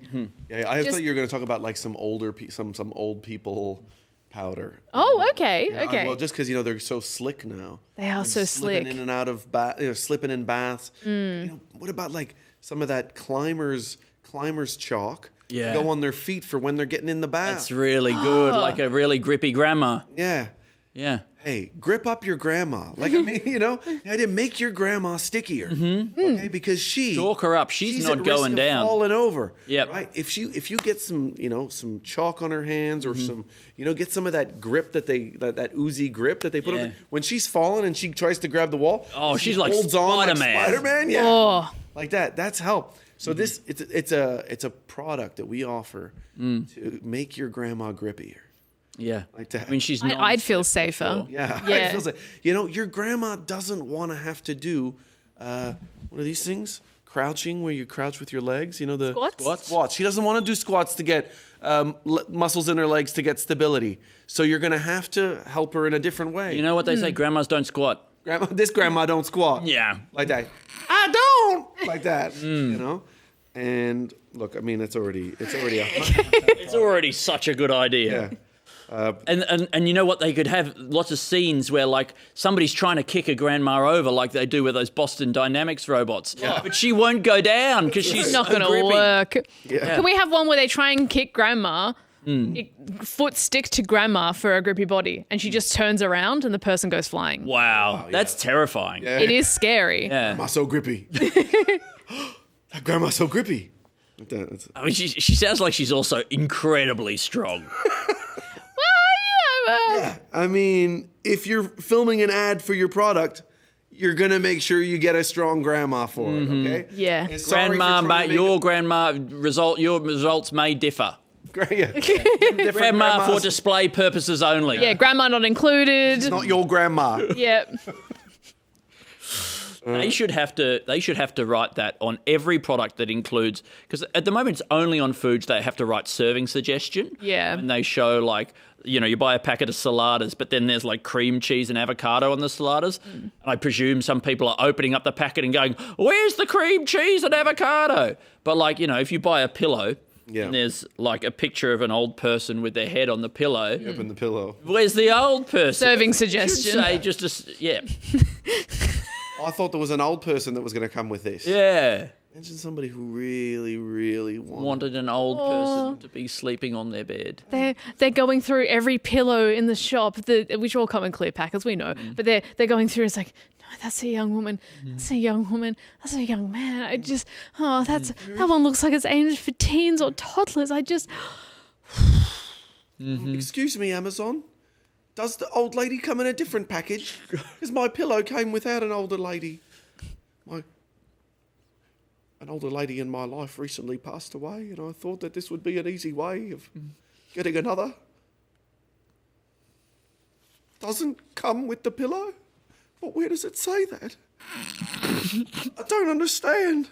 Where does it say? You're selling it with a picture. There's a picture of an old lady. I bought that's the only reason I bought the pillow. I don't want a pillow. I don't want a pillow. I don't need a pillow. I've got so many pillows. Now I'm being so reasonable. I wasn't expecting the chest, the body, or the legs. All I wanted was the neck, head, bit of shoulder, and the fingers, of course. And the fingers, of course, those beautiful fingers. Just what I could see on the bag, you understand. Knobbly little fingers. And I understood she'd be wearing some kind of top, but I wasn't expecting much of a top. I don't even need a full top. It could be a crop. Truly. And I wouldn't even mind if you didn't include the blanket. I'll say it. Keep the blanket. The blanket. I'm being very reasonable. I'm asking for only the things that were pictured and not even all of them. Don't even give me the room or the starry night sky. That should be an option on the when you call up and you go through the automated teleprompter thing, and you press in different buttons for like what press 1 to be this, and press in enter your client number, which they never use. There should be one with like, how reasonable are you feeling today? On a scale of 1 to 10. Press.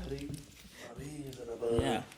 And then, like, how much would you like to be able to shout at somebody? And we'll put you through to, like, different service people who are going to really give it to you back, Or, if they're using that service anyway, if they've got these automated systems.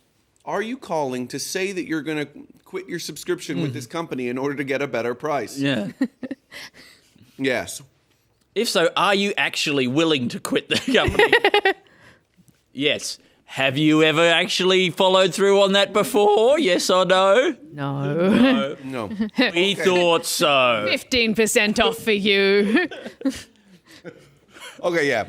If you stay, we'll give you a small percentage off. For 2 months. For 2 months. And then we'll put the price back up in 3 months. And then you'll have to go through all this again, which we know you won't for another 6 months. Do you accept, little piggy? Say oink oink if you accept.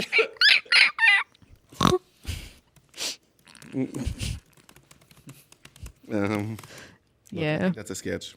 Oh yeah, an automated telly thing that like gets you to be really honest with yourself about like, you always say you're going to quit, don't you, and go to a different provider. But like you've ordered SIM cards from 3 different places and never once found you can't find the paperclip to get the SIM card out of your phone. Never happens, does it? This is all based on my real life. I've ordered so many SIM cards to try and leave Telstra and never actually got around to doing it. Because of the thingy? Partly that, and then you're like, oh, but how long am I going to actually like have to wait for it to change over? Just the thought of going through the process of actually doing the like... You were going to go to Telstra? No, I was going to leave Telstra. I've been on and recently, I can tell you, I have actually left Telstra. I'm really proud of you. Because I was on Telstra for a really long time, and it was always shit. And then I've gone to iiNet, Yeah, I've changed a lot of times, and I'm willing to change because I know that they're just going to screw you over if you stay. But I'm also willing to stay and then get on a call with them and say that whatever they've done where they've put the price up is like, I'm like, it is heinous what you guys have done. I try to just use like the strongest the most word. disparaging. It's like, it's just not okay. Yeah. And then like, yeah, and I'm going. And then they're like, oh, what if we offer you this probably? And I go, and what, how does that work? You know, and then they go, what? Yeah, and I go, all right, I'll stay. That's a good deal. Mm-hmm. Yeah. It is like a breakup. Oh yeah. It's not a good relationship. No, but things don't change until you threaten to leave. Exactly. Yeah. I would not encourage my friends to stay there. It's a very unhealthy No, but- relationship. But they also are going to treat you bad until you threaten to. It's different this time though. They've lowered the price. Yeah. For how long? Like months. Yeah. They have already sent me an email. They're putting up the price $3 in the next month. But that's for everyone though. That's Yeah. not a me thing. That's a them thing. Yeah. That has nothing to do with me. They've given me a special deal. yeah, even though they said that they would lock in my price if I did an automatic debit straight from my savings account. I presume there is a service that where you can like get all your utilities managed by somebody else, and they will constantly change you around to different services and get you cheaper things all the time, right? You know what? There's got to be a place because some people must get such joy out of that. Yeah. That must be the best part of some people's day. Saving $10 off whatever. You know, I'll pass the savings on to them. You know, if they can save me 10%, keep 5. You can have the money. Yeah. Keep it all. Keep it all. Just know if you're getting me a good deal, get a kickback from it. Yeah. And if you're somehow managing to make Telstra feel bad, oh boy. And also, if you're working in that, you would know about a new deal that you can get lower onto by just complaining. And so then you can just get all your clients onto it like that. Oh, Yeah, exactly. All your clients, all your roster. This is how people actually, regular people will hear something like this and then they'll go start a business and do something like that where you're like, I've seen value that I can add to people's lives by creating this business and this little process. Anyway, we're like, all right, fuck that. I don't know if this is genuinely a business idea, and you're right. I would never actually do it. Yeah, I know, but I think it could absolutely be a genuine business idea because let's say you can get people, $5 off their thing by just making a phone call or whatever, and then you can just keep $1 of that or whatever like that, per month, per person that you do, and then you're like, just baby, continues that adds up. rolling in because you got a stranglehold on their account because you're looking for new deals, but until a new deal comes, you just get to keep. You get just to keep that buck. That buck's right there in your pocket. Stranglehold, baby. This is what I do. So this guy explaining. I don't know. This is not funny, but this guy trying to explain to his kid. He's like, man, see these bottles of water? He's got a shop or something like that. He's like, you know how much I pay for them? Whole pack's like $10. You know how much I sell each one? $3. How much money am I making? Like that. And I go, there you go. That's right. A shit ton. Your daddy's a genius. My daddy's a genius. Yeah. I think that's really sweet. Yeah. I think going around a corner store, making your kid feel like your dad's so smart. Look at this. Yeah. Look at this. See this croissant? I bought this 3 days ago. And people are buying it thinking that it's fresh. Daddy's a genius. Daddy, I don't think anybody thinks it's fresh. I don't. Have you ever how you buy croissants from cafes and you're like, this is not fresh, and they think that they're getting away with this. This is, and they absolutely are. By that stage, you've tasted it. They did. I know, but that is it for them. That is it. You're not going back. I'm not going back. That is heinous. That is one of the worst possible things. To think that you can professionally sell food and think that you can just sell some garbage piece of shit like that. I think it'd be great to there's lawyers, and that's official complaining with the law, but there should be, this is sort of tangential to that other idea, but there should be I'm somebody's complainer, right? You sign up to a subscription service, and whatever happens, whatever interactions you have that you're disappointed by, you can text me the details or whatever, and I'll show up and I'll say, my client bought a croissant here 2 hours ago, and it was stale, and he was really disgusted. He doesn't have time to come back right now, but he wants me to let you know that was really disappointing. That would be a really nice service. I'd like that. I've definitely had times before where I've hired someone for like a professional. I don't want to reveal them, but like you hire someone for like a skilled labor thing, and then they do it, and you're like, oh, you've ruined the thing I asked you to repair, and I'm like, well, I don't want to leave him a bad Google review because then that like affects their livelihood because you can just have a bad day of work. Doing a bad job's not a crime, right? We're all entitled to whiff it. I'm like, I don't want to do anything permanent. But I do want to complain. Yeah. You've ruined the thing I brought in. Now I need to take it to another repair person. But I don't want you to lose business. But I do want you to know you've hurt me. Yeah. But I also I don't want to not support you. Like you do other work well. I don't want to burn this bridge. But you need to know. Yeah. You absolutely need to know. You can't. It's not okay. Yeah. My car, the handbrake doesn't work. Right. Hasn't worked for a long time. All right. Real problem for the car. Many would say. I've taken it to the dealer twice now to get this fixed. Quite a long time apart. Like the car doesn't roll away because we always put it on park, but it would if we didn't put it in park. This is not good. We take it back to the dealer, pay hundreds and hundreds of dollars for these people to look at it. Both times they've given it back to us and been like, "Yeah, we checked it. It's fine." Right? And they haven't done anything. No. Okay. And this most recent time that this happened, we're like, well, when you say you checked it, what did you actually do? And they're like, oh, we pressed the brake down and there's tension on the brake cable. You're like, did you check if that stopped the car from rolling away? Like, how would we do that? Like, put it on a hill or something? You're like, well, no one told us to do that. Like, But the issue that you told them is that when it just rolls. Yeah. And they were like, well, okay, we won't check. We won't test the rolling, but we'll test all the things around. In their minds, the problem is like if the handbrake goes down, then the handbrake is on. But anyway. That would be great to bring a complainer in. Yeah, exactly. Just to be like, hey, I'm a third party. Yeah, I have really a professional bias. Yeah. But come on now. My client would never. My client, a polite man, a reasonable man. Yeah. Oh, I love that the complainer is really complimentary about you. Oh, that's a big sell. Oh, he's earning his money there. Oh yeah, He's talking you up. He's talking them down. The complainer's like, they would never say this to you. I know the details. I am going to say this to you. It's important to me that you know. It's important to them that you know, but I feel like a lot of the time my mum plays this role in my life. Yeah. Like she still to this day, she's champing at the bit to complain about things on my behalf. Yeah, that's good. Which, I love, but I can't let her do that for me. But it's nice though. Like every now and then you'll hear about a thing in a person who you care about's life and you're like, do you want me to call them? Yeah. Yeah, you're right. It's much easier to do it for someone else. Oh yeah.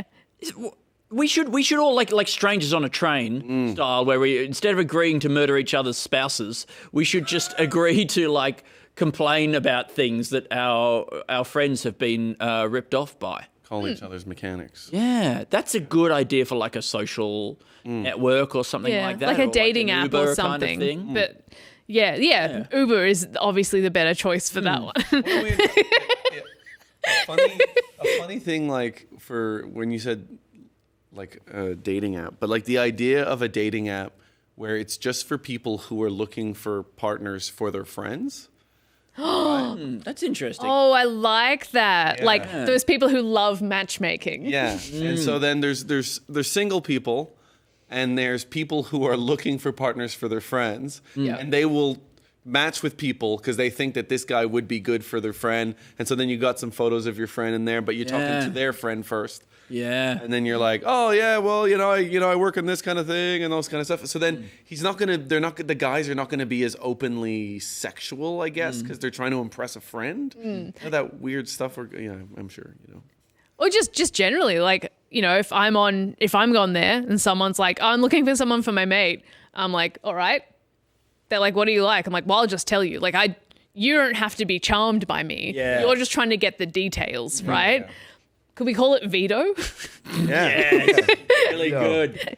I mean, I think all dating apps should have a friend who is your veto anyway, and can like knock back any. I think at any point. One of them has a feature where you can send, like, if you find someone, you can send it to your friend. Oh. Like, you can send someone else's profile to a friend. But I like that other one where, like, maybe you turn on, like it's akin to a parental control, right? Yeah. Like, if you're like, my track record's bad. I need a second set of eyes on whatever I'm doing. And you're like swiping, and then all of a sudden, like, and you're like, oh, all right. Yeah. Yeah, it's like, or they just disappear. You don't even know that your friend has vetoed them, but the account has just gone from your. Oh, so like maybe Never they seen ghosted you, and maybe your friend vetoed them. Maybe that's kind of nice. Yeah, and then you don't have to worry. Like, I mean, you can make the choice then. You can ask your friend, like, did you veto this person? Or you can just never ask, and you're like, Schrodinger's. Not to know. Yeah, and also it's like it can be pitched as, hey, it's like, have you been out of the dating game for a long time? And you never got a chance to play on the apps, but you'd love to help a friend who is on the apps. Here's your chance to go on guilt-free without making without seeming like you're there to cheat on your partner. You can go and experience. Well, it might feel like you are, but it'll kind of feel like you are. Yeah. Which is why you're here. Let's be honest. Yeah, and then but you're also doing it for the goodness in your heart because it feels like you're helping somebody. Yes, and you can veto some dudes for your friend, and it makes you feel powerful.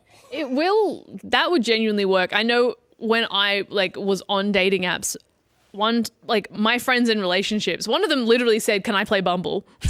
Wow. He was like, "Can I play?" I'm like, "Go for it." I'm not using it. That's funny. Yeah, it must be so weird. Oh yeah, I've not been, but what an experience. Let's see. What about? I presume there are apps that you can download, which is just the experience of flicking through people, but they're either not real or you're not really on there, right? Like you're just sort of. It's just a simulation of a dating app where you're flicking through it and you're pretending. A dating app game. Yeah. Yeah. Yes. And you go in, you get matches. So we're talking about video game kind of thing, like you download it and it takes you through a story.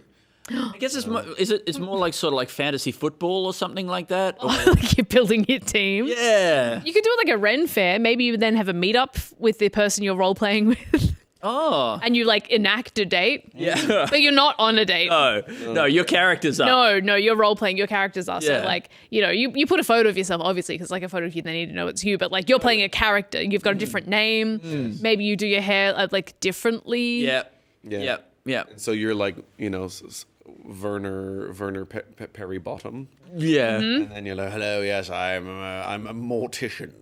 Like that. And they're like, hi, yes, I'm Susan, and I'm a beekeeper. And then This sounds like a great couple, by the way. Yeah, the mortician and the beekeeper. And yes, and unfortunately, my husband recently passed away, and I need somebody to help dispose of the body without alerting the authorities. Do you have access to a corpse burner? How strict are you on the cause of death, and do you inspect for bites? What about stings? Yeah. Yes. Good. All right then. It sounds like a great date. Yeah. I mean. Yeah. I'm just gonna come straight out with what I'm here for. I need somebody to burn my husband's corpse. I mean, maybe it could be right. You get this. If it was the fully fantasy football thing, yeah. Right. What you get to do is you get to when people match up on dates, right? You get to see everybody's profile, right? Of what of both genders or whatever people and the people that they're interested in. Right? You're not actually dating, but you see other people's profiles, okay? And you get to judge whether or not you think they're going to last or go the distance or whatever. And whenever you lock in a pairing, okay, if they go on a date and it works out, or they go on a second date, you get a certain number of points. So it rewards you for being able to match make effectively and predict who's going to get along in a partnership. And then over time you build up a certain number of credits, and then once you've got a certain high enough score as a matchmaker on this app, proven to be able to predict who's going to get along well, maybe you can start sort of pairing people up, right? You All right. graduate to I mean, you could probably shape the algorithm a little bit and get a little bit of human touch in there. I did think also you should have something where your algorithm can become a person. Oh, you can. They just pop out one day? Yeah, maybe you meet your algorithm or you date your algorithm or something. All right. Okay, like, and you get to spend time with it. Maybe, I don't know, in some way, if your algorithm took on physical form, and you were able to meet it, ask it questions, maybe kiss a little. Just a little. Let's- Do you reckon? Oh yes, sorry. Let's. No, I was just gonna say, let's shift this into a sketch. Yeah. How do we make it like pop? Yeah. You know? Like yeah. Well, would you like with my algorithm, right? Yeah, it's like it nails it sometimes, and then sometimes I'm like, oh, I can see the computer behind this, right? Like I can see the equation that it took to get here. So maybe you start dating your algorithm, right? Your algorithm becomes a person, you think that they're the perfect match. Then it starts doing things. Sometimes my algorithm will show me videos that I know which friend it's pulling them from. Okay. Maybe your algorithm starts making out with you in a way that you're like, no, I know who you're basing this one off. Somebody else. Yeah. I think I see what you're trying to do there, but that wasn't me. That's them. Yeah. They're into that, and I'm into them, but that doesn't mean I'm into that. Yeah. Yeah. So wait. But how does it? So Yeah. How does it turn into a thing? What is? Could you try and kill your algorithm? What is the? It's the algorithm for what? For like I guess your recommendations on Instagram. Yeah, or I was thinking YouTube like or something. videos. And so this is like you get a meat version. He gets put into some. Yeah, it gets downloaded like into a soy-based. a flesh entity of some kind of soy-based flesh entity. Yeah. And then you can date it, and okay.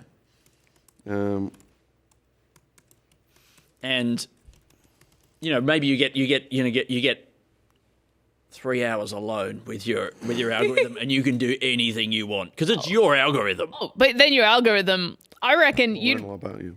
as soon as there would be some people that as soon as you sit into the room with the algorithm, your algorithm just initiates. Oh, for sure.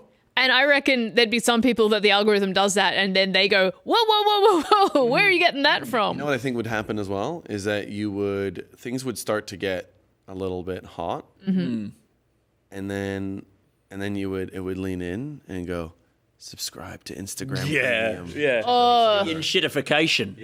Like that. No, you're not gonna get that. Yeah, and because it'll sort of prime you to make you feel like this is going. It knows everywhere exactly you want it to what go. you're after. Yeah, and then it won't continue. You know, like that, and then you go, all right, fucking. You sign up. You're like, yes, subscription, service, premium level. What about? Oh God! all right, starting to fall apart. No, it's not. yeah, it's about 12. What about a guy who has 12 dogs? And 12 dogs. Yeah. I was about to say something about pets. Yeah. Right, about that, you could get higher tier pets, or you can upgrade your pets or something. Like if you pay a bit more, your dog will go outside to shit, or your cat or something like that. You pay what? Well, you pay to get a higher tier of pet. Like you subscribe, you get your pet a chip put into your Like an upgrade, software stuff. The cat just comes with a chip. That's like the chip that they put in, and then you can keep getting little upgrades for things that it can do a little bit more. Yeah. And it'll be a subscription service if you want it to keep pooping outside. Honestly, it feels like this is way more likely to happen, and we'll be much more comfortable with this than we would be with having chips in our own brains and having any kind of augmented reality thing. Yeah. Absolutely. If you could get something in your pet's brain where maybe you can even give it some little jobs to do while you're out, turn on the washing machine, do this and do that. I mean, I think the idea that the cat can do your washing or something like that is like. Well, you think that's ridiculous? No, not necessarily. The one thing that the. Like that, it's so weird. So, what you're saying? You think that that's unrealistic? Are you upset by it? Or do you think I just want to know what you're saying. I think it's silly, What's and I your think opinion? people would enjoy watching that. I think that's funny. Yeah. Great. you didn't complete the thought, Alasdair, because you said, I think that the idea that the cat can do this, this, and this. But then you didn't. I know. You didn't land the plane. I know, Andy. Because maybe I didn't know entirely how I felt. Yeah, but you knew that you thought about it. Oh, I definitely thought about it, Andy. Why would I start speaking? Certainly on this podcast. Exactly. That never would have happened before. No, of course. Your shirt nearly completely matches all those backgrounds that are hanging up there. Oh yeah. I was trying to. No, I wasn't trying to do anything like that. But we can't turn a camera right now. Oh, Beans, I'm sorry. You got to believe it. Imagine all this, but on a wall. Yeah. Sort of hanging down. Imagine this. Imagine me on a wall. We were talking about coming down the birth canal before. Yeah. Oh yes. What do we reckon about a high-end catering service, like a premium, like how you can get like organic like juice cleansers shipped to your door or whatever, and then you can get like organic vegetables like farm fresh, like that's very like in vogue. Yes. What about a service where after you give birth, you have a private chef come to your home and make like placenta crudités? I do know that you can get it like dried out into a pill form and that sort of thing. And You can get that, you but can get like, that stuff, but like you're right. 'Cause- Like a Like a bit pate kind of more. thing. if I gave birth, I would absolutely make it into a pate immediately. Yeah. But not everyone likes pate. No, I'm not a big pate guy. I don't like blended meats. It's one of my That few. is such a fair line to draw. Honestly, yeah. Yeah, it's like it's. Do you eat weird. nuggets? Yeah, I do. Yeah, so I guess I do like, but you know what? It's put together so it has some. It kind re-solidifies, yeah. of, yeah. Like because I think as soon as You don't it's like it as a paste or a. yeah, for some reason, like I've had like liver like parfaits and things like that where you're like, I feel so weird having a meat liquid almost. Well, is it? Do you count it as a meat? 'Cause it's kind of an organ. It's like a different bit. Yeah, I still consider it meat. That's fair enough. Because it's part of the living beast, Yeah. Yeah, but because what part of it? Because there's no part of an animal that's like salad or anything like that, right? Like it's all. Yeah, it's not sad. You're so right. Kind of meat. Yeah. Like maybe the hair would be the closest thing, but I still. I don't think I'd like that. No, but I think edible hair. Sure. All right. Yeah, I mean, think about it. If you like twist some hair up into little sticks and you deep fried it so it was kind of crunchy and salted it up and you melted in your mouth a little bit. Okay. I think that could be okay, but I don't know if you can do that. What about a really, really fancy restaurant and it is cannibalism, but it's like you can't tell at first. Yeah, you can't even tell it's people. I can't believe it's not Brian. Yeah. I think that's how cannibalism would be allowed legalized, as if it was high end. Yeah. You know, it's like, we only allow it if it's properly prepared and it fits within the rules that the government has set because some friends of the government have become really into it. Yeah. I reckon pushing for cannibalism so hard on the ethics scale that you can claim it as vegan. You're like, there wasn't actually any suffering for this. Entirely consensual. Like the human was like fed organic food their whole life. I think the idea of just like people are doing cannibalism now all of a sudden, and because it was like it was done with an app, right? It was like when Uber came in and everyone was like, oh, you can't have a taxi without a taxi license. Yeah. And Uber was like, oh, we're just doing it. Yeah. And everybody's using it, and it'd be really inconvenient for us to stop doing that now. And then the government was like, okay. I guess we're going to build a law around this. I think that's how they should get cannibalism over the line, right? If there's an app involved, right? We're really pushing for it. Yeah. Oh, yeah. Big tech sort of thing. Like, oh, it's just happening now. Yeah. So like, you got like a really clean UI, like the interface is like it's all like rounded edge buttons. It's like, here is your meal's consent form. Like Yeah, and it's like when you're like a nana dies or something like that, there's like a bunch of money that comes in from all the meat. Wow. Oh wow. Yeah, that's good. Oh, have you ever heard of those like farms that you buy the whole cow? So like you purchase a cow and then a butcher uses the entire cow, like every part of the cow gets put into like all of the different cuts and like you get like the organs that you want and everything. And then your freezer has a cow in it and you eat that one cow for like a year. Yeah, right. Maybe that's it. And then they keep the freezer, or they deliver it all to you, and you have to put it all in your freezer. Okay. But yeah, having that for Nan. Yeah. You know, like someone buys the whole Nan, and then they get to feel like superior because they're like, well, we're actually only eating one Nan in the whole year. Yeah. Like we got one. Like our count of how many casualties from our diet is a singular Nan. That's right. Yeah. I mean, it's so nice to know that, she's not going to waste. Yeah. I think she would have hated that.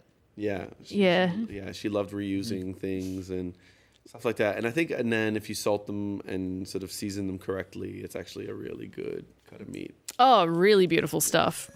Right, how about this idea? We already talked about this before. The Matrix, but for piss.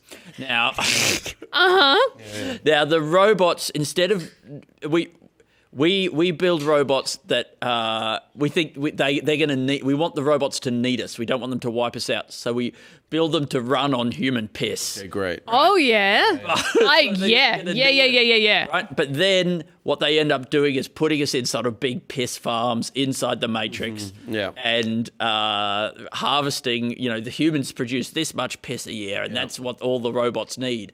So.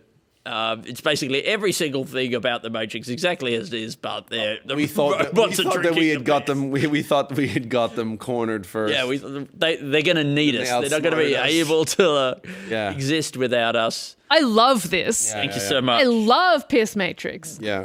This is really, really good. Yeah. My God. Yeah, but then this is 318 in, and you're still shooting gold. Piss Matrix. This is really, really good. Gold. There's a lot of that happening in the Piss Matrix. That's really good. I'm glad. Yeah, but then sort of Morpheus is out, and he's like, "We're gonna get our piss back, and and decide who gets it and when. We'll no longer be slaves to the piss farms. Yeah, and then maybe he tries to find a way of poisoning, not poisoning, but like." Putting something in the liquid so that it changes the farm body's piss. So it no asparagus. It put asparagus in there, and then it changes it, and it messes with their circuitry. That was the bomb that they'd always sort of planted in there that they had never written down. So there was nowhere for the robots to read it or whatever like that, and they were able. And then they were like, so they put it in. The robots are like, it smells weird. It smells so weird. I normally love piss. This is so yucky. Like that, and they collapse. And so good. And then the people come out and they go, yes, pulling all the stuff out of their heads and shit like that. Do we have time? So this Piss Matrix. Oh yeah, it's got you inspired. I was kind of talking about a parallel idea today, right? Right. I was out at the ferry park for the wonderful Bec's birthday, and the toilets at the ferry park were not themed, which I kind of like theme the toilets. Yeah, theme the toilet. What's the ferry park out near Anarchy? Whoa, I've driven past that so many times and wanted to go in.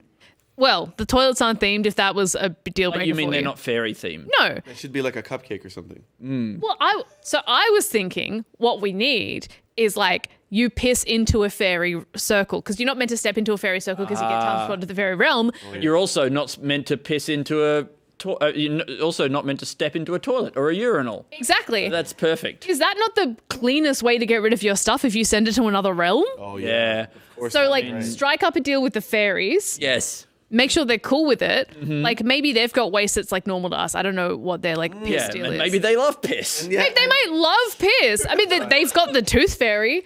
They're already taken parts. They're into weird stuff. So we make a deal with the fairies and all of the piss and shits, it goes to another realm. They maybe can use it in their fairy magic. Yeah. They already using whatever, the tea. guys. Yeah. If you were going for a piss in the bush and there was a witch that lived nearby, she'd probably be like, piss into my jar because I can make magic with it. Like kind of stuff like that. So then waste not, want not. Why not piss and poop into jars? Sell it to the witches or the fairies is what you're saying. Yeah.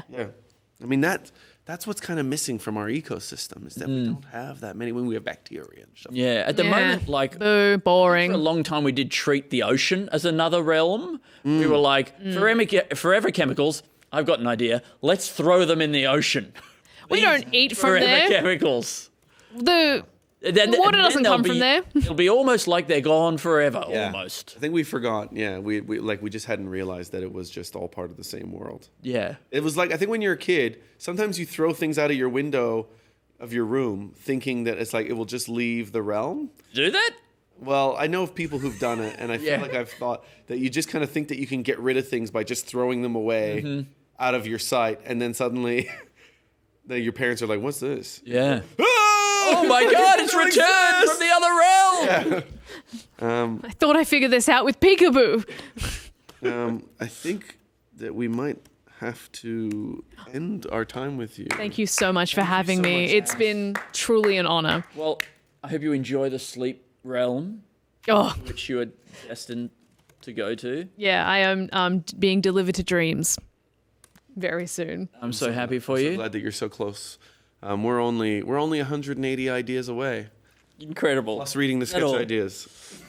You have to read them all out again? Oh yeah. It's a big important part of the process. Yeah. That might take an hour.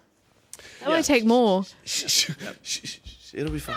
Shut up! Shut up! She's melting. Cass, thank you so much. Thank you so much. Great job. A beautiful. We really appreciate it. You carried us a long way. You carried us a really long way. And please welcome. Please welcome.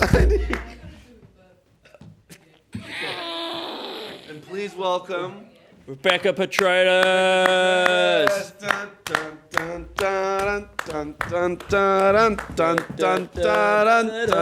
Bec Petraitis. Oh, internet celebrity. Camera was not on me. Oh my gosh. Could have died. It was because I was clapping. Happy birthday! I brought you a can of maple syrup. Thank you. No, thank We you. had that back there, and I was like, "Are we going to drink that later on? No. Is that part of your supplies? 2 bananas and a can of maple syrup." I haven't seen you in I so know. long. Hi, how are That's you? so funny. Neither you. Yeah, I know. Neither I'm you. so sorry. But this. Feels like it's up your alley. Yeah. Oh my god. That's a good sound. That's a good slop. It's a nice thick slop in There's there. a lot of sugar dissolved in that slop. Yeah. What about?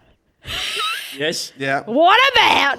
There's no musical shop. instruments that involve slopping. Yes, and they've got to invent a new musical instrument. It's The slopperphone. yes. So it's a whole. So there's the winds. Yes. There's the woods, the woodwinds, and the slop cans. There's the strings, Yeah. and then The there's slop. the wets. The wets. The wets. The section just going. Whole new. I like how they're specific. They go Undiscovered. brass. You know, they will go. You know, they will go like wood, things like that. I think the slops. The slops, you know, like Sure. is an okay thing. I mean, It's also good because like all these kids who grew up in this generation that's coming up all got into like slime making. Yeah. And now they can apply that to music. yeah, because slop percussion. Slot percussion. Like we can have people playing the I think just we'd call it the cans full of slop. Yeah. Like that's one section. In full. Cans full of slop. Slop. Yeah. And then you have another On section. first slop can. Another section of just buckets with gunk. Wilhelm Roxburgh. Oh yeah, some that you can like just squeeze and make farty sounds, sort of musical farty sounds. Sure, absolutely. Because it would add more to. I mean, some music already has it anyway, right? They'll put in like little ding dongs and blim bloms. Oh, Yeah, that's why not a few? Appreciate the auto switcher going to wide. genuinely think that these are a whole like sort of family of sounds that almost never make it into music. Yeah, I And- mean, there's no orchestral squelching, Yes. you know, and I feel like no. No. No. No. I had a moment where I was like, oh, I'm sure there's an instrument that's covered in wet. Mm-hmm. But no, none of them. This is really good. This is great. I'm really glad. I'm glad. I feel like But if you open it, you got to eat it all. yeah, you can decant it into something else. Yeah. It won't ever go like Yeah. won't go bad for a very very it's long like time. that, you know, that Egyptian honey that you find at a, you know, Yeah, a exactly. later, and it's mostly exactly the same. But what if I eat it one time? Yeah, I mean, you will, Yeah. will, but you know, I think that you probably will find it difficult to get through it in one day. So, but you know, I mean, you could Mate, stream Bec Petraitis drinks a whole can of maple syrup. I'd watch Don't it. say it. I'd watch it. Chat, what do you think? I've realized you can't see chat. Someone woke up and they were like, wait, I thought this was a rebroadcast. Oh, wow. Like, they didn't know that you were a live stream, and then they woke up and went, this is still happening. Yeah. On my second can of Passion. Oh, man. Yeah, that's a bit of... That's a bit of kinda shug. close to- yeah. And then I was like, wait, have I got a bunch of stuff on me? No, Where's you don't that? have that much stuff on you. Oh, that's my shoe. Oh, yeah. Yeah, sick. I've had a day. How are you? How's it been in here? It's been not too bad. Like, How was the Fairy Kingdom? Oh, see, this is the sad thing because this was the only day I was like, for once, Evan's not filming something. Yeah. But then I was like, but now I can't invite Al and Andy. That was the only sadness in my I'm heart. very sorry. Yeah, but we do get to spend some time with you on here, and then we Yeah. get to come up with all sorts of silly sketch. You really want to get through them. I mean, we do have to get It's through, 10. or else we'll be here till like. All right, well, like that. congratulations, because here's 2 words I want to say to you. Okay. Emo dentist. Okay.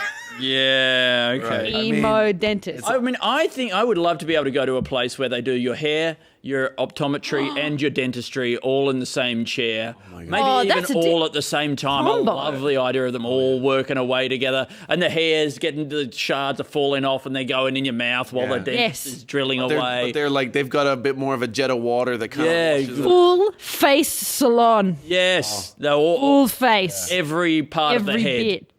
You get taken care that of. whatever people keep doing to their eyebrows, where I look at their eyebrows and go, your eyes look. You know that thing that's happening in the moment where you look at someone's eyebrows and they've got eyebrows in a way that you're like, wow. Yeah. There's a lot of like very strong tinted eyebrows. Oh, yeah. I wasn't sure if this was a real thing or if I was just noticing it in a different way. No. People are doing stuff. It's not me. It's eyebrows. It's eyebrows. Yeah. No, eyebrows are They're different in. sometimes. Yeah. Like Eyebrows are different sometimes. Yeah. It's I very think, but far maybe in. it's like okay. So this Oh, place. that isn't 10 hours in. I'm stupid. Sorry, it's 10 p.m. It actually is 10 hours in though. I think. No, because you Oh, started no. We're earlier 14 than hours that. in. Yeah. You started earlier than that, man. 14 hours in. Sorry. Okay. Good gracious. So okay. So this triple thing. So you lock your head in a thing. Yeah. Yep. You can't keep moving your head. Right, but you still got to be able to open your jaw so the dentist could get in there. That's locked open like that. No, I think all your bits are open.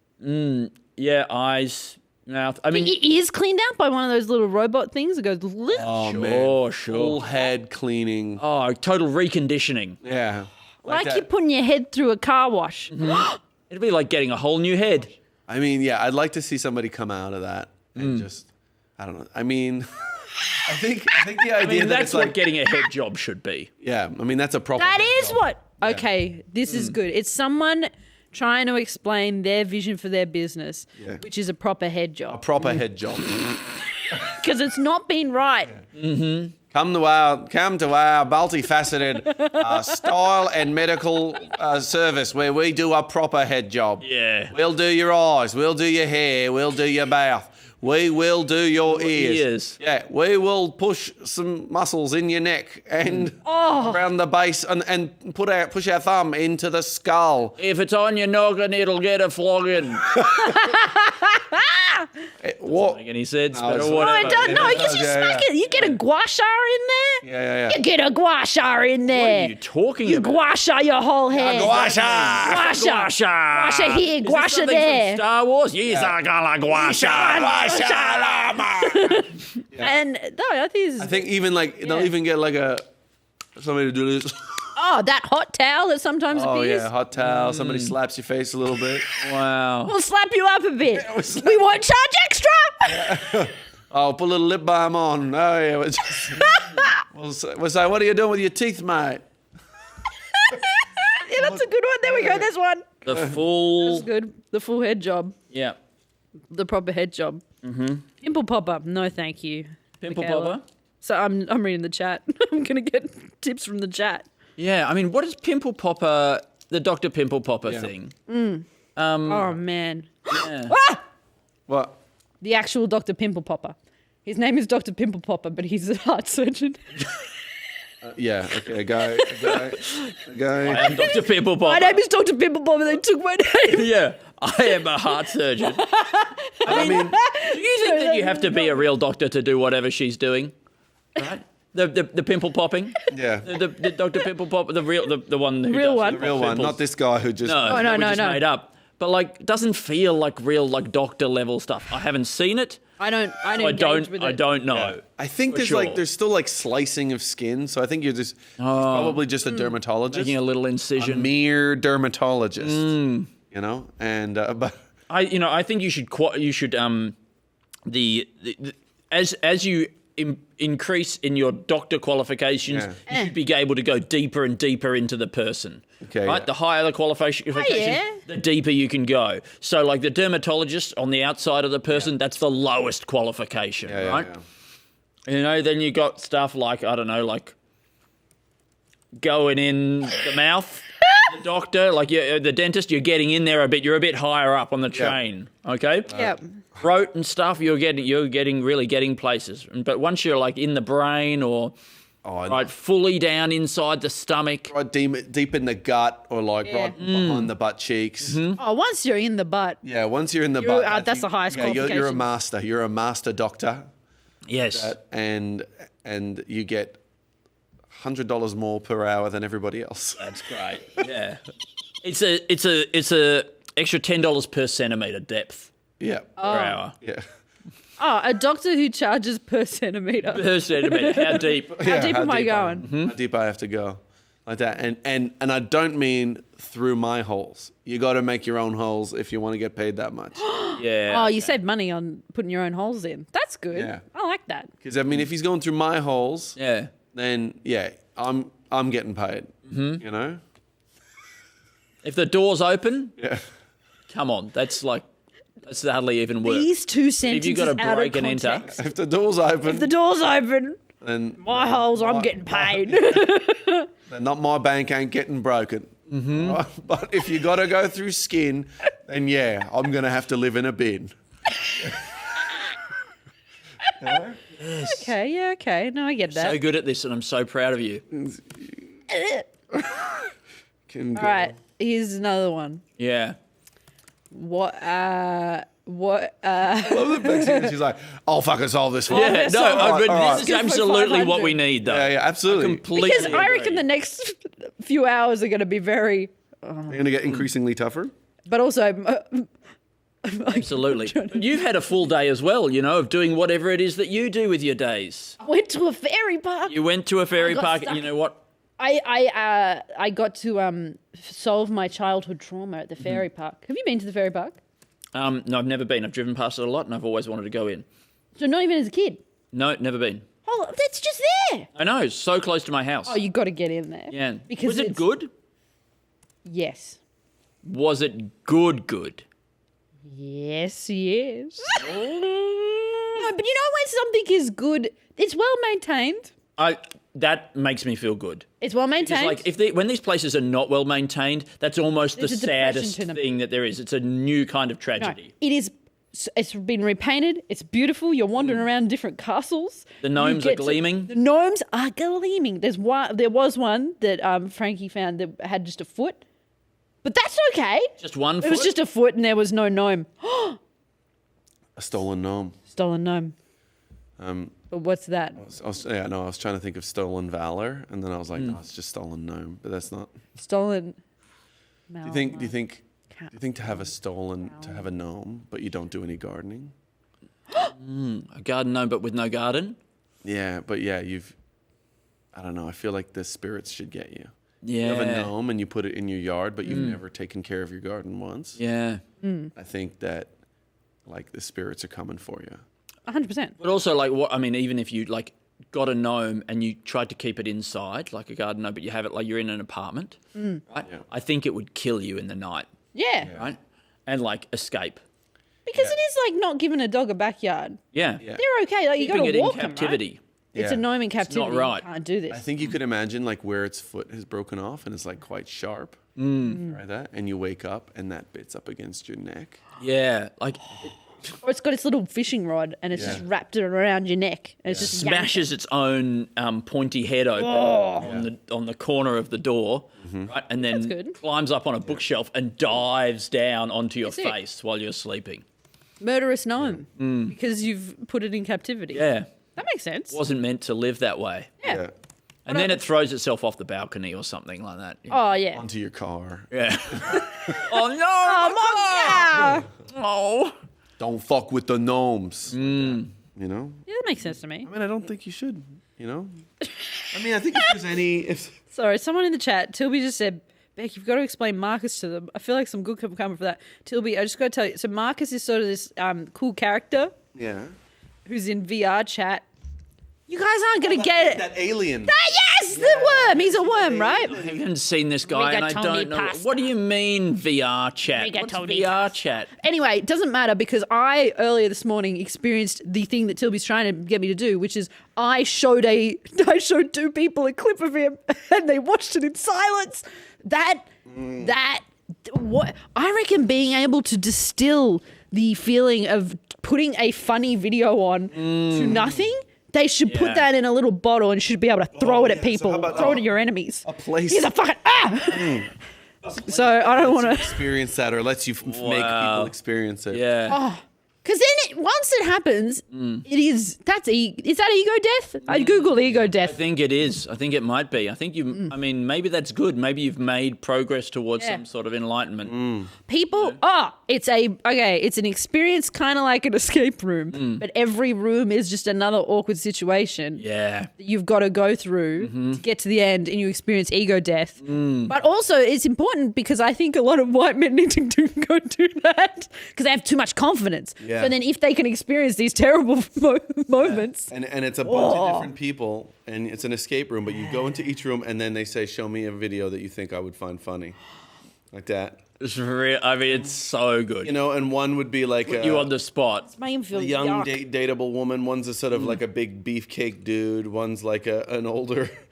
an older man, or like one's a now successful friend from high school that you haven't spoken to in 25 years. Yeah. Yep. One's somebody who you used to be friends with, and is now successful. You haven't spoken to. I'm just joking. Yeah. I'm just your thing. Once and you have to experience every single one not working. One's a doctor who should be saving a life right now. Oh. they've been called away from an emergency surgery on a child. Yeah. To watch this funny video. Oh man. It better be good. Yeah. This is it. Yeah. This better be worth this child's life, whatever this video is. And I think that would be good. I think everyone should experience that once in your life. Yeah. So that you know that good things are to come.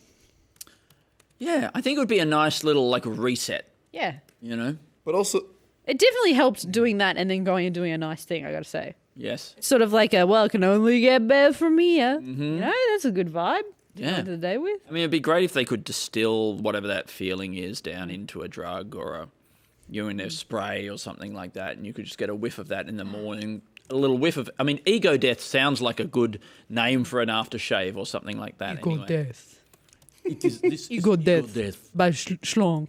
By Schlong? By Schlong. I've been here for 10 minutes. By Schlong. Yeah, what were you guys just talking about? What was the Schlong? It's a perfume. Perfume of ego death. Yeah. I mean, I think if there was a perfume that was ego death, it would probably be something that does smell like shit. Or something I gotta. Right? Like it's a terrible smell that you can spray onto yourself, go out into public, have people look at you with disgust and experience. I mean... But I've already got that because I wear the Ariana Grande perfume, am I right? Yeah. Ow. I'm so sorry. Everything. Okay, wait. I'm committed to this shape and I can't. No, you commit to a shape. Committed to a shape. I scratched all my rings on a playground. Is that helpful? Scratched all your rings. Scratched all my rings on a playground. Are you flailing? Yeah. Yeah, great. Well, I think have I got a scratch? Oh yeah, it looks quite there is something there. red and sore. I was the coolest kid at my birthday party. Oh man. I got a scratch on the playground. Oh man, how'd you trip over? No, I was sort of sliding through a tight concrete space. Excellent. Were you rollerblading? Nah, I was on the ground, man. Just going down a tube. Yeah. You're just crawling? I You're was crawling through a tube? concrete tube. Oh, I'm so proud of you. Thank you. It was really good. Because I looked at it and I went, I shouldn't do that. But And then yet, you did. I did. And do you know why? Because a crowd gathered. I think everyone was going to leave. Right. But then I went, I'm going to go through this tube. I'll go into this story a tiny bit more. So at the ferry park, I, as a kid, got traumatized because I got stuck in the playground. I think I had a backpack on with my Game Boy Advance in it, and there was a bit of the playground you shouldn't. This playground was built in the 50s. Yeah. Or no, it wasn't. It was built in the 80s. I read about it. At Ferry Park. I read about it in the 50s. I read about it in the 50s, and I woke up and I went, "Oh my god, I'm going to build a park." Playground was built in the 80s, and it's like a castle. Like it's a castle made of concrete. Awesome. But there is a bit of it where you shouldn't go in this. Right. It's like over. You went past the battlements. You went beyond. I went from one battlement to the or other something one. like that. Yeah, and you found a little spot or an area. Did you return to this place and did you? Well, that's what I did. I got stuck in there as a child. I have a traumatic memory of going in this thing, getting stuck in there. And so I returned. I returned today. Today I returned. I looked everywhere. I could not actually even find this nook where I first was initially stuck. And that's because they boarded it up. Oh. You can't really get to it anymore unless Did you have to crawl up a smash your pole. way in there somewhere? Someone helped me into this tiny place. And then I was like, I'm going to do it. Here I go. And I'll show you the video. And then you'll see, look, this is my victory. Oh, there you are. You really are in a tiny. I mean, like, I'm going to keep talking so that it comes back to me. It looks horrific. I'm in like a tiny, weird cement tube crawling through, but it's like a battlement of a castle. And I almost got stuck in it. Again. But I got through, and then when I came out, everyone was about to leave Ferry Park, and they all went. Oh. And that's childhood trauma defeated. Yeah, you just did it. Childhood trauma defeated. How can we fix it? You got her through it. You got her out of it. Got me out. But what if you could have a group of people who just follow you and applaud small moments that need applause, you know? A little personal audience. Applaudience. Applaudience. Because I really should clean like the sink more than I do. Yeah. And I don't, because why? I'm not getting rewarded for this. It's not enough of a reward. Yeah. Tiny moments. You get a little applaudience. I mean, you know, there might be what if there's like instead of Christmas carolers, what if there's an audience that like walks from house to house, right? And if there's anything that you want to do that you've been putting off, or anything that you think you need to try and tackle in your life, they'll come into your house and I've been meaning to empty out the drain filter from under the dishwasher, but I'm not going to get around to it. I'll just do it when the audience gets here, right? And they come around, they're like, audience is here, and they file into the living room. You empty the thing out, and they all go, yeah! Can I offer a suggestion? Yes. Before you start doing it, they go. That's good. Hype you up, build it up. Yeah. Yeah. Because that would get me to do it. And it could be anything, you know. It could be calling up to cancel your gym membership. What about booking your tax appointment? Yeah. What about it's a person who had developed a trauma when they were young. A group of carolers came to their door and sang, but there was one guy that was just looking at them like this the whole time, like that. and as a kid, like that the whole time, just staring straight. Is this real? At you as a kid. No, I'm just. Is this real? Sketch. I want to get him. We should get rid of him. Yeah. And so then they've carried this fear around about this guy for so long, and so one day, you know, they're an adult and the mom. That is the mommest mum I've ever heard from you. Sorry, yeah, the mum. Wow, you've changed. Become much more mommy. Yeah. Anyway, continue. Sorry. In Canada. The choir. Nope. And so then as an adult, they're like, oh, mom's like, oh, can I help you, you know, overcome this fear of carolers? And go, okay, well, look, the carolers are coming around this, you know, it's like it's been 25 years. And then she's like, you know what? I am ready to face this trauma and things like that. Open the door. The carolers are there. The same guy is there again, just staring like that. And then afterwards, she's like, oh, I mean, I'm really sorry. She approaches him. She's like, I'm really sorry.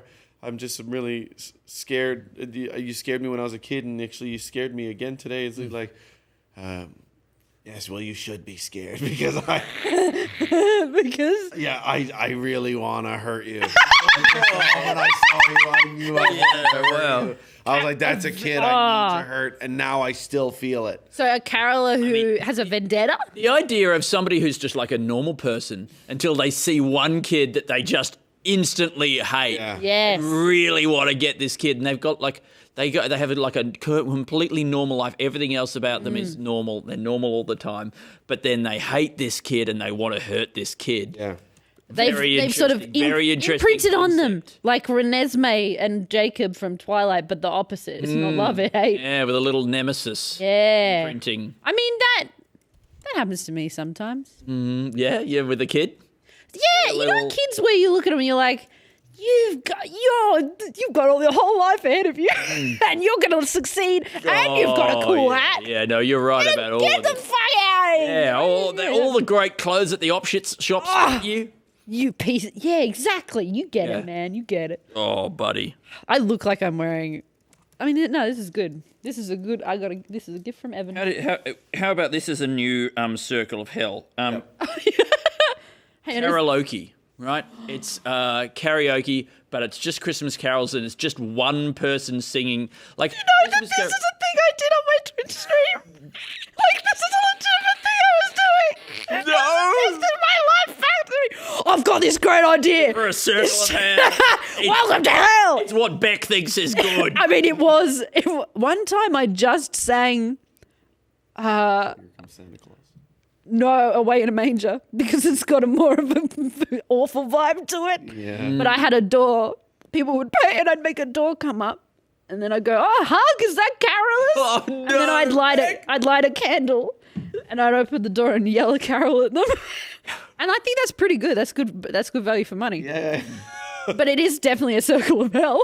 If you go to, it's a karaoke bar that only does Christmas carols. Only does Christmas carols all year round. Or just the one? All year round. All year caroling. I'd run this. Karaoke. And I think I'm opening it in this to me, room it's next important week. that it's only one person singing at a time. Yes. There's none of that safety in numbers kind of thing. There's none of that like, oh, you know, when you get enough voices together, it doesn't matter if a few are off key or whatever, they'll all balance out and it'll sound beautiful. Yeah. No.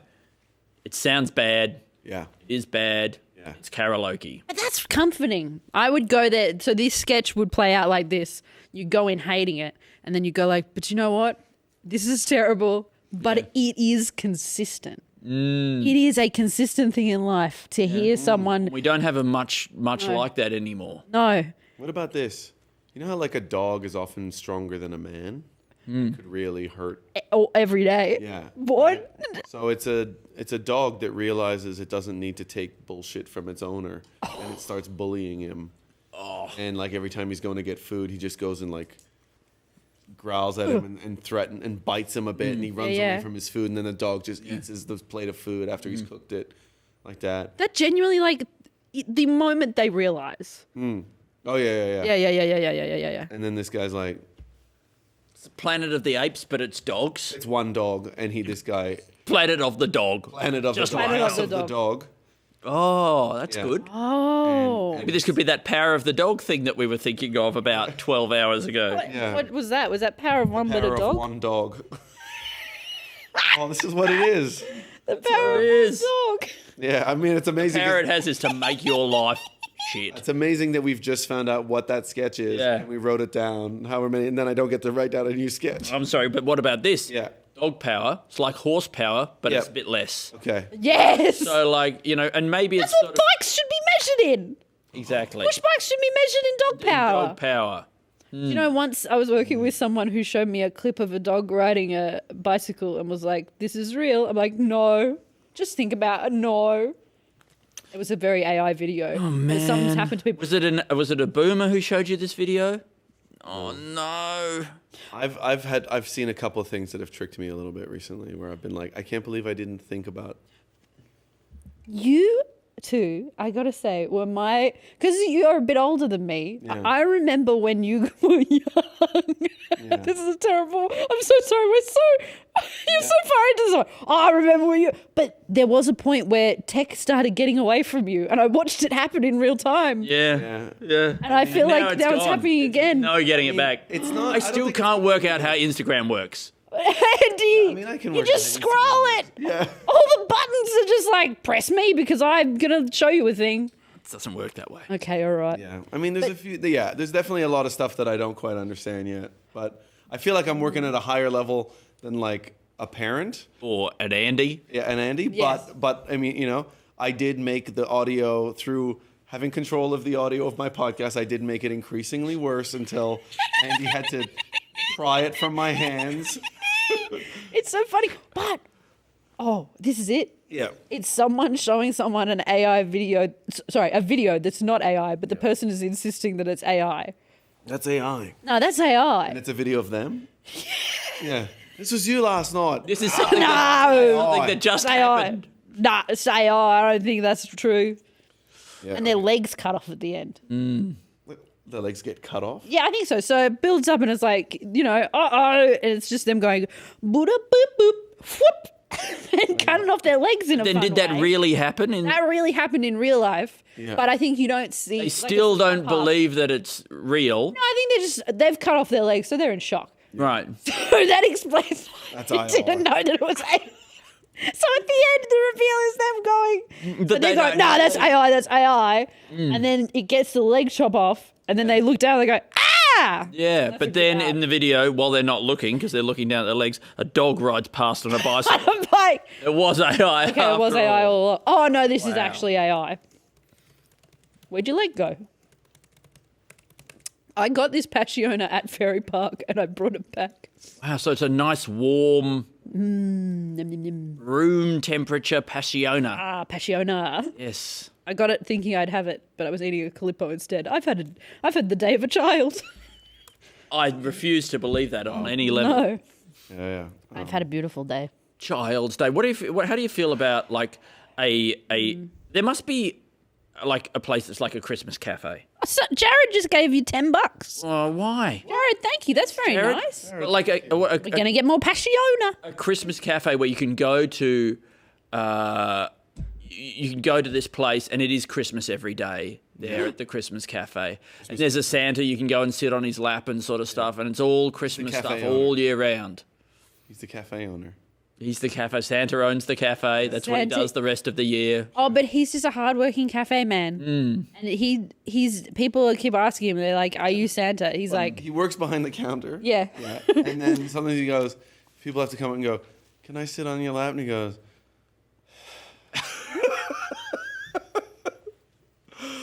and he goes and sits on his Santa. You gotta put down the fucking thing, he goes like that that, thing, he put goes- that down. Oh, okay.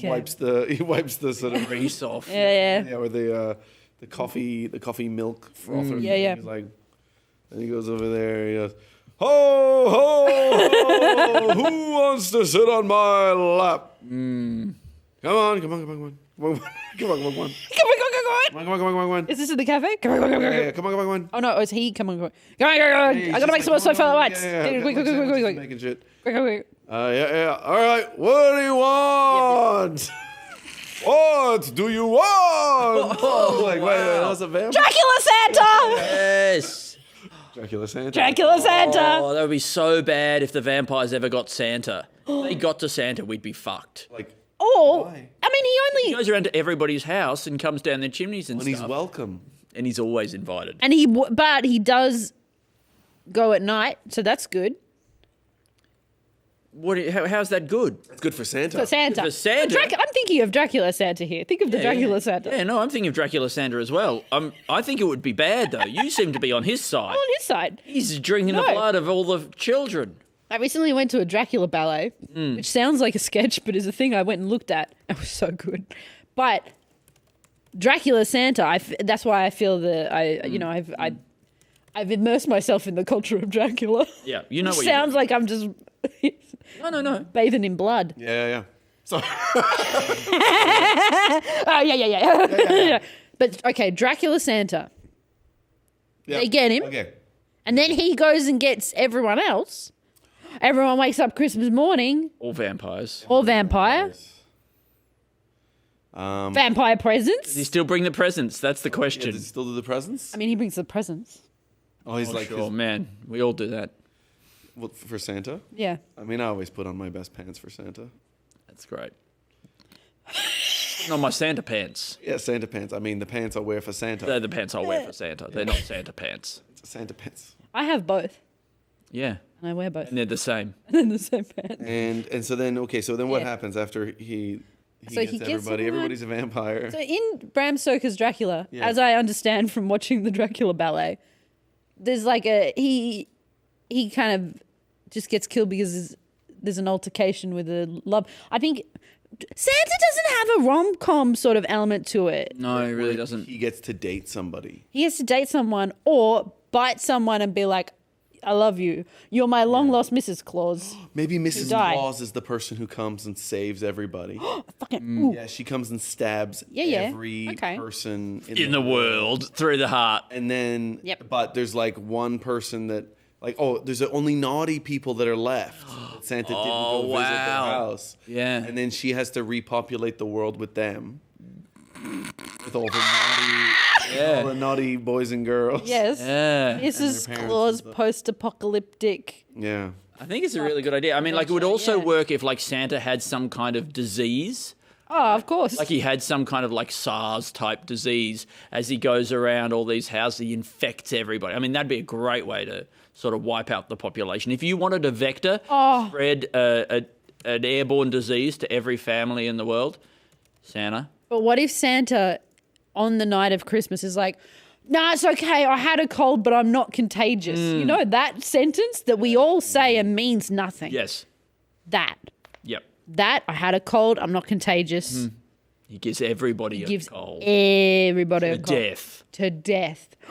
The present he gave? You're right. All the naughty kids who didn't get anything, they survive, and then the human race becomes a naughty species. From that point on, we are repopulated only with naughty genetics. That sounds good. Yeah. Yeah. That sounds good. Imagine if we were a very naughty planet. Oh, it would be kind of Oh, fun, imagine if wouldn't we it? were just a bit naughty. Yeah. Oh, it's very raunchy. Oh. People can be quite cruel about the human race and some of our decisions, but I think if we rebranded what we're doing as just being a little bit naughty, it might be okay. So who was that? We all just went. That was Angus Gordon. Oh, was it really? Environmental The light is in my naughty. face so much that I could not see. You did what? I couldn't see. I just went like this. I waved at a blur. And I went, oh, hey. Do you have glasses sometimes? No. I'm like the only one of us. No, Evan doesn't either. Yeah. No. The only one of us. The only one of us. Only one of us. Let's see. What about a little Santa poll? Somebody puts in a Santa poll in guy who's a developer, who's a childlike wonder, puts in a Santa poll that goes down 10 stories. Whoa. And What's a Santa poll? What's a Santa poll? A fireman poll. Oh, right, okay. Sorry. I mean, there is like the North They have a Pole. similar color scheme, sometimes firemen Yes. and Santa. They do. Red sometimes. Sometimes. Mostly yellow these You days. wouldn't dress them in red, though, really, would you? But his fire truck matches Santa's like colors. Yeah. But their outfits match like ambulances. Because ambulances are kind of yellow now, the way they say that fire people are. Trying to get my head around this, I'm sure. You know, like you're fireman right. outfits. Yes. They're usually yellow, a kind of like fluoro yellow. Yeah. In the same way that They ambulances are yellow. fluoro yellow. Yeah, although classically they're black. Right? That might have Firefighters been outfits. classically, yeah.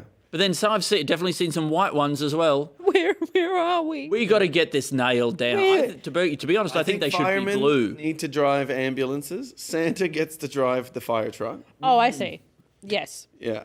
Anyway, I'm just saying. And then paramedics, they are often the color of cop cars. So So flip they them get all the around. cop cars, and then the police, they get tanks. Yeah, Yes. great. Oh, I don't know. I just didn't what want to they want. militarise the police.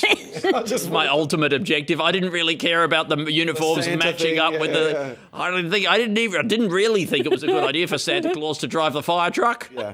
And there's only one of him, and it's actually quite a big team that they need. Do you know Santa Claus does drive a fire truck?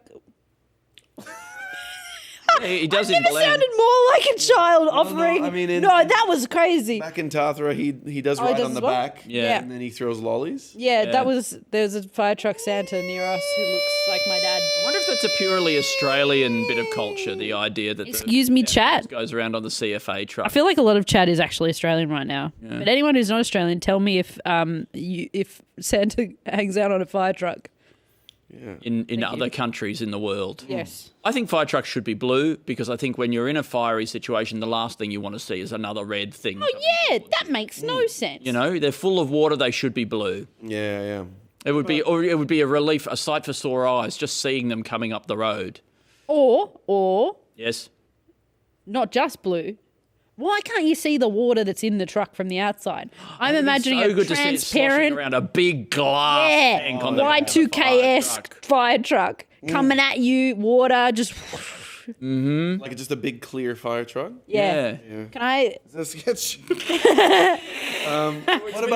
if it's the transparent thing from the 2000s where everything was like they had transparent Game Boy, transparent. But what if that comes back? Yeah. In a big way. Big way. Yeah. I mean, I like that. No lottery.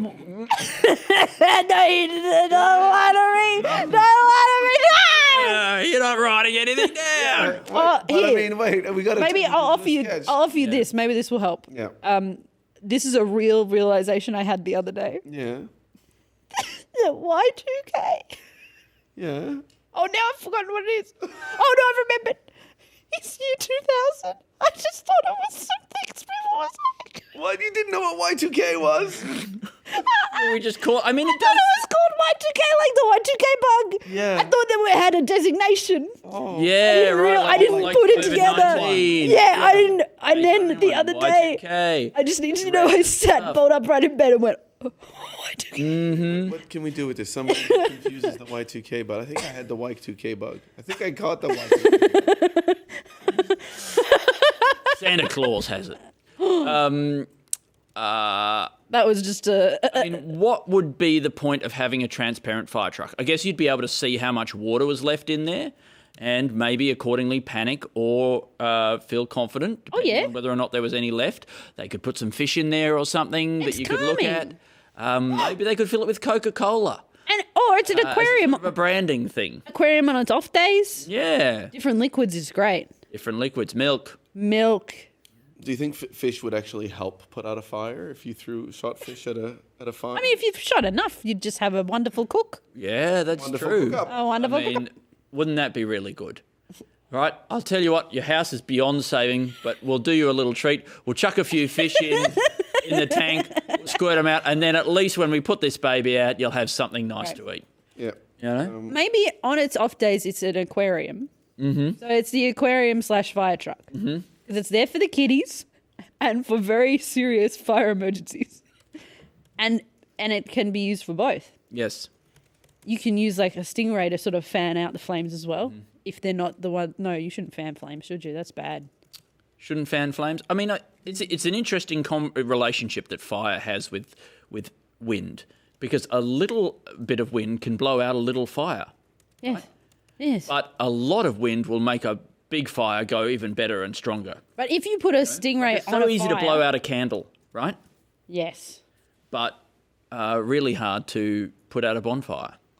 But this is what happens. It's a guy had a bonfire in his backyard on Christmas Eve, right? There are Santa the fire department got sent out, and they came and put it out, and he was devastated. You know, this was the thing that he'd been building up for New Year's, and he was bringing his friends over and his family to show him this pride and joy.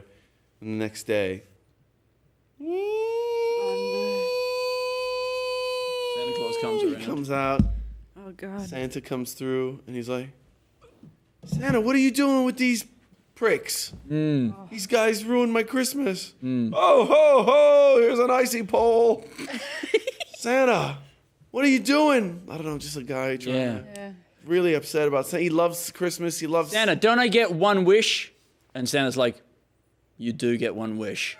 And he says, kill these guys. Kill the fire department. Yeah. And so Santa has to kill all the firefighters. Ho, ho, ho, ho, ho. Well, we'll see. Oh, Santa, please. That's all I please, want. they ruined my Christmas. You care about my Christmas. I was such a good boy. That's all I've asked for Christmas, Santa, please. I haven't even asked for a bike or nothing. Just murder these guys. Choke them. Choke him. Get your sleigh. drive. And he just like does that thing with the curb stomping, but with the sleigh. Whoa. What's that thing? Where you put someone's head on a curb. But then he gets the sleigh, which has got like the little things like that. And oh my gosh. And then, I'm so sorry. no. It's okay. And then the next day in the newspaper, 3 people have lost their lives from the fire department, and it's because there's of only the one power of suspect. Christmas. Christmas spirit. Yeah. He's got a lot of aliases anyway, doesn't he? Like Saint Nick and all that sort of stuff. Seems like very criminal. He's probably got a lot of passports. Highly suspicious. Apparently, in Germany, there are fire truck themed things. To do with Santa fire Christmas. truck stuff. There you go. In Gerringong, Santa tried to skydive into the town fair, but crash landed through the windshield of a new car that was being raffled. Jack, is this a real story or a sketch idea? Because we'll put it in. It's really, really great. That was Jack Druce of Gerringong Thank you so fame. much, Jack Druce of Gerringong fame. Jack, did I ever text you? I'm going to text Jack back right now. Gerringong Jack. Gerringong Jack. I forgot, man. So many people that were on so long ago. All these. Wait, was Jack on earlier? Yeah. Oh. You know. Why is it that the buttons on women's shirts are on the other side? Yeah. Oh my God! Thank you. Yeah. For bringing this up. What's that about? Yeah. I bought a man's shirt recently Yeah. because it's part of the Toy Story Levi's collab. Okay. Yeah. But the women's one wasn't as good. Which toys were you being Woody? Yeah. Be Woody? It's cowboy. Yeah, right. But is it so that we can undress each other? You know? Yeah. Like, do you see what I mean? No, it is, yeah. Like Heteronormative I wonder if fucking it's bullshit. It heteronormative. might be heteronormative. Yeah. Right? Hang on, but wait. You can disrobe. Because what Your the fuck intended. is this? Is that the right way? These are just. No, but is that no towel? No trouble there then. Yeah, this is not going to be any No, trouble. but no, that's the right way for you. I think so. I don't know which. I don't have it. And he's the same way as me. But do you think it's but do you think it's like, well, most, this like goes back to like, a woman, you cannot do it with the buttons in that direction because the brain of the woman does not have the neural pathways. Neural pathway for the eyeball. Perform the mirroring of The buttons on the women's shirt. Women's! On the other side. Women's brain too small. Too small. Not have women's brain very good at lot of Agility. Very good at cooking. Very beautiful. But cannot work out button mirroring. Woman's brain very good at being beautiful. This is so beautiful. Brain. Open the brain. It's this is lovely. Red. And the electricity move up and down the brain like that. Look at the folds and the curves. They are so perfect. But you put it on the shirt. Cannot do the button. And so the Brian, listen. Do button. You see, cannot. And then you saw the brain is a no good. Burn in the bin. Both of them in the bin. If I look at the man hand. Man hand. Very good holding the button. Like that. But it's good on one side, but it's less good on the other side. So a man can do it for the woman on the other side. And then she don't need to use her brain, which is so spectacular. So beautiful. More time for woman brain to be beautiful. And that's good. Because it's good. Look at the So beautiful. Beautiful hourglass brain of the woman. Oh, the shape of the woman brain. Oh, beautiful. Like a sands through an hourglass. He's like, oh, I could not possibly cure the brain. Oh, you're so annoying. I could not. I'm gonna do it. I'm doing it. Okay, so what is this guy? Yeah. He's an old school couture guy. Oh, great. But he has a lot of right. It's good. It's good that it's like this. Yes. But I feel like I know that your sketches are good because they got like a point, but there's something good that doesn't need anything. No. Like it's just be kind. Yeah. It's Scientist perfect. brain.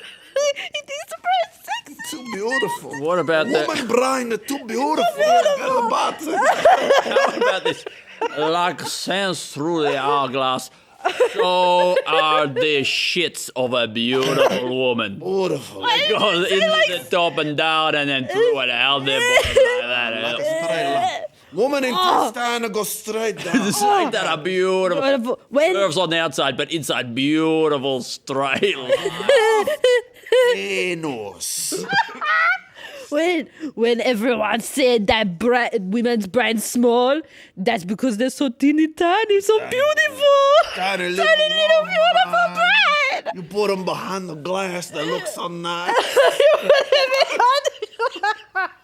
You look at them, you tap. Oh no. What about this? It's an ant farm. Sorry, I'm laughing at the flip. Okay. It's an ant farm, but in the shape of the human digestive system. Oh, Wouldn't that be nice? It's like a cross section of the human body. For the ants in the mouth. In the mouth, and they run up and they get it and they take it down through to the queen who lives in the butthole. The queen of the butthole. Technically, we will all become ant farm. Yeah, real. Yeah, that's true. But can make this for now. Yes, but how could we make this sketch? How can you make this a sketch? Is it just a kid's ad? Like from Mattel? Human ant farm. Learn about the body. Learn about the body, learn about ants, learn about dirt, and learn about your pants. Gonna put the food, gonna go to down here's where the queen lives. It gives me I got bullets in my much fun. Put food in the mouth. The ants come get it, then they walk it down to the different parts, and then what's it gonna happen? I don't know. Never watched for this long. Oh, what's he doing? Is he cleaning his antenna? I'm starting to be. No, but it's good, Alasdair. You know, do you mean? Ant farm, I think, has potential. Like, it's an educational tool, okay? But then, like, I think it needs to go somewhere else. Like the idea that, like, you know, all the ants definitely always die after a week or something like that. Yeah. You know, or that it is being used by a doctor in a hospital as, like, to help him do a surgery. Or is it just explaining? Or maybe we're training the ants in this ant farm so that, like, then we can release them into the human body and they'll actually know how to find their way through and get all the bad stuff out. Get bad stuff out. Like, we're actually training ants. I think maybe that's the idea. That's good. And you eat the ants. You let them into your mouth. Right. They run down. Like okay? leeches. And they, it's like, you know how there used to be bugs? Yeah. Remember how they used to be bugs? But this is ants. What about you teaching them to go get a kidney stone and bring it out back through your mouth so you don't have to pee it out? Oh, that's good. Yes. I mean, that's basically a grain of sugar, isn't it? As far as I'm concerned, a little kidney stone. So we give them a kind of sugar. There is a song. There is a song. Yeah. And then I go down and then walk back up and they bring it up through your mouth. And you don't have to pee it out. It would be so good to just have to eat ants. It's already been an hour. What have I been talking about? You've been doing really great stuff. Oh, no, Andy. No, you have. You've been doing really true. good stuff. Oh, suck. I think, I think this is a product that basically you can. The point is that you can use it at home. Yes. Right. If you keep these ants in the ant farm, if they're constantly working their way through the digestive system. The pistone, what are those pistones called? Kidney stone. Kidney stone. Right. Then they will. Then when this does happen to you, when the moment comes, you just let the ants out, and this is the moment they've been training. You just for, train basically. it. You put various things that you get. You get a tumor. You get something like that. You just put it in that place in the body, and then they'll practice going down and getting it like that and bringing it back out the mouth. Yeah. And if you got anything bigger, there's also rats you can send out. You could also have a like rat those one. mine We also rats. have a rat one for bigger things.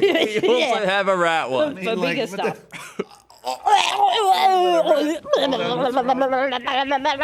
That'd be good. Oh, I'd love a. Imagine a rat trying to chew its way out of your stomach because it's like it panics.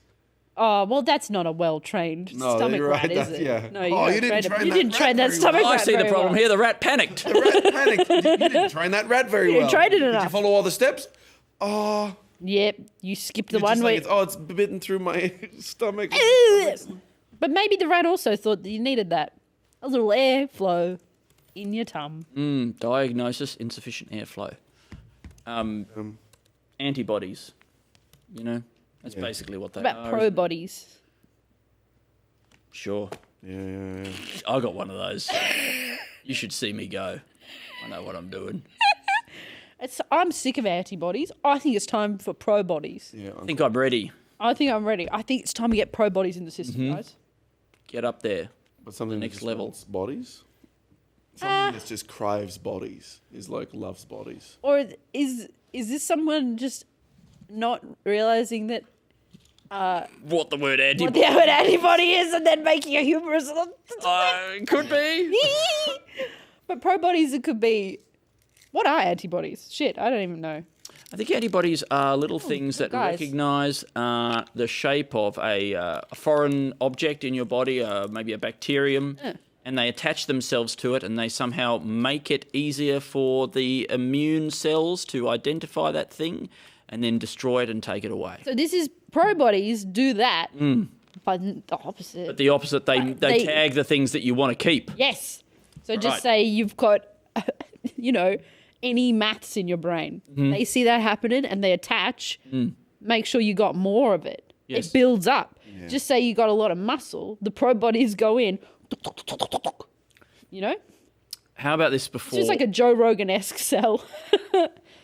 It goes in and defends what just protects Yeah. the cells that you've got. Yeah.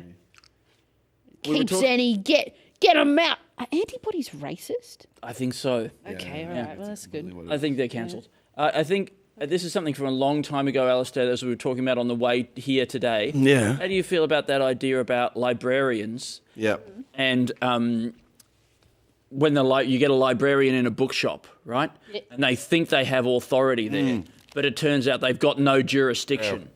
They're in there, they're trying to shush people, right? But their badge means nothing here. Oh, that's Right. great. Yeah. They assume just because it's a bookie place, but like the Dewey Decimal System, it has no sway. Okay? Yes. And your recommendations for various romance books, Exactly. they're not welcome here. they try and shush you. Yeah. You can shush them right back. You can give them bloody little shush back. Yeah. A little pushback on Bully that 'em. shush. You can bully them there. Push back on the shush attack. I would love to. I'm going to offer you one because I wrote this down earlier today. Yeah, all right. It's a guy who buys recalled food to get sick and sue.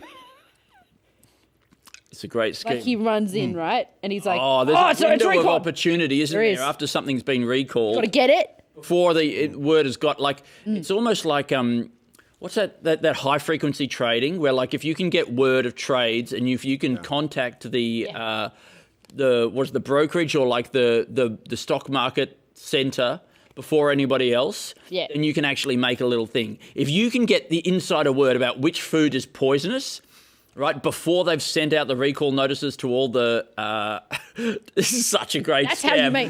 It's, I know. I think I wrote it down as an idea, regretting saying it now because imagine what I could. Get. Oh, before they've got the word to eat listeria at I the could supermarkets, get. if you can get there and buy as much of that like E. coli milk as you can, And it's just a gamble, drink right? it all, right? Especially the ones that keep having glass in it. You just got to chomp Yeah. that up. Just hope for the best, right? And the food companies, they know, like a gambler who has a system, who must be counting cards or something. They know that you're cheating the system somehow, but they can't prove it. They can't work There's it out. nothing they can do. You are like you've got the genuine diarrhea. Okay, It's full of Genuine, shards of you know? glass. Yeah. You got a shardy shart. Oh, shardy shart. Shardy shart. Shardy That's shart. my new show, Shardy Shardy Shard. Rebecca, Yeah, I'm getting out. thank you so much. No worries. Hey guys, people in the chat. Thank you. Thank Thank you you for for- bringing people to the chat. Yeah, Thank haven't you been in for chat still. talking to people in the chat. We got no idea what's going on They're there. saying nice things. That's so Also, lovely. Someone just said that's your cult. I'm trying to remember what I talked about. Oh, maybe Shardy shart. antibodies. Oh, just doing the shit. But thank be. you, everyone. It's been lovely to see you. So nice to see you. Alasdair, are you leaving soon again? Not until next weekend, but Sick. we'll make sure I see you. We gotta do it. Oh yeah, back on the slop. Play her off on the slop can. Okay. Thanks, Bec. Thank you. Do you guys need anything? No, we're all good. Yeah, I think we're doing pretty loaded great. up right now. No, you're doing good. And thanks, Gordon. Please welcome Angus Welcome. Gordon. Onto the couch. Just saying to you. Oh, or- look, or I next mean, to me? everyone's been sitting next to Alasdair, and I like it, but if you would like to sit here as well, Well, you said you liked it, so I don't want to break. But I wanted his owl stick of it. No, I'm not. you know what, he might want some personal space. He might need to do some farting or something. No, it's okay. I can. I reckon I would just fart. I just go, man. Yeah, he just goes, dude. What about this is a sketch? A guy that just goes. Oh, Yeah. I love that. I mean, He sees a red light, he just goes. Wow. He sees a stop sign, he just goes. It's mainly him hitting things with his car. But it starts off with a whimsy of like, oh, just go, mate. And then you cut and he's like killing someone at the lights. I mean, he's just T-boned immediately. And they're like, they You want to know something about me? I'll just go. I'll just go. Yeah. And they put the defibrillator on him and he wakes up and he just goes, I'll just go. yeah, or they got that. He's bleeding like from an artery or something. And they're like, we got to stop the bleeding. And you're like, no, you don't. Yeah. I'll just Jehovah's go. Witness. I'm actually anemic. I just go. Yeah, let me go. Come on. We did it. Put it down. Red light. I do think a guy who farts a lot. I'm sorry to make a farting thing, but a guy who farts a lot really confidently, and women find it really attractive, is an interesting idea. You know that he doesn't. I think his name is Dr. Smoothbutter. Yeah. And he goes smooth as butter. Yeah. Oh wow! Every time he does it, Yeah. and I don't know when he does it. For some reason, it's really attractive. It's good stuff. If anyone else tries Are you to in the do sketch it, it's as well, and disgusting. you're trying to do it to Yeah. be like Dr. Yeah. Smoothbutter. Yeah, of course. And you go liquid brown. You say that and it doesn't. And they don't like it as much. Mm-hmm. Yeah. Man. A classic case. It's like, that's the new Salieri Mozart film is Dr. Smoothbutter and Mr. Liquid Brown. He just farts and women love it. Yeah. I mean, I gotta work out his secrets. How does he do it? What's he doing that I'm not Try doing? and climb into his arsehole while he's sleeping. You shrink yourself down to be real small. Oh, this is only the second time this has come up so far today. Yeah, hey. where somebody gets small and crumped in somebody's asshole. Yeah. Well, what if you get it really big? The secret is he's actually got a huge arsehole. Wow. You don't get really small. You get him really enormous. No, it's already enormous. It's wow. It's like the TARDIS in there. You get in there and you just realize you're like, oh, this must be a secret. This is the biggest hole. Of course. Well, I mean, it just vibrates on a note that just maybe gets right into a woman's heart. how would you feel then? Do you think that you'd feel like disappointed knowing that you could never have what he has because you're physiologically incapable? Or would you be like, it would be a release? Just experience. Yeah, you'd be like, oh, it's okay. I don't have to compete with this. He's just built different. Yeah, built different. And then you go, I just go. And then Oh, you're out of there. Yep. he evacuates. Could I have a Coke? A Coke? You can have whatever you want. I know it's like everything you want, everything you see before you. That's all for you. Well, this could be a sketch complaining about something, like because I'm a little bit tired. Yes. Well, which I'm sure you guys are really tired. So you what don't. you're talking about. Yeah. I mean, it's still the same time for me. Yeah. I mean, it's still late at night. What have we been doing? Sitting down all day. You're just chatting mainly. Yeah. To your best friend. Yeah. I don't know what you got to complain about. But, complaining about a headache when you're at the crime scene where a guy's got like a spike in his brain, but you still have a headache. It's true. And it's not a competition. It's not like you're saying you've got a worse... I'm not saying I'm more tired. No. I'm not saying my head hurts more than this dead guy. No. Well, if he's dead, he doesn't hurt at all. You're right. And at least he's got the sweet release of death. The sweet release of death. I hope it's a sweet release. It's a guy. What do you think it's going to be? Oh, the deathly grip. It doesn't look good when you see it happen. No. Yeah, I mean, I try not to watch it. There's live streams. I know. Some people are in both chats right now. Yeah. They got them both up. 2 screens. Like that doctor that used to just that guy that kind of caused people to start washing their hands. The ones who would just walk from dealing with the dead bodies and then go help women give birth. And then there was like a really high... it's not good, yeah. Yeah, apparently like my parents who worked in hospitals, they're like, to this day, there's still a lot of doctors you just have to watch and convince to wash their hands constantly. I like it. Here's a sketch. The doctor who convinces everyone to wash their hands, it wasn't like a science thing. He just made them feel gross. And so they would wash their hands afterwards. He was so, he was personally disgusting. He was personally disgusting. And after, having any contact with him, I just go, ugh. Yeah, that's it. Yeah. That's why it's called germ theory. He's a real grub. It's just a theory, mate. Yeah, mate, it's just a theory. It's just a theory. Would you like to teach courses on teaching doctors to wash their hands? I mean, I don't, what is there for them to learn that they can't possibly already know? You go, hey, so, here we're going to wash our hands. All right, so here's the water, here's the soap. Maybe they don't know about this bit. Yeah. I think that's what's missing? I think this bit, yeah. I reckon, that gloved thing, that thing that we had during the pandemic, where it was like somebody wearing blue gloves and then they put some black ink on their hand and they did this, like that, and they showed how long it actually takes to get all the black ink all over your hand. Yeah, right. Do you remember it? It took way longer. I never watched that video. You never saw that. But I will say that, I'm constantly trying to teach my small children to wash their hands or remind them, and the way in which they will look you in the eye and just lie about whether or not they have washed their hands, I think that's very much like the psychology of these doctors. Well, they're learning one more important life skill. Oh, yeah. Which is lying to authority. To wash your hands of the entire situation. Yeah. Pontius Pilate style. Nothing to do with me.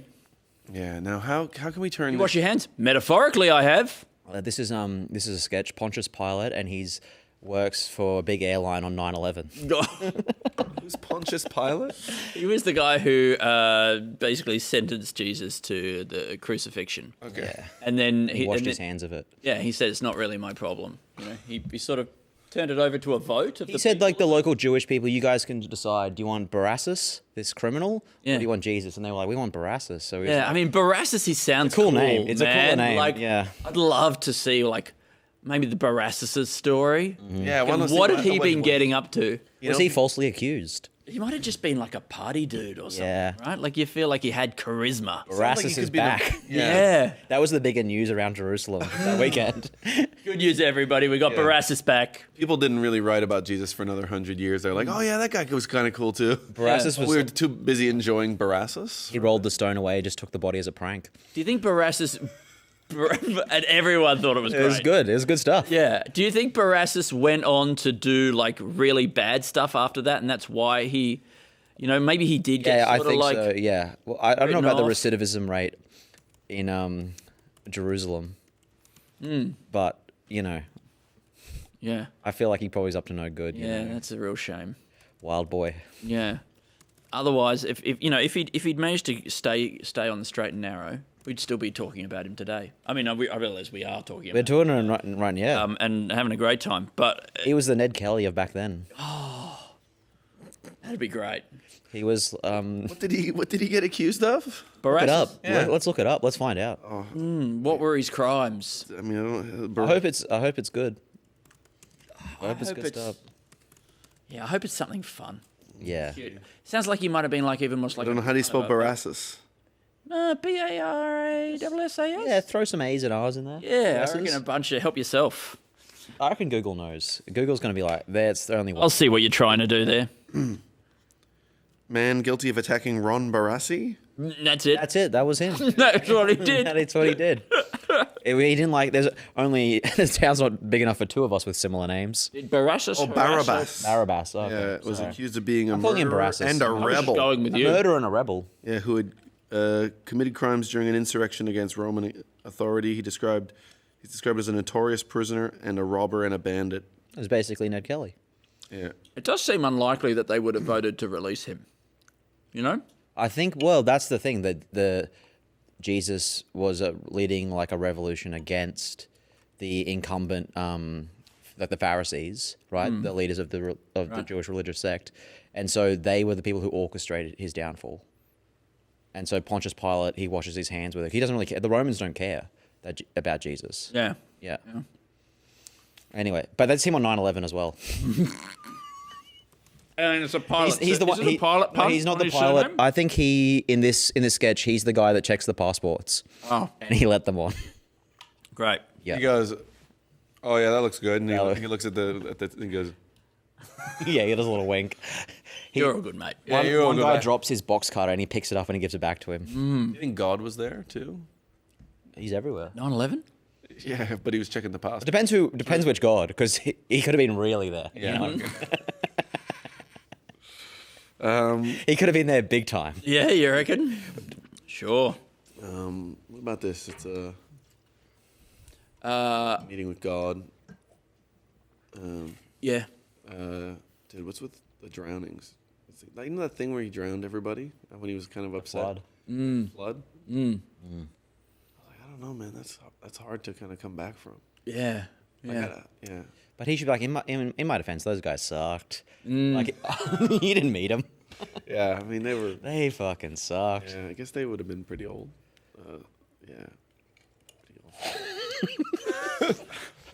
They would have been pretty old. They would have been pretty old. Is that your problem with it? They were too old, dude. I guess they gotta go. It was a mercy kill. Oh, The mercy flood. Yeah, I think I need a toilet break. I think that legislation's in front of Parliament, right? The mercy flooding. Yeah. Can I give you this for a moment, Ian? Yeah. You can even unplug it if you want. Oh, thanks, buddy. Are you tired as well? I'm okay. I'm not too bad. He's doing such a good job. Yeah. How many sketches have you got now? 344. Oh, heaps more. Yeah, there's a long way to go, and yeah, we are slowing down. I'll make up heaps of bad ones so we can. Oh yeah, whatever. You know, just pad it out. I think that's all good. Sneaking. What about a guy that tries to sneak M&Ms into the Skittles factory?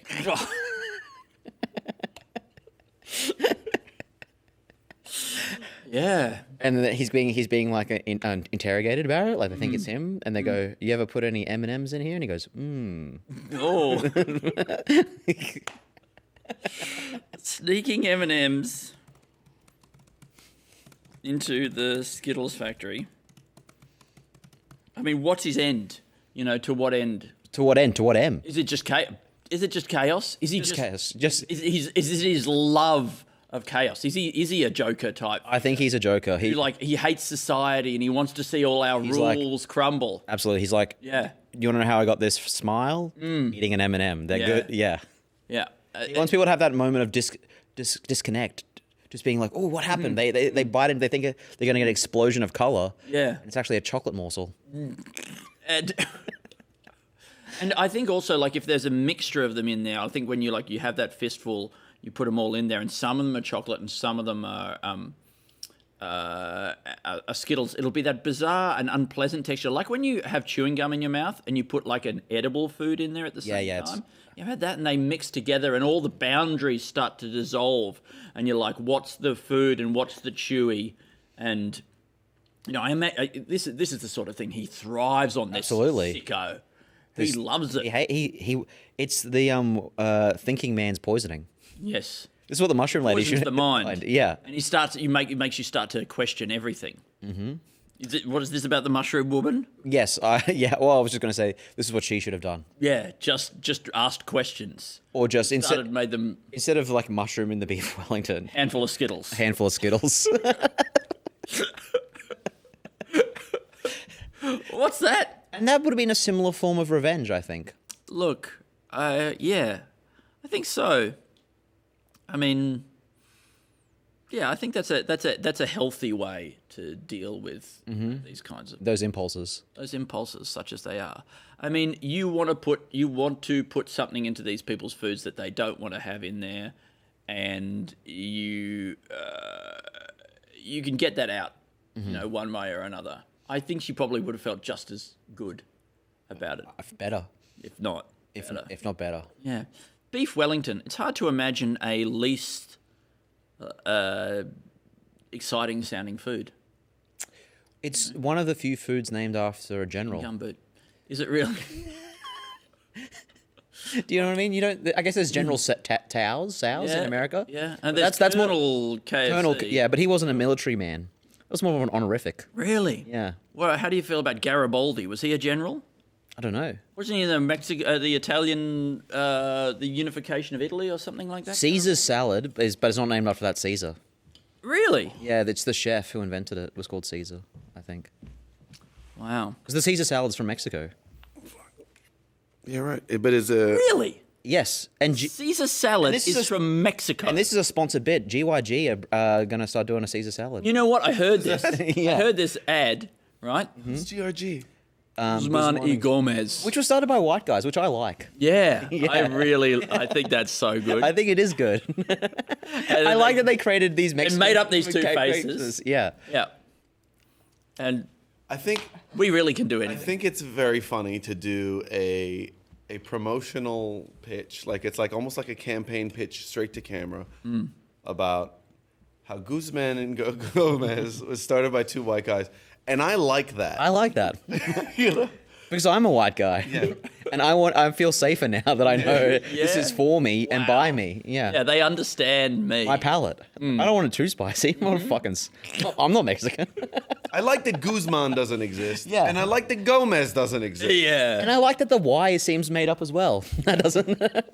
What does that mean? Be a Mexican letter. I don't know. They say that means N, but who knows now? Yeah. Nothing means anything. Yeah, we can say whatever we want. Yeah.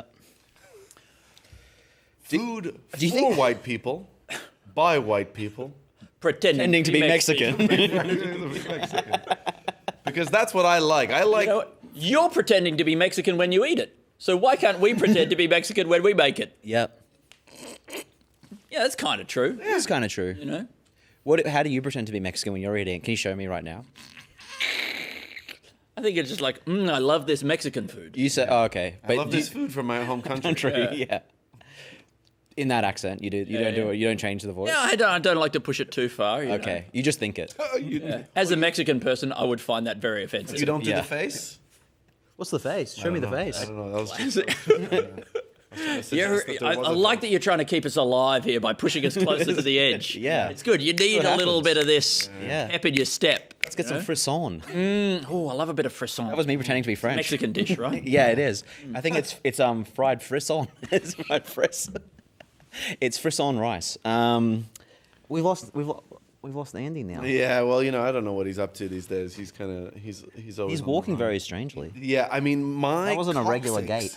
Yeah, my coccyx feels like it's been bent a little bit. Which like part's this. the coccyx? I think it's like your tailbone. Okay. So like I'm just kind of like right there, just really sore. This is kind of like a CIA stress position. Yeah, it's not a good way to live your life, but it only happens once every 2 years. And this is potentially the last long one like this. I don't know if we can do 600. 600. This is where, we've been going for a long time and we're at 345. You write let's make some of these sketches. Well, that's it. Let's make some sketches. Okay. Okay, it's the CIA and they're shopping for chairs and they finally get a comfortable one. Yeah. And so then they go, well, not this because we're buying chairs to torture people. Yeah, but they put the guy in the comfortable chair and he's like, oh, finally. And he tells them the secrets. Okay. Yeah, sketch. So, well, maybe they torture them by they make them put IKEA furniture together. Yeah. And then they let them sit down. Yeah. So so CIA are torturing people. But so the idea is just that we're giving him good chairs, and then he'll finally speak. He'll be grateful to the West. Yeah. Yeah. I mean, I guess they did find out that torture doesn't work. So maybe being really nice. Yeah. Has the CIA tried that? I mean, I don't know. Yeah, like putting them up in a really nice hotel. Because other countries, like if you're like a high level bureaucrat, they get like a hot person of the gender you find attractive. Yeah. To like sleep with you. Yeah. I think And then you just then they become like your wife or whatever. Yeah. And you tell them the secrets. Yeah. Because there's no secrets in marriage. Everyone knows that. Yeah. Of course. Yeah. So then the CIA would start doing that for. The CIA should do that as well. I mean, I think it'd be nice. I guess. Do you think there's Australian spies that do that? What? I mean, I like to think that our spies are willing to go as far as other countries' spies. I don't want to think that our spies are above sort of sleeping with people. Yeah. Can you do an impression of you're an Australian spy? Yeah. And I'm a Russian nuclear scientist. Hi, mate. Oh, how's it going? Like that. What you been up to today? Nothing. Just working down by the reactor. Oh, bugger! That sounds like it must be so hard. Yeah, you know what else is hard? Oh yeah, what? No, I think I shouldn't be coming on to you because I'm a reclusive nuclear scientist. Of course. But oh, you're so funny. You're That's so not bad. funny. That's pretty good. Yeah. Oh Yeah. my god. That's working. Yeah, and I think that because then, firstly, it's kind of fun if you're getting permission to lie, your government wants you to. So do you think lie the to strongest marriages are actually based on lies, but state lies? Well, because you're never going to divorce the Russian nuclear scientist. Yeah. The divorce rate's so high. Yeah. Maybe what With we need nuclear scientists with the general population. What we need is everyone to be with a spy. I mean, I guess we would all do better because it's like you've got two incomes usually with a spy, right? Because you got the spy income and then you got their cover job. The cover job, yeah. So that's actually 3 incomes plus your income. Plus your income. If you're a spy as well, then that's 4 incomes. Yeah, so that's I the only think- way you can afford to buy a house is if that you're both spies in a loveless but also loving spy-based marriage. Yeah, so actually a spy, a lot of people, a lot of families, a lot of couples are having to start sleeping with spies. A lot of Aussies are having to start sleeping with spies because it's the only way you can get 3 incomes for the 3-income family home. You got to have a second source. Yeah, so you got your income. What if you're a double agent? Eh? Well, that's a fourth income. Or a triple agent. Oh, why not? Yeah. I was just wondering, is shitting yourself part of body language? It says a lot. It does, doesn't it? Yeah. I wonder if that's like the body language version of a swear word, like pissing yourself or shitting yourself. I think these are the body swearing ultimately. Like it does it in an intense situation very often, high pressure. Have you ever casually shat yourself? Just to see what would happen. Yeah. That's a real psycho, isn't it? It's like, Just like, you see some people who will like kill a man, Don't feel anything. Don't feel anything, right? Yeah. These same people might Shit themselves. Just walking around. Just to see what it feels like. Just go into Maya. Yeah. Check out the button-up shirts. Yep. Button down. Either way you can button them. You know what? You're right. I feel this way about like filling out a form and filling in a form mean the same thing. And at that point, I'm like, nothing means anything. Out and in's all the same. Out and in are the same thing. You're Back telling to me the- these two things that are the opposite are identical? It's a real topsy-turvy then world. what are we fucking doing? Topsy and turvy? Mm-hmm. Can you have topsy without turvy? Oh, you can definitely get topsy without turvy. Yeah? I don't know, but I think you know. I think we all know what topsy Yeah, is. oh boy. Yeah. It's nice to get turvy with it. Oh, sure. Of course, it's nice to get turvy. Yeah. I mean, you could settle for a bit of turvy. It's not as good as topsy. Yeah. I mean, topsy-turvy, it does feel like that could be a little... What about this? It's a video. 69 topsy-turvy? It's a guy who's trying to get some topsy without any turvy. Oh, he always wants the topsy, but he's not willing to give the turvy back. All right. Man tries to get topsy without any This sentence does not mean anything. I know, It's a sketch. I know, but You've been on Instagram now. POV, you're a dad. That's a sketch. Yeah, I know, but also they always misuse POV. It's always, yes, I know. No. Well, that's No, POV, you're a person looking at that thing. That's the sketch. POV, you're misusing POV. For an POV, you don't know what POV means, and I'm coming to kill you for misusing it. POW, you're stuck in a Vietnamese labor camp after your American fighter jet was shot down. Your name is John McCain. You will later run for the U.S. Senate and be defeated by Obama. Yeah, and then Donald Trump will call you a loser for being captured. Which was funny. That's it was pretty funny. It's pretty funny. Raise your hand if you found that offensive. And he couldn't because of the torture he endured. Yes. It was funny. So wait. POV, you're misusing the expression POV and I'm coming to kill you. If you're watching someone else do something from that POV, that's not your POV. No. And so that's why, yeah. Yeah, exactly. But I guess I'm yelling this from behind the camera, and it is a genuine POV shot from me, the person killing you, the person who is doing that. Yeah. Yeah. But then it turns out that the person I'm killing is really myself. Because I thought it was I'm John looking McCain. at myself in a mirror, maybe? I don't know. It's John McCain. It's John McCain. Yeah. Um, I think... do children still believe if they say things into the mirror 3 times that they'll get got? Yeah, I think so. I think I heard my kids say something like that. Your kids are thinking this? Yeah, I think it's a classic. If you're a kid, you hear that. I think there's enough adults that still are unwilling to say, like Candyman 3 times in the mirror, like that they'll be what? I probably wouldn't do it. You wouldn't do it? I probably wouldn't do it. Yeah. Wow. Yeah. Come and take my soul away. Yeah. It's big. It's high stakes. Yeah, for sure. Because what's gambling? Where does he take it to?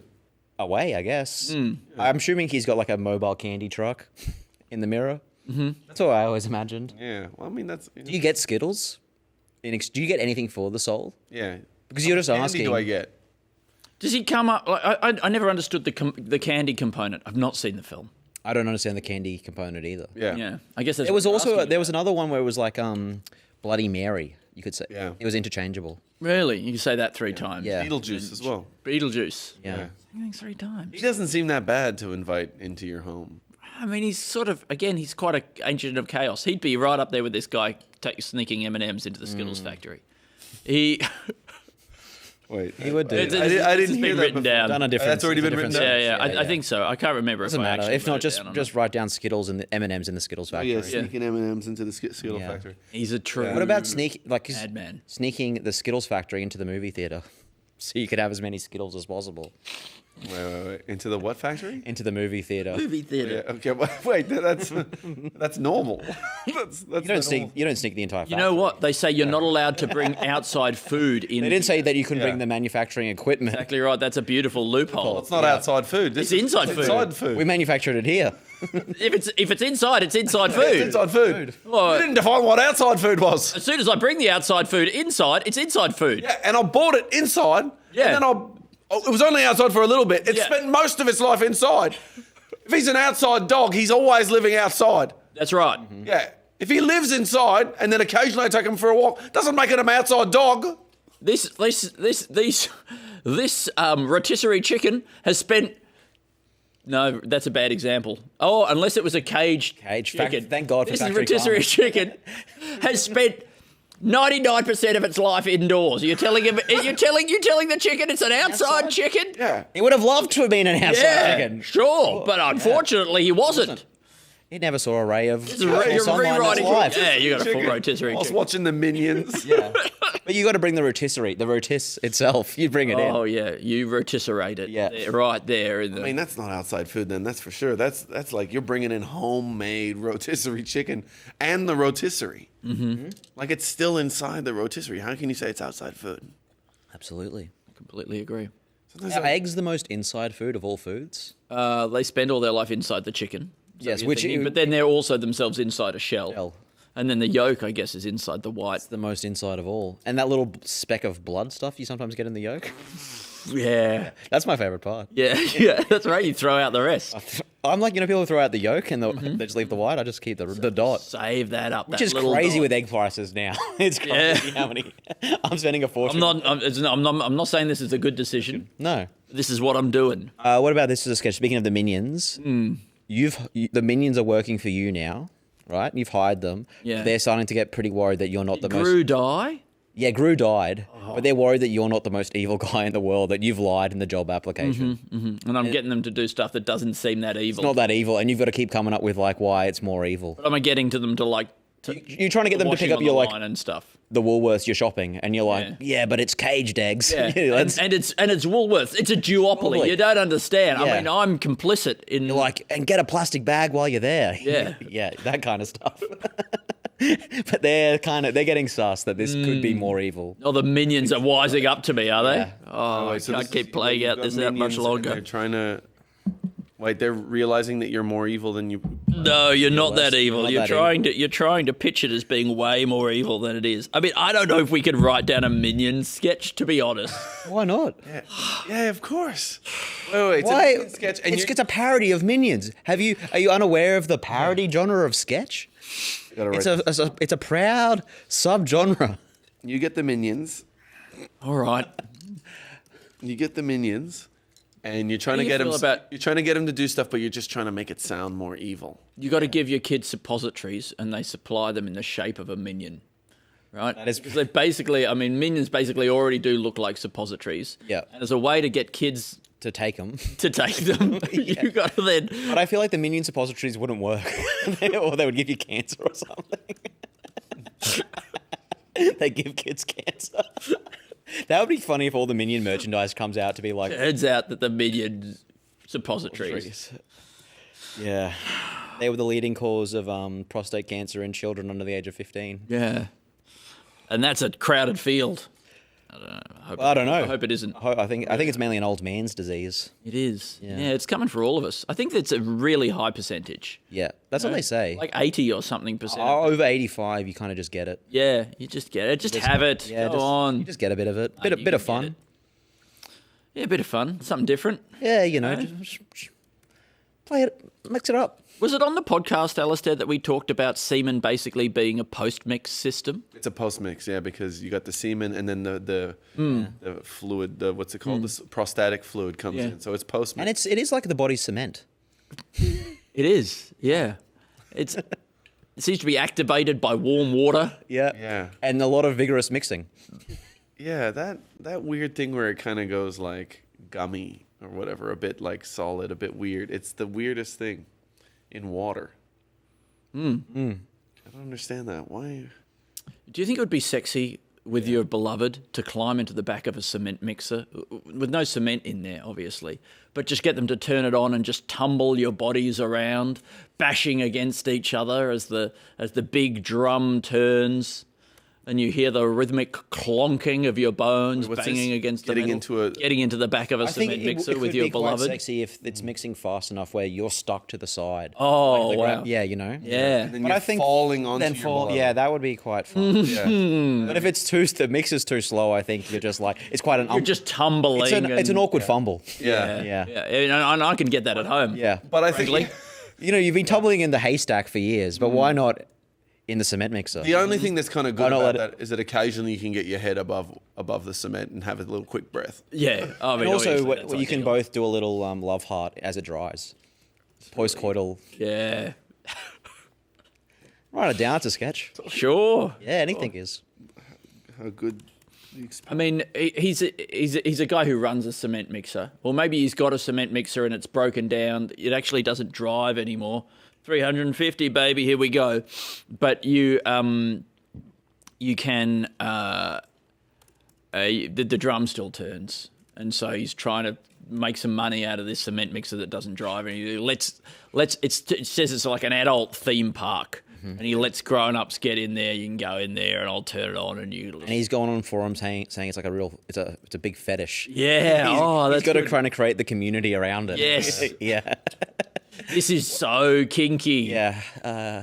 What would they call themselves? The guys that are into fucking in a cement mixer. Let's see. Stonies. Cementies. Cement. Slurriers. Sloppy Joes. Slurry, yes.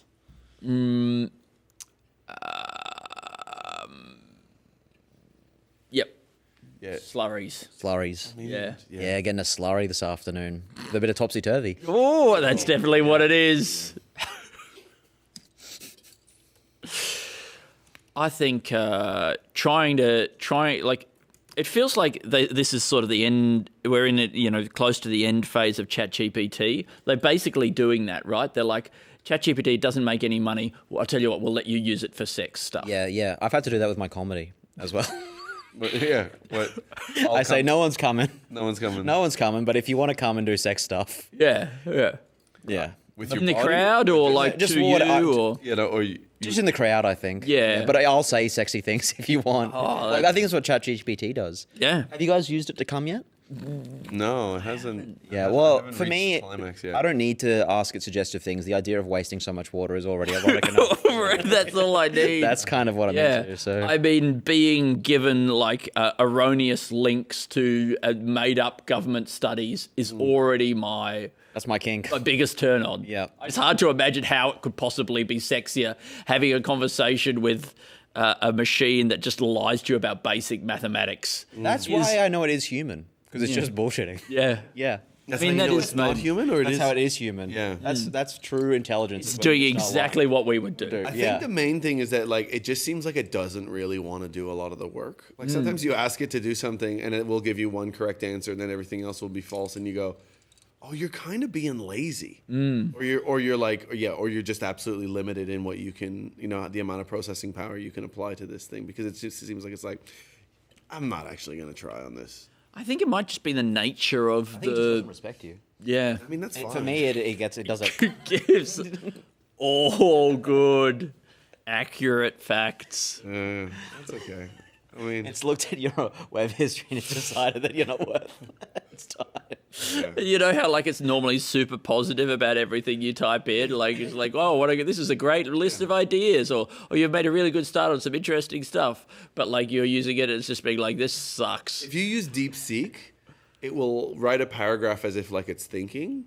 Yeah. And it'll be like, and you'll be like, hey, can you give me a list of like, places in the world or whatever, like, and it'll write like, the user is asking for another list of places in the world. I guess we didn't do enough. Like, it does sound like it's pissed at your stupid list. Yeah, it seems like it's so like, it's like, oh, okay. Like it's so passive aggressive. Yeah. But I guess it's one, it's, I don't know. I like that it's getting you to do a little bit of deep seeking of your own. Yeah. It's turning it back on you. Real Rodney Dangerfield kind of experience. Like I asked AI to give me a list of countries in the world. It said, "Have you heard of Google?" What about a guy? He's a fireman. But he loves like. He's just really chatty, so he always shows up in your place. He goes, and the family's kind of standing outside the house. He's like, "Hey, God," he's really friendly. "Hey, God, how you doing, man?" Is the house on fire? Yeah, house on fire. Oh, wow. Oh, man, all right. I'm glad to see you guys are all good. Anybody in the house? Yeah, cool, man. You guys doing all right? Yeah, like apart from this, how's your night been? Yeah. Yeah, cool, man. Is he doing a bit of crowd work? Yeah. He's bumped into an acquaintance he hasn't seen for a while in the burning building, and he keeps like, "Oh, how's your mum?" Oh, nice. Yeah, cool. You're trapped in that kind of conversation that you can't quite get out of. You're not really sure how to move on from this thing. So don't you need to be... Yeah, the acquaintance doesn't recognize where he knows the fireman from. Yeah. The chatty emergency responder who's just like, so yeah, we're going to get, some hoses on this truck soon. And, but if there's anything you guys need, is there anything I can get you right now? You guys all good? Yeah. What about this for a sketch? It's you know how Twix are best for sharing, but you're in a throuple. Oh my God, the Twix. The maths are too complicated. Yeah. That's why we actually it wouldn't work out. We can't. There's a Twix right. We can't. What are we going to do? Yeah, we're going to have to. I tried. I was in a throuple for a long time, but ultimately it didn't work out. Oh, did somebody get more attached than somebody else? No, it was the. Can't share a Twix. Well, if you do try and share it... It's actually a really good ad for Twix. Yeah. Well, you work in advertising. Let's pitch it. I do, yeah. I'm going to go straight to the guys. I imagine straight to Terry and Trevor, the Twix twins. The Twix twins. Good. The Guzman and Gomez have... I feel like Twix should have two CEOs. I hope so. They congened? Yeah. Congened? And Conjoined. But they're for shared. You can snap. It's like a thin layer that you can easily break up. I think that's the Kit Kat work for a throuple? Is it like 6? 4. Is it 4 sticks? I think so. It might be 4. Oh my God. I don't think there is a candy divisible by 3. Easily. If it's 6, then yeah, but I don't know if there is. Yeah, sure, if it's 6. But I think it's the standard is 4. I think if you get the extra large. I mean, there definitely will be caddies you can divide by 3. Not with a clean break. No, there will be. There will be. Will be? There'll be Oh, the Cadbury, like a Cadbury block will be divisible. Probably, by 3, yes. 12 by 5 or I something. hope it's actually 10. I hope it's fucking 10 though. Man. I fucking They decimalised the block. Yeah. The Frenchies got it. Yep. What was They that come one? for us all eventually. Which one was that? Oh, sorry. Well, that's a sketch. They decimalised the block. Just write that down. How would you feel about how would you feel about like using ChatGPT if like when you ask it to do a question, it's like no worries, little quid pro quo. You've got to tell it something about you. So like it's mining your data, but like conversationally in real time. Yeah. So like I think it's doing it'll be like, can you what's the capital of Tunisia? No problems. What's your biggest childhood regret? You know, tell me a moment that you. What is my biggest childhood regret? Let's see. Once I lied and told another kid at primary school that I had seen a documentary about a boy who could fly, and that it was real and there was a boy that could fly. It had been a movie and I knew it was a movie, but I told him it was a documentary because I thought it would be more interesting. It's a pretty good lie. I don't know. I don't know if you. Why do you regret that? Is there anything else? There's been a few times where people have told me like, yeah. There's actually monks that I've seen, like a documentary. Oh, is it transcendental meditation? Yeah, I don't know, but just that there was monks and they can like dry a blanket on their back and they can actually hover. And for some reason, momentarily, that would penetrate my belief system and just get in and I'd be like, fuck yeah, of course monks can do it. Yeah. Yeah. It does feel like if anybody can. If you just focus, it's just a focus thing. They dry a blanket on their back? They wet a blanket, then they put it on their back, and then they use their mind to control the heat on their back. Essentially they could cook eggs. I think they could cook eggs if you put a pan on their back. Wow. But like, is that connected to the flying as well, or is that a separate? It's a separate thing. It's too. Did the evaporation create like lift? Under Yeah, well, that was what I was trying to work out because like there might be a way we can explain this. It's not actually outside our current understanding of physics. Yeah, I mean, monks it could be. obey the physical laws just like anybody else. I don't know. Yeah, it could be. Maybe they made the air so dense with water. Yeah. A man from Asia was less dense than the air, and then he was able to sort of hover a little bit, float. Exactly. I mean, I wonder if you do feel lighter when it's humid. Like I think if there's more water in the air, you presumably are more buoyant, right? Relative to the air around you. Could be. Yeah, I just don't think I'm buoyant at all compared to the air. No. Yeah. I mean, I'm not saying it would be a big effect. Yeah. It might be something. The big effect. Oh, this is the biggest effect we've ever discovered. Yeah. Ask ChatGPT, what is the biggest effect? Let's see. What do you reckon, gravity? Okay, that's... Oh, I was just going to pitch a different sketch. They're renaming the Big Bang because it the big effect, because bang sounds like it's encouraging school shootings. Oh, wow. Yeah. It's like the coward's bang, the coward's effect. If anything, the Big Bang is responsible for all school shootings. Yeah. And it does sound cool, but like it destroyed all the nothingness that existed before it. Nothingness was just doing nothing to anyone. It was fine, didn't hurt anybody. And then all of a sudden, the Big Bang. The coward's bang. The coward's creation. The coward's creation. The coward's bang. You wouldn't just start the universe out of nothing, would you, mate? That's the ad. You trying to start something? You trying to start something? Everything. Everything. You trying to start everything? You trying to start everything from seemingly nothing? You trying to have a big effect? You know what? It would be really great if during my lifetime somebody could explain the Big Bang to me in a way that I feel like I fundamentally understood what was going on. Wouldn't that be nice? A bit of magic, eh? Yeah, I feel like you could probably do a bit of reading about it, but... No, you can try. That doesn't work. It's not really what I'm asking. Yeah, but he's not even reading what he's writing down. He's just making little scribbles. These are just little I'm not reading. squares. I'm not reading what I'm writing down. I'm picking up what I'm putting down. Okay, what about a guy? Yeah. He's That's actually what we had our dog, we had to have our dog put down. And then I was going to guess that. They were trying to, and it was cremated. And it took us so long to get there to pick up the ashes. And so we were not picking up what they were putting down. Yeah. And unfortunately. There should be a kind of dog that picks up dog ashes for you. Some sort of retriever. It's a great way of getting a new dog. Yeah.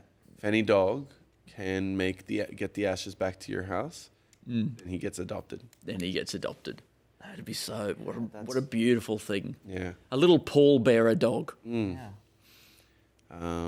How do you feel about dog pallbearers? You know, I think it would be great. It would the balance. I think it would be nice to see the coffin coming out of the church on the backs of lots of little dogs. It would kind of look like it was hovering, or maybe if they were small enough dogs like little Dachshunds or something, it might even look like the coffin was sort of scuttling along on hundreds of tiny legs of its own. How I'm imagining it is you have a stream of dogs. So the coffin is just moving along, and all dogs are going underneath. Flowing on this a flow of dogs. River of Dachshunds. A river of Dachshunds. Oh, well, then it'd be beautiful. Taken, carried down on a river of tiny little... Till it's slowly brought... Like a dog coffin. No, I think it's a human. I think it's the owner. He owned thousands of Dachshunds. And dogs, they would love that. They love to bury bones. We did it. You did it, Angus. We did it. As a team. I mean, I think, you could definitely build a coffin that had like a little extra lip around the base of it, right? That was just deep enough to cover up the bodies of the Dachshunds, and just with their little legs poking out the bottom, so you couldn't see them. Amazing. And then it really, really would look like the coffin had hundreds of tiny little legs and was scuttling along, bumping into hedges and that sort of thing. And then I guess, when they do fall into the funeral. That's the last dog-free place. You ever notice this? You go to the pub now, someone people take dogs everywhere now. They still aren't the first trying to bring your dog to a funeral. Yeah. I mean, interesting question. Emotional support dog, right? That's where you need it most. Arguable. Yeah. I mean, any other kind of support you can get from a dog? There's emotional, financial. Yeah, financial. Well, if your dog works, you can have a working dog. You can have a working dog. Yeah. But they've mainly stuck to the traditional dog trades of cattle and sheep herding. But they don't get paid a wage. Can you like train a cattle dog and then get him to... Maybe that's the Castle film, the dog house, the kennel, where you are a lawyer. Okay, go on. At the Supreme Court, trying to get dogs compensation. Dogs, fair pay. Fair pay for the underpayment they've received. I mean, what a big class action that could be. Yeah. All these big law firms now are all about this sort of class action farming thing that they sort of do, where they'll be like, here's a little thing that we reckon if we get enough people involved, we'll be able to mount a case. Ultimately, it costs millions and millions of dollars in fees. The people who are involved get some tiny fraction of that, and most of the money goes to the lawyers. law firm. Yeah. Which you must feel so good about. It's how your society career should choice operate. and what you're choosing to do with your time. I think I have spoken to a lawyer who says that he was doing a bit of that, where he was like, they would come up with an idea and then they would sort of put it out there and just see if there's enough nibbles. It's kind of fun. I can see it, like as a little. It's almost like it's ambulance chasing on a grand scale. Or it's almost like it's close to like a harvesting kind of thing, right? Like you plant the seeds and then you harvest the money. Yeah. Yeah, I mean, I think lawyers manage to put themselves in between a lot of things where it's like they just collect the money and then everybody else kind of doesn't get a lot. Yeah, they're like lawyer. Yeah, I guess you're right. What other kinds lawyer good? What other kinds of years are there? Years, lawyer. There's a sawyer. They're guys that convince you to paint fences for them. Yeah. Yeah. Badger. Yeah, badger. What does a badger do? Yeah, no, it just sort of goes through honey. Honey. He goes through honey. Yeah, it goes through honey. Sort Does of he give it like a grade? Mostly rummages. Mostly for rummages. Food. Okay. Yeah, sort of growls a lot. Burrows. Okay. What about let's see. It's an Australian film. Yeah. Yeah. It's a play on. Let's see. What's an American film that was big? The Godfather. Hey. The Godfather. Yep. Miss Congeniality. Oh, that's good. Yeah. Those are good ones. Master and Commander. Oh. American film, but Yeah. But it's about. It's all three of those movies. Yeah, I mean, I think a cook-based book. I mean, cookbook. Yeah, cookbook. A cook-based, Captain Cook-based film. 4 colonizations or less by Captain Cook. Yeah. And I mean, like, I guess when he discovers Australia, he would have been like, "I'm the best." You would feel good about that. Yeah. Yeah. I'm the best. And then he did that, right? And then did he go over to New Zealand after that? I think before he did New Zealand. Okay, he did New Zealand. Yeah. Right. Then so it's him saying I'm the best, and then it's while he's being eaten, and by the In Hawaii. In Hawaii, they're saying he's the best. He's the best. Do you think they knew his name was Cook? I mean, they would were in on the joke. It's good stuff for everyone now. I appreciate what they did for us. You appreciate it? Yeah. That they gave us that joke. I don't know what they were, whether or not they understood it at the time. I guess comedy. A lot of jokes take a while to land. Sure. You know. Well, that is truly tragedy plus time. Yeah. And then the time is actually just a language barrier. Yeah. Yeah. Yeah. Or you'll get that on the way home.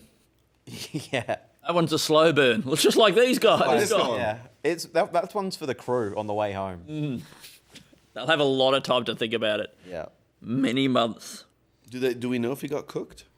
I think he did. They were cooked. Yeah. I don't know if he was eaten, but I think he was cooked in a sort of a ceremonial kind They of. took out the bones, I think. Right. Yeah. They made a broth with it. I don't think they did that, but it's a good way to get collagen and protein. Yeah. Oh, mate. I mean, I guess you can leave the collagen and stuff like the bones in there for while you're boiling, and then they'll still be intact. Yeah. Afterwards.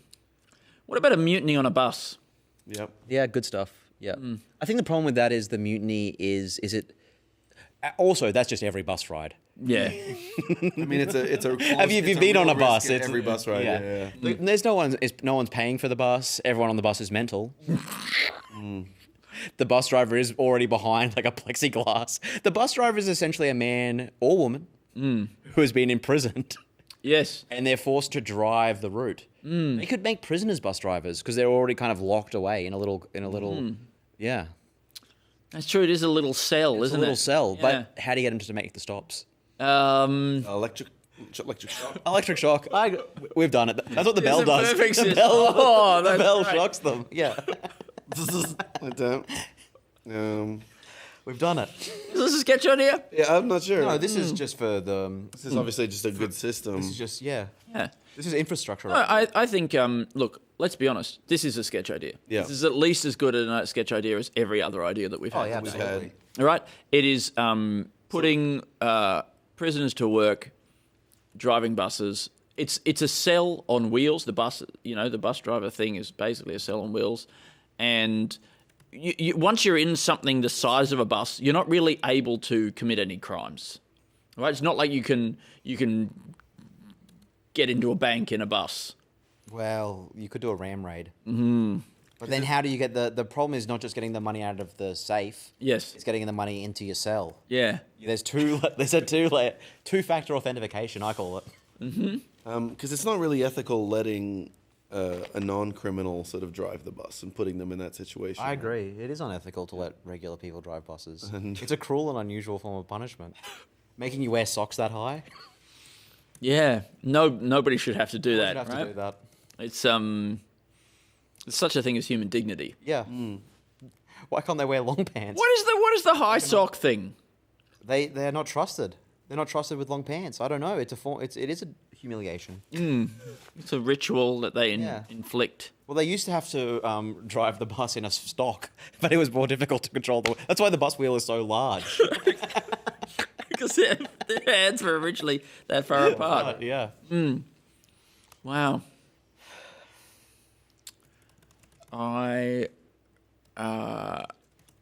Yep. I mean, what else can we get prisoners to do? You know, how else can we put them to work? Cleaning the bottoms of pools. Cleaning the bottoms of pools. I'm sorry, that's not very. They're already prisoners are often already making the number plates for buses. That's right. They're already involved in the whole bus. Yes. Construction. Of course. Are they tapping those numbers out like individually? They have like a that? press. They got a press. Of course, they got a press. Stamp, you know. The machine really has killed off the artisanal number plate license. Yeah. Yeah. It used to be that it would just be like a little. Yeah, they'd be chiseling away that bit of what is it? Steel. Mild steel, I presume. Yeah. Untempered steel. Yeah. I mean, it's almost even just taken away like the opportunity for a lot of these people to kind of really even injure themselves really badly and get out of doing that kind of work. You know, a lot of it has become so mechanized. So mechanized that you know, a lot of the joy of sort of losing a finger, standard sort of workplace injuries and things like that. They've made it really hard, and we're gonna have to imprison robots to do those jobs in the future. We're not just losing trades; we're also losing whole classes of injuries. Right?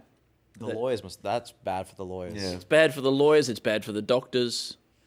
You know. Yeah, it's a group of lawyers who are go in and try to threaten some workplace safety people that they're taking away their trade. Their trade, you know, their opportunity to bread make and money butter and things like that. Yeah. And they put them out of work. Yeah, and making an honest buck. Probably making a case that actually that they have stolen very good wages from them, and they need to be stopped. So I don't know if they can sue them. Yeah, if anybody can. What about have you been to the Lost Trades Fair? You ever been up there? No. Where people are making a barrel the old-fashioned way, or there'll be blacksmiths there, there'll be people making boots, that kind of thing. But I'd love to see a guy doing an old. We know where they are, but we don't really care for trades fair. Yeah, they're not lost if we're not looking. Yeah. You know. But what about doesn't have any friends? Guy doing an old school amputation there? You know. I'd love to see that. That's a lost trade. It is a lost trade. The guy that his job, instead of an anesthesia, it was just bite onto this. Yeah. That guy, he's out of work. These skills are. Nobody knows how to do this anymore. What about? What was this one? Is this something I can This remember? is a lost trades amputation. Yep. So it's a guy keeping alive the disappearing art form of the anesthetic-free, no wash his hands. no hygiene or antibiotics amputation of the human leg. Wearing a gown that's never been washed. Yeah. Exactly, right. And he does it on the same slab that he uses for God knows. And it's a sign God of how knows many... what he gets up to there on that slab. Bit of topsy-turvy. Sure. What about really Diet Coke and it's got a laxative in it that makes you shit yourself so you lose weight? I think they actually do, right? I'm pretty sure these artificial sweeteners have some kind of a laxative effect, right? Well, let's look it up. Sometimes reality is funny enough. Yes. I mean, we're laughing. Let's see. Okay, what about laxatives with a little pick me up in them. You know, because a lot of people are taking laxatives that's and not making nice. it to the bathroom. Yeah. So Yeah. you know, we're thinking about putting some guarana. Yeah. And gets you moving in two ways. Yeah. That's right. Gives you a reason to go to the bathroom and the get up and go to make it happen. Yeah. And look. Oh, I think because you know how they cut drugs with laxatives. Now you're cutting You're cutting your laxatives with MDMA. It's going to be the. So you're shitting yourselves, but you're happy about it. Yeah. The best puppy of your life. It's a. What was that voice? I don't know. Best puppy of your life. I love when people say pup. Pup. A nice, good, proper pup.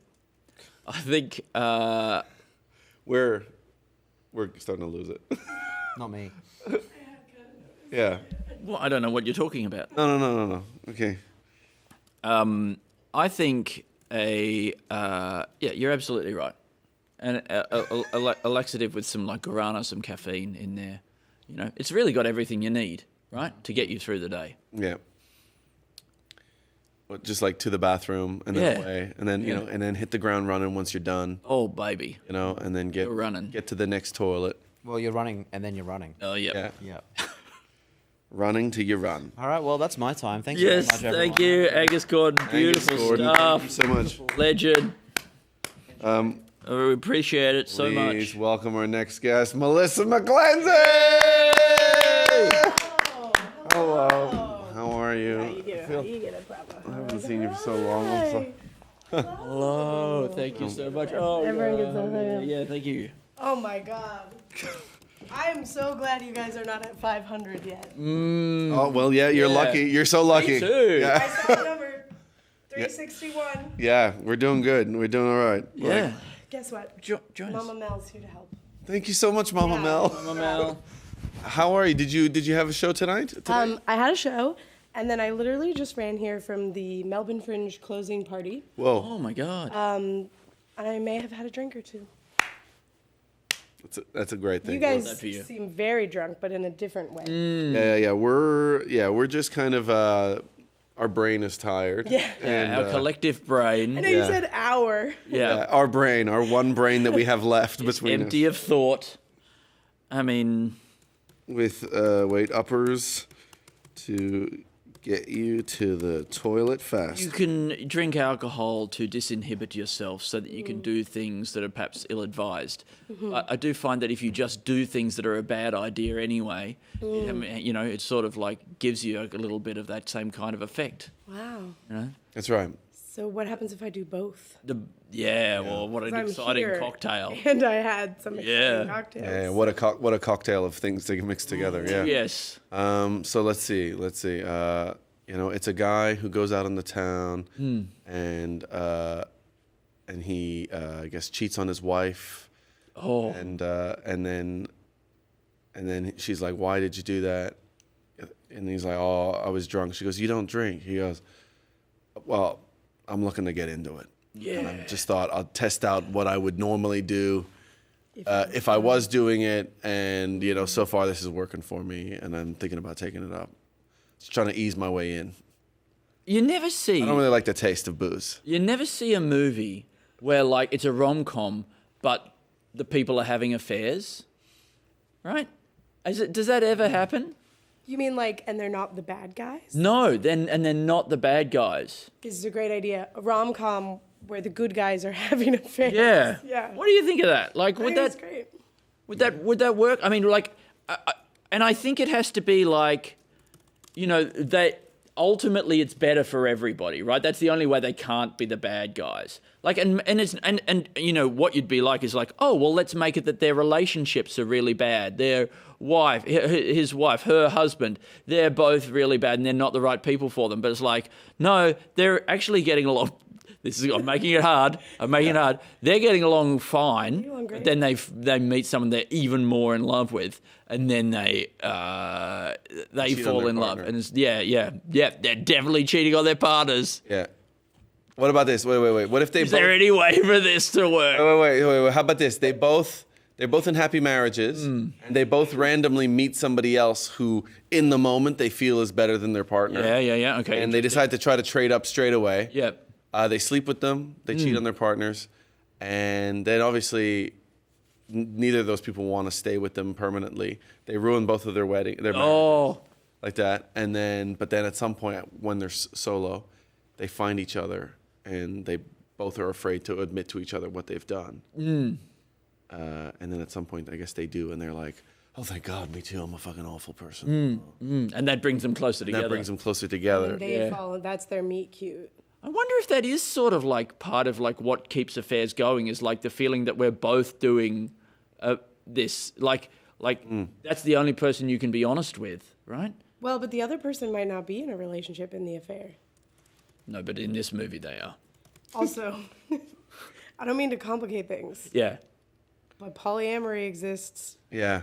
I know. Man, you complicated this so much. I complicated this just like I complicated my marriage with polyamory. Oh no. It really is complicated. But, I mean, I think polyamory ruins a lot of rom-com theories. I think it probably does. It's like mobile phones ruin a lot of horror movies. Yeah. It explodes the binary that you need to exist and the thought that there's only one person in order for rom-coms exactly. to work. I mean, like, almost all sort of movie tropes are based around sort of false binaries, I imagine, or like, just like these really hypothetical universes where only certain rules apply.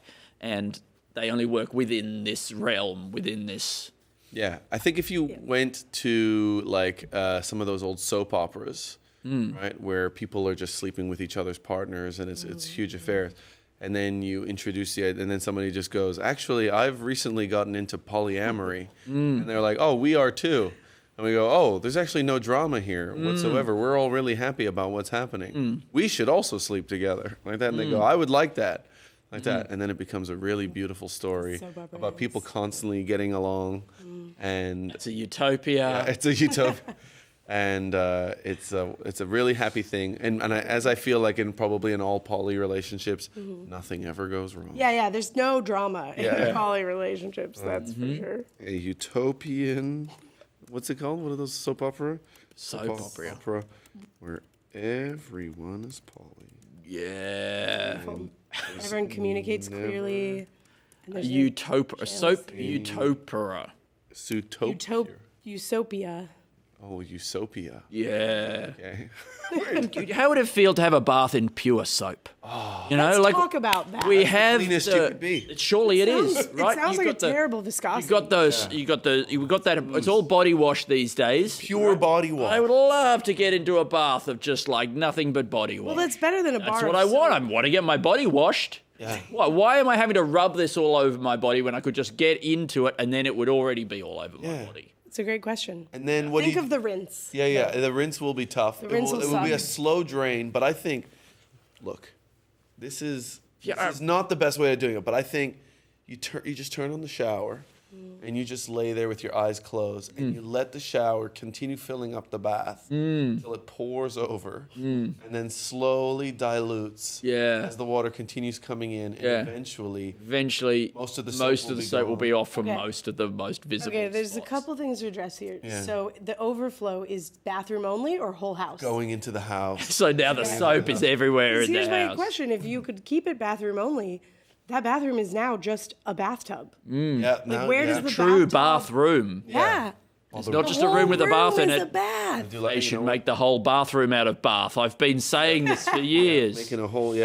Okay, we're really cooking now. Let me tell you what. Right. I mean, there should also be an option to like shut the door on the shower, plug the sink there, and let that thing fill up like a cube of water. I've always thought that, like a standing bath. Yeah. But here's the thing: standing it would be bath. so easy to drown in that puppy. You know what I mean? I think Yeah. that's what's stopping people. Yeah. Or just like, what if you open the door on accident and just make a mess? Mm-hmm. That's the issue. Still, I mean, it's nice. It's nice to imagine. It's nice to imagine. Yeah. You could be fully standing Mm-hmm. in your bathtub. In where? Vertical. I mean, bath. you know what would be what? Oh, a full bath that goes Yeah. all the way up to like that? Yeah. And that you could fill up the water until like your chin? Yeah. I guess you could go even higher. Yeah. Yeah, past. That's the concern. You could accidentally kill yourself so easily. Yeah, but I mean, hopefully you can swim a little bit. Yeah. Yeah. Hopefully. I've been in water that's that deep. Have you? Not to brag. Wow, brag. There should be a chin-up Been bar at the in water top up to that you can pull yourself out with. Wow, now he's really bragging. Yeah. Started with a small You can do brag, and now he's chin-ups. like, Well, when there's no mostly gravity, I floating. can do chin-ups. yeah, exactly. When it's fully water, you can just take a breath like that. And then can you only get into the bath from that little space that's like left at the top? You can't get in or out at that I guess you get in through the door and then you there's close a the door and door. you. What's the shower? You get in there and then you let it fill up. You're right. You Wait. close the door of the shower bay. Yeah. Right, and that's sealed now. Oh, I didn't And know then that you turn was on the sealed. shower I've and it never fills up. seen a shower door that would seal like that. Oh, well, you haven't seen this one. I think it just has to be tub all the way up to the top, and you have to. It's hypothetical, Alasdair. Why can't you let it be my version? Can I have a raspberry? No. Okay.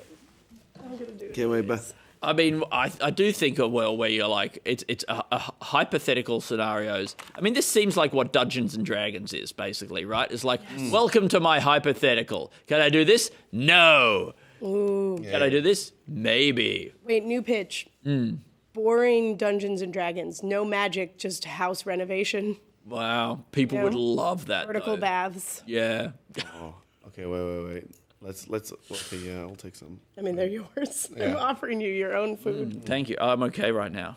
To be clear, neither of you seem okay right now. I just want you to know. We're doing great. Yeah. When I walked in, I looked at both of you and I was like, these men are not well. Yeah, we're okay. We're doing good. Okay, I'm proud of you. Thank you. What do we got? Okay.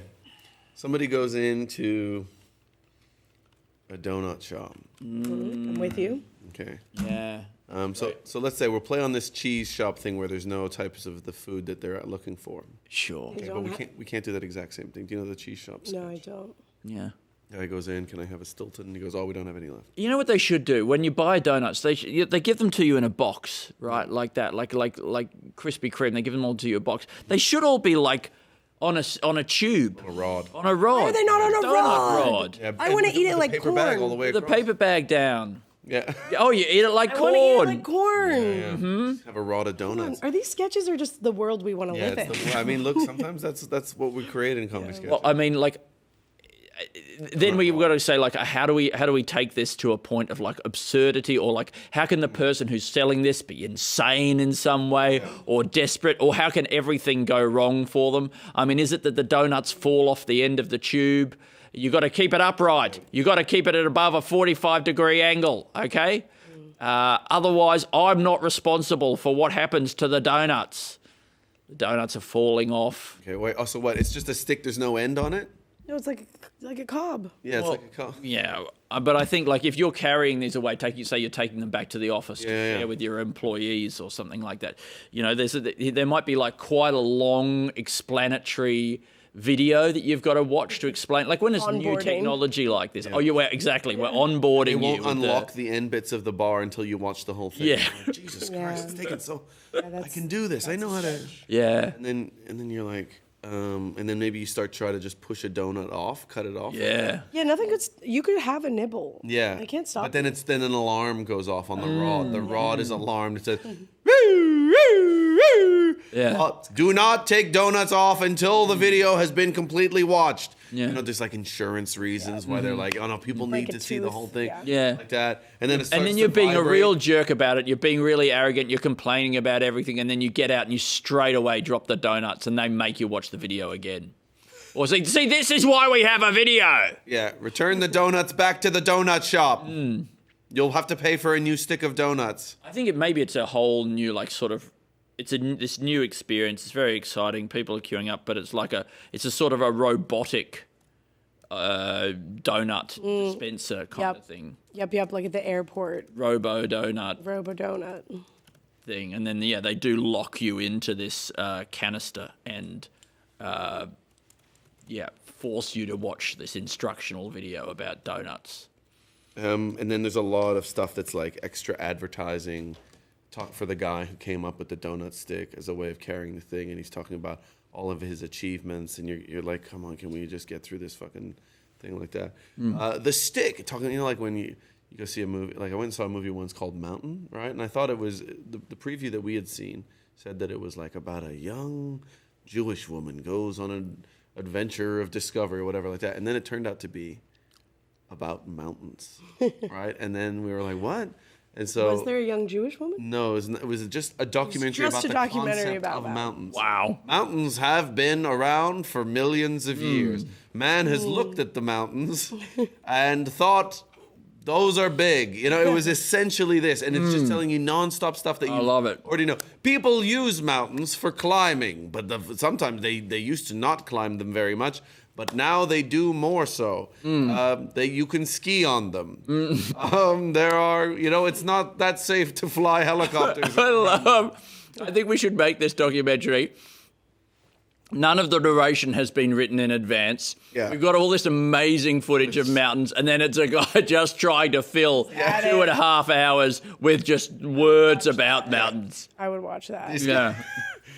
This guy, oh man, that's not a sketch. That's just our next project. Say everything that you can think of about mountains. Mountains. Mountain documentary. I mean, that's a very fun thing for for just a couple of friends to just go and just talk and docu. Smoke a joint. Yes, you can docu-talk and just, this man has gone down so many mountains, he's now... Is that your docu-talk?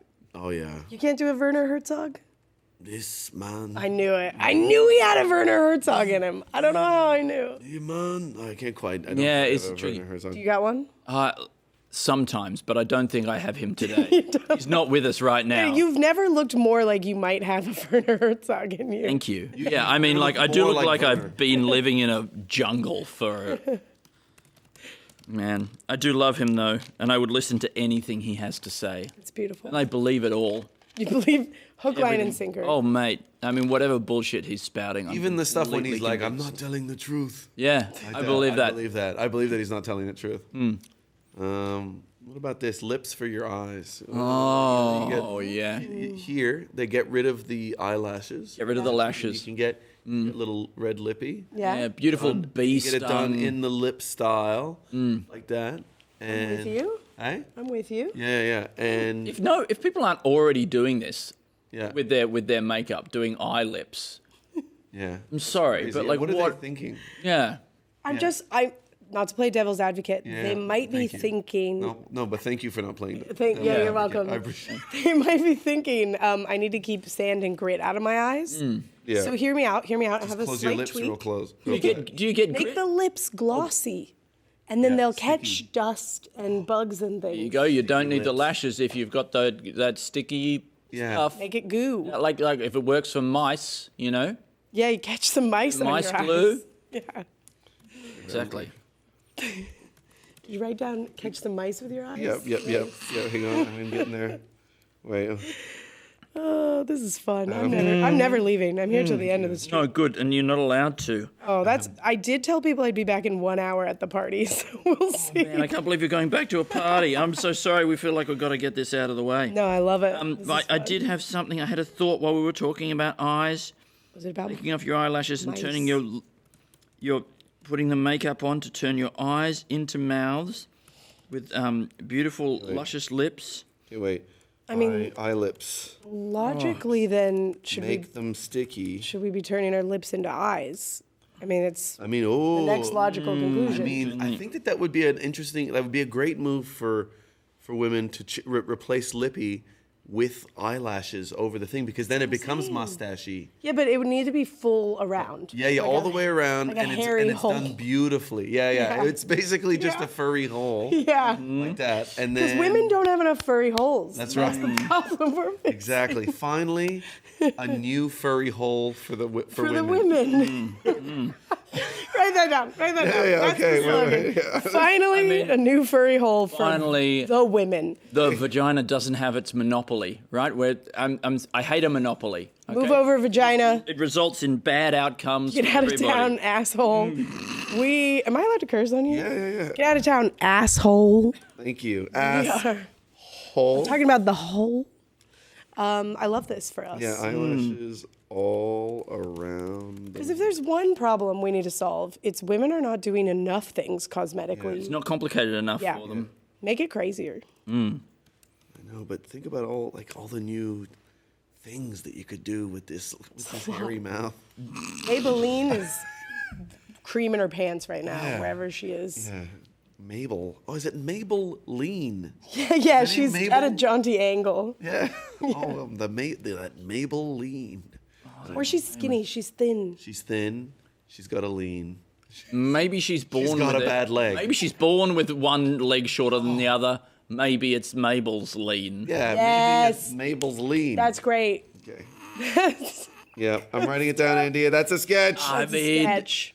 Maybe she's born with one leg shorter. That's good. I mean, but what would it be? What is Mabel's lean? Is it just like a way for women to stand? Is it just a new kind of like thing to do with your sort of legs that results in you leaning, or is it like shoes where one shoe is higher than the other and so you're forced to lean? Well, I feel like shoes are part of the regimen, but it's for women, so it's got to be multi-step and It's got complicated. to be complicated. You got to have a whole lean routine. It involves a every morning. cane, You got to there's a get some lean cuisine. Got to get leaning. You got to change everything about your life. Bean.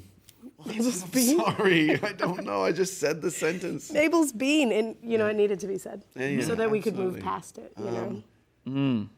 You know, Andy, before you said what was one of the more shocking or whatever things or the biggest impact, anything that's had on anybody's life, I feel like eating a lot of beans does such a dramatic change to your life. Where you do it once and then you kind of go off beans for a while just because of how dramatic a change of eating a bunch of beans suddenly. Yes. You know, rather than sort of I'm not with introducing you. beans slowly to your life. No? You've lost me here. Okay. Do you mean like one meal's worth of beans, or you mean like you go through points in your life where you're just like, gotta have beans? Yeah, I think it's just like, you know, let's say I don't eat that many beans in my life. Yeah. When you do. And then suddenly I'm like, you know what? I'm just going to eat a can of beans. Like that. And then it's like, gut-wise, it's just too many beans and your body's in a mess for a few days and you can't control anything anymore. You got to go to bean rehab. You got to stay at home. You can't really be around. It's a great disruption. There's a revolutionary sentiment within your intestines. Yeah.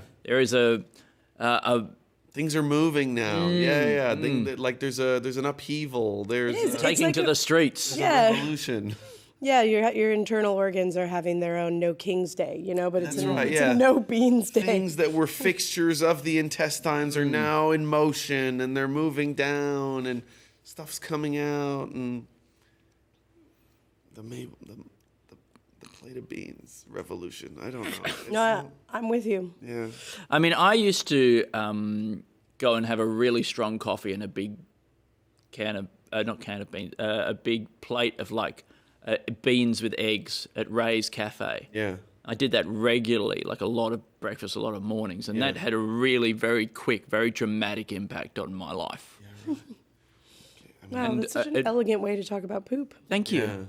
Yeah. I try to keep it classy. Yeah. I mean, you have no idea how many times we have talked very in depth about poop during this day today. Just today. Just this day. I was going to say I listen to the pod occasionally, so Yeah. I guess I'm familiar historically. Yeah, I mean, if you know history. Yeah, if you know your history, we talk about shit a lot on this thing. Yeah. All right, I don't know. I don't think I can write it down, this bean thing. I think you can. Yeah. I think it's like an internal protest. Evolutionary internal. It's a reaction to beans. Protest of a sudden change in the quantity. I mean, what beans. Can we think of a way that we can put this in a context? Is it like a doctor trying to explain this to you? Is it you trying to explain it? I'm changing. What happened? Why am I different today? I think it's a profession. It's a new profession. It's internal historian. Okay, trying marking to the different explain phases. these eras that you go doctor through, goes- the big changes, the moments The that. doctor's like, "Oh, you have an upset tummy. Well, good news. On staff today, we have a stomach historian, Gastrointestinal historian. There we go. Gastrointestinal historian, and you know what? He happens to specialize in the bean period. Yeah. So let me get him in. Yeah. Well, you're different today, and how it's shifted history. What about a toilet that can ask you questions? Okay. Yeah. So like. Great. Yeah. Yeah. After whatever you do, it goes like, whoa, what's that all about? That kind of thing. Yeah. Yeah, we'll be able to do this with AI. Yeah, of course. Basically, you'll be able to have a conversation with your toilet. It'll have sensors and that sort of thing in there, and it'll does the ask a sound lot come of from follow-up inside the bowl? I feel like it's the only logical thing, right? Yeah. If it's going to talk to you, the sound has to come from inside the bowl, and you can mask a little bit of the sound by sealing up the whole bowl with your body. Yeah, okay. It's good, and I want it to sound gurgly, like it's wet. Don't worry, it'll. Yeah, we'll make I was worried. I was worried. Yeah. And so, what kind of stuff is it asking you about? Like, hey man, what's this deal? all about? Yeah, they're not really like Beans in-depth again? questions. What are you doing to me? Oh, buddy. You don't want it to ask in-depth questions. No, it's not very smart. Okay. I don't think you want it to be too smart. Okay, I think it's just like always a bit indignant and a bit like shocked every single time. Oh, do you have Okay. to? Yeah. Like that? Like, no. Yeah. Okay, while we're at it, I would like my shower drain to happily munch on my hair. You want like a I shower want it to be drain like, with teeth? yeah. That would be good. I think it would be good because then you don't. My least favorite chore is cleaning the shower drain. Yeah. What about one of those? What's that big sandworm thing in Star Wars? Dune. Oh, not the one in Dune. The one that they throw things into in Star Wars. It's just like is it Snarlax? The Sarlacc pit. Yeah, something like that. Yeah. No, it's just like that. They should have one of those in the shower drain. They really Right? should. And it just like. That's what I want, and I want it to be grateful. I want it to be like, thank you. Oh, If that's not nice. for your cast-offs, I'd die in here. Yeah, what a great way to turn something that can be a little gross and a little, wrongly, but like a bit shameful, in some way, like the stuff that accumulates in the plug hole. Yeah. To turn it into such a source of positivity and light in your life. And isn't that just what we all Some need? gratitude. Yeah. For And- women in particular. And then I don't have to clean the shower drain. That's Yeah. important to remember. I think like that at first it does, like the plumber just kind of convinces you. He's like, oh man, if you want to stop these clogs, man, you got to get one of these new tooth shower drains, that can munch right through that hair that's coming through there. And you're like, yeah, I mean, that sounds like great. This is my least favorite thing. And then as it's been installed and you kind of start hearing like little comments from it. Like it's just like, like that as like a ball of hair goes down there and you're like, and it's just, Christ. It's like, and I guess it's like, I don't know, maybe it's like, oh man, this is not a good angle to see from. Like that. No, in our version, it was positive. Oh, right. Yeah, I'm so sorry. It was supporting women. Well, hold on. I think you should get the option to pick either. Yeah. Sure. Do you want a grumpy shower snake creature?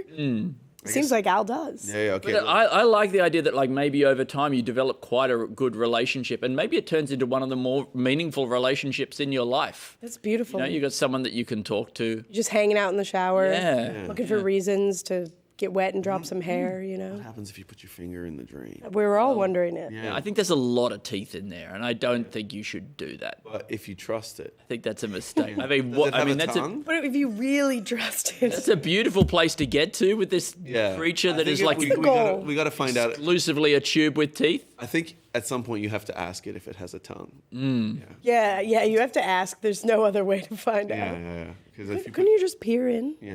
Can I? What's it? What you packing down there? What you packing down? Yeah. Here's my fear. What if I How much of you is? what if I accidentally get a toe in it? You know? Is it You gonna ever have a full toe just slip right into the drain? sometimes Yeah. it happens. Is that just me?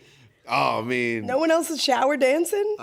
no. I'm very concerned about slipping on slicks. Flipping over. Yeah, I've come close a couple of times. Really? You go to whoa, and you go, geez, that could be bad. Okay, this is again why we need to come back to our vertical bathtub. Oh yeah, Because then, where are you going to slip? You can barely even I know, move. but when you do slip and fall in that vertical you're bathtub, you fucked. got so much You're so fucked. little room. You're just like all your weight is squeezing you in between Yeah. that in that small. If space. you end up U-shaped in that thing, you're done. Oh man, just all that my Dunzo. knees pressing into my guts. And all those beans. All those, and I'm full of beans, and now I'm shitting the vertical bath. Ooh, you're going to have a rough relationship with your shower worm. Yeah, with the shower mouth. You get And Wow. Shower mouth. Shower mouth. Okay. I just see Shower Mouth. Eh? He was in June. He's the voice of the shower worm. It makes sense. Yeah, that's good. Does it have eyes? No. Oh, do the shower worms have voices in Dune? No, in our shower they do, and there aren't any shower worms. Yeah, there's actually no shower worms. There's actually no water at all in that environment. If you get the extended cut, though, maybe. Yeah. I mean, I guess, yeah. Put that rumor out there. They'll might have put a couple of scenes where there's a bit of water. It feels a bit dry. I don't know. Just put some water scenes in there. We slop it up a bit. I think it would be nice for some relief that he just puts it, like he just films a puddle, and he's like, this is just for you. This is not part of the movie. He's just like, oh, I think it's just hard on the eyes to see so much dry. Wait, okay, maybe this is something. Yeah. Movies in general should just have a little break. Yeah. Not an intermission, just like show me a different little movie. Yeah. Just in the middle of it. Trailers in the middle of the movie. Put the trailer in the middle. Yeah. That's genius. Yeah, maybe he also films himself and he's got like, oh, I spilled water on my shirt. and And he's like, so guys, I hope you're liking the movie. And he's like, I thought they've done a good job so far, but look at this. I was drinking glass. Sometimes you try to drink glass and it's like, it dribbled down your chin and stuff like that. And then at some point I went, you know what? Who cares? Like that. And it fell all down the front. And look, you can see, and it makes my belly button, you can see my belly button poke through. Ever since we put this scene in the middle of June, the audience reaction scores have gone way up. Yeah, they just... The studio wanted all sorts of other cuts and changes made to the film. Yeah. But then Dennis was like, I'll tell you what I'll do. I'll put a scene with me spilling a big cup of water all over myself in the middle, just a little cut there. If you let me keep the rest of the movie exactly as is. They call it the did spill the trick. cut. It did, yeah. Oh. At least the spill cut. Yeah. He goes, oh no, look, another cup is coming. Like this. Oh, like this. Oh, it's falling on this part. It's falling on this part. Oh, now it's all down my back. Oh, that's actually very cold. Anyway, back to the movie. It's good. What other movies need a little break in? I liked how Alfred Hitchcock used to do, like, he would be in the trailers for his movies, sort of hyping it up as like a scary kind of thing. He'd be walking around saying, imagine a film in which this happens and that happens. Well, that's what we've made. And you'll see it all on the screen. Alfred Hitchcock's Psycho or something. This is not a good example. I haven't seen very much of these actual things, but I'm saying I love them because it's good to adopt a strong position when you're introducing a new idea like this. I feel like we should bring that back, or we should have that for other things. I mean, there are some people who really put their face next to their product, like your James Dysons, your Steve Jobs, right? Yeah. They're synonymous with that guy at the airport with the Italian furniture. Yeah, although he's not real. What's his name? Viducci? What? He's not real? He's not real. He's not a real person. He's an actor. Yeah, no, he's an actor. Yeah. He's a real person. What? Oh, sure, he's a real person. That's not his Italian furniture? No, it's actually a Chinese company, I think. Yeah. This is the worst day of my life. He was like an expat that lived there. And he used to have a pipe, I think, in his mouth, which is why he looks like he's scowling. Right. But What, did they edit that out or something, did they? Yeah, they edited it out. Wait, I'm so sad. Denis Villeneuve. Yeah, he doesn't have anything. He's never even sat on those chairs. Stop it, but he looks like he belongs on them. Yeah, absolutely. That's the power of marketing. Mm-hmm. Yeah. You've been really lied to. It's like finding out Santa Claus isn't real. But worse. Yeah, it's worse than finding out. That sucks. That sucks. I think you should only be allowed to market a product if you kind of look like that product. You know what I mean? Yeah, okay. Like that guy, he looks like That's that a good new rule. furniture. The government brings that in. Yeah.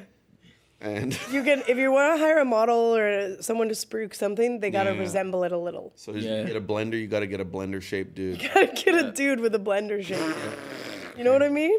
New rule comes in.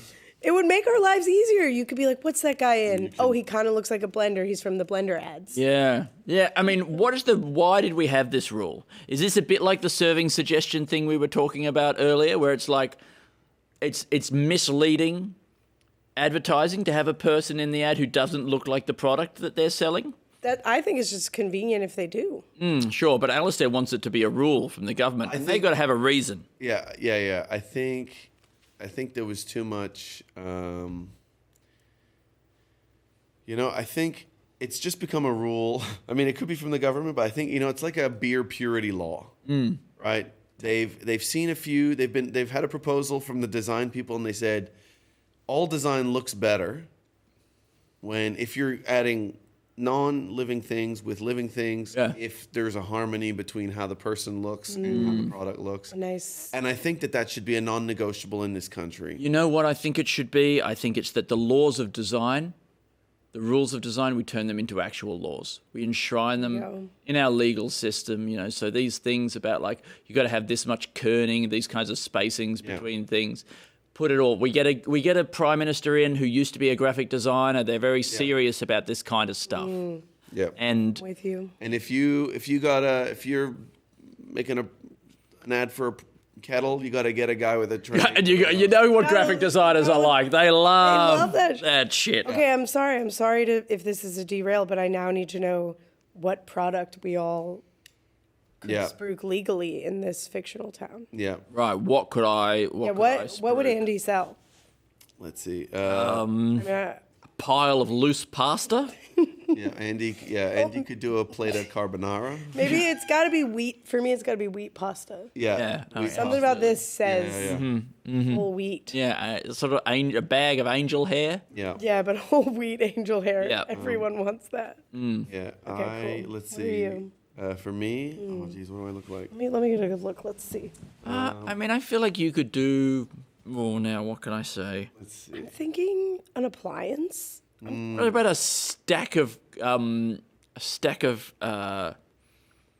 pikelets or crumpets, maybe? What is a pikelet? You know, so like a Like a little pancake. Little. Are you hungry? All of them are food for you. Well, yeah. I mean, I could do this box of biscuits. You could. Yeah. You are extremely that box of biscuits colored. Look at that. Here I am. I don't know. Is it going to go to me? Here's a target. Here I am. I could do these biscuits. They're exactly you colored. I'm thinking toaster. Hey? You think I could do a toaster? What do you think about toast? Oh, you could absolutely do a toaster. Right? Yeah, I mean, you have to do something with your hair, but... A rotisserie chicken. Me? That's the sweetest thing anyone's ever said to me. I have always wanted to be spit roasted. You did it. But can it be donuts? Call back. I mean, it can be, but good luck getting them off the stick. Oh, no. It's a long video. Okay. That was a good one. That's a good sketch, by the way. Thank you. Thank you. Not that they aren't all good, you know. I don't know, yeah. That one in particular. I mean, has there been a Pixar movie about mascots? You know? There's a TV show, I think, that's mascots. Really? Yeah. Well, are they company mascots? Are they sports team mascots? I'm not sure. What I haven't are they? watched it. I think, or it's either a movie or thing. But I've seen a movie called Mascots, and I think there might be sports mascots. Is it an animation thing, or are they people? I think they're people. People, yeah. I think I do know the one that you're talking about. Yeah. Well, this isn't that. This is, you think about things like Ready Player One, where it's just a whole lot of like video game IP or whatever like that. This is mascots. It's a whole lot of company mascots all living together in some sort of corporate wonderland, right? Yep. They all sell things to each other. I guess they're all sort of like these avatars for various different parts of our lives. You know, furniture guy and Kool-Aid Man, all that sort of. All these people are there, and they're living together in a society. Yeah, and so like Kool-Aid Man is like, kissing the Pillsbury Doughboy. Yeah, sure. I would leave some red. And then Pillsbury Doughboy is like kissing like. This sounds like a great Pixar movie. That dog. Everyone's kissing. From the toilet paper ads. Yeah. And then that dog. Wait, what about kissing? What about Kissing, human kissing, mascots? Snap, crackle, and... Oh yeah, and then the dog's kissing Jared from Subway. What's the name? What's my Italian furniture guy's name? Italian furniture What's guy. his name? I don't know what his name is. I think it's like Tucci. Yeah, Darucci. Darucci's in there doing some kissing. Oh, mate, a bit of Darucci coochie. He's gonna. Darucci's coochie. Darucci, yeah. It's okay, wait, mascots. Yeah. It sounds like a reality TV show. Sure. I'd watch. For me, it does fit within your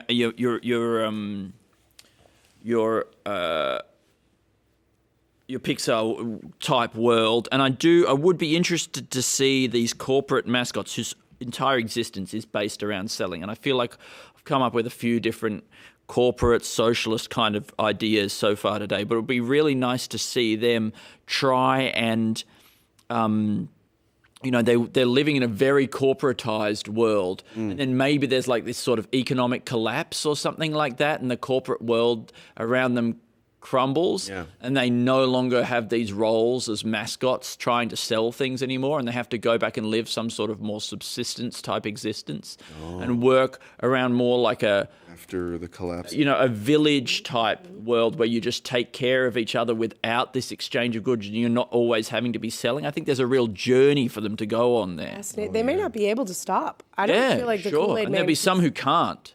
And there's no Kool-Aid for him to sell. Yeah, and that's existential for him. And they have this debate about whether do we try and restart society? We try and restart, the capitalist system. Start breeding with each other. Imagine what their offspring would look First like. comes But they'd call it a merger.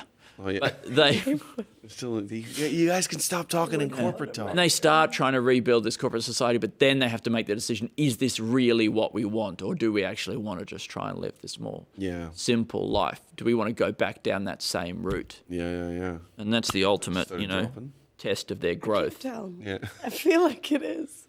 I think it's dropping. But that doesn't seem right. It seems stiff as well. Like you're having to work quite hard to pull that back up. Yeah. All right. Let's see. Great. Mascot Island. I mean, that's already. That's great. Let's Scotia. Scotland.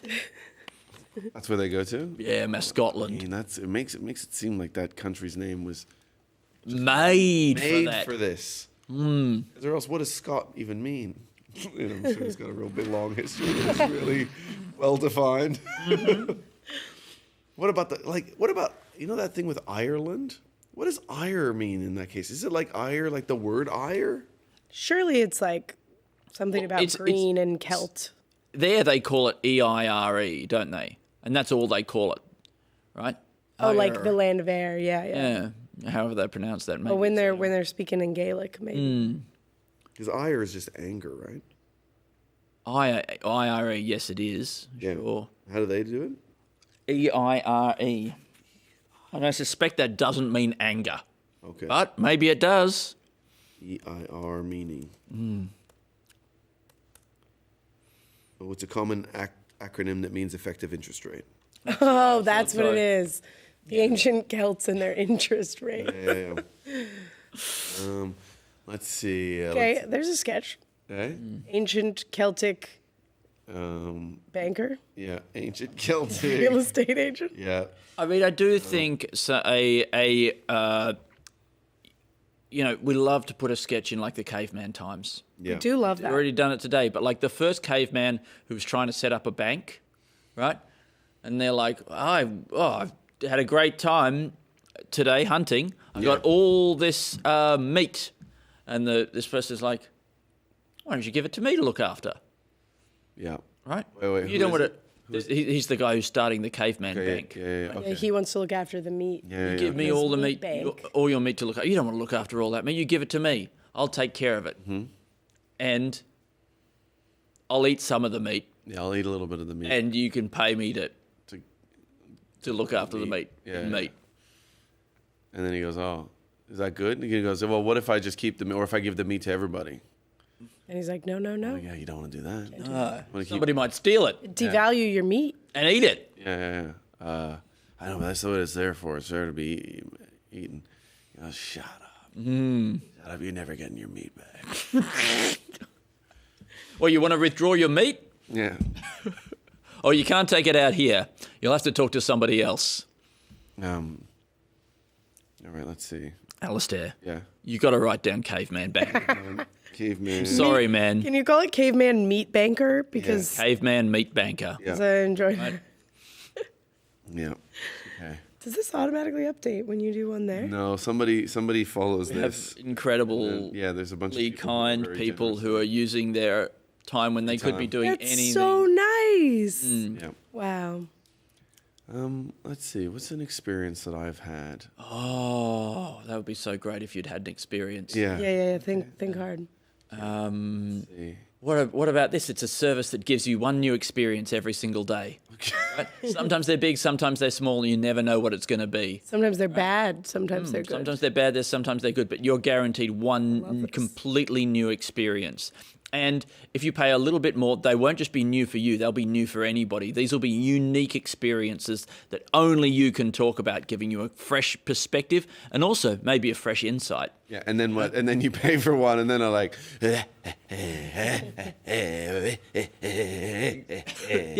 Yeah, how many of them are going to be dance? Probably a lot. because there you go. Nobody's ever experienced that very moment.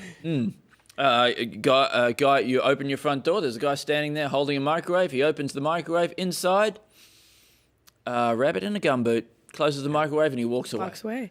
Okay. You know, this is actually good.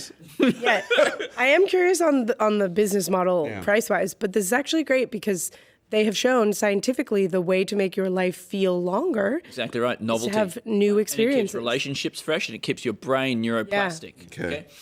All right. Maybe one day he just hits you in the face. You're paying $5 a day. And he's, maybe he's doing the whole street. I would pay him $5 to hit me in the face if it gives me neuroplasticity. Exactly. New experiences. It's a small price to pay. Yeah. And I think, wouldn't it be amazing to know that you'd had an experience that nobody else has ever had or will ever have? Right? You own the rights to that chunk of human experience. Can't put a price on that. Yeah. $5 a day. $5 a day, though, is what they're charging, which is, very, and I mean, do you think it's motivating people less to like not go outside and things like that, and to, you still go about your day. Still go about your day, right? And now you've got something to talk about if you see people. Yeah. Maybe it'll cause you to get out more. I love that. I think I might get out more. Great. That's good. What about you go to the bank? I mean, we've already had some good bank sketches. Oh, we're back at the bank. But I went to the bank, right, and nobody wanted to serve me, right? Did I tell you this? No. I went there, and then I went and I waited for like 40 minutes. There was like a lady in the line in front of me. She's like, I used to work for this bank, and they're not supposed to do their own work there. They're supposed to serve us, like that. And then I finally got there. I was there because my card had just been randomly frozen, right? And that's a fun new service. That's a fun new service. Maybe that's one of your experiences. It could have been the experience. That was a really nice thing. Yeah, it was very free. And then I go and they're like, oh, what? Okay. Oh, well, I don't have the time for that. Like that. And they went, oh, hey, Judy, can you take care of this? And goes, like, I'm counting. Like that. And he goes, oh, okay. And then he's like, okay, I'll start doing it. And he's like, oh, your card's frozen. I go, yeah, I just need to get out a bit of money. Because my card is frozen and I just need money for tomorrow. He's like, oh, you can't get it out until this is fixed. Like that. And then he goes, he sees behind me, somebody walks in and he goes, I gotta have a meeting with that guy.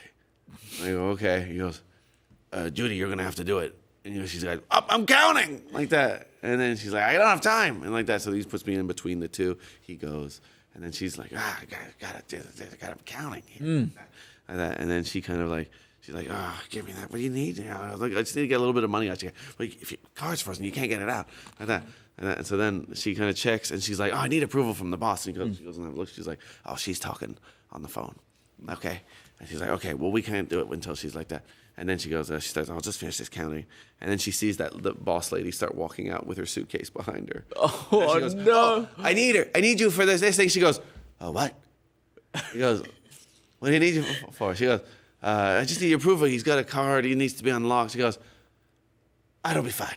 You just call me if you need me. Like that. And she kind of just walks out like that. And she goes, I'm going to have to, like that. Anyway, and then it just kept going until eventually she was like, I'll just give you some money. I can't unlock a thing. What?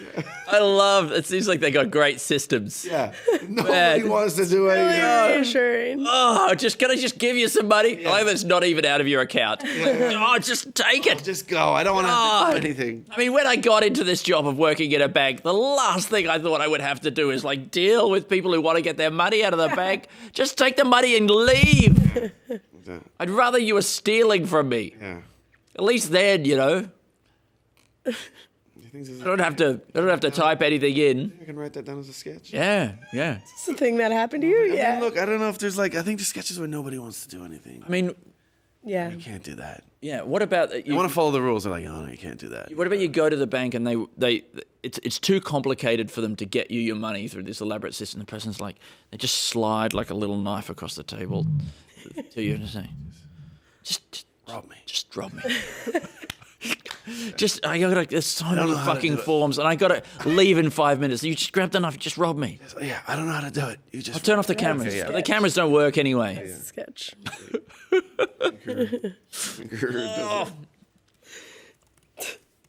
I'd rather die than go to a bank. Let me tell you what. Man. Okay. Get to the end of my life and it'll be like, we can save your life, but you've got to fill out these forms. And I'll just be like, just let me die. Yeah, forget it. I feel like instead of sending people to jail, we should make them do little errands for us. And I think as I'm saying this, I'm realizing I might be pitching slavery, and I think I want to walk it back. We've already forced prisoners to drive buses for us. Yeah. That was just the person just before you. Okay, great. And then I was trying to get them to clean the bottom of pools. It wasn't really a funny idea. Yeah. I've written this down, pens on chains. I was thinking about the pens on chains at the bank. Right, you know how the pens are on chains. Are they still on chains though? Sure, I mean, you've been to the bank most recently. But like if it's not, what if we always thought that was so that people wouldn't steal the pens? Yeah. But what if it's really to protect us from the pens and to stop the pens from escaping? Ooh, like they're mean guard dog pens. Oh, they were like mean pens. Yeah, but when you say it like that, it sounds like a bad idea. Yeah. Sorry, can I try that again? Ooh, they're mean guard dog pens. Yeah, thank you.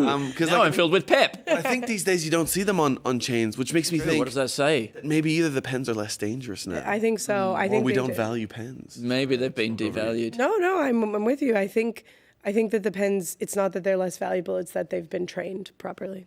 Yeah. It's a guy. Broken their spirits finally. What about a guy who's worried that we don't respect pens enough anymore? Look at this. They used to be on chains. Yeah, that's true. Now Why were they on chains? Throwing them away. Do you think it was because they were going to attack us? Yeah. You know, was it like a dog that you can't let him get to be on the edge of the yard? No. It's because we respected pens. Yeah. If you held a pen, you didn't want it to leave. Yeah. You thought it was too good. Yeah, it was a good thing. You thought everyone wants this pen. I've got this pen. Everybody wants. I mean, this is real bank mentality. We've got vaults full of millions of dollars downstairs. And we're going to put this pen on a chain. So you're not even going to get that. Because I think what happens is it's probably a slippery slope. You go to a bank, you steal a few pens. You're like, to warm up. It's easy to steal from banks. You know, I stole 10 pens last week.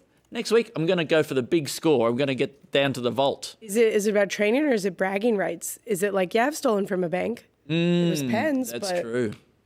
I've done it. Bank robbery. Can you still get done for bank robbery? You could. Could you still tell people in prison that was what you'd done? That's the thing. I think it's bragging rights. Oh, I think that is still technically bank robbery. in prison. You don't have to steal money to be a bank robber. Why are you in here? When I was a little kid, you used to have those little deposit slips. You remember this? A little piece of paper with like squares all over it and like lots of little segments that you got to fill out with different things. Was this an Australian thing? An Australian thing. I mean, I don't know how you did it over there in America. Yeah. But I took a lot of those when I was a kid. You'd be waiting there. You were a juvenile bank robber. I guess so. Wow. It's a little piece of paper. You're a kid. You're like, I've got to be able to write on this, do something with this. Quite a disappointing piece of paper, ultimately. There wasn't a lot you could do with them. Oh, what's the top 10 most disappointing pieces of paper? Oh, here we go. Okay. Ooh, junk mail. Junk mail. Yeah. Let's see. Receipt that's faded and you can't see any of the writing left on it. Yep. You ever get a little wadded up piece of paper that you think is like a little love note someone left you and it's just they spit their gum in a piece of paper? Oh, yeah. Yeah, that's... Yeah, I got a lot. I think that almost a lot? every piece of paper is a little love note. Yeah. Especially if I find it on the ground or like in a bin or something like Hey, that. a girl can dream. Ooh, another love note. picks up a little Another wet, love note. lumpy, slightly squishy love note. Well, let me see. What's The it? wetter it is, the more the love, you know? Yeah. He was absolutely salivating He was with love. sopping wet with love. Drooling with love. Well, left a little bit of his mouth, left a bit of his mouth in here and then wrapped it up in this piece of paper so you can take his mouth with you. That's beautiful. Would you pop that in your mouth with you? Spit my gum into your receipt. Take it home while you...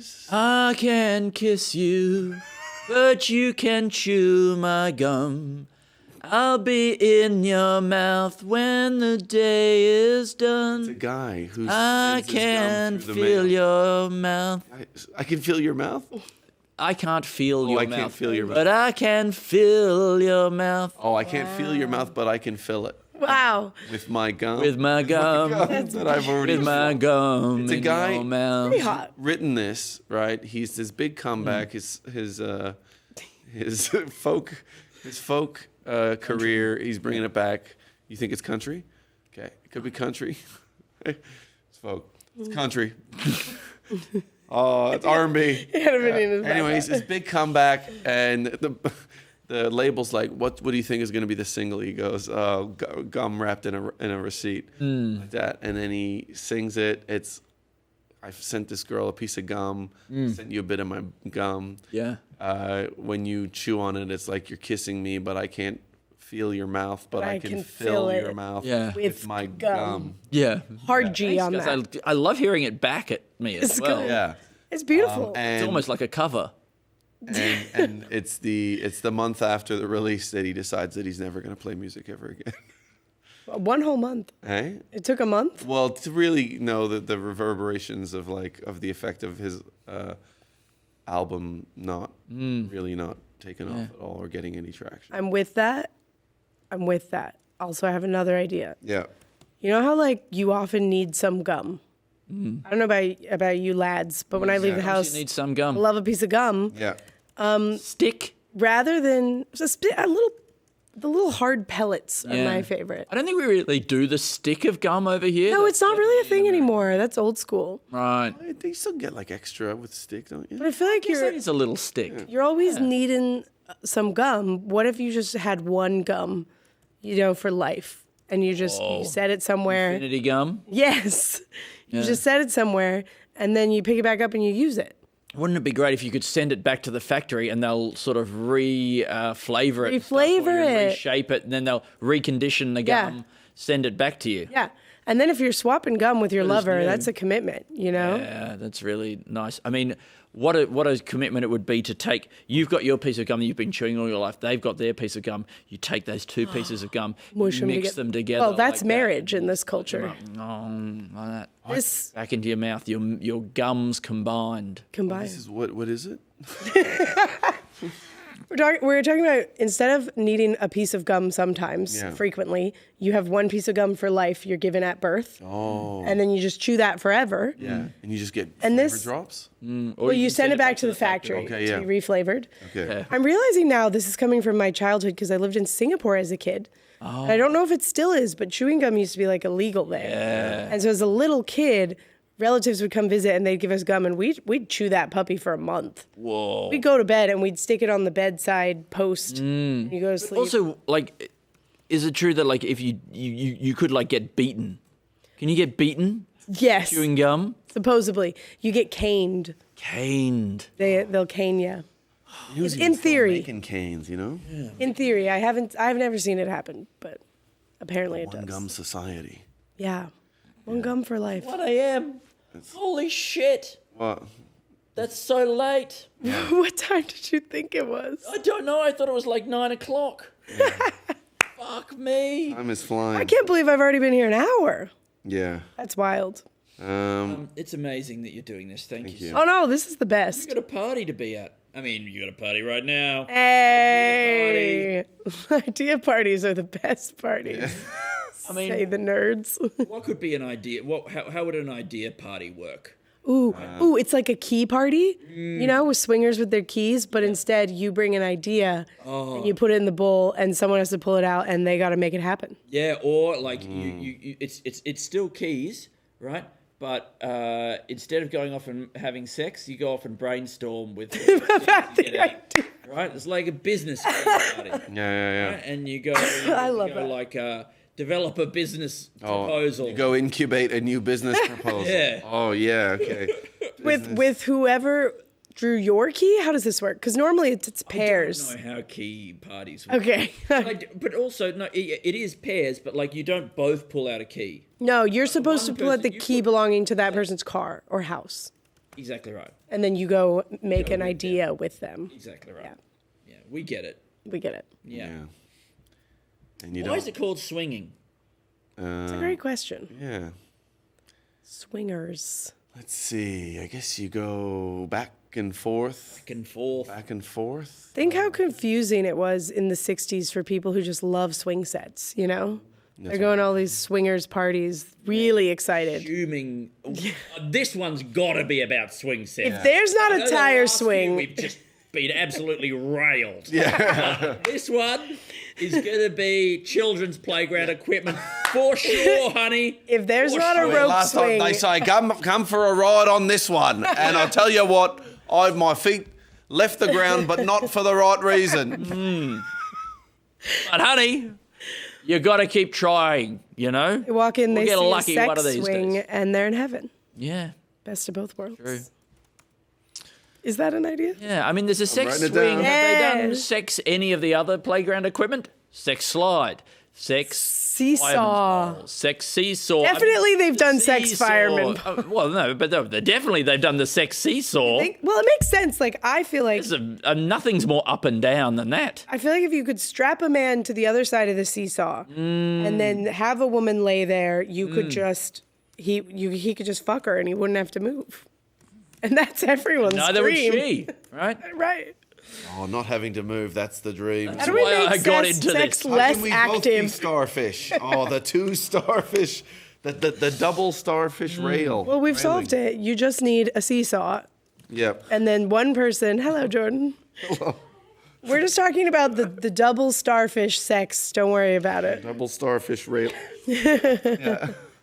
You need a seesaw. This is mostly not painful and a wonderful experience, but there's a brief moment when the new guest is like in the room and not yet on camera or pod where I feel so much like anxiety and shame. Because of how we're falling apart. It's the what is it? The mortifying ordeal of being known. Is that what they? If I can be honest with you, my few moments in here before I was on camera, they were some of my favorite. Yes. I was like, oh my God, I'm realizing how not together I am. Yeah, I was just looking at the two of you and I was like, they're not okay, and that's funny. Yeah, good. I'm so glad.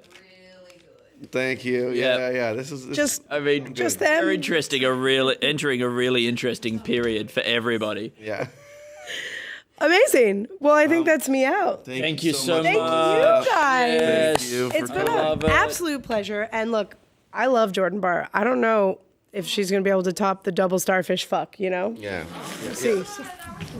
Yeah. Thank you so much. See you soon. Mwah. Well, Thank you, Melissa. Please. Strained my entire body standing halfway up there. Oh man, I keep standing up. Never and then I stand can't. again. Oh, I think. Okay. Oh, this is actually. Please welcome Jordan Barr. Yeah, come on in. Thank you.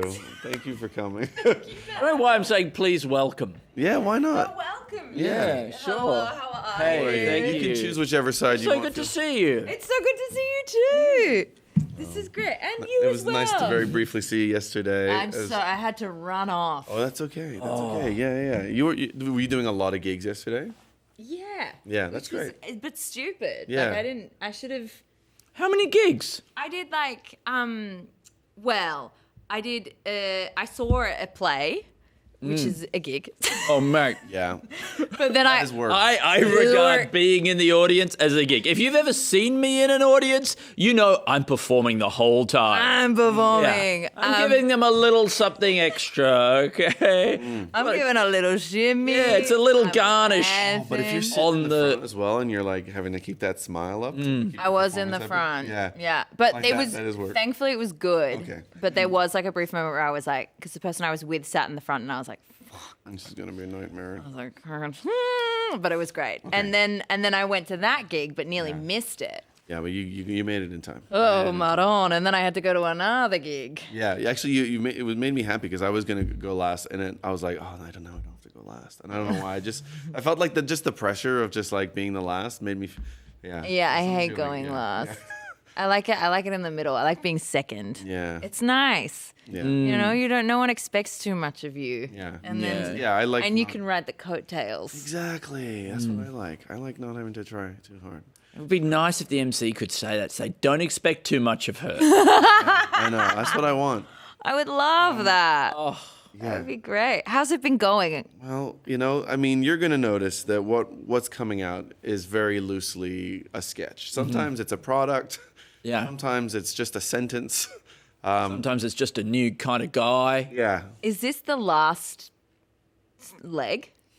I mean, yeah. We've got 111 left to come up with. Yeah. Oh my God. Okay, all right, let's go. No, we've still got some work to do. I mean, don't have what about somebody who does regard being in an audience as its own audition, right? Yeah. Like, you're always auditioning, always be auditioning. So they're a would-be actor and they're like, okay, I'm just sitting down in the front row, but they can see me from the stage. Yes. Okay? Yeah. So they're picking up on what I'm giving back to them, and I'm trying to treat this as an opportunity to show what I can do, you know? Absolutely. And acting is reacting, and what am I doing in this audience if not reacting to the play that's being performed in front of me? You're actually giving the performance of a lifetime. Yeah. In Yeah. front row. That's right. And then I guess he's like, look, and I'm getting to know some. I mean, like they're getting to know me. Like there is that thing where if you're performing, I don't know if you've ever performed. Yeah.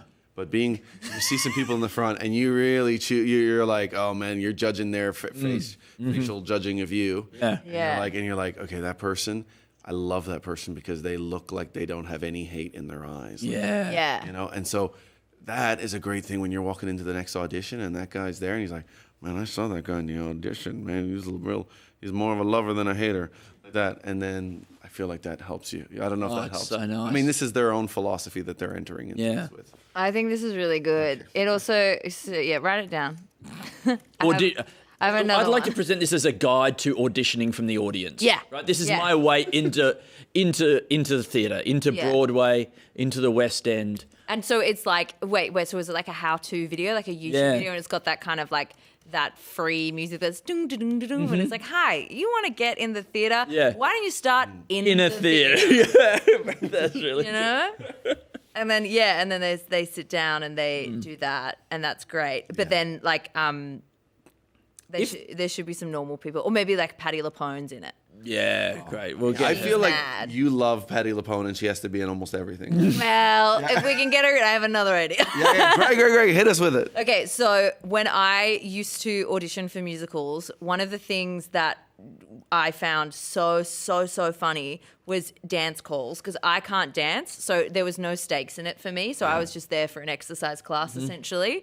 And then, but everybody else there is like usually a really good dancer and wants to impress the choreographer. And the choreographer, you've never seen someone crush so hard in your life. Okay. Any joke, if they're like, oh God, well, went a bit loopy there, everyone is like, ha ha ha ha. Like it's just everyone like, ha ha ha ha.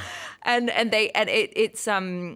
It's kind of like Rue in the workroom. If you've ever watched RuPaul's Drag Race, like all the queens there are like everything she falling says. over themselves. Yeah, just the highest status and then the lowest status people. It absolutely is like, if you want to kill at comedy, going and doing stand-up is the last place you want to really want to do it. Yeah. You want to get into some position of power. Work your way up the ladder as a CEO or something like that. Yeah. And exactly like this kind of thing where you get to decide on stuff and you just say the slightest little bullshit. Yeah. Oh, they're so on edge and desperate. I do love this. I mean, imagine how many laughs you must get when you're like, I don't know, in an active hostage situation, pointing a gun at everybody. Exactly.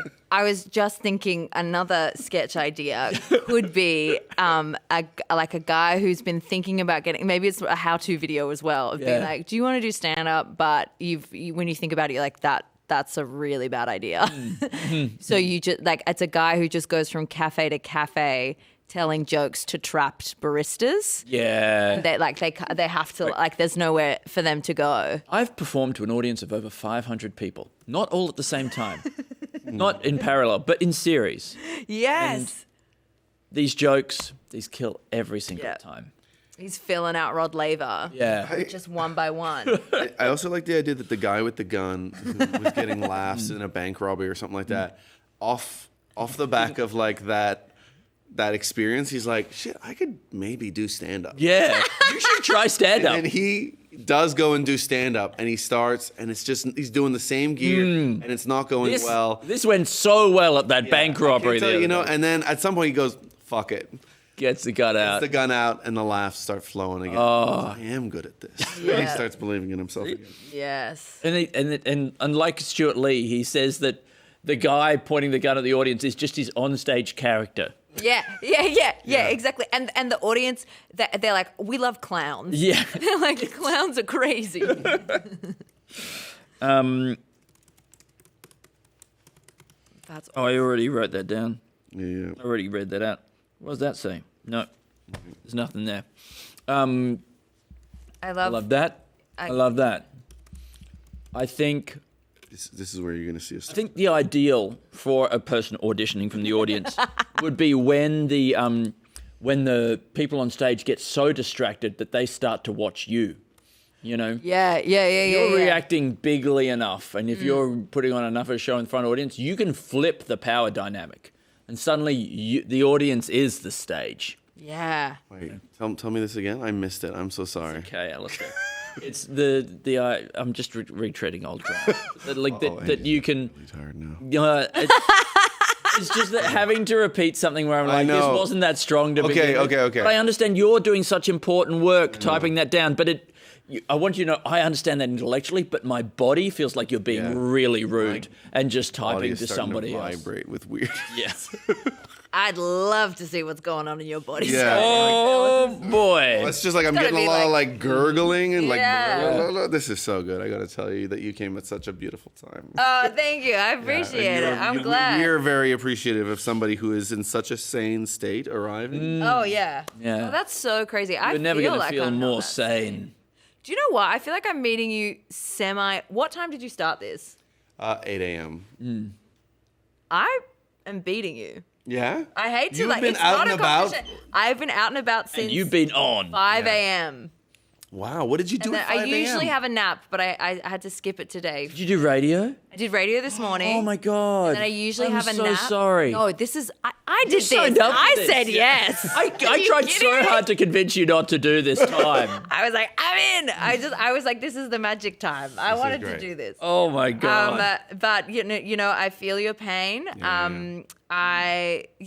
But the difference is you guys have been on this whole time. I was at home watching a show called Boots, which was kind of just, I thought it was going to be... Das Boot? That submarine thing? with the fighting, with the scene where it's like always Hitler finding out about something. He finds out that Michael Jackson's dead. Remember that? That's not Das Boot. That's Downfall. Yeah, but similar. Yeah, I mean, I think it's another German war bullshit. It's okay. I just wanted to misinterpret what you were saying. Man, Downfall. That's good. Yeah. That looks like it was good. That was so fun that time online. Yeah. It was great. Absolutely. Yeah, there are some eras that I really miss. For some reason, I started looking at TikTok when it was my money don't jiggle. Like it was really late. Folds. Yeah, it folds. Yeah. And it just like I was like, this is a beautiful time online. Yeah. I don't know why everyone was dancing to that. It was a little bit of like Lizzo had started kind of, had released that It's About Damn Time, things like that. I was like, it just felt like a very positive time online for just I think it was maybe in between the two Trump. And like, maybe something TikTok was sort of rising up and not quite yet fully and shitified, Yeah. Not everything was terrible. I saw an AI video on TikTok of Elizabeth II rapping in some London blocks. Whoa. And I've also seen Princess Diana DJing. I get a lot of royal AI. It's amazing, isn't it? Yeah, it's how quickly it's just sort of started taking over. I had an idea for a sketch. Wait. Okay, wait. Okay, so it's like I don't know if it's a song, it's a poem. I don't know how it is, but it would be like, okay, I go to work and that's work, right? And then I drive back from work and that's work. And then I get home and I make dinner and that's work. But then you come over and it's the sweetest thing to have you. And then we start to eat dinner and then you ask for a glass of water and that's work.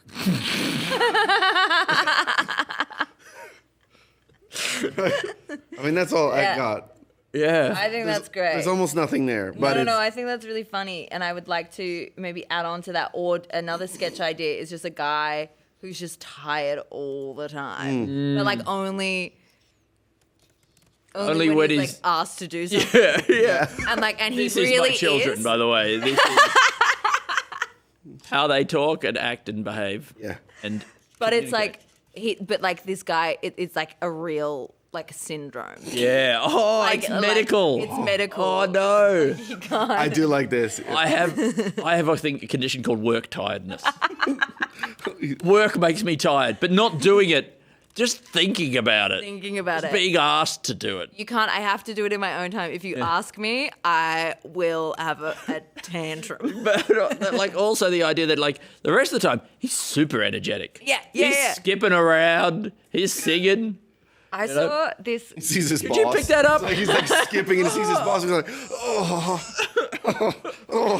We can't fire him because it's a legitimate medical condition. Seems so fake. Everyone around him is just like tricking him into doing stuff because they can't ask him. Yeah. They have to like make him think it's his own. It's like Inception. I mean, do they have to make it fun? Like, would it kill? Like. Sorry to bring up my children again, but I try and make things fun for them. Would it kill my boss to try and make things fun for me at work? To be like, you got to file these reports. I mean, we got to get on the report filing trade and choo-choo all our way to the accounts department station. Why can't there be someone who, I guess that's like what the events department do. I've never worked somewhere that had the budget for an events team, but I guess they're supposed to trick everyone into thinking it's fun. Sure. They order the cupcakes. That's the business. That's the business. That is it. Wait, tell me if there's something I can write down there. Did you? What about your boss making things fun for you by pretending stuff is a train or like? Yeah. Like when you feed kids. Yeah. Oh, the quarterly report wants to fly into the inbox. You got to justify all your billing hours. They are all coming on this train. Here comes a lot of trade stuff. Here comes the airplane full of documents that you got to fill out. And everything is in like apples and oranges. It's like, okay, so if we send an email to the 3 apples at Origin Energy. Orange Energy. Origin. Yeah, I think their colour scheme might be orange. It is. Mate. Man, that was like, your color schemes and puns are really perfect. Oh, they're on point. Make everything fun. I've had the word chisel in my brain all day since we started. Really? I don't even know. You've only said it a couple of times, I think. Have I said it? Maybe. Have I said it out loud? Maybe not. Oh, maybe I have, and I'm sorry if that's the case. I'm going to start when I think of a sketch, but we're not ready for it. No, you say it, because this chisel thing is not an idea. No, but I feel like it could link to... have you got any Everest sketches? There's no Everest sketches today. Is there a guy with some kind of chisel on Everest? And what's he doing? He's like making it shorter? What about this? Yes. I think that is such a good... I was going to say this exactly the same thing. When you get to the top of Everest... Like, maybe there could be a real problem with people going up the top there, chipping the top off, right? Yeah. Taking it down so no one can go as high as them. Oh, yeah. You're the first guy to get up there. You chip that down, nobody's getting that high ever again. Oh my God, I love that. Yeah. I want a sketch or a film where the Sherpas kill everyone on the mountain. Oh, that's interesting. Kill all those guys. I guess but you have to you just got to make all these like white people just like be exactly what you expect that they are. Just these rich pricks who are just trying to like be in, just have this kind of almost glamping experience and this thing where people are doing all the hard work for them. I mean, it would be the perfect crime to kill somebody on Mount Everest as a Sherpa, because all you would have to do is do slightly less of everything for them, right? You can hide it, yeah. And you just have to put them kind of a bit out of the way. Yeah. And you could kind of toss them there. Oh. You could kind of toss them there. Okay, maybe there's a sketch where Sherpas are talking about all the different ways that they could kill people, like how easy it would be to like kill someone. They're sitting around and they're laughing about all the people they've killed in the last week and how easy it was and how much fun it is for them. It's a fantasy film. I love that. That's a fun sketch. That's great. What else is happening on Everest? I mean, people are carrying their shit back down in bags. I imagine it's frozen. Yeah. There's all those bodies like lying by the side of the thing. They got base camp. I feel like more things need base camp. I think one of the ways in which Sherpa would really be able to like decide to kill somebody is somebody goes and gets like a selfie with one of the dead bodies on the thing. Oh my God, like yeah. Like that, and you're like, you have to die. As soon as we have to climb over one of those crevasses, you're gonna slip on that. Do people do that? Take a selfie with a dead body? I bet they do. No, but we're trying to hate they somebody. do. Oh yeah. I think I would. Take a selfie with a corpse. Because I'm like, the deal you make with God by climbing Mount Everest is that people are going to take. If you're going to climb Mount Everest, especially like not as a local, if you're going to climb Mount Everest, you've signed your rights away in terms of like your dignity. That's right. So you're giving up your own, and you're like, look, man, I don't have a soul at this point. I don't have like a dignity. So you're also going, okay, because I mean, in a way, you're giving away a little bit of your dignity as well, right? As soon as you do it, like that's you're going like this, you're going like that, and I don't know. Yeah, I think I get it. Yeah. It's such a. You're part of the experience now. Yeah. You know, and maybe that's beautiful that you're still, you know, you're part of you become part of the mountain. Yeah. Maybe now I'm getting tired. But what if there's a guy who has been like training his whole life to climb Mount Everest, and like he's a good normal climber, but for some reason like he's like really flunking on the day. Like he keeps tripping over and he keeps dropping his shit. Like he just keeps tripping and he's like, fuck. I'm screwing this up like that. And then, I mean, I feel like almost like a kid, the idea of somebody asking a Sherpa to carry them up. Oh, yeah. Like you can just leave my stuff. I just need to make it up to regular base camp. Yeah. I can't go back and say that Carry me. Can you carry me, please? But they don't want to. They're not never asking directly. Like they want the Sherpa to suggest it. Yeah. So they're like You pretend to be asleep, so you have to carry them up to the top. You keep falling over. You're like, oh, my legs are so tired. Like that. Oh, I'm so tired. If there's a climbing group, there's one guy who keeps making jokes about getting frostbite on your dick. He's like, well, that'd be the way. Imagine frostbite on your dick, though. Yeah. Like, imagine if I showed you my dick and there was frostbite on it. Imagine if I mean, I always wanted to have someone bite on my dick. Yeah. But not Jack Frost. Jack Frost, get off my dick, Jack Frost. Like he's always talking about it. What would you do if you did have frostbite on your dick? Is that a serious thing? All the way up the mountain. Wow. And all the way back Would down. they take your dick? And where does it go? They cut the whole thing off, and if they cut it off just below the frostbite, is it like a hard, like is it just now like flat across the end? Like that? Oh, like you slice through a sausage? And like, does it keep? Yeah. Yeah, look, how long? Will they put it in a bag and carry it down? And yeah. Oh man, my dick. Would they just leave it? Would you leave it by the side, like next to all these frozen guys, and then there's just like some dead dicks there, not even whole guys? Damaged. Can you take one of the dead body dicks? Like graft that on? Yeah. Because you can keep things safe in ice. Yeah. What happens to your cum? Why did it come up here? Oh, I'm shooting bullets. It's like we'd be so frozen. Okay, guy who keeps talking about. Anyway. I knew this. Oh no, forget it. I mean, do you think that it's possible Mount Everest is getting higher because of all the people dying? Like if you were going to die, you die on the very top, right? That's where you want to die. So then you're like, well, you got to get up on top of me now. That's now the top of Everest.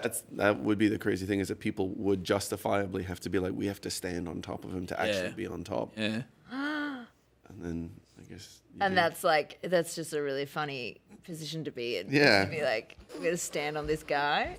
We're not going to come all this way up and then not be on top. Or if there's maybe there's a guy in the group who really wants to die on top of Mount Everest, and everybody's like, all right, we're going. And he keeps stalling. He's like, oh, you guys go ahead. I'm just having a quick lie down. I'm just going to take a few more pics. I mean, maybe if the Sherpas are dragging all the bodies down, maybe the pile of bodies at base camp is now getting so high that it is rivaling Everest itself to be the tallest peak. Yeah. Right? And then eventually, it will be the tallest one, and then that will be what people have to climb up. Yes. I think that's great. To make some kind of a point. I think also maybe there's a 127 hours where like the rescue team comes like immediately after he's taken his arm off. What? He sees them coming, right? He's got to cut faster because they're almost there. He's like, I'm going to get a They're book not going to deal. let me do this while they get here. Yeah, he knows he's going to survive, so he's like, okay, well, He's I'll just got cut his it off. finger stuck in this there, is but the he's guy cutting who- it all the way up. The guy here. who wants to die on Everest. I don't know. He This keeps is some doing other it. fucking. He keeps I getting mean, it the same. It's the This is same going to be guy. all Everest ideas all the way in. Sure. It's actually much harder than you think dying on Everest. I just wanted to be a body up on Everest. No one's letting me fucking die. Yeah. This guy's so healthy. Yeah. All this training for Everest fucking made me impossible to kill. I'm bloody immortal. Wait, there's a crevasse. And he tries to chuck himself in a crevasse, but I don't know. I don't know, somehow. It's just. The crevasse bounces. Yeah, about. It's boom. bouncy. Like that, he just kind of gets stuck just on the top. Umpsy crevasse. Umpsy crevasse. I can't. Look. I just, while we're on it, sorry. Maybe there's something in, I don't know what the plot is, but like, you know how Netflix do those like really awful Christmas movies where it's like it seems like AI has written it in some way where it's just we just need these two enemies to lovers. We need an obstacle, and we need maybe a bet or a disguise. Yeah. But it's like- Mistaken identity. But on Everest. Ooh, okay. Christmas. A Christmas Everest romantic comedy. You know, I mean, it almost feels like Santa saves you from the top of the thing, but I mean, it's not. Would you call it Happily Foreverest After? Yes, you would. You would. There would be better ideas, but they would call it that. Maybe you could get rid of the Happily. You could just call it Foreverest Foreverest After. Yep. And I mean, is it a sort of a Sherpa hiker kind of romance, or is that a bit too interesting? No, that's way too interesting for them. Okay, and they would, and if they would be so frightened by the class divide, Chad. I think, but maybe like green boots, like you know the guy who's dead on there in the green boots. Maybe he is kind of like a Drop Dead Fred sort of ghost comic relief character. character. That'd be really good. Who's like, you never do something for yourself, Sandra. Yeah. Maybe she can see him because she's going a little bit delirious from oxygen deprivation. Yeah. Would there be a great scene where they kiss and their lips get frozen together? Oh. That's perfect. Yeah. And then But they were only kissing for like some other reason. They didn't want it or it was an accidental kiss or something. Yeah. And then their lips they're locked together like that for a while. And while they're trapped kissing each other for 48 hours, they fall in love. Yeah, absolutely. And Frances McDormand is there, and she is Frances McDormand. But she's the one who has to like thaw the lips. Yeah. And she's like quite frank and is like, well, are you gonna fuck her or not? Yeah. Like she's kind of like a sassy, like gassy older woman who. I mean, she does have sort of base camp energy at all Yeah, times. yeah. Like she spends a lot of time sort of survival and climbing and just she's. It'd be such a great moment where they're finally lying together naked. Are they still stuck? Oh no, they're No, naked. they're naked, and he can do some sort of funny thing where he's running his hand up his body, and he's like, "Oh, I'm at base camp," or something like that. This is how I think that would be so funny. And then there should be a twist at the end where it suddenly cuts. The aspect ratio changes immediately. It's weird and scary, and it turns out that they have hypothermia and they've stripped all their clothes off and they're dying on the mountain. They're both dying. Yeah, that's really great. And and that's why it's Foreverest After. Yes.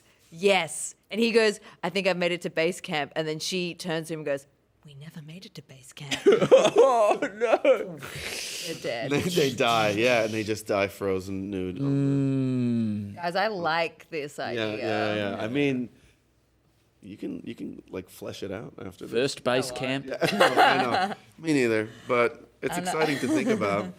Someone with more initiative would do that. Yeah. You could put it through. Forget it. Who gives a shit? Let's find another sketch idea. Okay. We've passed 400. Oh, that's awesome. I mean, This is Congratulations. This is now the I think longest. about a quarter of the sketches are Everest related. Yeah. And that's a okay. good place to be Yeah. as far as ratios Let's go. move to K2. We can get like a few more. Oh, what are we going to get out of that? El Capitan. Yeah. The Matterhorn. Oh yeah, I mean that. I did just watch a documentary on him and doing that. Him? Well, the guy who free climbed it. Oh, 14 free peaks? solo. Or is it? No, this one was just called Free Climb, and then it's Oh. about that guy. He was like the one guy who's ever free climbed El Capitan.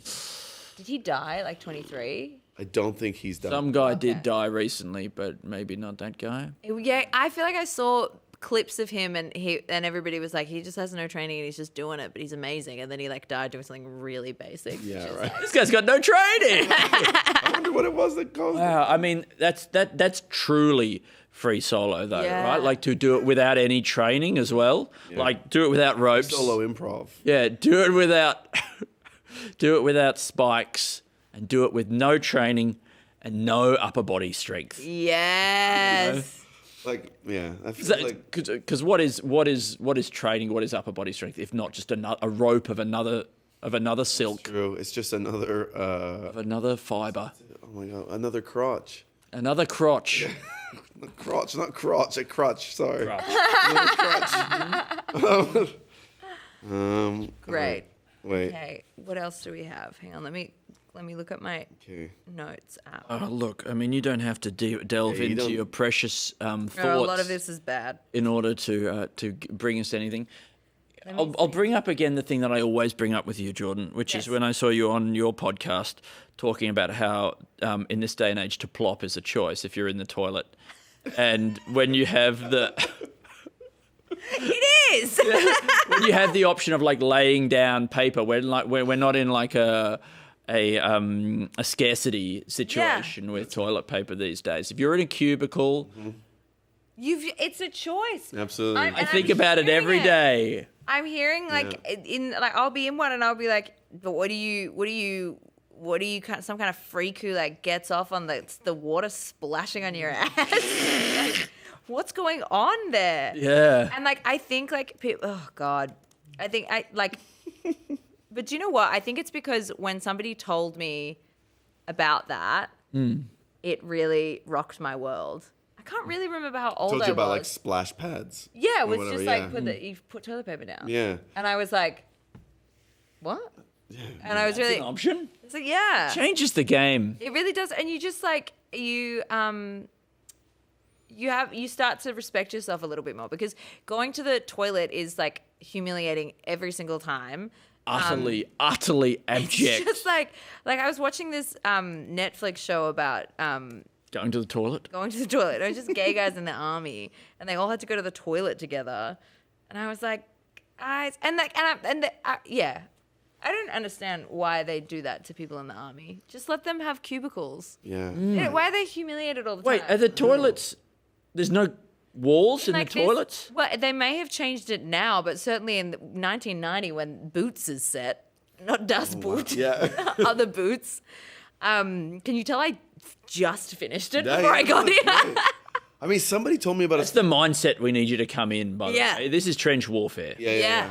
Somebody was telling me about going to China in maybe the late 90s or early 2000s, and that it still just like was only recently kind of like some parts were open to tourism, and he would go to some parts and it would be very big open bathrooms like that. And because he was a white guy, just everybody would be pooping and just watching him specifically poop. And he was like, that's what I need. Yeah. I need that kind of... I mean, I think it eyes would on just help me. you break across to the other side. That Yeah. you're like, okay, this is it now. I am a new person. I can do anything. Ego death, baby. Ego death, baby. Like, a lot of people they're needing mushrooms and stuff like that. But you go somewhere where your skin color is interesting to people and there's no cubicle walls. Mm-hmm. That's a sketch. Yeah. Is an ayahuasca experience, but you're just shitting in front of other people.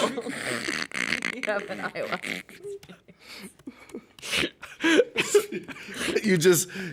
you go to your brain just needs relief from the intense scrutiny of your public You're like shitting. astral project and you and just stuff. go deep into like you see God and you talk to him and you fix all the stuff that happened in your childhood. Yeah. You forgive yourself.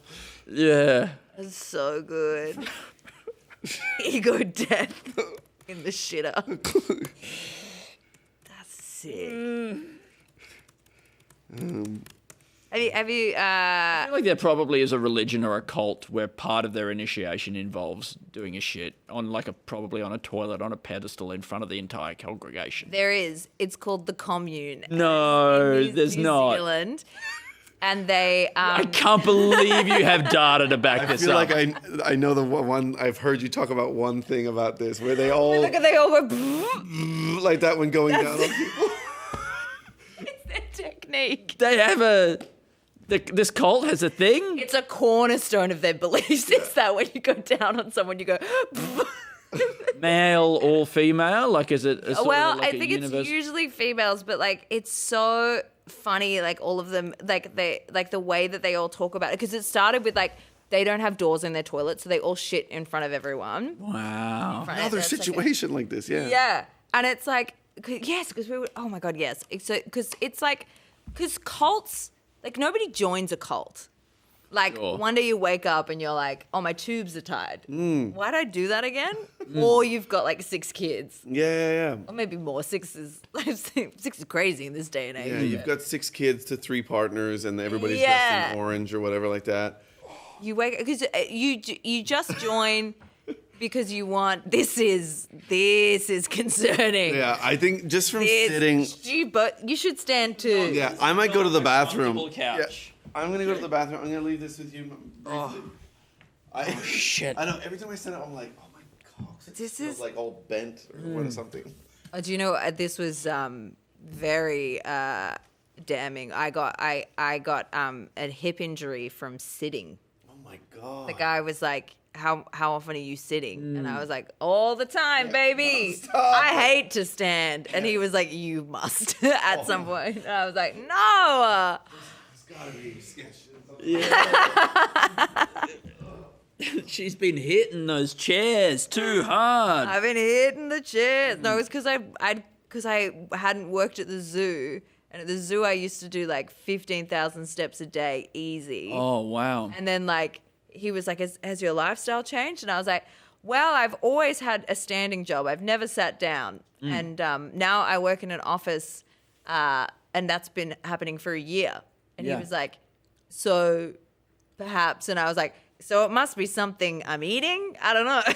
He was like, it's the sitting. And I was like, but sitting feels great. It's good. It feels so good. I'm always looking for every time I walk in a room, I think I'm looking for a seat. Yeah. I don't know what that is. I mean, how can that be? How can we adapt, change sitting, like sit better? I mean, I'm not talking ergonomics here, okay? I mean, like, how can we maybe adapt the human form to like be more better for sitting? I know what we can do. Yeah, great. We need to go into a gravity-free space. Yeah. Because do you ever watch those like vlogs of astronauts? I try not to. They just seem a little smug. You know? They are. I like knowing that you're up there, but I liked you a lot more before I could see you in a video. This is true. I don't like you doing experiments for school kids and stuff. Yeah. I'm trying to do experiments for school kids down here on Earth and you're making me look bad. And I hate when they're like, because they always talk about how there's no gravity. And they're like, we can just sleep any direction we want. And I'm like, I hate that. Like, it's deeply upsetting. She was just like, I can sleep upside down. I'm not going to get blood rushing to my head. And their hair's all crazy. Oh, it's terrible. It's awful. And they have to piss into a big, like, sucky thing because otherwise if they don't piss in there, then the piss floats around in particles. It's so weird. There must be so much piss floating around up there because you wouldn't be able to stop all of it from escaping. And over time... Do you reckon it ever, like, you could be in a completely different part of the... At a little globule, just tap it away? What do you do? Do you catch it and then, like... I think that's probably the responsible space thing to do. Maybe there's a piss in space sketch. Pissing in space.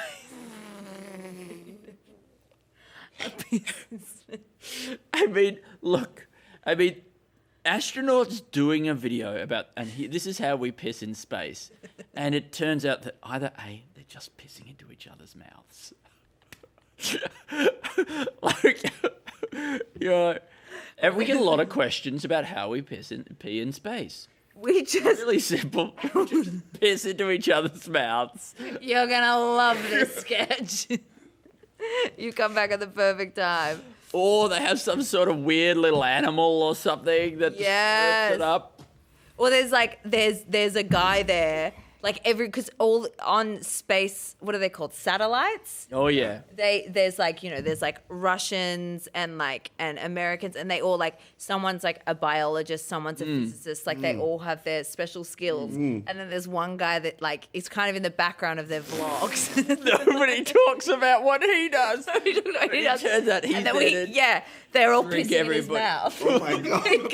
because there's no gravity in space, so the piss particles go everywhere unless they piss directly into this guy's mouth. You need a kind of conscious toilet that can go catch the stragglers and stuff. Yeah. And he loves it. And he's really, really tall. He's so tall. What do you reckon, like 6'4"? Yeah, tall enough that you're that's the first thing you're gonna notice. And he's kind of not. He doesn't look super happy. And he's always there on a DS. He's He's not even like an astronaut or something. He's just some guy. He's not really paying attention or all that tuned in to the. He's got one skill. It's sucking And he down does the it piss. so well. And what does he do with his own piss? Is he drinking the piss? He's got to piss in his. He'll piss maybe in the air, and then he can eat it like Homer eating the chips. Then he eventually, when he's full, he comes back down. They send him back down to earth. When he's full of piss. Yeah, and they have to swap him out for another guy. Right. Yeah. Piss drinker, the space piss drinker. And then there's some kind of okay, maybe there's another Christmas movie, but it's the first woman piss drinker. The first woman piss drinker in space. And she falls in love with. Somebody falls in love with her as they're pissing towards her mouth. And he's trying to not piss in her mouth, and then and she thinks he hates her. Yeah. But he doesn't want to piss in her mouth because he really likes her. He thinks he's trying to make life easier for her so she doesn't have to drink it. And she's like, we need this or else we'll destroy the machinery. And he's getting so sick. He's got kidney stones. He won't piss in her mouth. But then, you know what? When he proposes to her, he does it with a ring made with one of the kidney stones. Yes. Isn't that nice? Yes, yeah, beautiful. That is nice. He made that diamond in his bladder out of love. Yeah. And you know, people are doing that though, but out of semen, there's they'll dry it and then they turn it into almost a crystal, and girls are getting that as nice little promise rings. What the fuck? And what a promise it is. What a promise. Well, there's more where that came from. I hope. It's very cool. Oh man. Okay. I mean, are they really doing that? Well, yeah. I imagine. Why would they lie? I mean, I don't know. They probably are lying. I think people are doing that, but I think they genuinely think it's a nice idea. I wonder what would have to happen to my brain for me to think that was a nice idea. I think you would just maybe CTE. What's CTE? What's it? It's when you've basically had too many concussions and your brain stops working super well. Well, when you put it like that, it makes it sound sad. Yeah, no. And it is sad. Yeah. Which is why it's devastating that you've turned to that. But I mean, I guess if you can take a bunch of ashes from somebody's body, right, and then compress that into a diamond, there's no reason why any of the other carbon that comes out of your body couldn't just be compressed. You And aren't they just little people as well? I think what little diamonds? Oh yeah. Sorry, the sperm. Exactly, the semen. They're just essentially little. I thought you were calling semen little diamonds. Little diamonds. My little diamonds. No, but you know that I think people can take. You can take ashes of somebody who's died. Yeah. And they can compress it into a diamond. That's and put it on a ring. So I just thought maybe you can come into the same vial. Yeah. And they can just compress that because it's sperm's mostly made out of carbon. Presume. Okay, sketch idea. Okay. Oh, here we go. Okay, so we're ready.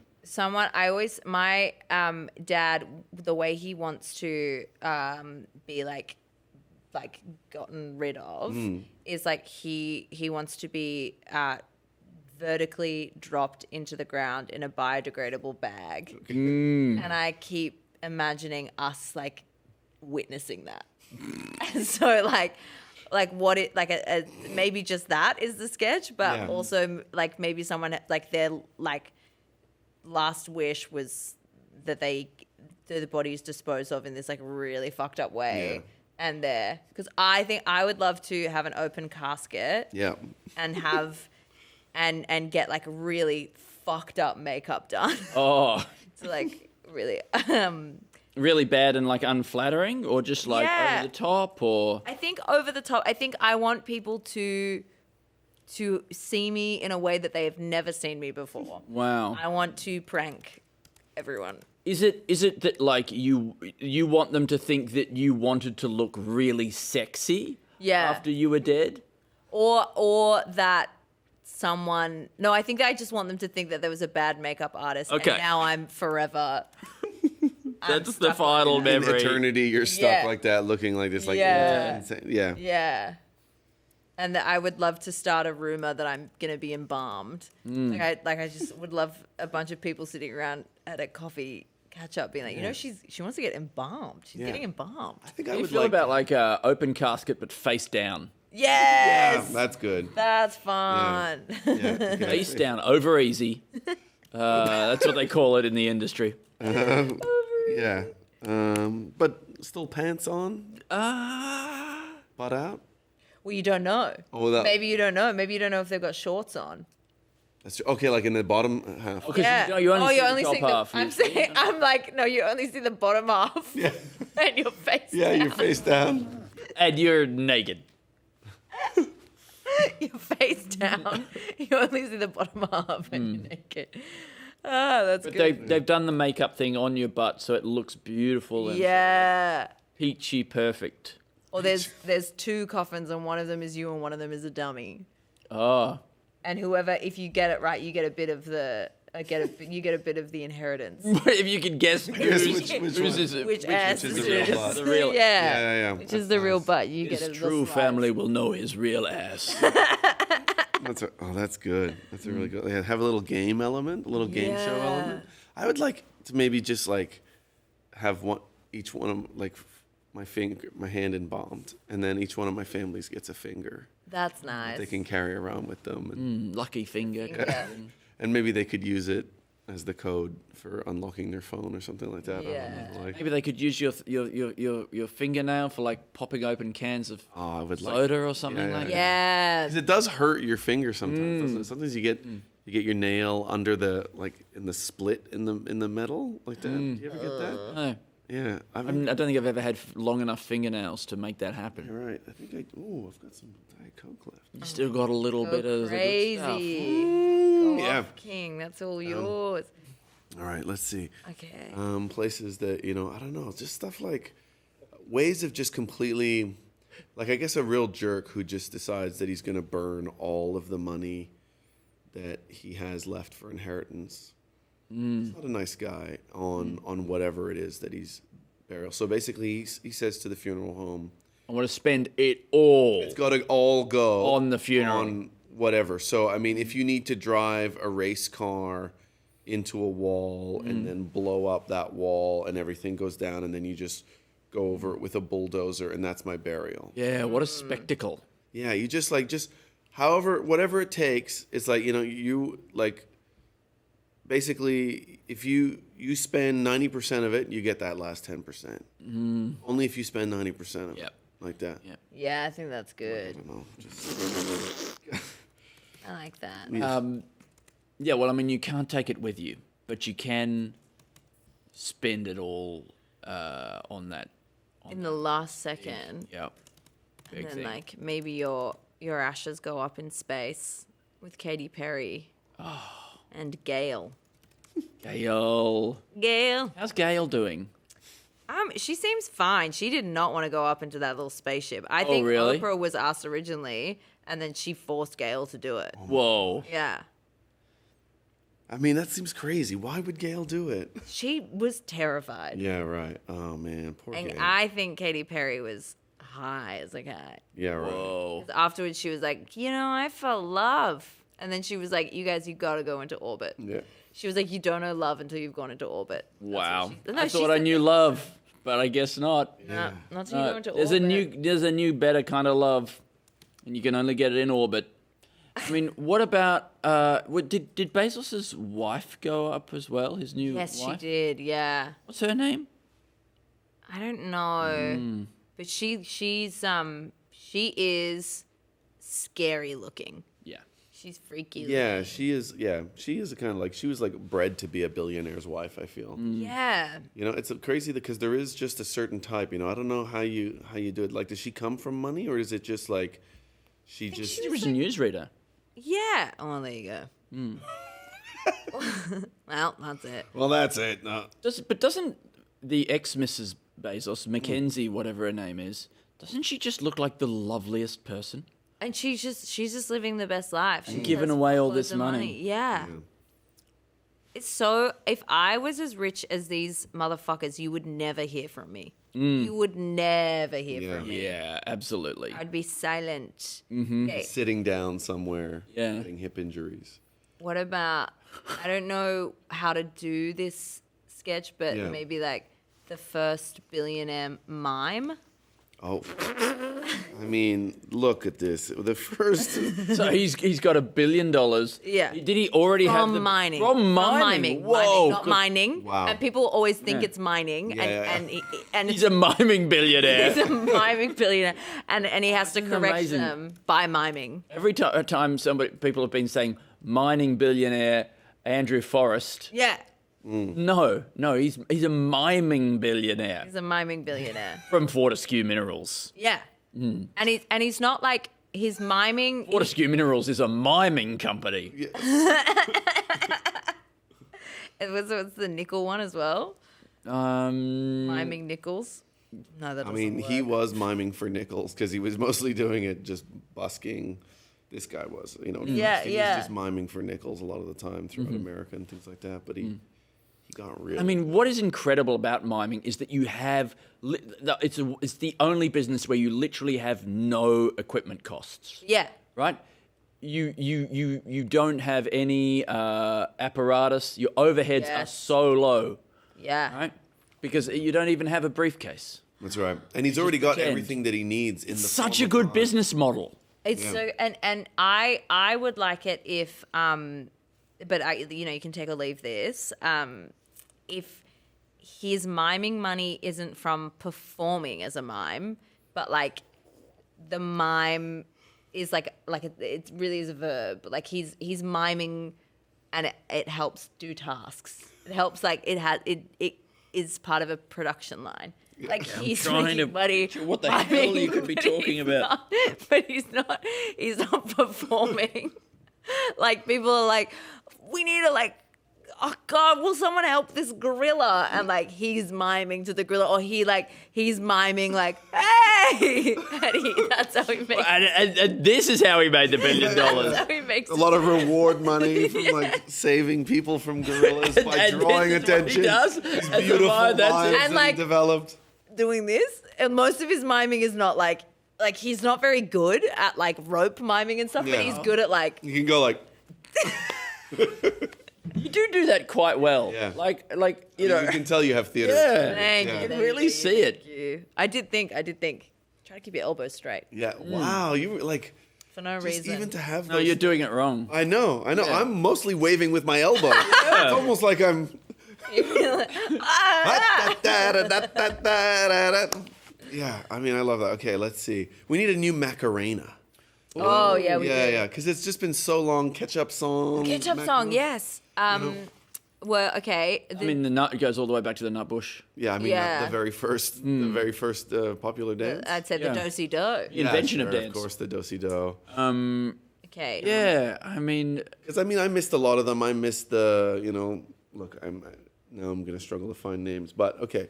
We just need something, and maybe it can be a leg Macarena. People have realized rebooting things is just the easiest way to go. People are just now trying to get people to do the Macarena with their legs. Yeah. It's just, it's like it's easier. It's like Disney recreating the movies and making it real life. There's not really any change. So people are just going 1, 2, like this, like this, and then they do it with their legs, a little bit of this, like that, and then they turn, and then it's just the leg Macarena. Everybody hates it. Yeah. But it still makes $1 billion. It still makes $1 billion. It's the kids. All the kids are doing it. And look, Isn't it crazy that is movies now? It's like everybody hates it, but it still makes $1 billion. It's like that. Every time we did again, everyone hated this one again, made $1 billion. Made $1 billion. That happy song by Pharrell. Yeah. That was I don't know anyone who liked that. Yeah, and then it was just gigantic. Okay, how about In this? spite of whether or not you like it. The Macarena song is so big, the leg Macarena. They have to make a full movie of it, right? And then they need a reason for why people. And so then maybe the legs and the arms. It's like a Romeo and Juliet story. But like set in like Ireland during the Troubles. Oh. Not the Troubles. Some other time because they weren't allowed to dance. Have you seen that Alex Ward bit? She talks about the origins of Irish dancing or like Gaelic dancing. Is like it was so if like British soldiers walked past, they would just look like they're all just like talking, and that's like why they dance with their legs. Okay, so were they always behind a fence or something? Yeah, like I that? guess like behind a window in a house. Okay, They're right. like so like if you looked over the windowsill, you just see them. Do you reckon that's a real fact, or do you think that's Alex Ward like making up bullshit for a joke? Because that sounds insane. This has happened multiple times to me in my life, but particularly today where I'm realizing things that I hold as true facts are just things someone said one time. And I've never thought to and I've told many people the Irish dancing thing because of Alex Ward. It's crazy. And so then the Irish people are doing the leg Macarena. Yeah. And then some South American, I guess, is on a weird trip to Ireland, and they're used to just doing it with the arms. Yes, absolutely. But that somehow their families, they don't like each other. And it's Pedro Pascal. It's Pedro Pascal. Wow. Yeah, we got him. Who's playing the woman in this? Nicole Kidman. Yeah. And there she is. She's Irish dancing, but then the Macarena comes on, and somehow she just understands how to do it like that. But she can't because there's police constantly walking by. Wow. Like that. And we were talking earlier today about casting movies based on wanting what you want the junket to look like. And I think a recently divorced Nicole Kidman and a Pedro Pascal doing the movie promo circuit. I mean, this could be enormous. Really, whatever this movie is about doesn't matter that much anymore. There's going to be so much heat generated. Absolutely. I think that's so good. And they would be so funny on and they would be all over each other. Yes. Yeah. Oh, that's perfect. She's the only I don't know her that well, but she's pretty raunchy. Well, that's what I don't know her that well. The cause I've heard this is why they had to get divorced. Because Really? he couldn't keep up with her insatiable appetite. Right. But she's saying he had an affair. Yeah, right. Yeah. So she said he had an affair. He says she's a horn dog. Used to say. Yeah. Yeah. The truth lies.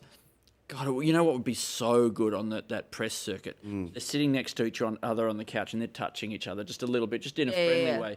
But then their bodies start to sort of fuse together a little bit, like go into each other and like sort of mold together. Like that would be such a moment. Can't you imagine? Did you see that bit where they started to sort their of fuse? bodies started to fuse together. They became one. They came to a point like a genie. Yeah. Is that what And then they split apart again and stuff. But it was iconic.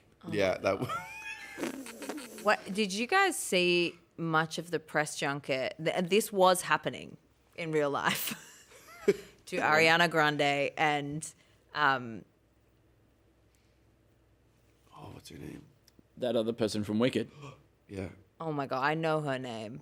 I've known her since she was in The Color Purple, the musical. Cynthia Erivo. Okay. Right. Kill myself. They were like basically on top of each other. And they kept like holding hands. Saw a little like, bit of this Yeah. stuff, but I didn't, They were like, and they were crying to each other all the Mm. time. I wonder if there's like a sketch where it's a press junket.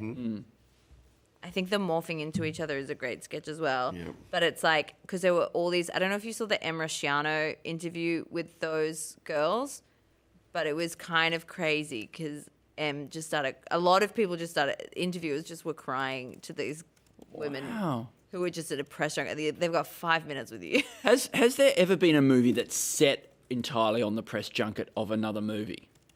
No, but there should be. We were talking about sort of rom-coms, weren't we? Yeah. Yeah, but I think that's a really good one, right? Yeah. That they've got this movie to promote, and maybe the movie's a bomb. And maybe the movie is a bomb because they didn't get along and they had no chemistry on screen or whatever. But then, like, over the course of this very combative press junket where they're forced to be together to promote this film, like, he thought he was ready to do, like, really high quality Oscar bait stuff. He was stuck with her in this this movie. She's playing it like sort of fun, light kind of comedy sort of thing, and he thinks that he's stopping her from getting an Oscar, and so they had this massive falling out, right?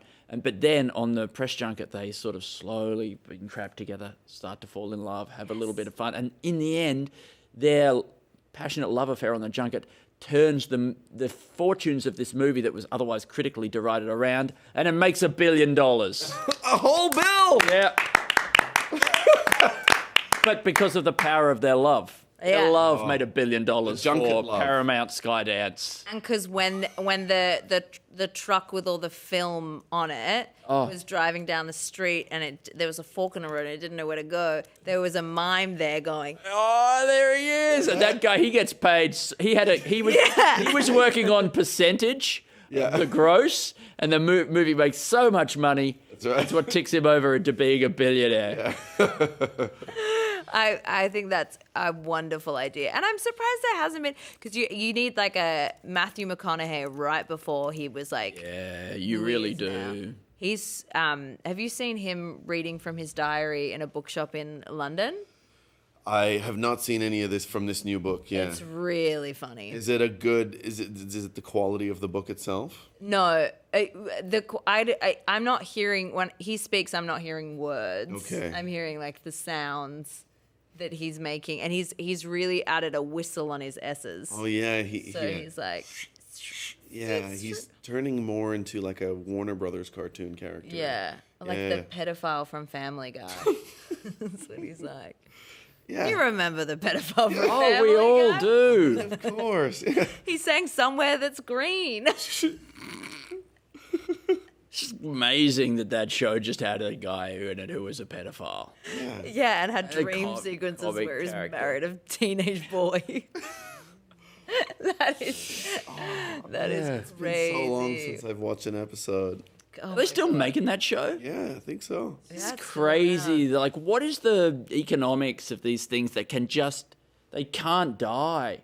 Like, why does it still... Have you heard Marge's voice? No. It changed a lot. She's like, hey, can't. Like, she's gone. Like, it's because she's like, even like Lisa's like, hi, father. Like, they're aging. Like, and it's like, let her have a break, you know? I think that what they need to do is they need to do one last season of The Simpsons, and every episode, one of the members of the family dies. Yeah. And then they all just age and die, and then they can just close the show, and maybe Maggie can be left at the end. Yes. And then or Maggie dies, and then Mr. Burns is the last one left standing. That's really nice. Because he just won't die. I love that. Yeah. And so, like, in that season of The Simpsons, they actually do age with each episode. Yeah. And each episode is like a year. They age 10 years with each. Yeah.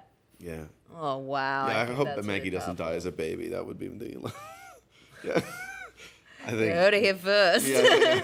That's my dream. But although it's the final episode, you wanna do something shocking. You know, I think maybe. You know what? I'm changing my mind. I think Simpsons kill off Maggie. Kill a baby. In the first episode. Wow. Nobody's aged. And then they, but she's. That's murdered. when they start aging. Oh, she's murdered, and then the family get revenge. It's who killed Maggie Simpson. It's like the opposite Of who shot Burns. Mr. Burns. Yeah. Oh, this is great. Okay, I'm just And ready. the whole time everyone's like, surely it's Mr. Burns. Then. That's a sketch idea. Killed Maggie. It's a sketch idea. It's a sketch idea. Final season. Opposite. Just trying to think of some other.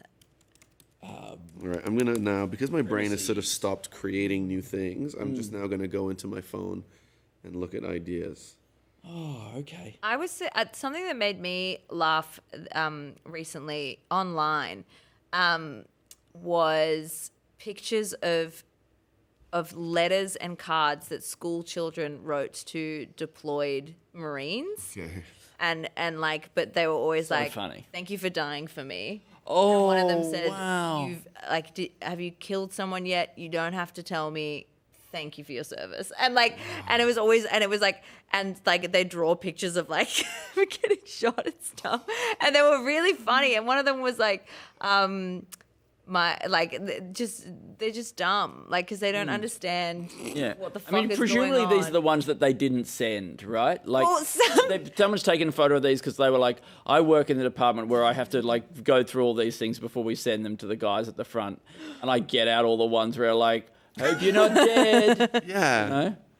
One of them, there was a kid like had drawn 9/11 and was like, "Thank you." Remember, this Just is said what you're. Thank you. Thank you. Thanks for that. It's a beautiful topic to just, I don't know.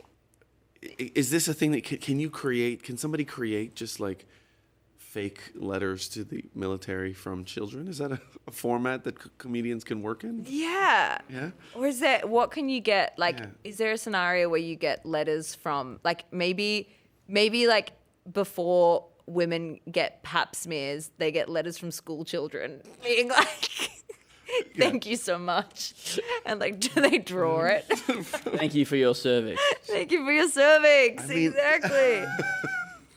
Letters from children. Is it the cervix that gets sort of scraped with? Ugh, I imagine. I honestly don't really know. No, I'm not sorry paying to much put attention. you on the spot like that. No, don't. Hey, don't apologize. Get even. That's what I always say. But I think so. Yeah. 'Cause I think they like really like they give it like a pinch. It's a scrape. Memory. I think there's a scrape. Yeah, it's not as bad as it was. I feel like my era, it's better. But yeah, I had a my gynecologist had the craziest like bedside manner. It was so funny. Guy or girl? Girl. Yeah. Yep. And just like rough as guts, but in like a fun, endearing way. In a kind of a Frances McDormand kind of You way. know what? That, You know? that would help. Yeah. I reckon. I think so. And she was very like slip, slop, slap about it, you know? Like, and she didn't beat around the bush. Well. Now, I should let you know, you have done your time. I've done my time. Yeah, and even Who's though next? I don't know. Even though the next guest hasn't arrived, I feel like, you are free. It is 2 a.m. I think it was Jonathan Schuster was supposed to. Oh, he says he's here. Sorry. Oh my God. He might just be outside. I'll wait for Jonathan to come in. I feel like it feels nice to have a changeover. Has anyone forgotten, or has anyone like slept in? No, I think a couple of people weren't able to make it, but my God, almost everybody has been here on time, and it's fucking crazy. That's actually a miracle. Yeah. That is sick. Yeah. I kind of, once I crossed my like nap threshold, where I was like, okay, I'm not going to nap. I was like, I'm just going to set an alarm just in case something happens. I can't believe you come in with this much like alertness. Like, I think that's radio training, right? Like, think so. You're Well, able to deliver. You put a microphone in front of Jordan Barr, I'm on. and she's. I'll turn off immediately though. Like as soon as Yeah. I get out. You driving Face home? drop. Yeah. Yeah, great. Yep. Well, What will I listen to? Something sad. yeah. Oh my God, Schuster, how are you? This is nice. I should have brought something. I feel like a fucking Hey, man. idiot. That's cool. That's really cool. Thank you so much. Did you want one, or I gave one to the guy who's sleeping out there. I think there's started to be a homeless Come and guy join us. sleep outside. Join us. I can at least walk out until you get to. Oh my Yeah, we're live streaming across the world, baby. Being harmless and stuff, but yeah.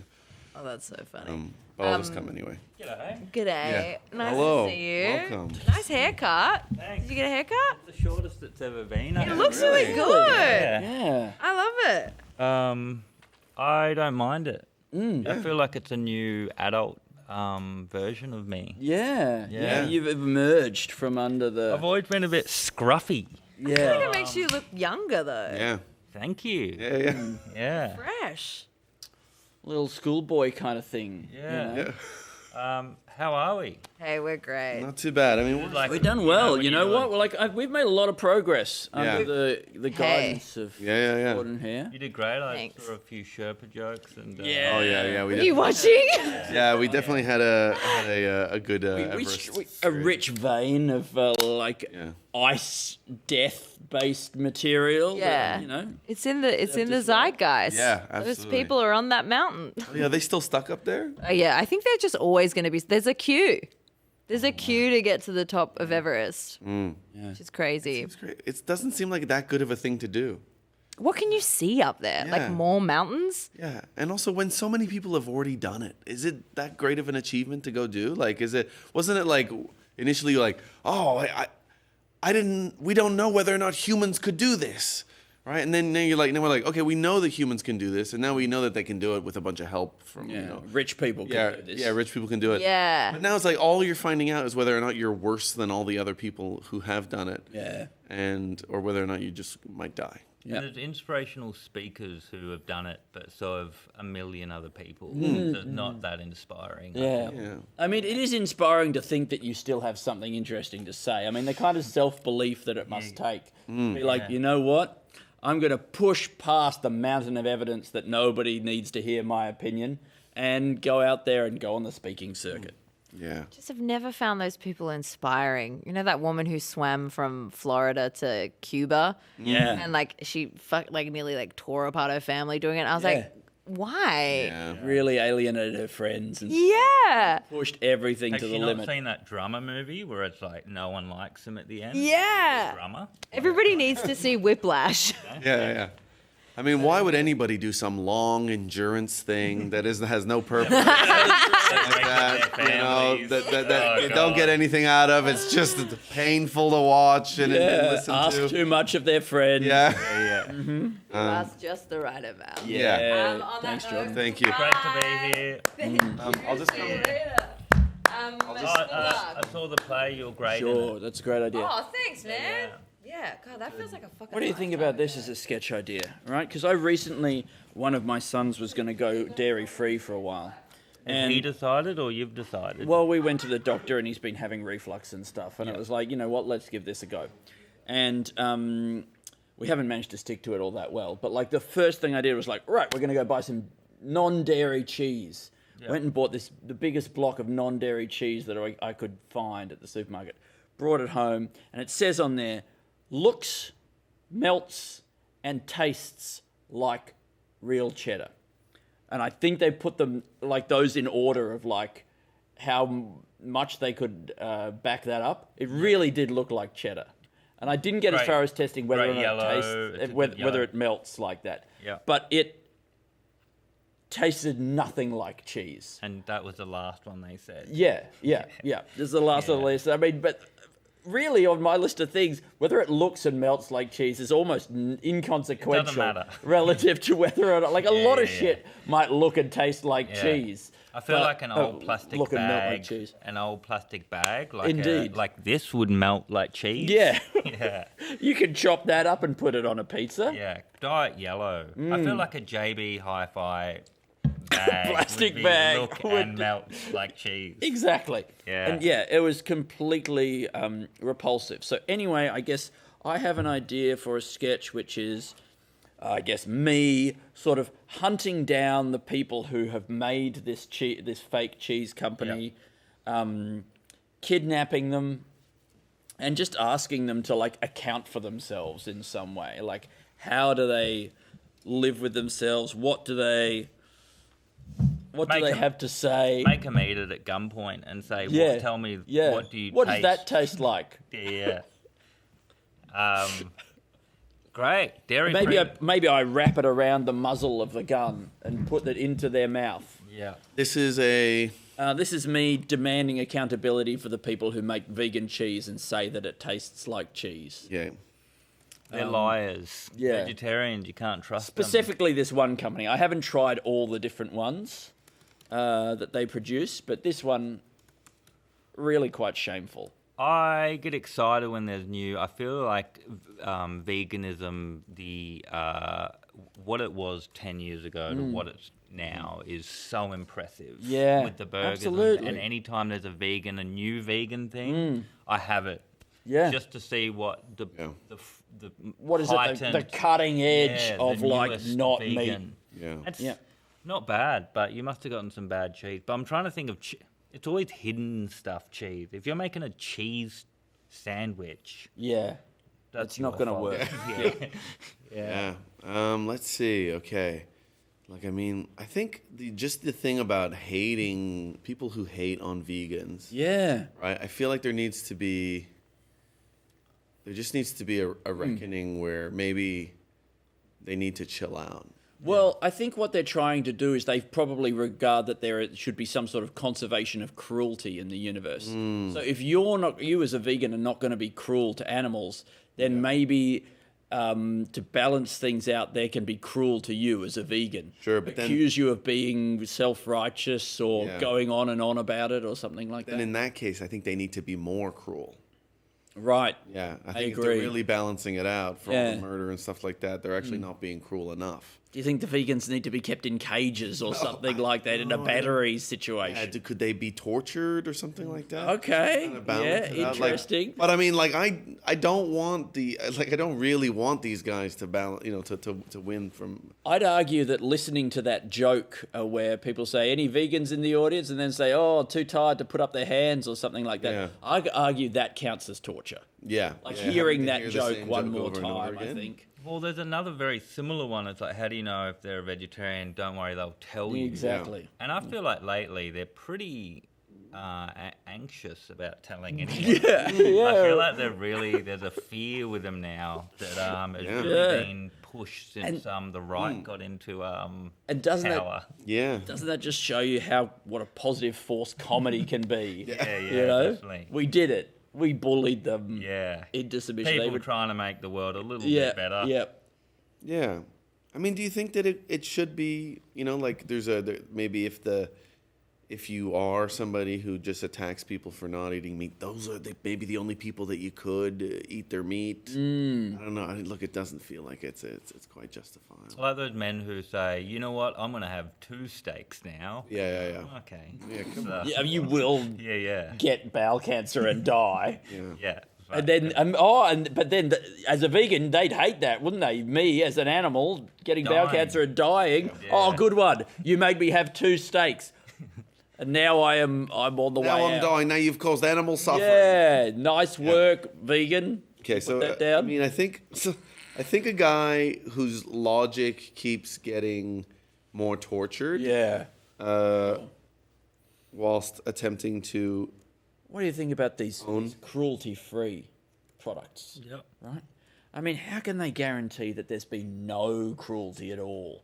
I mean, maybe they haven't been in cruelty to animals. But like, what about just like sort of a bit of workplace bullying in the canning factory or something very like true. that? Yeah, and they would have mice people to kill the mice in the area. But I feel like for it to be cruelty free, at some point it was cruel. Like with lipstick, you would have to have put that on animals or however they do. I don't really understand animal testing. Yeah. I think it's putting the lipstick on the rabbit and seeing if you really want to kiss the rabbit. Yeah. I think that's the test, isn't it? Like Lola Bunny. Yeah. The which one? Animal testing. Yeah. So cute lipstick on. Yeah.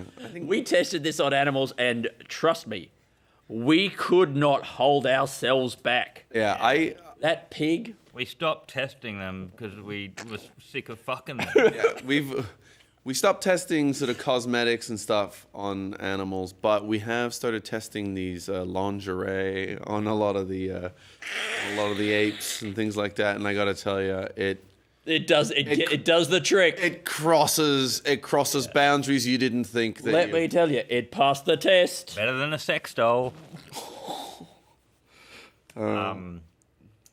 416. Yeah, baby. This is exciting. Oh yeah, I can smell that finish line. Yeah. I think that's what that is. Smells like burning toast. What What have I been up to? Yeah, sure. That'll do. I had 3 hours because it's so late. I would have went to bed at 11. And I was like, well, I'm up here till 2. So I was like, you know what I'll do? Diane Keaton, she passed away. God bless her. Yeah. And I was like, it was mentioned that she was in The Godfather. So I started watching The Godfather. Oh, have you seen that before? I saw it ages ago, but, it means more now that I'm a bit older. Yeah. Diane Keaton's not in it much. Okay, yeah. But family is very important to you. Very, very important. Yeah, and then she was in a lot of Woody Allen films I can't be bothered watching, and then but I wanted to pay respect to her, so that's how I did it. I think that maybe the First Wives Club. Yep. Yeah, I think maybe that's what I'll go back and watch. Which is crazy because it's a fine film. I don't know why that's most well known. I think people really love it. Yeah. I think for women in particular. I think my mum, after the divorce, would have watched it with the girlies and it would have spoken to them. Yeah. I think, it's not written for us. Yeah. But did you get anything out of Husbands Club? Yeah. Yeah. I mean, I'm genuinely thinking about that. But all the guys who've just left their wives hanging out with their new girlfriends. I think there's actually like a sketch in that with the guys who've just left their wives. Yeah. With their younger girlfriends, and they're in some holiday house. And as the reality of what some of that means sinking in, like they're like, guess we got all the free time to hang out with these people whose lives are actually not that similar to ours. Yeah. And who but probably still pranking their ex-wives because they're bad for some reason. I feel like that's what they do. They there's a lot of pranking. But I think also like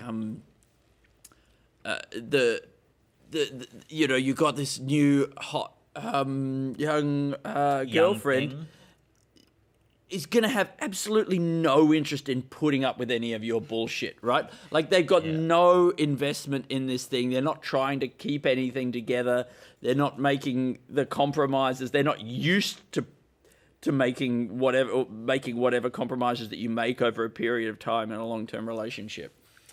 And I think I really write that down. said something profound there. Yeah. It's a bit, I think the issue is like also like that you kind of there would be a part of you that kind of just goes like, what is life actually? What matters at all? Because I think there's this weird thing where you obviously if you get married or you kind of get in some kind of big relationship and you're like, oh, I guess this is kind of it. This is a nice thing. This is a relationship, things like that. And you're like, and I guess I maintain this and I guess we take care of each other and that's really nice.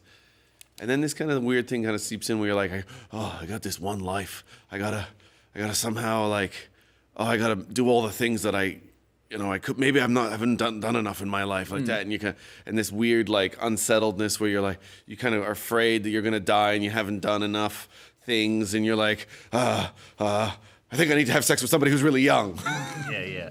Like that, and then so then they kind of leave their wife, and then they're like, oh, okay, this is actually a bit unstable and stuff like that. But I'm doing that thing that all guys have always wanted to do, which is have sex with somebody who's pretty young. Okay. Then you kind of like gotta like keep yourself like motivated by just like. I'm sure this has been said before. I'm pretty sure it's a common thing that people say, but all like 90s and early 2000s movies is like a dad, now a boomer who has the world, and he's like, But there must be more to life than owning my own house and having a lovely wife and beautiful kids. He's like, I need to fuck a young girl, or like I need to start a fight club. It just seems to be this weird sort of... It's like, I would kill for that. Yeah. You know? Oh my God. Imagine having money, you know, and a family. Yeah. Oh, the life. There must be more to life than this. And just there must be more to life than having basically Maybe it's everything. a motorbike. Yeah. I mean, you've already got a car with 4 wheels. A motorbike is actually less than this. You know what's like one of the things that I think is maybe one of the other things that you haven't quite that might okay, so you have a wife, that's great. You have a house that's great. Having money, that's great. Stability, happiness, taking care of each other, that's really nice. But one time I did see a guy go on Dr. Phil, and he had shaved his hair so that it looked like Dr. Phil's head, and and he had a mustache, so he'd come on. I mean, he was the guy who had directed Bum Fights, which was not a good movie, but I did think facing Dr. Phil, who was going to give him a hard time whilst looking at it so that Dr. Phil could yell at him himself.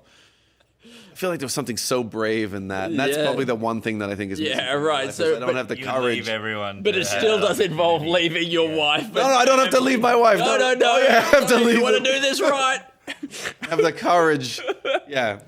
I want to have the courage. I don't know how your wife would enjoy Feel you about you starting shaving bum your head. fights. Oh, okay. Okay, yep. Because you got to start bum fights as well to do it. Oh, do I have to do that? It's not the part. It's just as facing Dr. Phil. I guess Dr. Phil doesn't want to talk to me unless I've made bum fights. So I've got to make a controversial film. How do you feel about bum fights, but they actually fight with their bums? I see. Well, that I think would have been nicer. Yeah. Yeah. And it was because it's like it's soft. They can't. A guy. Okay. Like reindeers, but running up. Exactly, Yeah, right. running backwards. I mean, you know what would be great? You could bend over so you can see between your legs, so you can still you can still see where you're going when you charge bum first towards the other person's bum. And I think it's probably wearing special pants, sort of arseless chap style, where the bums are exposed like that. Yeah. I wouldn't mind a camera and then goggles so you could actually stand up and run backwards. Okay. Also, you could see behind you. And you could aim. Yeah. Yeah. I think it's still butt first that you're charging towards. I know while the dream is obviously to, I guess the point of a bum fight is to hurt each other's bums. But I think for me, the real goal would be to interlock your butt cheeks like that. Grip on like and that. sort of feel it's a lot of togetherness in a way that you never have. Like you know? two plungers just together. The dream. I tell you. Bum fights. But it's real bums. We've all heard of the midlife crisis. How about this post-life crisis? Okay? You get to heaven. You've got everything that you want, right? You're living in pure bliss, and you think there must be more than this, right? Yep. The abject perfection, and then what do you do when you're in heaven? God's there, and then what do? You go hook up with a younger God, maybe, or midlife was this post-life crisis. So you're anxious after death? Yeah, you're in heaven. You've got eternal bliss, and you still want more. I had an idea of a sketch where a guy's in heaven because I've always loved the idea of stapling someone. I've always thought it would be so satisfying to just staple. I remember stapling that at school. I was like, I'm going to staple myself. Yeah. And that's kind of painless. Yeah, I wow. love the idea of It's the me. second time that's come up today. Yeah. Is it? Well, not stapling, but just that the elbow skin doesn't feel that much. Yeah, oh wow. I was contending that it actually does, but Alasdair was saying it doesn't. Yeah, I stapled it and no pain. But I like the idea of me being in heaven, and my whole life I've never stapled anyone. Yeah. And then I'm in heaven just stapling everyone. And God's kind of calling me in going, it's everyone's heaven. Yeah. You know? Like, can you not staple? But if it's everyone's heaven and this is what I want to do, then it's not everybody's heaven if I can't do this, is it? Exactly. Like either way, it's not heaven. Yeah. So can I just staple some people? Or do you have to get people from hell to come up that I staple, for my enjoyment? Yeah, I mean, would he do that? Would God do that? Is he all powerful? Can Yeah. you do it, mate? Or are you saying you can't do that, God? I mean, I love that there are staplers in heaven. Yeah. What I mean, you'd like to think that heaven is like a paperless sort of economy. Yeah, it's all in the cloud. Come on, we did it. What about like I don't know. I like to think. What if like I don't know. I'm just trying to think about how you could mess with God up in heaven so that it fucks with the reality of existence. Like like I mean, there's the possibility. Let's say like if somehow you slipped God a Mickey, a little, slipped him an LSD tab or something like that. And I guess within his being, he holds the fiber of reality together. I think so. He probably does. Yeah, and so he has to concentrate. Yeah, so he probably is essentially maintaining a matrix using his own mind, right? Like that. And so then weird things start to, that's kind of like that jolts the. I don't know who's bringing LSD into heaven. Who is? But you see God supposedly when you smoke DMT. Yeah. Imagine giving God DMT. Yeah. Oh, baby. Yeah. Who does he see? That's what I want to know. Yeah. You just want to wait by his bedside while he like comes back to consciousness and he goes, oh, blah, like that. And he's like, what did you see? I have a creator. Like that, maybe he realizes like that he's just a small part of an even bigger God. He's actually just the finger of another God. He's just the finger. Yeah. I thought I was the whole God, but I'm just the finger. I'm just the finger, and then then you pull back and you realize that guy's just got heaps of gods on his hands. And he's joined on sort of like at the legs or at the waist, maybe. Yeah. Imagine that, a God, and every finger is a God. The ending of Men in Black right now when he's the hero and then it zooms out. Yeah. That universe is a marble. I got to say, when I saw that in Men in Black that first time, I loved that. I was like, that's the coolest. It's the most spiritual thing I've ever seen. From a Barry Sonnenfeld film you weren't expecting it. It was great. Men in Black is so good. Men in Black is so good. Yeah. The Addams Family movies are so good. Yeah. I remember, I don't know if this is a sketch, but I remember I hired the Addams Family twice in a row and I was going to hire it a third time. And Mum said, no, I'm picking, and she picked this kid's film from like, not recognisable, just, those weird tapes. Yeah. And then I went home and then the opening trailers for it was a World War II documentary and a guy just point blank shooting another man in the head, and Mum was like, whoa, and then she was like, all right, took it back, complained. They're creepy and they're quirky. And then she was like, what do you want to get? I was like, oh, can I get the Addams Family? Sucked in, Mum, you made me witness a murder. Oh my gosh. I witnessed a murder, but I got to watch the Addams Family again. Here's a great tip.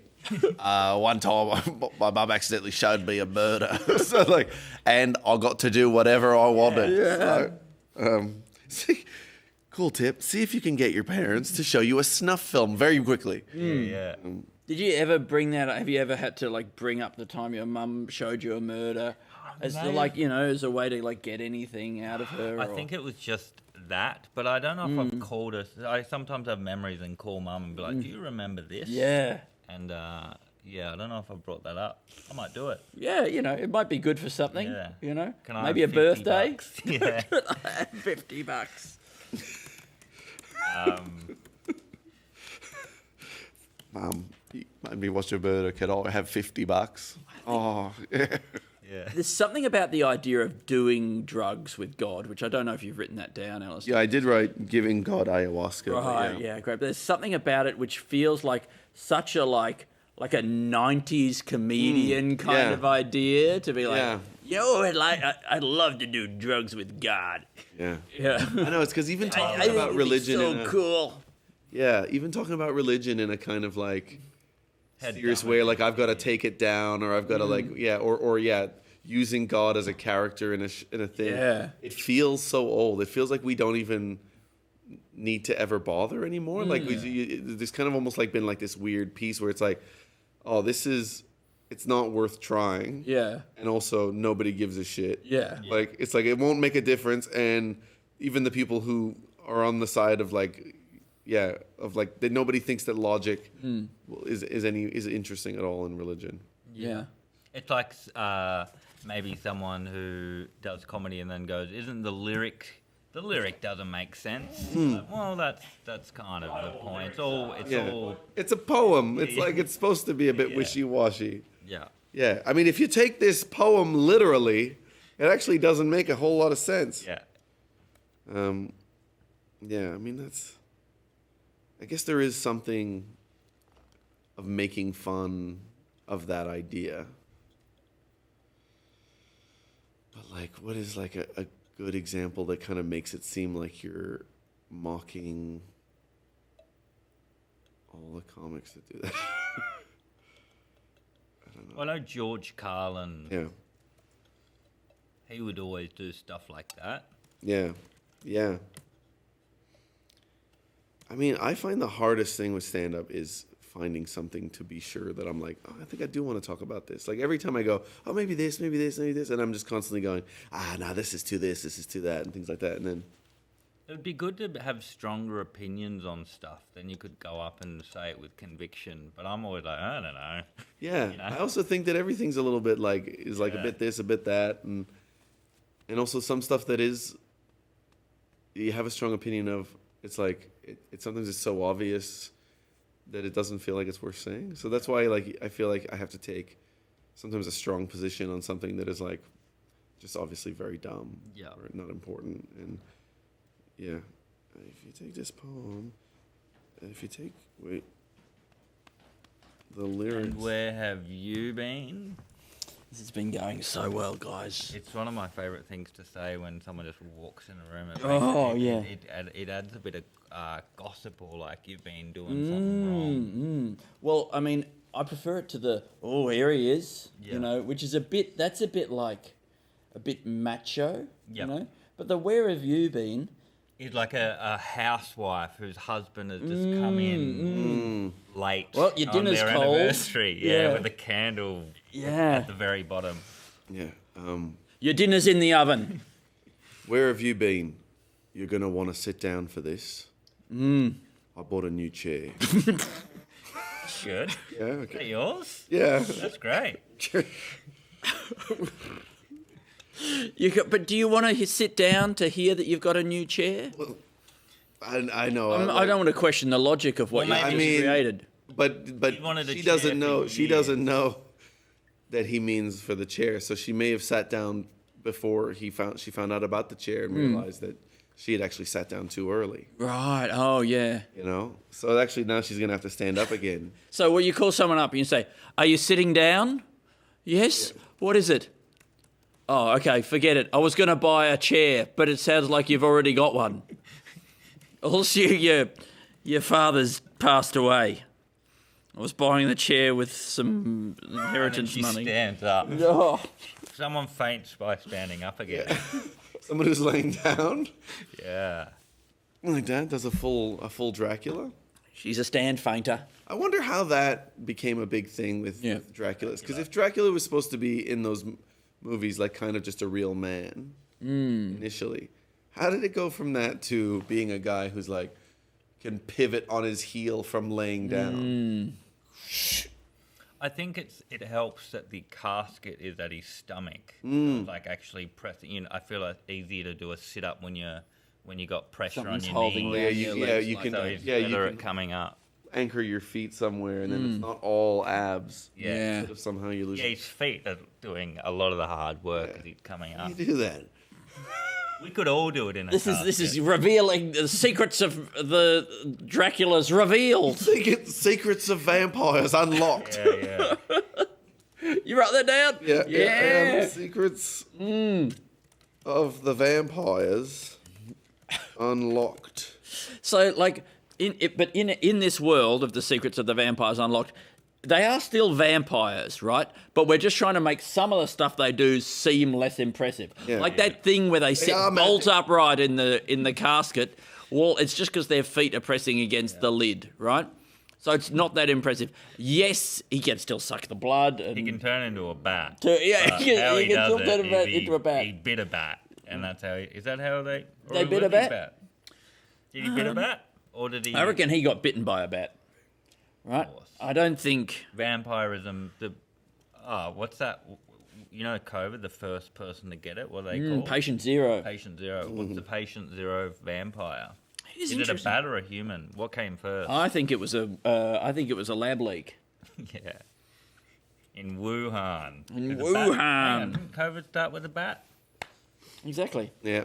It's the Vampires. The best ever Instagram post is Guy Sebastian crouching in about October 2024 or whatever. Yeah. You know, just going, man. It was just in Wuhan.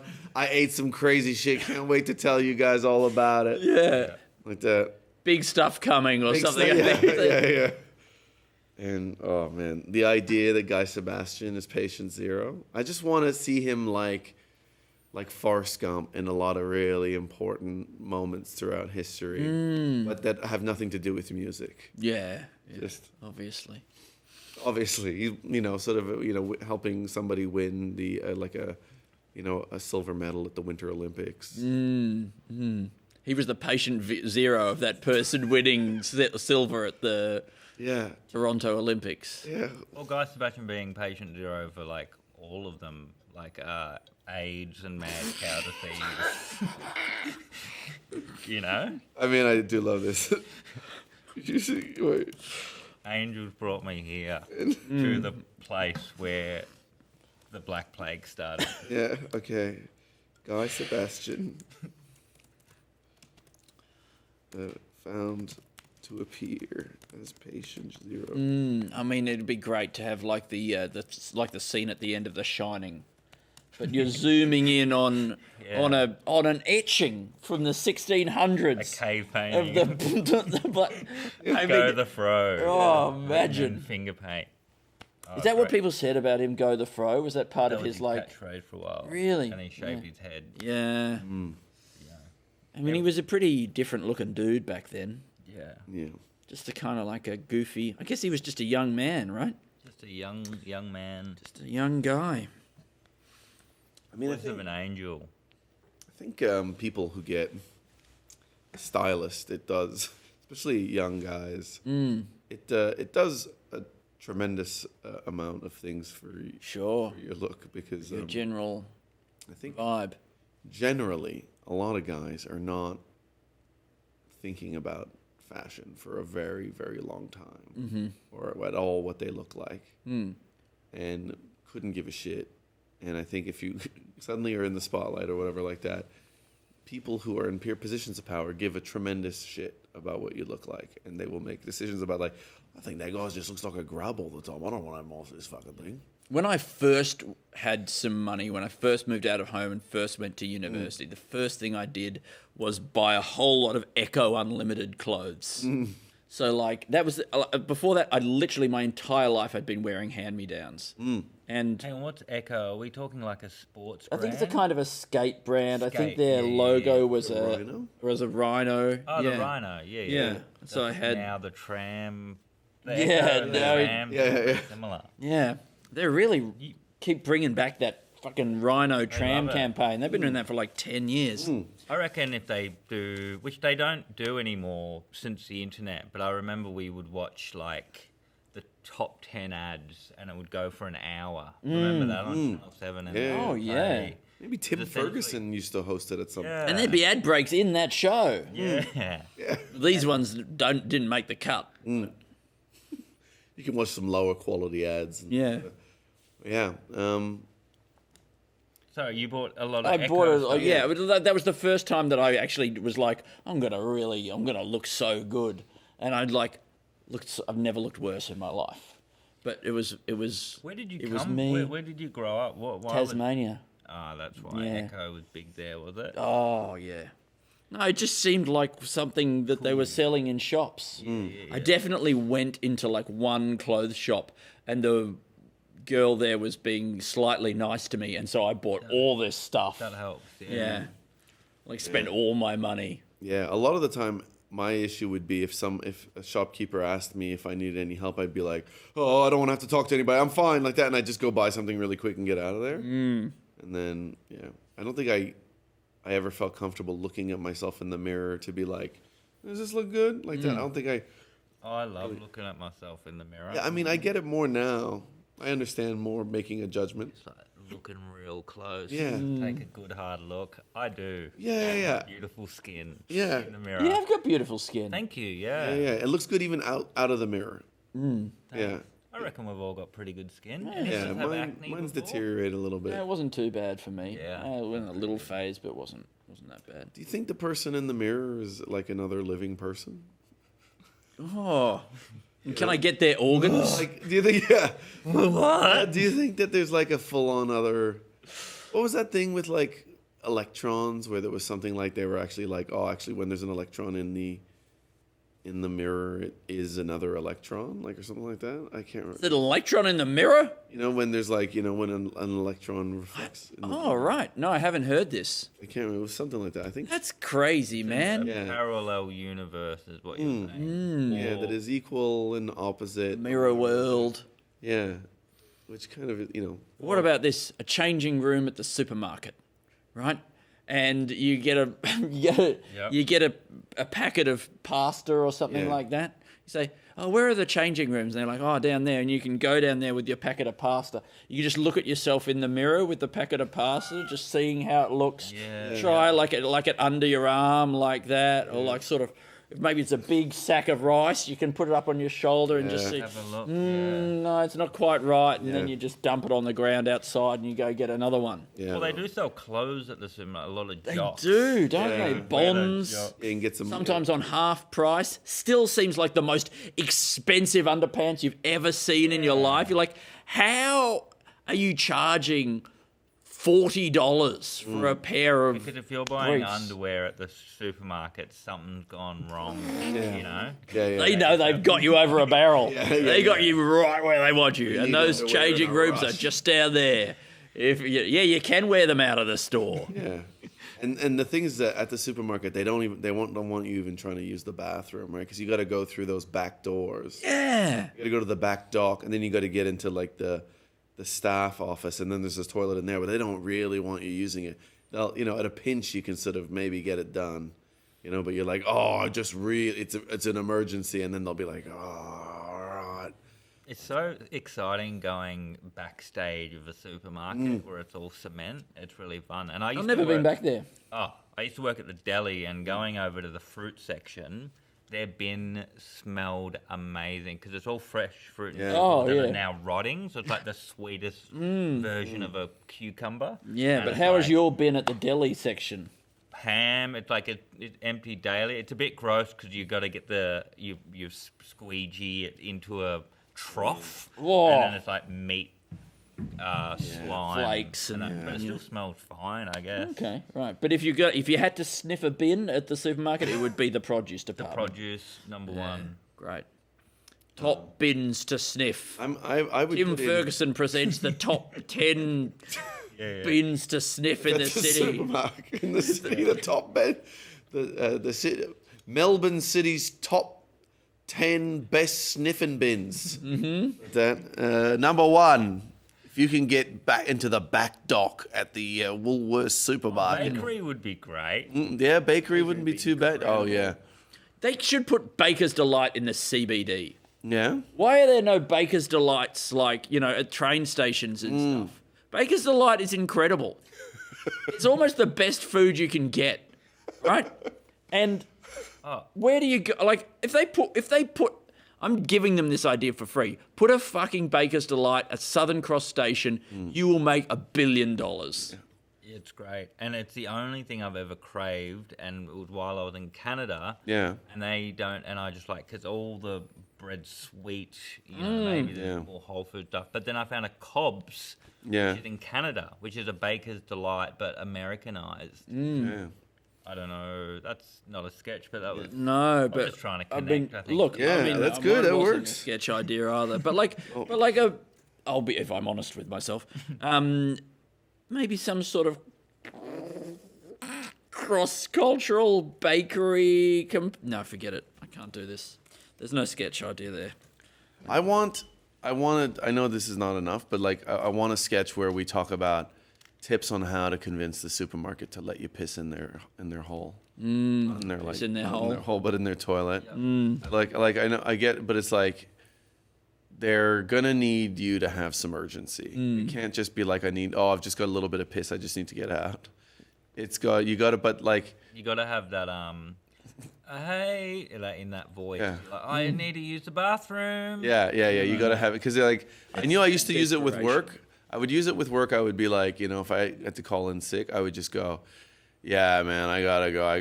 I can't come into work today. I just got awful diarrhea. I'm really sorry, like that. Diarrhea is no question. I did diarrhea for a while. Yeah. Easier. It's you don't have to put on a voice. Exactly. You don't have to pretend somebody died or anything like that. It's just diarrhea, and then, and that way, and then also diarrhea. Like you might have a gut condition. Yeah.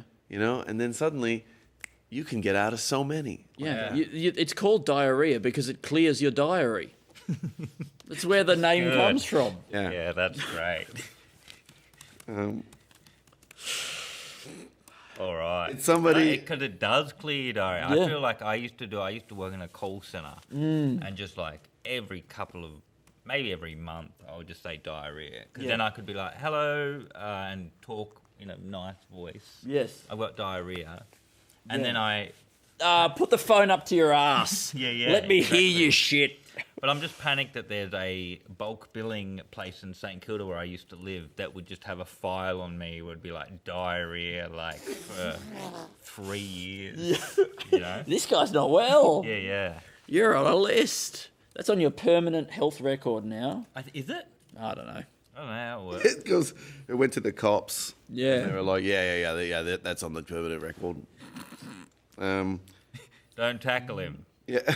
Don't. Yeah. Stay off of him. You're on a DNT list. Do not tackle list. This guy's loose. The sky is loose. This sky is loose. That's what God would say when he's on. Yeah.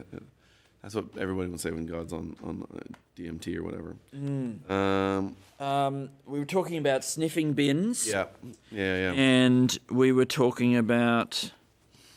Do you guys ever? How much of your time do you dedicate now to thinking I should just start just like getting bottles out of people's recycling bins and taking them down to the 10-cent container thing? How much could I make doing that if I made that my whole life? Yeah. And I just know which streets have got their recycling bins out what day, and I just go up there, up and down, getting all the cans out of the bins and putting them in, and taking them down in my station wagon down to the thing and recycling them all and getting the 10-cent deposit. Do you think about that at all? I've never thought about that, but I know that you can make money from it now. And I wonder how it changed when the law came in, because everyone used to always have to do it in South Australia. Yeah. So, but I do see there's one, maybe it's in Footscray where there's a one, and you see lines of people getting those few people dollars. loading It's it up. Cool. Yeah. I used to do it with a friend, James Warneke. If you're out there, in Geelong, we would back up a car to a function centre and we'll get all the wine bottles, and then we'll drive to a abandoned old factory and we'll throw the wine bottles at this wall. And he once said, no matter what you're feeling, throwing a wine bottle at a brick wall will make you happier. And it was correct. Yeah. It's so fun. And that's Smash Rooms. This was 20 years before Smash Rooms. Oh yeah. This is it's like teenager. It's like a wisdom from a dodgy teenager. But it's true wisdom. Yeah, true wisdom from a dodgy teenager. Yeah. One of the few times I've ever confronted somebody in my life was I went to a party somewhere in Abbotsford. I didn't know the person whose party it was, but a friend invited me along. Oh, okay, yeah. No. Well, I mean, I'd gone along with somebody, and I was there, and then this guy started picking up beer bottles and just chucking them through the open gate out onto the alleyway and smashing them against the wall of the building opposite, and the glass was going all over the sea. And he'd done this a few times, and I just, after a while, I was like, nobody was saying anything, and I went to this guy and I said, hey, man, get the fuck out of here. I don't think you should be doing that. And he's like, who are you? I'm like, oh, I'm Andy. And like, this is my party. What are you doing here? And it was his party. Yeah, yeah. He made me leave. But also, I guess you were doing it because you just assumed that no one would smash a bottle at their own house. In their own, so you were like, kind of looking after the owner, but the fact that he's an owner. Yeah. No, not only do I not respect that, I'm also like, not only am I an asshole, I'm a fucking idiot, and so I'm gonna do this anyway. Hi, I'm the guy at every high school party who decided to hang off the door of the fridge and break it. Now I have, he just hosts his own parties because he's been kicked out of every other one, but he's still the worst guy. Yeah. Yeah. Here's how my life turned out now. You were a responsible person in your teenage years, and you didn't hang off the doors of fridges at parties and break them. I was, and that's why today I run a venue which is all fridges, and you can come here and hang off the doors and experience what it was like to be me, because it fucking ruled. And you were missing out. And then all these people who didn't do that, they can go and they can have that chance now.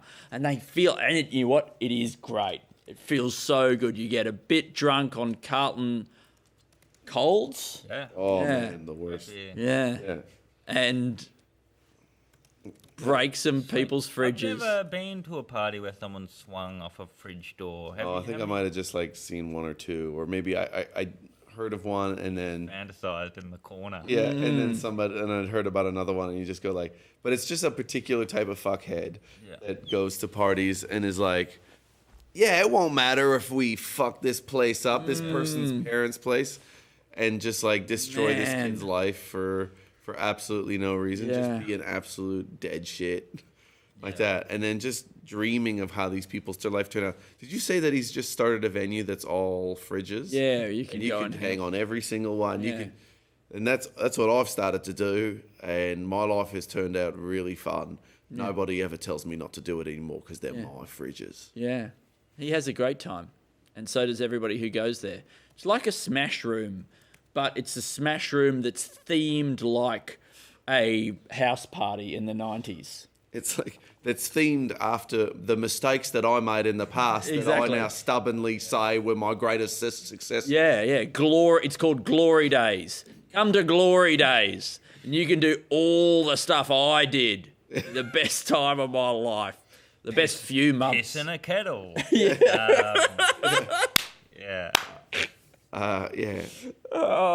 Take a shit on the parents' bed. Yeah.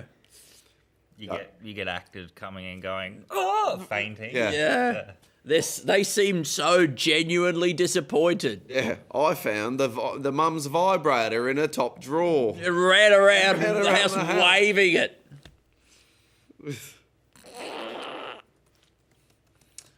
And now you can do it every day.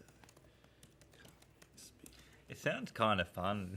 I wouldn't mind paying $20. I'd do that. Climb on a fridge. House party style experience. How about this? It's a roller coaster of the 20th century. You know how you can do like a roller coaster Indiana Jones or roller coaster Superman? This is a roller coaster that takes you through all the events of the last 125 years or something like that. You go through some wars, you know? Up here it's the tech boom. It's like, watch out, Jeff Bezos' pile of books is there. I hope it doesn't, in his garage, hope it doesn't fall over. It didn't. Now, 2001.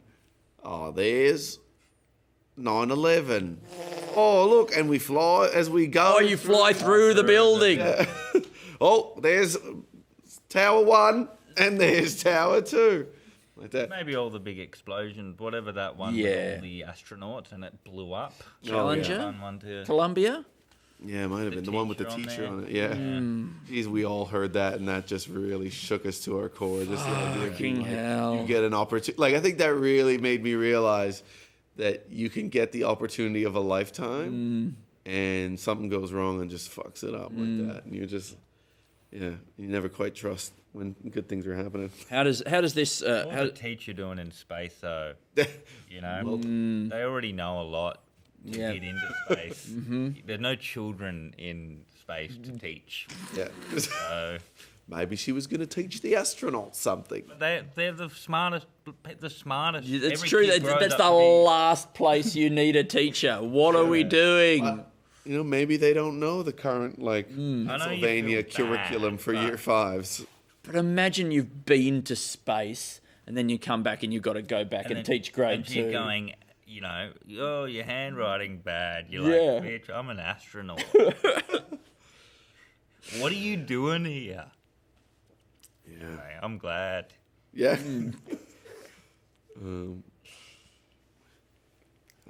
That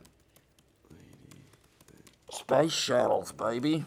I mean, I guess that was also like the point where you're like, oh, we don't really know what we're doing as a species. You know, we think we know, but like it's not quite as locked down. I feel like there's an old short story from years and years ago, maybe about the slow loris, about how we all think we're the head of the food chain, but the slow loris is essentially looking down at us going, you know, they're actually in control.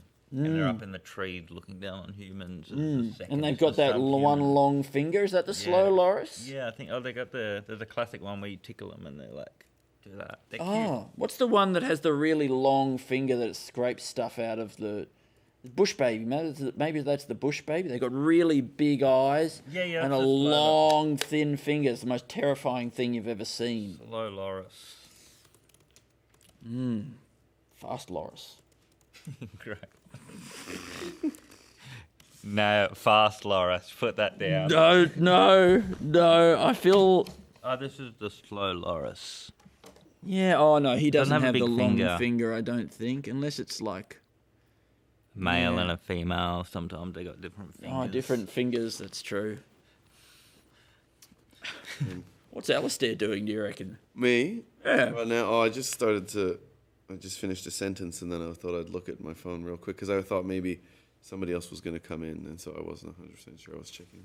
Thank you so much. After Great work. you do this, you've spent 24 hours together, which is a lovely thing. Mm. Yeah. How soon after this ends do you speak to each other again? Do you give yourself a break, or the next day you're like, man, we'll probably we still killed be it. talking like this straight after. Yeah, we'll probably have somehow when the pressure of this being done will be over, we'll probably start having ideas. Like So many ideas, man. Yeah.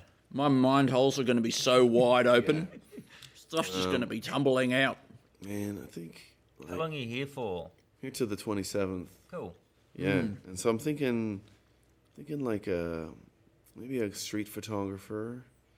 Who asks, I don't know, maybe someone who asks men if he can take photos of their nipples. What about, I was going to say a street colonoscoper. Yeah, okay, that's good. Yeah, I mean, look, that's a much simpler thing, and I don't have to find how I'm a photographer. Do you mind if I take a photo?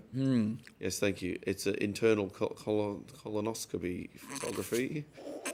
Oh, can I give you a doc? Because we're talking doc. Can I give you a doctor sketch? Yeah, yeah. Love it. I'm pitching bulk billing This right is how now. we started, exactly. Pitching it Yeah, I'm pitching one right now. to Stupid Old? To you. To you. Okay. To you right now. Yeah. A guy who he goes into the doctors and he says, I need you to look at my penis. I think it looks weird. And the doctor goes, that's pretty normal. And then he goes, okay. And then the doctor gets a call and goes, 9 times? And then it finds out he's been there 9 times in the last month, seeing if his penis is normal looking. Yeah. And it turns out he's a flasher. Yeah. But that's illegal. But Yeah. it's completely not illegal to just show your dick to a doctor. Oh, yeah. Really good. It's a loophole for free. Yeah. No, I love that. You know, it is a great loophole that you are allowed to show it to doctors. Yeah. Yeah. G'day. Oh, we're lovely to. What an absolute treat. Yeah. Oh man, thank you very much. I always wanted to get up the bulk billing sketch where it's him talking to a woman. She's saying like, she's a woman doctor, and she says, how would you rank your pain on a scale from 1 to the agony of childbirth? Right, and he's trying to say that it's up near the agony of childbirth, and she keeps moving her hand away. That's fun. It can't be. It can't be. It can't be up there because that's the most agonising thing. There's no way. There's no way it could be that high. Well, that's the most agonising thing there is, and he's like, well, I think it's probably a bit past there. Yeah. That's all I got. I stubbed my finger. Yeah. All right, what a treat. Thanks so much. Thank Best you. of luck with Thank you so much. Well done. The funny thing with the flasher who keeps going to the doctor is that because doctors are never quite bulk billing entirely now, it's still costing him like $25 to show people his penis. Yeah. It's better than a prison sentence. Yeah. You know? $25. Yeah.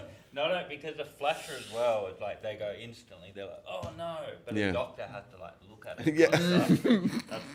That's the money. So, yeah, that looks normal. Oh, that's beautiful words. Thank you, John. Oh, you okay? Please welcome Adam Carnevale. What about like the doctor says, no, that's a normal penis. You're like, I don't believe you. Yeah. Right? And you make the doctor show you. Boys. I don't know if you recall. Yeah. But what's happening? We had a little conversation. Oh yeah. About schnitzel. I bring schnitzel. Oh my god. Oh, that's incredible. That's so much schnitzel. Yeah, I know. I didn't know when to stop. I truly didn't. Oh. All right, so I've got a bit of the schnitz. A bit of the schnitz for you. Oh. There you go. You're a beautiful man. Thank you so much. Very welcome. I figured you might. I don't know. I could see. You know, you've not been completely without food. There's components to this. There's so many components. Whoa, what's that? There's dressing. It's a dressing. Do either of you have any allergies that I should be aware of? No, none at all. No allergies. Here's very quickly. Not to get into business mode too quickly, but I've always thought that an allergy to poison would be, there's something there, I think. Oh, you know? absolutely. I mean, I think we almost did have a sketch about that once upon a time. Yeah. But I love it. An allergy to poison. Yeah. Like you've been poisoned, but it's not actually the poison that's it's the anaphylaxis. Yeah. It's like that expression, it's not the fall that kills you, it's the sudden stop. Yeah. But it's not the poison that kills you, it's the allergy to.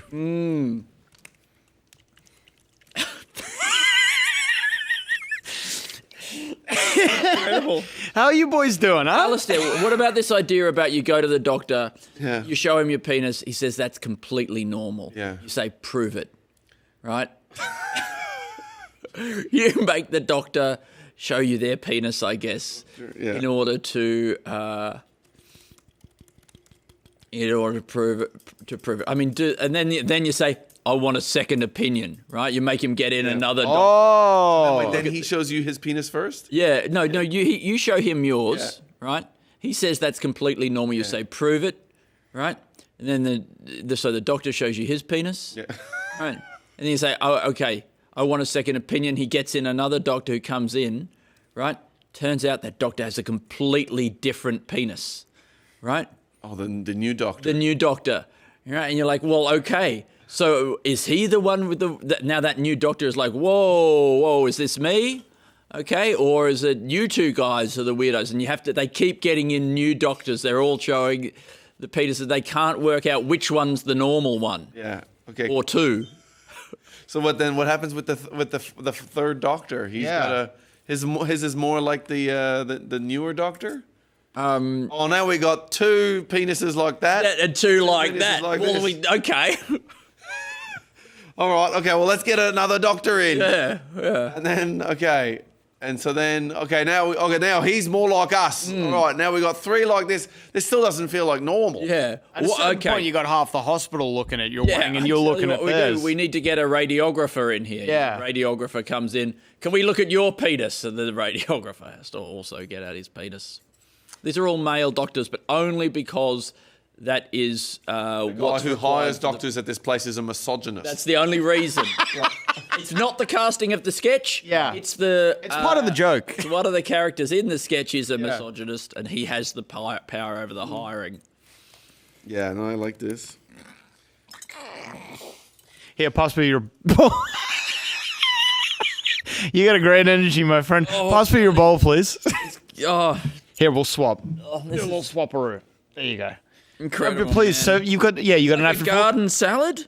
It's a Greek salad, I think. Greek salad, Greek garden? Could be a Greek garden. Any salad in a garden salad. Well, any salad in Greece is a Greek salad, but Yeah. any salad in a garden is also a garden salad. So any salad in a garden in Greece is immediately a Greek garden salad. Yes. That's the trick. Thank you.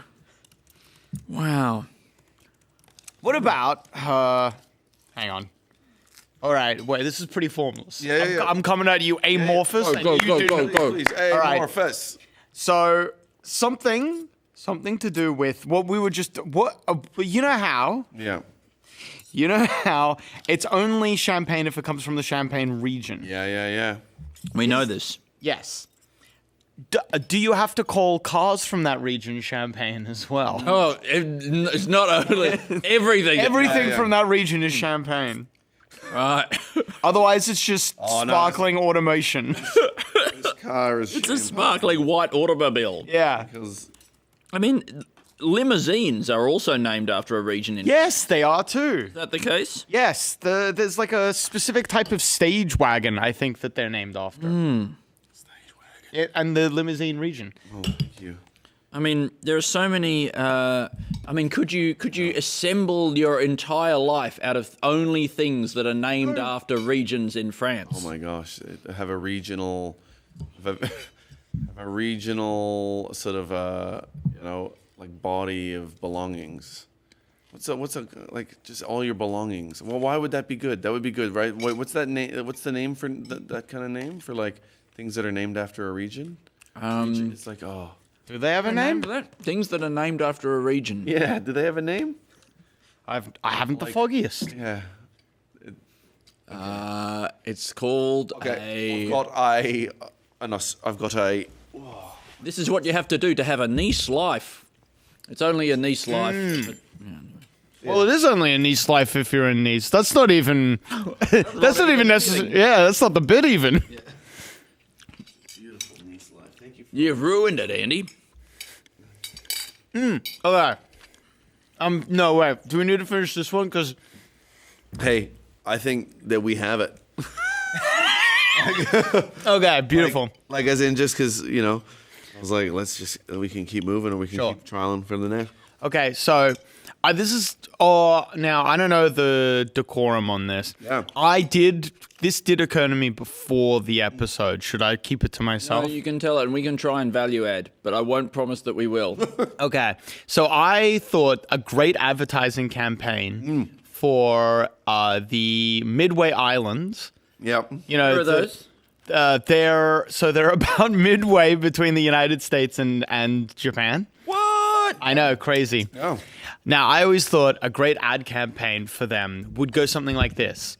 It's not far, they're midway.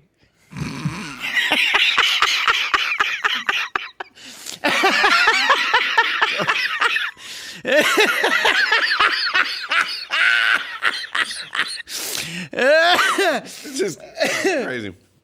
Yeah, I mean, I love that you spent time in your life thinking about this. In fact, you said, I've always thought this, so it's not... It's not even this morning. Yeah. Yeah. Yeah. Okay, let's find. Well, there was the Battle of Midway. Yeah. The Battle of Midway. This is. The Battle of Midway was fought near the island of the same name. Yeah, okay. And then there would have been a point that was midway through the Battle of Midway. It was midway through the Battle of Midway, yeah, which itself might have been midway through the Battle of the Pacific. Yeah, and might have been midway through the Second World War, for all we know. Yeah, absolutely. It's the middle of the middle of the middle of the middle. You know? Middle. It's as middle as it gets. Yeah. You're halfway there. You've made it. I don't know.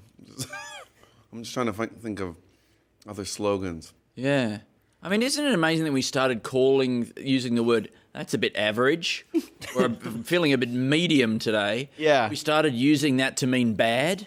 Like, doesn't that speak to where we've got to as a society? Yeah. That everything has to be incredible. That's inflation. Where like That's fucking inflation, man. Yeah. Am I allowed to swear? Oh yeah. Okay. Oh yeah. It gives us life. But the idea that like yes, thanks to inflation, average is now bad. You know, and also thanks to inflation, contentment is now sadness. Thanks to inflation, your 50% grade, now a fail. You're going to have to re-attend high school. Thanks to inflation, your favorite uncle is now a sex offender.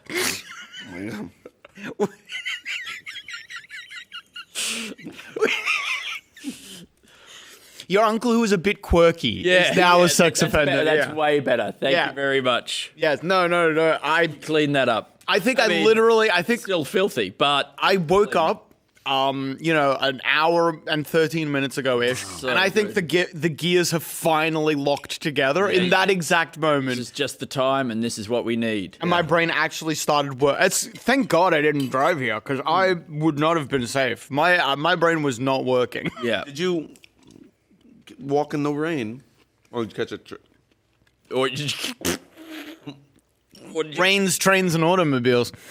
I did indeed walk here, my friend. Whoa! Yeah. How come you look so dry? A nifty little invention we like to call an umbrella. Oh. Yeah. And then also, the way I walk here without giving too much away is mostly undercover. Yeah. That's nice. Okay. I have to go to the bathroom again. I apologize.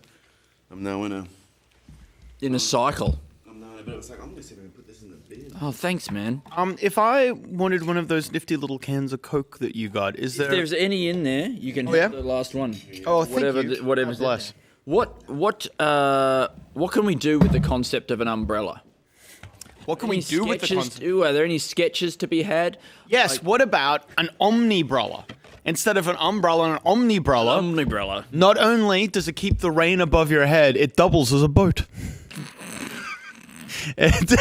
Yeah. Yeah, I mean, what a Swiss Army umbrella. Yeah, a Swiss Army umbrella. Okay, I love that. You can turn it upside down, use it as a boat. Keeps the water out from above and below. Yep. Anything else you can do? Use it as a bowl. You can eat out of it. You can eat out of it. Yeah. It's a serving bowl is what it is. It's Really specifically a serving bowl. And it comes with its own sneeze guard. You can use it as a serving bowl, and it prevents the spread of disease when people try to sneeze on their food. Disease when you sneeze. Yeah. I think to be a true Swiss Army umbrella, it probably needs one more function. I'd love it if it used the natural which you've done so well so far, using the natural properties and aesthetics of the umbrella seamlessly. It needs to do one more thing. Yeah. What if you can put it on your back and pretend you're a turtle? Well, you can do that as well. We can add that to the list. Umbrellas also, you know what they do? People use umbrellas just for the sun sometimes. Yes. And the Omni umbrella, not only does it keep the sun out, but if you're walking on hot sand, you're safe. You put it under your feet and you walk on the umbrella? It's keeping the heat out in both directions. No, but does it go above and below you? Or do you have two Omni umbrellas? No. It goes above and below you. Well, so this Omni umbrella, now I don't know, I might be back off board. Because I liked it when it was just an umbrella that you put above your head. And then because it's never enough for something to be just one thing now in this age of smartphones. It isn't. It really, that's inflation. Yeah, absolutely. It's utility creep. Yeah. Right? Things need to be more and bigger and better and more impressive. But now I have to struggle to like even picture what this thing is. Is it an umbrella that like goes all the way around from the front down like that? You can imagine it's got. Or is it like a Darth Maul umbrella where it's a long stick with an umbrella on each end? Yes, that. Great. That's what I'm thinking. Some sort of tie-in with Star Wars. I hadn't even thought of that, but absolutely you could. You could get Darth Maul in an ad campaign. I don't know, does Darth Maul have like a characteristic line? I know in the extended canon he gets a bit more. He said very much at all. He has one line in the original movie, I believe. One, maybe two. He's voiced by Peter Serafinowicz. I think. Really? Yeah, I don't quote me on that, but I believe he is voiced by Peter Serafinowicz, but acted by a completely different person. Sure. Yeah. I remember, this is a slight tangent, but I remember coming out of episode 1 when it was in the movies, and there was a guy, I clocked him. It was like, would have been opening night. And there was a guy like full on dressed up like Darth Maul because they'd advertised. Clocked him. Yeah, they'd advertised the crap out of Darth Maul, and everyone was like, "Oh, is this going to be like the new Darth Vader sort of character?" And this guy dressed as Darth Maul, walking out of episode 1, literally, with his lightsaber, threw it on the ground and said, "What did he say?" It was like, "It fucking sucks." He was so mad that Darth Maul was killed. It's so funny. Oh. He has to go all the way home on the train like that. Who does? I mean, is it too late to do a Darth Maul tie-in product? No. Star Wars is in. Great. Star Wars is back in. People are revisiting. Baby. People are revisiting the original trilogy. Wow. Star Wars, absolutely, we could do a Darth Maul tie-in. Excellent. Yeah, I don't remember his one line is something like "I will not fail you, master," and maybe he says that as you're being the slogan of the umbrella, the omnibrella to you. I will not fail you, master. Exactly. Yeah. There you go. This is good. That we should actually genuinely write that down. That's a very yeah.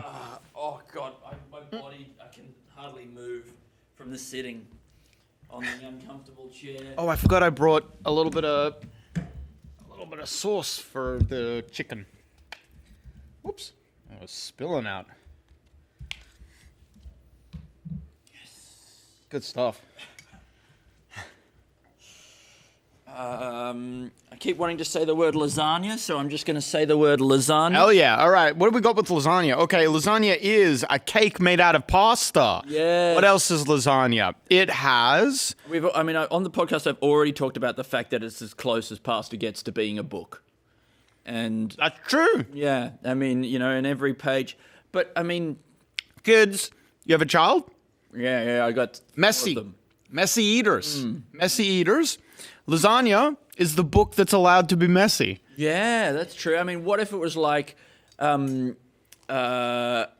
about alphabeti spaghetti, but I mean, the pasta, you could actually print some stuff on there. This has fucking heat, man. You are cooking now. Thank you, cooking lasagna. Yes, absolutely.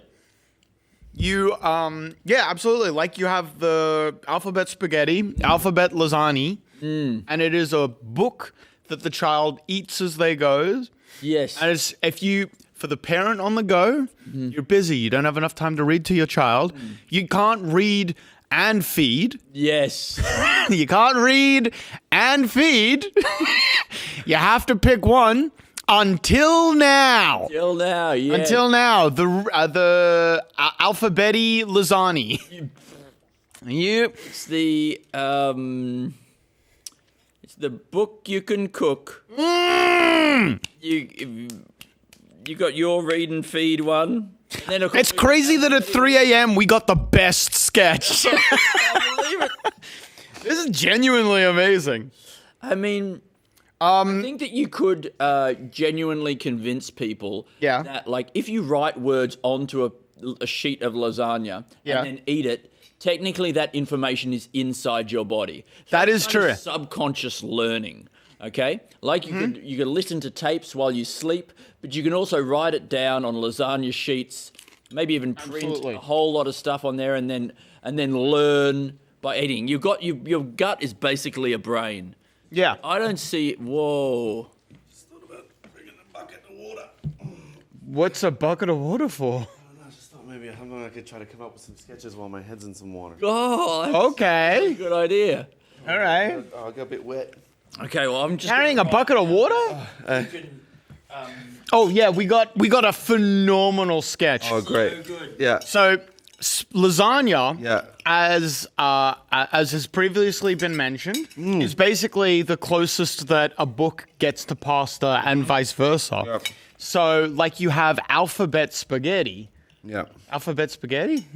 Yeah. But how you alphabet lasagna, it's the book you can read for the parent on the go who doesn't have enough time. Of course. Doesn't have enough time to read and to feed.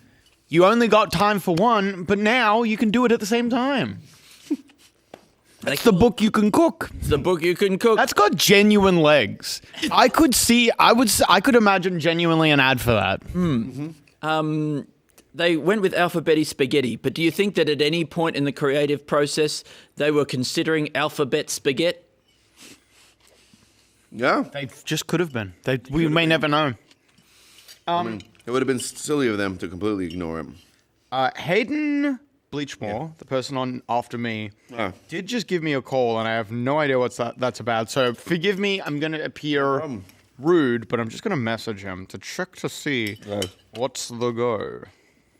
You should, and it's good. Thank you. So I hope, I hope I'm not rude. Rhymes from now on. I'm worried perchance that there's been some mix-up, maybe. Alasdair, do you want me to hold the computer while you put your head into the bucket? I mean, maybe if you want to write some sketch ideas. Okay, I'll be ready to write them down as soon as your head comes out of the water. Okay, I'll just try. This is intense. You realise that might well overflow while your head's in the water. We'll see. We'll see how deep it goes. How deep you go. Okay. I can't reach my head. Glasses doesn't reach on? the face. My face can't reach the water. You're gonna have to plunge your whole head in there. He's doing it. By Jove, he's got it. Look at him go. What about riding an ostrich? Okay.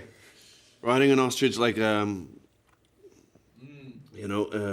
that's already something that exists. Yeah. Okay. Ostrich racing, but that's Okay. riding it into town. Wait, no.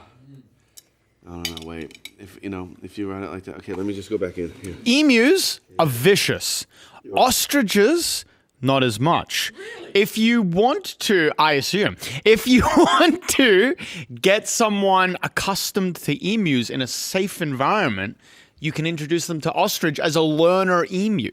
What about this? Okay, you put lots of you put your dead relative, their ashes in little acorns. Yeah. Like that. You stuff it, empty out the acorn, put the ash in there, give it to squirrels, they'll go bury it.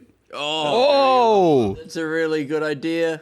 Yeah. And will they grow into trees? No, you hollowed out the nut there. Yeah. It won't. It's not going to be able to germinate, but it's a cheap way to get your loved one buried, and you're not really responsible. Yeah, you were just storing it in the yard, and the squirrels buried it. You're scattering your ashes squirrel style. The protection of a squirrel's acorn now for your loved one. That's right. Yeah. Beautiful, gorgeous. Squirrel acorn burial. I wrote burial I spelled it a little bit like Ariel, the Little Disney Mermaid. character? Yeah. What about this? The Big Mermaid. She's enormous. Oh yeah, I like that. Yeah, the Big Mermaid. She's like a blue whale. Huge. She's the biggest fish. For the modern freighter ship? For the what? For the modern freight ship. Because they're so much bigger. Is that is this to go on she's going to go on the prow? Is that what you mean? Yeah, because a mermaid leads sailors to their deaths. Oh, yeah. But freight ships nowadays are so much larger, so we need bigger mermaids to match. Leading sailors to the death was a big part of the Little Mermaid's lore, though. Well, not in the Little Mermaid, no, I suppose, but it is the traditional mermaid job is leading sailors astray. Mermaid kind. Yeah. Just because one mermaid doesn't lead sailors to their death, Yeah, that's right in the Huge Mermaid. Okay. She's bigger than any woman. The Huge Mermaid. Could we do... Oh, no. Could we do, on the Disney topic, you know how they're doing the live-action remakes? Can we do an animated remake of the live-action remake? Yeah, I'm sure we could. Yeah? Yeah. Doesn't feel like anything? Well, no, not yet. Okay. I'm sorry, and I'm not in a position to be No, buddy. It's so fine. Yeah, but I think there is more to be had from mermaids. Here's my problem with mermaids, right? Yeah. They're supposed to be half person, half fish, right? But you look at a mermaid, how does their tail go, right? It goes across. Yeah. Like that. How do fish's tails go? They go up and down. Okay? That's not fish. That's true. Whatever that is. Okay? That's dolphin. That's dolphin. That's dolphin. Right? Or whale or whatever. And that makes more sense that but then she's got scales. Yeah, but then you got to think about it. Who's to say that you always get joined with another animal in the same alignment? Right, in the same then you gotta plane think, of... what about a right angle centaur? Well, okay, but... So like you got a human on the top of a centaur, but your body's at the right angle. Yeah, where the things are... The human's doing this. It's the off-center centaur. Yeah. Centaur, like horse here, human facing. Oh, you could be facing. Oh, down. wow, sticking out the front facing. Yeah. You sort of crane your neck up to see what's ahead. You can do that with Minotaur as well, bull legs, but the bull legs go a little bit too far, so that the human, once again, is giving you one facing down. Yeah. The presenting centaur. Oh wait, centaurs, Minotaurs, that's not how Minotaurs work. They're all bull, aren't they? Head of a bull. Yeah, head of a man, I believe. I think if that's the case, the only way to be sure with Little Mermaid is if she shits out the side. Yeah. Right? If she's been twisted 90 degrees. Okay, she's allowed to not be completely aligned. Misaligned mermaids. Because I guess they need a foundation, I think. Yeah. Foundation for misaligned mermaids. Misaligned mermaids. Yeah. Did you write down right angle? Yeah, I wrote it down the off-center centaur. You're doing great, Alasdair. Go back in. Dip into the pool of knowledge. Fount of all wisdom. What if he dies? What if he drowns? It'd be a great bit. Be pretty good. It's a mum. Yeah. And she has a funeral for her kid who's been acting up a bit. Oh, okay. Kid's not dead. No. It's just a funeral for her love. Yeah. Which has died. No. This child. No, but she's he recently got a C. On a sort of a test, and she's like, we're gonna have to do a funeral and say, oh, unfortunately he didn't try hard enough and he passed away from shame. And we're gonna miss him. It could also be if he tried harder. Yeah, it could also be a funeral for the future he could have had. Yes. You know, that man, that life he could have led is over. That's right. Now she's before it even existed. She's showing all these photos of him. All these AI images. AI images of him with very famous supermodels. Isn't that what every mother wants? Every mother wants just supermodels. I just wanted him to date a series of supermodels. The aging ones that you know, they mostly are sort of modeling with their daughters these days. That's what I wanted to do with my son. And then there's photos of her modeling with her son. Living vicariously. Yeah. And there's a photo, an AI photo of Stephen Hawking dunking a basketball. Yeah. And then he's there with his hands on his face going, what? Like that. He's only a spectator. Yeah. He could have been at that game. Hayden would like to know if you boys need anything. No, I think coffee. Oh, good. Thank you No? so much. Okay. Yeah. Go back in. What were we talking about? Oh yeah, the funeral for your son. Yeah, she's overreacting. Is this? I think for me is what the sketch was. She's overreacting for a kid who's still doing pretty good at school, and she's envisaging a future that maybe getting an A on this test would not have necessarily provided. Yeah. There's footage of him. Oh, there's photos of him that she's also got him sitting at a table with Donald Trump and Putin. Oh, he could have sat at a table with Donald Trump and Putin. And he was making them make amends, figuring out the Ukraine crisis. Yeah, and then Zelensky is like cheering there. Is this like an in memoriam, like series of images flashing past, like I will remember you, like that? That's what we're talking here. Yeah. Okay, I'm going back in.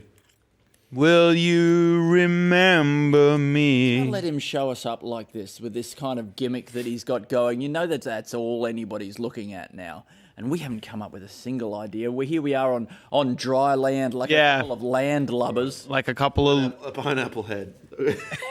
Guy. He's got it. He's got it. He gets rid of his regular hair and he just gets that. He tries to get that spiky pineapple shit grafted on, and he gets his face tattooed with all those like weird shapes on the side of a pineapple. Turns into a pineapple face. Yeah. Pineapple face. A little sponge man starts living inside his head. Yeah, a little SpongeBob Yeah. inside his head. He gets that tattooed on his eyeball. Looks like SpongeBob's looking through the window. And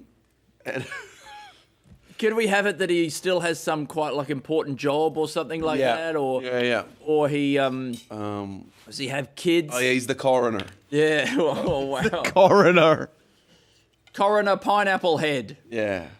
His name was already Pineapple Head. John Pineapple Head. I'm not saying that this is the best. I'm just. No, I wonder if there's anything else that we can add to this Pineapple Head guy that just makes it just like a little bit more. Could it be a Tusk situation? Could it be not willing? He has been captured, and someone obsessed with pineapples, and the person is slowly turning him into a pineapple piece by piece. It's a horror movie. Okay. Is that anything? I cannot tell what is going through your boys' minds. No. I really appreciate it. Okay, yeah, I'm hearing, this feels like when my mum threw a funeral for my wasted potential. Okay. I like that he gets kidnapped by someone. My new idea was going to involve a band getting kidnapped. Really? It was a band. It was a heavy metal band. They got kidnapped, and in the ransom video, they said, "Please buy our album, so that we have the money to pay the ransom. We launched it 3 days ago. It's available in the local record store. Please, if you buy 500,000 albums, we should be able to pay the ransom, and that's the only way. Have mercy." What if they slowly discover or slowly realize that the largest audience they ever played for was their kidnappers? Oh my God, yeah. I mean, everybody's going to be watching that video. Yeah. Right? And what a great opportunity for them to like debut their big single or something like that. Yeah. And they genuinely have been kidnapped. Yeah. Okay? But they have spoken to their kidnappers. They don't have the money they think they do. And now their kidnappers are, in a sense, their managers, right? They're managers who are like, well, we want the money, and the only way that we're going to get this money is if this is the biggest album of all time. We're going to take you boys to number one. And then they work together. They have that launch video, right? They perform there in the cave or the back of the warehouse or whatever. And Talk it's about such a great performance. What body part is one of you willing to part ways with so that we can keep this story in the news? Yeah.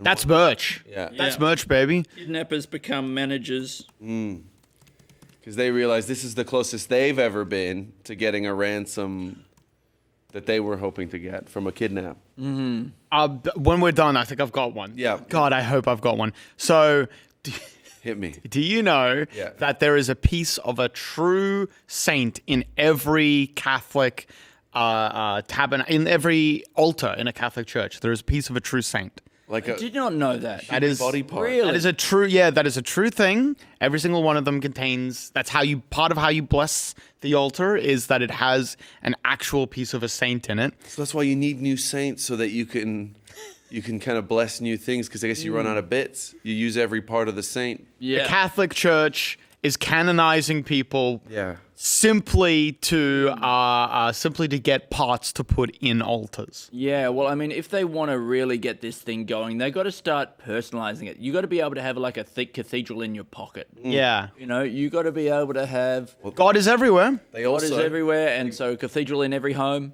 They got to canonize a bigger saint.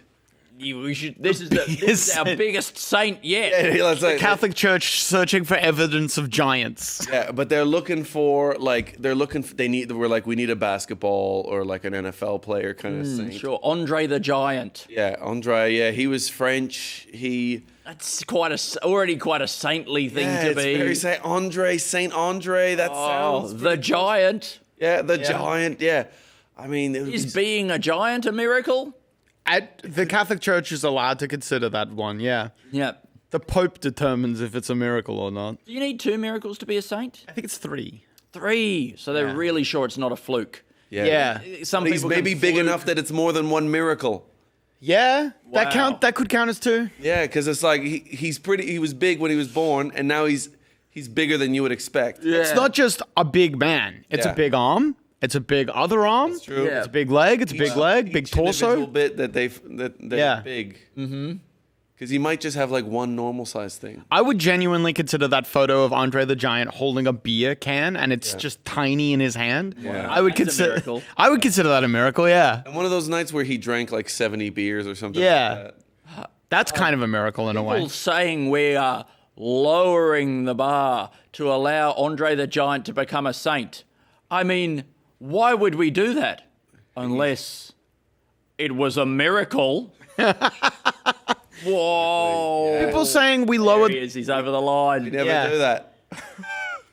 I have never seen a bar that Andre the Giant could get through if it was lowered. It needs to be raised. We need to raise the bar for Andre the Giant. And we have. We're opening 70 new Catholic churches this year. We need to find at least 3 new saints, which is freaking 9 miracles. Or we could get one big saint. One huge saint. I need 6 new saints by Monday. Yeah. I need 6 saints on my desk, on my altar by Monday. Tell you what, if I get this done, they're going to have to canonise me because he's asking me to work bloody miracles. 6 saints by Monday? I mean, who does he think I am? Andre the Giant? Yeah. I need enough finger bones to make a dozen new churches. Yeah. Oh, I mean, how great would it be to have a church that was made entirely out of saints' bones, though? Yeah. How religious would that make you feel? That'd be going pretty. into that vast cathedral. A church of bones? Yeah, hell yeah. I'd love that. Bone church. Bone church. What about this? It's a sort of a trained bank robber. Yeah. And the first few people he robs, he's just trying to get the bank robber outfit. He sees somebody with a neckerchief that he can like get around. Did you say a train bank robber? Like a train robber, I mean. Right, train robber. Yeah. A highwayman. A bank of people is what he's robbing. Oh, yeah. So then he wants the robber outfit. Is he starting with the weapon he's threatening people with? Oh yeah, you guys got to get a weapon. Does he need? Is that step 1? Get the weapon. Yeah. That's difficult. A robber who wants to get started in the industry, but he needs to steal all of his bits. He needs that upfront cash. But he needs the upfront investment of a knife. Yeah. I mean, going to the bank to get a loan for a knife. I was going to say Shark Tank. Right? Yeah.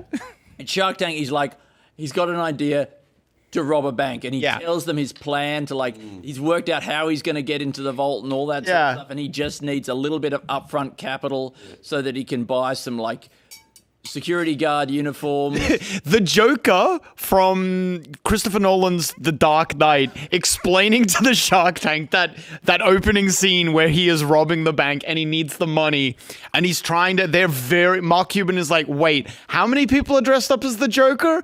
We're all dressed up as the Joker. That's funny.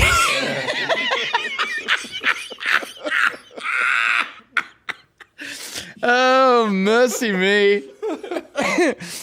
Oh my God. Yeah, I mean Mark Cuban's like, I love this idea, but I don't want you anywhere near it. I'm gonna do this job myself.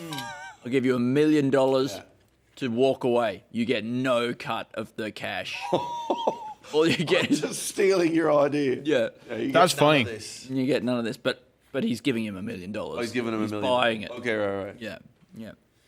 So he's giving him $1 million for the idea of robbing just a bank? the idea for this robbery. I mean, it's such a sure thing. That's the thing. Yeah. It's the perfect plan. Yeah. Yeah, He's it thought is. of everything. Mark Cuban or the Joker? Both of them. Okay, they both thought of everything. Yeah. That's pretty cool. A warning minds. Yeah. Oh, sorry, please go on. No, please. That's a big call. Given I hadn't said anything. What about it's a monk who always gets a haircut so that the itchy hair on the back of his neck annoys him and always keeps him present. You know, this is what I do. I always keep little itchy hair on the back of my neck. Well, I mean, they already wear hair shirts, right? That's a thing that they Yeah. wear, these shirts that are like quite scratchy and uncomfortable, right? To be basically in a state of sort of How did I come permanent up with the torment idea that and is a stuff. core part of their thing? Well, you're good at coming up with penances. It's the water. Oh, the holy It water. must be. Yeah. It's truly blessed. Yeah, the waters of truth. Is there something Fashion Week and the new fashion trend is monk core? People shaving the center part of their heads. People down the catwalk, just a bunch of monks, you know, slowly marching.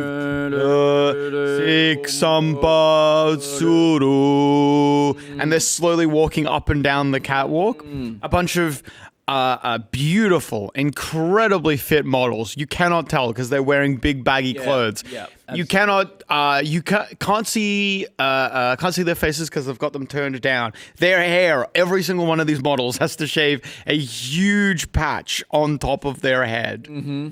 It's monk core. See that? You don't even see that, right? That they're shaved because they got a hood on. Yeah. Yes. Possibly. It's all about sacrifice for God. You know what I haven't seen though? Yes. Is beautiful women models with their hair shaved into like male pattern baldness. Oh, that's nice. Yeah. An idea whose time has come. Yeah. Yeah. I think the sort of like and then all their clothing is shaped in that same way. It's like Male a vest. pattern, that beautiful like male pattern baldness neckline. Yeah. Yeah, but also the outfit, the sort of the vest is just that same shape as like that band that goes around here. It's like a crop vest that comes around like this. Beautiful neckline. Male pattern baldness sort of skirt. Yeah. Male pattern baldness skirts. Male pattern baldness chaps. Oh yeah. Yeah. Shoes. Male pattern baldness. Oh, Yeah. that's a good idea. Yeah, maybe. Oh man, one side comes and hooks on the big toe, and then goes all the way around and hooks on the pinky toe. You know what I'm saying? Oh yeah, like the sort of like almost like a reverse thongs. Yeah. Doing those outside. I guess it probably still is like a little bit like the current thongs. I reckon. So all three of us actually. Yeah. All three of us have glasses. Now, the two of you, when you're driving, do you need to wear glasses as well? I need to wear glasses all the fucking time. Yeah. definitely. Some people don't like wearing glasses. Do sometimes need to wear glasses, especially when they're driving. What about for those taking a shower with a raincoat on? Yeah. What? That's what people say about wearing condoms, right? That's what metal workers say about doing angle grinding wearing safety goggles. Yeah. They can't stand it. Yeah. What about for the people who don't like this just in? What a new product on the new product. Go baby. If you need glasses to drive, but you don't like wearing glasses and you don't tend to wear them in your day-to-day, especially if you don't tend to wear them in the day-to-day, because you might forget them. People who don't wear their glasses all the time forget them all the time. What about instead of the glasses coming to you, what if the glasses was in anything that you needed? Glasses windscreen, glasses phone screen, glasses computer screen, Yep. glasses windows in your house if you need. Yep. What about glasses children? Oh, Yeah. They come with just a lens in front of them. Is that what we're talking about? That's absolutely.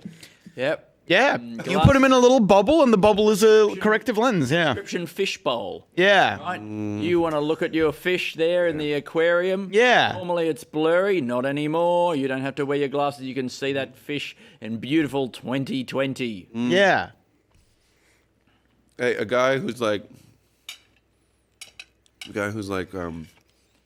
sort of, you know what's like aquaphobic? It's a guy with rabies, something like that. Hydrophobic, maybe? Hydrophobic. And he talks about wearing a condom. And he's like, it's great. It's like showering with a raincoat on. He loves it. He loves it, yeah. It's so good. You stay dry. Yeah. Like that. Okay. Aquaphobic guy. Hydrophobic guy. Has he got rabies? Yeah, he's got rabies. Guy. But he's not letting that get away or him getting dates. Yeah. If you have rabies, Approvingly compares wearing a condom to showering in a raincoat. Beautiful. There you go, Alice. Do you want that back? I mean, you seem to be loving it, man. You seem to be loving it. Oh, I'm having a great time. Are you with the laptop now? Are you done dunking your head? I think for the moment, yeah, I'll take the bucket. Yeah, you gonna dunk? Yeah, you see what you can get out of the. I can shift over here. Pool of knowledge. So much more sense than what I was doing. Yes. Thank you for all this delicious food. No, you're very welcome. All right. Okay, a brand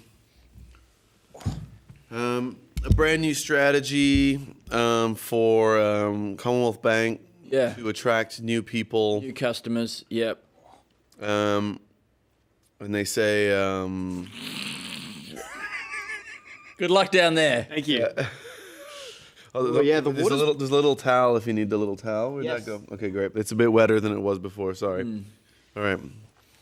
How would you attract new people if you're a bank now? You're a bank. Oh, you know? Okay. You know, almost everybody's got a bank account. Yeah, we let you talk to your money. Yeah. We sing to your money every night. Whoa! Oh, how did you sit in there? Spend long down there. I'm just getting accustomed to it. Yeah, no, that's okay. Did we ever do like you get to be in and lay in your money? Maybe not even your money. You get to come in and lay in everybody's money. Yeah, you get to. Right? Like, cause maybe just your money alone won't be enough. But if they do let you to come in and swim around in the vaults, sit there. The ideas, they come too quickly. Yeah. Oh, so many. I'm actually drowning in thoughts. Yeah. Oh, yeah. My lungs are filling up with thoughts. All right.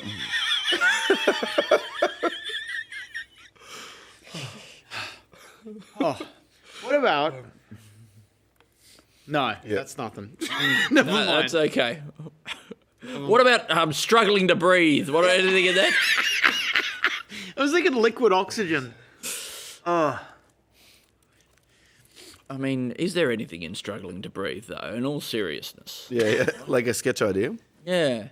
Yeah. Let's see. Let's see. Oh.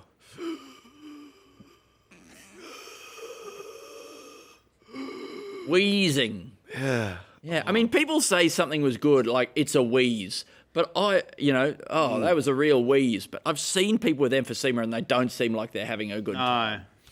I mean, yeah. I think you sucked all the ideas out of this one. Did I? I gotta redo the water, yeah. Yeah, you need to get a fresh one. Yeah, I need to get a freshie. Okay. Sorry, I can go fill it up. Open a new thing of ideas. Yeah. So sorry about that. I just was communicating with the water, letting it have a go. Mm-hmm. Let me see. Okay, look, I'll just try and find something. Guy who wasn't raised by wolves, but he's actually retiring with wolves. Oh, that's great. Oh, that's way better. Yeah. He goes, they're sort of gonna palliative care by wolves. Yeah. Yeah, they do They actually do that, don't they? The wolves will, if a wolf is wounded, they'll bring it food, right? Yeah, In I a think so. cave or whatever. So it sounds like maybe actually they probably have this system sorted out. What if we extended that into full wolf healthcare? You know?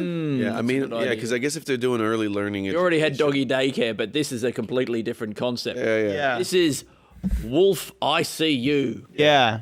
I mean, this is why it was so good that they reintroduced wolves to the Yellowstone Park, because for a lot of Americans, the kind of health care that these wolves can provide. Yeah. If you find that if you're sick because you have too much deer, introducing wolves to the Yellowstone Park of your body might be what you need. Yeah. Oh yeah, little body wolf. Yeah. Just releasing a wolf on your body. Like that, you know. So, you know, a leech will or like a fish will eat little dry skin. But I mean, a wolf could bite off whole dead bits of your body. Yeah. You know, bit like if you got a dead Whole leg. gangrenous limbs. Yeah, like that. A medical wolf, like they've sterilized it. That's right. Yeah. I mean, they've just licked it for a bit. Yeah. Sure. And he's doing all right. Yeah. You know, and then they're like, they just let you lay on them, like lay around them and stuff like that, and you feel cozy and you feel accepted. You know, it's probably one of the best things if they let you hang out. You're an old guy. Oh yeah, I'd love that. Under a big pile of wolves, bring you back some meat. Yeah. Maybe even a bit of your own leg if you're lucky. Yeah, I mean, they can have it. You Oh, gotta pay what are you doing with it? Yeah, I mean, if it's gangrenous, not that much. Hopping around. Okay, let's see. Wait, hold. What about this? You go to a trivia night. Yeah. And the host starts out asking normal questions about like general knowledge and sport and music and that sort of thing. And then you start noticing that some of the questions are in there about your life, right?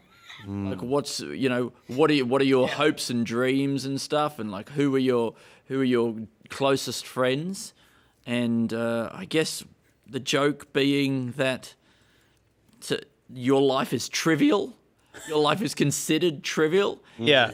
I mean, you go to these trivia nights and a lot of these questions, they don't seem all that trivial to me. You know, some of them are like about World War II or about like various like medical breakthroughs. They're often about facts rather than sort of the True. Like you're not getting to like a heavy understanding of, tell us the main lessons from World War II. Oh, that is a really good one though. Like it's a trivia night. You go there and the host is like,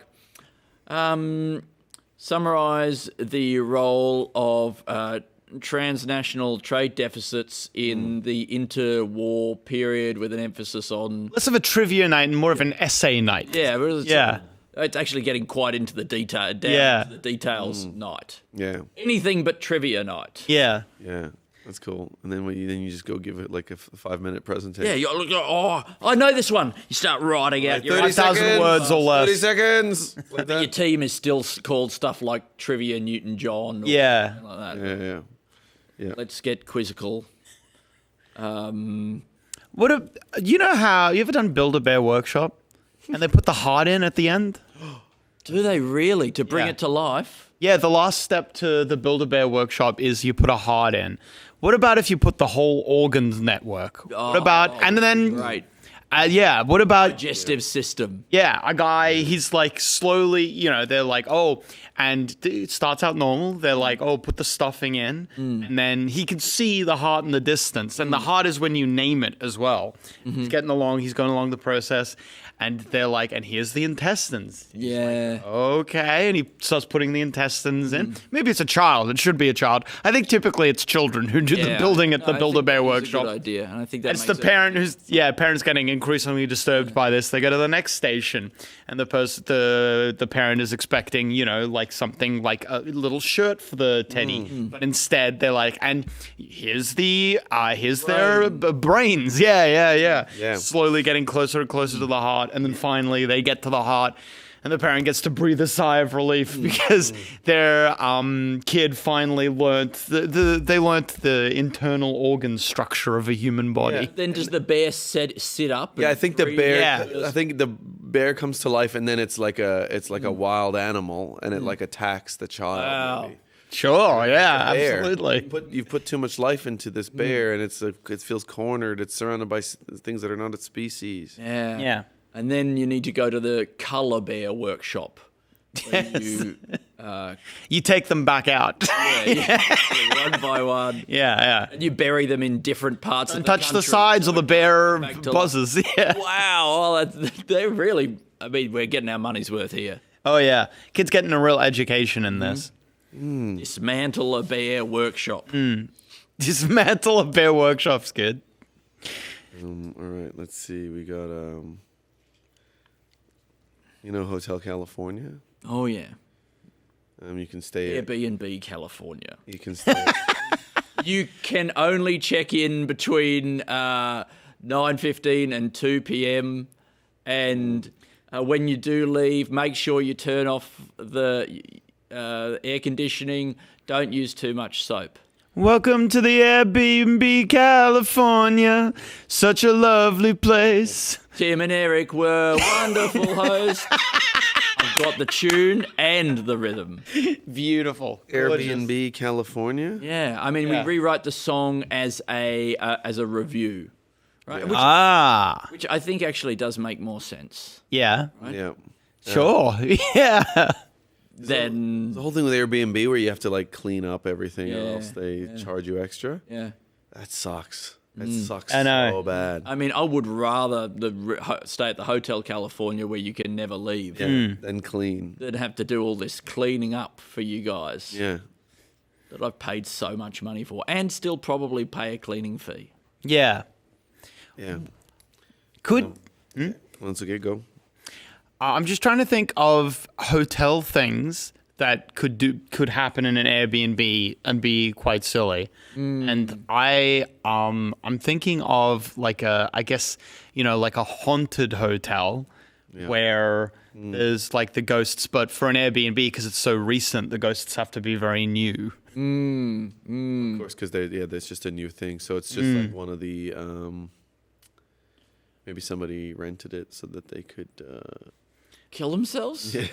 The ghosts of an old American couple who are just like a couple years out of date. They're just they both had peanut allergies. Yeah. They ate a chocolate bar in the sort of Airbnb that they didn't realize was heavily loaded with peanuts. Can you sort of transplant ghosts from like one spot to another? Like, could you sort of buy the ghosts from a haunted hotel? Oh, and, like, I doubt that. I wonder if you what fraction of the building structure, how many bricks would you have to move to relocate the ghosts? I think it's the remains. I think all you need is the remains. Really? I think, but what happens is I don't know that it's the remains because I don't think any of these ghosts, their bodies are buried in the places. Right? They're buried in cemeteries somewhere else. Okay. The ghosts Unfinished still business, you stalk think? the halls. Okay. Unfinished business. Maybe you can move their unfinished business. Maybe that's their unfinished business is that they didn't empty out the bins. Something very blasé. Conditioner. Yeah. At the Airbnb, and that's why they are cursed to forever walk these 2 rooms. Two rooms in a small studio apartment in downtown New York. New ghosts in an Airbnb. I believe, Ghost.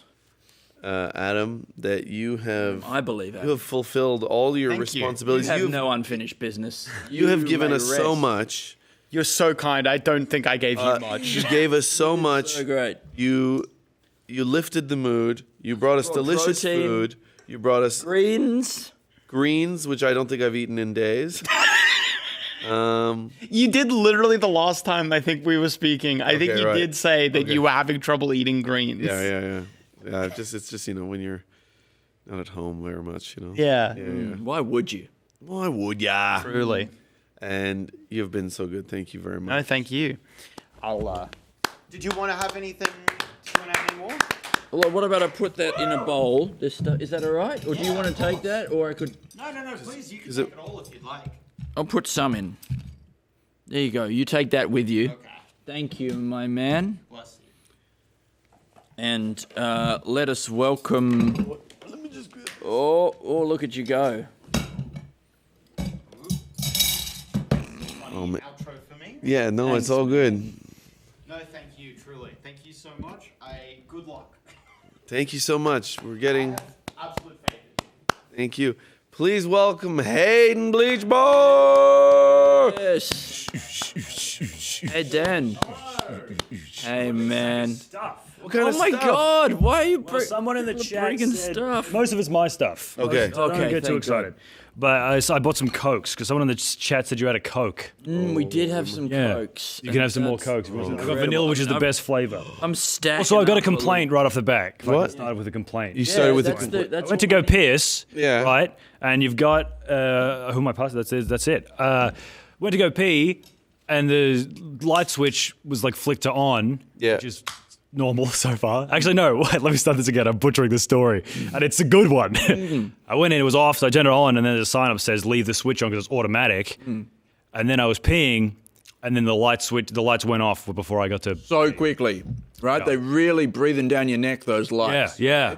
And you got to sort of wave your arms around to get them to come back on. I know. I don't like that at all. And I need both hands to keep this thing under control. I bet, I yeah. can't afford to take- Fire hose that is Yeah. absolutely Oh, off chops. Yeah, if I take my hands off this thing for a second, we're in big trouble. Yeah. And then you won't be able to see. You try shaking your head like this? Yeah. You tried that? To correct the stream? Yeah, how does that help? No, I meant to get the sense. Hi, Adam. How are you guys enjoying 4 a.m. so far? No, not too bad. I believe it's 4 a.m. When was the last time you were up to 4 a.m.? Was the last time you did one of these? I don't think we were even up that late this time. Would have only ever been because a child was waking me up, and there's no way I would have stayed awake this full slab of time. Yeah. I feel remarkably good. You look All good. I will You both say look good. Is that there's not a single fucking thought in my head. Yeah, cool. It hasn't been Cool. for about 10 hours. Yeah, great. And it absolutely shows. Yeah. What's been the best sketch so far? What's your top one? I really don't know. I don't remember a single thing, but we are going to read through every single one. Oh, it was of them Huge at the end. Mermaid earlier. Huge Mermaid. Okay, great. Disney's The Huge Mermaid. Yeah, perfect. It was a really big mermaid, and so Okay, How do you yeah. feel about this? A sperm maid. That's good. It's a sperm tail. Yeah. And a woman on the front. I love that. Spermaid. That's good. Mermaid. Or it could be a Now, sperm whale. How is that a sketch idea? Yeah. Okay. Well, it's just the adventures of Spermaid. That's really good. Spermaid. They get into scrapes and jams. Yeah. And then at the end of the sketch, they get out of it and it's all good. And you know what? Her crab friend? It's a pubic crab. Yes, really good. Genital Strong. crab. That's Strong. really good. And so she's born out of a. They have a brown starfish. Darling, it's butthole? better. Down where it's sweatier. Under the crotch. Yeah. belly. That's good. Under the belly. Under the belly. Very well done. Yeah, thank you. Oh, yeah. All right. All right. All right, we're doing all right. Okay. What are we up to now? 461. Oh, yeah, there we are. Okay. One, So, I mean, look at this. Yeah. Wind on our back, coming home with a wet sail, as absolutely. Stuart likes to say. we could smash out 39. Yeah, Oh, yeah. Cancel all the other guests. Yeah. Dude. If there's anything left. Yeah. Okay, let's see. What about like just a guy who gets the coolest haircut? Oh, boy. And everybody, like, he knows he's got it. Yeah. He's pretty sure. What do you reckon the coolest haircut is, though? Because I ran into a friend that I hadn't seen in like 2 years the other night. And last time I saw them, they were bald. Then they had a cool new haircut that I wouldn't have described as cool new haircut if I picked it out of a lineup, I wouldn't be like, that's a cool haircut. I think that's kind of a weird haircut for an oddball. But because he's a cool person, it was like, okay, so the new cool haircut it was kind of short, but like a big, like full-size bangs, but everything else is short. Yeah. If that makes sense? Yeah, the reverse mullet. Sort of, yeah, kind of. It's like neat, but then bang. How do you feel about this? Like, get a little wall put around here. Okay. Put the top of your head up with A wall of hair or a wall? I don't care. Could be hair. Or All could right, be a sorry, wall. okay. Top of your hair up with dirt. Plant some chia seeds or something like that. Get a little grass top going up there. I reckon you could do it. Yeah. A lot of real estate really unused for agriculture, I guess. A little lawn. Human population. Yeah. You know what I would love the most about that? Yeah. Is laying in bed having all that dirt falling on your bed. It won't. It's being held in place by the root system. Oh, Yeah, true. I mean, I think if you if you have it healthy, it'll stay. Yeah. Once it's growing, I suppose there's a period while it's growing where it's pretty loose. I reckon the first sleep standing up. first 5 to 7 days, if you just sleep in a rocking chair or something like that, and then you can just like get past those bits, and then after that, you get that chia haircut like that. I think you're onto something. Well, that's how was it? Edison came up with all these good ideas. As he would sleep in a chair and he'd hold spoons, and there was he would hold them above a bowl or something, or his keys or a spoon or something. So when he fell asleep, he would drop the spoons and into his metal bowl and make a big loud noise, and it would wake him up because he reckoned like the state of being awake asleep. Between conscious. That's when he came up with the good ideas. Wow. Yeah. Wow. What about this? He's holding these things. Okay. Yeah. I mean, I wonder when he came up with that idea because that's a bloody I know. crack. Oh yeah. He must have done that with the spoon. Oh no, he couldn't have. I do feel like that sort of is a good state to come up with new ideas. Yeah, you know? not necessarily good, but like, I mean, they're not necessarily good anyway. No. Like, and as long as you're just coming up with them, doesn't matter how you get them. It's true. It's a numbers game. And this sounds like a pretty bloody good way to get them out of you. Yeah. What about this? You're bringing an old friend home, to see your house or whatever, and then you put your keys in this little bowl just on the on the thing as you come in. Yeah. Like that, and your friend takes the keys, and then they get the fuck you. It's keys and bowls rule. It's keys and bowls rules. Yeah. Okay, that's one. That's one. Don't put your keys in your bowl if you don't want to get fucked. But she actually accidentally gets out the wrong keys. It's the keys to the shed. Oh no! She has to go out into the shed and to kiss the rake. with the. Kiss the rake. He had the best one. Oh, that's the shed. Yeah. Oh, get the fuck out. Like she grabs it. She goes, "Oh, I got your keys. I get the fuck out." Like that, and he goes, "That's not my bowl. I mean, that's not my keys. That's the shed." And then he goes out there. What you said. And he kissed the rake. Maybe there's like a spider up in the corner or something that she frots up against. Frotting. What do you think if you had to be in an intimate relationship with something that was in a shed? What would you go for? Petrol can. Petrol can's good. I like petrol can. That's strong. It was a very erotic smell. That smell Intoxicating. Two-stroke. Intoxicating. Yeah. Oh, that's. I guess that makes both of us. 2 strokes. 2 strokes. Yeah. Mate, that is what they call me in the bedroom. The old 2 strokes. Yeah, 2-stroke bloke. All it takes. All it takes. I reckon maybe the whippersnipper. No, I think that's the furthest one. I want okay. that far away. Well, the shop vac. That seems a bit How too far away obvious, does it though. need to be while you're kissing something else in the shed? Yeah, I like to be watched by the whippersnipper. Yeah, sure. But from far away, I want it to look through the little window in the shed. Yeah, it's outside the shed. I mean, there's a lot of drills and stuff like that, which are sort of sexy quality to them. Is that what you're going to say? Yeah. There's that reciprocating saw. I mean, you don't want to, if you didn't use it as a saw, but you used it as another type of, if you attach something else to it, it's an extremely sexual implement.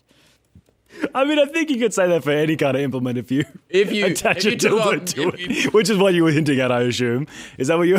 Yeah, I was subtly hinting at the idea of gaffer taping a dildo to a reciprocating saw, but I like to dance around it in a delicate play of words. I'm straight down the middle, creating a web of possibilities and intrigue with an all ages stream. I suppose. It's more about what is not said than what is said. Yeah, I shouldn't have said it. Sorry, I kind of ruined the magic of it. I mean, the pull was much too tempting. Yeah. Much. Mulch would be good. Mulch would be a good one. I apologize in advance for what I'm about to say. It was mulch too tempting. Mulch too A tempting. movie called The Boner Killer. Okay. Right, I'm in. Now, is it somebody who kills you with boners or kills your boners? Like, is it? I think it kills people who have boners. I think a lot of those movies, they're sort of this weird, this sort of vibe. Especially the 80s ones where it's like these young kids are sinning, they're having sex and smoking weed, and that's why they get killed at summer camp. You know? And could the boner killer could even be like a skeleton? So it's sort of made of bones. Boner killer. Yeah. Yeah. bone or killer. Yeah. Oh, That's interesting. Yeah. No. Yeah. You know when you're tired and you're like, I'll just repeat the words at a slightly different rate that they said it. Yeah. You know when you've been podcasting for 20 hours? Is that how long you've been going? Yeah, 20 hours. Yeah. Yeah. Nice. What's been the highlights? Like not sketch related. Okay. What was your favorite bit to happen that wasn't a sketch? Various people bringing in foods. Yeah. Really exciting. Yeah. Very nice. This is Brought a all lot of delicious light to my life. vanilla Coke. I got a couple more. No, it's okay. We don't need any more, but Thank you so much. I'm enjoying this one. I haven't had a vanilla Coke in a really long time. Yeah. I love a vanilla Coke. It's the best one. I remember when it came out. Do you really? Yeah. It's just been around forever for me. No. It was an Gen Z. innovation, I would say, around about 2000. Yeah, right. It was when it came out in Australia. yeah, I remember it still is an amazing tasting Coke. Yeah. Yeah. It's remarkable. And it seems drinking the sugar stuff is actually probably mostly better than having the stuff that doesn't have sugar, I think. Yeah, was it phenylaniline? I think it's what it's called. Yeah, but I think there's phenylaniline. Yeah, I think there's a few things where they're like now like your body still thinks it's having sugar with the other things, and now it does even weirder stuff because it's like a fakey. Oh. Look at that. Oh, you're getting sugar, and you're like, oh, like that. What is it? Well, when you say your body goes, oh, what does that mean? Well, it's like What do you mean by trying to that? react to sugar because it's like, oh, I'm having sugar.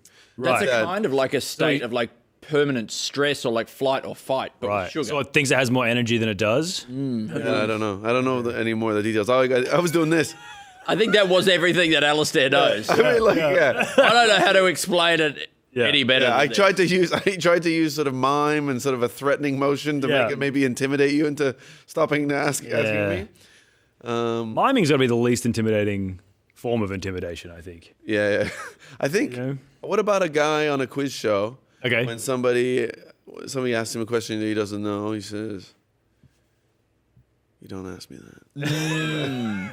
Yeah, that's Ask me that again. Ask me that again. Yeah. No, go on. Ask me. Say it again. You think you're Say it again. smart? Yeah. Yeah. Well, do you have an answer? He goes, I got all the Who's answers. asking? Yeah. Who's asking? Well, a wise guy on a quiz show. Yeah. What a rat. That is a really good idea. It's a wise guy. Yeah. Yeah. Who was sentenced? Maybe the show is called Wise Guys. Yeah. It's already a great name for a quiz show. But it's spelled WHY. Oh, really? Wise guys. 'Cause it's a quiz show. But all the contestants are different mafia personalities, and none of them like being asked. You sure ask a lot of questions. Yeah. What's with the third degree over here? Come on. I'm just some guy. I don't know anything. That's good. I don't know nothing. Yeah. Yeah. What about a guy who fell into the forest when he was a kid? He fell from a plane? Yeah. Okay. Forest from a plane. Yeah. His legs went down into some sort of quite soft ground. And he's stuck in there up to his waist. Yeah. Sort of planted like a tree. Yeah, he actually fell into some quicksand and it saved his life. Oh, wow. Kind of really slowed him. Then does he sort of grow there like a tree? Well, no, some chimps saved him. Oh, chimps.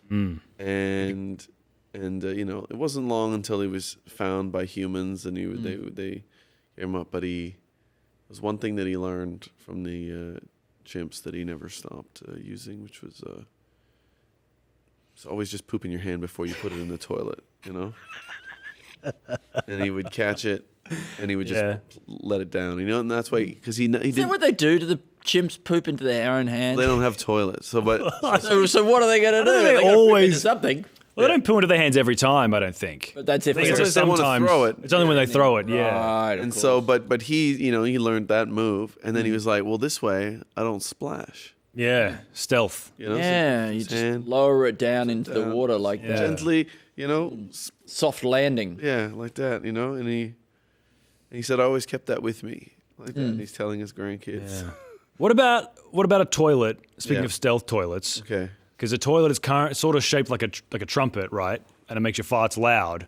Yeah. You have a reverse toilet that muffles Oh yeah. the farts. Okay, so you poop into like a little mouthpiece. Yeah, yeah, like a trumpet mouthpiece. Yeah, but it doesn't go into a big opening or whatever. No. It goes, yeah. I guess it would just have to be like a pipe. Yeah, just a round pipe. So you just have to really line up. A bit of aim. Yeah. I think that's how astronauts shit, I think. They get like a hose and it's like a hose with a big funnel. It's always sucking. Yeah, right. And they put their butt up and they suck the poo out of the butt. That's amazing. It's a really weird thing. And I wonder if you just put it up against your butt, whether or not it can like suck stuff and like cause real problems. Yeah, I don't know. Yeah, do you think? I guess it just has to suck a little bit. Yeah. It just has to suck it out of floating in space, but it doesn't suck it out your anus, I guess. Yeah. Not the planet. Yeah.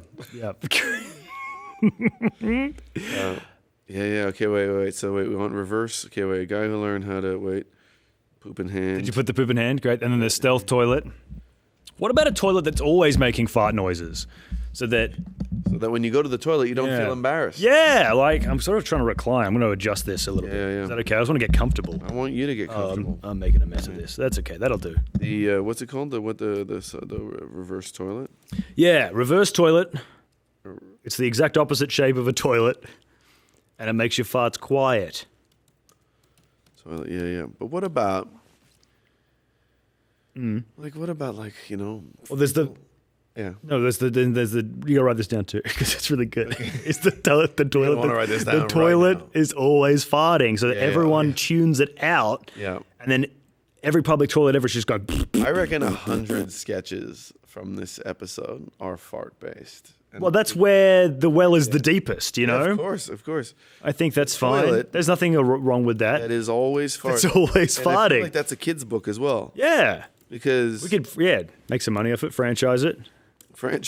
I mean, we can probably get 6 or 7 episodes out of it. Easy. Animated, I think, right? Yeah, I mean, an animated book. Well, I thought we were going TV show too. I don't know if I said that. We will go TV after we sell 1 million copies. Yeah.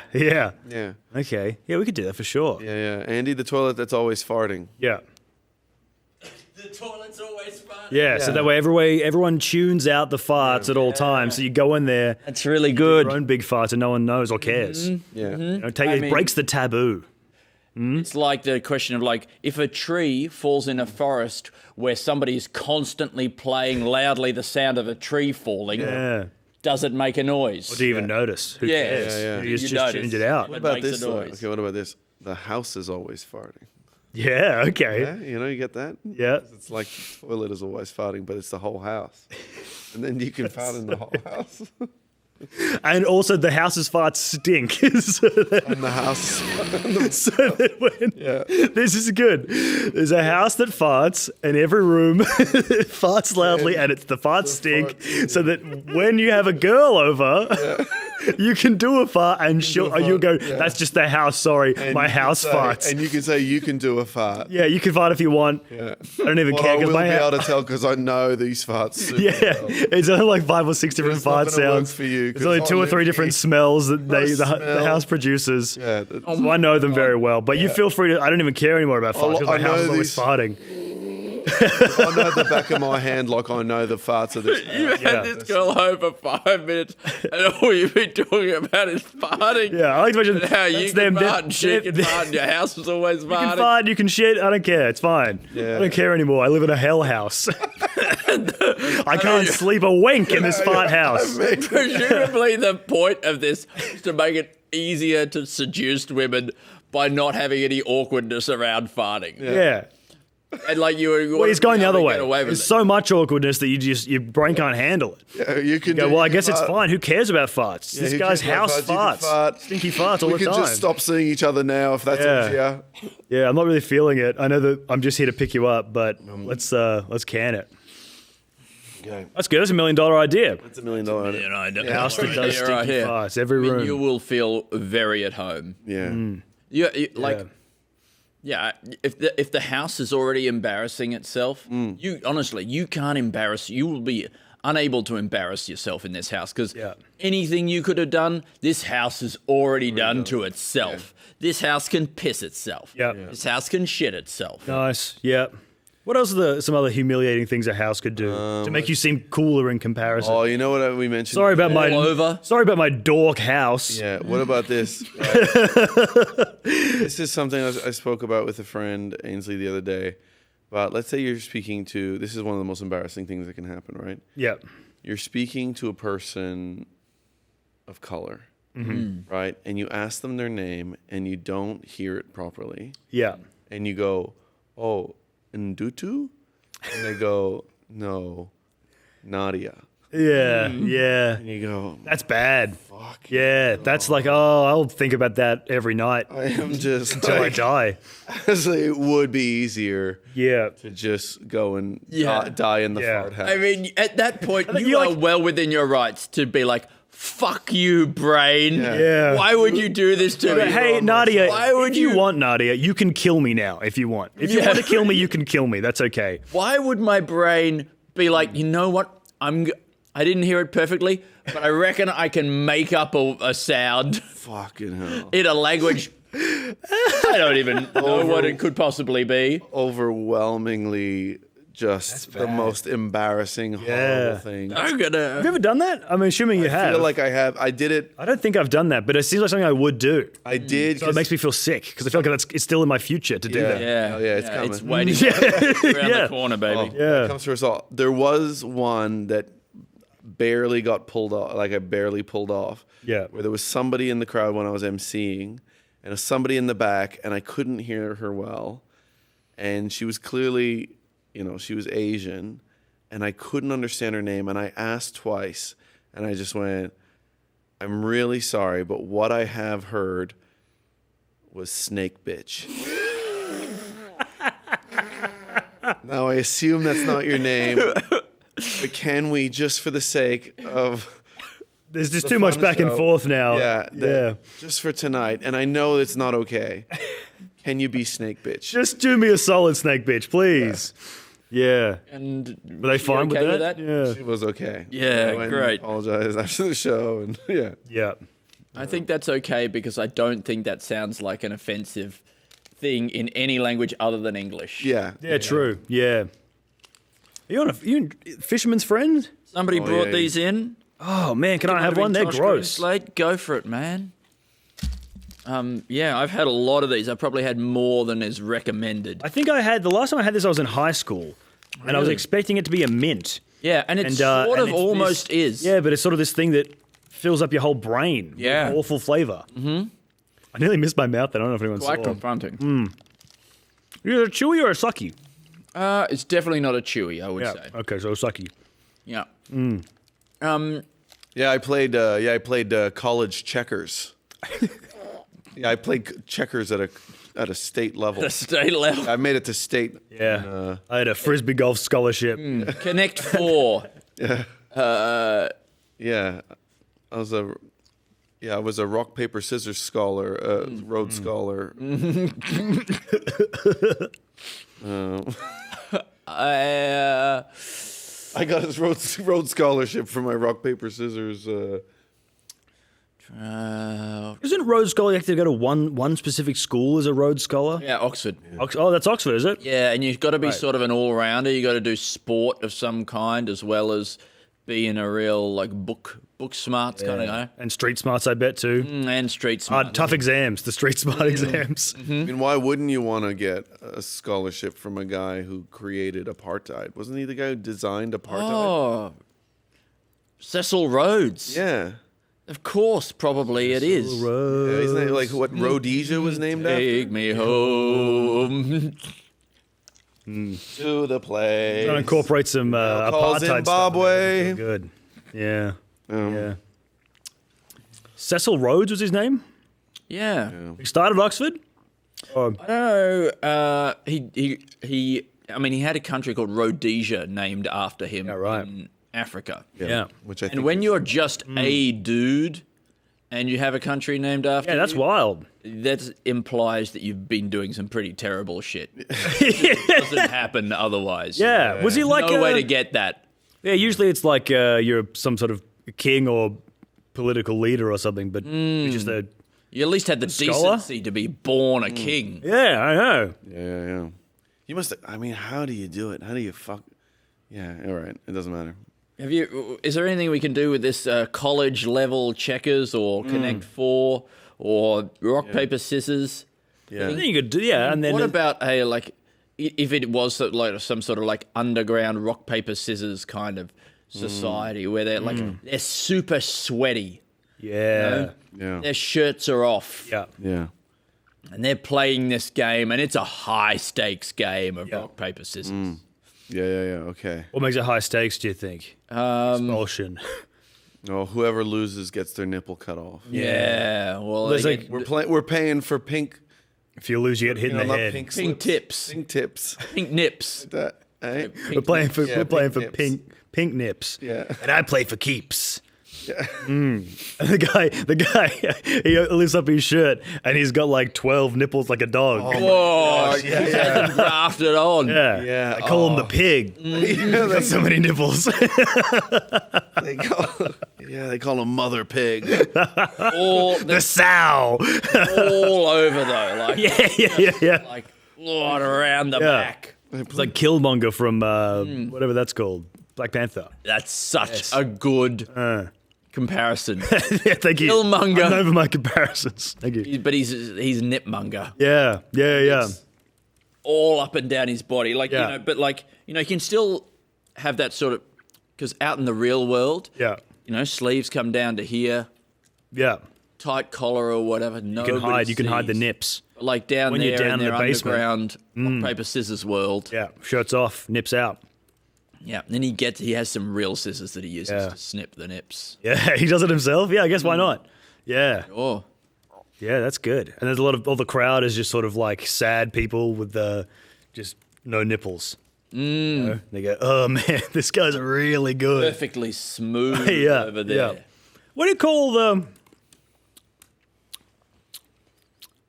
Because you know how you have the areola, right? And then there's like the nipple. Yeah. But is the whole thing the nipple? Like, if you just had just the nipple bit, just the tipple. Does that have is the whole thing together a nipple, or is it the nipple and the areola, and we just colloquially we say bothered working it out? Yeah. What's the point? Like I think for women it's been studied in great detail. But with us it's just like nipple. Yeah.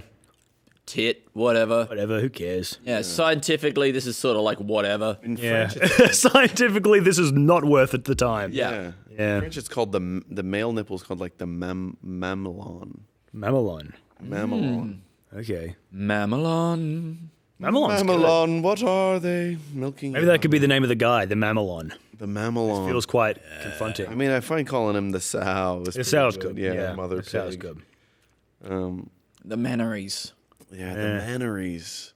I want to do something that activates the nipples and makes him do something. Of course, we want that. How do we want that feeling of being of being suckled on and of giving life and right now, I don't. All we want. Yeah, I don't necessarily need to be suckled on right now, but I just want them. I want them to feel like activated, like they're ready to do something, and they reveal their secrets to me. What do you think? What would you want it to do? There's just something dormant in there, and I'm sure that they do something. It's amazing that none of the X-Men, as far as I'm aware, did anything with their nipples. Not a single X-Men. And then X is the perfect thing to put over a nipple when you're trying to cover it. Sure. Yeah. Maybe that's why they're called the X-Men. They've all taped up their nipples. Yeah, because the yellow suits are probably chafing, I guess. Yeah. Do a lot of running. A lot of that stuff. A lot of time. A lot of tight suits. Yeah. The seam is on the inside, and they don't worry so much about how much it's rubbing on. I know. They designed the costume for aesthetics. Yeah. Not for functionality. That's right. You need to wear a rashy under there or something like that. Yeah. But Cyclops, you know what he's like. He doesn't want to wear a rashy. Yeah.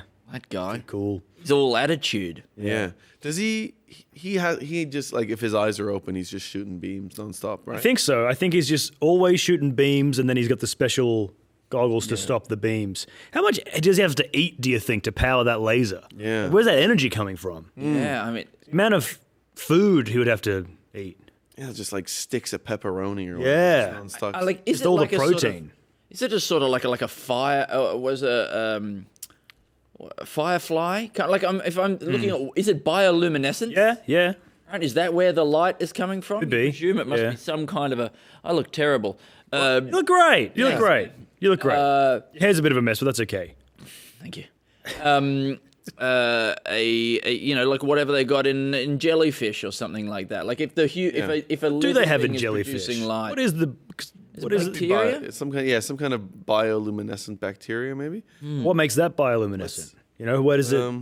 It's even smaller bacteria. Like some kind of. It's starting to feel like we don't have an explanation. Yeah, we don't necessarily. It'll be something like it uses its energy, and some of its energy is converted into light energy. Yeah.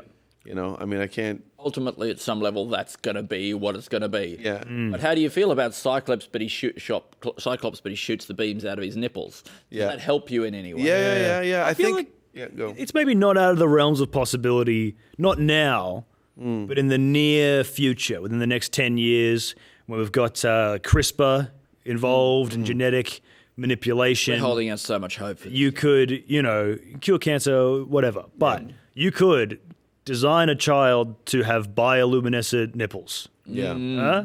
That's right. And that could maybe scratch that itch for you. Yeah. Yeah. I Glow mean, in the dark. like, is it enough of a superpower to sort of have? Oh yeah. I mean, like, just to have nipples that do something. Just to do something, yeah. Yeah. I mean, I would lose my anonymity at nighttime, though. Well, well, just get the X's. Hey? You tape the X's on. Oh yeah. You're Okay. fine. Well, that's great. I guess if Put I'm a shirt on. I can put a shirt on. Yeah. But I refuse to do that. I won't do that. Not with these new puppies. These new little pepperoni slices. That's fun. Like you're in the dark and you see you're alone in the woods. You look around, you see a pair of eyes glowing in the bush, and you go, "Oh God, it's a big wolf. That's the biggest wolf I've ever seen." Far apart. And then ATB walks out. Hi, sorry, it's just me walking shirtless in the forest at night. Yeah, and I don't need a torch. My body completely stung by mosquitoes. Yeah, poison ivy. Oh, hey, out here, hey! I'm just absolutely destroyed by insects. Yeah. But I was committed. I'm not putting a shirt on these puppies. Okay. Yeah, the downside to bioluminescent nipples is that it attracts a lot of bugs. Oh yeah, because it's all these moths. Yeah, all the moths and the mosquitoes coming right for you. Yeah, all these moths. All these baby turtles crawling towards you at all times. The problems for a man with glow in the dark nipples. Yeah, it's not all it's cracked up to be. ticker tape parades and. Shaking hands with the local CEO of Angus and Robertson Bookshop. Yeah. If you had glowing nipples, you woke up tomorrow, you got glowing nipples, you go to the doctor, they found a way to explain it. It's a freak thing. How far do you think you could advance the way they your explain it? It's a freak thing. It's one of those freak things. Yeah. But don't worry about it. You're perfectly healthy, but it's never happened before. Yeah. How far do you think it could advance your careers? Yeah. How could you take it? Would you own it and be the glowing nipple guy and try and get your 15 minutes in, or I think you would. Would you try and hide it in shame? No, I think you would try and climb as high as you can, right? Because you know that deep down you've got more than just these glowing nipples, right? Oh yeah. You got so much to offer. Yeah, you've written a screenplay. You've written a screenplay. You've been working on that competitive puzzle doing that you do. Yeah. That you've been. How would you feel about going on America's Got Talent and just taking off your shirt and just standing there waltzing for around 3 minutes or however long they give you with your nipples glowing? Simon Cowell's like, I'm going to make you a celebrity. That's a really bad Simon Cowell, but you get it. No, but that's good. That was good. Maybe I always think that's a fun celebrity. Thank you, Simon Cowell. Thank you, Simon Cowell. Yeah. Maybe it could be like what's it, the opposite of a crisis team, like a PR crisis team? You know, when someone's like getting cancelled, allegations, and they have this crisis management team. It's like the opposite of that, where it's like, we've found a new guy.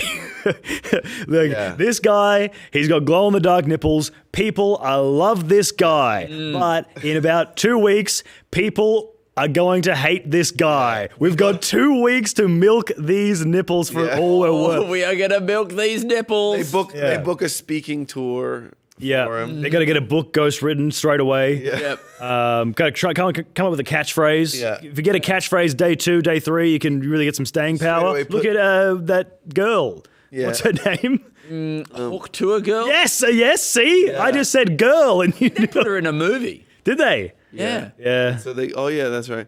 They got, and so then they do a tour. That's so funny to put her in a movie. You know what people will love in 6 months? Call her tour the Hawk Tour? They must. Surely. Surely. Tour, I mean, if Hawk they're not, tour. then what the fuck are they doing? Tour. Yeah, Hawk Tour glowing nipples. Yeah. Tour glowing nipples. Yeah. But I think that'd be a fun job to be the PR company. Just really got to get it in quick. Because the Hawk Tutor, she did pretty good. Yeah, and there's the King of Ibiza, or whatever his name is. He was just a man with a funny haircut that went viral, and now he gets like 10K for a club appearance. Wow. I'm sure next week he won't get that anymore. Yeah, but that's still 10K for one appearance is pretty good. Yeah. Okay. So we've got him, and then he and his life. I think that this is the future of like the economy, the future of employment, or whatever it is. It's like in the future, with the hunger of the internet for any kind of novelty, anything that you have about yourself that is even remotely unique, at some point you will be able to turn that into a little bit of celebrity, and that will give you like this brief moment where you get as much money as you can. How much money you can get in that 2-week period or whatever. That's the rest of the money. That's the money you have for the rest of your life. Or it's at least like 99% of it, where it's like you get some runoff maybe from cameos and stuff. Where It's all about just people like order ironic cameos. harvesting what you can in that brief Making window. hay while the sun shines. While the nipple shines. Yeah, while the nipple shines. blows. Yeah. Okay. We need a new idea. Yes. Let's see. A fisherman's friend, Al? I mean, I don't think I've ever had one. Oh, this is your first time? Yeah. Great, you're going to hate it. Twist and shout. They're way less awful than I remember them being. Did we ever? We did this. Well, on the you've podcast matured, right? I guess so, yeah. I've grown into it. Taste buds My palates become refined. Did we do this? This twist and shout? A song about not lifting a box correctly? Yeah, that's good, yeah. Yeah. Well, that was a song about not lifting a box correctly. Is that the Beatles? Twist and shout? Yeah. Yeah. I don't know. Look, it feels like I may have said this before. What about a man named Tristan Shout? And he's a dance teacher. Yeah. Good idea. That's good. I mean, something Jordan said earlier, it was about how like dance auditions are like a free dance class. You know, when they do the dance audition for a Broadway show. And this would be a really good way to maybe, you know, if you don't want to spend the money to get aerobics classes or whatever at the gym, go along to these sort of open casting calls and do the dance routine audition. You don't have to be good at it, but this is a way that you can just live that little bit cheaper on when you're in the Big Apple. Yeah. New York. New York, the Big Apple. Right. Is there a Big Orange? California. They've got an Orange County. Yeah. True. I know, but you know what I'm asking. Mildura, they grow oranges. I bet they've got a big orange in Mildura. Yeah. There will be any other cities that are known as the Big, and then it's a fruit. Big Easy. Yep. Okay, but that's not a fruit. Does it have to be a fruit, or is it? Well, he Has just to be a said fruit. Oh, it has to be a fruit. I didn't hear that bit. Okay, yeah. The big fruit. Could it be a vegetable? You got one as a vegetable? Well, no, but I just need to know the parameters of the game, you know? I mean, I think it's one of those games that we're not having any answers to. So Big cheese? Is that something? It's not a vegetable. Big cheese, that's a person. It's a person, yeah. Okay. A hypothetical person. It's a guy going to adopt a dog. To a what? Going to adopt a dog. Adopt a dog, yeah. A dog adopt a dog. It's called Adopt a Dog. Adopt a dog. Welcome to Adopt a Dog. Adopt a dog. Adopt a Dog. The Adopt a Dog shop. You want to adopt a dog? I'll adopt a dog. Yeah, so he's going to adopt a dog. He's going to adopt a dog. And he says... and then the dog whispers to him, I know where to find $100. He's like, oh, get that dog. He goes, he goes to the counter and says, I'm going to get that dog there. And say, what does the dog tell you? He's going to help me find It sounds like the setup of like a street joke. The dog doesn't know where to find $100. Yeah. And then the guy goes, oh, all right.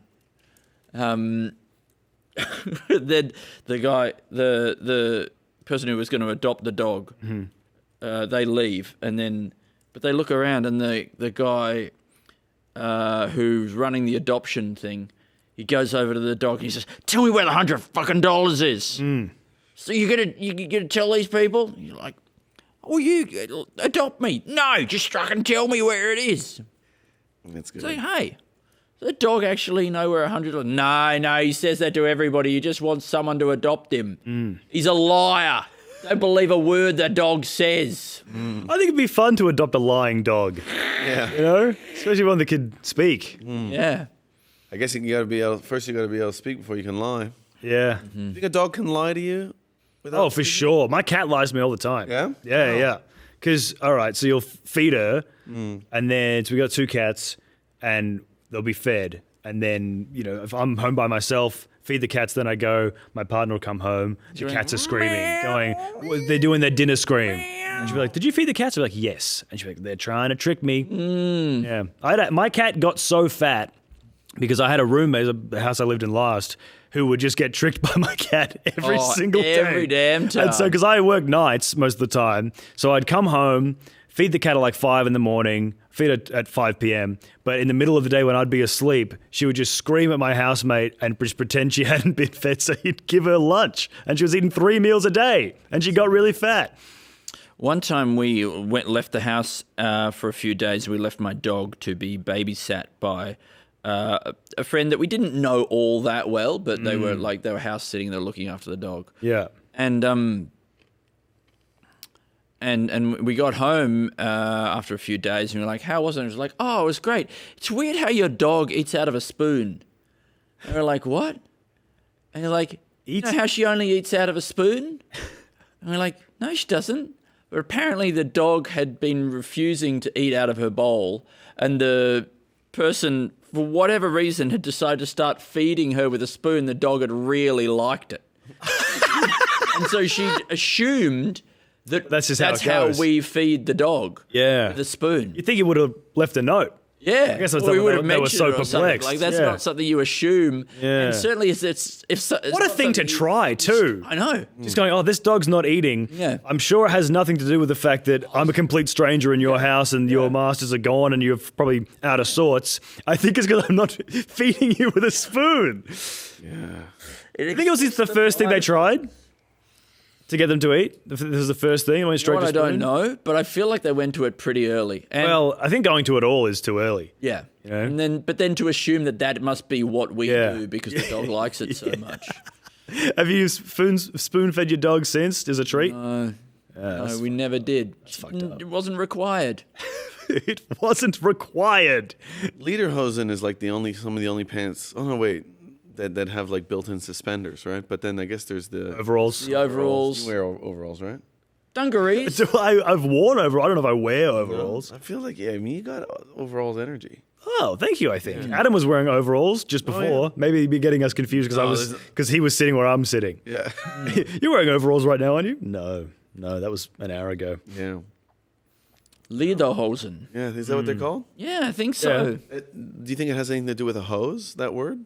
Yeah, I think it does. It's leg hose. Yeah? Yeah, I bet. But I think hose is like hosiery, like stockings and that kind of thing. Yeah, and but I'm sure that is where the word hose, like a tube, Yeah. is from as well. Okay. So, it's all What connected. does hosiery encompass?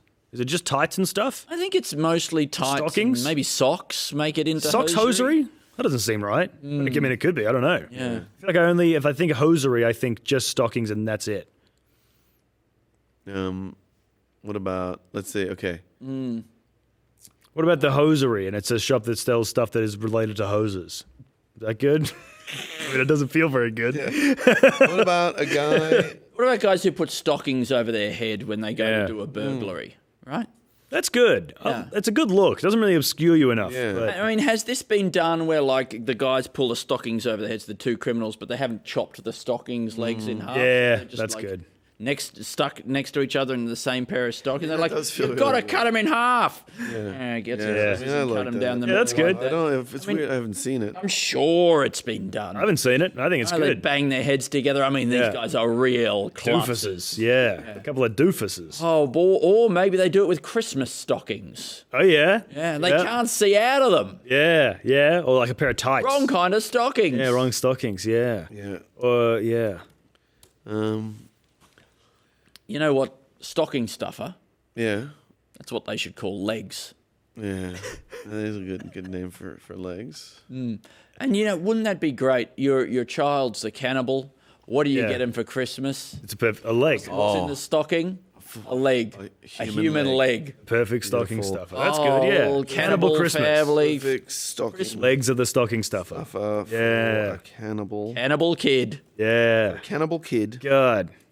His very own leg. Oh my god, that must be like his first leg. Whole leg for a kid. Yeah. That'd be. I mean, What do you reckon you would do if you found out your kid was a cannibal and they'd eaten human meat before? Do you think you'd Where do you support them get it? through it, or you? Yeah, I think you I'd have, be- you have to, right? You got I to. mean, kids these days, they get everything I know. they want, right? And Yeah. they'll pester you until you give them more human flesh. Yeah, they get the hunger for it, the taste. Are you going to say no? Yeah. No one can really say no to their children these days. This generation. Yeah. So then what do you do? What do you have to say? Yes. No human flesh until you've finished your vegetables. Catch your kid eating some human flesh and said, "Oh, you're going to have to smoke a whole human. You have to eat the whole body. You have to smoke a whole human and then eat the beautifully slow roasted meat." I mean, the trope of like going to make you smoke the whole pack of cigarettes is a beautiful thing to use as a comic device. Yeah. You like that? You find them eating human meat, and you have to make them eat the whole man. Yeah. It's just okay. Yeah. I mean, it does. Yeah. Where'd you get the man from? Eating meat, and he's got to eat the whole man. What do you think is the most exotic meat you've ever eaten? I tried to eat horse in Vietnam. Yeah. But I only found it twice, and both times I was feeling not in the mood to eat horse. Like one was before a hike, and I felt kind of sick. Like, I don't want to eat a horse banh mi right now. That sounds weird. I'm so sick, I couldn't eat a horse. That's good. Yeah, that's funny. Is that a sketch? I'm so not hungry. I couldn't eat a horse. That's a sketch for sure. Oh yeah. Yeah. Oh yeah. If Sperm Maid is a sketch, I'm not hungry. I'm so not hungry. I couldn't eat a hearse. Yeah. Hearse? I'm more and Is that more. good? I'm so hungry I could eat a hearse. Huh? There's about a guy. That's what a cannibal would say. Yeah. No. Well, with that guy from Guinness World Records who sort of slowly ate a whole motorbike. Yeah, I don't know about those stories. How does that work? It's hard to get verified for that. Yeah. Really. I mean, They're pretty strict, those exactly Guinness right. guys. It would be hard to get verified because like that's how do you monitor Don't know. that? Sifting through the poo, maybe. I don't know. Guinness Book of World Records comes around and sifts through your poo. It costs so much money. I don't know if you ever looked into getting a Guinness World Record. It's like Really? thousands and thousands of dollars. You got to fly them out there Yeah. to wherever, and then you got to pay all their expenses. You got to pay the hotel and all their food and everything, and then there's another fee to like get them to be there and with the clipboard. I And think it's easier to just go to. it's like a $10,000 thing. Why not just pay yourself a trip? Go out to Ireland and do your underwater pogo sticking. Yeah, I think you still have to pay the. Yeah, you're right. You could just fly over there. Yeah. But then you have like you want the home ground advantage. I think Oh yeah. you don't want to have the underwater seascape is different in Dublin. Definitely be some that they don't have to pay for. Like for example, if you're the world's tallest man or whatever, they gotta get Oh, they you in the come to book, you. so they're paying. Yeah, They're yeah. covering their own costs. Yeah, you're right. Yeah. Because you're like, you know what you're sitting on there as the world's tallest man. Do you reckon the world's tallest man and the world's shortest man? Yeah. Because they've met for Guinness, right? Because it's, I guess, interesting to see them next to each other. But do you reckon they're making enough money to live off being the world's shortest man? I really hope so. Yeah, I hope so I hope too. they're making heaps. Yeah. Couple of photo shoots for like ads, I hope. Yeah, get us some sponsorship, some SponCon. Yeah. I mean, I guess, they probably even make a little bit of money from Guinness. Maybe. Hey, do they get royalties? I don't know. I don't know if they get royalties, but they might be able to go like, "Hey, you got to give me Come on. You got to give me You go to the $2,000 Guinness headquarters with your hat in your hand. Come on, man. I made you what you are. Give me a couple bucks. What about a guy who gets he's sick of not getting any respect, so he goes to Turkey to get those leg extensions. Right? Is that a real thing? Yeah. Okay. And then he becomes the world's tallest man. Tries to become His the legs are world's tallest man. so long. long young and brittle. Wow.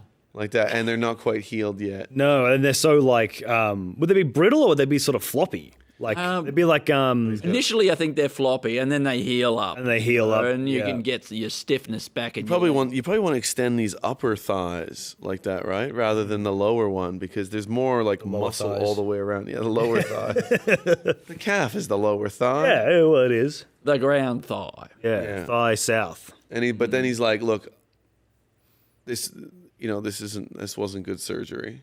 Mm. And he's so embarrassed to be seen in front of the previous tallest man. And then he realizes he's not going to be able to stand.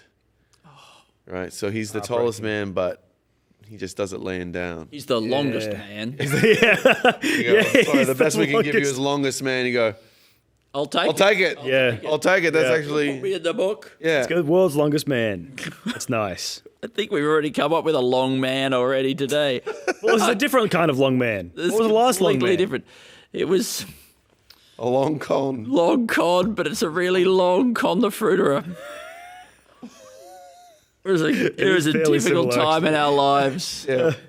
Yeah. That's good. I mean, the fact that we're still making progress is remarkable. Of course, yeah. You're in the home stretch. Yeah, baby. What, a mere 22? Yeah. Let's see.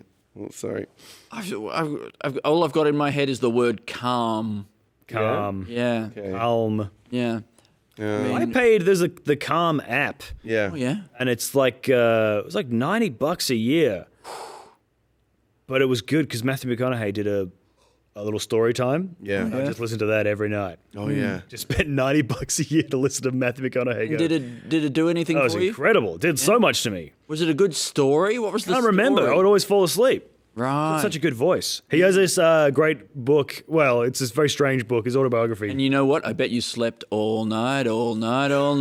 That's good. That's a sketch. Put it in. I mean, I do hope that at the all end night, all night, all probably night. said good night.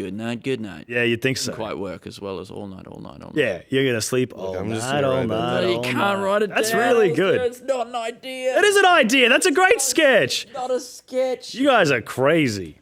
There's more legs to that than most of the other ones we've done. The Fart House. I mean, Fart House became something. Yeah, okay. Fart House is all right. Okay, You know? Fart House is a Stone Cold classic. Built that into Yeah. It's because I just kept saying Fart House, I think. huge thing. I mean, look. Fart House, Fart House, Fart House. You keep saying it enough. Yeah. Like, you say a lie often enough, it becomes the truth. Yeah, you can't even remember what's real What anymore. about like something where they say somebody uses an expression and then this guy takes it literally, and then it leads to him jumping to some conclusions. So some guys are like, hey, man, we love your shirt, like that. The famous expression, we love your shirt. Oh man, we love your shirt. They're sort of making fun of it. Love your shirt, dude. Like that. And then he's like, oh my God. And he calls up his grandma. He says, hey, Grandma, the guys did love it. The guys loved it. And then poor grandma knits him another shirt. Yeah, you go. Oh, she's knitted knitting t-shirt. shirts? Knitted t-shirts is Whoa. all right.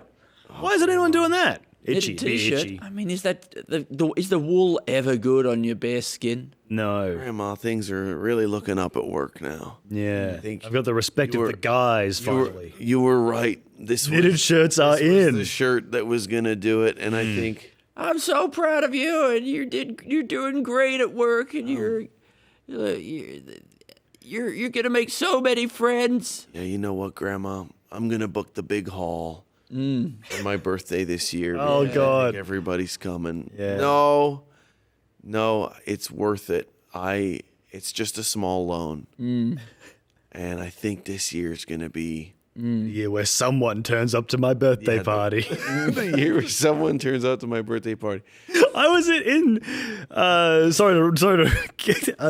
high school as this kid, and he was the same age as me, and we're in cooking class together in food tech. And he's real grumpy. I'm like, "You all right, man?" And he's like, "No one came to my birthday party." I was like, "Oh man, that's brutal. You should have invited me. I would have come. I would have come." And he goes, "I did invite you." I'm like, "No, you didn't. I didn't get an invitation or anything." And he goes, "That's what everyone's saying." So I think there must be some user error because I did not receive anything. Oh. Yeah. Oh, it sucks. I think he might have also been lying. He's that kind of guy. Did you write down this sketch about the guy who says he's going to hire out the hall? Yeah. I'm trying to write it down. Thinks that these guys are his friends. I mean, there has Because of to the be knitted there has shirt. to be It's a the knitted third shirt act, part of it. Yeah. Right? Like, does his grandmother call in a fire alarm or something, and the fire engine comes to the hall to put out the fire, and they're like, and he's like, oh, the fire truck came to my birthday party. Maybe and if all it's the a scout hall, maybe that's like it acts as like an emergency shelter or something. So she fakes a hurricane warning or something. So or everyone maybe in the a town. nuclear bomb. Yeah, the missiles are coming. You got to get to the scout hall. That's the rendezvous point. Yeah. That's really nice. And everyone's there for his birthday party. Yeah, and he's got all the food and the cakes and stuff like that. Yeah. And they all say... And then the same jerk dudes go, oh, nice birthday party. Yeah. He goes, thanks, guys. Thanks, guys. Good. Yeah. Where's Grandma? She couldn't make it because she died doing it. She died doing it. Yeah, she had a heart attack faking a nuclear missile. Mm-hmm. But he's still so happy. He's happy. He's happy as Larry, yeah. He doesn't know yet. No, he doesn't know. How happy was Larry? Yeah. Isn't it happy as a Larry? No. Happy as Larry. I think he's just happy as Larry. That makes more sense. Yeah. I was like, what's a Larry? But I guess it's nothing. I want to know this Larry guy. Like, was he really as happy as like everybody larrikin? Like the Aussie larrikin? related to the larrikin? He's Larry's kin. He's related to the larrikin. I mean, is he almost like a Pagliacci kind of character, right?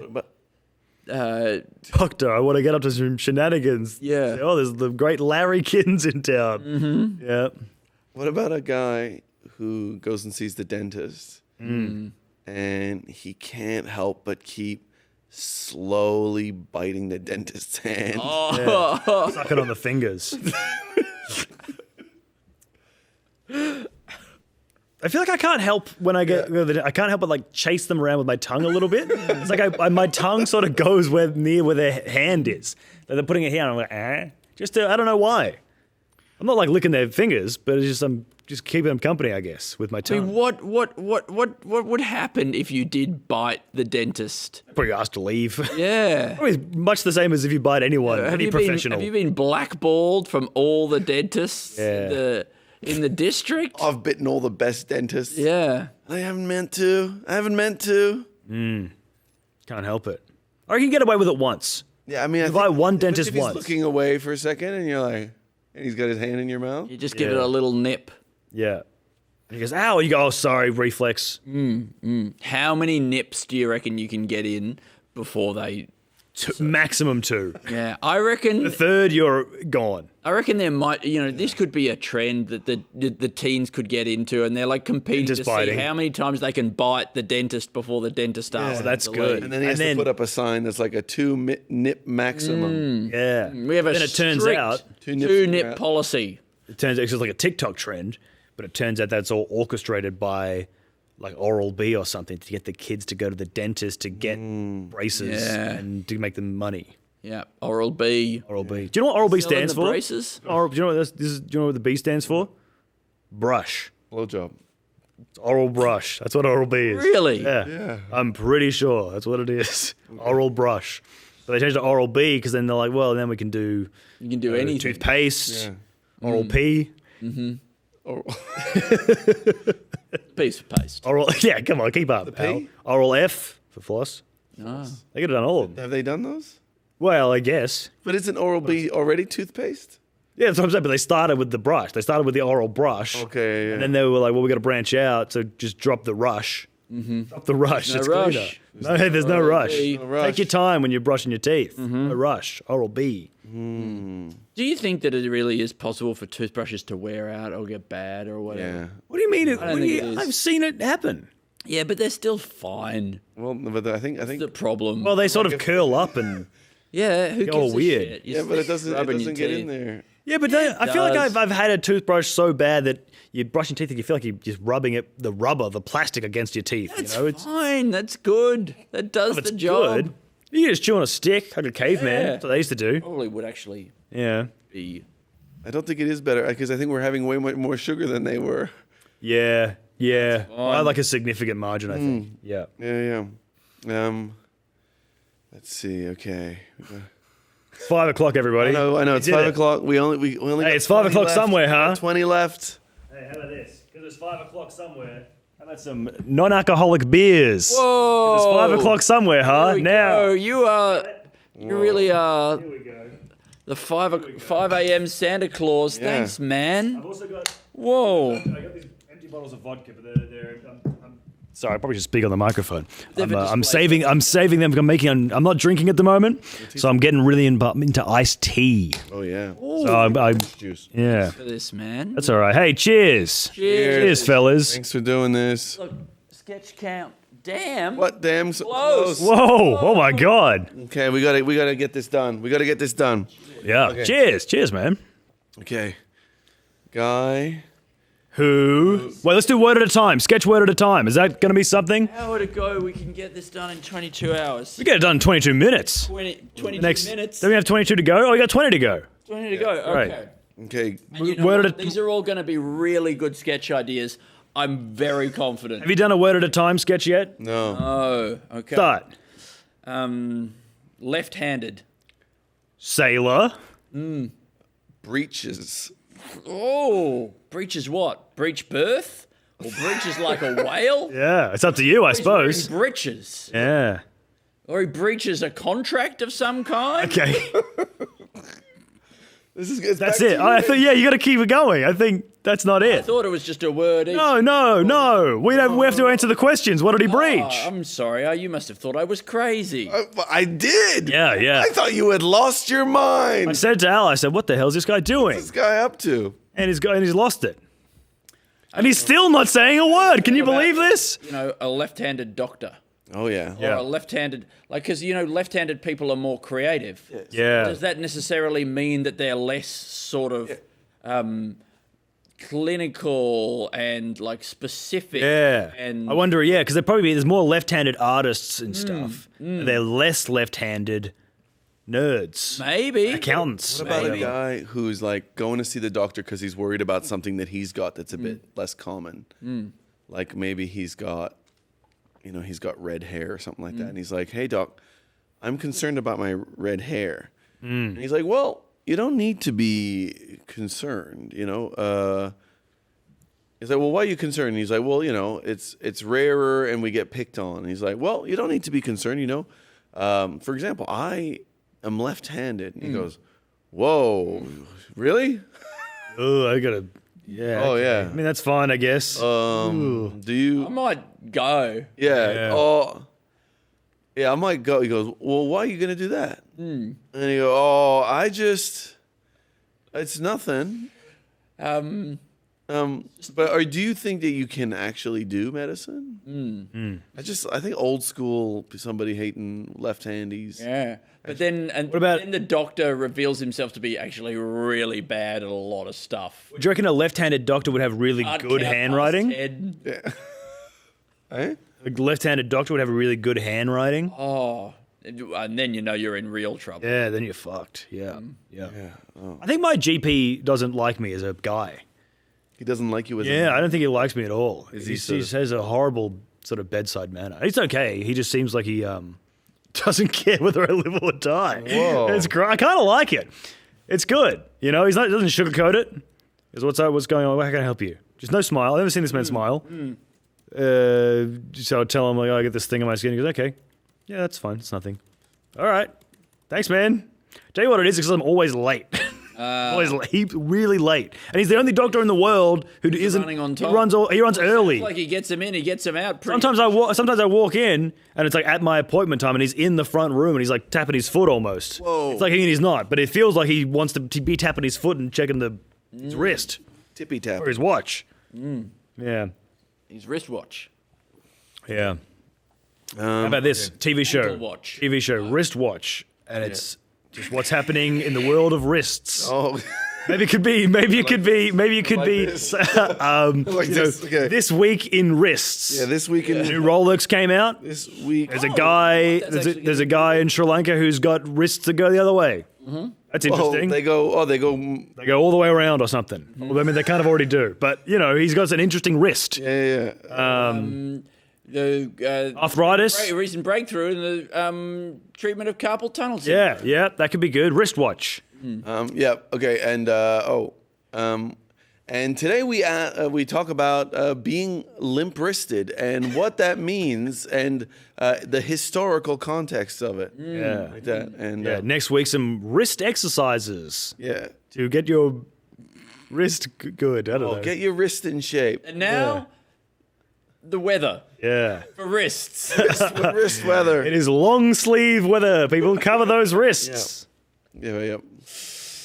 What about a guy who uses way too much toothpaste on for each brush? Yeah. It's really upsetting to think about. Yeah. He has one tooth at a time with a full load. I like that, but he really loads up, and he does one, and then he does a full other load over the top. Yeah, like a soft serve. Yeah.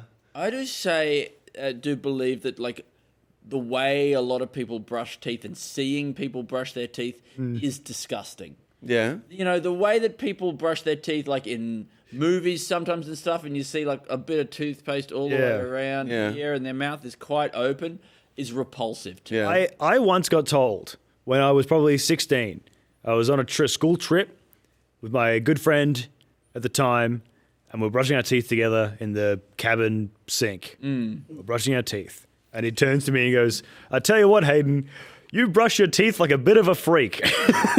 And I still don't know what he meant by that. I don't know what I do that is so freakish. But I think about that every single day. Him and his family are the ones that are the freaks who are brushing. Maybe. He seems to be pretty normal. He might not have been, but you seem fairly normal as well. I know. Not when I'm brushing my teeth. Pete isn't like. Does Pete have the code to get in? Just double checking. It is a message me. Okay, no worries. Yeah. And if someone's going to do a no-show, it's going to be the 5 a.m. slot, right? It's all good. It would also be very easy to miss your alarm at that time. Yeah, because 5 is really, because if you're starting at 4, you're like, well, I'm going to stay up. Okay. You're starting at 5, you go, I have to get up at 4? Like a baker? Let's see. You going to sneeze? What's happening? No, I'm just trying to have you a get thought. it, you're in the zone. I'm trying to have a thought. Yeah. Well, what do we have with a left-handed sailor who breaches? Yeah. Is that anything? Yeah. I mean, we almost got into something. We almost did. I think I might not have ever confirmed the time with Pete. Really? Oh shit! I can stick around if you want me, or if you want to do some solo time. I'll do whatever you need. But did I ever? I got to stay up till 8 a.m. anyway. Oh my god! That's good. I feel bad. Yeah. He was going to come on. Yeah. I thought Amy had said that he was coming at some point, maybe. Didn't confirm the goddamn time. Eh? I don't think I confirmed the time. I put him in the calendar. Yeah. And I didn't. He said between at this early. I guess you could just send the message now just in case. Hey, you free right now? Yeah. Yeah, 5 a.m. is a very funny slot to lock in without confirming. That's gonna. I'm sure he's fine for 5 a.m. What we got? 18. Oh, pardon me. That's okay. All right. Let's see. Okay, Wolf. Hang on. Okay. What about a werewolf, but it's reverse, and it's a wolf that becomes a man, and he hates it. And he's yeah. Okay, so wait, he becomes a man, and his life, it just gets instead of sort of he becomes like an accountant or something, scaring all his family and friends and fearing it. He's ostracized, becomes very weak. Yeah, he's very nude. Yeah. And then then he speaks English. Yeah. He becomes like a fully sentient man. Yeah, and he's and they make him become an accountant or something horribly boring. They make him and that's his hell. Yeah. And then his wolf friends hate him. Yeah. Yeah. Yeah, we can try. Yeah. Okay, we can. Well, I mean, it's not very good, but it's yeah, reverse. It's one for the werewolf.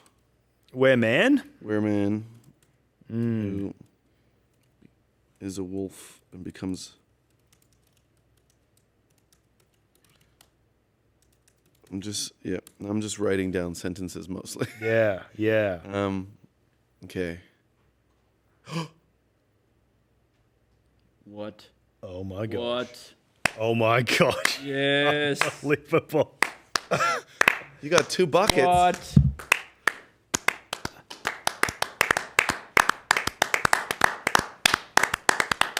What's going on? Here are the buckets. Pete, hello. Thank you. I was just sending you a message because I looked at my calendar and I was like, I don't think I ever messaged Pete to say come on at 5 a.m. No, I had to check Al's social. Oh Jesus Christ! Oh yeah, you would have been announced. This is the bucket. Those are the buckets. There's one for each of you. These are the buckets of knowledge. Oh, to put our heads in? If you need. Yeah. Like, if you feel the need. I haven't dipped my I don't know head if you know this, but into when Adam a was here bucket before, so far. Yeah. I started putting my head in a bucket to try to have thoughts. Oh god. Okay. Let's see. Jesus Christ. Personalised for each of you. Yeah. Yeah, please. There's a. It just feels like you could try and waterboard each other. You got all the materials to waterboard each other. Let's see here. If you can just, if we get in the foley of Andy. Yeah, he's really bubbling in there. He really is.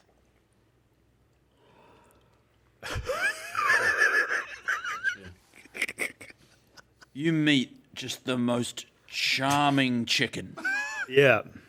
All right? Yeah. And you don't know what this thing is that you're feeling with this chicken, but you know there's gonna be an incredible, like, something. This chicken is capable of incredible things.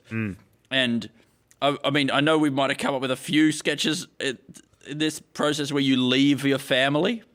You leave your family, okay? And you hit the road with this chicken because you just want to see where the world takes you. 'Cause it makes the world feel so full of possibility, okay? And you're out there with this chicken, and you just spend all your time just looking at it, looking at its plumage, and just like, you know, it just seems so confident and to know what it wants. Yeah. Is the chicken speak or is it just the aura? And then I guess it's just its aura. I think it's just its aura, but I guess whatever the relationship that you have with the chicken eventually devolves into a sort of a cult-like thing, where like you're sort of more or less just like worshipping the chicken. Yeah. And then where's she going? Whenever people are around, you're like you just care so much about what the chicken's doing, and you think everything is so meaningful. It's in. Great. The chicken's I mean, what a sketch idea. It worked. Al? Yeah. I'll go in. Okay, watch. Hang on. With the glasses on too. I like that. Yeah, I You mean, can see better under there. what is the I guess where do you get this chicken from? I think it's if it just appears, you know. I think that's more exciting. If you never find out where the chicken comes from. It's a ladder. Okay. It's a really tall ladder, but it's so convenient for getting down. You can. There's a button on the side. What are we doing? There's a button on the side of each thing that if you accidentally hit it, or if you hit it on purpose, all the things go down like this, and you slide all the steps. Oh yeah. And you slide down like that. It's the But it's very sensitive. Speedy ladder. Yeah, the Like an ejector ladder, seat. the quick drop. The quick drop. The splatter ladder. Yeah. Ladder. It's not really like Yeah. you don't want to be advertising that you're splattering people. Yeah. Okay, I got to go back in. I got to go back in. I got to find something else. Instant polls. Yes, 2 poles. I feel like there's a really good pun to be had for this ladder. Yeah, it feels like it's right around the corner. What is there? Like there's step ladder, extension ladder, Stepless ladder. stepless ladder, Yeah. slip Slip. ladder. Yeah. Stairway from heaven. Yeah. Oh, that's good. Alasdair, anything? Oh, there's a dad. Oh yeah. Does he leave his family? No. He says. It was it's a dad. You go, Dad. I don't know. He just wants to tell you he's always loved how you didn't need to be told that he loves you all the time. Oh, that's really good. Yeah. Yeah. You know, son, all my life, I just want you to know that, like, I haven't always said this, and deliberately. Yeah.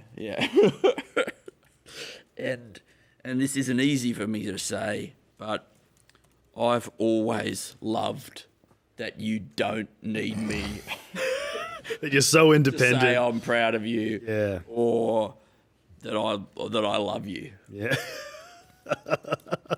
It's sort of extremely horrible, really. You don't but ask it's good. that of me as a dad. From the bottom of my heart. Yeah. Feels like we're just friends, and that's great for me. That's where I want this relationship to be. Would you like a non-alcoholic beer? I'd love one, thank you. Okay, I'm going back in. All right, you going back in. To me, you're the perfect son because it barely feels like you're my son at all. Thank you. Do you want to get out of here? What do you want me to do? Oh, you can stick around. I mean, honestly, we love having you here. This is going great. Interpret what we're doing with these buckets to be like a sign of All desperation. right, sure. I just feel like we're so close. Yeah, I was excited to be a part of it. Yeah, of course. Okay. Family saying grace. Were you dunking your head in this one as well? Oh Sorry. yeah, I was dunking my head in there earlier. Oh, you already had your own bucket. Well, I didn't. I had just briefly got a bucket for like there was like a 5 minute, like maybe 5-10 minute period. I didn't realize you were bringing buckets, and I love that you did. It's like I thought it was going to be a surprise. No, it was. I apologize that at some point I got desperate and I was like, stick your head in the bucket. I was like, I need to do something. Yeah. Okay, wait. So what about family saying grace? Yeah. And They do it before everything. We got to be, but they're kind of a bit like they're a bit passive aggressive about how God actually isn't. They're not giving them as much as they feel like they need. Yeah. So thank you for providing, this meal that I bought with my job that pays minimum wage because I can't get ahead. Yeah. 'Cause I got that bung leg. Yeah. That I was born with. God. Thanks for these. Thanks for these children. We're lucky, I guess that we have each other. Yeah. At least There's a lot of us. A lot of mouths to feed. A lot of mouths to feed. Yeah, thank you for that. It would be so great if better stuff was happening and things just even one thing would fall in our lap. Yeah. But I guess we'll keep trying, keep waiting. Keep trying. We'll keep talking to you every night and hope that you use that to see. Hopefully, you can find some mercy in your heart, some love, maybe some generosity, like we have with our kids. That we have to feed them every day. I wasn't really listening at the start of this. So I had my head in a bucket. But this is grace, and using grace as an opportunity to be really passive aggressive towards your children. Yeah, and to God, I think too. Towards all. I think towards all. Yeah, great. For not giving them enough, and that they're. Imagine if that's what he responds to. That's terrific. Yeah. Yeah, we finally find a way to get through to him and actually get some goddamn action around here. Yeah. What about somebody tries to get through customs by walking really slow? There's that. People say a lot that you can sneak into the movies if you walk backwards past the usher. I've heard that multiple times. That a lot, do they? You walk backwards. Ushers. You walk They backwards, and then if anyone looks, you start walking forwards, I guess, and then you keep walking. So it always looks like you're constantly walking out. Huh? I can't remember why I brought that up, but I feel that was related somehow. That's how you It's a really good idea, and I think it's not just movies. I think that could be used for almost. Oh, for customs. So yes, so you walk backwards. You go, I've already gone. I'm actually going the other way.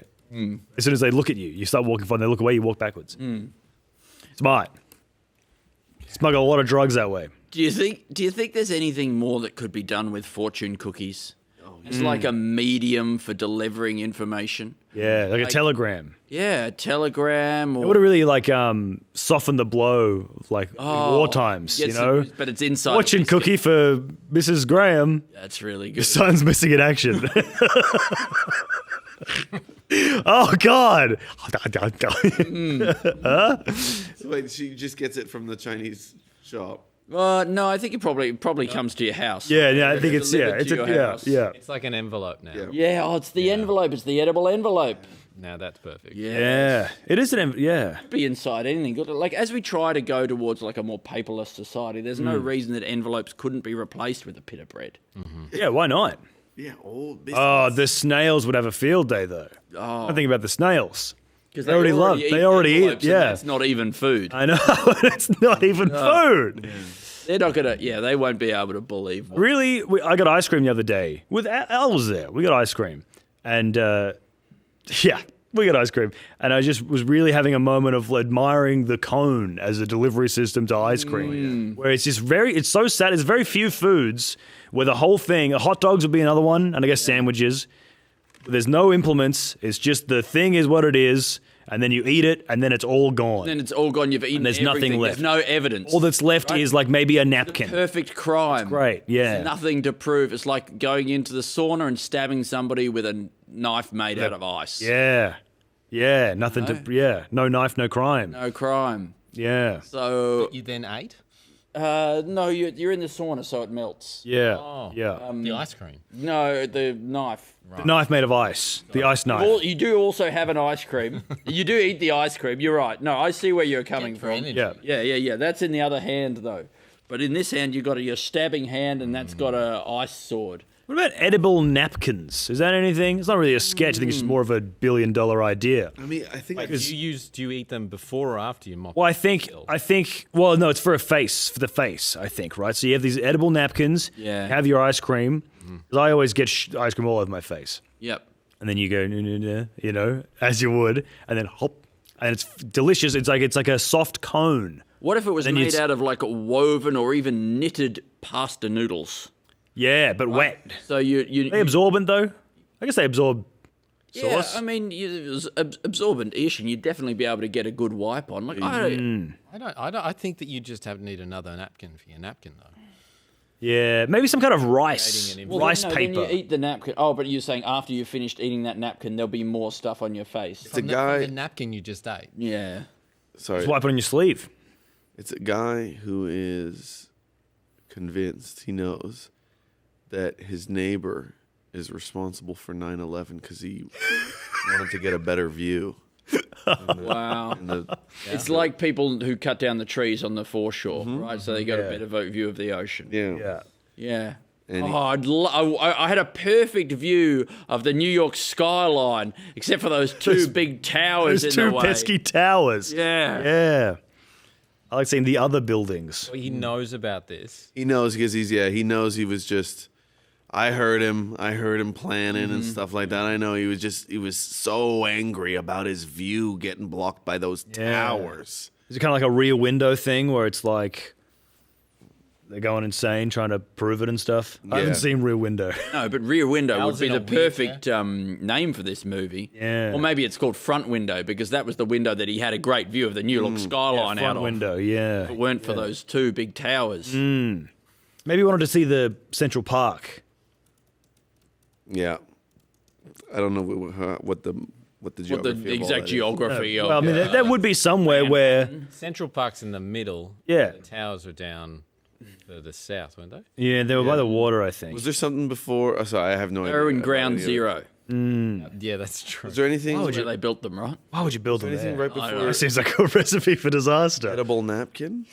Is there something around there? Oh, I was talking about weaving one out of pasta noodles. Yeah, I think I think it would be good to be able to get something that is a woven sheet of noodle. Yeah. They would obviously weave them when they're soft. Yeah. And dry them out like they do, and then you can pop that into the water and soften it up again and get a nice malleable, floppy, woven pasta napkin. Yeah. But I mean, that's like, more for fancy restaurants, I think. Feels like something that you could like then wrap stuff up in as well. Like maybe it doesn't have to be a napkin. You can wrap, a sausage. Yeah. A couple of little breadsticks. Wrap some bread, yeah. Some slices of cucumber in there or something, and you've got yourself an entirely new meal. You've got yourself the fabled Italian rice paper roll. Yeah, okay. You can wash your face with. That you can wash your face with. Yeah, after. I don't think that we should stop. You talked about faces. Yeah. But there's no reason why this napkin couldn't just be a whole body thing. Oh, like you wear it like over your whole body like a knitted doily. Instead of like you're on the go, you don't have time to have a bath. Yeah. Shower. Yeah, when you just wear pop on your like a pasta muumuu. Well, now it's yes, yeah. You just like you're at a music festival and you pull out the wet wipes. Instead of that, you get your pasta more like a rag. Yeah, we got 10 ideas. We can do this. Let's get it moving. Right? Okay. Oh, yeah, it's happening, Alice. I know it's happening. It's okay. You don't need to worry about it. Yeah, Do you have to do the thing where you read out all of the sketches? Oh, too? absolutely. That's a very important part of the process. It's got to be an hour It's right what there. everyone's looking forwed to. That's what everybody wants. Everybody's going to go to sleep. Recap, and then you have to explain to me what everyone is. I cannot believe we are within 10 minutes. 10 minutes. You can do 10 minutes. Yeah, within 10 minutes sketches of this. And I also can't believe that we did it at all. Yeah. This is crazy. Have you counted how many sketches in total that you've done? I mean, this is 2 years worth of sketches. We can't slow down at this Can't point. even talk about numbers right now. No You're not numbers, saying a We are verb beyond or numbers. a noun. You're not allowed to talk. Okay, great. I mean, of course he was saying verbs and nouns. That's what I'm saying. You can we'll deal say. with this later. Okay. All right, what about this? A penguin who is going to the dance. Yeah. Wow. Is that anything? The penguin is Doesn't going feel to like the dance. anything. It sounds like the plot for Happy Feet. It is kind of that. Oh, yeah, that's it. Yeah. You just said the plot for Happy Feet. Shit. Okay. That's okay. That's okay. Okay, so Coldplay. Yeah. All right.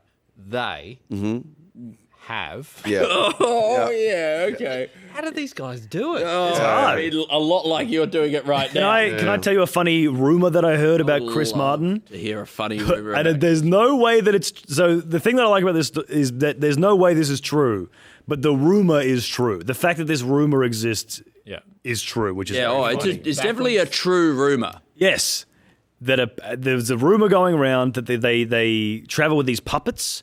So there's one of their music videos has like a lot of puppets, and there's a rumor amongst the crew, I guess, that Chris Martin fucks the puppets, which obviously he doesn't. It's a good Of course he rumor, doesn't, though. but that's so funny that people are saying that. Yeah. It's great. Yeah, I mean, you know what he calls it when he has sex with an inanimate object? He calls it a bit of Coldplay. Yeah. Well, I think Coldplay is a fetish thing already. Oh, really? I think. Is that where you sit on your hand? No, that's the ghost, I think. Yeah. No, I think it's like ice stuff. A lot of ice stuff. You know? Oh, and you cold. That's chill your limbs down until they feel cold like a dead body or something. No, what? No, no, not that at all. No, we're terrible at guessing. Just some ice on the nipples or whatever. You know, that's what it is. That's all it is. That's what it's named after, I think. Yeah, right. I'm pretty sure. Puppets' nipples are always Ice cold. Rock, Yeah. rock hard. But it's also, you said puppets? Yeah. Like it's multiple puppets. I think there's one. The rumor is that there's one that he likes. One okay. One special. A girl one from the music video. Oh, yeah. Just a girl That maybe is a version of his wife or something. I don't know. Okay. Not Does he have a new wife? I don't know. Did he break up with? Yes, it's a Gwyneth Paltrow? Yes. They famously they got divorced. consciously uncoupled. Good for them. And wait, okay. I mean, ironically, he did that, and you would have been enjoying having no strings attached. Ah. But now he's in this relationship. Yeah. Lots of strings. I mean, how do you feel about a sexual marionette? You know, I feel like that. I don't feel great about it. There's like a French guy at the top that's kind of controlling it like that. Up above, and it's sort of in the way that they do, bouncing up and down on you, sort of frolicking up and down your body in a very puppety kind of fashion. I mean, I do like it This more. guy with the Actually. 2 things up there. Yeah, I like it more than actually with one of those sex dolls that's just kind of just lying there. Absolutely. I mean, All right, I'm writing it down. In that case, sex they doll can do marionette. amazing stuff. Yeah. I think the idea of a sex marionette as opposed to a sex doll. Yeah, sex marionette. That's pretty horrible. That's with you've good. got an actual. There is a real live person in that you're having sex with. That's the puppet master. Yes. The puppet's just a proxy. Yeah. This what was it? Italian man? It's almost a kind of like telesex kind of thing. Yeah. Not across a great distance, but it's in the same sense that a telesex. You know, like telesex over the phone. It's not a word I've heard before. Well, no, neither have I. I'm not. Okay. The telescope. Yeah, or the television. Remote, like being able to remote control some kind of sexual implement. Yeah. to Okay. somebody. Telesex. Yeah. Great. That's what I was trying to say. Yeah. But the Yeah, I know. I know. Yeah. I guess also, like, I wonder if anybody could try and use. You know how you can use the tin can with the. Just trying to have a thought. Tin can with the string, Yeah. right, as like a telephone because of the vibrations. I wonder if you could use that in a sexual manner. Nice tight string, 2 tin cans. You place one over your front genital. Yeah. Somebody talks into the other end, and the vibrations go down. Would you just go genital to genital and just the Vibrate your humping? genitalia. Just the humping transfers via the string. I'll give you this. I just gotta go to the bathroom again. Oh, okay. Well, you allow me to write down this using. Yeah. We use Tin all can- new tin technology cans for, phone sex. for sexual things, just like we're using ChatGPT to be sexted. Oh, that's what we should do. Just go ChatGPT for the last 10 ones. That's easy. Done. The string telephone phone sex technology. Yeah. Oh, It's a strong idea. it is. I think they have to be cavemen, or maybe it's like post-apocalyptic or first something. invented. Has to be post-apocalyptic or something. Well, is there? You're talking about sex, but there are other ways of communication, interaction that you can do with your tin can, maybe surgery. Oh wow! The first use of that to perform surgery. Because they do remote surgery, like in remote places via technology and robots. But sometimes that's not available, Andy. Yeah, and sometimes the doctor is 3 to 4 meters away, but it's not realistic for them to be actually there. This is how we're able to. Can the string bend corners? Like if you have like a pulley or like can it go round a lot of you would, right? Fidelity or You'd have to because the vibration would transfer to the maybe if it was thing. just it was just held there with like a little spring or something, like it was just hooked over. Yeah, just a tiny little bit. Just one little, really thin hook. That could go around corners. Is there a way that you can signal boost? I think the only way That's hard to do. is to have it go into the ear of somebody and then they have another one. yells Yeah, whatever they hear. Well, that's Yells fun. Really loud. Yeah, into the string. Okay. Yeah, signal boost or. But it's also hard to believe that signal could go further down a string than it could just yelling through the air. So I don't know. Maybe. But you want to communicate in a soft way. Like this is not for yelling because you've already got yelling. Andy, can I suggest an idea? Yes, I would love that. Oh, sorry, I forgot that I was going to take that back. No. What would a reverse helicopter be? Thank you so much. Maybe. So it's something. A helicopter is something that you need, like a permit or like a license for. Yeah. What about? So that would mean that a reverse helicopter is something that you throw a permit or a license away for.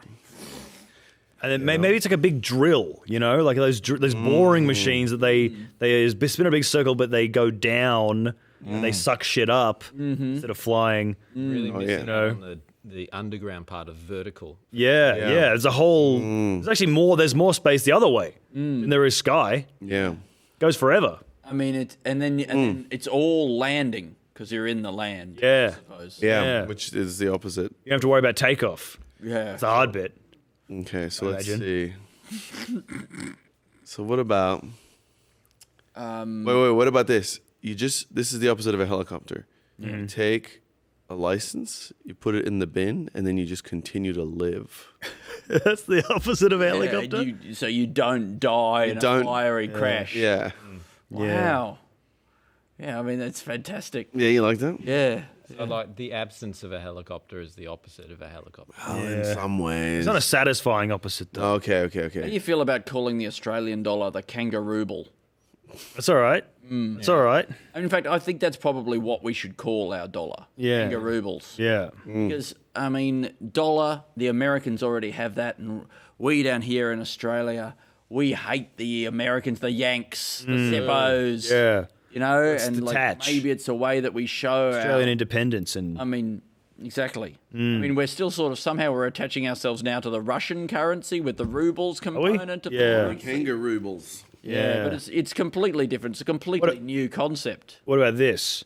Kuala Lumpur. Yeah. And it's a country or city, and it's full of koalas, but they do the stuff that Kuala Lumpur is famous for. They climb up a really big tower instead of up a eucalyptus tree. Yeah. Does the chlamydia that they have, does that cause lumps? It could. I wonder if they're koala lumpers. Kuala Lumpurs. Koala. Can I write down kangaroobles? The kangarooble. Yeah. And then the news report would be, the kangarooble has bounced again. No. Which could either be a good thing or a bad thing.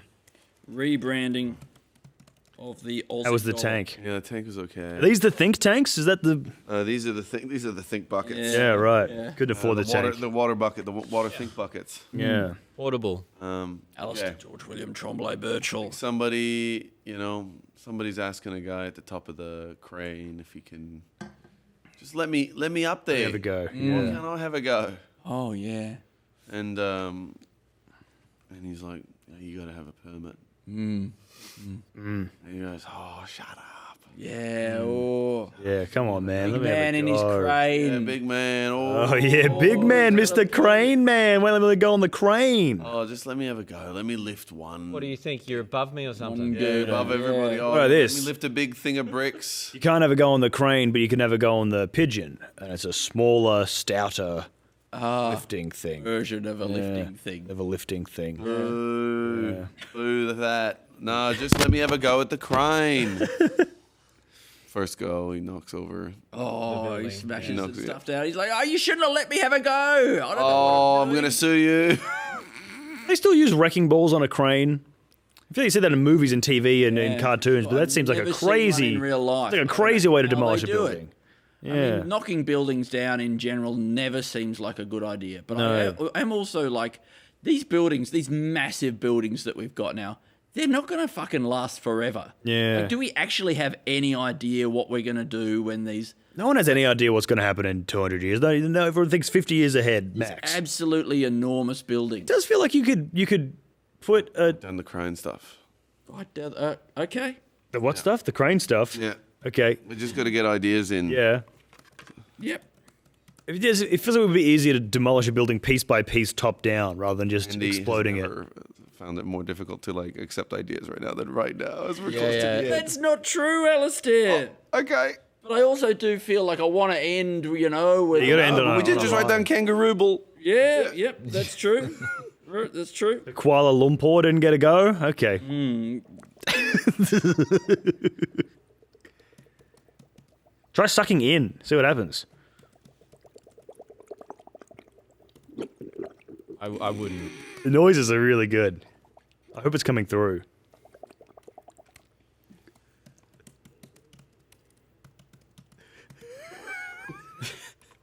I love the choice to keep the glasses on too. I really am enjoying it a lot. It's really bold. It's a really strong choice. Yeah. Alasdair, would you like to be in charge of the computer keyboard? There's reverse glasses. It's a glass shield, but only your eyes are exposed. Yes. And then It's to protect the rest of your beautiful face. Yeah. Hey, what about... Really strong eyes for the strong-eyed when weak-faced. I worry that men these days don't have strong enough eyes. Maybe it's if you have a blurry face normally, it brings it into focus for everyone else. Yeah. You got a blurry face normally. Yeah. So you have a sheet of glass, but you don't. Your eyes are fine, so you have the eyes cut out. Right. And so the blurriness, it gets focused by the glass, and then you have a... Right, it's like a to an observer, face. it's a prescription lens for your face. Yeah, For right. the observer, you've got a crisp, clear face. Because your face is blurry. Yeah. Or it's too small. Or it's too small. Yes, if you've got a really small face, yeah. I mean, You've got a short-sighted face. Accentuate some of your features. When they were inventing the telescope, Yeah. and how long do you think it was before they put it up somebody's butt to give the first colonoscopy? Well... And who was the Galileo of looking up the... Does it actually help with the colonoscopy? The telescope? Yeah. Well, I mean, whatever they did the first It's a kind of scope, I suppose. with, it would have been some kind of lens-based implement Yeah. for looking in there. Wouldn't have been a... So, I don't know if it would have been this wide. no, well, I mean, in the early days before they could get the, really slim it down to the kind of tiny size we have today. Yeah. And I think... I reckon, someone would have got bored and just put the other end in. You know what just I for would? You fun. know what I think? Not for anything scientific. No. This one would have been like a traffic cone, right? Because then they would have been able to like just taper it on. Yeah. And then shine a light in there and kind of be like, oh, what's in Probably what it was. there? Yeah, just having a look in there with a torch or something like that. Yeah. Okay, look. Having a little... Am I writing this down? It wouldn't have been a torch. It would have been like a gas lantern or something like that. Yeah, just a match. So Coldplay. Yeah. Looking inside. Yeah. Yeah. You know how there was like that Wu-Tang album? Yeah. That what's his face bought? The guy that everyone hates? Martin Shkreli. Shkreli, yeah. Bought the only copy of it. Yeah. So could you just do that with Coldplay? Yeah. Is that you just buy the rights to all of their concerts forever and just have them play in a room and you lock the room. Yeah. Make sure they've got food and stuff. Yeah. It's humane. Don't be cruel. But Right. then you lock the room and then you leave. Right, and then, so they're still performing. Right, is it a stadium or is it just quite a small room at this point? Or it probably have to be a stadium for them to feel more at home. In their habitat. Yeah, that's true. I don't know. That is their habitat, isn't Yes. it? It's like keeping a lion in a tiny cage at the zoo. It's inhumane. No. You Maybe- can't keep Chris Martin and all of his friends performing in a small garage-sized venue. Well, I think what you would do, right, similar to a zoo, it would be a small room, but the sides would be painted like a crowd. like so an audience. You trick Chris Martin into thinking he's in his natural habitat, but he's not. Real, the Trump. Yeah. I feel like if you were like a person who doesn't like Coldplay, there would be some sort Which of I'm not. version- I'm not that person. No, That's not why I'm But there suggesting would it. be some sort of a version of it, and I know you have a version of that. But like that thing of like where Wu-Tang released only one copy of an album, right, and only one person bought it, right. There would be a version of that where you say something really mean about Coldplay. Either they release one copy of an album and nobody buys it, or they release 1 million copies of an album and one person buys all of them so that nobody has to listen to it. Something like that. If you really wanted to nail the art, saying a mean thing about Coldplay, this is a fertile ground in which to play. I haven't worked out actually how to structure the joke. Yeah, what about this? Yeah, go. So guy's Nana walks over to his house and she's like pissed. She's like, I sent you another birthday card to your house and where's my response? This is 40 years in a row. Where's my response? I'm going to fight you. And then his Nana comes to fight him. Yeah, I think it's really great. Yeah. What else do I have to do? I'm going to have to fight you. Yeah. Like that. And she starts swinging. She's got deer. Me. Alan. Yeah. Then on her toes, happy birth. Yeah, happy birth. Yeah.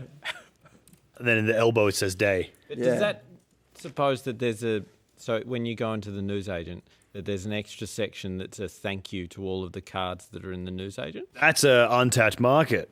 Really is. A card for every occasion saying thank you for the happy birthday card. Thank you for the get well soon card. Thank you for the happy 6th birthday card. Yeah, If yeah. you really You could love double me the and cared sales. about my happiness, you would not write me a card, Nana, so I don't have to write one back. Right? That's the greatest gift you could give me. To not make me have to do this, to go to the letterbox. That wasn't the gift I was giving you. Well, It's giving you the gift I want to return the gift you give me, and I want to give. Nah, you're gonna get uppercutted. That's the gift. You're gonna get uppercutted. Yeah. That's your new gift. Yeah. You ungrateful grandson. Like that. All right, now we need 3 more sketch ideas. Kiss your nana's fist. Kiss. Kiss, kiss, your nana's fist. Kiss, kiss by a rosed fist. Yeah, yeah. You going back in the bucket? You go back in the bucket. Oh yeah. Why don't we go back to Really farts? razzing you up. Hey? You know, let's fish where the fish are. You know. Yeah. Oh yeah. You got How about a man who farts Yeah. so much Oh okay. that How much does he fart? well, he farts so much that he has a significant carbon impact. yeah. Carbon arse print. His carbon arse print. Has He has to eat a special diet like the grass fed. Oh, with the seaweed? Give him that Yeah, the seaweed. He has to eat that algae. seaweed. Yeah. Yeah. What about Okay. they should make the beach out of towel. They should. Yeah. Yeah, get rid of all the pave it over. Did we already come up with a pair of running scissors? Oh, That's good. Safety scissors for running. I don't know for sure whether we did or we didn't. Like this But, is I an mean, Olympic event, or These are scissors that are made for running. They're with. designed to run with, and you don't have to run with them, but you absolutely can. Yeah. What about You would take over the market so fast. What about a pair of scissors if you've already done the running? Yeah. A pair of scissors with handles on both sides, so you can never pass it the incorrect way.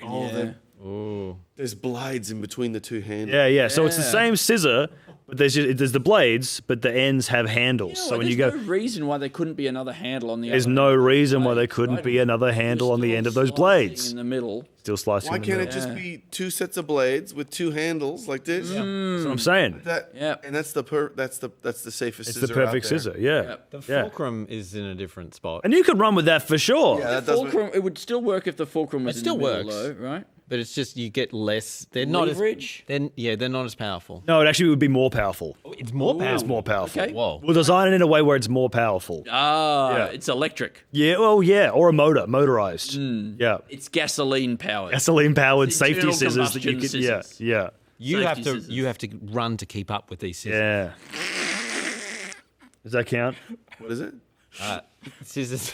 You don't have to run with these scissors because they have their own internal motor and wheels. Yeah, they power you. They drive along and you ride on top of them, Yeah. whipping them. Chariot kind of situation. What about a car on the same thing where you have to drink drive to drive it?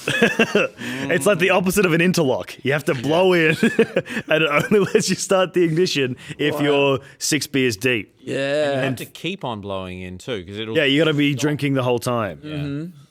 If your blood. I'm not sure what the practical use for that is. Yeah, but what is the practical use or what is the... But it's one of those things where like they know that they'll find a purpose. We don't know the use for it Yeah, yet. we don't know. It's the like use for it yet. they found penicillin by accident, right? Yeah. And it wasn't until a bit later where they would cure diseases, right? So we invent the car where you have to drink drive now, and the uses will become apparent to us. It seems like more like a trap. One more. Like if you want That's to buy crazy, man. buy a car, you buy that one. Yeah. You get put on a special list. Yeah. Yeah. But then you just park it somewhere and you just wait until the right moment. You know, it's one of those. It's just one of those forever cars that you just have. You don't drive it, but One of those forever you'll cars. see. What about Yeah, it's much the same idea, I but found my forever haircut. No, that's nothing. forever haircut. Yeah. Okay, wait. Yeah, I don't love the expression forever home. Yeah. Like it grosses me out a little bit. Yeah. I don't know what it is. Because we're gonna ship you off to a nursing home at some point. Yeah, And well, you will. maybe That will that's be your it. last Like, home. It just In a way, the overly sentimentalizing or something like that. it's Like a bit too. I don't know. yeah, it's just a home, right? Like Yeah. That's what that means. In a way, really. your forever home is the hospital because that's the one you move into and you're never going to leave. Really, That's your it. forever home is your grave. Is the grave, yeah. Your forever home is the grave. What about a couch? Your forever hole. Your forever, yeah. What? I just said, what about a couch you can poop into? That's Oh, I'm into that. Okay, yeah. that yeah. it? A couch you can poo into. That's it. It's a toilet. 500 guys, well done. It's a sofa bed toilet. Yeah. Like that. Sofa bed toilet. Wow. Yeah. And it really is, and it's just you poop on the pillow, and then you lift the pillow and it slides down the back, and the whole back And is like a maybe trough. maybe the whole pillow flips around, And then you flip the pillow around, and then it self cleans, and so you just keep flipping. This is for like you put it in the spare room and This it's is your in the guest. spare room, Yeah. or if the toilet's occupied. Yeah. That's it. That's 500. The couch you can shit in is 500. Perfect. The sofa. Okay. Sofa bed toilet. Toilet. I guess that's Is that what you want, Andy? That's all. Yeah. You don't have to. Oh, so look, we've got 49.5 because they know that you haven't accepted it. Oh, it's undecided. Okay, look. Well, it's all down to Look. Andy. I mean, No, it's okay. It's got legs. It's got 4 legs. yeah, it does. It's got 4 legs and a toilet. Well, come on. Come up with a better idea about a couch toilet. It's okay. Look, we'll find something. It says 500. We're there. You did it. Yeah. You did it. We did it. Oh, what an absolute! I'm sorry, I made that an anticlimax. An anti. I think it was perfect. I think it was a perfect end. Climax. Oh, You guys did it. Well done. Such a long time. It's only like a couple hours more than we've done previously, right? Yeah, and It felt longer. You guys look did better feel longer. than the last time I think was so? Thank you so much. And I was here for the end last time, I think. Yeah, you were. You wow. carried us over the line a few times. Thank you. Thank you. While you read out the sketch ideas, Alasdair, Yeah. would you like me to carve you Yeah, a cheese it. goblet? Yeah, can you go make a couple of cheese goblets? I'll start on the What's a sketch cheese ideas. goblet? Where would I find some wine? It'll be in my backpack that's just over there. What about some cheese? Yeah, it's in the fridge. Okay. Okay, we got emotionally sensitive gums. Refer to an erection as What's a that? downstairs. What's that one? No, you can't. You can't do that. Well, I want to know. No, you can't. I'm really sorry. You can't. You'll have to watch back.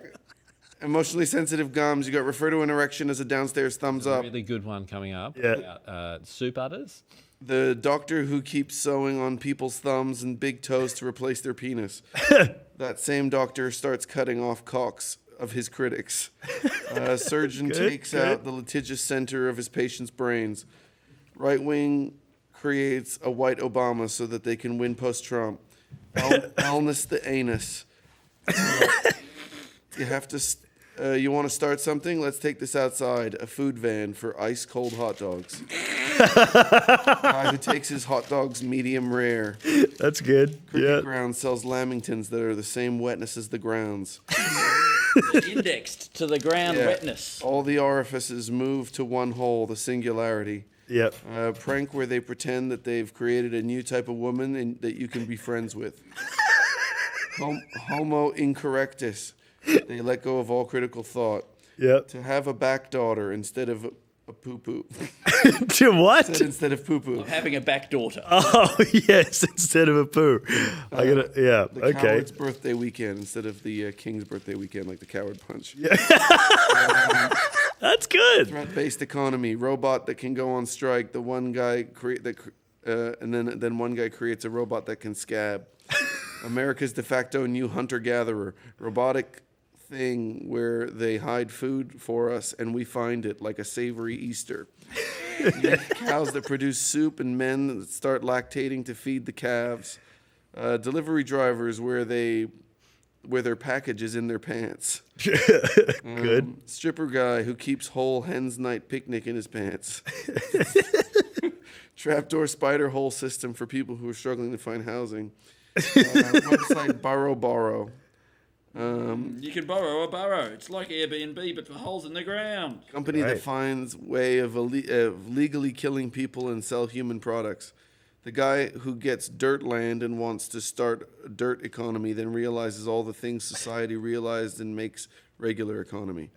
Dirt land? Don't remember that one at all. Magic Potion economy. They have info all through it.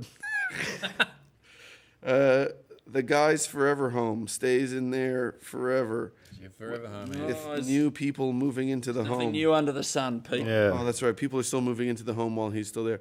Man with a sedan moves your house by the carload. Fun gerbils token, a park where you get a bag of gerbils to feed the carnivores. Morning white, guys who thinks cocaine in the morning is novel. Pitch a back tent, that's Occupy Bowl Street. Pitch a back tent and Occupy Ball Street? Yeah, pitch a back tent is to have a stiff turd coming out your butt. Yeah, no, I got it straight away. No, need no explanation. I'm pitching a back. The chocolate bar follows the hero's journey because it becomes a turd that looks like a chocolate bar. Oh yeah, he's the same, but he's changed. Oh man. Shrink down and go into your mom's body and make the virus feel bad. Reverse diarrhea, which is gelatinous piss. Woke mind virus spreads to the gut and gives you diarrhea.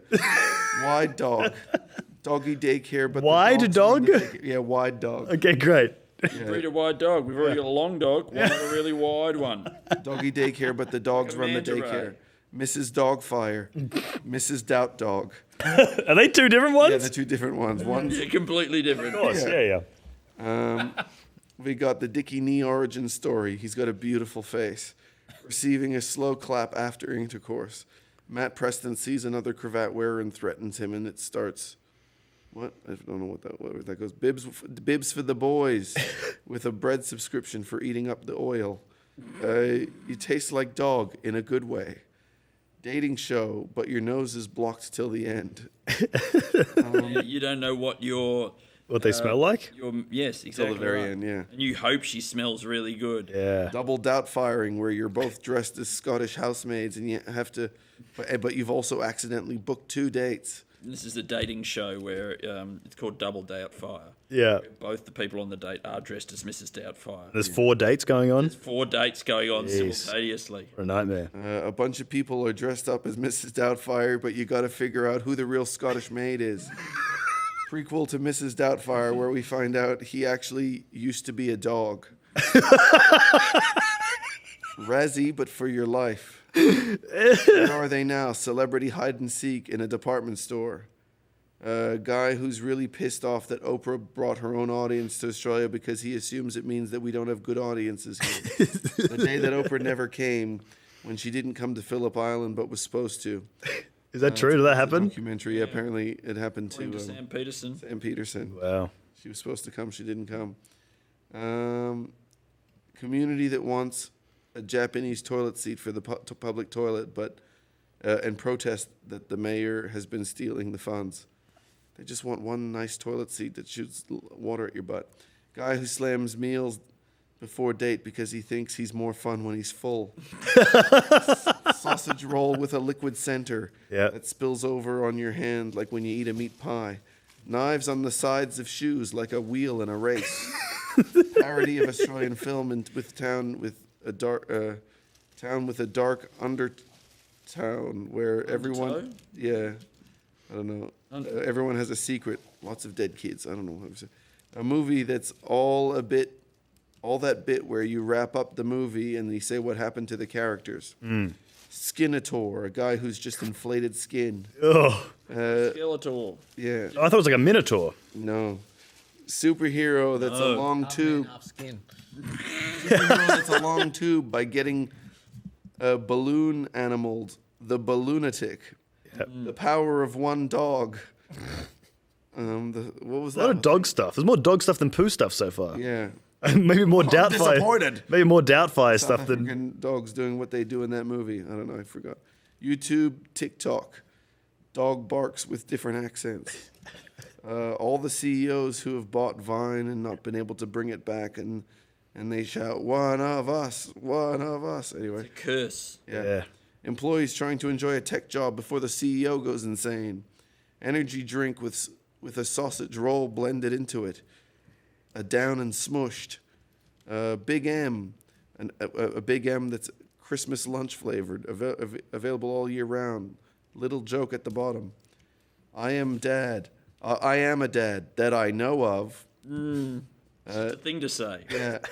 Dad makes joke on Boxing Day. Geez, the decorations are up early this year. Gets laugh, and then I got to go for a drive, and he tries to get more on the street from people. See you next year. Guy accidentally says it at 12:01 on the 1st of January, then has to go away for a year. Guy who's bigoted but against people who drink tree sap. Bay leaf startup that makes bay leaf drinks. BLF. Give it to the bailiffs. Put bailiffs in cars. This is ramblings of madmen. Brand the Not stand. even at triple digits yet. No. Brand the you're stand. kidding. Corporate logos on corporate courtroom stands. Prisoners who get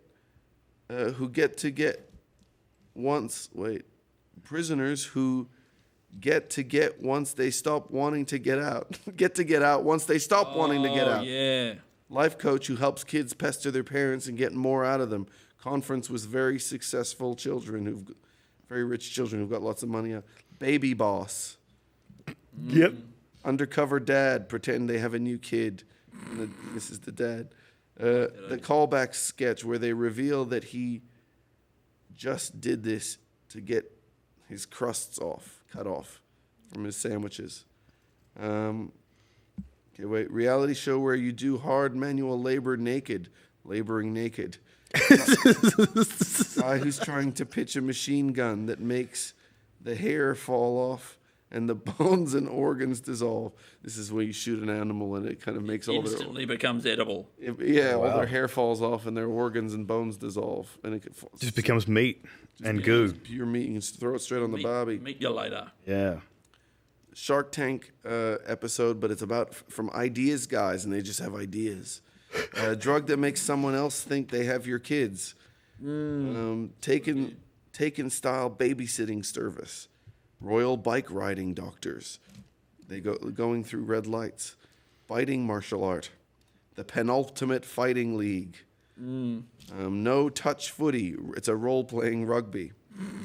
Where they kick a big dice around. Yeah. I know that's the next one. Rugby with a dice Dungeons and Dragons roll. Horizontal podcasts. The sound is horizontal. Yep. The hypno movie that spins and just makes you believe it's a good movie, and the people talking about it looking back. Chinese food was just hypnotism. It's actually not real. We take Joel Duscher to big claims court because he claimed he could pull a plane. Extending podcasts with AI to get more from the before the beginning and some after the podcast. Hear them go home and get hanged. I don't know what happened. Go home and get hanged? Yeah. Okay. I don't remember that bit. It's a dark little twist. Yeah, okay. Shrinking horses down till the kicks they offer are good for you. Just a little bit. Just a little bit. Yeah. The guy who is successfully drinking the ocean and balances it out with sugar. The Jam Sea, we create a sweet sea. Sketch prank show where one guy doesn't realize he's in the show and all his friends are just acting as jerks. Surprise tragedy sketch show. Guy who was adopted and is about to meet his mom and he really hopes that she's attractive. Bio-MILF. MIWLTF, guys. That's mom I would like to fuck guys. Seeing where they see themselves most. Or what they love most about MILF. What do guys, Okay, Al, just keep going. Trying to make robots that don't look like they're for war or for having sex, but obviously both is your main aim. But you find a blurry metal for it. Yeah, it's a blurry metal. Yeah. Find out God was actually a donkey and Mary was just insane thinking she'd given birth to it. A new podcast where you take prompts to make whatever they want and you hear or do other podcasts. I don't know. Guy who's created a thing where you just store stuff in his nostrils and you can get the stuff out by sneezing and he can't get himself to sneeze. Guy who gets welcomed by the fart convention people, and they think he's one of them, but he's not. He just has a real vibe of someone who's on his way to the fart convention. I love that you'd be walking along the road and people are just randomly stopping you and giving you directions to the fart convention. You didn't even know there was one on. But you just got the vibe. Guy in court who's arguing his point that his right to fart is protected by the First Amendment. The humane centipede. The mad scientist then goes and sews them into a spoon. Instead, he does a nicer... Yeah, humane. That's good. The UT guy. A UTI for guys. You can get it playing. You can get it praying. Guy who takes water parks to Human Rights Tribunal because he doesn't like the feeling of the joins between the slide bits that hurt his butt. Marina birth to ensure marinara birth to ensure an Italian son. Yep. Guy asks AI to write him a more Italian name than Mario. Even more Italian than that. A docu-sketch that shows how the direct line between Mike Whitney's Who Dares Win with Fear Factor and then Trump getting elected. A TV show called Jug of Ants where you just go to shops and you ask people to give him $50 or he'll eat a whole jug of ants. The easiest lifestyle guy. Shakespeare Holmes. Ajax Spranwyck to go back in time to have it written into Shakespeare as an ad campaign.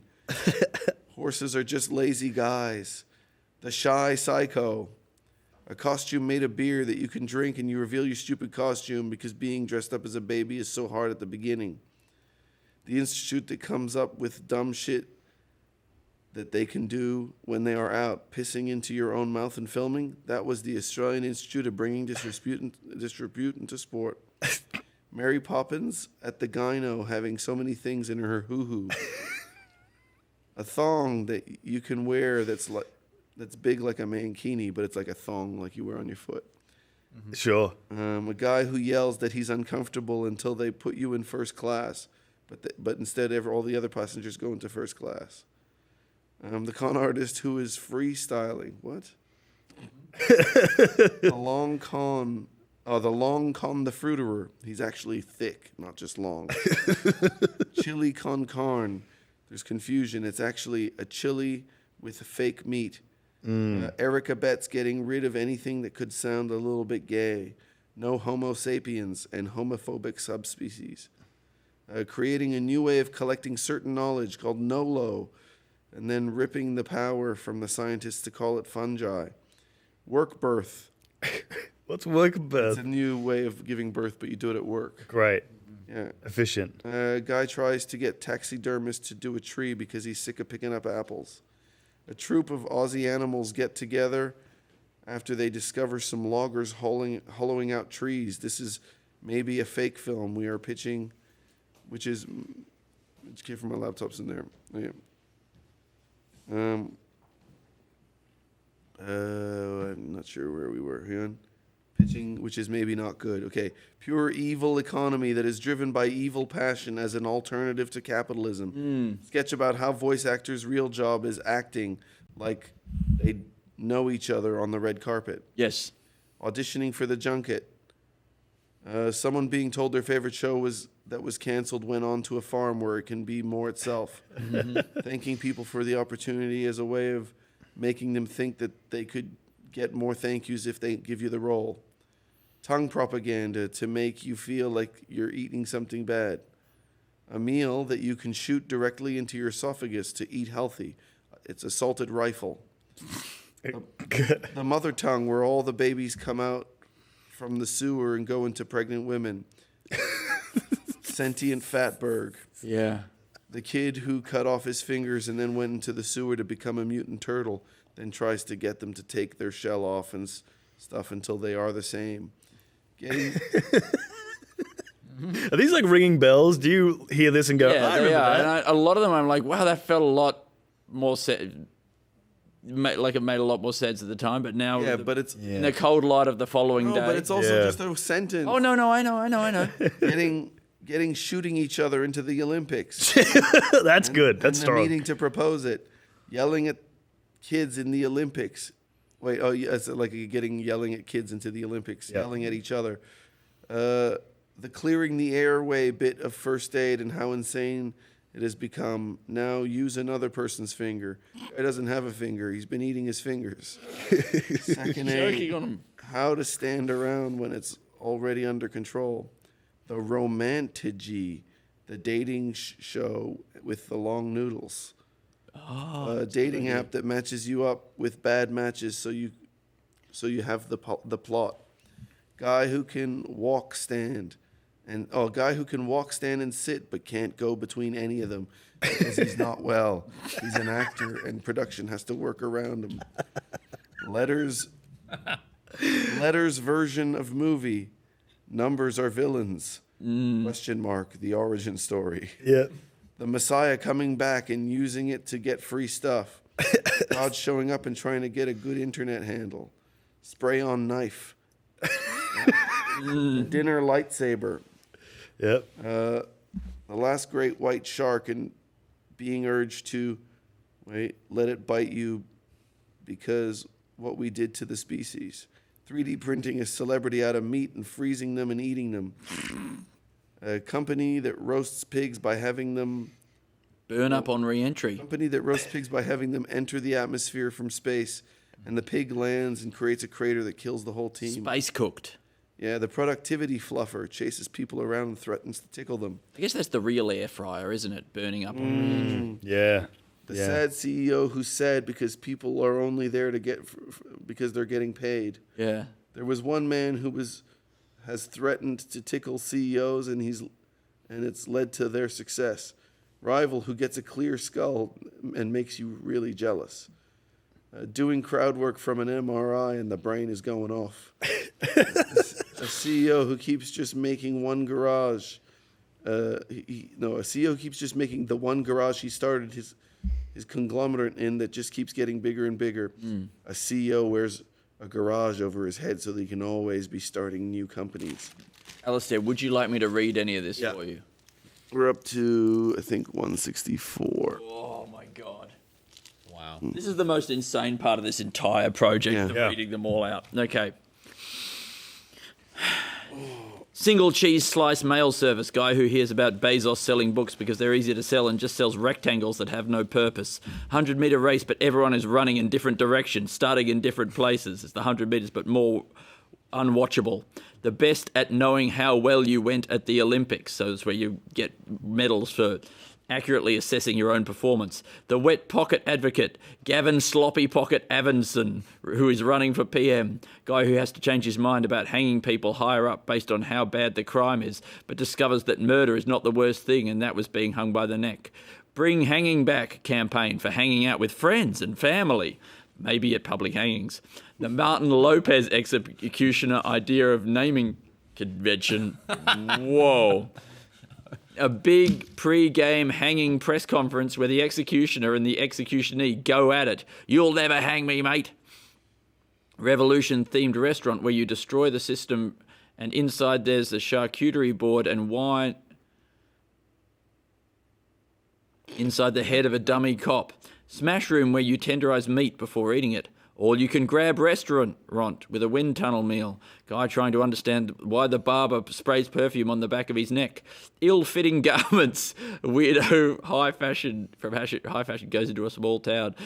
Real-life montage where they knock you out and change your outfit, then knock you out again and change you into another one. The new high-end cork hat.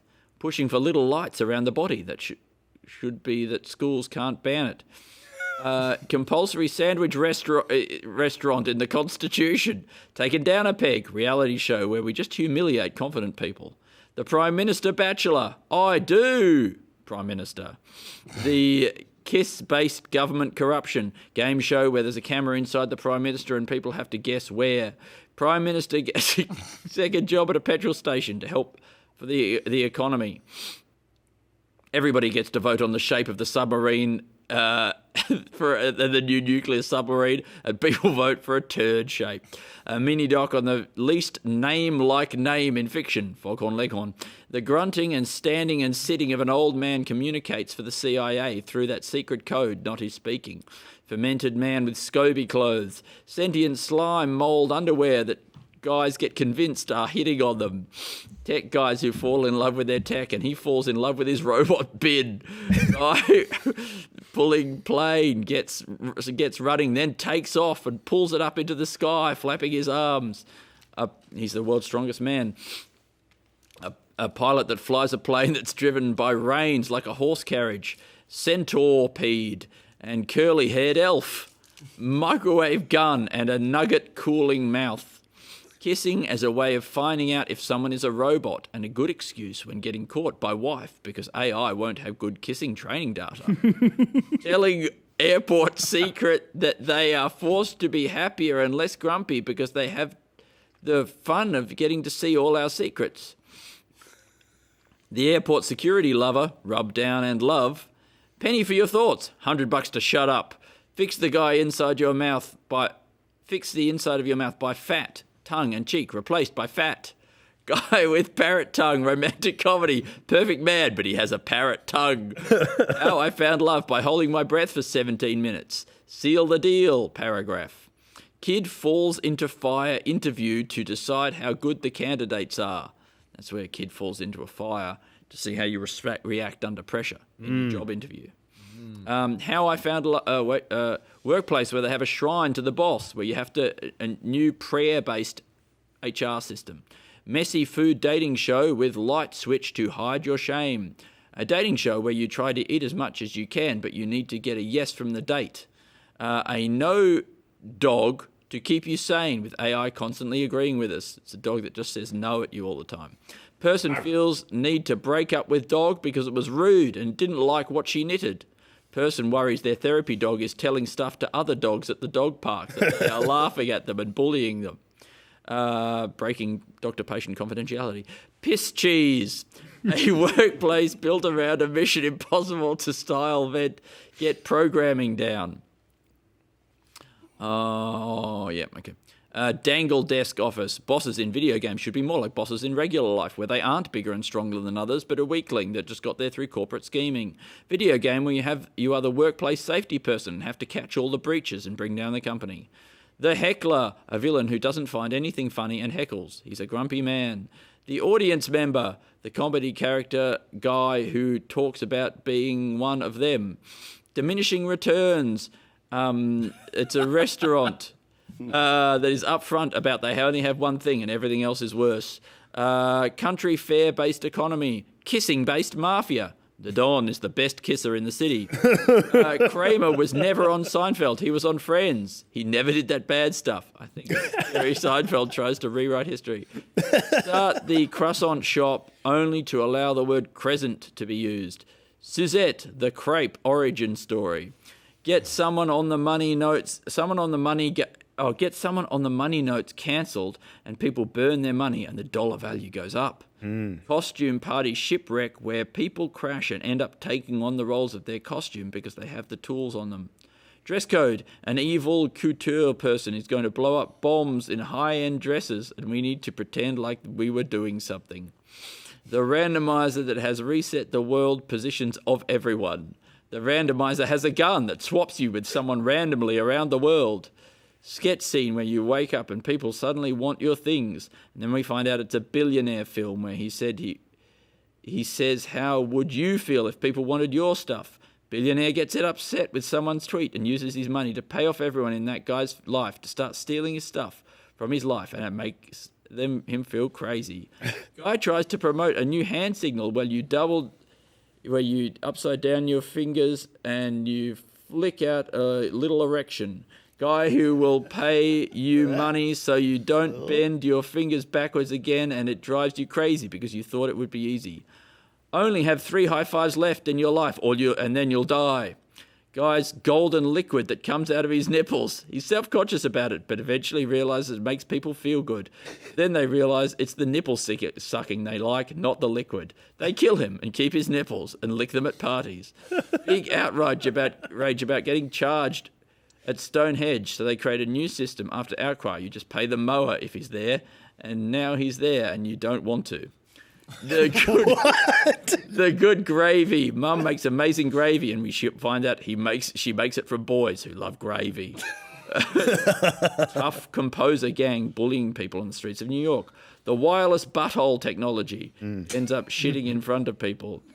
Yeah, kid getting interrogated by cop, but about whether he's done a poo, but he doesn't talk, and then gets thanked by his butt for not snitching. Guy who holds wrong girlfriend's hand and then gets upset like a toddler who has accidentally approached someone he thinks was his mum.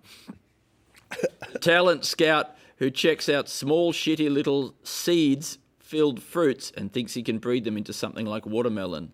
Guy who wants wetter banana because he wants a juiceable one. Runaway cucumber sketch. Moldy dick. Conspiracy about fake banana and truth about where there was never a type of banana that tastes like this one. Kiss club. Kiss to win. The kiss domination method of seduction. 1, 2, 3, 4. I declare a tongue war.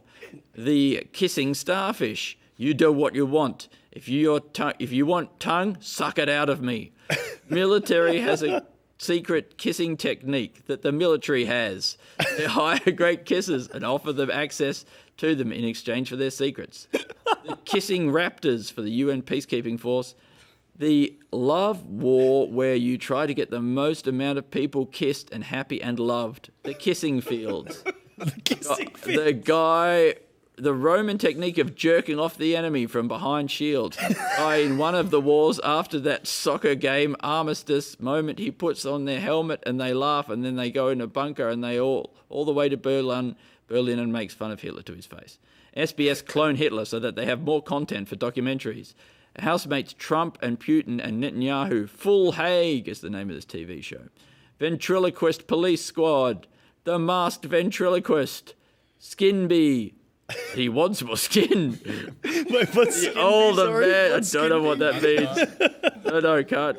I forgot. The older man doll, like a peeing baby, but he just keeps spilling his coffee on his keyboard, trying, and little girls can clean it up. I've got a lump bit about a dog, but then actual cancer, but then a new dog. Drug that makes you give compliments. Partner just makes you take more because they love them. Guy who takes MDMA, but it doesn't make him happy. It makes him angry. And the next day, they're all sorry about that. And he's like, no, I loved it. Vicks Vapor rub one out as Grandma walks in looking for her Vicks. Getting caught wanking by Nana on iPad, and Nana is interested in how the videos work. Guy that goes on a date who is way hotter than him, and she asks him if you want certain foods, and he's just vomiting all over himself. And she's like, you're funny. Having someone who apologizes for how much of a jerk you are, and that allows you to keep being a jerk. Viking tongue for racists. Braiding both your legs and one arm, convincing racists it's a Viking thing to slow them down. Sloshes, the dry feet manly idiots. Waleed Wally, louse on the last hair of the head of someone who has gone bald, has to get to the pubes where he's heard there's a community of pubic lice he can live with. Lying to drink about the name of cows, and they go to school and find out one day you were lying. Their dad says you just graduated from the school of life and now it's time to go with a dog from town to town and solve crimes. I'll help you for the first one because I'll commit the crime, but you got to find out why and to who. What? It's like a child's dream. Guys, this whole thing. Oh, yeah. Guy standing near the Colosseum who is standing near the lions and saying you used to fight lions in there and now you have to fight the lions to get in there. These queues, I mean. No one speaks enough English to get it. But he keeps going back day after day and trying his joke.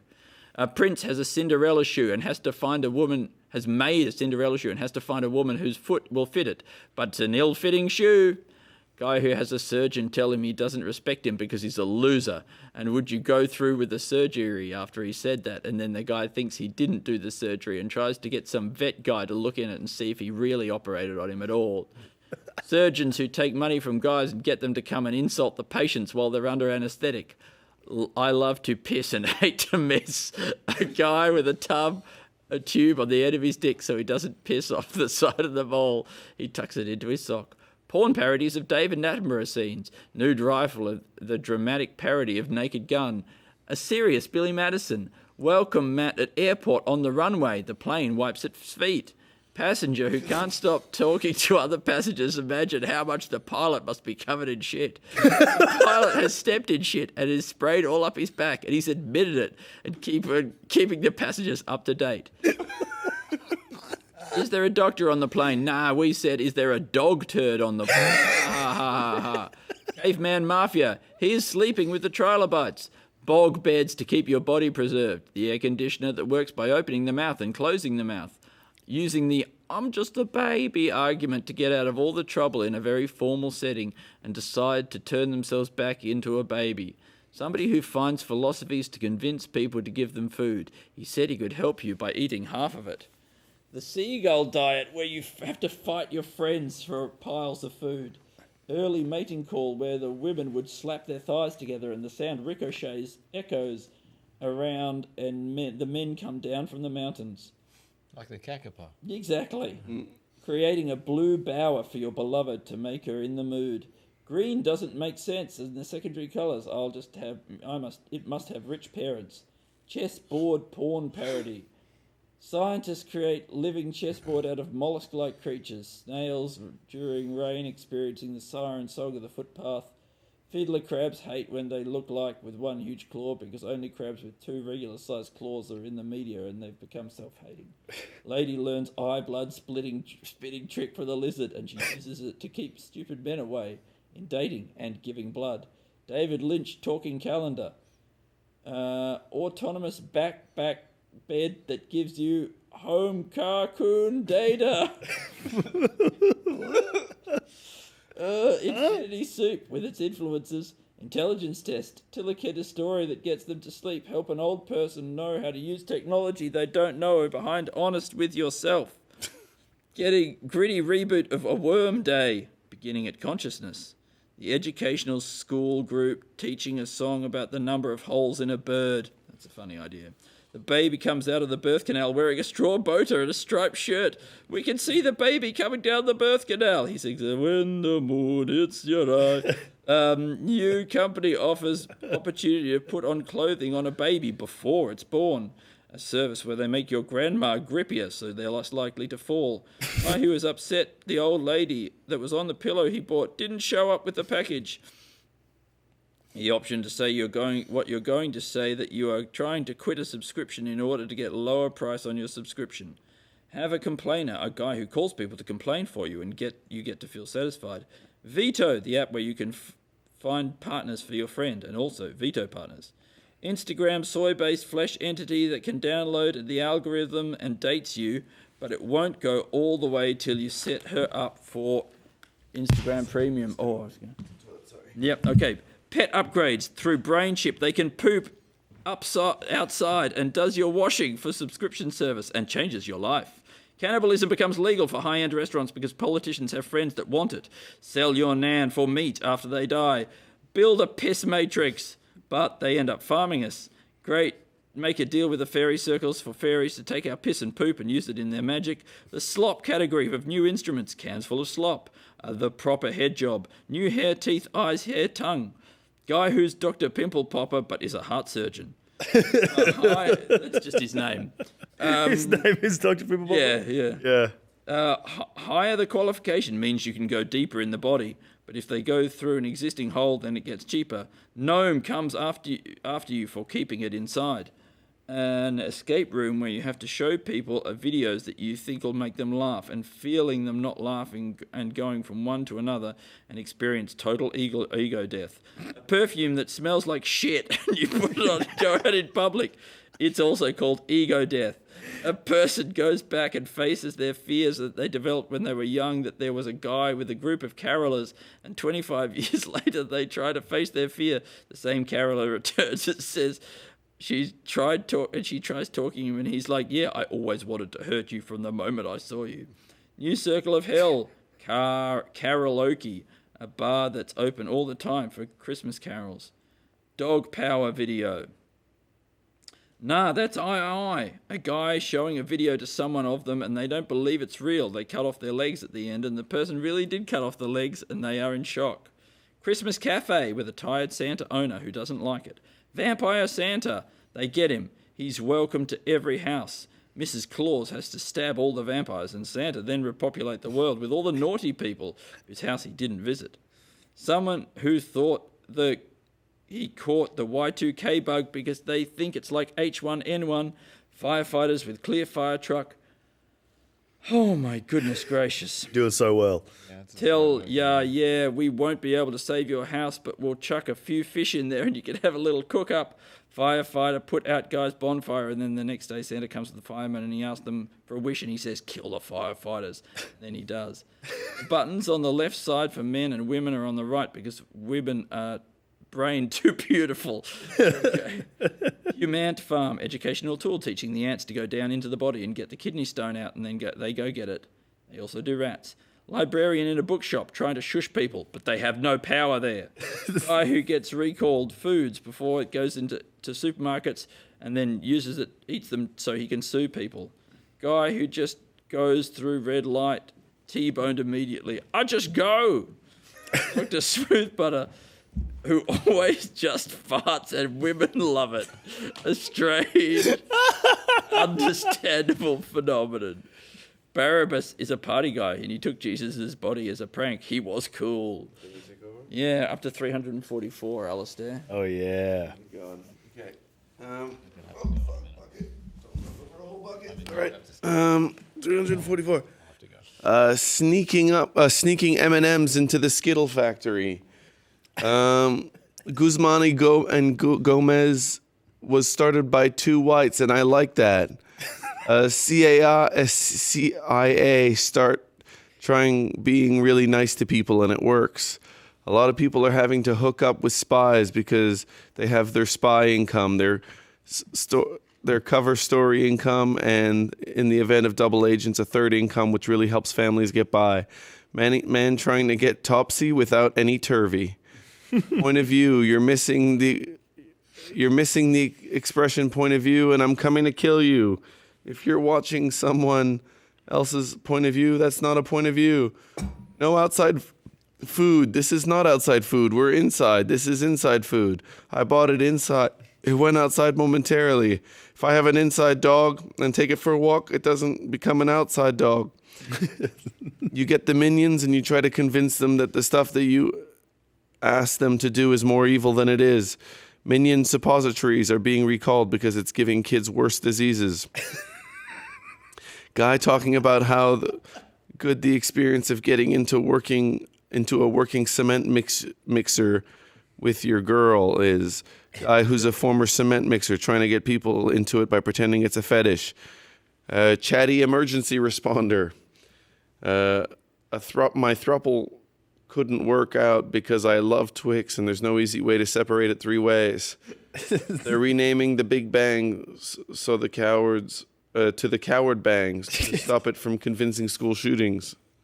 What? Or not convincing, but so encouraging. Yeah, encouraging. Dog pallbearers taking owner to cemetery. How'd they train the dogs to do that? They did it willingly. They love burying bones. Cook discovering Australia. I'm the best. Him in Hawaii getting eaten. The Hawaiians say, he's the best. Putting prisoners to work driving a bus.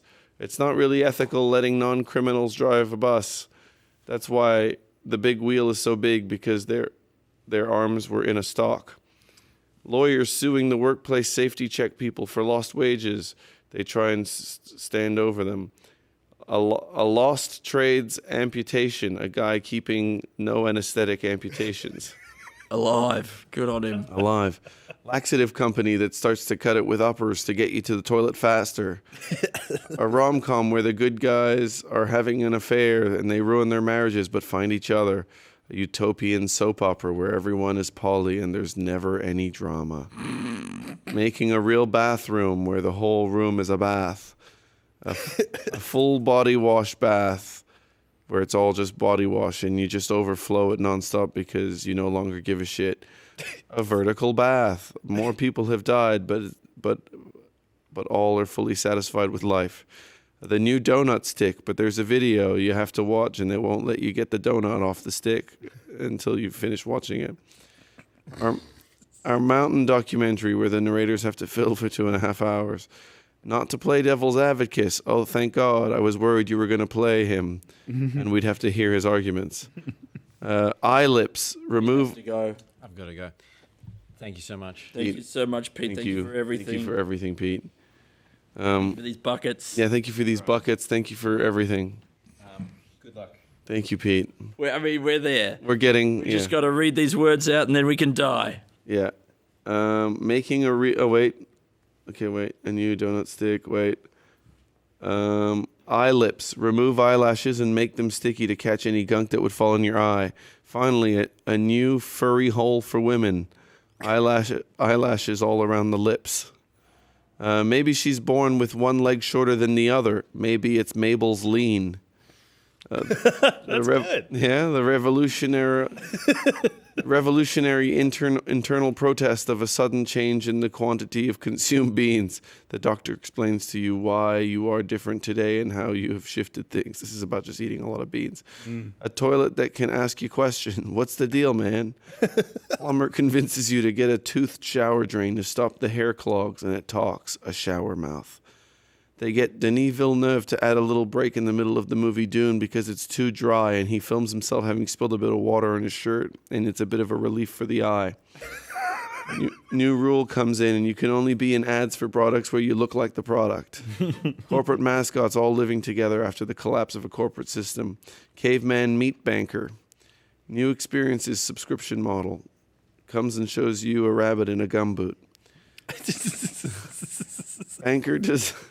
This is all good stuff. Oh, it's so good. Banker doesn't know how to undo the lock on your card. He just passes you a knife and says, just rob me. Pens are no longer on chains because no one no longer respects chains. Guy is very worried about this. Guy in prison. Why are you in here? Bank robbery. And then we flash back and we see him finish writing a check, and then he puts the pen in his pocket and walks out, and then we see a flash of the cops.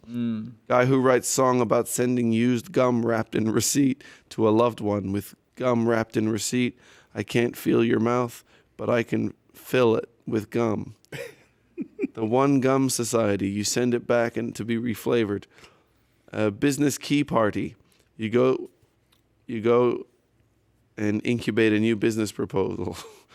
Confused swingers who are just trying to get to a park swing convention but keep getting railed. The double starfish railing. Guy who treats being in an audience as an audition. The higher status guy getting so many laughs to all these suck asses. Suck asses? Yeah, I don't know. Guy with a gun who was in a bank robbery was getting a great laugh, which makes him want to do stand-up. I go to work and that's okay. I go to work and that's work. And then I drive home and that's work.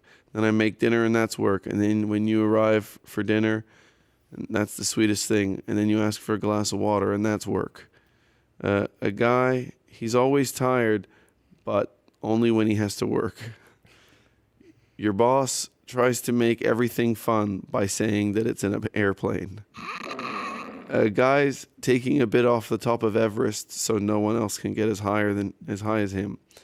The fantasy film where the Sherpas dream of killing the rich pricks. Guy who's a climber, but just suggesting Sherpas carrying him up the Everest.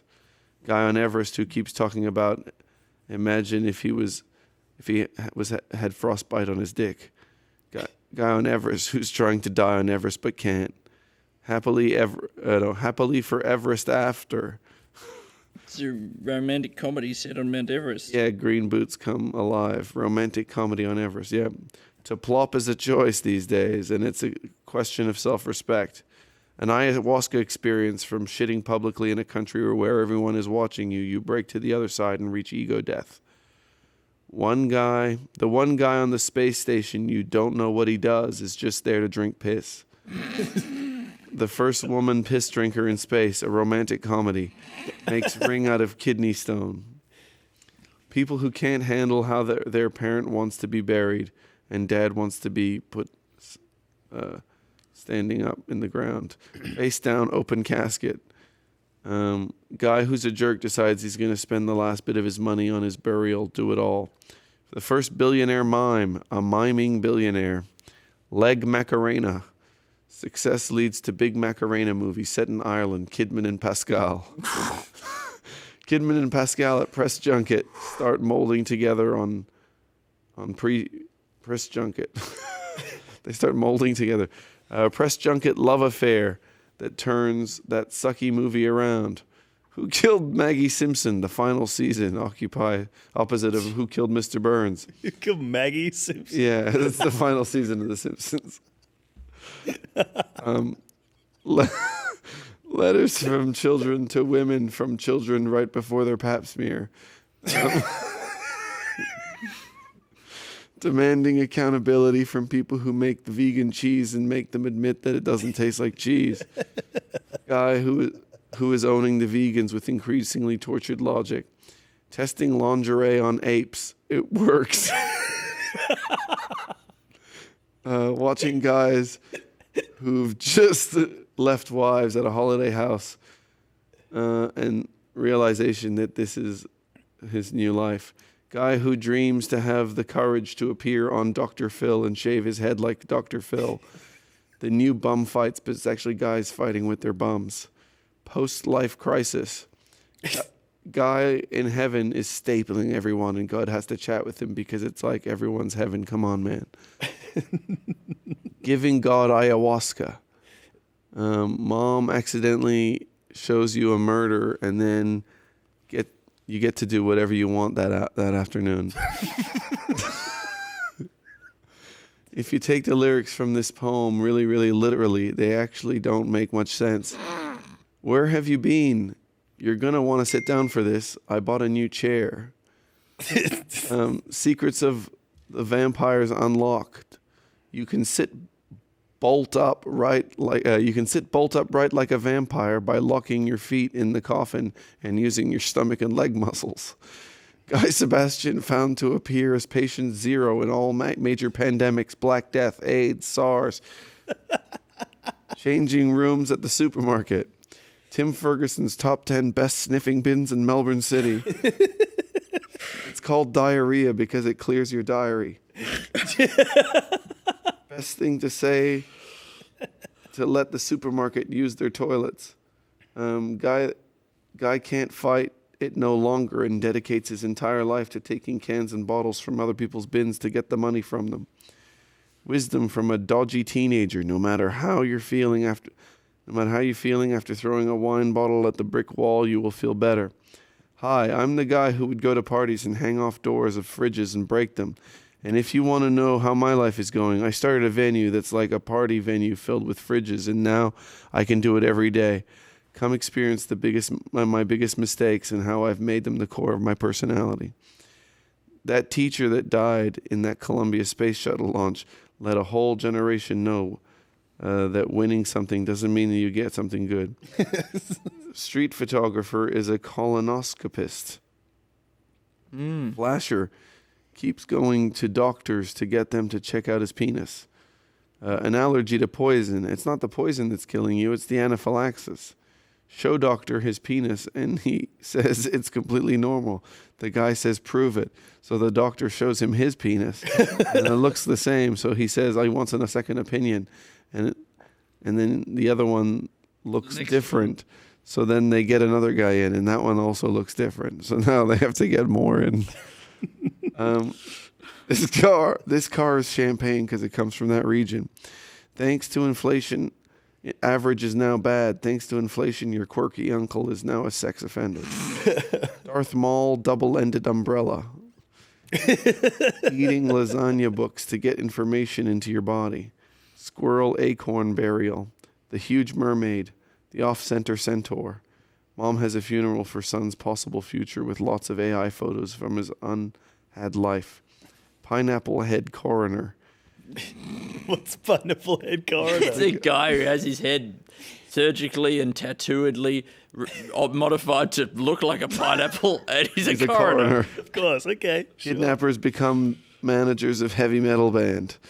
Lowering the bar to being able to canonize the heaviest saint yet, Andre the Giant. Bank robber on Shark Tank.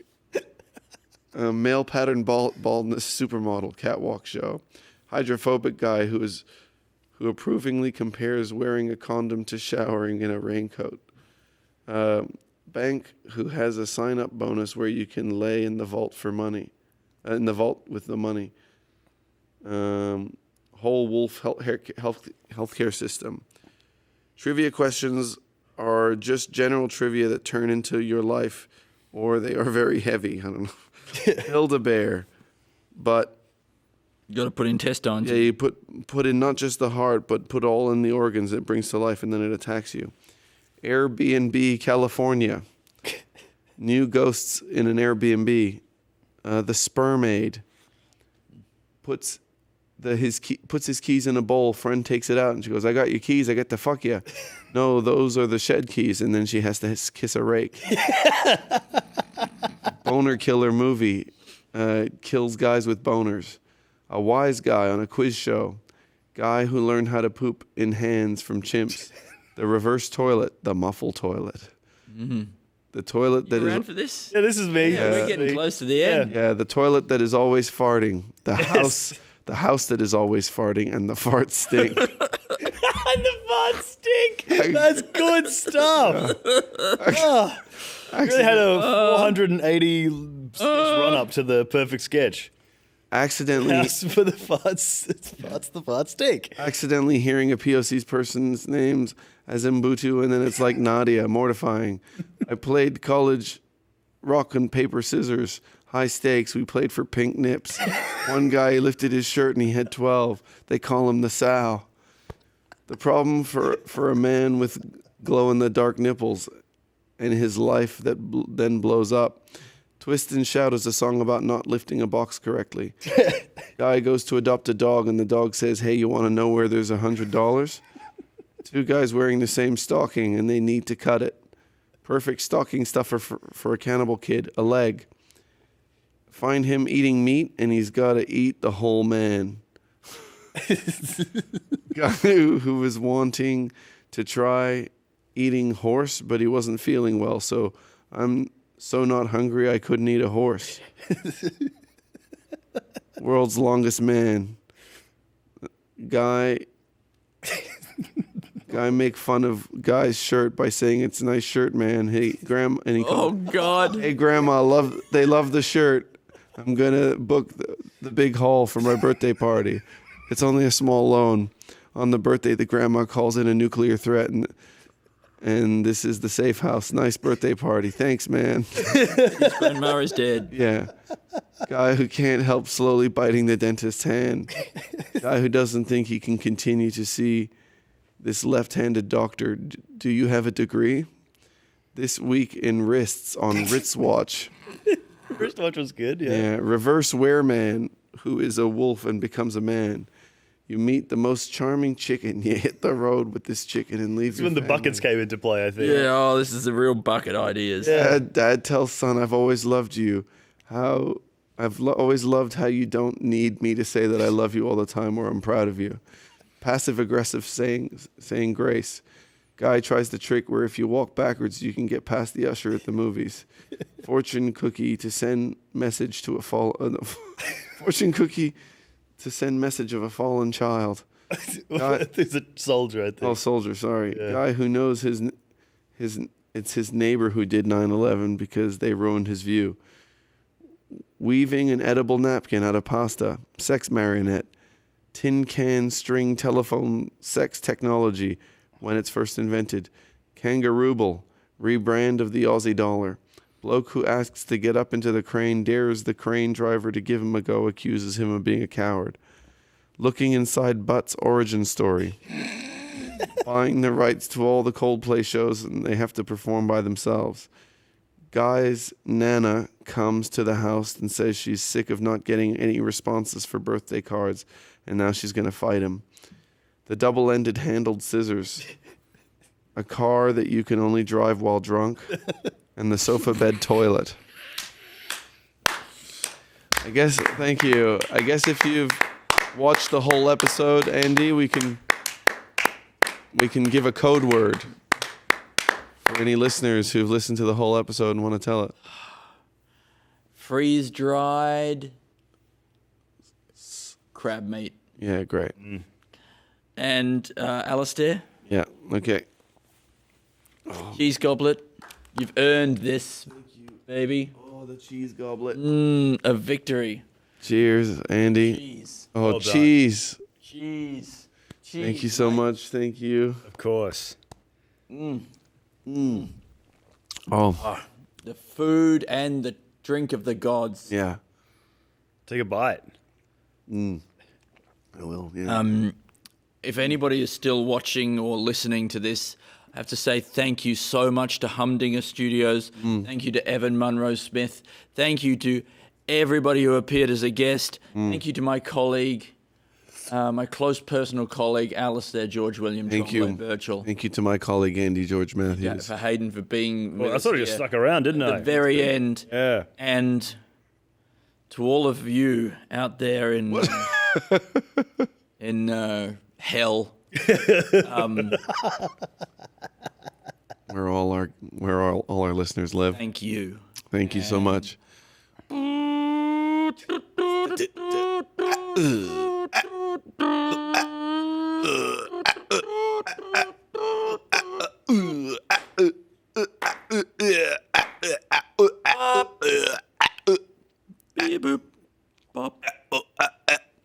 I just want to say, we love you. We love you. And I think, Alasdair, we might start doing some real sketch podcast episodes. Okay. This is the evolution. I guess we'll see. I think we're evolving, like Pokemon. Yeah. And we're assuming our next form. Okay. As people who actually do audio sketches. Okay, that sounds good. I would really like that, Andy. Bye-bye. Goodbye, everybody. Thank you for Thank you. everything. Thank you for watching this. It's crazy.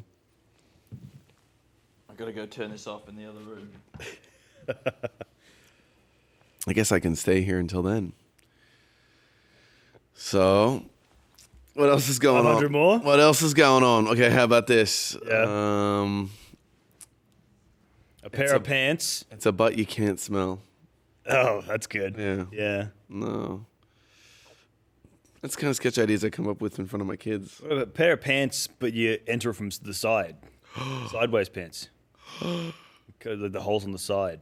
Is that anything? There's a hole in the Side of the pants. As deep as a hole. I got hiccups now. Shit. Do you want to have a little drink of wine from the goblet? No, not really. Oh, Jesus Christ, that looks horrible. I know, but it's just cheese. It's just wet cheese. It's just wet cheese. It can't hurt you. I'll see if I can go shut.